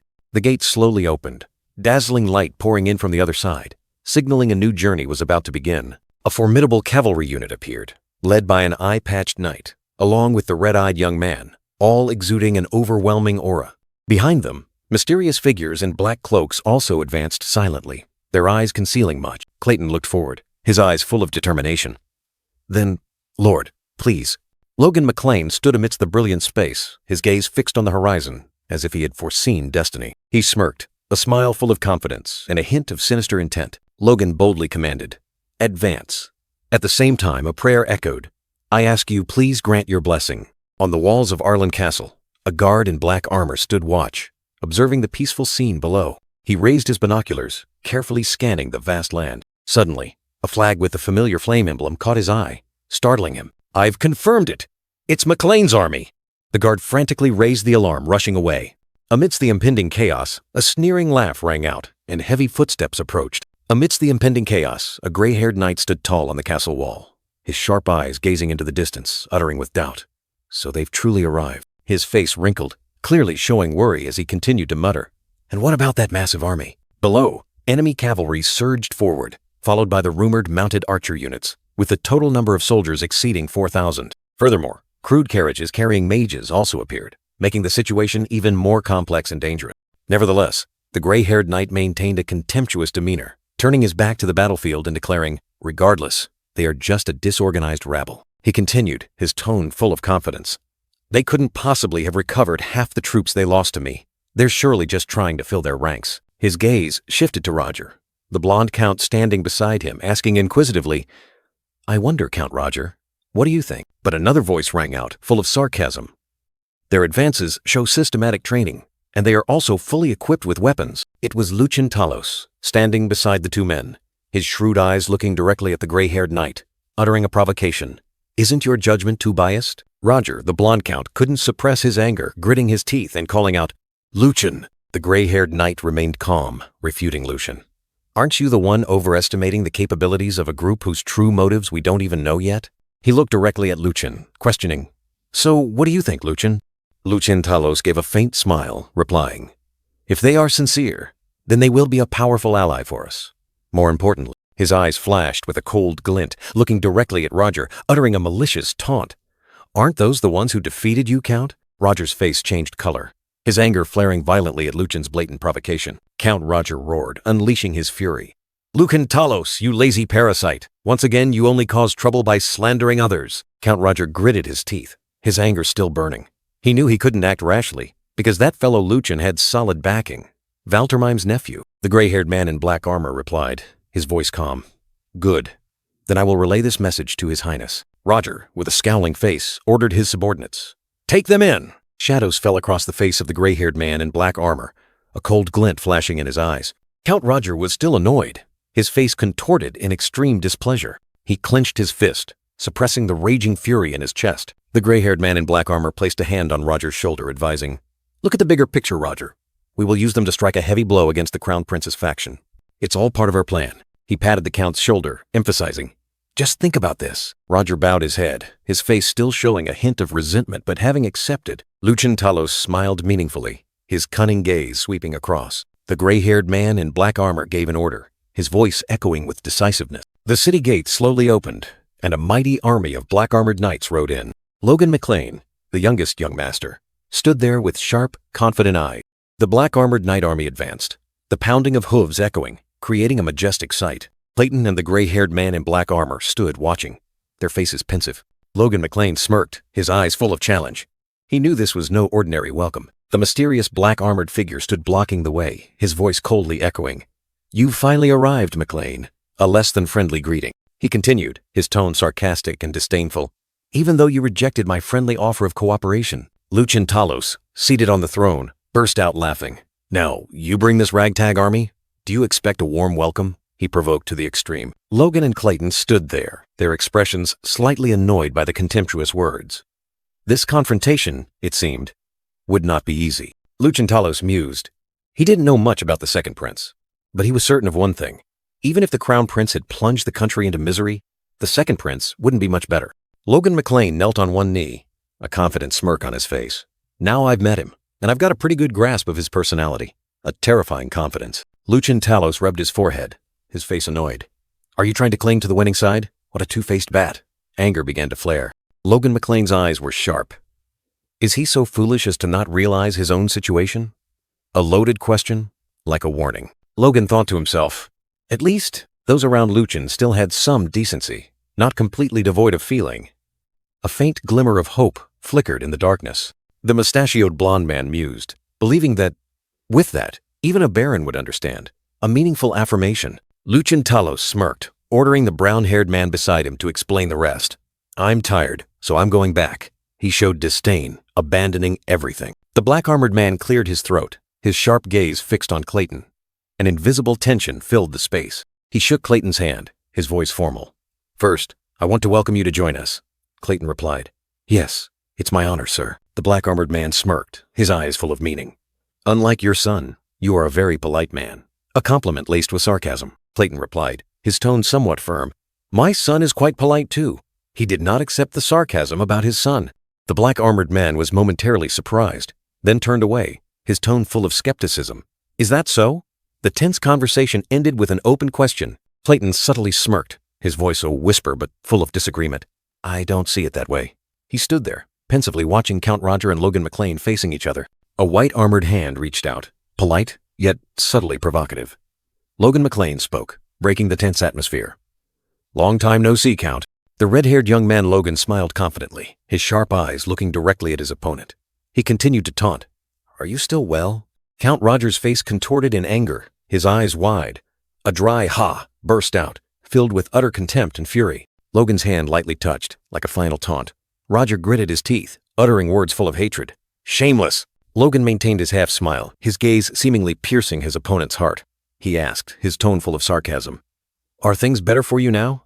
Logan's words were like a knife stabbing directly into Roger's heart. He reiterated the Count's secret dream. "You always wanted to unify the southwestern regions, and you finally achieved it." Roger's fury erupted violently, his eyes bloodshot, veins bulging on his forehead. Resentment surged, uncontrollable. Roger gritted his teeth, growling, "How dare you say such things?" Meanwhile, Logan thought to himself, he just wanted to tease a little, but the Count's reaction was truly excellent. Logan McLean stood there, calmly observing the seething Count. He calculated to himself, "If all goes well, the enraged Count might attack me right here." A cold smile flickered across Logan's lips as he placed his hand on his sword hilt. "Then, I'll be able to kill him legally, in the name of legitimate self-defense." Two loyal knights quickly stepped forward, holding Count Roger back. The white-haired knight advised, "Please, restrain yourself, my lord." The white-haired knight looked at Roger, his tone cold but full of hidden meaning. "Standing near a pile of dung will only soil you." Logan subtly clicked his tongue, his face feigning regret. Tsk, what a pity. He still maintained a mysterious smile, as if everything was within his grasp. Roger took a deep breath, trying to calm down. He gritted his teeth, accepting the bitter advice. "Phew, that's right." Count Roger turned his head, his eyes filled with hatred as he looked at Logan. He growled, a venomous vow. "I won't forget this." Roger glowered, his eyes burning with hatred. He would not forget this humiliation. In the distance, Logan McLean, his enemy, still stood there, annoyingly calm. This feud, surely, would not be easily resolved. The scene shifts to Valtermine territory, where the twin cities of Arlen and Arlun stand tall. They stood there, majestic and ancient, like witnesses to time and history. Their names originated from the legend of two moons that disappeared in the Divine Era. It is said that these fortresses were built to protect human lands from the bloodthirsty orc army. But alas, the grand will of the creators has faded. Now, the Twin Cities have become blood-soaked battlefields, where a brutal civil war of humankind itself unfolds. This is not a war for land, but a struggle for the throne. Knights and generals gathered around the map, their eyes full of calculations, preparing for the bloody moves to come. Logan McLean took a sip of wine, thinking to himself, just eliminate the enemy prince, and the war would end. A simple, cruel idea, but the only way to finish it. However, no prince was willing to sacrifice himself to end the war. All wanted to live, to seize the throne, regardless of the bloodshed. If things continued as in his previous life, this entire nation would be destroyed. Logan clenched his wine glass, his eyes flashing with determination. He would not let that happen again. War meetings like these were utterly meaningless. Clayton and the other knights were still debating heatedly, but Logan knew those words were just empty talk. Logan's eyes were sharp, piercing through all calculations. He had foreseen the tragic outcome, and now he would determine fate himself, letting no one stand in his way. Suddenly, a gray-haired knight spoke, breaking the tense silence in the meeting room. Furthermore, Sir McLean, you will be responsible for ambushing the enemy's rear. Logan looked up, his face showing a hint of surprise, as if he hadn't anticipated the sudden declaration astonished the other knights. A black-haired man and a brown-haired man flinched, disbelieving their ears at the audacious command. Whispers and murmurs arose throughout the room. The knights looked at each other, their eyes full of doubt and confusion at the sudden decision targeting the young master. Logan, with a bewildered expression, had a big question in his heart. He pretended not to understand, but deep in his eyes, a calculating glint had flashed. A black-armored knight stared at Logan, his eyes full of hostility. He seemed to have noticed something unusual. A deception hidden behind young Master McLean's innocent face. A sapphire gaze pierced through the night, questioning something. Is it curiosity? The voice echoed, containing a deep secret. Logan McLean mused, memories of his past life like a ghost flitting through his mind. What else happened to him in my previous life? He wondered, his face full of contemplation. Clayton, with a stern expression, questioned Logan. You still haven't answered. Are you planning to disobey orders? The atmosphere was suffocatingly tense. Logan smirked, his eyes half closed with complacency. He feigned a bow. No, sir. But that smile betrayed everything. Clayton looked directly at Logan, his eyes sharp. You want me to take a detour and ambush them from behind? He asked, his tone full of skepticism. Exactly, Clayton replied curtly, his eyes firm. The plan was confirmed, no matter how crazy it seemed. Logan confidently declared, his hand resting lightly on the golden cup. Both sides know each other's core forces. The only variable is you. He emphasized his importance. Logan's eyes turned fiery red, a cunning smile spreading across his lips. So, you won't create an opportunity for us? Clayton thought to himself. This guy really island. From above, Logan and Clayton were leaning over the battle map. A tense conversation was taking place, determining the fate of the war. Count Roger was utterly enraged, clutching his face. He wants me to lead an army of 50,000 men, with only 5,000 troops to ambush from behind? That bastard is insane. Logan feigned surprise, his face clearly showing disappointment. What an utterly unreasonable proposal. He acted skillfully, concealing his true intentions. Clayton, after a moment of contemplation, unexpectedly made a decision. Understood. I'll do it. Logan was astonished. What? An unforeseen move. Count Roger sprang to his feet, his face flushed with anger and astonishment. Whispers began to spread throughout the room. The entire hall buzzed, the other knights also unable to hide their astonishment. A white-haired, white-bearded knight mused, while a blonde knight worried. Logan gave a mysterious smile, his eyes full of calculation.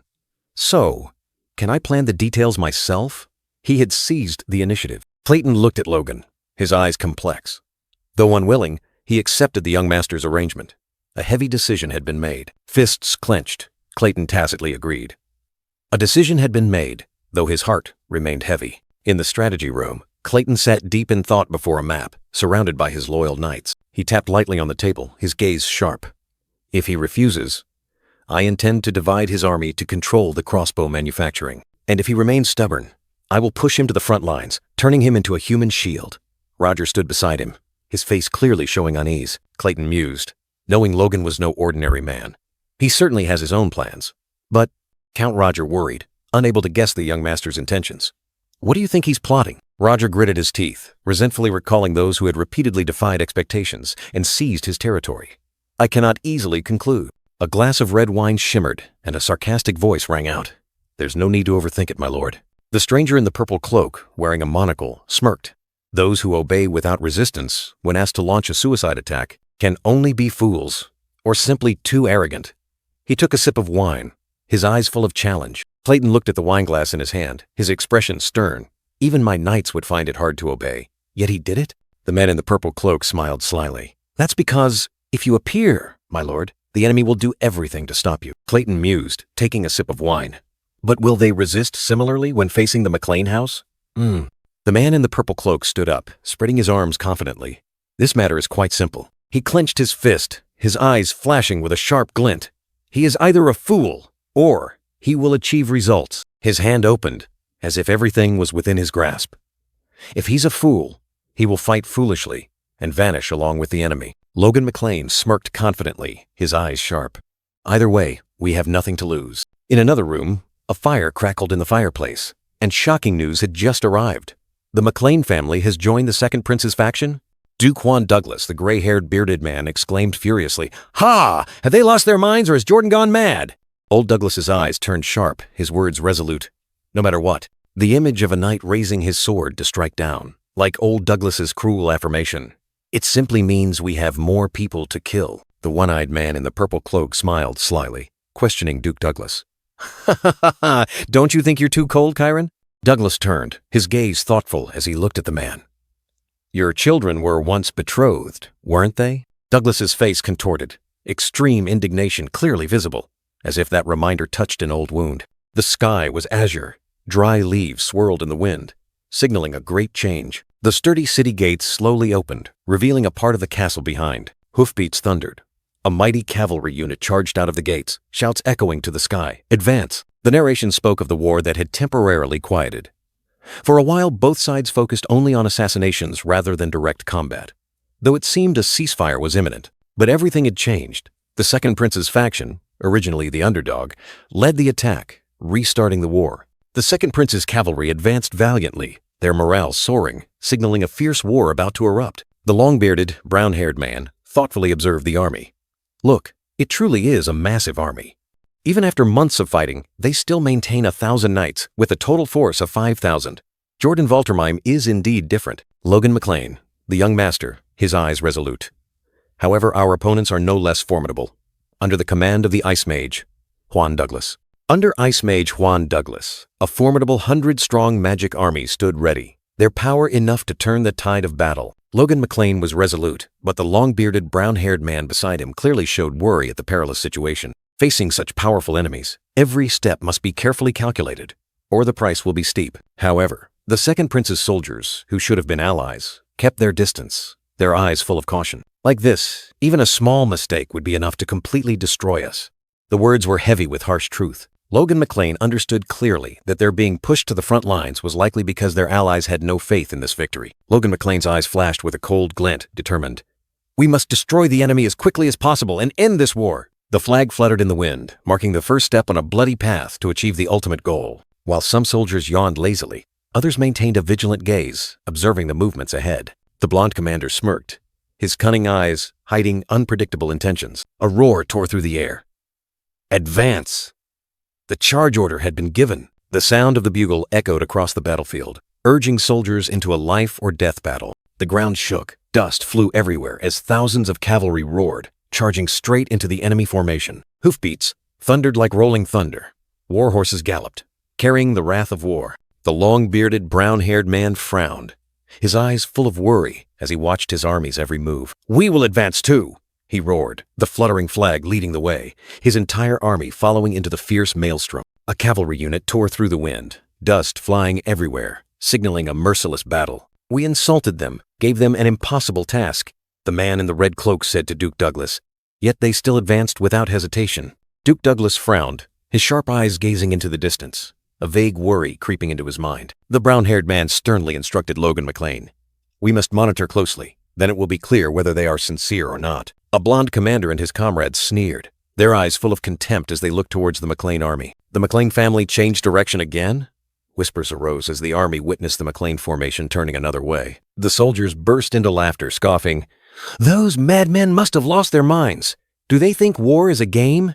The white flag with the four-petal symbol of the McLean family flew proudly against the deep blue sky. Count Taran Jahid has requested to be assigned the task of interception, the white-bearded, blond man said.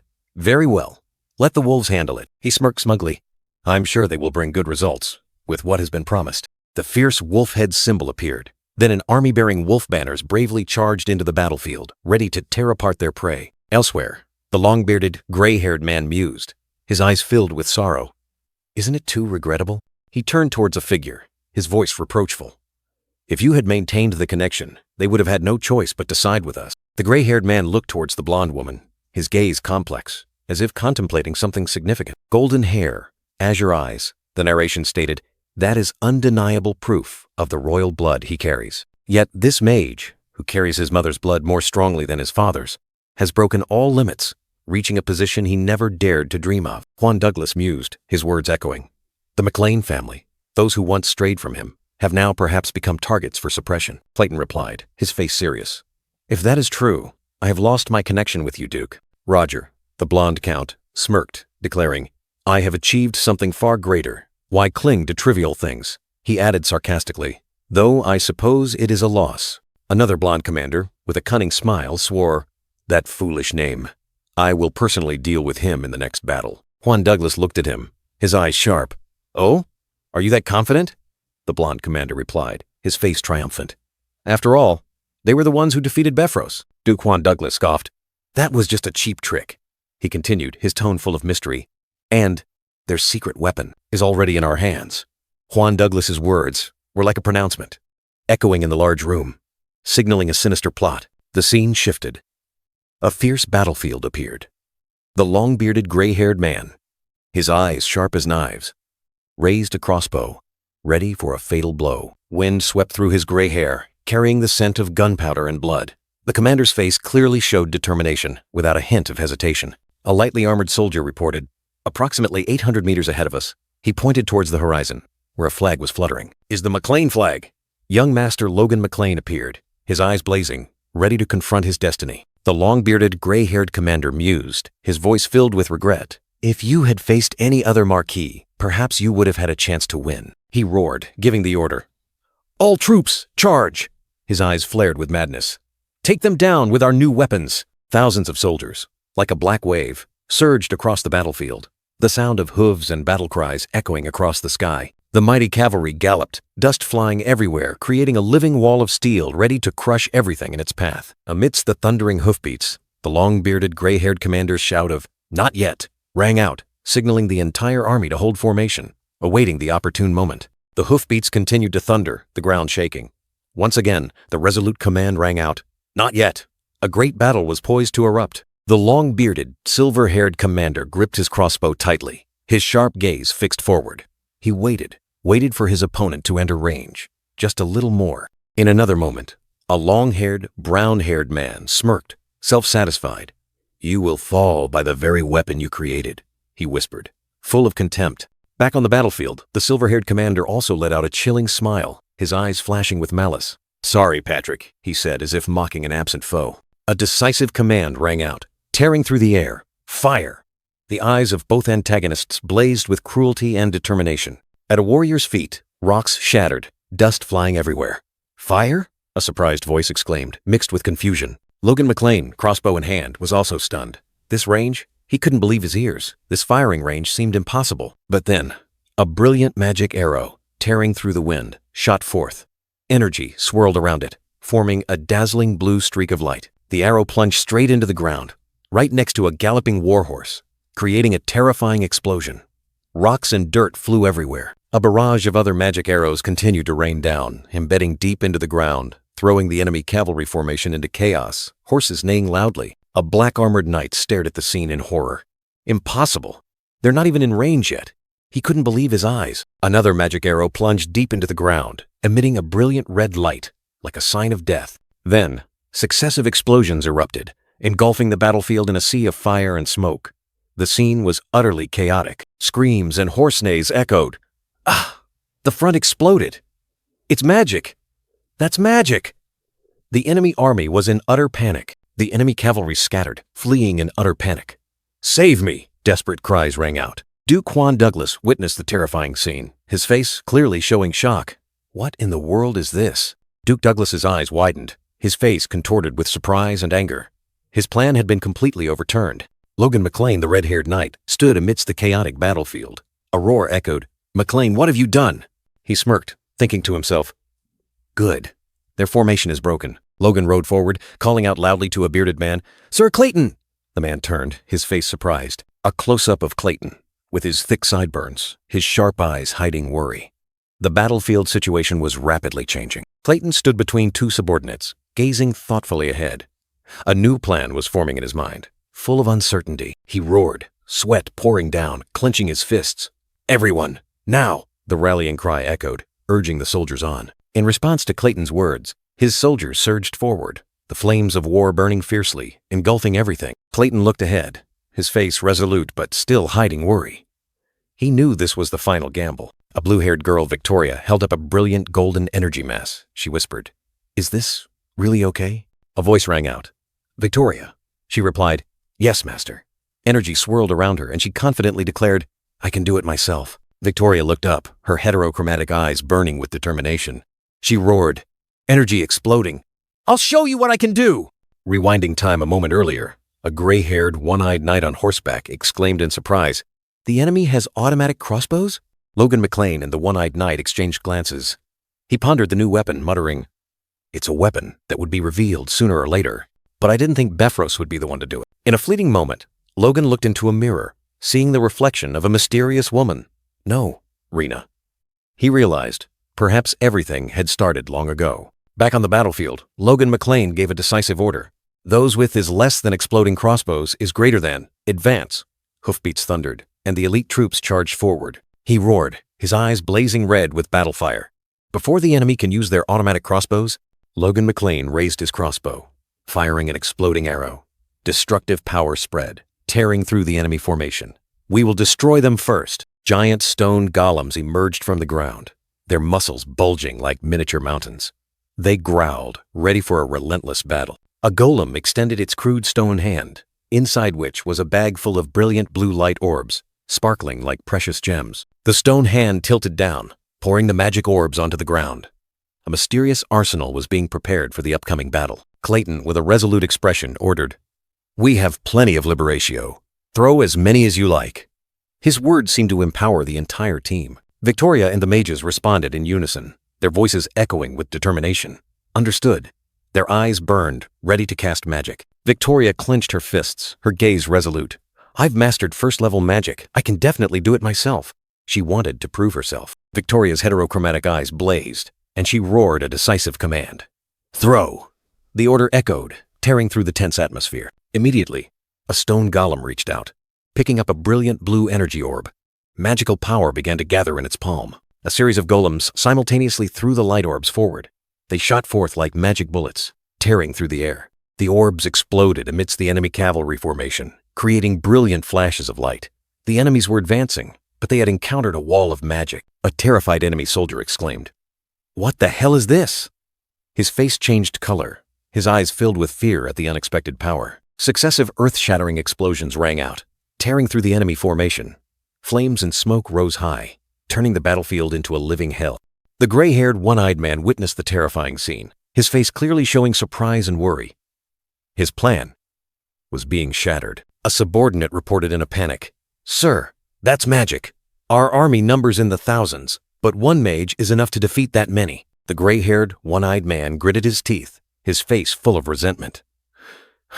He couldn't believe that magic power could cause such extensive damage. He roared, giving a decisive order. "Cavalry, attack! We will continue to attack!" Despite the losses, he refused to retreat. The one-eyed commander gritted his teeth, sweat pouring down. He understood clearly that once his troops closed in, the enemy would no longer be able to use area of effect magic. With sharp eyes, he decisively raised his hand, roaring in order to reload weapon. Volleys of crossbow bolts plunged straight into the enemy formation, the tang-tang sound echoing across the battlefield. A barrage of dark arrows tore through the wind, forming a deadly rain poised to engulf the enemy cavalry. Valiant knights raised their shields. The sound of arrows clashing against armor was deafening, but the formation still advanced resolutely. The one-eyed man sneered contemptuously. "Reaching the rank of knight, what can these puny arrows do?" At most, they'll just knock them off their horses. He sat calmly on horseback, his gaze sweeping across the battlefield, confident in his plan. Suddenly, a young man with brilliant, heterochromatic eyes appeared, his gaze resolute, as if wanting to pierce through the battlefield's smoke and fog. He roared, ordering the crossbow cavalry to split, his voice echoing with authority. The crossbow cavalry quickly split into two wings, maintaining distance and attacking the chaotic enemy formation. A soldier fell from his horse, trying to fend off the continuous arrows embedding into the ground around him. Damn it! Another knight gritted his teeth, his shield constantly deflecting arrows. If I hadn't fallen off my horse, this rain of arrows wouldn't have. A barrage of arrows continued to pour down, forcing the soldiers to desperately roll and dodge. Extreme fear was evident on a soldier's face as he realized he was surrounded. Desperate screams rang out as many soldiers fell, their bodies pierced by cruel arrows. The arrows still tore through the wind, embedding straight into the scattering formation. The cavalry tried desperately to flee, but death had cast its net. Amidst the chaos, a resolute voice rang out. The heterochromatic-eyed knight ordered, "Victor, you lead the regular army." Memories flooded back, a scene from the past clearly visible. The young knight accepted the difficult task, despite some apprehension about his knightly status. Clayton stood there, his gaze stern. As for Victor, he suddenly awoke, realizing something more important than honor. Worry was evident on his face. Victor pleaded with Clayton, "But my sister, please protect her, no matter what happens." His eyes were bloodshot, an extreme fear erupting. "I don't know what I'll do if anything bad happens to her." A gentle tap on the head, like reassurance. Clayton said, "Calm down, all right?" Logan McLean, the young master, spoke to reassure him. "Clayton will take good care of Rhea. Don't worry about her." The young knight listened, trying to calm his mind. Logan continued, "Focus on taking care of yourself first." His gaze gradually regained its resolve. "Even if it's for your sister." Finally, Victor nodded. He understood. A silent promise was made, heavy with responsibility. He looked up, silently grateful. The fact that I can embrace worries and dreams for the future. It's all thanks to Logan. Returning to the present, Victor galloped forward. His resolute gaze pierced through the smoke and dust, heading straight ahead. In his mind, the image of his sister Rhea reappeared, surrounded by blazing fire. My sister. And then, his gaze shifted to the figure of Logan McLean, the young master who had placed his trust in him, and my master. Victor roared, his heterochromatic eyes burning with determination. "My safety is nothing compared to theirs. Fall back. Flatten the enemy to the ground." His words were like an iron command, echoing across the battlefield. Behind him, a red-haired knight looked back, dry leaves swirling in the wind. Was he observing the movements? Or was he waiting for something? The one-eyed man's bright yellow eyes gleamed with a strange light, as if calculating a sinister move. The one-eyed man reported to Logan, "Victor and the crossbow cavalry are advancing from the rear." Logan nodded, his gaze firm. "Good. Let's go, son." Clayton led the army, roaring, "Knights, follow me!" The shout echoed, morale soaring, as the army thundered forward. Amidst the battle's encirclement, several knights showed clear signs of worry. "Damn it! Why are we here?" one urged. "Pareda, hurry up!" Hoofbeats pounded, dust flew. The knights spurred their horses to a gallop, rushing like arrows through a hail of projectiles. The one-eyed man maintained a calm expression, his sharp gaze sweeping across the battlefield, like a hawk stalking its prey. Suddenly, a fist clenched, accompanied by a resounding command. "Cease fire!" The words were like thunder, piercing through the roars of battle. Clayton panted, his face drenched in sweat. He stared intently at a spot, his expression one of extreme astonishment. Amidst the chaotic battlefield, a figure stood tall.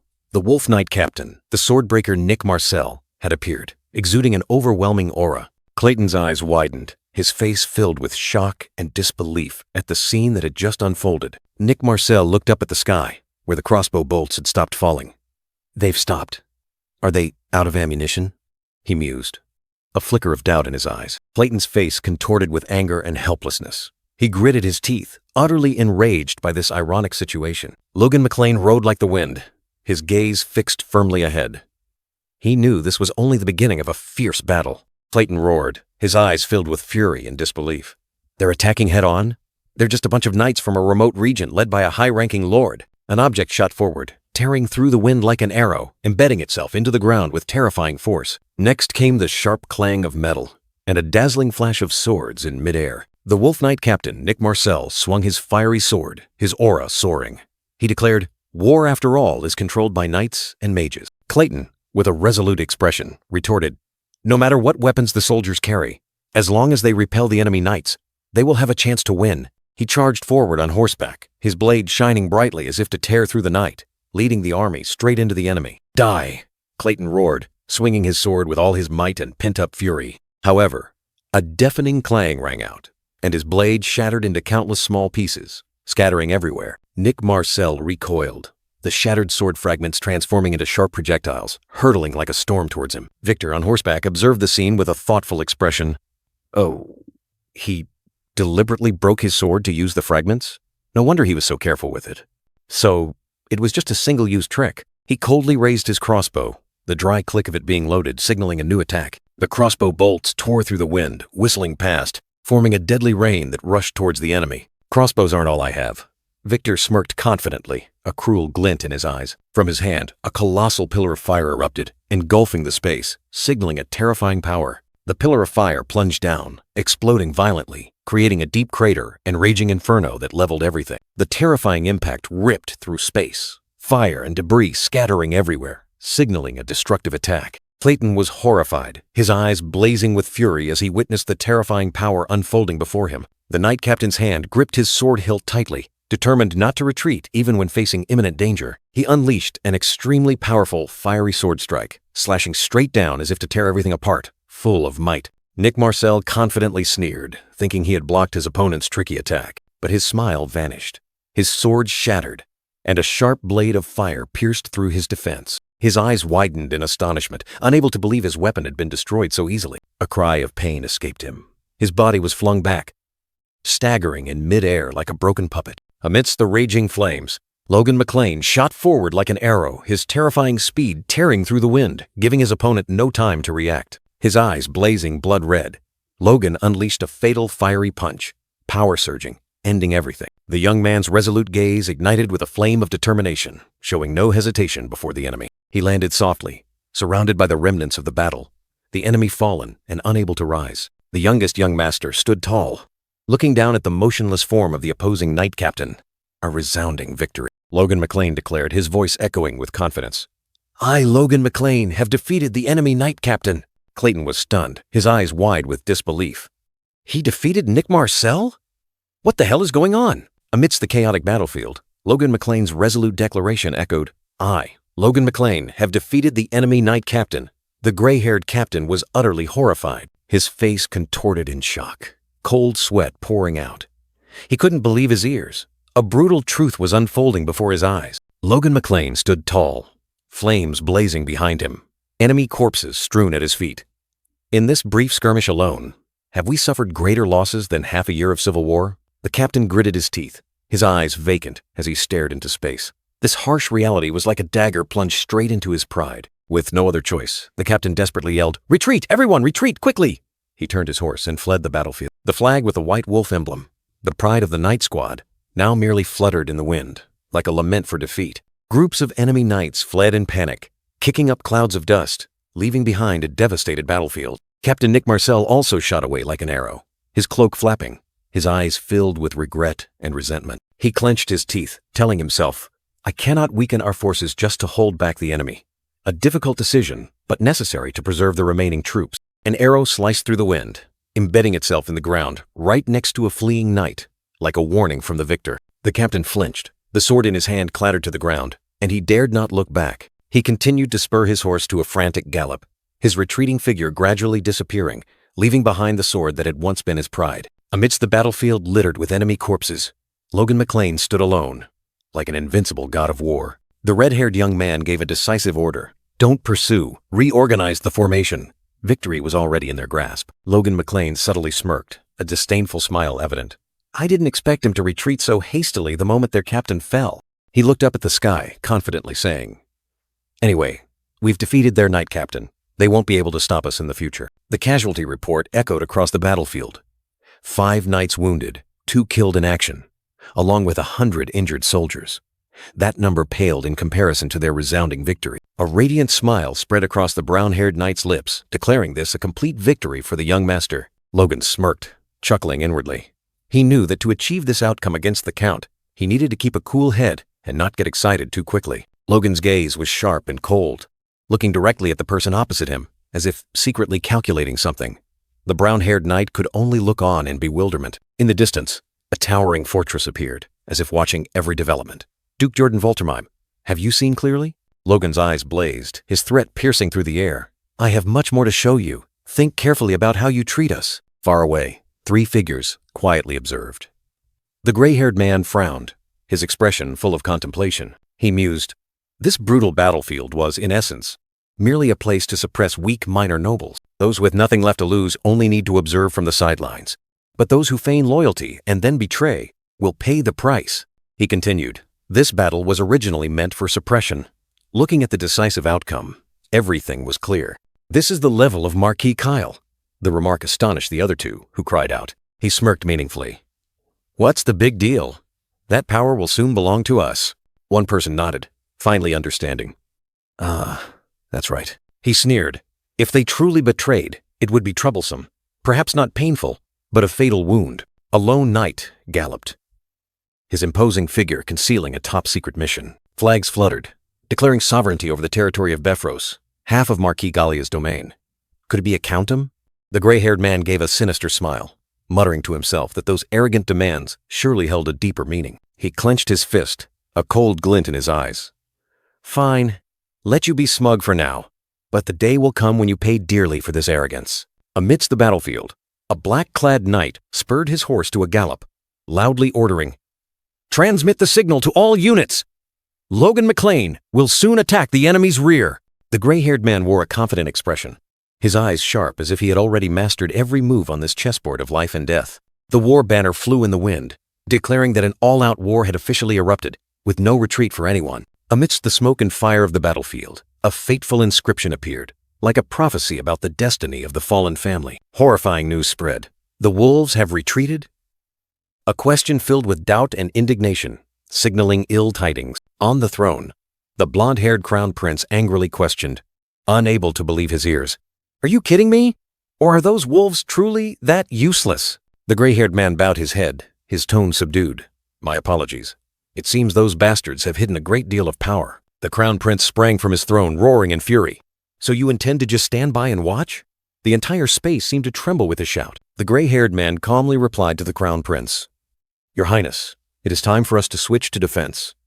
A strategic piece of advice amidst the heated situation. The gray-haired man's eyes were pensive, gazing into the distance as if calculating every move, preparing for a surprising counterattack plan. The army arrayed magnificently. The instruction echoed. When Logan McLean attacks from the rear, the main force will strike directly from the front line. Please do not leave my side for a single step. The crown prince was utterly bewildered, unable to comprehend the battle's developments. Those damn bastards! What in the world is going on? The gray-haired man gritted his teeth, his eyes full of hatred. Damn it! The McLeans, those filthy bat bastards. The dark red-haired young man led the army, his eyes blazing as he declared, Even with losses, I will tear you all to shreds. The old gray-haired man looked into the distance, his eyes sharp as if calculating something. The clear blue sky behind him seemed to emphasize his profound demeanor. A long, white-haired man, one eye covered, led the charge. His face was contorted, full of hatred, as if he wanted to devour his enemies. The long brown-haired man gave a sinister smile, his eyes darting sideways with cunning. Beside him, a short blonde-haired man frowned, his face clearly showing anger. A close-up of the long brown-haired man's wicked smile, his deep blue eyes concealing contempt. This island, his words echoed, sarcastic. All the most powerful people in this country are not looking at the battlefield before them, but at that distant, small, baronial family. The cavalry galloped, kicking up clouds of dust. Logan McLean, the red-haired young man on horseback, his gaze chilling to the bone. He whispered, full of hidden meaning, I wonder who this war is for. The night army charged like a storm, banners fluttering in the wind. The pounding of hooves signaled a merciless war. In the palace, the blonde-haired crown prince sat on his throne, his face changing color with astonishment, mixed with indignation. Those bastards. The old gray-haired man also couldn't keep his composure, grinding his teeth, his eyes sparking with fury. What in the hell are they doing? Logan McLean's army did not advance, but unexpectedly changed direction, charging straight towards the rear of the battle line. Are they going even further back? A red-haired knight with a goatee turned to Logan, full of confusion. Logan, are we just going to keep going like this? If we continue like this, when we return. Logan did not turn his head, his gaze distant, his voice calm and steady. They didn't expect us to be able to attack from the rear from the very beginning. They just wanted us to fight for a while and then die. He held up a piece of white cloth, his eyes resolute. Instead of dying meaninglessly, we will do something more meaningful. The red-haired knight with the round beard widened his eyes in surprise, looking at the cloth in Logan's hand. What is this? Logan McLean smirked, a mysterious and confident smile. We're about to rob an empty house. A week later, in the lavish palace, the blonde-haired crown prince sat on his throne, his face pensive. A long, black-haired man wearing glasses thoughtfully read a book. A map spread out on the table. There's been no news of the McLean family since then. Did they just vanish into thin air? The long, black-haired man mused, his eyes scanning the map. The crown prince sat on his throne, sipping wine, his face full of worry. Urgent, hurried footsteps echoed through the palace corridors, shattering the inherent silence. An ominous sign was approaching. The door burst open, and a long, white-haired man rushed in, his face utterly panicked. Terrible, terrible news, he yelled, breaking the tense atmosphere. How dare you act so insolently in front of His Highness? The long, black-haired man growled, his eyes sharp and cold. The intruder quickly bowed, stammering apologies, but still emphasizing the urgency of the situation. The paper was handed to the black-haired man. He skimmed it, his expression gradually changing as the horrifying words appeared before his eyes. A knight standing nearby also showed clear signs of worry. His eyes behind his glasses widened, cold sweat pouring down the black-haired man's forehead. This news was truly a fatal blow. The crown prince set down his wine cup, looking towards the black-haired man. What's wrong, Duke? His voice deepened, sensing the unease.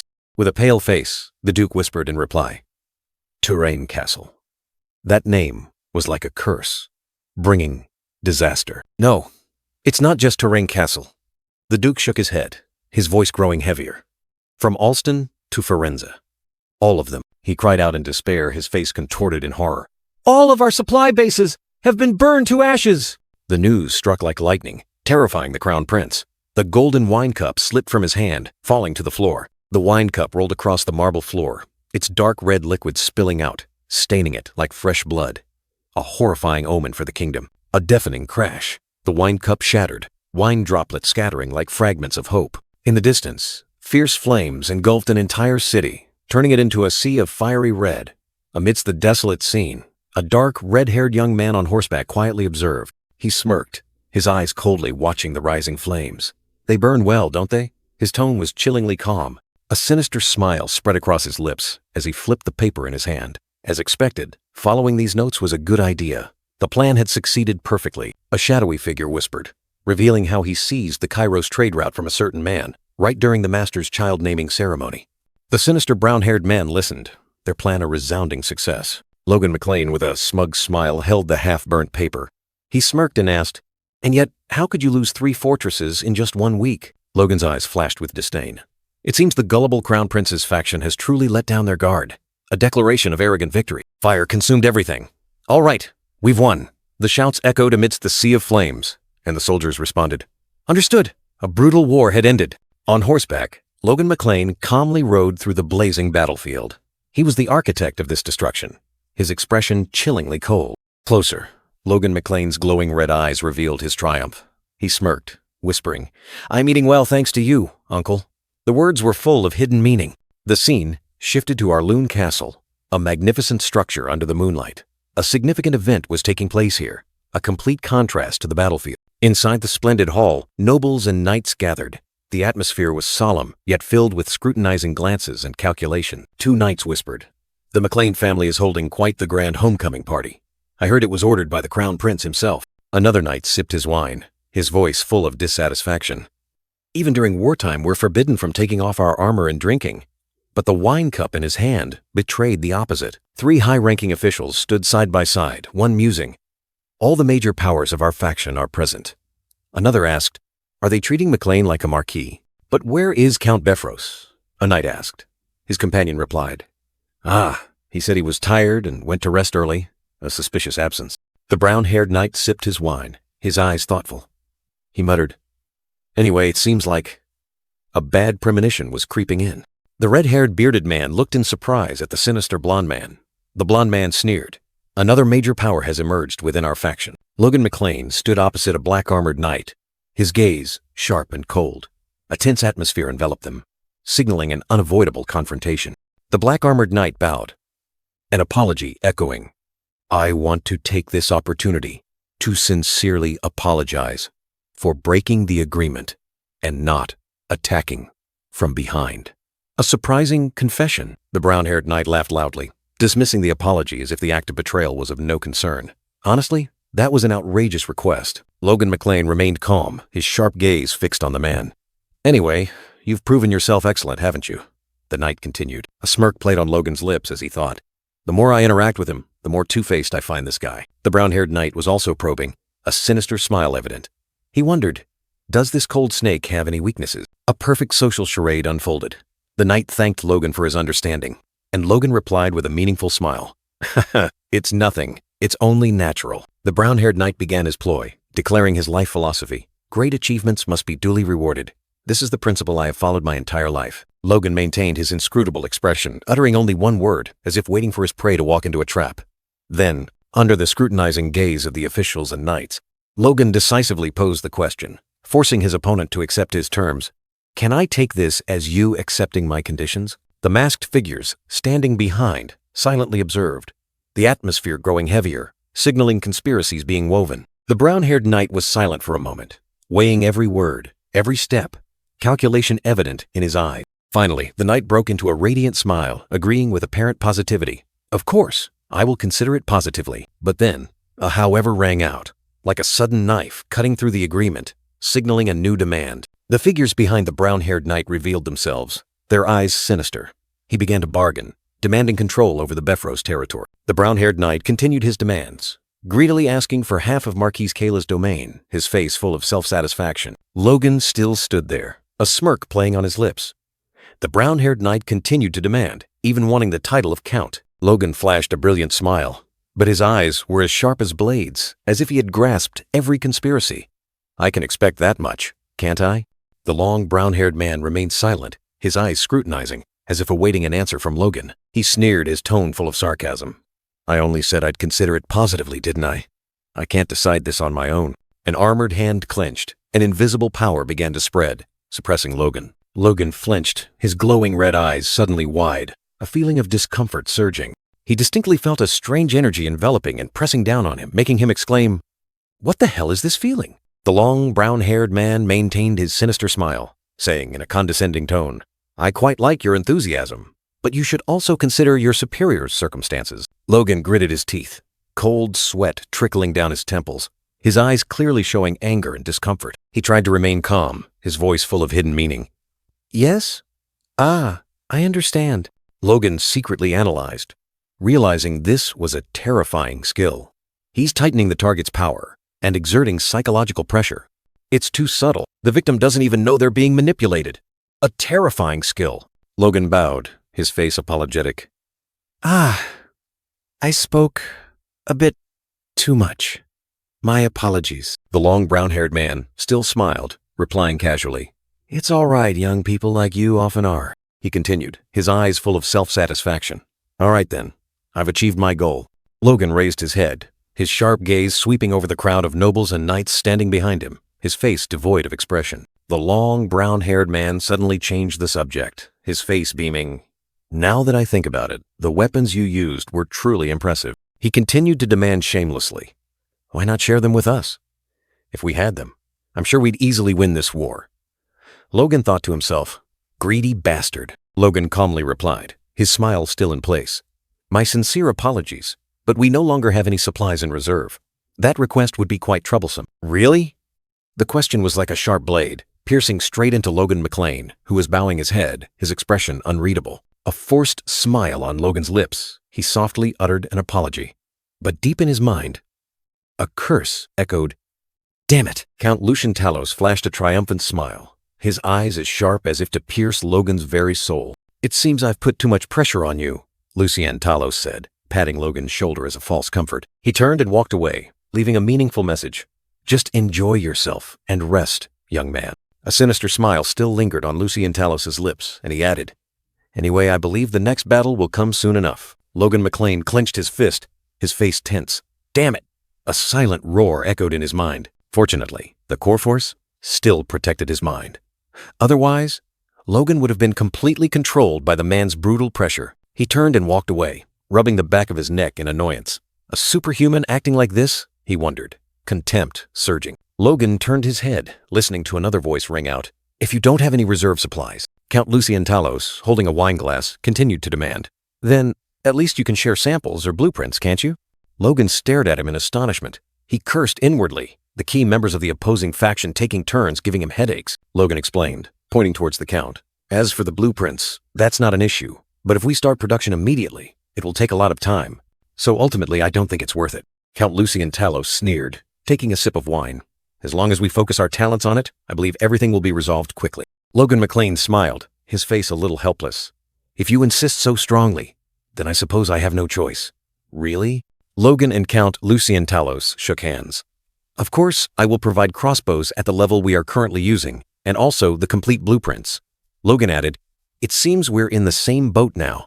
We won't have time to prove anything beforehand. A few days later, a mighty army advanced towards the fortress, leaves rustling in the wind, signaling an unavoidable battle. A black-armored knight trembled, sweat pouring off him, his eyes full of panic. He stammered, unable to utter a word. Logan McLean was calm on horseback. Beside him, a red-haired knight roared, "You foolish losers of the Crown Prince's faction! We will crush you to pieces!" Two other knights observed the enemy formation, one blonde and bearded musing. There's a cavalry unit like that in the enemy army? How strange. The sharp gaze of a brown-haired knight focused on the battlefield. He wondered, what were they thinking putting those fools on the front line? Captain Allen of the Kairos Knights roared, leading the charge. Kairos Knights, advance! He was a mid-level knight, but his morale was no less. Three other knights discussed.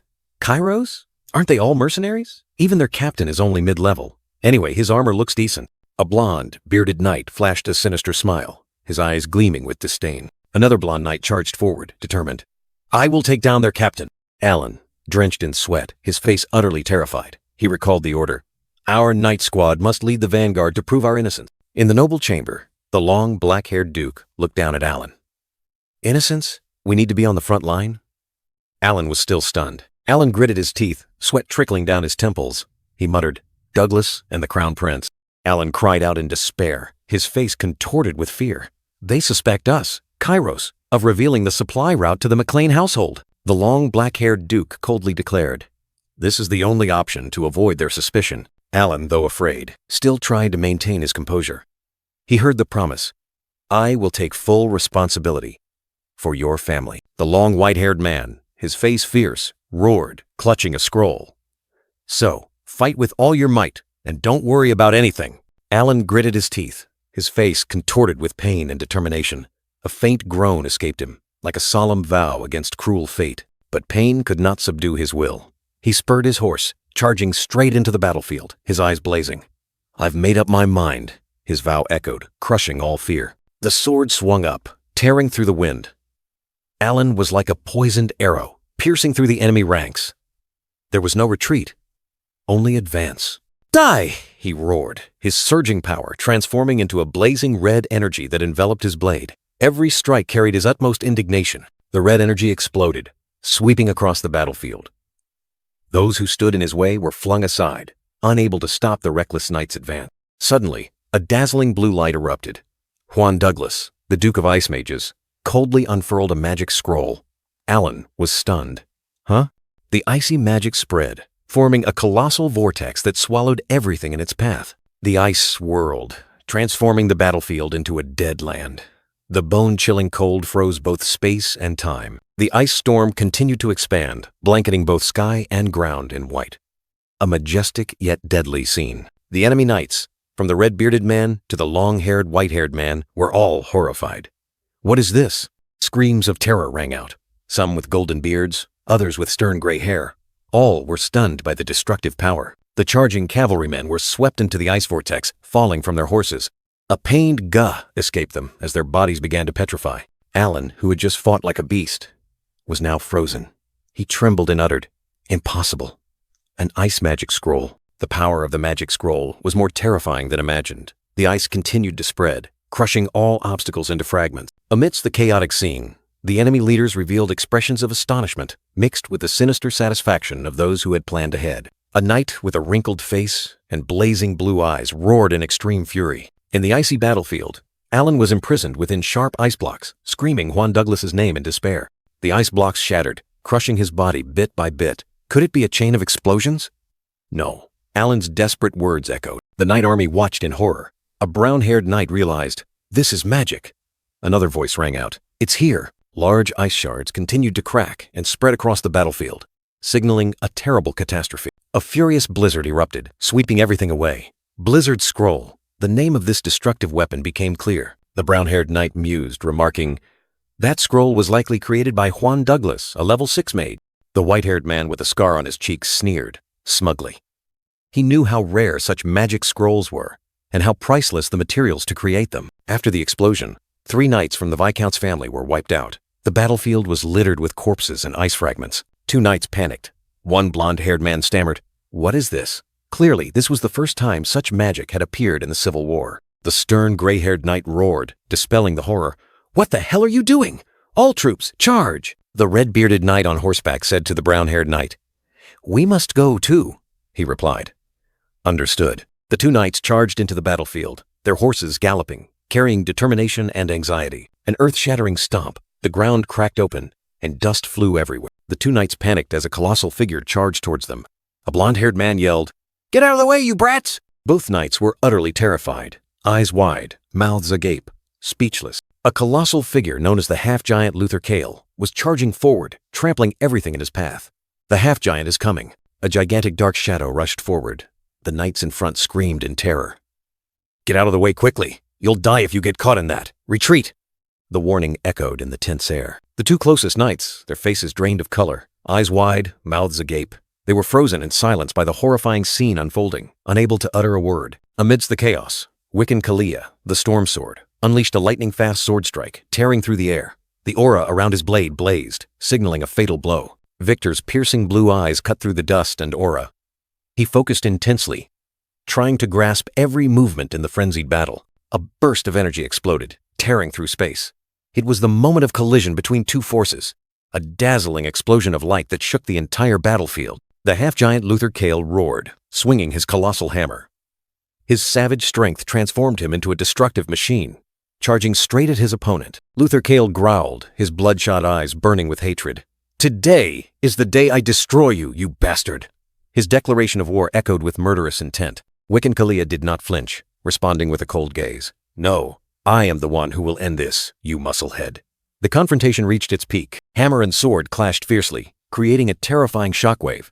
A dazzling light erupted, demonstrating the destructive power of both warriors. The surrounding knights trembled, watching the scene in horror. They could only stand there, helplessly, witnessing the spreading destruction. The 2 aura users just clashed. A piercing scream. The entire battlefield shook. A colossal energy explosion ripped through the sky, dyeing the space red. The gray-haired knight on horseback hastily warned, "Anyone not skilled enough, avoid their gaze. Facing their aura directly will shatter your mind." Another red-haired knight exclaimed in astonishment, "Unbelievable! Even with my senses, I can barely keep up with their movements." The battle speed surpassed imagination. On one side was a fighter specializing in extreme physical enhancement. On the other, one focused on elemental control. 2 opposing fighting styles, creating an earth-shattering duel. "Logan!" The call startled Logan, who quickly replied, "Oh, yes, sir. He was swept up in the overwhelming intensity of the battle." "Victor!" Another call.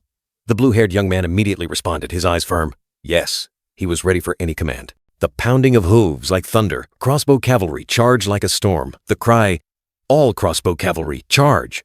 tore through space, commencing the battle. Every hoofbeat striking the ground carried the weight of death, signaling a merciless battle. Captain Rommel of Count Jahid stood firm, confidently declaring, "As long as we block the crossbows, they're just common soldiers. Raise your shields." A sinister smile appeared on his face. "We are ready to deal with their weapons." But suddenly, another cavalry unit charged from the flank. The menacing cry, "Surround them!" rang out. Rommel's confidence suddenly vanished. His eyes widened, and a bad premonition struck him. While his army still held their shields waiting, the enemy swept past like a gust of wind, not engaging in combat. Rommel exclaimed in astonishment, "What the hell is this?" He couldn't believe his eyes. The enemy cavalry simply swept past, leaving behind the bewildered knights. Are they just passing through? "Damn it!" Rommel roared, his anger flaring. "Knights!" He hastily issued a new order. Rommel's eyes suddenly widened in horror as he realized the true target. "Take down McLean's archers!" The sound of arrows being fired echoed. Countless glowing arrows tore through the sky, raining down like a deadly meteor shower. Not just arrows, but axes and strange objects also rained down, creating a destructive storm. Rommel groaned in pain, his blazing red shield protecting him.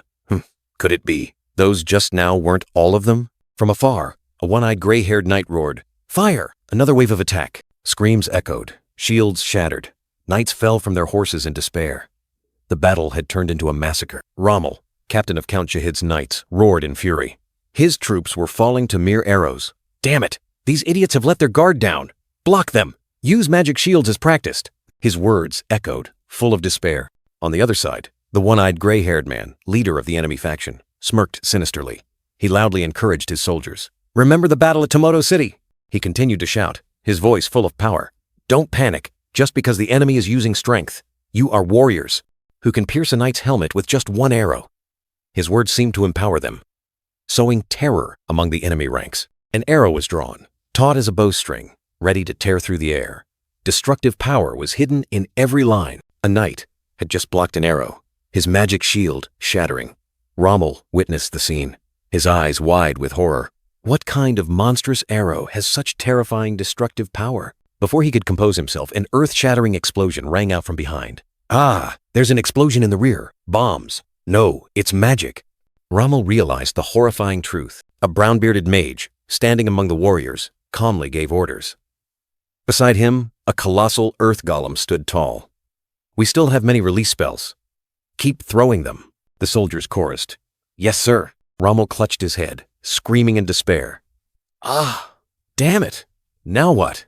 His plan shattered. His army disintegrated. Another arrow, carrying destructive power, was fired. Death lurked across the battlefield. At the same time, the enemy cavalry, led by a short black-haired knight, charged like a storm. "Finish off those who survived the explosion." Swords swung, dyeing the ground red with blood. Rommel collapsed, unable to believe his eyes. "What is happening? Are they really crushing our army with just arrows and common soldiers' bombs?" he muttered, his voice trembling. He stared at his sword, his eyes full of confusion. So, what in the world are McLean's knights doing? The enemy cavalry continued to sweep through, giving their opponents no chance to resist. Screams and the clang of weapons mingled together. Rommel tried to reassure himself, his voice strained. "We're just finishing off the weakened enemy knights. No one here can't handle that simple task, right?" The leader of the cavalry, the short black-haired knight, gave a cold smile. "Yes, sir. This is how we minimize our own casualties," he said, his eyes full of ruthlessness and calculation. The one-eyed gray-haired commander dismissed all doubts, asserting, "You might think it's cowardly, but no fool in our squad thinks that way." More importantly, he knew the golden opportunity had arrived. Both Rommel's army and the short brown-haired knight were awaiting the next command. News of Count Shahid's fall spread like wildfire, causing one of the Crown Prince's army flanks to collapse. The long blonde-haired man with a goatee and the long white-haired man realized the enemy would soon retreat. The short brown-haired knight mused, "We've already earned enough merit. There's no need to expend more energy. After all, this isn't my war alone." The flag with the leaf emblem fluttered on the battlefield, a reminder of their true purpose. This war was merely a part of a larger plan. Suddenly, the order to retreat rang out. The one-eyed gray-haired commander immediately gave instructions, signaling Victor on the front lines. The cloaked man stood beside him. Without hesitation, Victor led his troops, turning their backs on the fierce battlefield, hastily retreating as ordered. Even while retreating, Victor didn't forget his duty. He swung his crossbow, firing the last arrows at the pursuing enemies, trying to clear a path. From behind, the one-eyed gray-haired commander observed, "Victor's troops have retreated. The Crown Prince's faction is fleeing exactly as predicted." When all the troops had gathered, Rommel was about to give the next order. But a sense of unease suddenly struck him, making him pause. The short, brown-haired knight's eyes suddenly widened, filled with extreme horror. Something unusual had just happened, an ominous sign. An earth-shattering explosion rang out, accompanied by desperate screams. That magic again. A blizzard? A terrifying magical storm descended. The short brown-haired knight couldn't believe his eyes. "They have so many magic scrolls!" he exclaimed, his face filled with panic. He hastily asked Heinkel, who had just ridden up, "Sir Heinkel, are the front-line troops safe?" Worry was evident on his face. Heinkel breathed a sigh of relief. "Fortunately, even Victor on the front lines is safe and sound. We retreated early. That was extremely lucky." The short brown-haired knight wiped away a cold sweat, forcing a wry smile. The feeling of relief mixed with a hint of fear still lingered. Rommel, the knight captain, roared in anger as he witnessed the enemy fleeing using Juan Douglas's dirty tactics. The one-eyed, gray-haired man with a murderous expression ordered, "Pursue them!" The long, blonde-haired man smirked, adding, "Hunt those bastards to the ends of the earth." But on the battlefield, a fleeing knight frantically shouted, "No! Don't pursue! Stay as far away from that explosion as possible. Another knight, stunned, questioned. What does he mean by pursue? Does he want us all dead? Amidst the chaos, Logan McLean remained calm, a smirk playing on his lips. He ordered a retreat, keeping clear of the explosion, then muttered about the enemy faction's disorganization, a familiar faction from his previous life. Suddenly, Logan's eyes turned sharp. He sensed something rising, a mysterious source of energy. From above, the battlefield was engulfed in strange purple energy currents, signaling an impending disaster. Victor, the blue-haired knight, turned pale, utterly terrified by the sight before him. A colossal blue light exploded, tearing through the sky, revealing a figure ascending. Heinkel and the short brown-haired knight were horrified, unable to believe their eyes. What the hell is this? Beneath their feet, a terrifying power was being unleashed, shaking the very ground. Logan McLean shot into the air. A brilliant green energy burst forth from him, transforming into the image of a dragon. "Young master?" An astonished cry rang out. That terrifying power continued to surge, transforming into a colossal, dragon-headed monster. Logan thought to himself, if left unchecked, it will become dangerous. He plunged down, determined to stop the power erupting from within himself. We must stop it at all costs. Blazing golden energy flared around Logan's fist, and he let out a resounding roar, ready to unleash a decisive blow. Logan's explosive attack tore through the air, the blazing golden energy seemingly devouring everything. But another power, cold and sharp, suddenly appeared, forming a turquoise ice shield, blocking the energy surge. The ice shield shattered, not from destruction, but to unleash a terrifying wave of icy power, repelling everything. Victor stood stunned, his eyes wide with horror, a drop of cold sweat trickling down his cheek as he witnessed the scene. The icy power exploded, turning the battlefield into a deadly wasteland. The knights around Victor frantically crying out, "Young master!" The ice magic continued to spread, creating a bone-chilling wave that enveloped the entire area. The icy storm swept through, devouring everything in its path, causing the knights to exclaim in terror, "Young master!" Rommel, on horseback, shivered from the bone-chilling cold, shouting a warning about the icy power. Worried for Logan. Logan landed, his feet firm amidst the cold mist, his gaze unwavering despite having just faced an unexpected counterattack. He exhaled a plume of white smoke, the biting cold seeping deep into his muscles. Another knight hastily asking after him. Logan gritted his teeth, acknowledging the cold, but quickly correcting. He was talking about Juan Douglas, the one who unleashed the ice magic. Logan's sword was now covered in a rigid layer of ice, proof of the ice mage's terrifying power. Logan tried to use his power to melt the ice on his sword, but in vain. He realized this magic was far from ordinary. Victor swallowed hard, pondering the power of ice mage Juan Douglas, who not only used rare magic scrolls but also possessed dangerous magic. Was he a superhuman? Logan stared intently at a distant point, his eyes flashing with determination. He was calculating his next move. And then, a cracking sound echoed. The ice layer that Logan had used his power to withstand began to shatter, signaling a counterattack. The ice shattered, and an explosive energy pushed Logan back. He was astonished to realize this was no ordinary attack. A violent explosion tore through the air. Flames surged and engulfed everything, turning the battlefield into a sea of blazing red fire. In the distance, by the campfire, Rommel and the other knights were gloating. The blonde-haired knight laughed loudly, mocking the damned princes who had fled in disarray. Rommel boasted to the brown-haired knight, "Everything has gone smoothly since the McLean family joined our side. Just now, he only needed to look at Douglas's magic, and it was over. Truly a count like no other," the brown-haired knight added, confident that McLean's contributions would be duly rewarded. Duke Valtermine is always fair with his rewards, but not everyone was optimistic. Another knight, with a tense expression, thought to himself, "Befrose is finished." The short, blonde-haired knight clenched his fist, growling, "It can't end like this. The Civil War can't conclude so ridiculously." Meanwhile, withered leaves fluttered down, covering the ancient castle, like an omen of decay. Scene change. In a dark forge, the clanging of hammers echoed, breaking the silence. Blacksmiths with pointed ears toiled diligently by the furnace, drenched in sweat. The sound of hammers and clashing metal created a symphony of labor. Timar, with braided red hair, let out a long sigh, slumping onto the table. "Ugh, I'm dead tired." The silver-haired blacksmith immediately yelled, "Tamar, what the hell are you doing?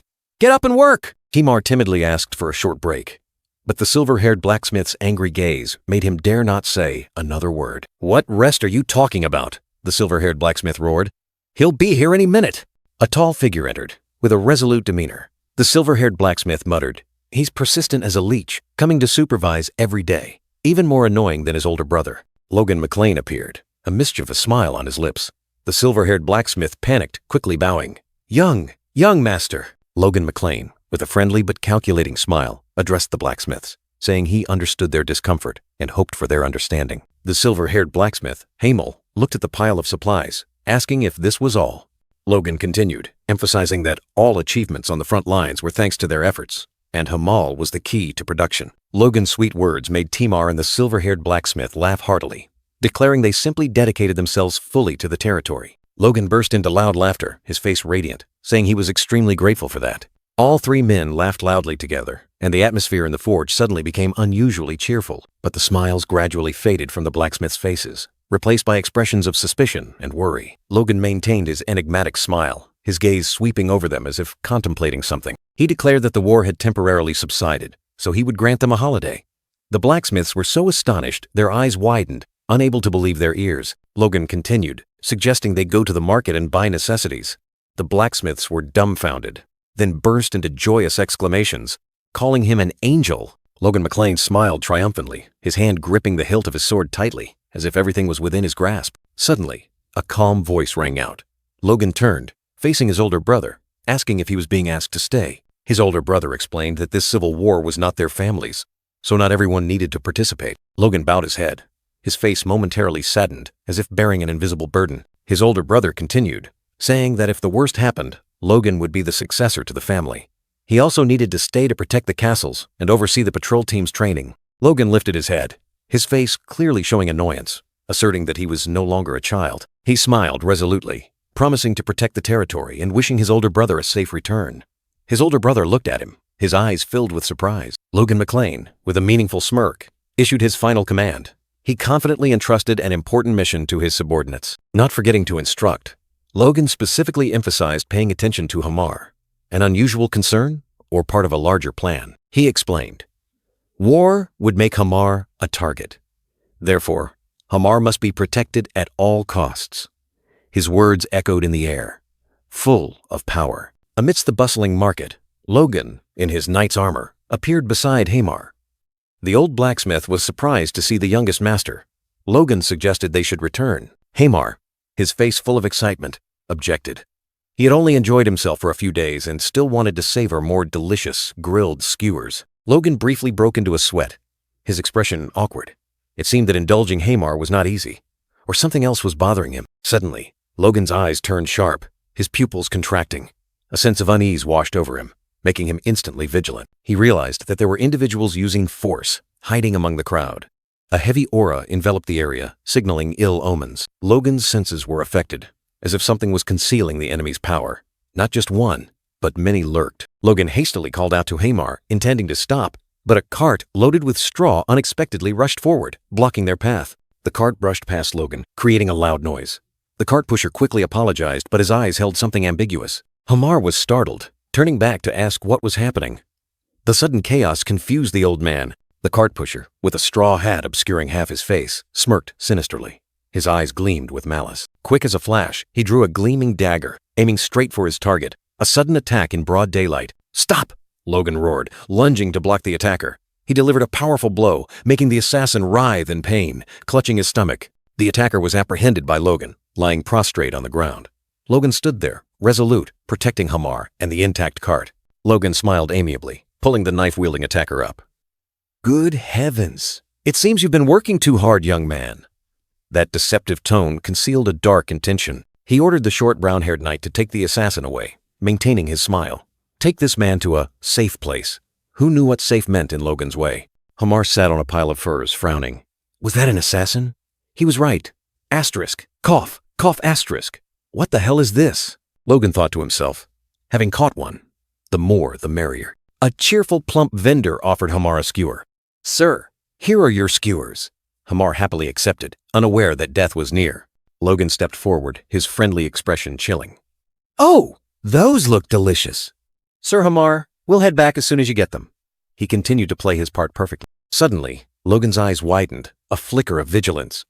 A sense of unease washed over him, signaling danger lurking right behind him. From behind, a colossal shadow lunged forward. The bald attacker appeared, bringing a chilling, killing intent, aiming straight for Logan. Logan spun around, his face changing color. "No, I can't see anything." He was blinded. completely surprised by the lightning-fast attack. At the same time, the skewer vendor still smiled brightly, offering skewers to Hamar. That smile now looked truly gruesome, like a reaper's scythe. He didn't hesitate, using the skewer itself to stab Hamar.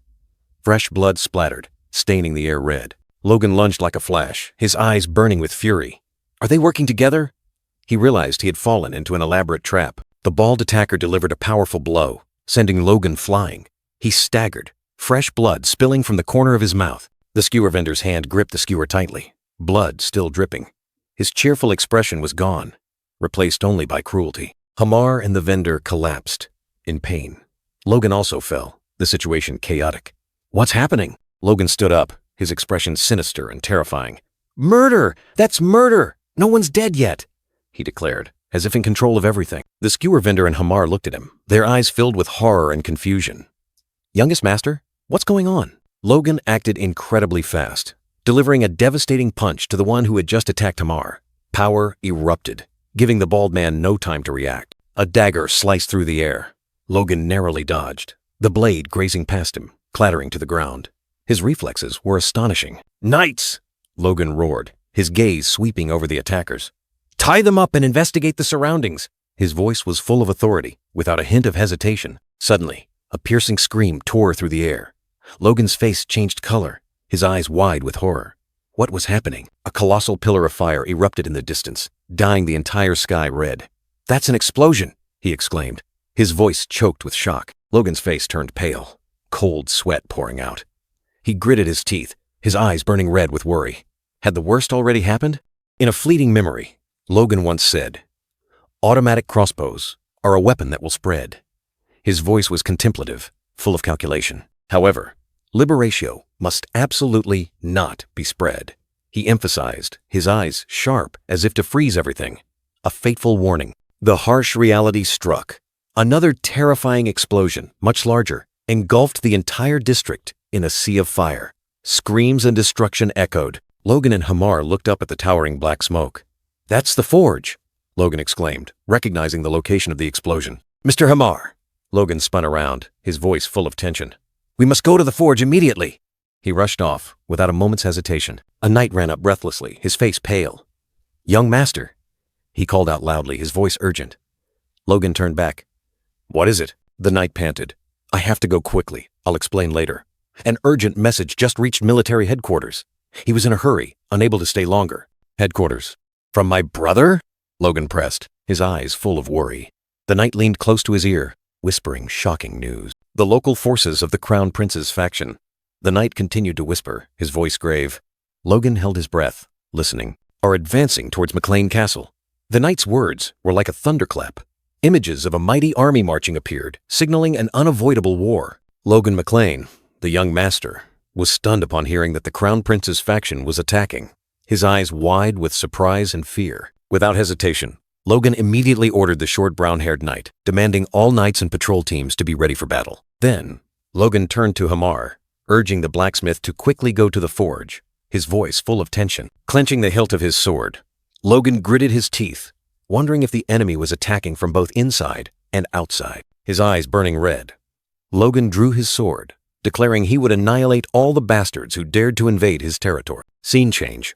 A sparkling crystal ball rested on a cushion in a luxurious room, with light snow falling outside the window. Logan, now in casual clothes, walked around the room, his gaze thoughtfully directed towards the mysterious orb. His footsteps echoed on the marble floor, each step heavy with worries. He clenched his sleeve, his expression showing the tension and suppressed emotions rising within him. Logan stood before the orb, his image reflected within it, and he softly called, "Brother." He asked Ronnie, his brother who had been out of contact for days, about the situation of the fief, his tone clearly revealing worry. In the orb, Ronnie sighed in relief, delivering the good news that they had annihilated the forces of the Crown Prince's faction. Ronnie explained that, fortunately, the enemy was only a Viscount's army, not too strong. Thanks to the patrol army equipped with automatic crossbows and the liberation of power, they had won despite having only a few knights. Logan smiled with satisfaction, praising Ronnie for completing the mission well, his eyes full of trust. However, Ronnie's expression in the orb suddenly turned serious, reporting bad news. The forge was also directly attacked. Ronnie continued to report, revealing that 3 other dwarves had also been kidnapped, leaving Logan McLean utterly stunned. Through the magic orb, Ronnie bowed his head in apology, his voice full of regret. but Logan only sighed softly, reassuring him that everything was fine. Ronnie explained that ordinary craftsmen did not know the secrets of weapon crafting. Only masters like Hamar or Clayton knew, and they were the targets of the kidnappers. Logan pondered, his eyes sharp. He believed that at least a few attackers must have been caught, from whom they could trace the mastermind behind everything. But Ronnie brought another horrifying piece of news. All those arrested had committed suicide, cutting off all clues. That news stunned Logan. He could only utter a gasp of disbelief, his plan to find the mastermind once again at a dead end. Ronnie continued to report, based on the sparse testimonies from the surviving kidnappers and the knights who had intercepted them. The scene shifted to the ruined forge. Hamar, with an injured arm, looked at Ronnie through the orb in confusion, asking again if it was true. Hamar recounted that, though fleeting, he still noticed something strange about the one who had escaped, his face full of worry. Logan was startled, a flicker of vigilance in his eyes. He asked again, "The kidnapper? Looked familiar?" Ronnie confirmed. The person had a small build, was extremely agile, and was definitely a high-ranking knight. "A high-ranking knight? Small build?" Logan mumbled, his finger lightly touching his chin, pondering this new clue. Logan smiled reassuringly at Ronnie, though he knew well that this clue was not enough. He realized Ronnie was utterly distraught. After a moment of thought, Logan ordered, "For now, focus on training the self-defense army." Ronnie was astonished, asking again, "Do you think this will happen again?" "Really?" Logan calmly replied, his eyes firm. "I'm just saying. It's entirely possible." Logan pondered, looking out the window, his mind immersed in complex calculations. A gentle breeze swept by, carrying a few dry leaves, as if signaling a change. He told himself that leaving Ronan behind was the right decision, minimizing losses. The attack targeting the new weapons, simultaneously with the Crown Prince's faction attacking the main city, could not be a coincidence. His hand clenched tightly, veins bulging. Logan's eyes flashed with tension, an ominous premonition gnawing at the young master's mind. It could all be part of Juan's plan, he thought. But this war has dragged on for too long. Indeed, the war now felt frozen, terrifyingly stagnant. The reason? The Crown Prince's faction remained as solid as a rock, despite all attacks. They fortified themselves behind strong city walls, like a thorny rosebush, untouchable. After the McLean family burned down all supply points, they were forced to retreat. Now, Harun City had become the Crown Prince's faction's last base. Unable to retreat any further, the Crown Prince's faction concentrated all its forces on defending the last fortress. Tense, anxious faces were visible on every night. Logan looked out again, his gaze sharp. He wondered, what if someone dared to risk their life to attack them? That's why, he thought, if that strong fortress reveals a single crack, the war could end quickly. He looked up at the starry night sky, but who would bear that sacrifice? No one, not even Voltermeim. Logan sighed, helplessness creeping into his thoughts. A few days later, in an emergency meeting, the atmosphere was tense. "The McLean family has released a fake explosive manufacturing plan," a knight shouted. "We must have real weapons." Logan frowned, annoyed. Even now, are they still wasting time on such useless things? Another knight questioned, "Experiments? In the current situation?" A blonde, bearded knight angrily slammed the table. "Where did you get the ingredients to make explosives? There are no suppliers at a time like this." He exhaled, his face full of disappointment. "Fortunately, I collected the ingredients for these experiments myself, and they all failed miserably." The knight next to Logan was surprised and asked again, "Are you sure it wasn't your own fault?" The atmosphere in the meeting room grew heavier. Rage erupted. Count Roger gnashed his teeth, his eyes spitting fire as he stared directly at Logan. He shot up, slammed the table, and roared, "Shut up, Logan McLean! Do you think I'm some kind of level 1 nobody? I am a level 5 mage." But before he could finish, a dry gulp echoed, and Roger suddenly broke out in a cold sweat, his expression changing. Hamar, the silver-haired man, spoke coldly. "Count, this is a formal meeting. Please observe basic etiquette." Roger bowed his head. I apologize." Hamar continued, his tone still calm. "However, the Count is also not a place to fabricate baseless stories." A short brown-haired knight smiled meaningfully, asking Logan, "Logan, can you prove your manufacturing method is real?" Logan was surprised. "What?" Hamar looked directly at Logan, questioning. "Your production of Liberatio hasn't stopped, has it? You must have a lot of ingredients. How hard can it be to prove?" Logan remained silent, bowing his head, his eyes concealing deep thought. Roger couldn't restrain himself, jumping up again and shouting, "Why aren't you answering? Have you truly deceived his lordship and the entire faction?" "Roger, that's enough." Hamar stood up, turning to quell Roger. "I told you to observe proper etiquette, didn't I?"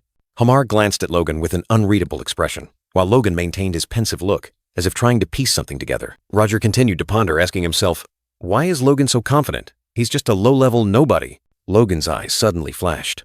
a memory darting through his mind.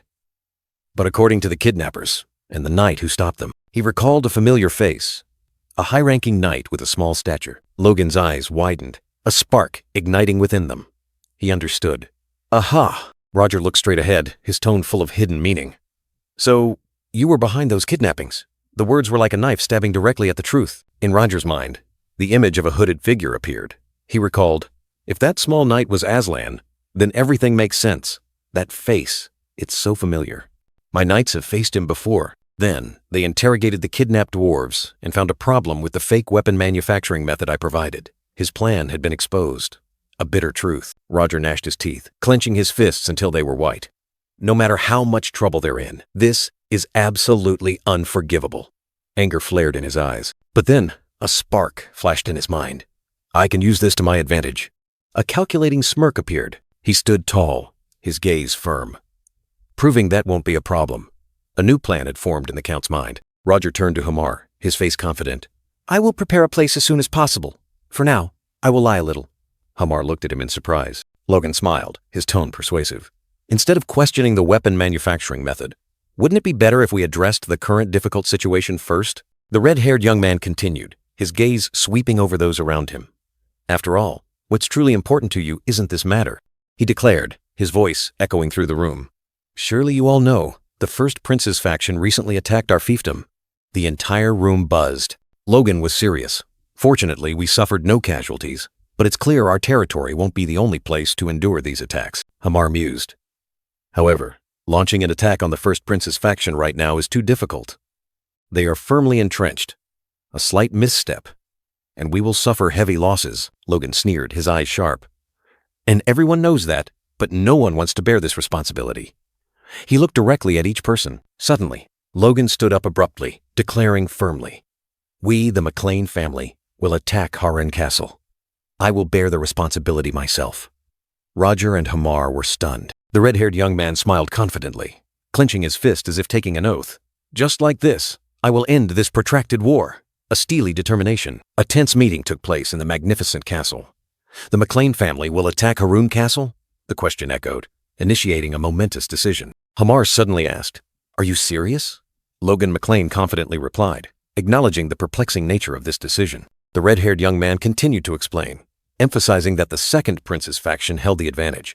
A difficult situation needed to be resolved. Logan predicted that if the war dragged on, everything would change. The war will be prolonged, his words like an ominous prophecy. As this underlying truth spread, the nature of the war would transform.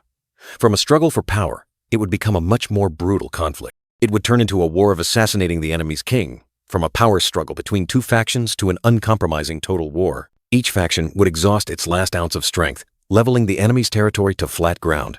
A desolate vision appeared before their eyes. And until the war ended, farmers would be constantly conscripted, leading to the decline of agriculture. The lives of the people would be miserable. The people's assets would be confiscated, leaving them homeless and turning them into refugees. Suffering would spread everywhere. These refugees would turn into thieves, robbers, and gangs, causing countless troubles and instability for the kingdom. A vicious cycle of destruction. The weakened kingdom would be annexed by an outside empire. Therefore, before that happens, this civil war must end, Logan declared decisively. Logan looked directly at Count Roger, asserting, I am not saying this without purpose, sir. His gaze was full of confidence and determination. Our McLean family will accept all risks in this battle. We are ready to sacrifice. Logan placed his hand on his chest, his words ringing with determination. Roger wondered, but why? He knew the McLean family was the strongest, so their willingness to put themselves in danger was perplexing. Logan smiled, knowing Roger wouldn't easily trust him. Of course, I'm not saying I'll do it for free. He skillfully presented a condition. He continued, in addition to the existing agreement, I want to request further compensation. Roger and Hamar asked in surprise. Compensation? What do you want? Logan smirked meaningfully. Logan McLean stood tall, declaring the compensation conditions. The McLean family must be granted the title of Marquis, and the entire territory of Kalia would belong to them. A bold demand that made the entire meeting room hold its breath. He continued, if Roger and the Crown Prince could guarantee this in writing, he would make it a reality. A firm promise, but also a huge burden, Roger pondered, realizing Logan's demand was excessively greedy, but the reward was dangerously sweet. Sacrificing an entire family to achieve it, was it worth it? Roger's eyes flashed with cold determination. He was willing to sacrifice everything, even his own family, to achieve his goal. A price too high, but nothing could stop him. Hamar and the short brown-haired knight sat nearby, surprised by Logan's audacity.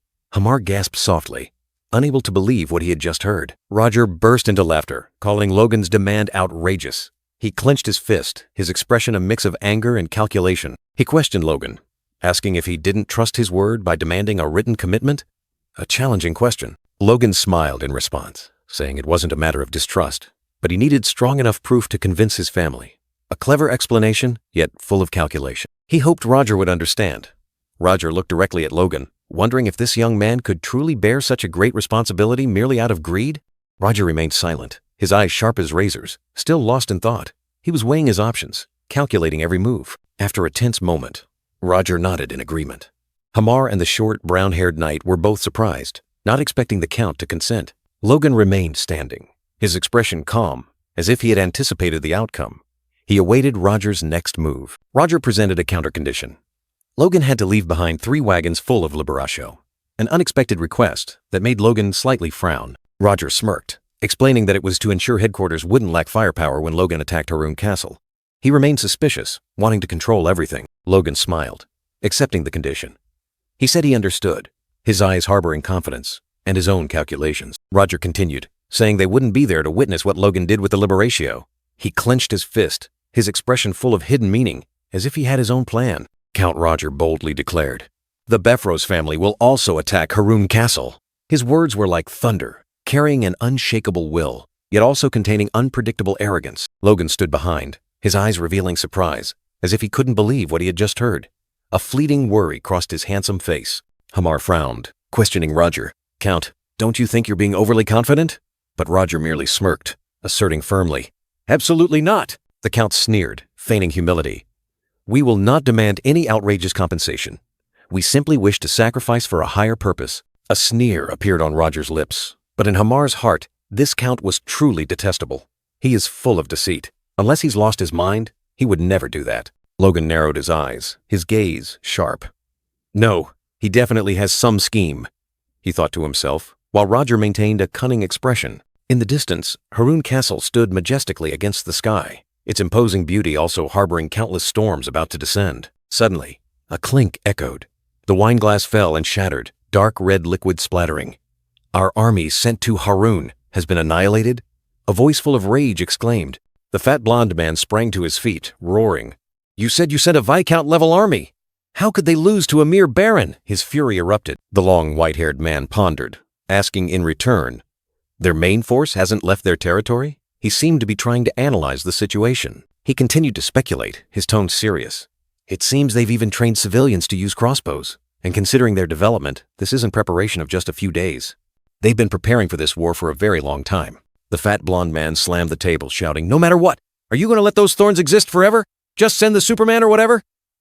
He lost all patience. The wine bottle toppled, thick red liquid spilling out, like blood, like the chaos engulfing everything. The long white-haired man looked up, his eyes unreadable. A voice full of pressure echoed, "You can do it, can't you?" The fat blonde man stared at his opponent, his face a mix of surprise and slight fear, uttering, "Your Highness." The long white-haired man's eyes suddenly turned fiery red, and a terrifying aura emanated. "Have you forgotten your debt from your youth?" His words were like a sharp blade, full of menace. The long white-haired man stood towering over the table, his hand reaching out like a claw.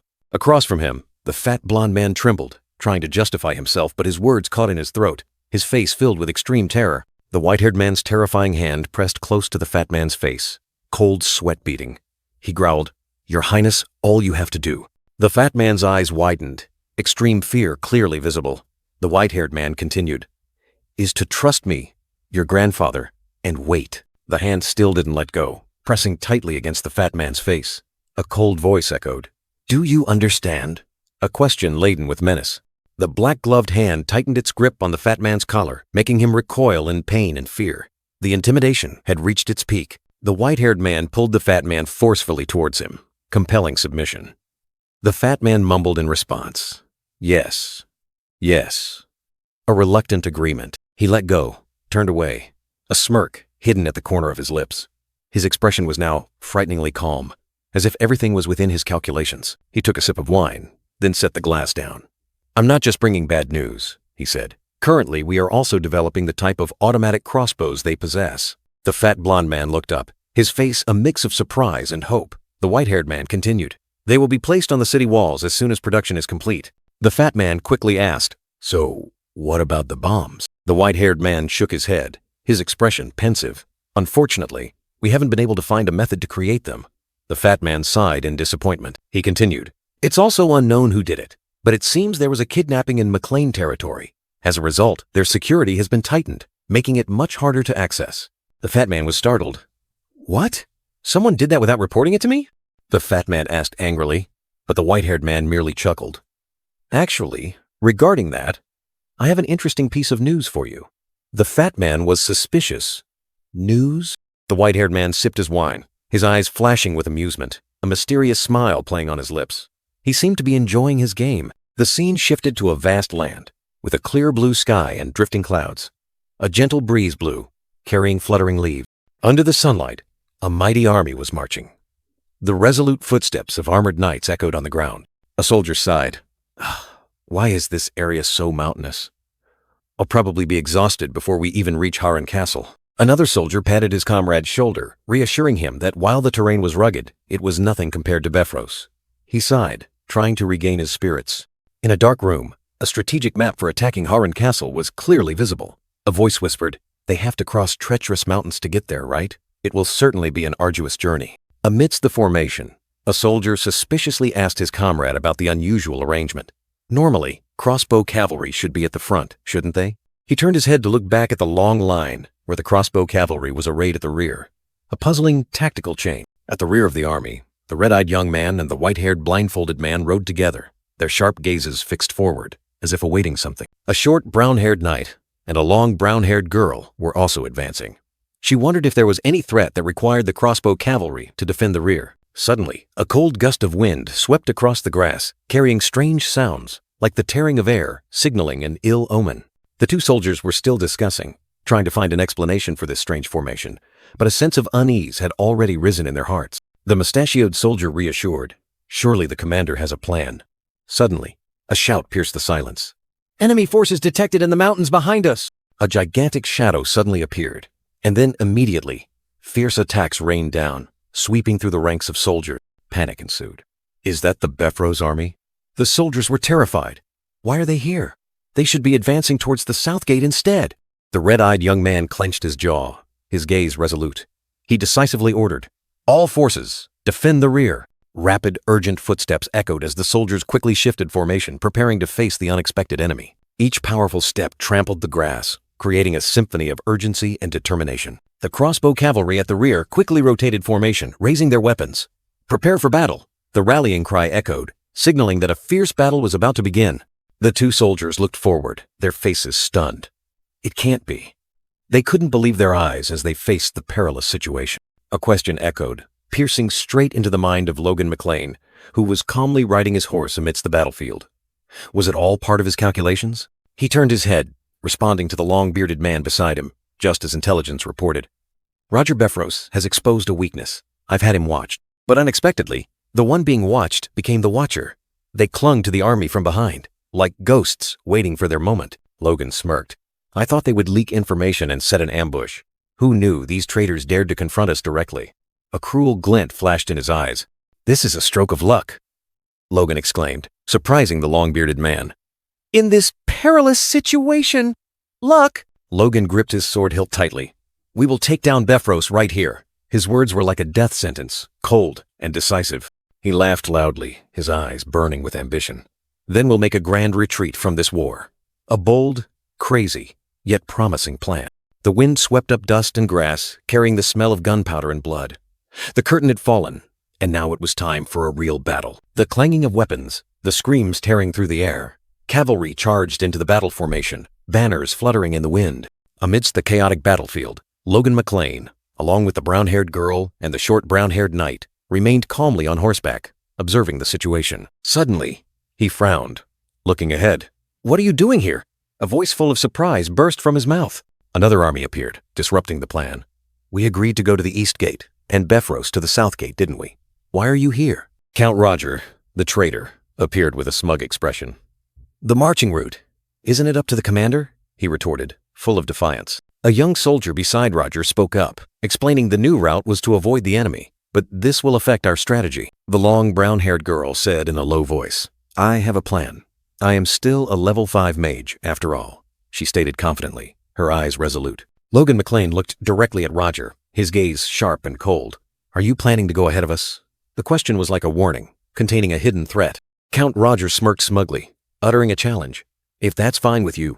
Logan McLean's fiery red eyes were as sharp as knives, piercing through his opponent's intention. Roger sneered, his smile clearly showing contempt, as if victory was already in his grasp. Logan McLean responded with a similar sneer, his tone hinting at danger. Then do as you wish. Roger burst into laughter, ordering his entire army. Thank you for understanding. All troops advance. We will surpass the McLean army. The thundering hooves, dust flying, signaled a rapid advance. Soldiers with long, straight spears, their steps steady, formed a moving wall of steel. Behind them, archers followed suit, their formation orderly, their morale high. The red-eyed young man remained calm, his gaze following every step of the enemy's advance. A hand gripped the sword hilt tightly, ready for any situation that might arise. Suddenly, the sound of hooves stopped abruptly, and the entire McLean formation stood still as statues. Logan McLean stood tall, facing Roger's aggressively advancing army, single-handedly blocking an entire force. Roger turned back, smirking provocatively. No matter what you say, it seems you have no intention of letting us pass. Logan McLean chuckled in response, his voice full of hidden meaning. Didn't you say that an army's path is up to its commander? We also intend to adjust our route a bit. Logan's words utterly surprised the surrounding soldiers. We will retreat, a soldier exclaimed. What? What did you say? Logan McLean turned, his eyes resolute as he commanded. All troops advance. We will return to headquarters. The decisive shout of understood rang out. Count Roger, who had just been outmaneuvered by Logan, stared in astonishment, unable to believe his ears. You? What the hell are you doing? Roger's eyes blazed with fury, and he gritted his teeth. Come on, let's end this farce. Logan McLean, with a defiant expression, retorted. Or should I send a message to the Duke? Do you really think this action will be forgiven as a reasonable judgment by a commander? Roger trembled with rage, clenching his jaw, his eyes full of resentment as Logan's words rubbed salt into the wound. Unable to bear it any longer, Roger roared, brandishing his sword and commanding, All troops, prepare for battle! Advance as soon as you're ready! Logan McLean was no less, raising his sword high and loudly proclaiming, All troops, prepare for battle! Count Roger's sword blade coldly reflected the light, signaling an imminent, unforgiving battle. Logan McLean, his eyes resolute, declared firmly, We will finish Befros right here. The entire battlefield suddenly lit up. Roger's staff suddenly glowed, magic surging. He commanded, Mages, gather! Roger poured all his strength, gripping the staff tightly with both hands, his eyes flashing with menacing magical light. The staff struck the ground forcefully, and a burst of magical energy erupted, tearing through space. A colossal magical barrier enveloped Roger and the mages, repelling all surrounding enemies. Logan McLean observed the scene, exclaiming in surprise, Wind magic? Is he using it to protect himself? Logan McLean's eyes turned sharp and cold. He quickly analyzed the situation, noticing something unusual. No, not just for himself. The colossal magical barrier spread, shielding an entire army of mages, forming a solid defense. Logan turned to Clayton, asking, Sir Clayton, is this possible? Clayton replied, For a normal mage, no. But Roger Befros is a level 5 mage. Roger's staff, an astonishing artifact, emitted an eerie, powerful light. Clayton mused, assessing the situation. He concluded that, despite its power, the barrier's range was still limited, only sustainable for 1 or 2 hours. Logan exclaimed in surprise. Is that all? He intends to defeat us in a few hours? Roger knows full well how precious human lives are. Was there a hidden meaning behind this move? The barrier continued to swirl, enveloping the mage army, creating a jade-green wall. Logan wondered to himself, what was Roger Befros waiting for? The Count smirked, his eyes full of self-satisfaction, gripping his staff tightly. For now, focus on defense and observe the situation, Logan commanded, his sharp gaze sweeping across the battlefield. Clayton nodded. Suddenly, Logan froze. A sense of unease washed over him, making his face change color. The sky turned red. Countless fiery rays of light plunged straight down onto the army, tearing through the air with a horrifying shriek. A blazing red energy orb, carrying destructive power, hurtled down at terrifying speed. Roger growled, sweat dripping from his forehead. Do you think I'll let you sit idly by and watch? He had given his all. The long brown-haired girl screamed in horror. Liberatio! Her eyes were filled with despair. Logan gripped his sword hilt, determination clear on his face. I have to stop it. She trembled, wondering if she could do it. No. Can I? It's too much. Fear enveloped her. Thousands of blazing red rays, like arrows of death, rained down on the battlefield, creating a destructive shower. The long brown-haired girl galloped her horse, looking up at the collapsing sky. She had to act immediately. A brilliant golden lightning bolt struck down as if to tear space apart, engulfing her. The girl was terrified, her eyes wide. A brilliant golden lightning bolt struck down as if to tear space apart, engulfing her. The girl was terrified, her eyes wide. Blazing golden energy streams continued to erupt, forming a dazzling network of light, devouring everything. Amidst the chaos, the long brown-haired girl looked up at the collapsing sky, noticing something unusual. A net? Clayton and the other soldiers were also utterly astonished, their eyes wide as they witnessed the incredible sight before them. A burst of blue light erupted, tearing through the night, like a ray of hope amidst nature's fury. But the golden light continued to spread relentlessly, like an infernal flame devouring the entire sky. The long brown-haired girl raised her hand to cover her face, her voice trembling as she analyzed. That Liberatio is exploding after being caught in the net. Moreover, that golden light island. In that life-or-death moment, Logan McClane acted. He launched himself into the air, sword held high, ready to face the danger. The young man shot forward like an arrow, while the long brown-haired girl exclaimed in horror, "Young master!" Logan McClane panted, sweat beading on his forehead, but his eyes remained resolute, unwavering. A confident smile spread across his lips. Logan McClane declared, Success! He recalled the decisive moment. The instant I saw the Liberatio, I charged without hesitation. First was the deadly Iron Slash, a single, powerful attack. He unleashed a potent move. However, with just that, I couldn't block all of the Liberatio. The golden rays were still there, challenging his will. Logan McClane suddenly realized, it turns out I didn't even need such a powerful attack in the first place. All I needed was a weak enough blow to destroy the explosives. His eyes flashed with determination. A new strategy had formed in Logan McClane's mind. A furious storm of energy spread, devouring everything in sight. In that moment of life and death, an idea suddenly flashed, leading the way to new sword art secrets. Amidst the desolate dust, Logan McClane stood tall, his gaze resolute. From a distance, a terrified voice echoed, "What the hell just happened?" The spell commander's face was drained of all color, as he roared orders to throw more bombs. But the soldier next to him could only stammer. The secretly carried explosives had run out. Logan McClane calmly assessed that they had run out of bombs. He secretly understood that these were the explosives he had sent to Valtermine, now turned back against him. The spell commander roared in fury, his eyes blazing. "This is bad. We must take down McClane right here and now." The war horns echoed, and the ranks of knights charged like a storm. "Knights, advance! Advance!" The decisive command tore through the air. Logan McClane drew his sword, ready for battle. He smirked, as if they were just throwing themselves to their deaths. "Knights, prepare to advance!" His hand gripped the hilt of his sword tightly, a powerful surge of azure energy swirling, signaling a terrifying attack about to erupt. Logan McClane swung his sword, a slash tearing through space, sweeping away numerous knights. "We will crush them head on!" Two streams of energy, one blood red, one dazzling silver white, collided violently, creating an earth-shattering explosion. Logan McClane was surprised, his eyes wide, realizing something was amiss. Logan McClane's sword suddenly glowed, and he unleashed a powerful counterattack, tearing apart everything in his path. Logan McClane smirked, his cold eyes fixed forward. "So, you've finally decided to show yourself." From the dust and smoke, two figures emerged, each wielding a sword.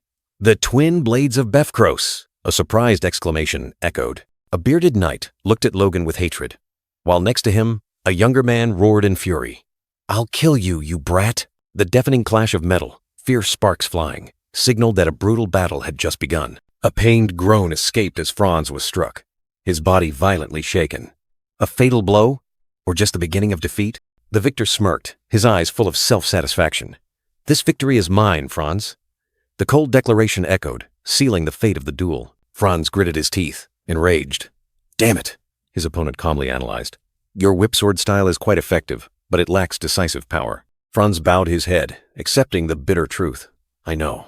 He understood that despite his flexible sword style and long reach, it still had a fatal weakness. It's easily overcome by equal power. the other continued, his voice full of challenge.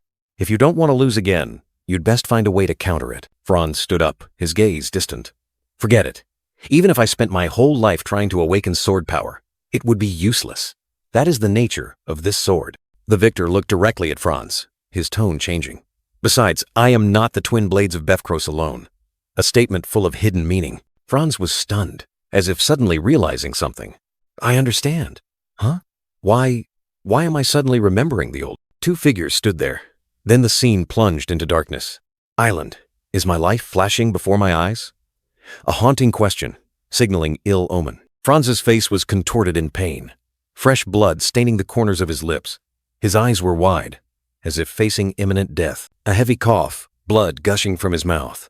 Life was slowly leaving his body in a warrior's final moment. From above, Logan McLean looked down coldly. His gaze was sharp, unwavering, preparing to deliver the finishing blow. Logan tilted his head, his eyes blazing. It's time for us to say goodbye. His voice rang out like an irreversible death sentence. Logan's sword flashed, tearing through the air. A brilliant sword strike, carrying destructive power, shot straight towards the target. Franz tried to dodge, but a surge of dark energy struck him. His aging body could not resist, only accept.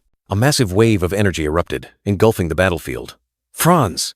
A desperate cry echoed amidst the silent night. A surge of dark power exploded, tearing through the ground, followed by an angry roar. Bastard! Amidst the desolate battlefield, Logan McLean stood tall, his sword raised, while Franz lay fallen, helpless at his feet. The youngest master stood there, his gaze calm to the point of coldness, as if he had just finished a boring game. Franz, his face contorted in pain and resentment, screamed in despair.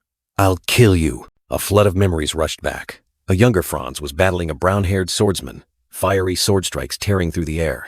The fatal blow pierced through.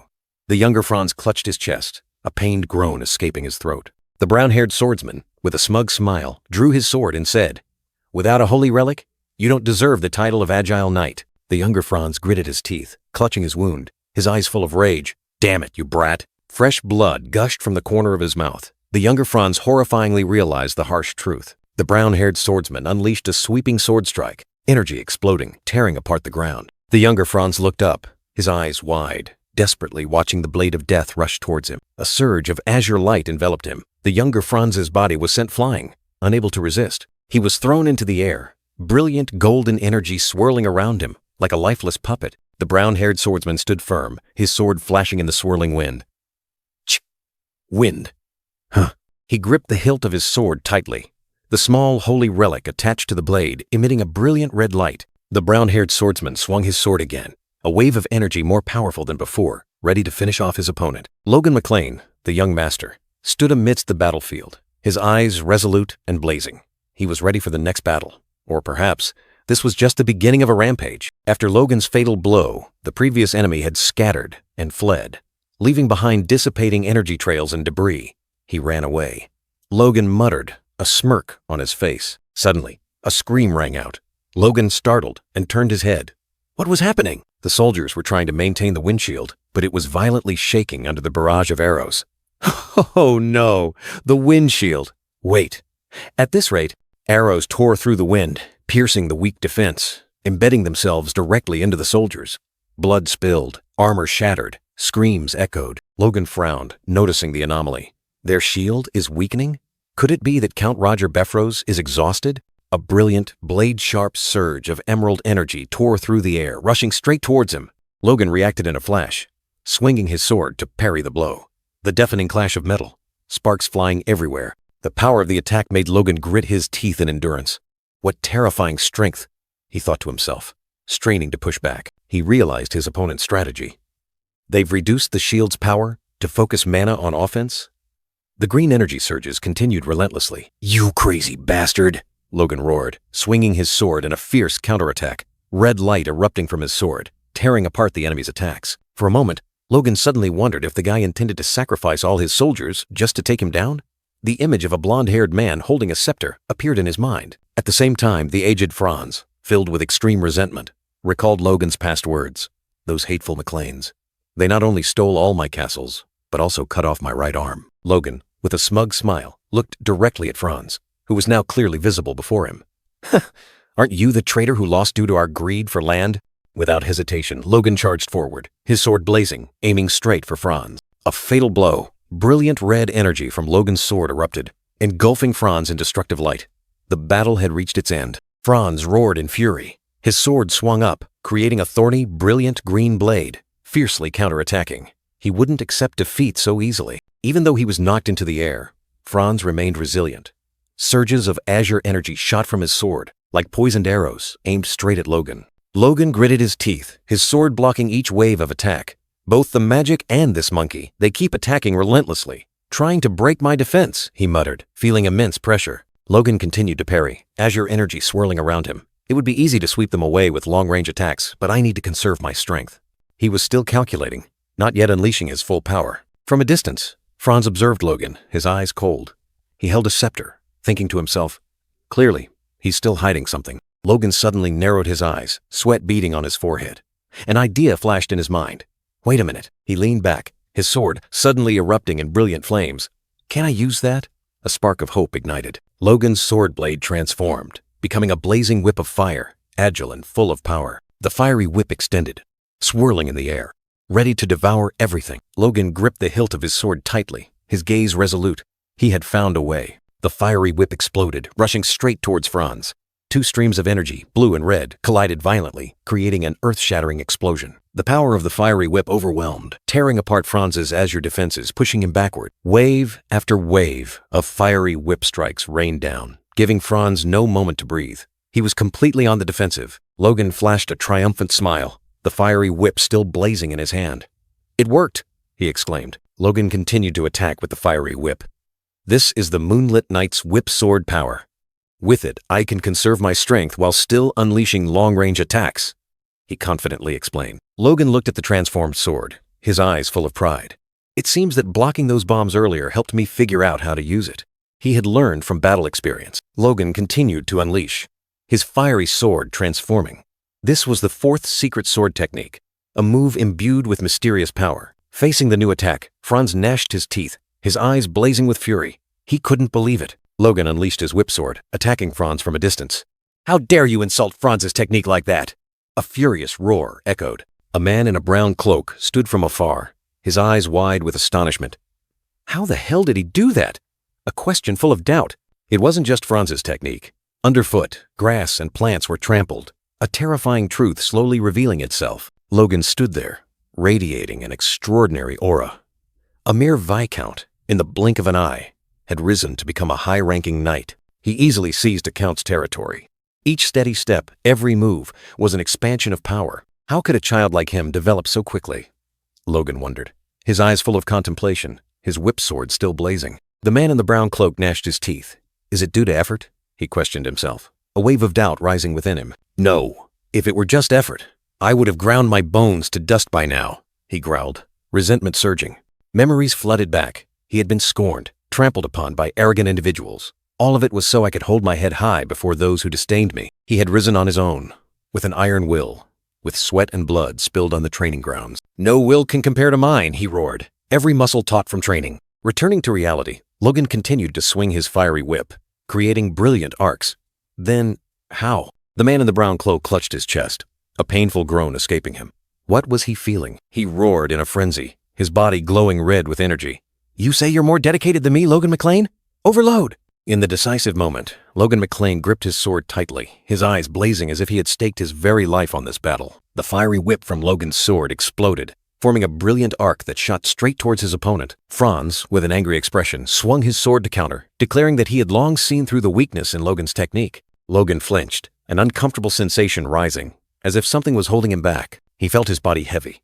The air around him seemed thick, suppressing his every movement. Franz gnashed his teeth, clutching his staff, his face pained and bewildered as he wondered, is this Roger Befros's doing? At the same time, the man in the brown cloak also roared, his eyes burning red with anger. Is this Roger Befros's doing? A sword pierced by sharp thorns appeared in his mind, the image of a fatal weakness his brother had never overcome. The man in the brown cloak roared, red energy blazing around his sword, determined to finish Logan. Logan's fiery whip was suddenly blocked mid-air by a sharp object, creating sparks. Logan looked at the blocked sword, his face astonished. Unfortunately, he clenched his fist, his gaze firm. declaring that he too had staked his life on this battle. The man in the brown cloak gaped in astonishment at Logan's declaration. Franz, in midair, dodged Logan's fiery whip, commenting that even though Logan had staked his life, the technique still lacked decisive power. Franz continued to assess, stating that Logan's technique, though flexible and far-reaching, could easily be defeated by power of equal caliber. The man in the brown cloak clutched his chest, blood trickling from the corner of his mouth, his eyes wide with panic as his sword suddenly. Logan was utterly astonished, unable to believe his eyes as he noticed something unusual in the battle. The red-haired young man unleashed blazing, fiery whips, tearing through the air. But it seemed as if something was resisting him. Franz frowned, his sharp eyes following, noticing something unusual in his opponent's attack. The man in the brown cloak roared, his eyes burning with hatred, mana surging around his body. Logan McLean. A fleeting memory flashed, Logan wondering why things had come to this. Those he once considered mere insects. Now, they had stolen his territory, dyeing the symbolic flag red with blood and fire, and swept away the most loyal, turning the battlefield into a cold graveyard. Returning to reality, the man in the brown cloak gnashed his teeth, unable to accept this outcome. Logan McLean, Franz and another cloaked figure, suddenly flinched, sensing a strange surge of mana rising from the battlefield. Mana Island?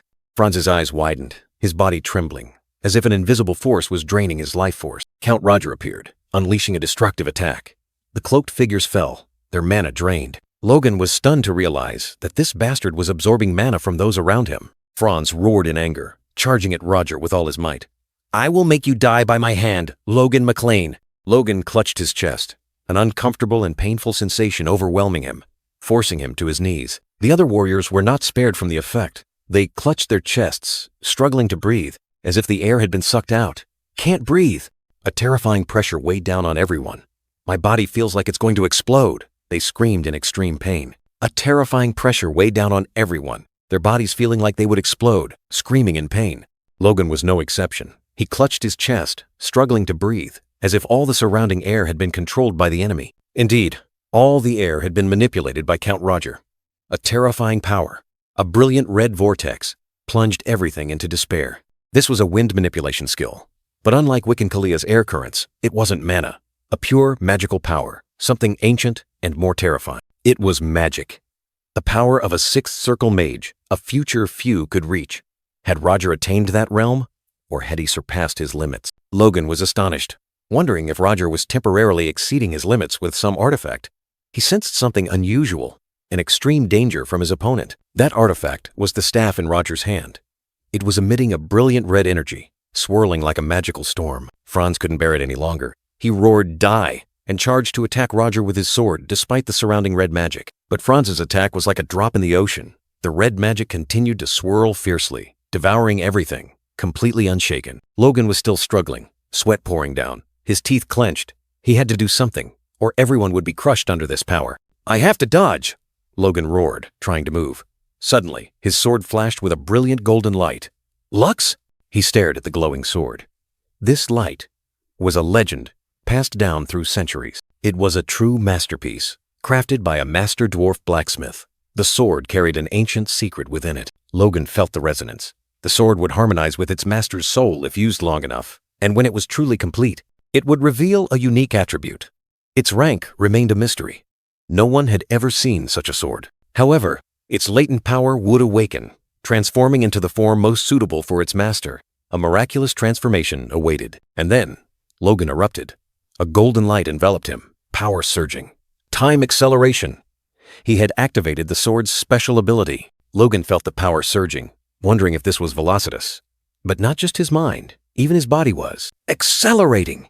His eyes blazed, determination burning, ready for a lightning-fast attack. The power exploded, transforming into a blazing red firestorm, swirling fiercely, tearing through space. The fierce vortex collided, creating an earth-shattering explosion. A dazzling golden light ripping through the night. Debris scattered. Purple and golden energies clashed, creating a scene of destruction. Amidst the chaos, soldiers collapsed, clutching their chests, struggling to breathe. "What the hell is happening?" a soldier exclaimed. The female knight was astonished, realizing the terrifying pressure that had weighed down on them had vanished without a trace. Franz, staff in hand, shot forward like an arrow, his cloak billowing, his gaze resolute. But then, a broken sword plunged into the ground. "My magic," a groan echoed. The man in the brown cloak was horrified, his eyes wide, realizing something terrible was happening. Franz was flung into the air, his staff slipping from his hand, his body unable to resist. Logan turned his head, his eyes full of surprise and regret.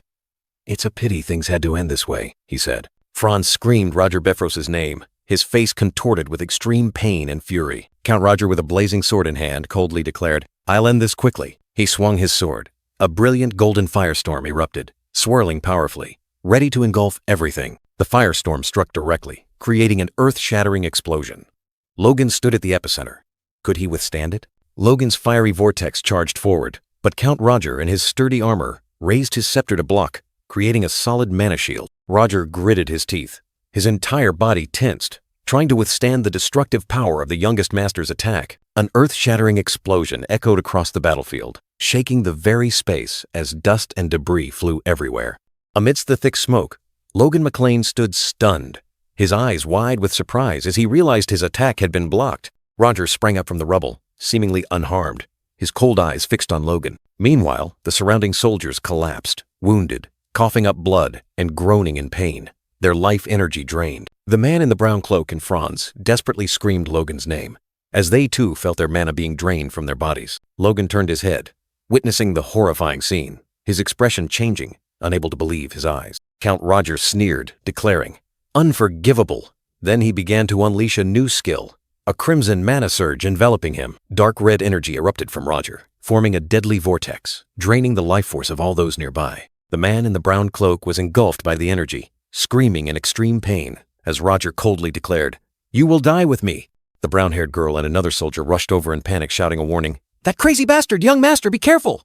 Roger lunged like lightning towards Logan, swinging his scepter with the intent to finish off the red-haired young man. Franz didn't hesitate, rushing in between, swinging his scepter to create a brilliant golden shield to block the attack for Logan. Roger looked at Logan with contempt, declaring, "You can die your own way, Count." The man in the brown cloak collapsed completely, his scepter falling from his hand, his body exhausted and helpless within the vortex of death energy. Roger unleashed his final blow, crimson energy enveloping him, tearing through the air.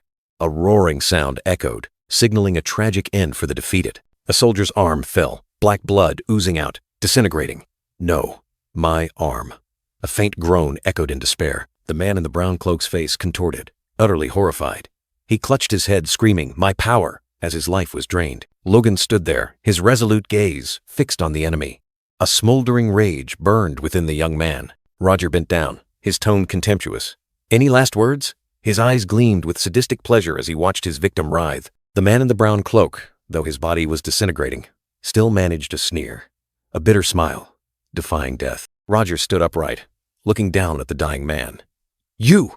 A faint growl escaped the man in the brown cloak's throat. A close-up of the distorted face, blood tears streaming down. He screamed with hatred. "If it weren't for you," his final curse. Logan maintained a serious expression, asking again, "Is that all you have to say?" A cold interrogation. The man in the brown cloak's trembling hand clutched the fallen scepter, a faint blue light flickering. "Don't think this is the end." His face began to disintegrate into dust, but his words still echoed. "You and your family." The man in the brown cloak's body completely vanished, leaving only dust and ashes. "Will soon follow me." His final curse turned to naught. Roger stood there, amidst the ashes, laughing loudly with delight. His chilling laughter echoed across the battlefield. The female knight and other soldiers watched the scene in horror and pain.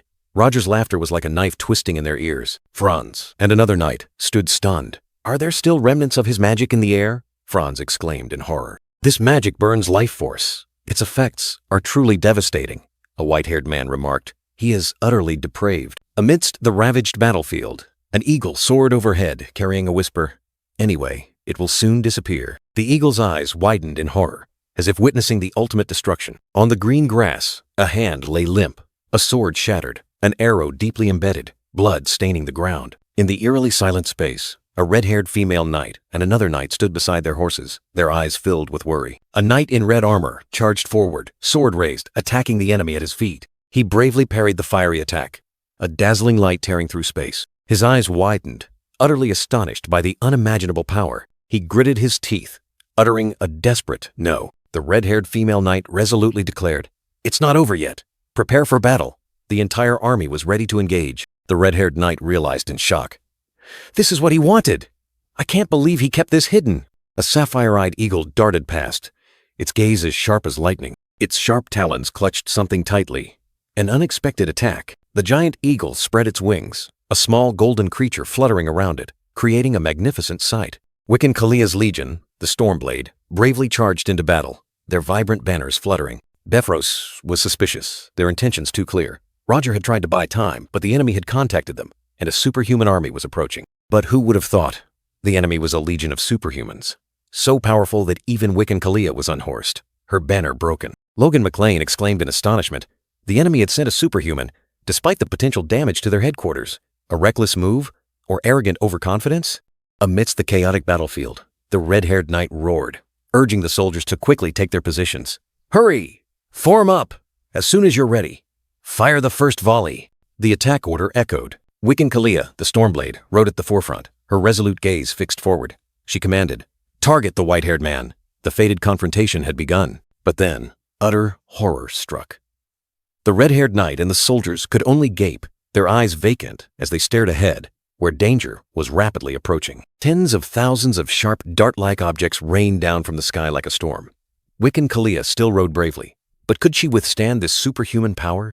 The white-haired man with the eye patch, the mysterious enemy, rode leisurely.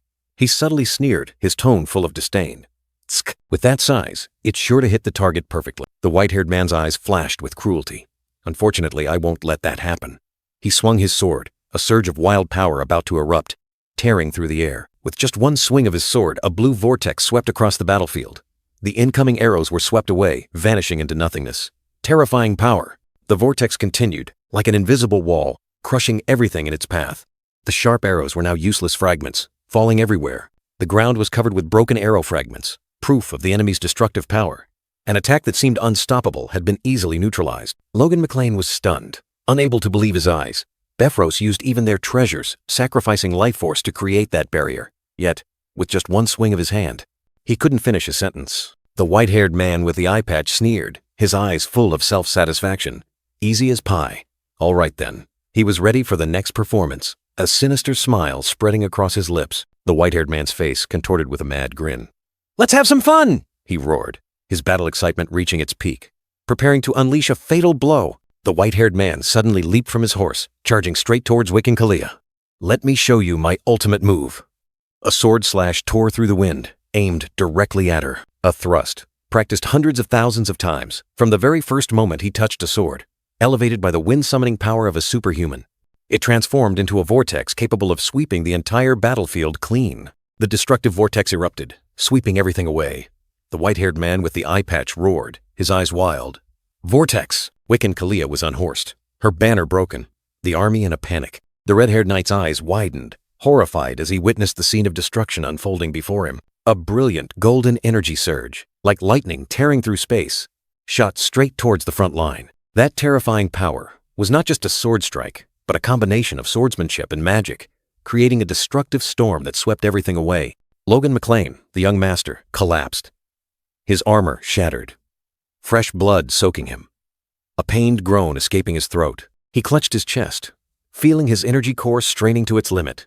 The enemy's superhuman power beyond imagination. Just then, a blonde-haired knight charged forward, swinging his sword powerfully, shouting, "Focus!" McLean. Logan snapped awake, his red eyes gleaming with determination, blue energy erupting around his body. A lightning-fast counterattack, swift as a blade, tore through the wind. The blonde-haired knight continued his attack, crimson sword energy and blue energy colliding, creating sparks. A massive explosion shook the battlefield, thick dust obscuring visibility. Logan McLean stared into the void, his eyes filled with horror and despair. His father, the valiant red-haired knight, now lay collapsed on the ground, his sword broken, blood flowing profusely. Logan cried out, "Father!" Logan turned his head, his eyes filled with rage and pain, unable to believe what he was witnessing. The blonde-haired attacker sneered, his eyes full of self-satisfaction, ready for the finishing blow. Even if he was a superhuman, Logan swore he would not let the enemy trample over them. Never. Logan McLean and the blonde-haired knight charged at each other, sword energy blazing, determined to fight a battle to the death amidst the chaotic battlefield. Logan McLean roared, unleashing his iron slaughter sword with all his might, its blazing sword energy tearing through the air. But the enemy, the blonde knight, was just a shadow. He dodged so quickly it seemed as if he had teleported. Logan was aghast, his eyes wide. He He's just an afterimage, he realized. A chilling truth. The blonde knight was already behind him, his footsteps light as wind, without a sound. He smirked, looking at Logan from behind. It seems the rumors don't match reality. But you're not bad, young man. Logan froze, a chill running down his spine. He couldn't believe his opponent's speed. A sudden blow landed, and Logan had no time to react.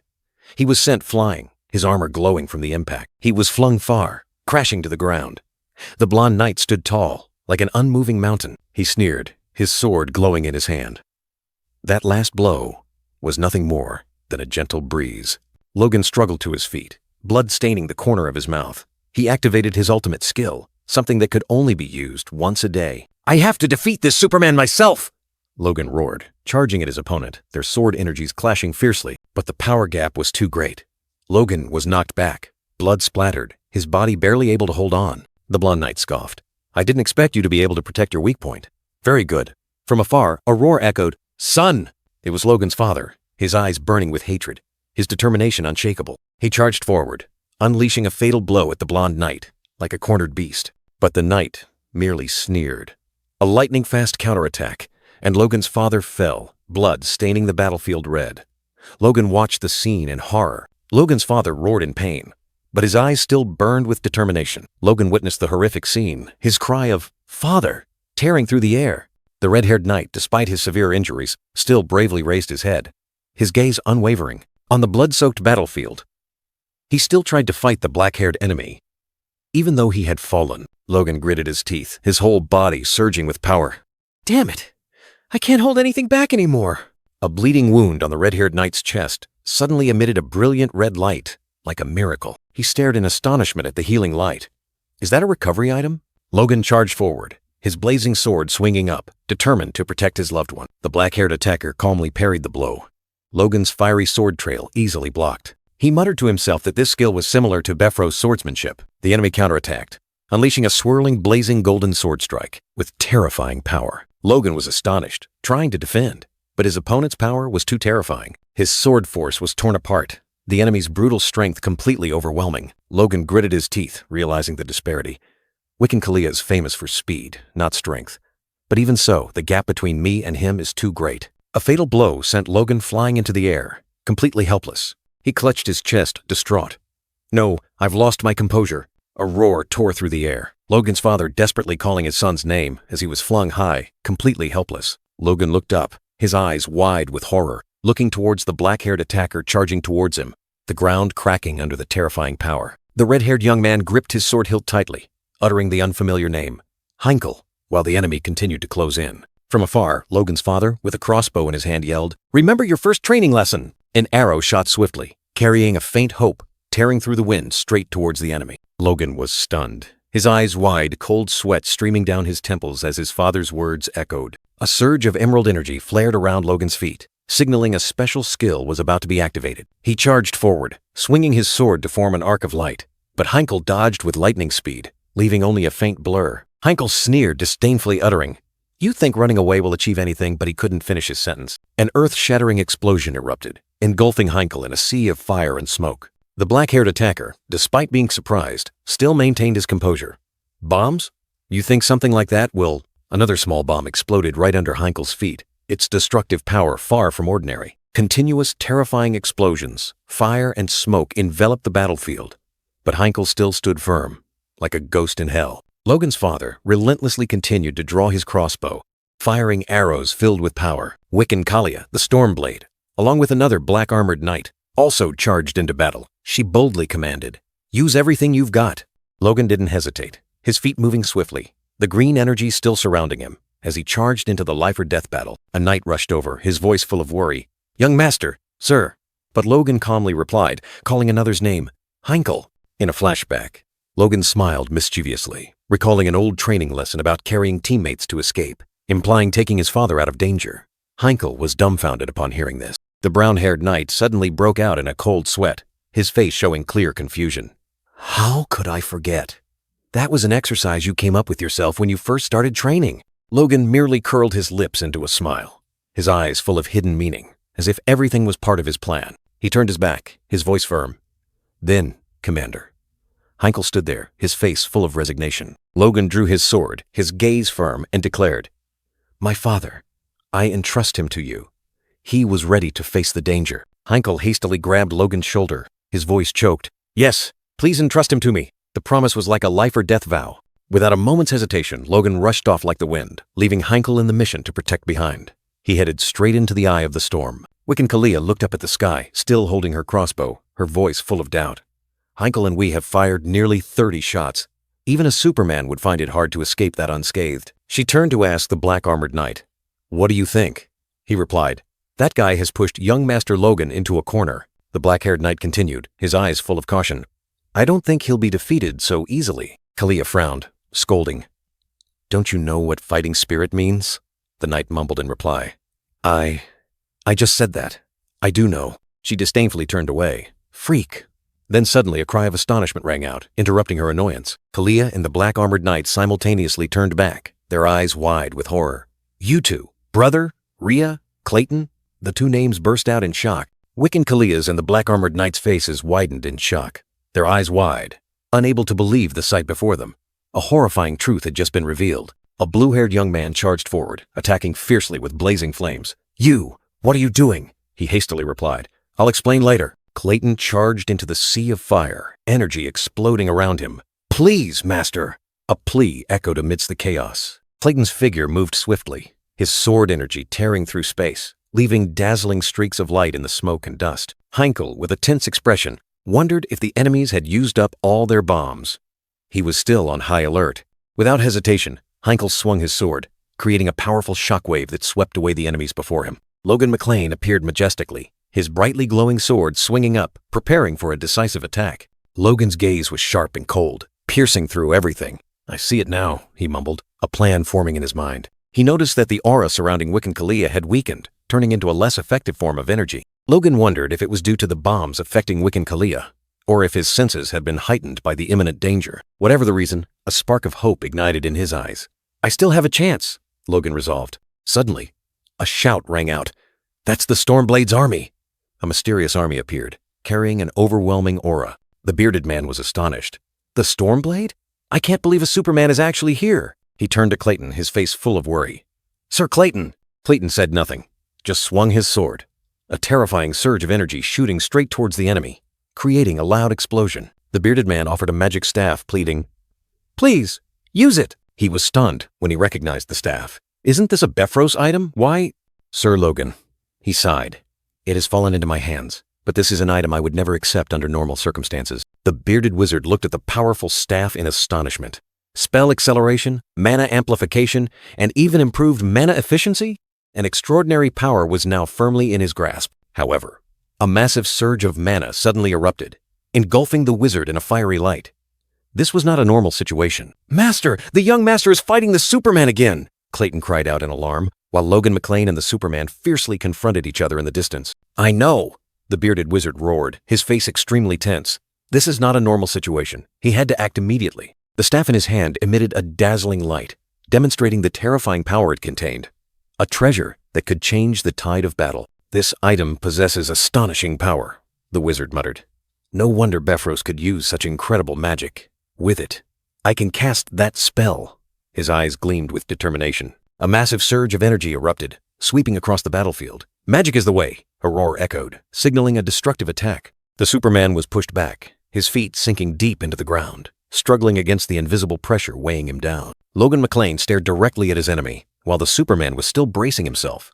For any Superman on Earth, the curse seemed to tighten its grip. The bearded wizard sighed in relief, drenched in sweat. Phew.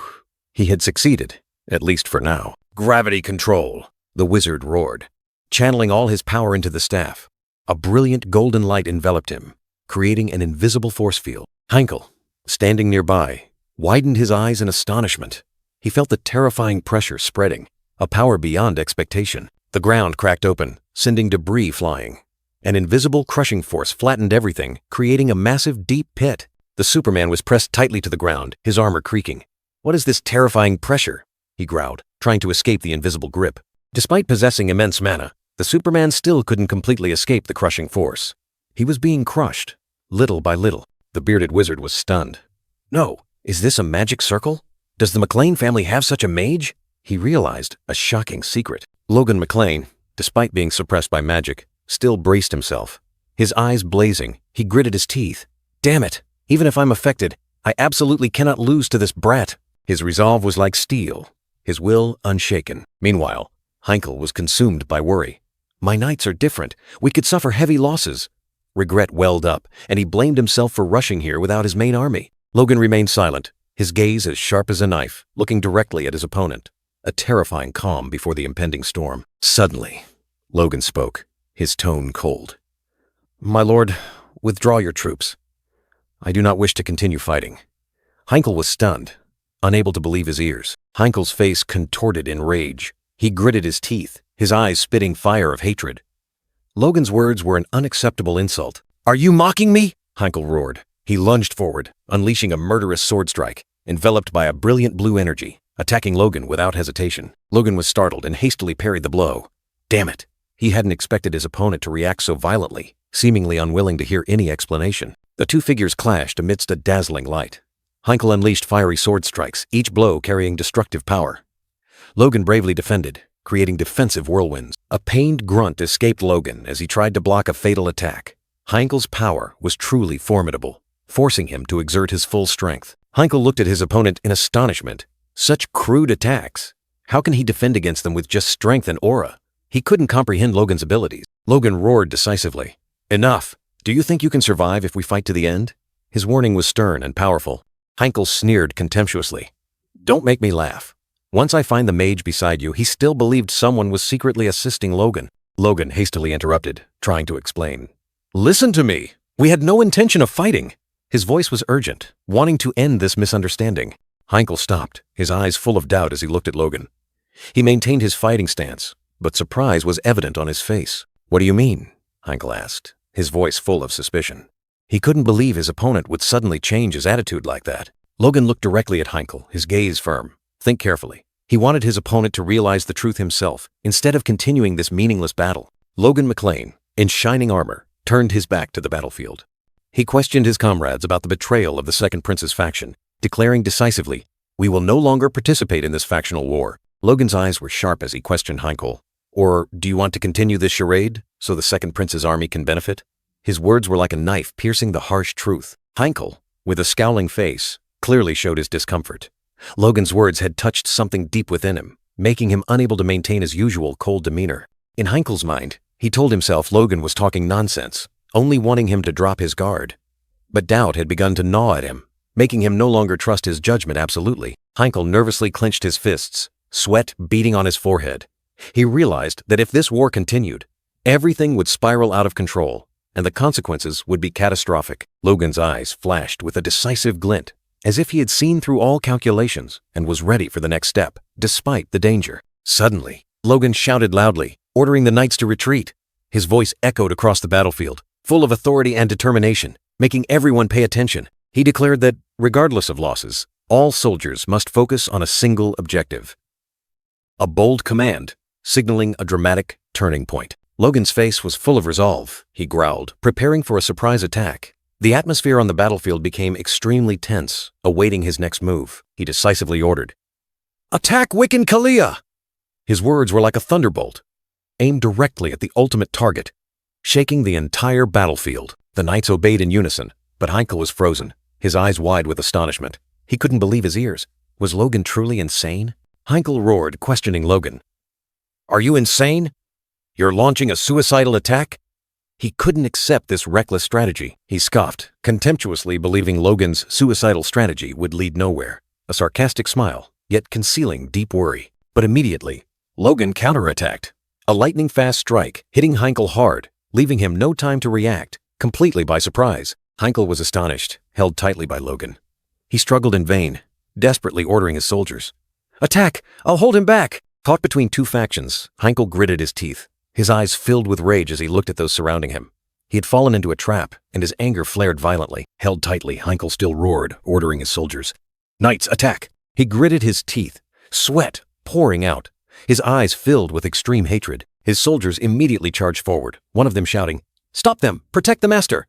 Heinkel closed his eyes, anger and despair welling up within him. Then he opened his eyes, raised his sword, and declared decisively, "I accept your offer." Logan smiled smugly, gently replying, "Then please stop this attack." A command echoed across the battlefield, leaves fluttering down as if signaling a change. "Everyone stop! Cease attack!"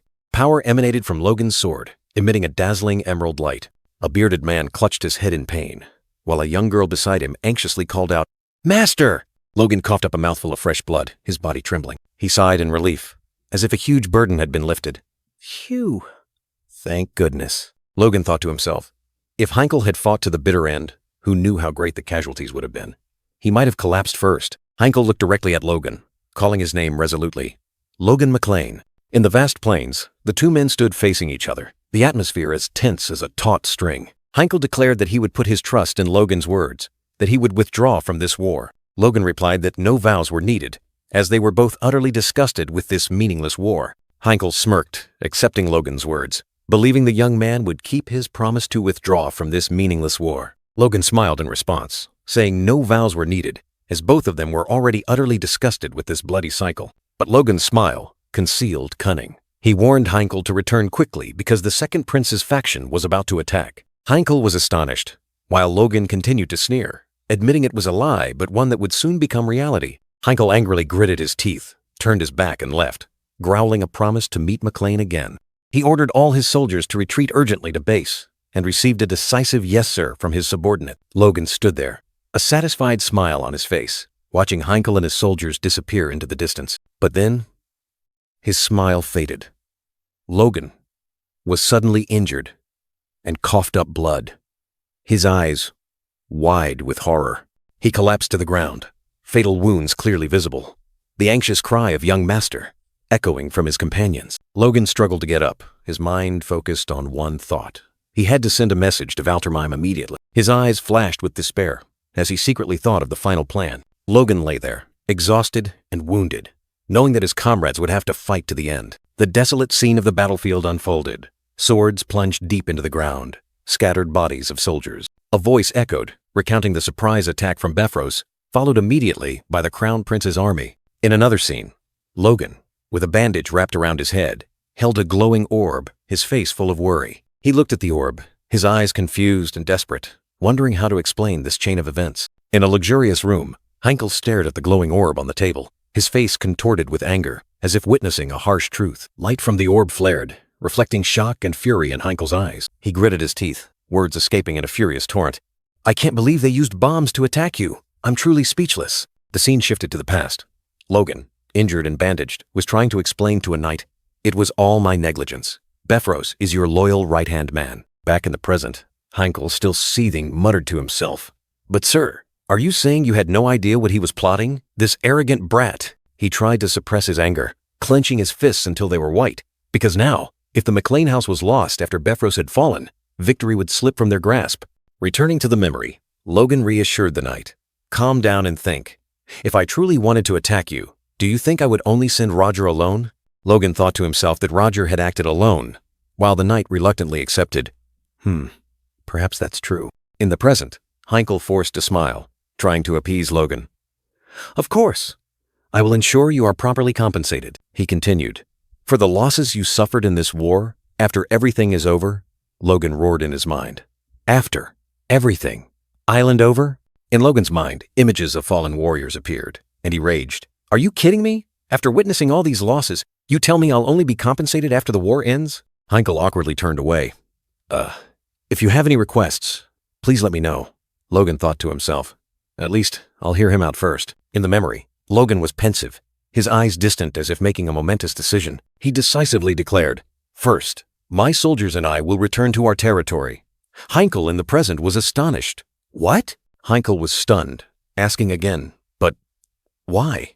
We have faced heavy casualties in this battle." Logan's words echoed from the past, full of resolve. "Under these circumstances, we cannot continue fighting, nor can we trust this faction anymore." Logan, with a resolute expression and bandaged wounds, announced a shocking decision. "The McLean family will withdraw from this war completely." Count Roger, the powerful man in a luxurious military uniform, exclaimed in shock, unable to believe his ears. Logan turned back, gave an enigmatic smile, then continued, "As a final farewell, I will reveal some information to you." He revealed the shocking truth. At Befros's request, we were attacked by Wiccan Kalia. Count Roger was speechless, uttering a surprised, "What?" Count Roger couldn't believe it, wondering why and, more importantly, how Logan had fought that person and survived.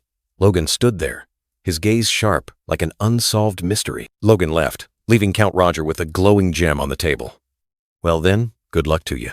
Logan's words echoed, leaving Count Roger completely stunned. A close-up of Count Roger's face, teeth clenched, an expression of extreme anger. A furious rage was burning within him. Count Roger slammed his hand onto the table, creating a violent tremor, showing his uncontrollable indignation. The old Count roared, ordering Lucem Talos to be summoned and troops to be prepared for battle. The soldiers quickly obeyed, ready for action. Count Roger clutched his head, his face contorted with anger and confusion. Damn it! Why did everything turn out like this? He couldn't understand. The scene shifted, a glowing gem held carefully in Logan's hand, reflecting the brilliant sunset. Logan gently removed the bandage from his head, a triumphant smile spreading across his lips. He whispered, "With this." The red-haired young man stood tall, raising his hand, confidently declaring, "This play is over." Around him, soldiers lay scattered. Logan commanded, "Everyone get up." The soldiers lying on the ground began to stir, revealing a surprising truth. A soldier hesitantly asked, "Can we get up now?" Another exclaimed in surprise, "I can't believe we fooled Duke Valtermine." Another soldier praised, "That was a truly impressive performance, young master." Logan humbly replied, "Not at all. It's thanks to you guys playing dead so convincingly." The situation had turned. The first prince's faction had suffered a fatal blow. Logan stood there, his gaze profound. But the second prince's faction was no better off. They had now lost Befros. Both sides were on the brink of despair. Logan smiled smugly, nodding in confirmation. "Indeed, I'm sure the siege will begin soon. Duke Valtermine must want to end the war before they leave, because otherwise they would lose the powerful weapon Liberatio. Now we just need to sit back and watch them destroy each other, right?" Logan asked, and Heinkel nodded in confirmation. Logan gave a triumphant smile, promising to explain everything when they returned. Heinkel nodded slightly, accepting. "Let's go home," Logan commanded decisively, his eyes full of confidence. A magic staff with a jet-black gem appeared, radiating mysterious power. From a distance, Clayton rushed over, calling Logan's name. Beside him, the man with the bushy beard and Victoria were waiting. Clayton clasped Logan's hand, his eyes full of gratitude. "Thank you very much, sir." Logan replied, saying they survived thanks to Clayton's magic, but he humbly attributed it to the staff. Logan smiled, mysteriously. No matter how powerful a staff is, if its user is incompetent, it's useless. The man with the bushy beard looked at Logan with a serious expression, genuinely thanking him. Logan turned to Victoria, praising her for performing well in her first battle. The young girl was surprised. Little Victoria smiled, her hands placed on her chest, humbly responding to the praise. She explained that unlike physical strength, mana is an innate talent, not easily cultivated. Following Victoria's words, the narration stated that most mages perceive and use mana from a young age, leading many to believe they are the chosen ones. A scene of the little girl, happily beside the man with the bushy beard, appeared as proof. Logan smiled smugly, his gaze distant. He wasn't worried about the two of them, but would still ask the Magic Tower to pay special attention to Victoria's character development. The narration continued, stating that this tendency was even more pronounced in high-ranking mages, those endowed with innate talent. The pinnacle of these magical geniuses was none other than Juan Douglas. His silhouette appeared majestic, harboring unpredictable power. Born to a royal princess and heir to a ducal family, Juan Douglas was renowned as a genius mage from a very young age. An image of him as a child beside his mother appeared, proving his noble lineage. He had reached the 6th circle at 40 years old, an extraordinary achievement. Magical power erupted around the adult Juan Douglas, demonstrating his superior talent. Logan became pensive again, his gaze sharp. With such a high status, Juan Douglas had no opportunity to prove himself, but that would soon change. A few days later, at Harun Castle, a terrifying explosion ripped through the air, signaling that a fierce battle was about to begin. A white-haired, eye-patched mage, a middle-aged man, roared in anger, icy magic erupting. "These damn bombs! Stop them!" I said stop them. Two knights shivered in the cold, one complaining, "Ugh, it's too cold. I can't move. Why can't we block any of their weapons?" The armored commander, a middle-aged man with short black hair, roared orders, urging his soldiers forward. "Break through! Keep advancing!" He gritted his teeth, his eyes filled with murderous intent. "Use all the bombs we have." The commander sighed regretfully. "I wanted to keep a few for research, but there's no other way." He continued to lead the charge, rushing straight into the battlefield. Amidst the smoke and magical light, two figures clashed. Luther and Wiccan Kalia, powerful warriors, had begun their fated confrontation. The armored commander gritted his teeth, Tsk. It would have been great if that guy had died in the battle with McLean. Anger flared in his eyes. Meanwhile, Luther, a long-haired, brown-haired warrior, turned his head, his eyes showing a hint of worry about the war situation. Amidst the smoke and rubble, the city wall finally broke. Wiccan Kalia, the Stormblade, shot into the air like an arrow. The white-haired, eye-patched wizard, one of Befroz's twin blades, roared in anger. "I won't let you do that." He swung his hand, and icy magic surged forth. A colossal ice wall, sharp and solid, suddenly rose, blocking all enemy advances, freezing a section of the city wall. The armored commander glared. "The city wall is frozen! Snowstorm scroll! Are you still here, you cunning dog?" he roared at the wizard. The white-haired wizard smirked, thinking to himself, "The second prince's army thought McLean's withdrawal meant certain victory. I can't believe I have to use my trump card here." He continued to ponder. If we are pushed back any further, the Crown Prince's faction's future will become bleak. This battle had exceeded all predictions. This is the fiercest battle since the Civil War erupted. The white-haired wizard silently assessed, his eyes filled with tension. The fierce confrontation finally subsided. A hand held a teacup, taking a sip. After all, that battle ended in a stalemate. But the situation was different. Now key figures were confronting each other directly. Logan McLean, disguised in a cloak, sat opposite the white-haired wizard. The wizard stood up, looked out the window, and said, "To compensate for losses, the factions will have to conscript civilians and requisition food. They are preparing for an all-out war." The capital was plunged into chaos. Citizens rushed to flee the conscription orders, creating a scene of panic and despair throughout the streets. The white-haired wizard turned back to look at Logan, his gaze sharp. "The reason you came to see me in disguise must also be related to this. Isn't that right, Logan?" Logan McLean set down his teacup, his face calm. "First, please listen to me and think carefully. Don't lose your composure." The wizard smirked. "Why are you speaking so solemnly?" Logan continued, his voice calm but carrying weight.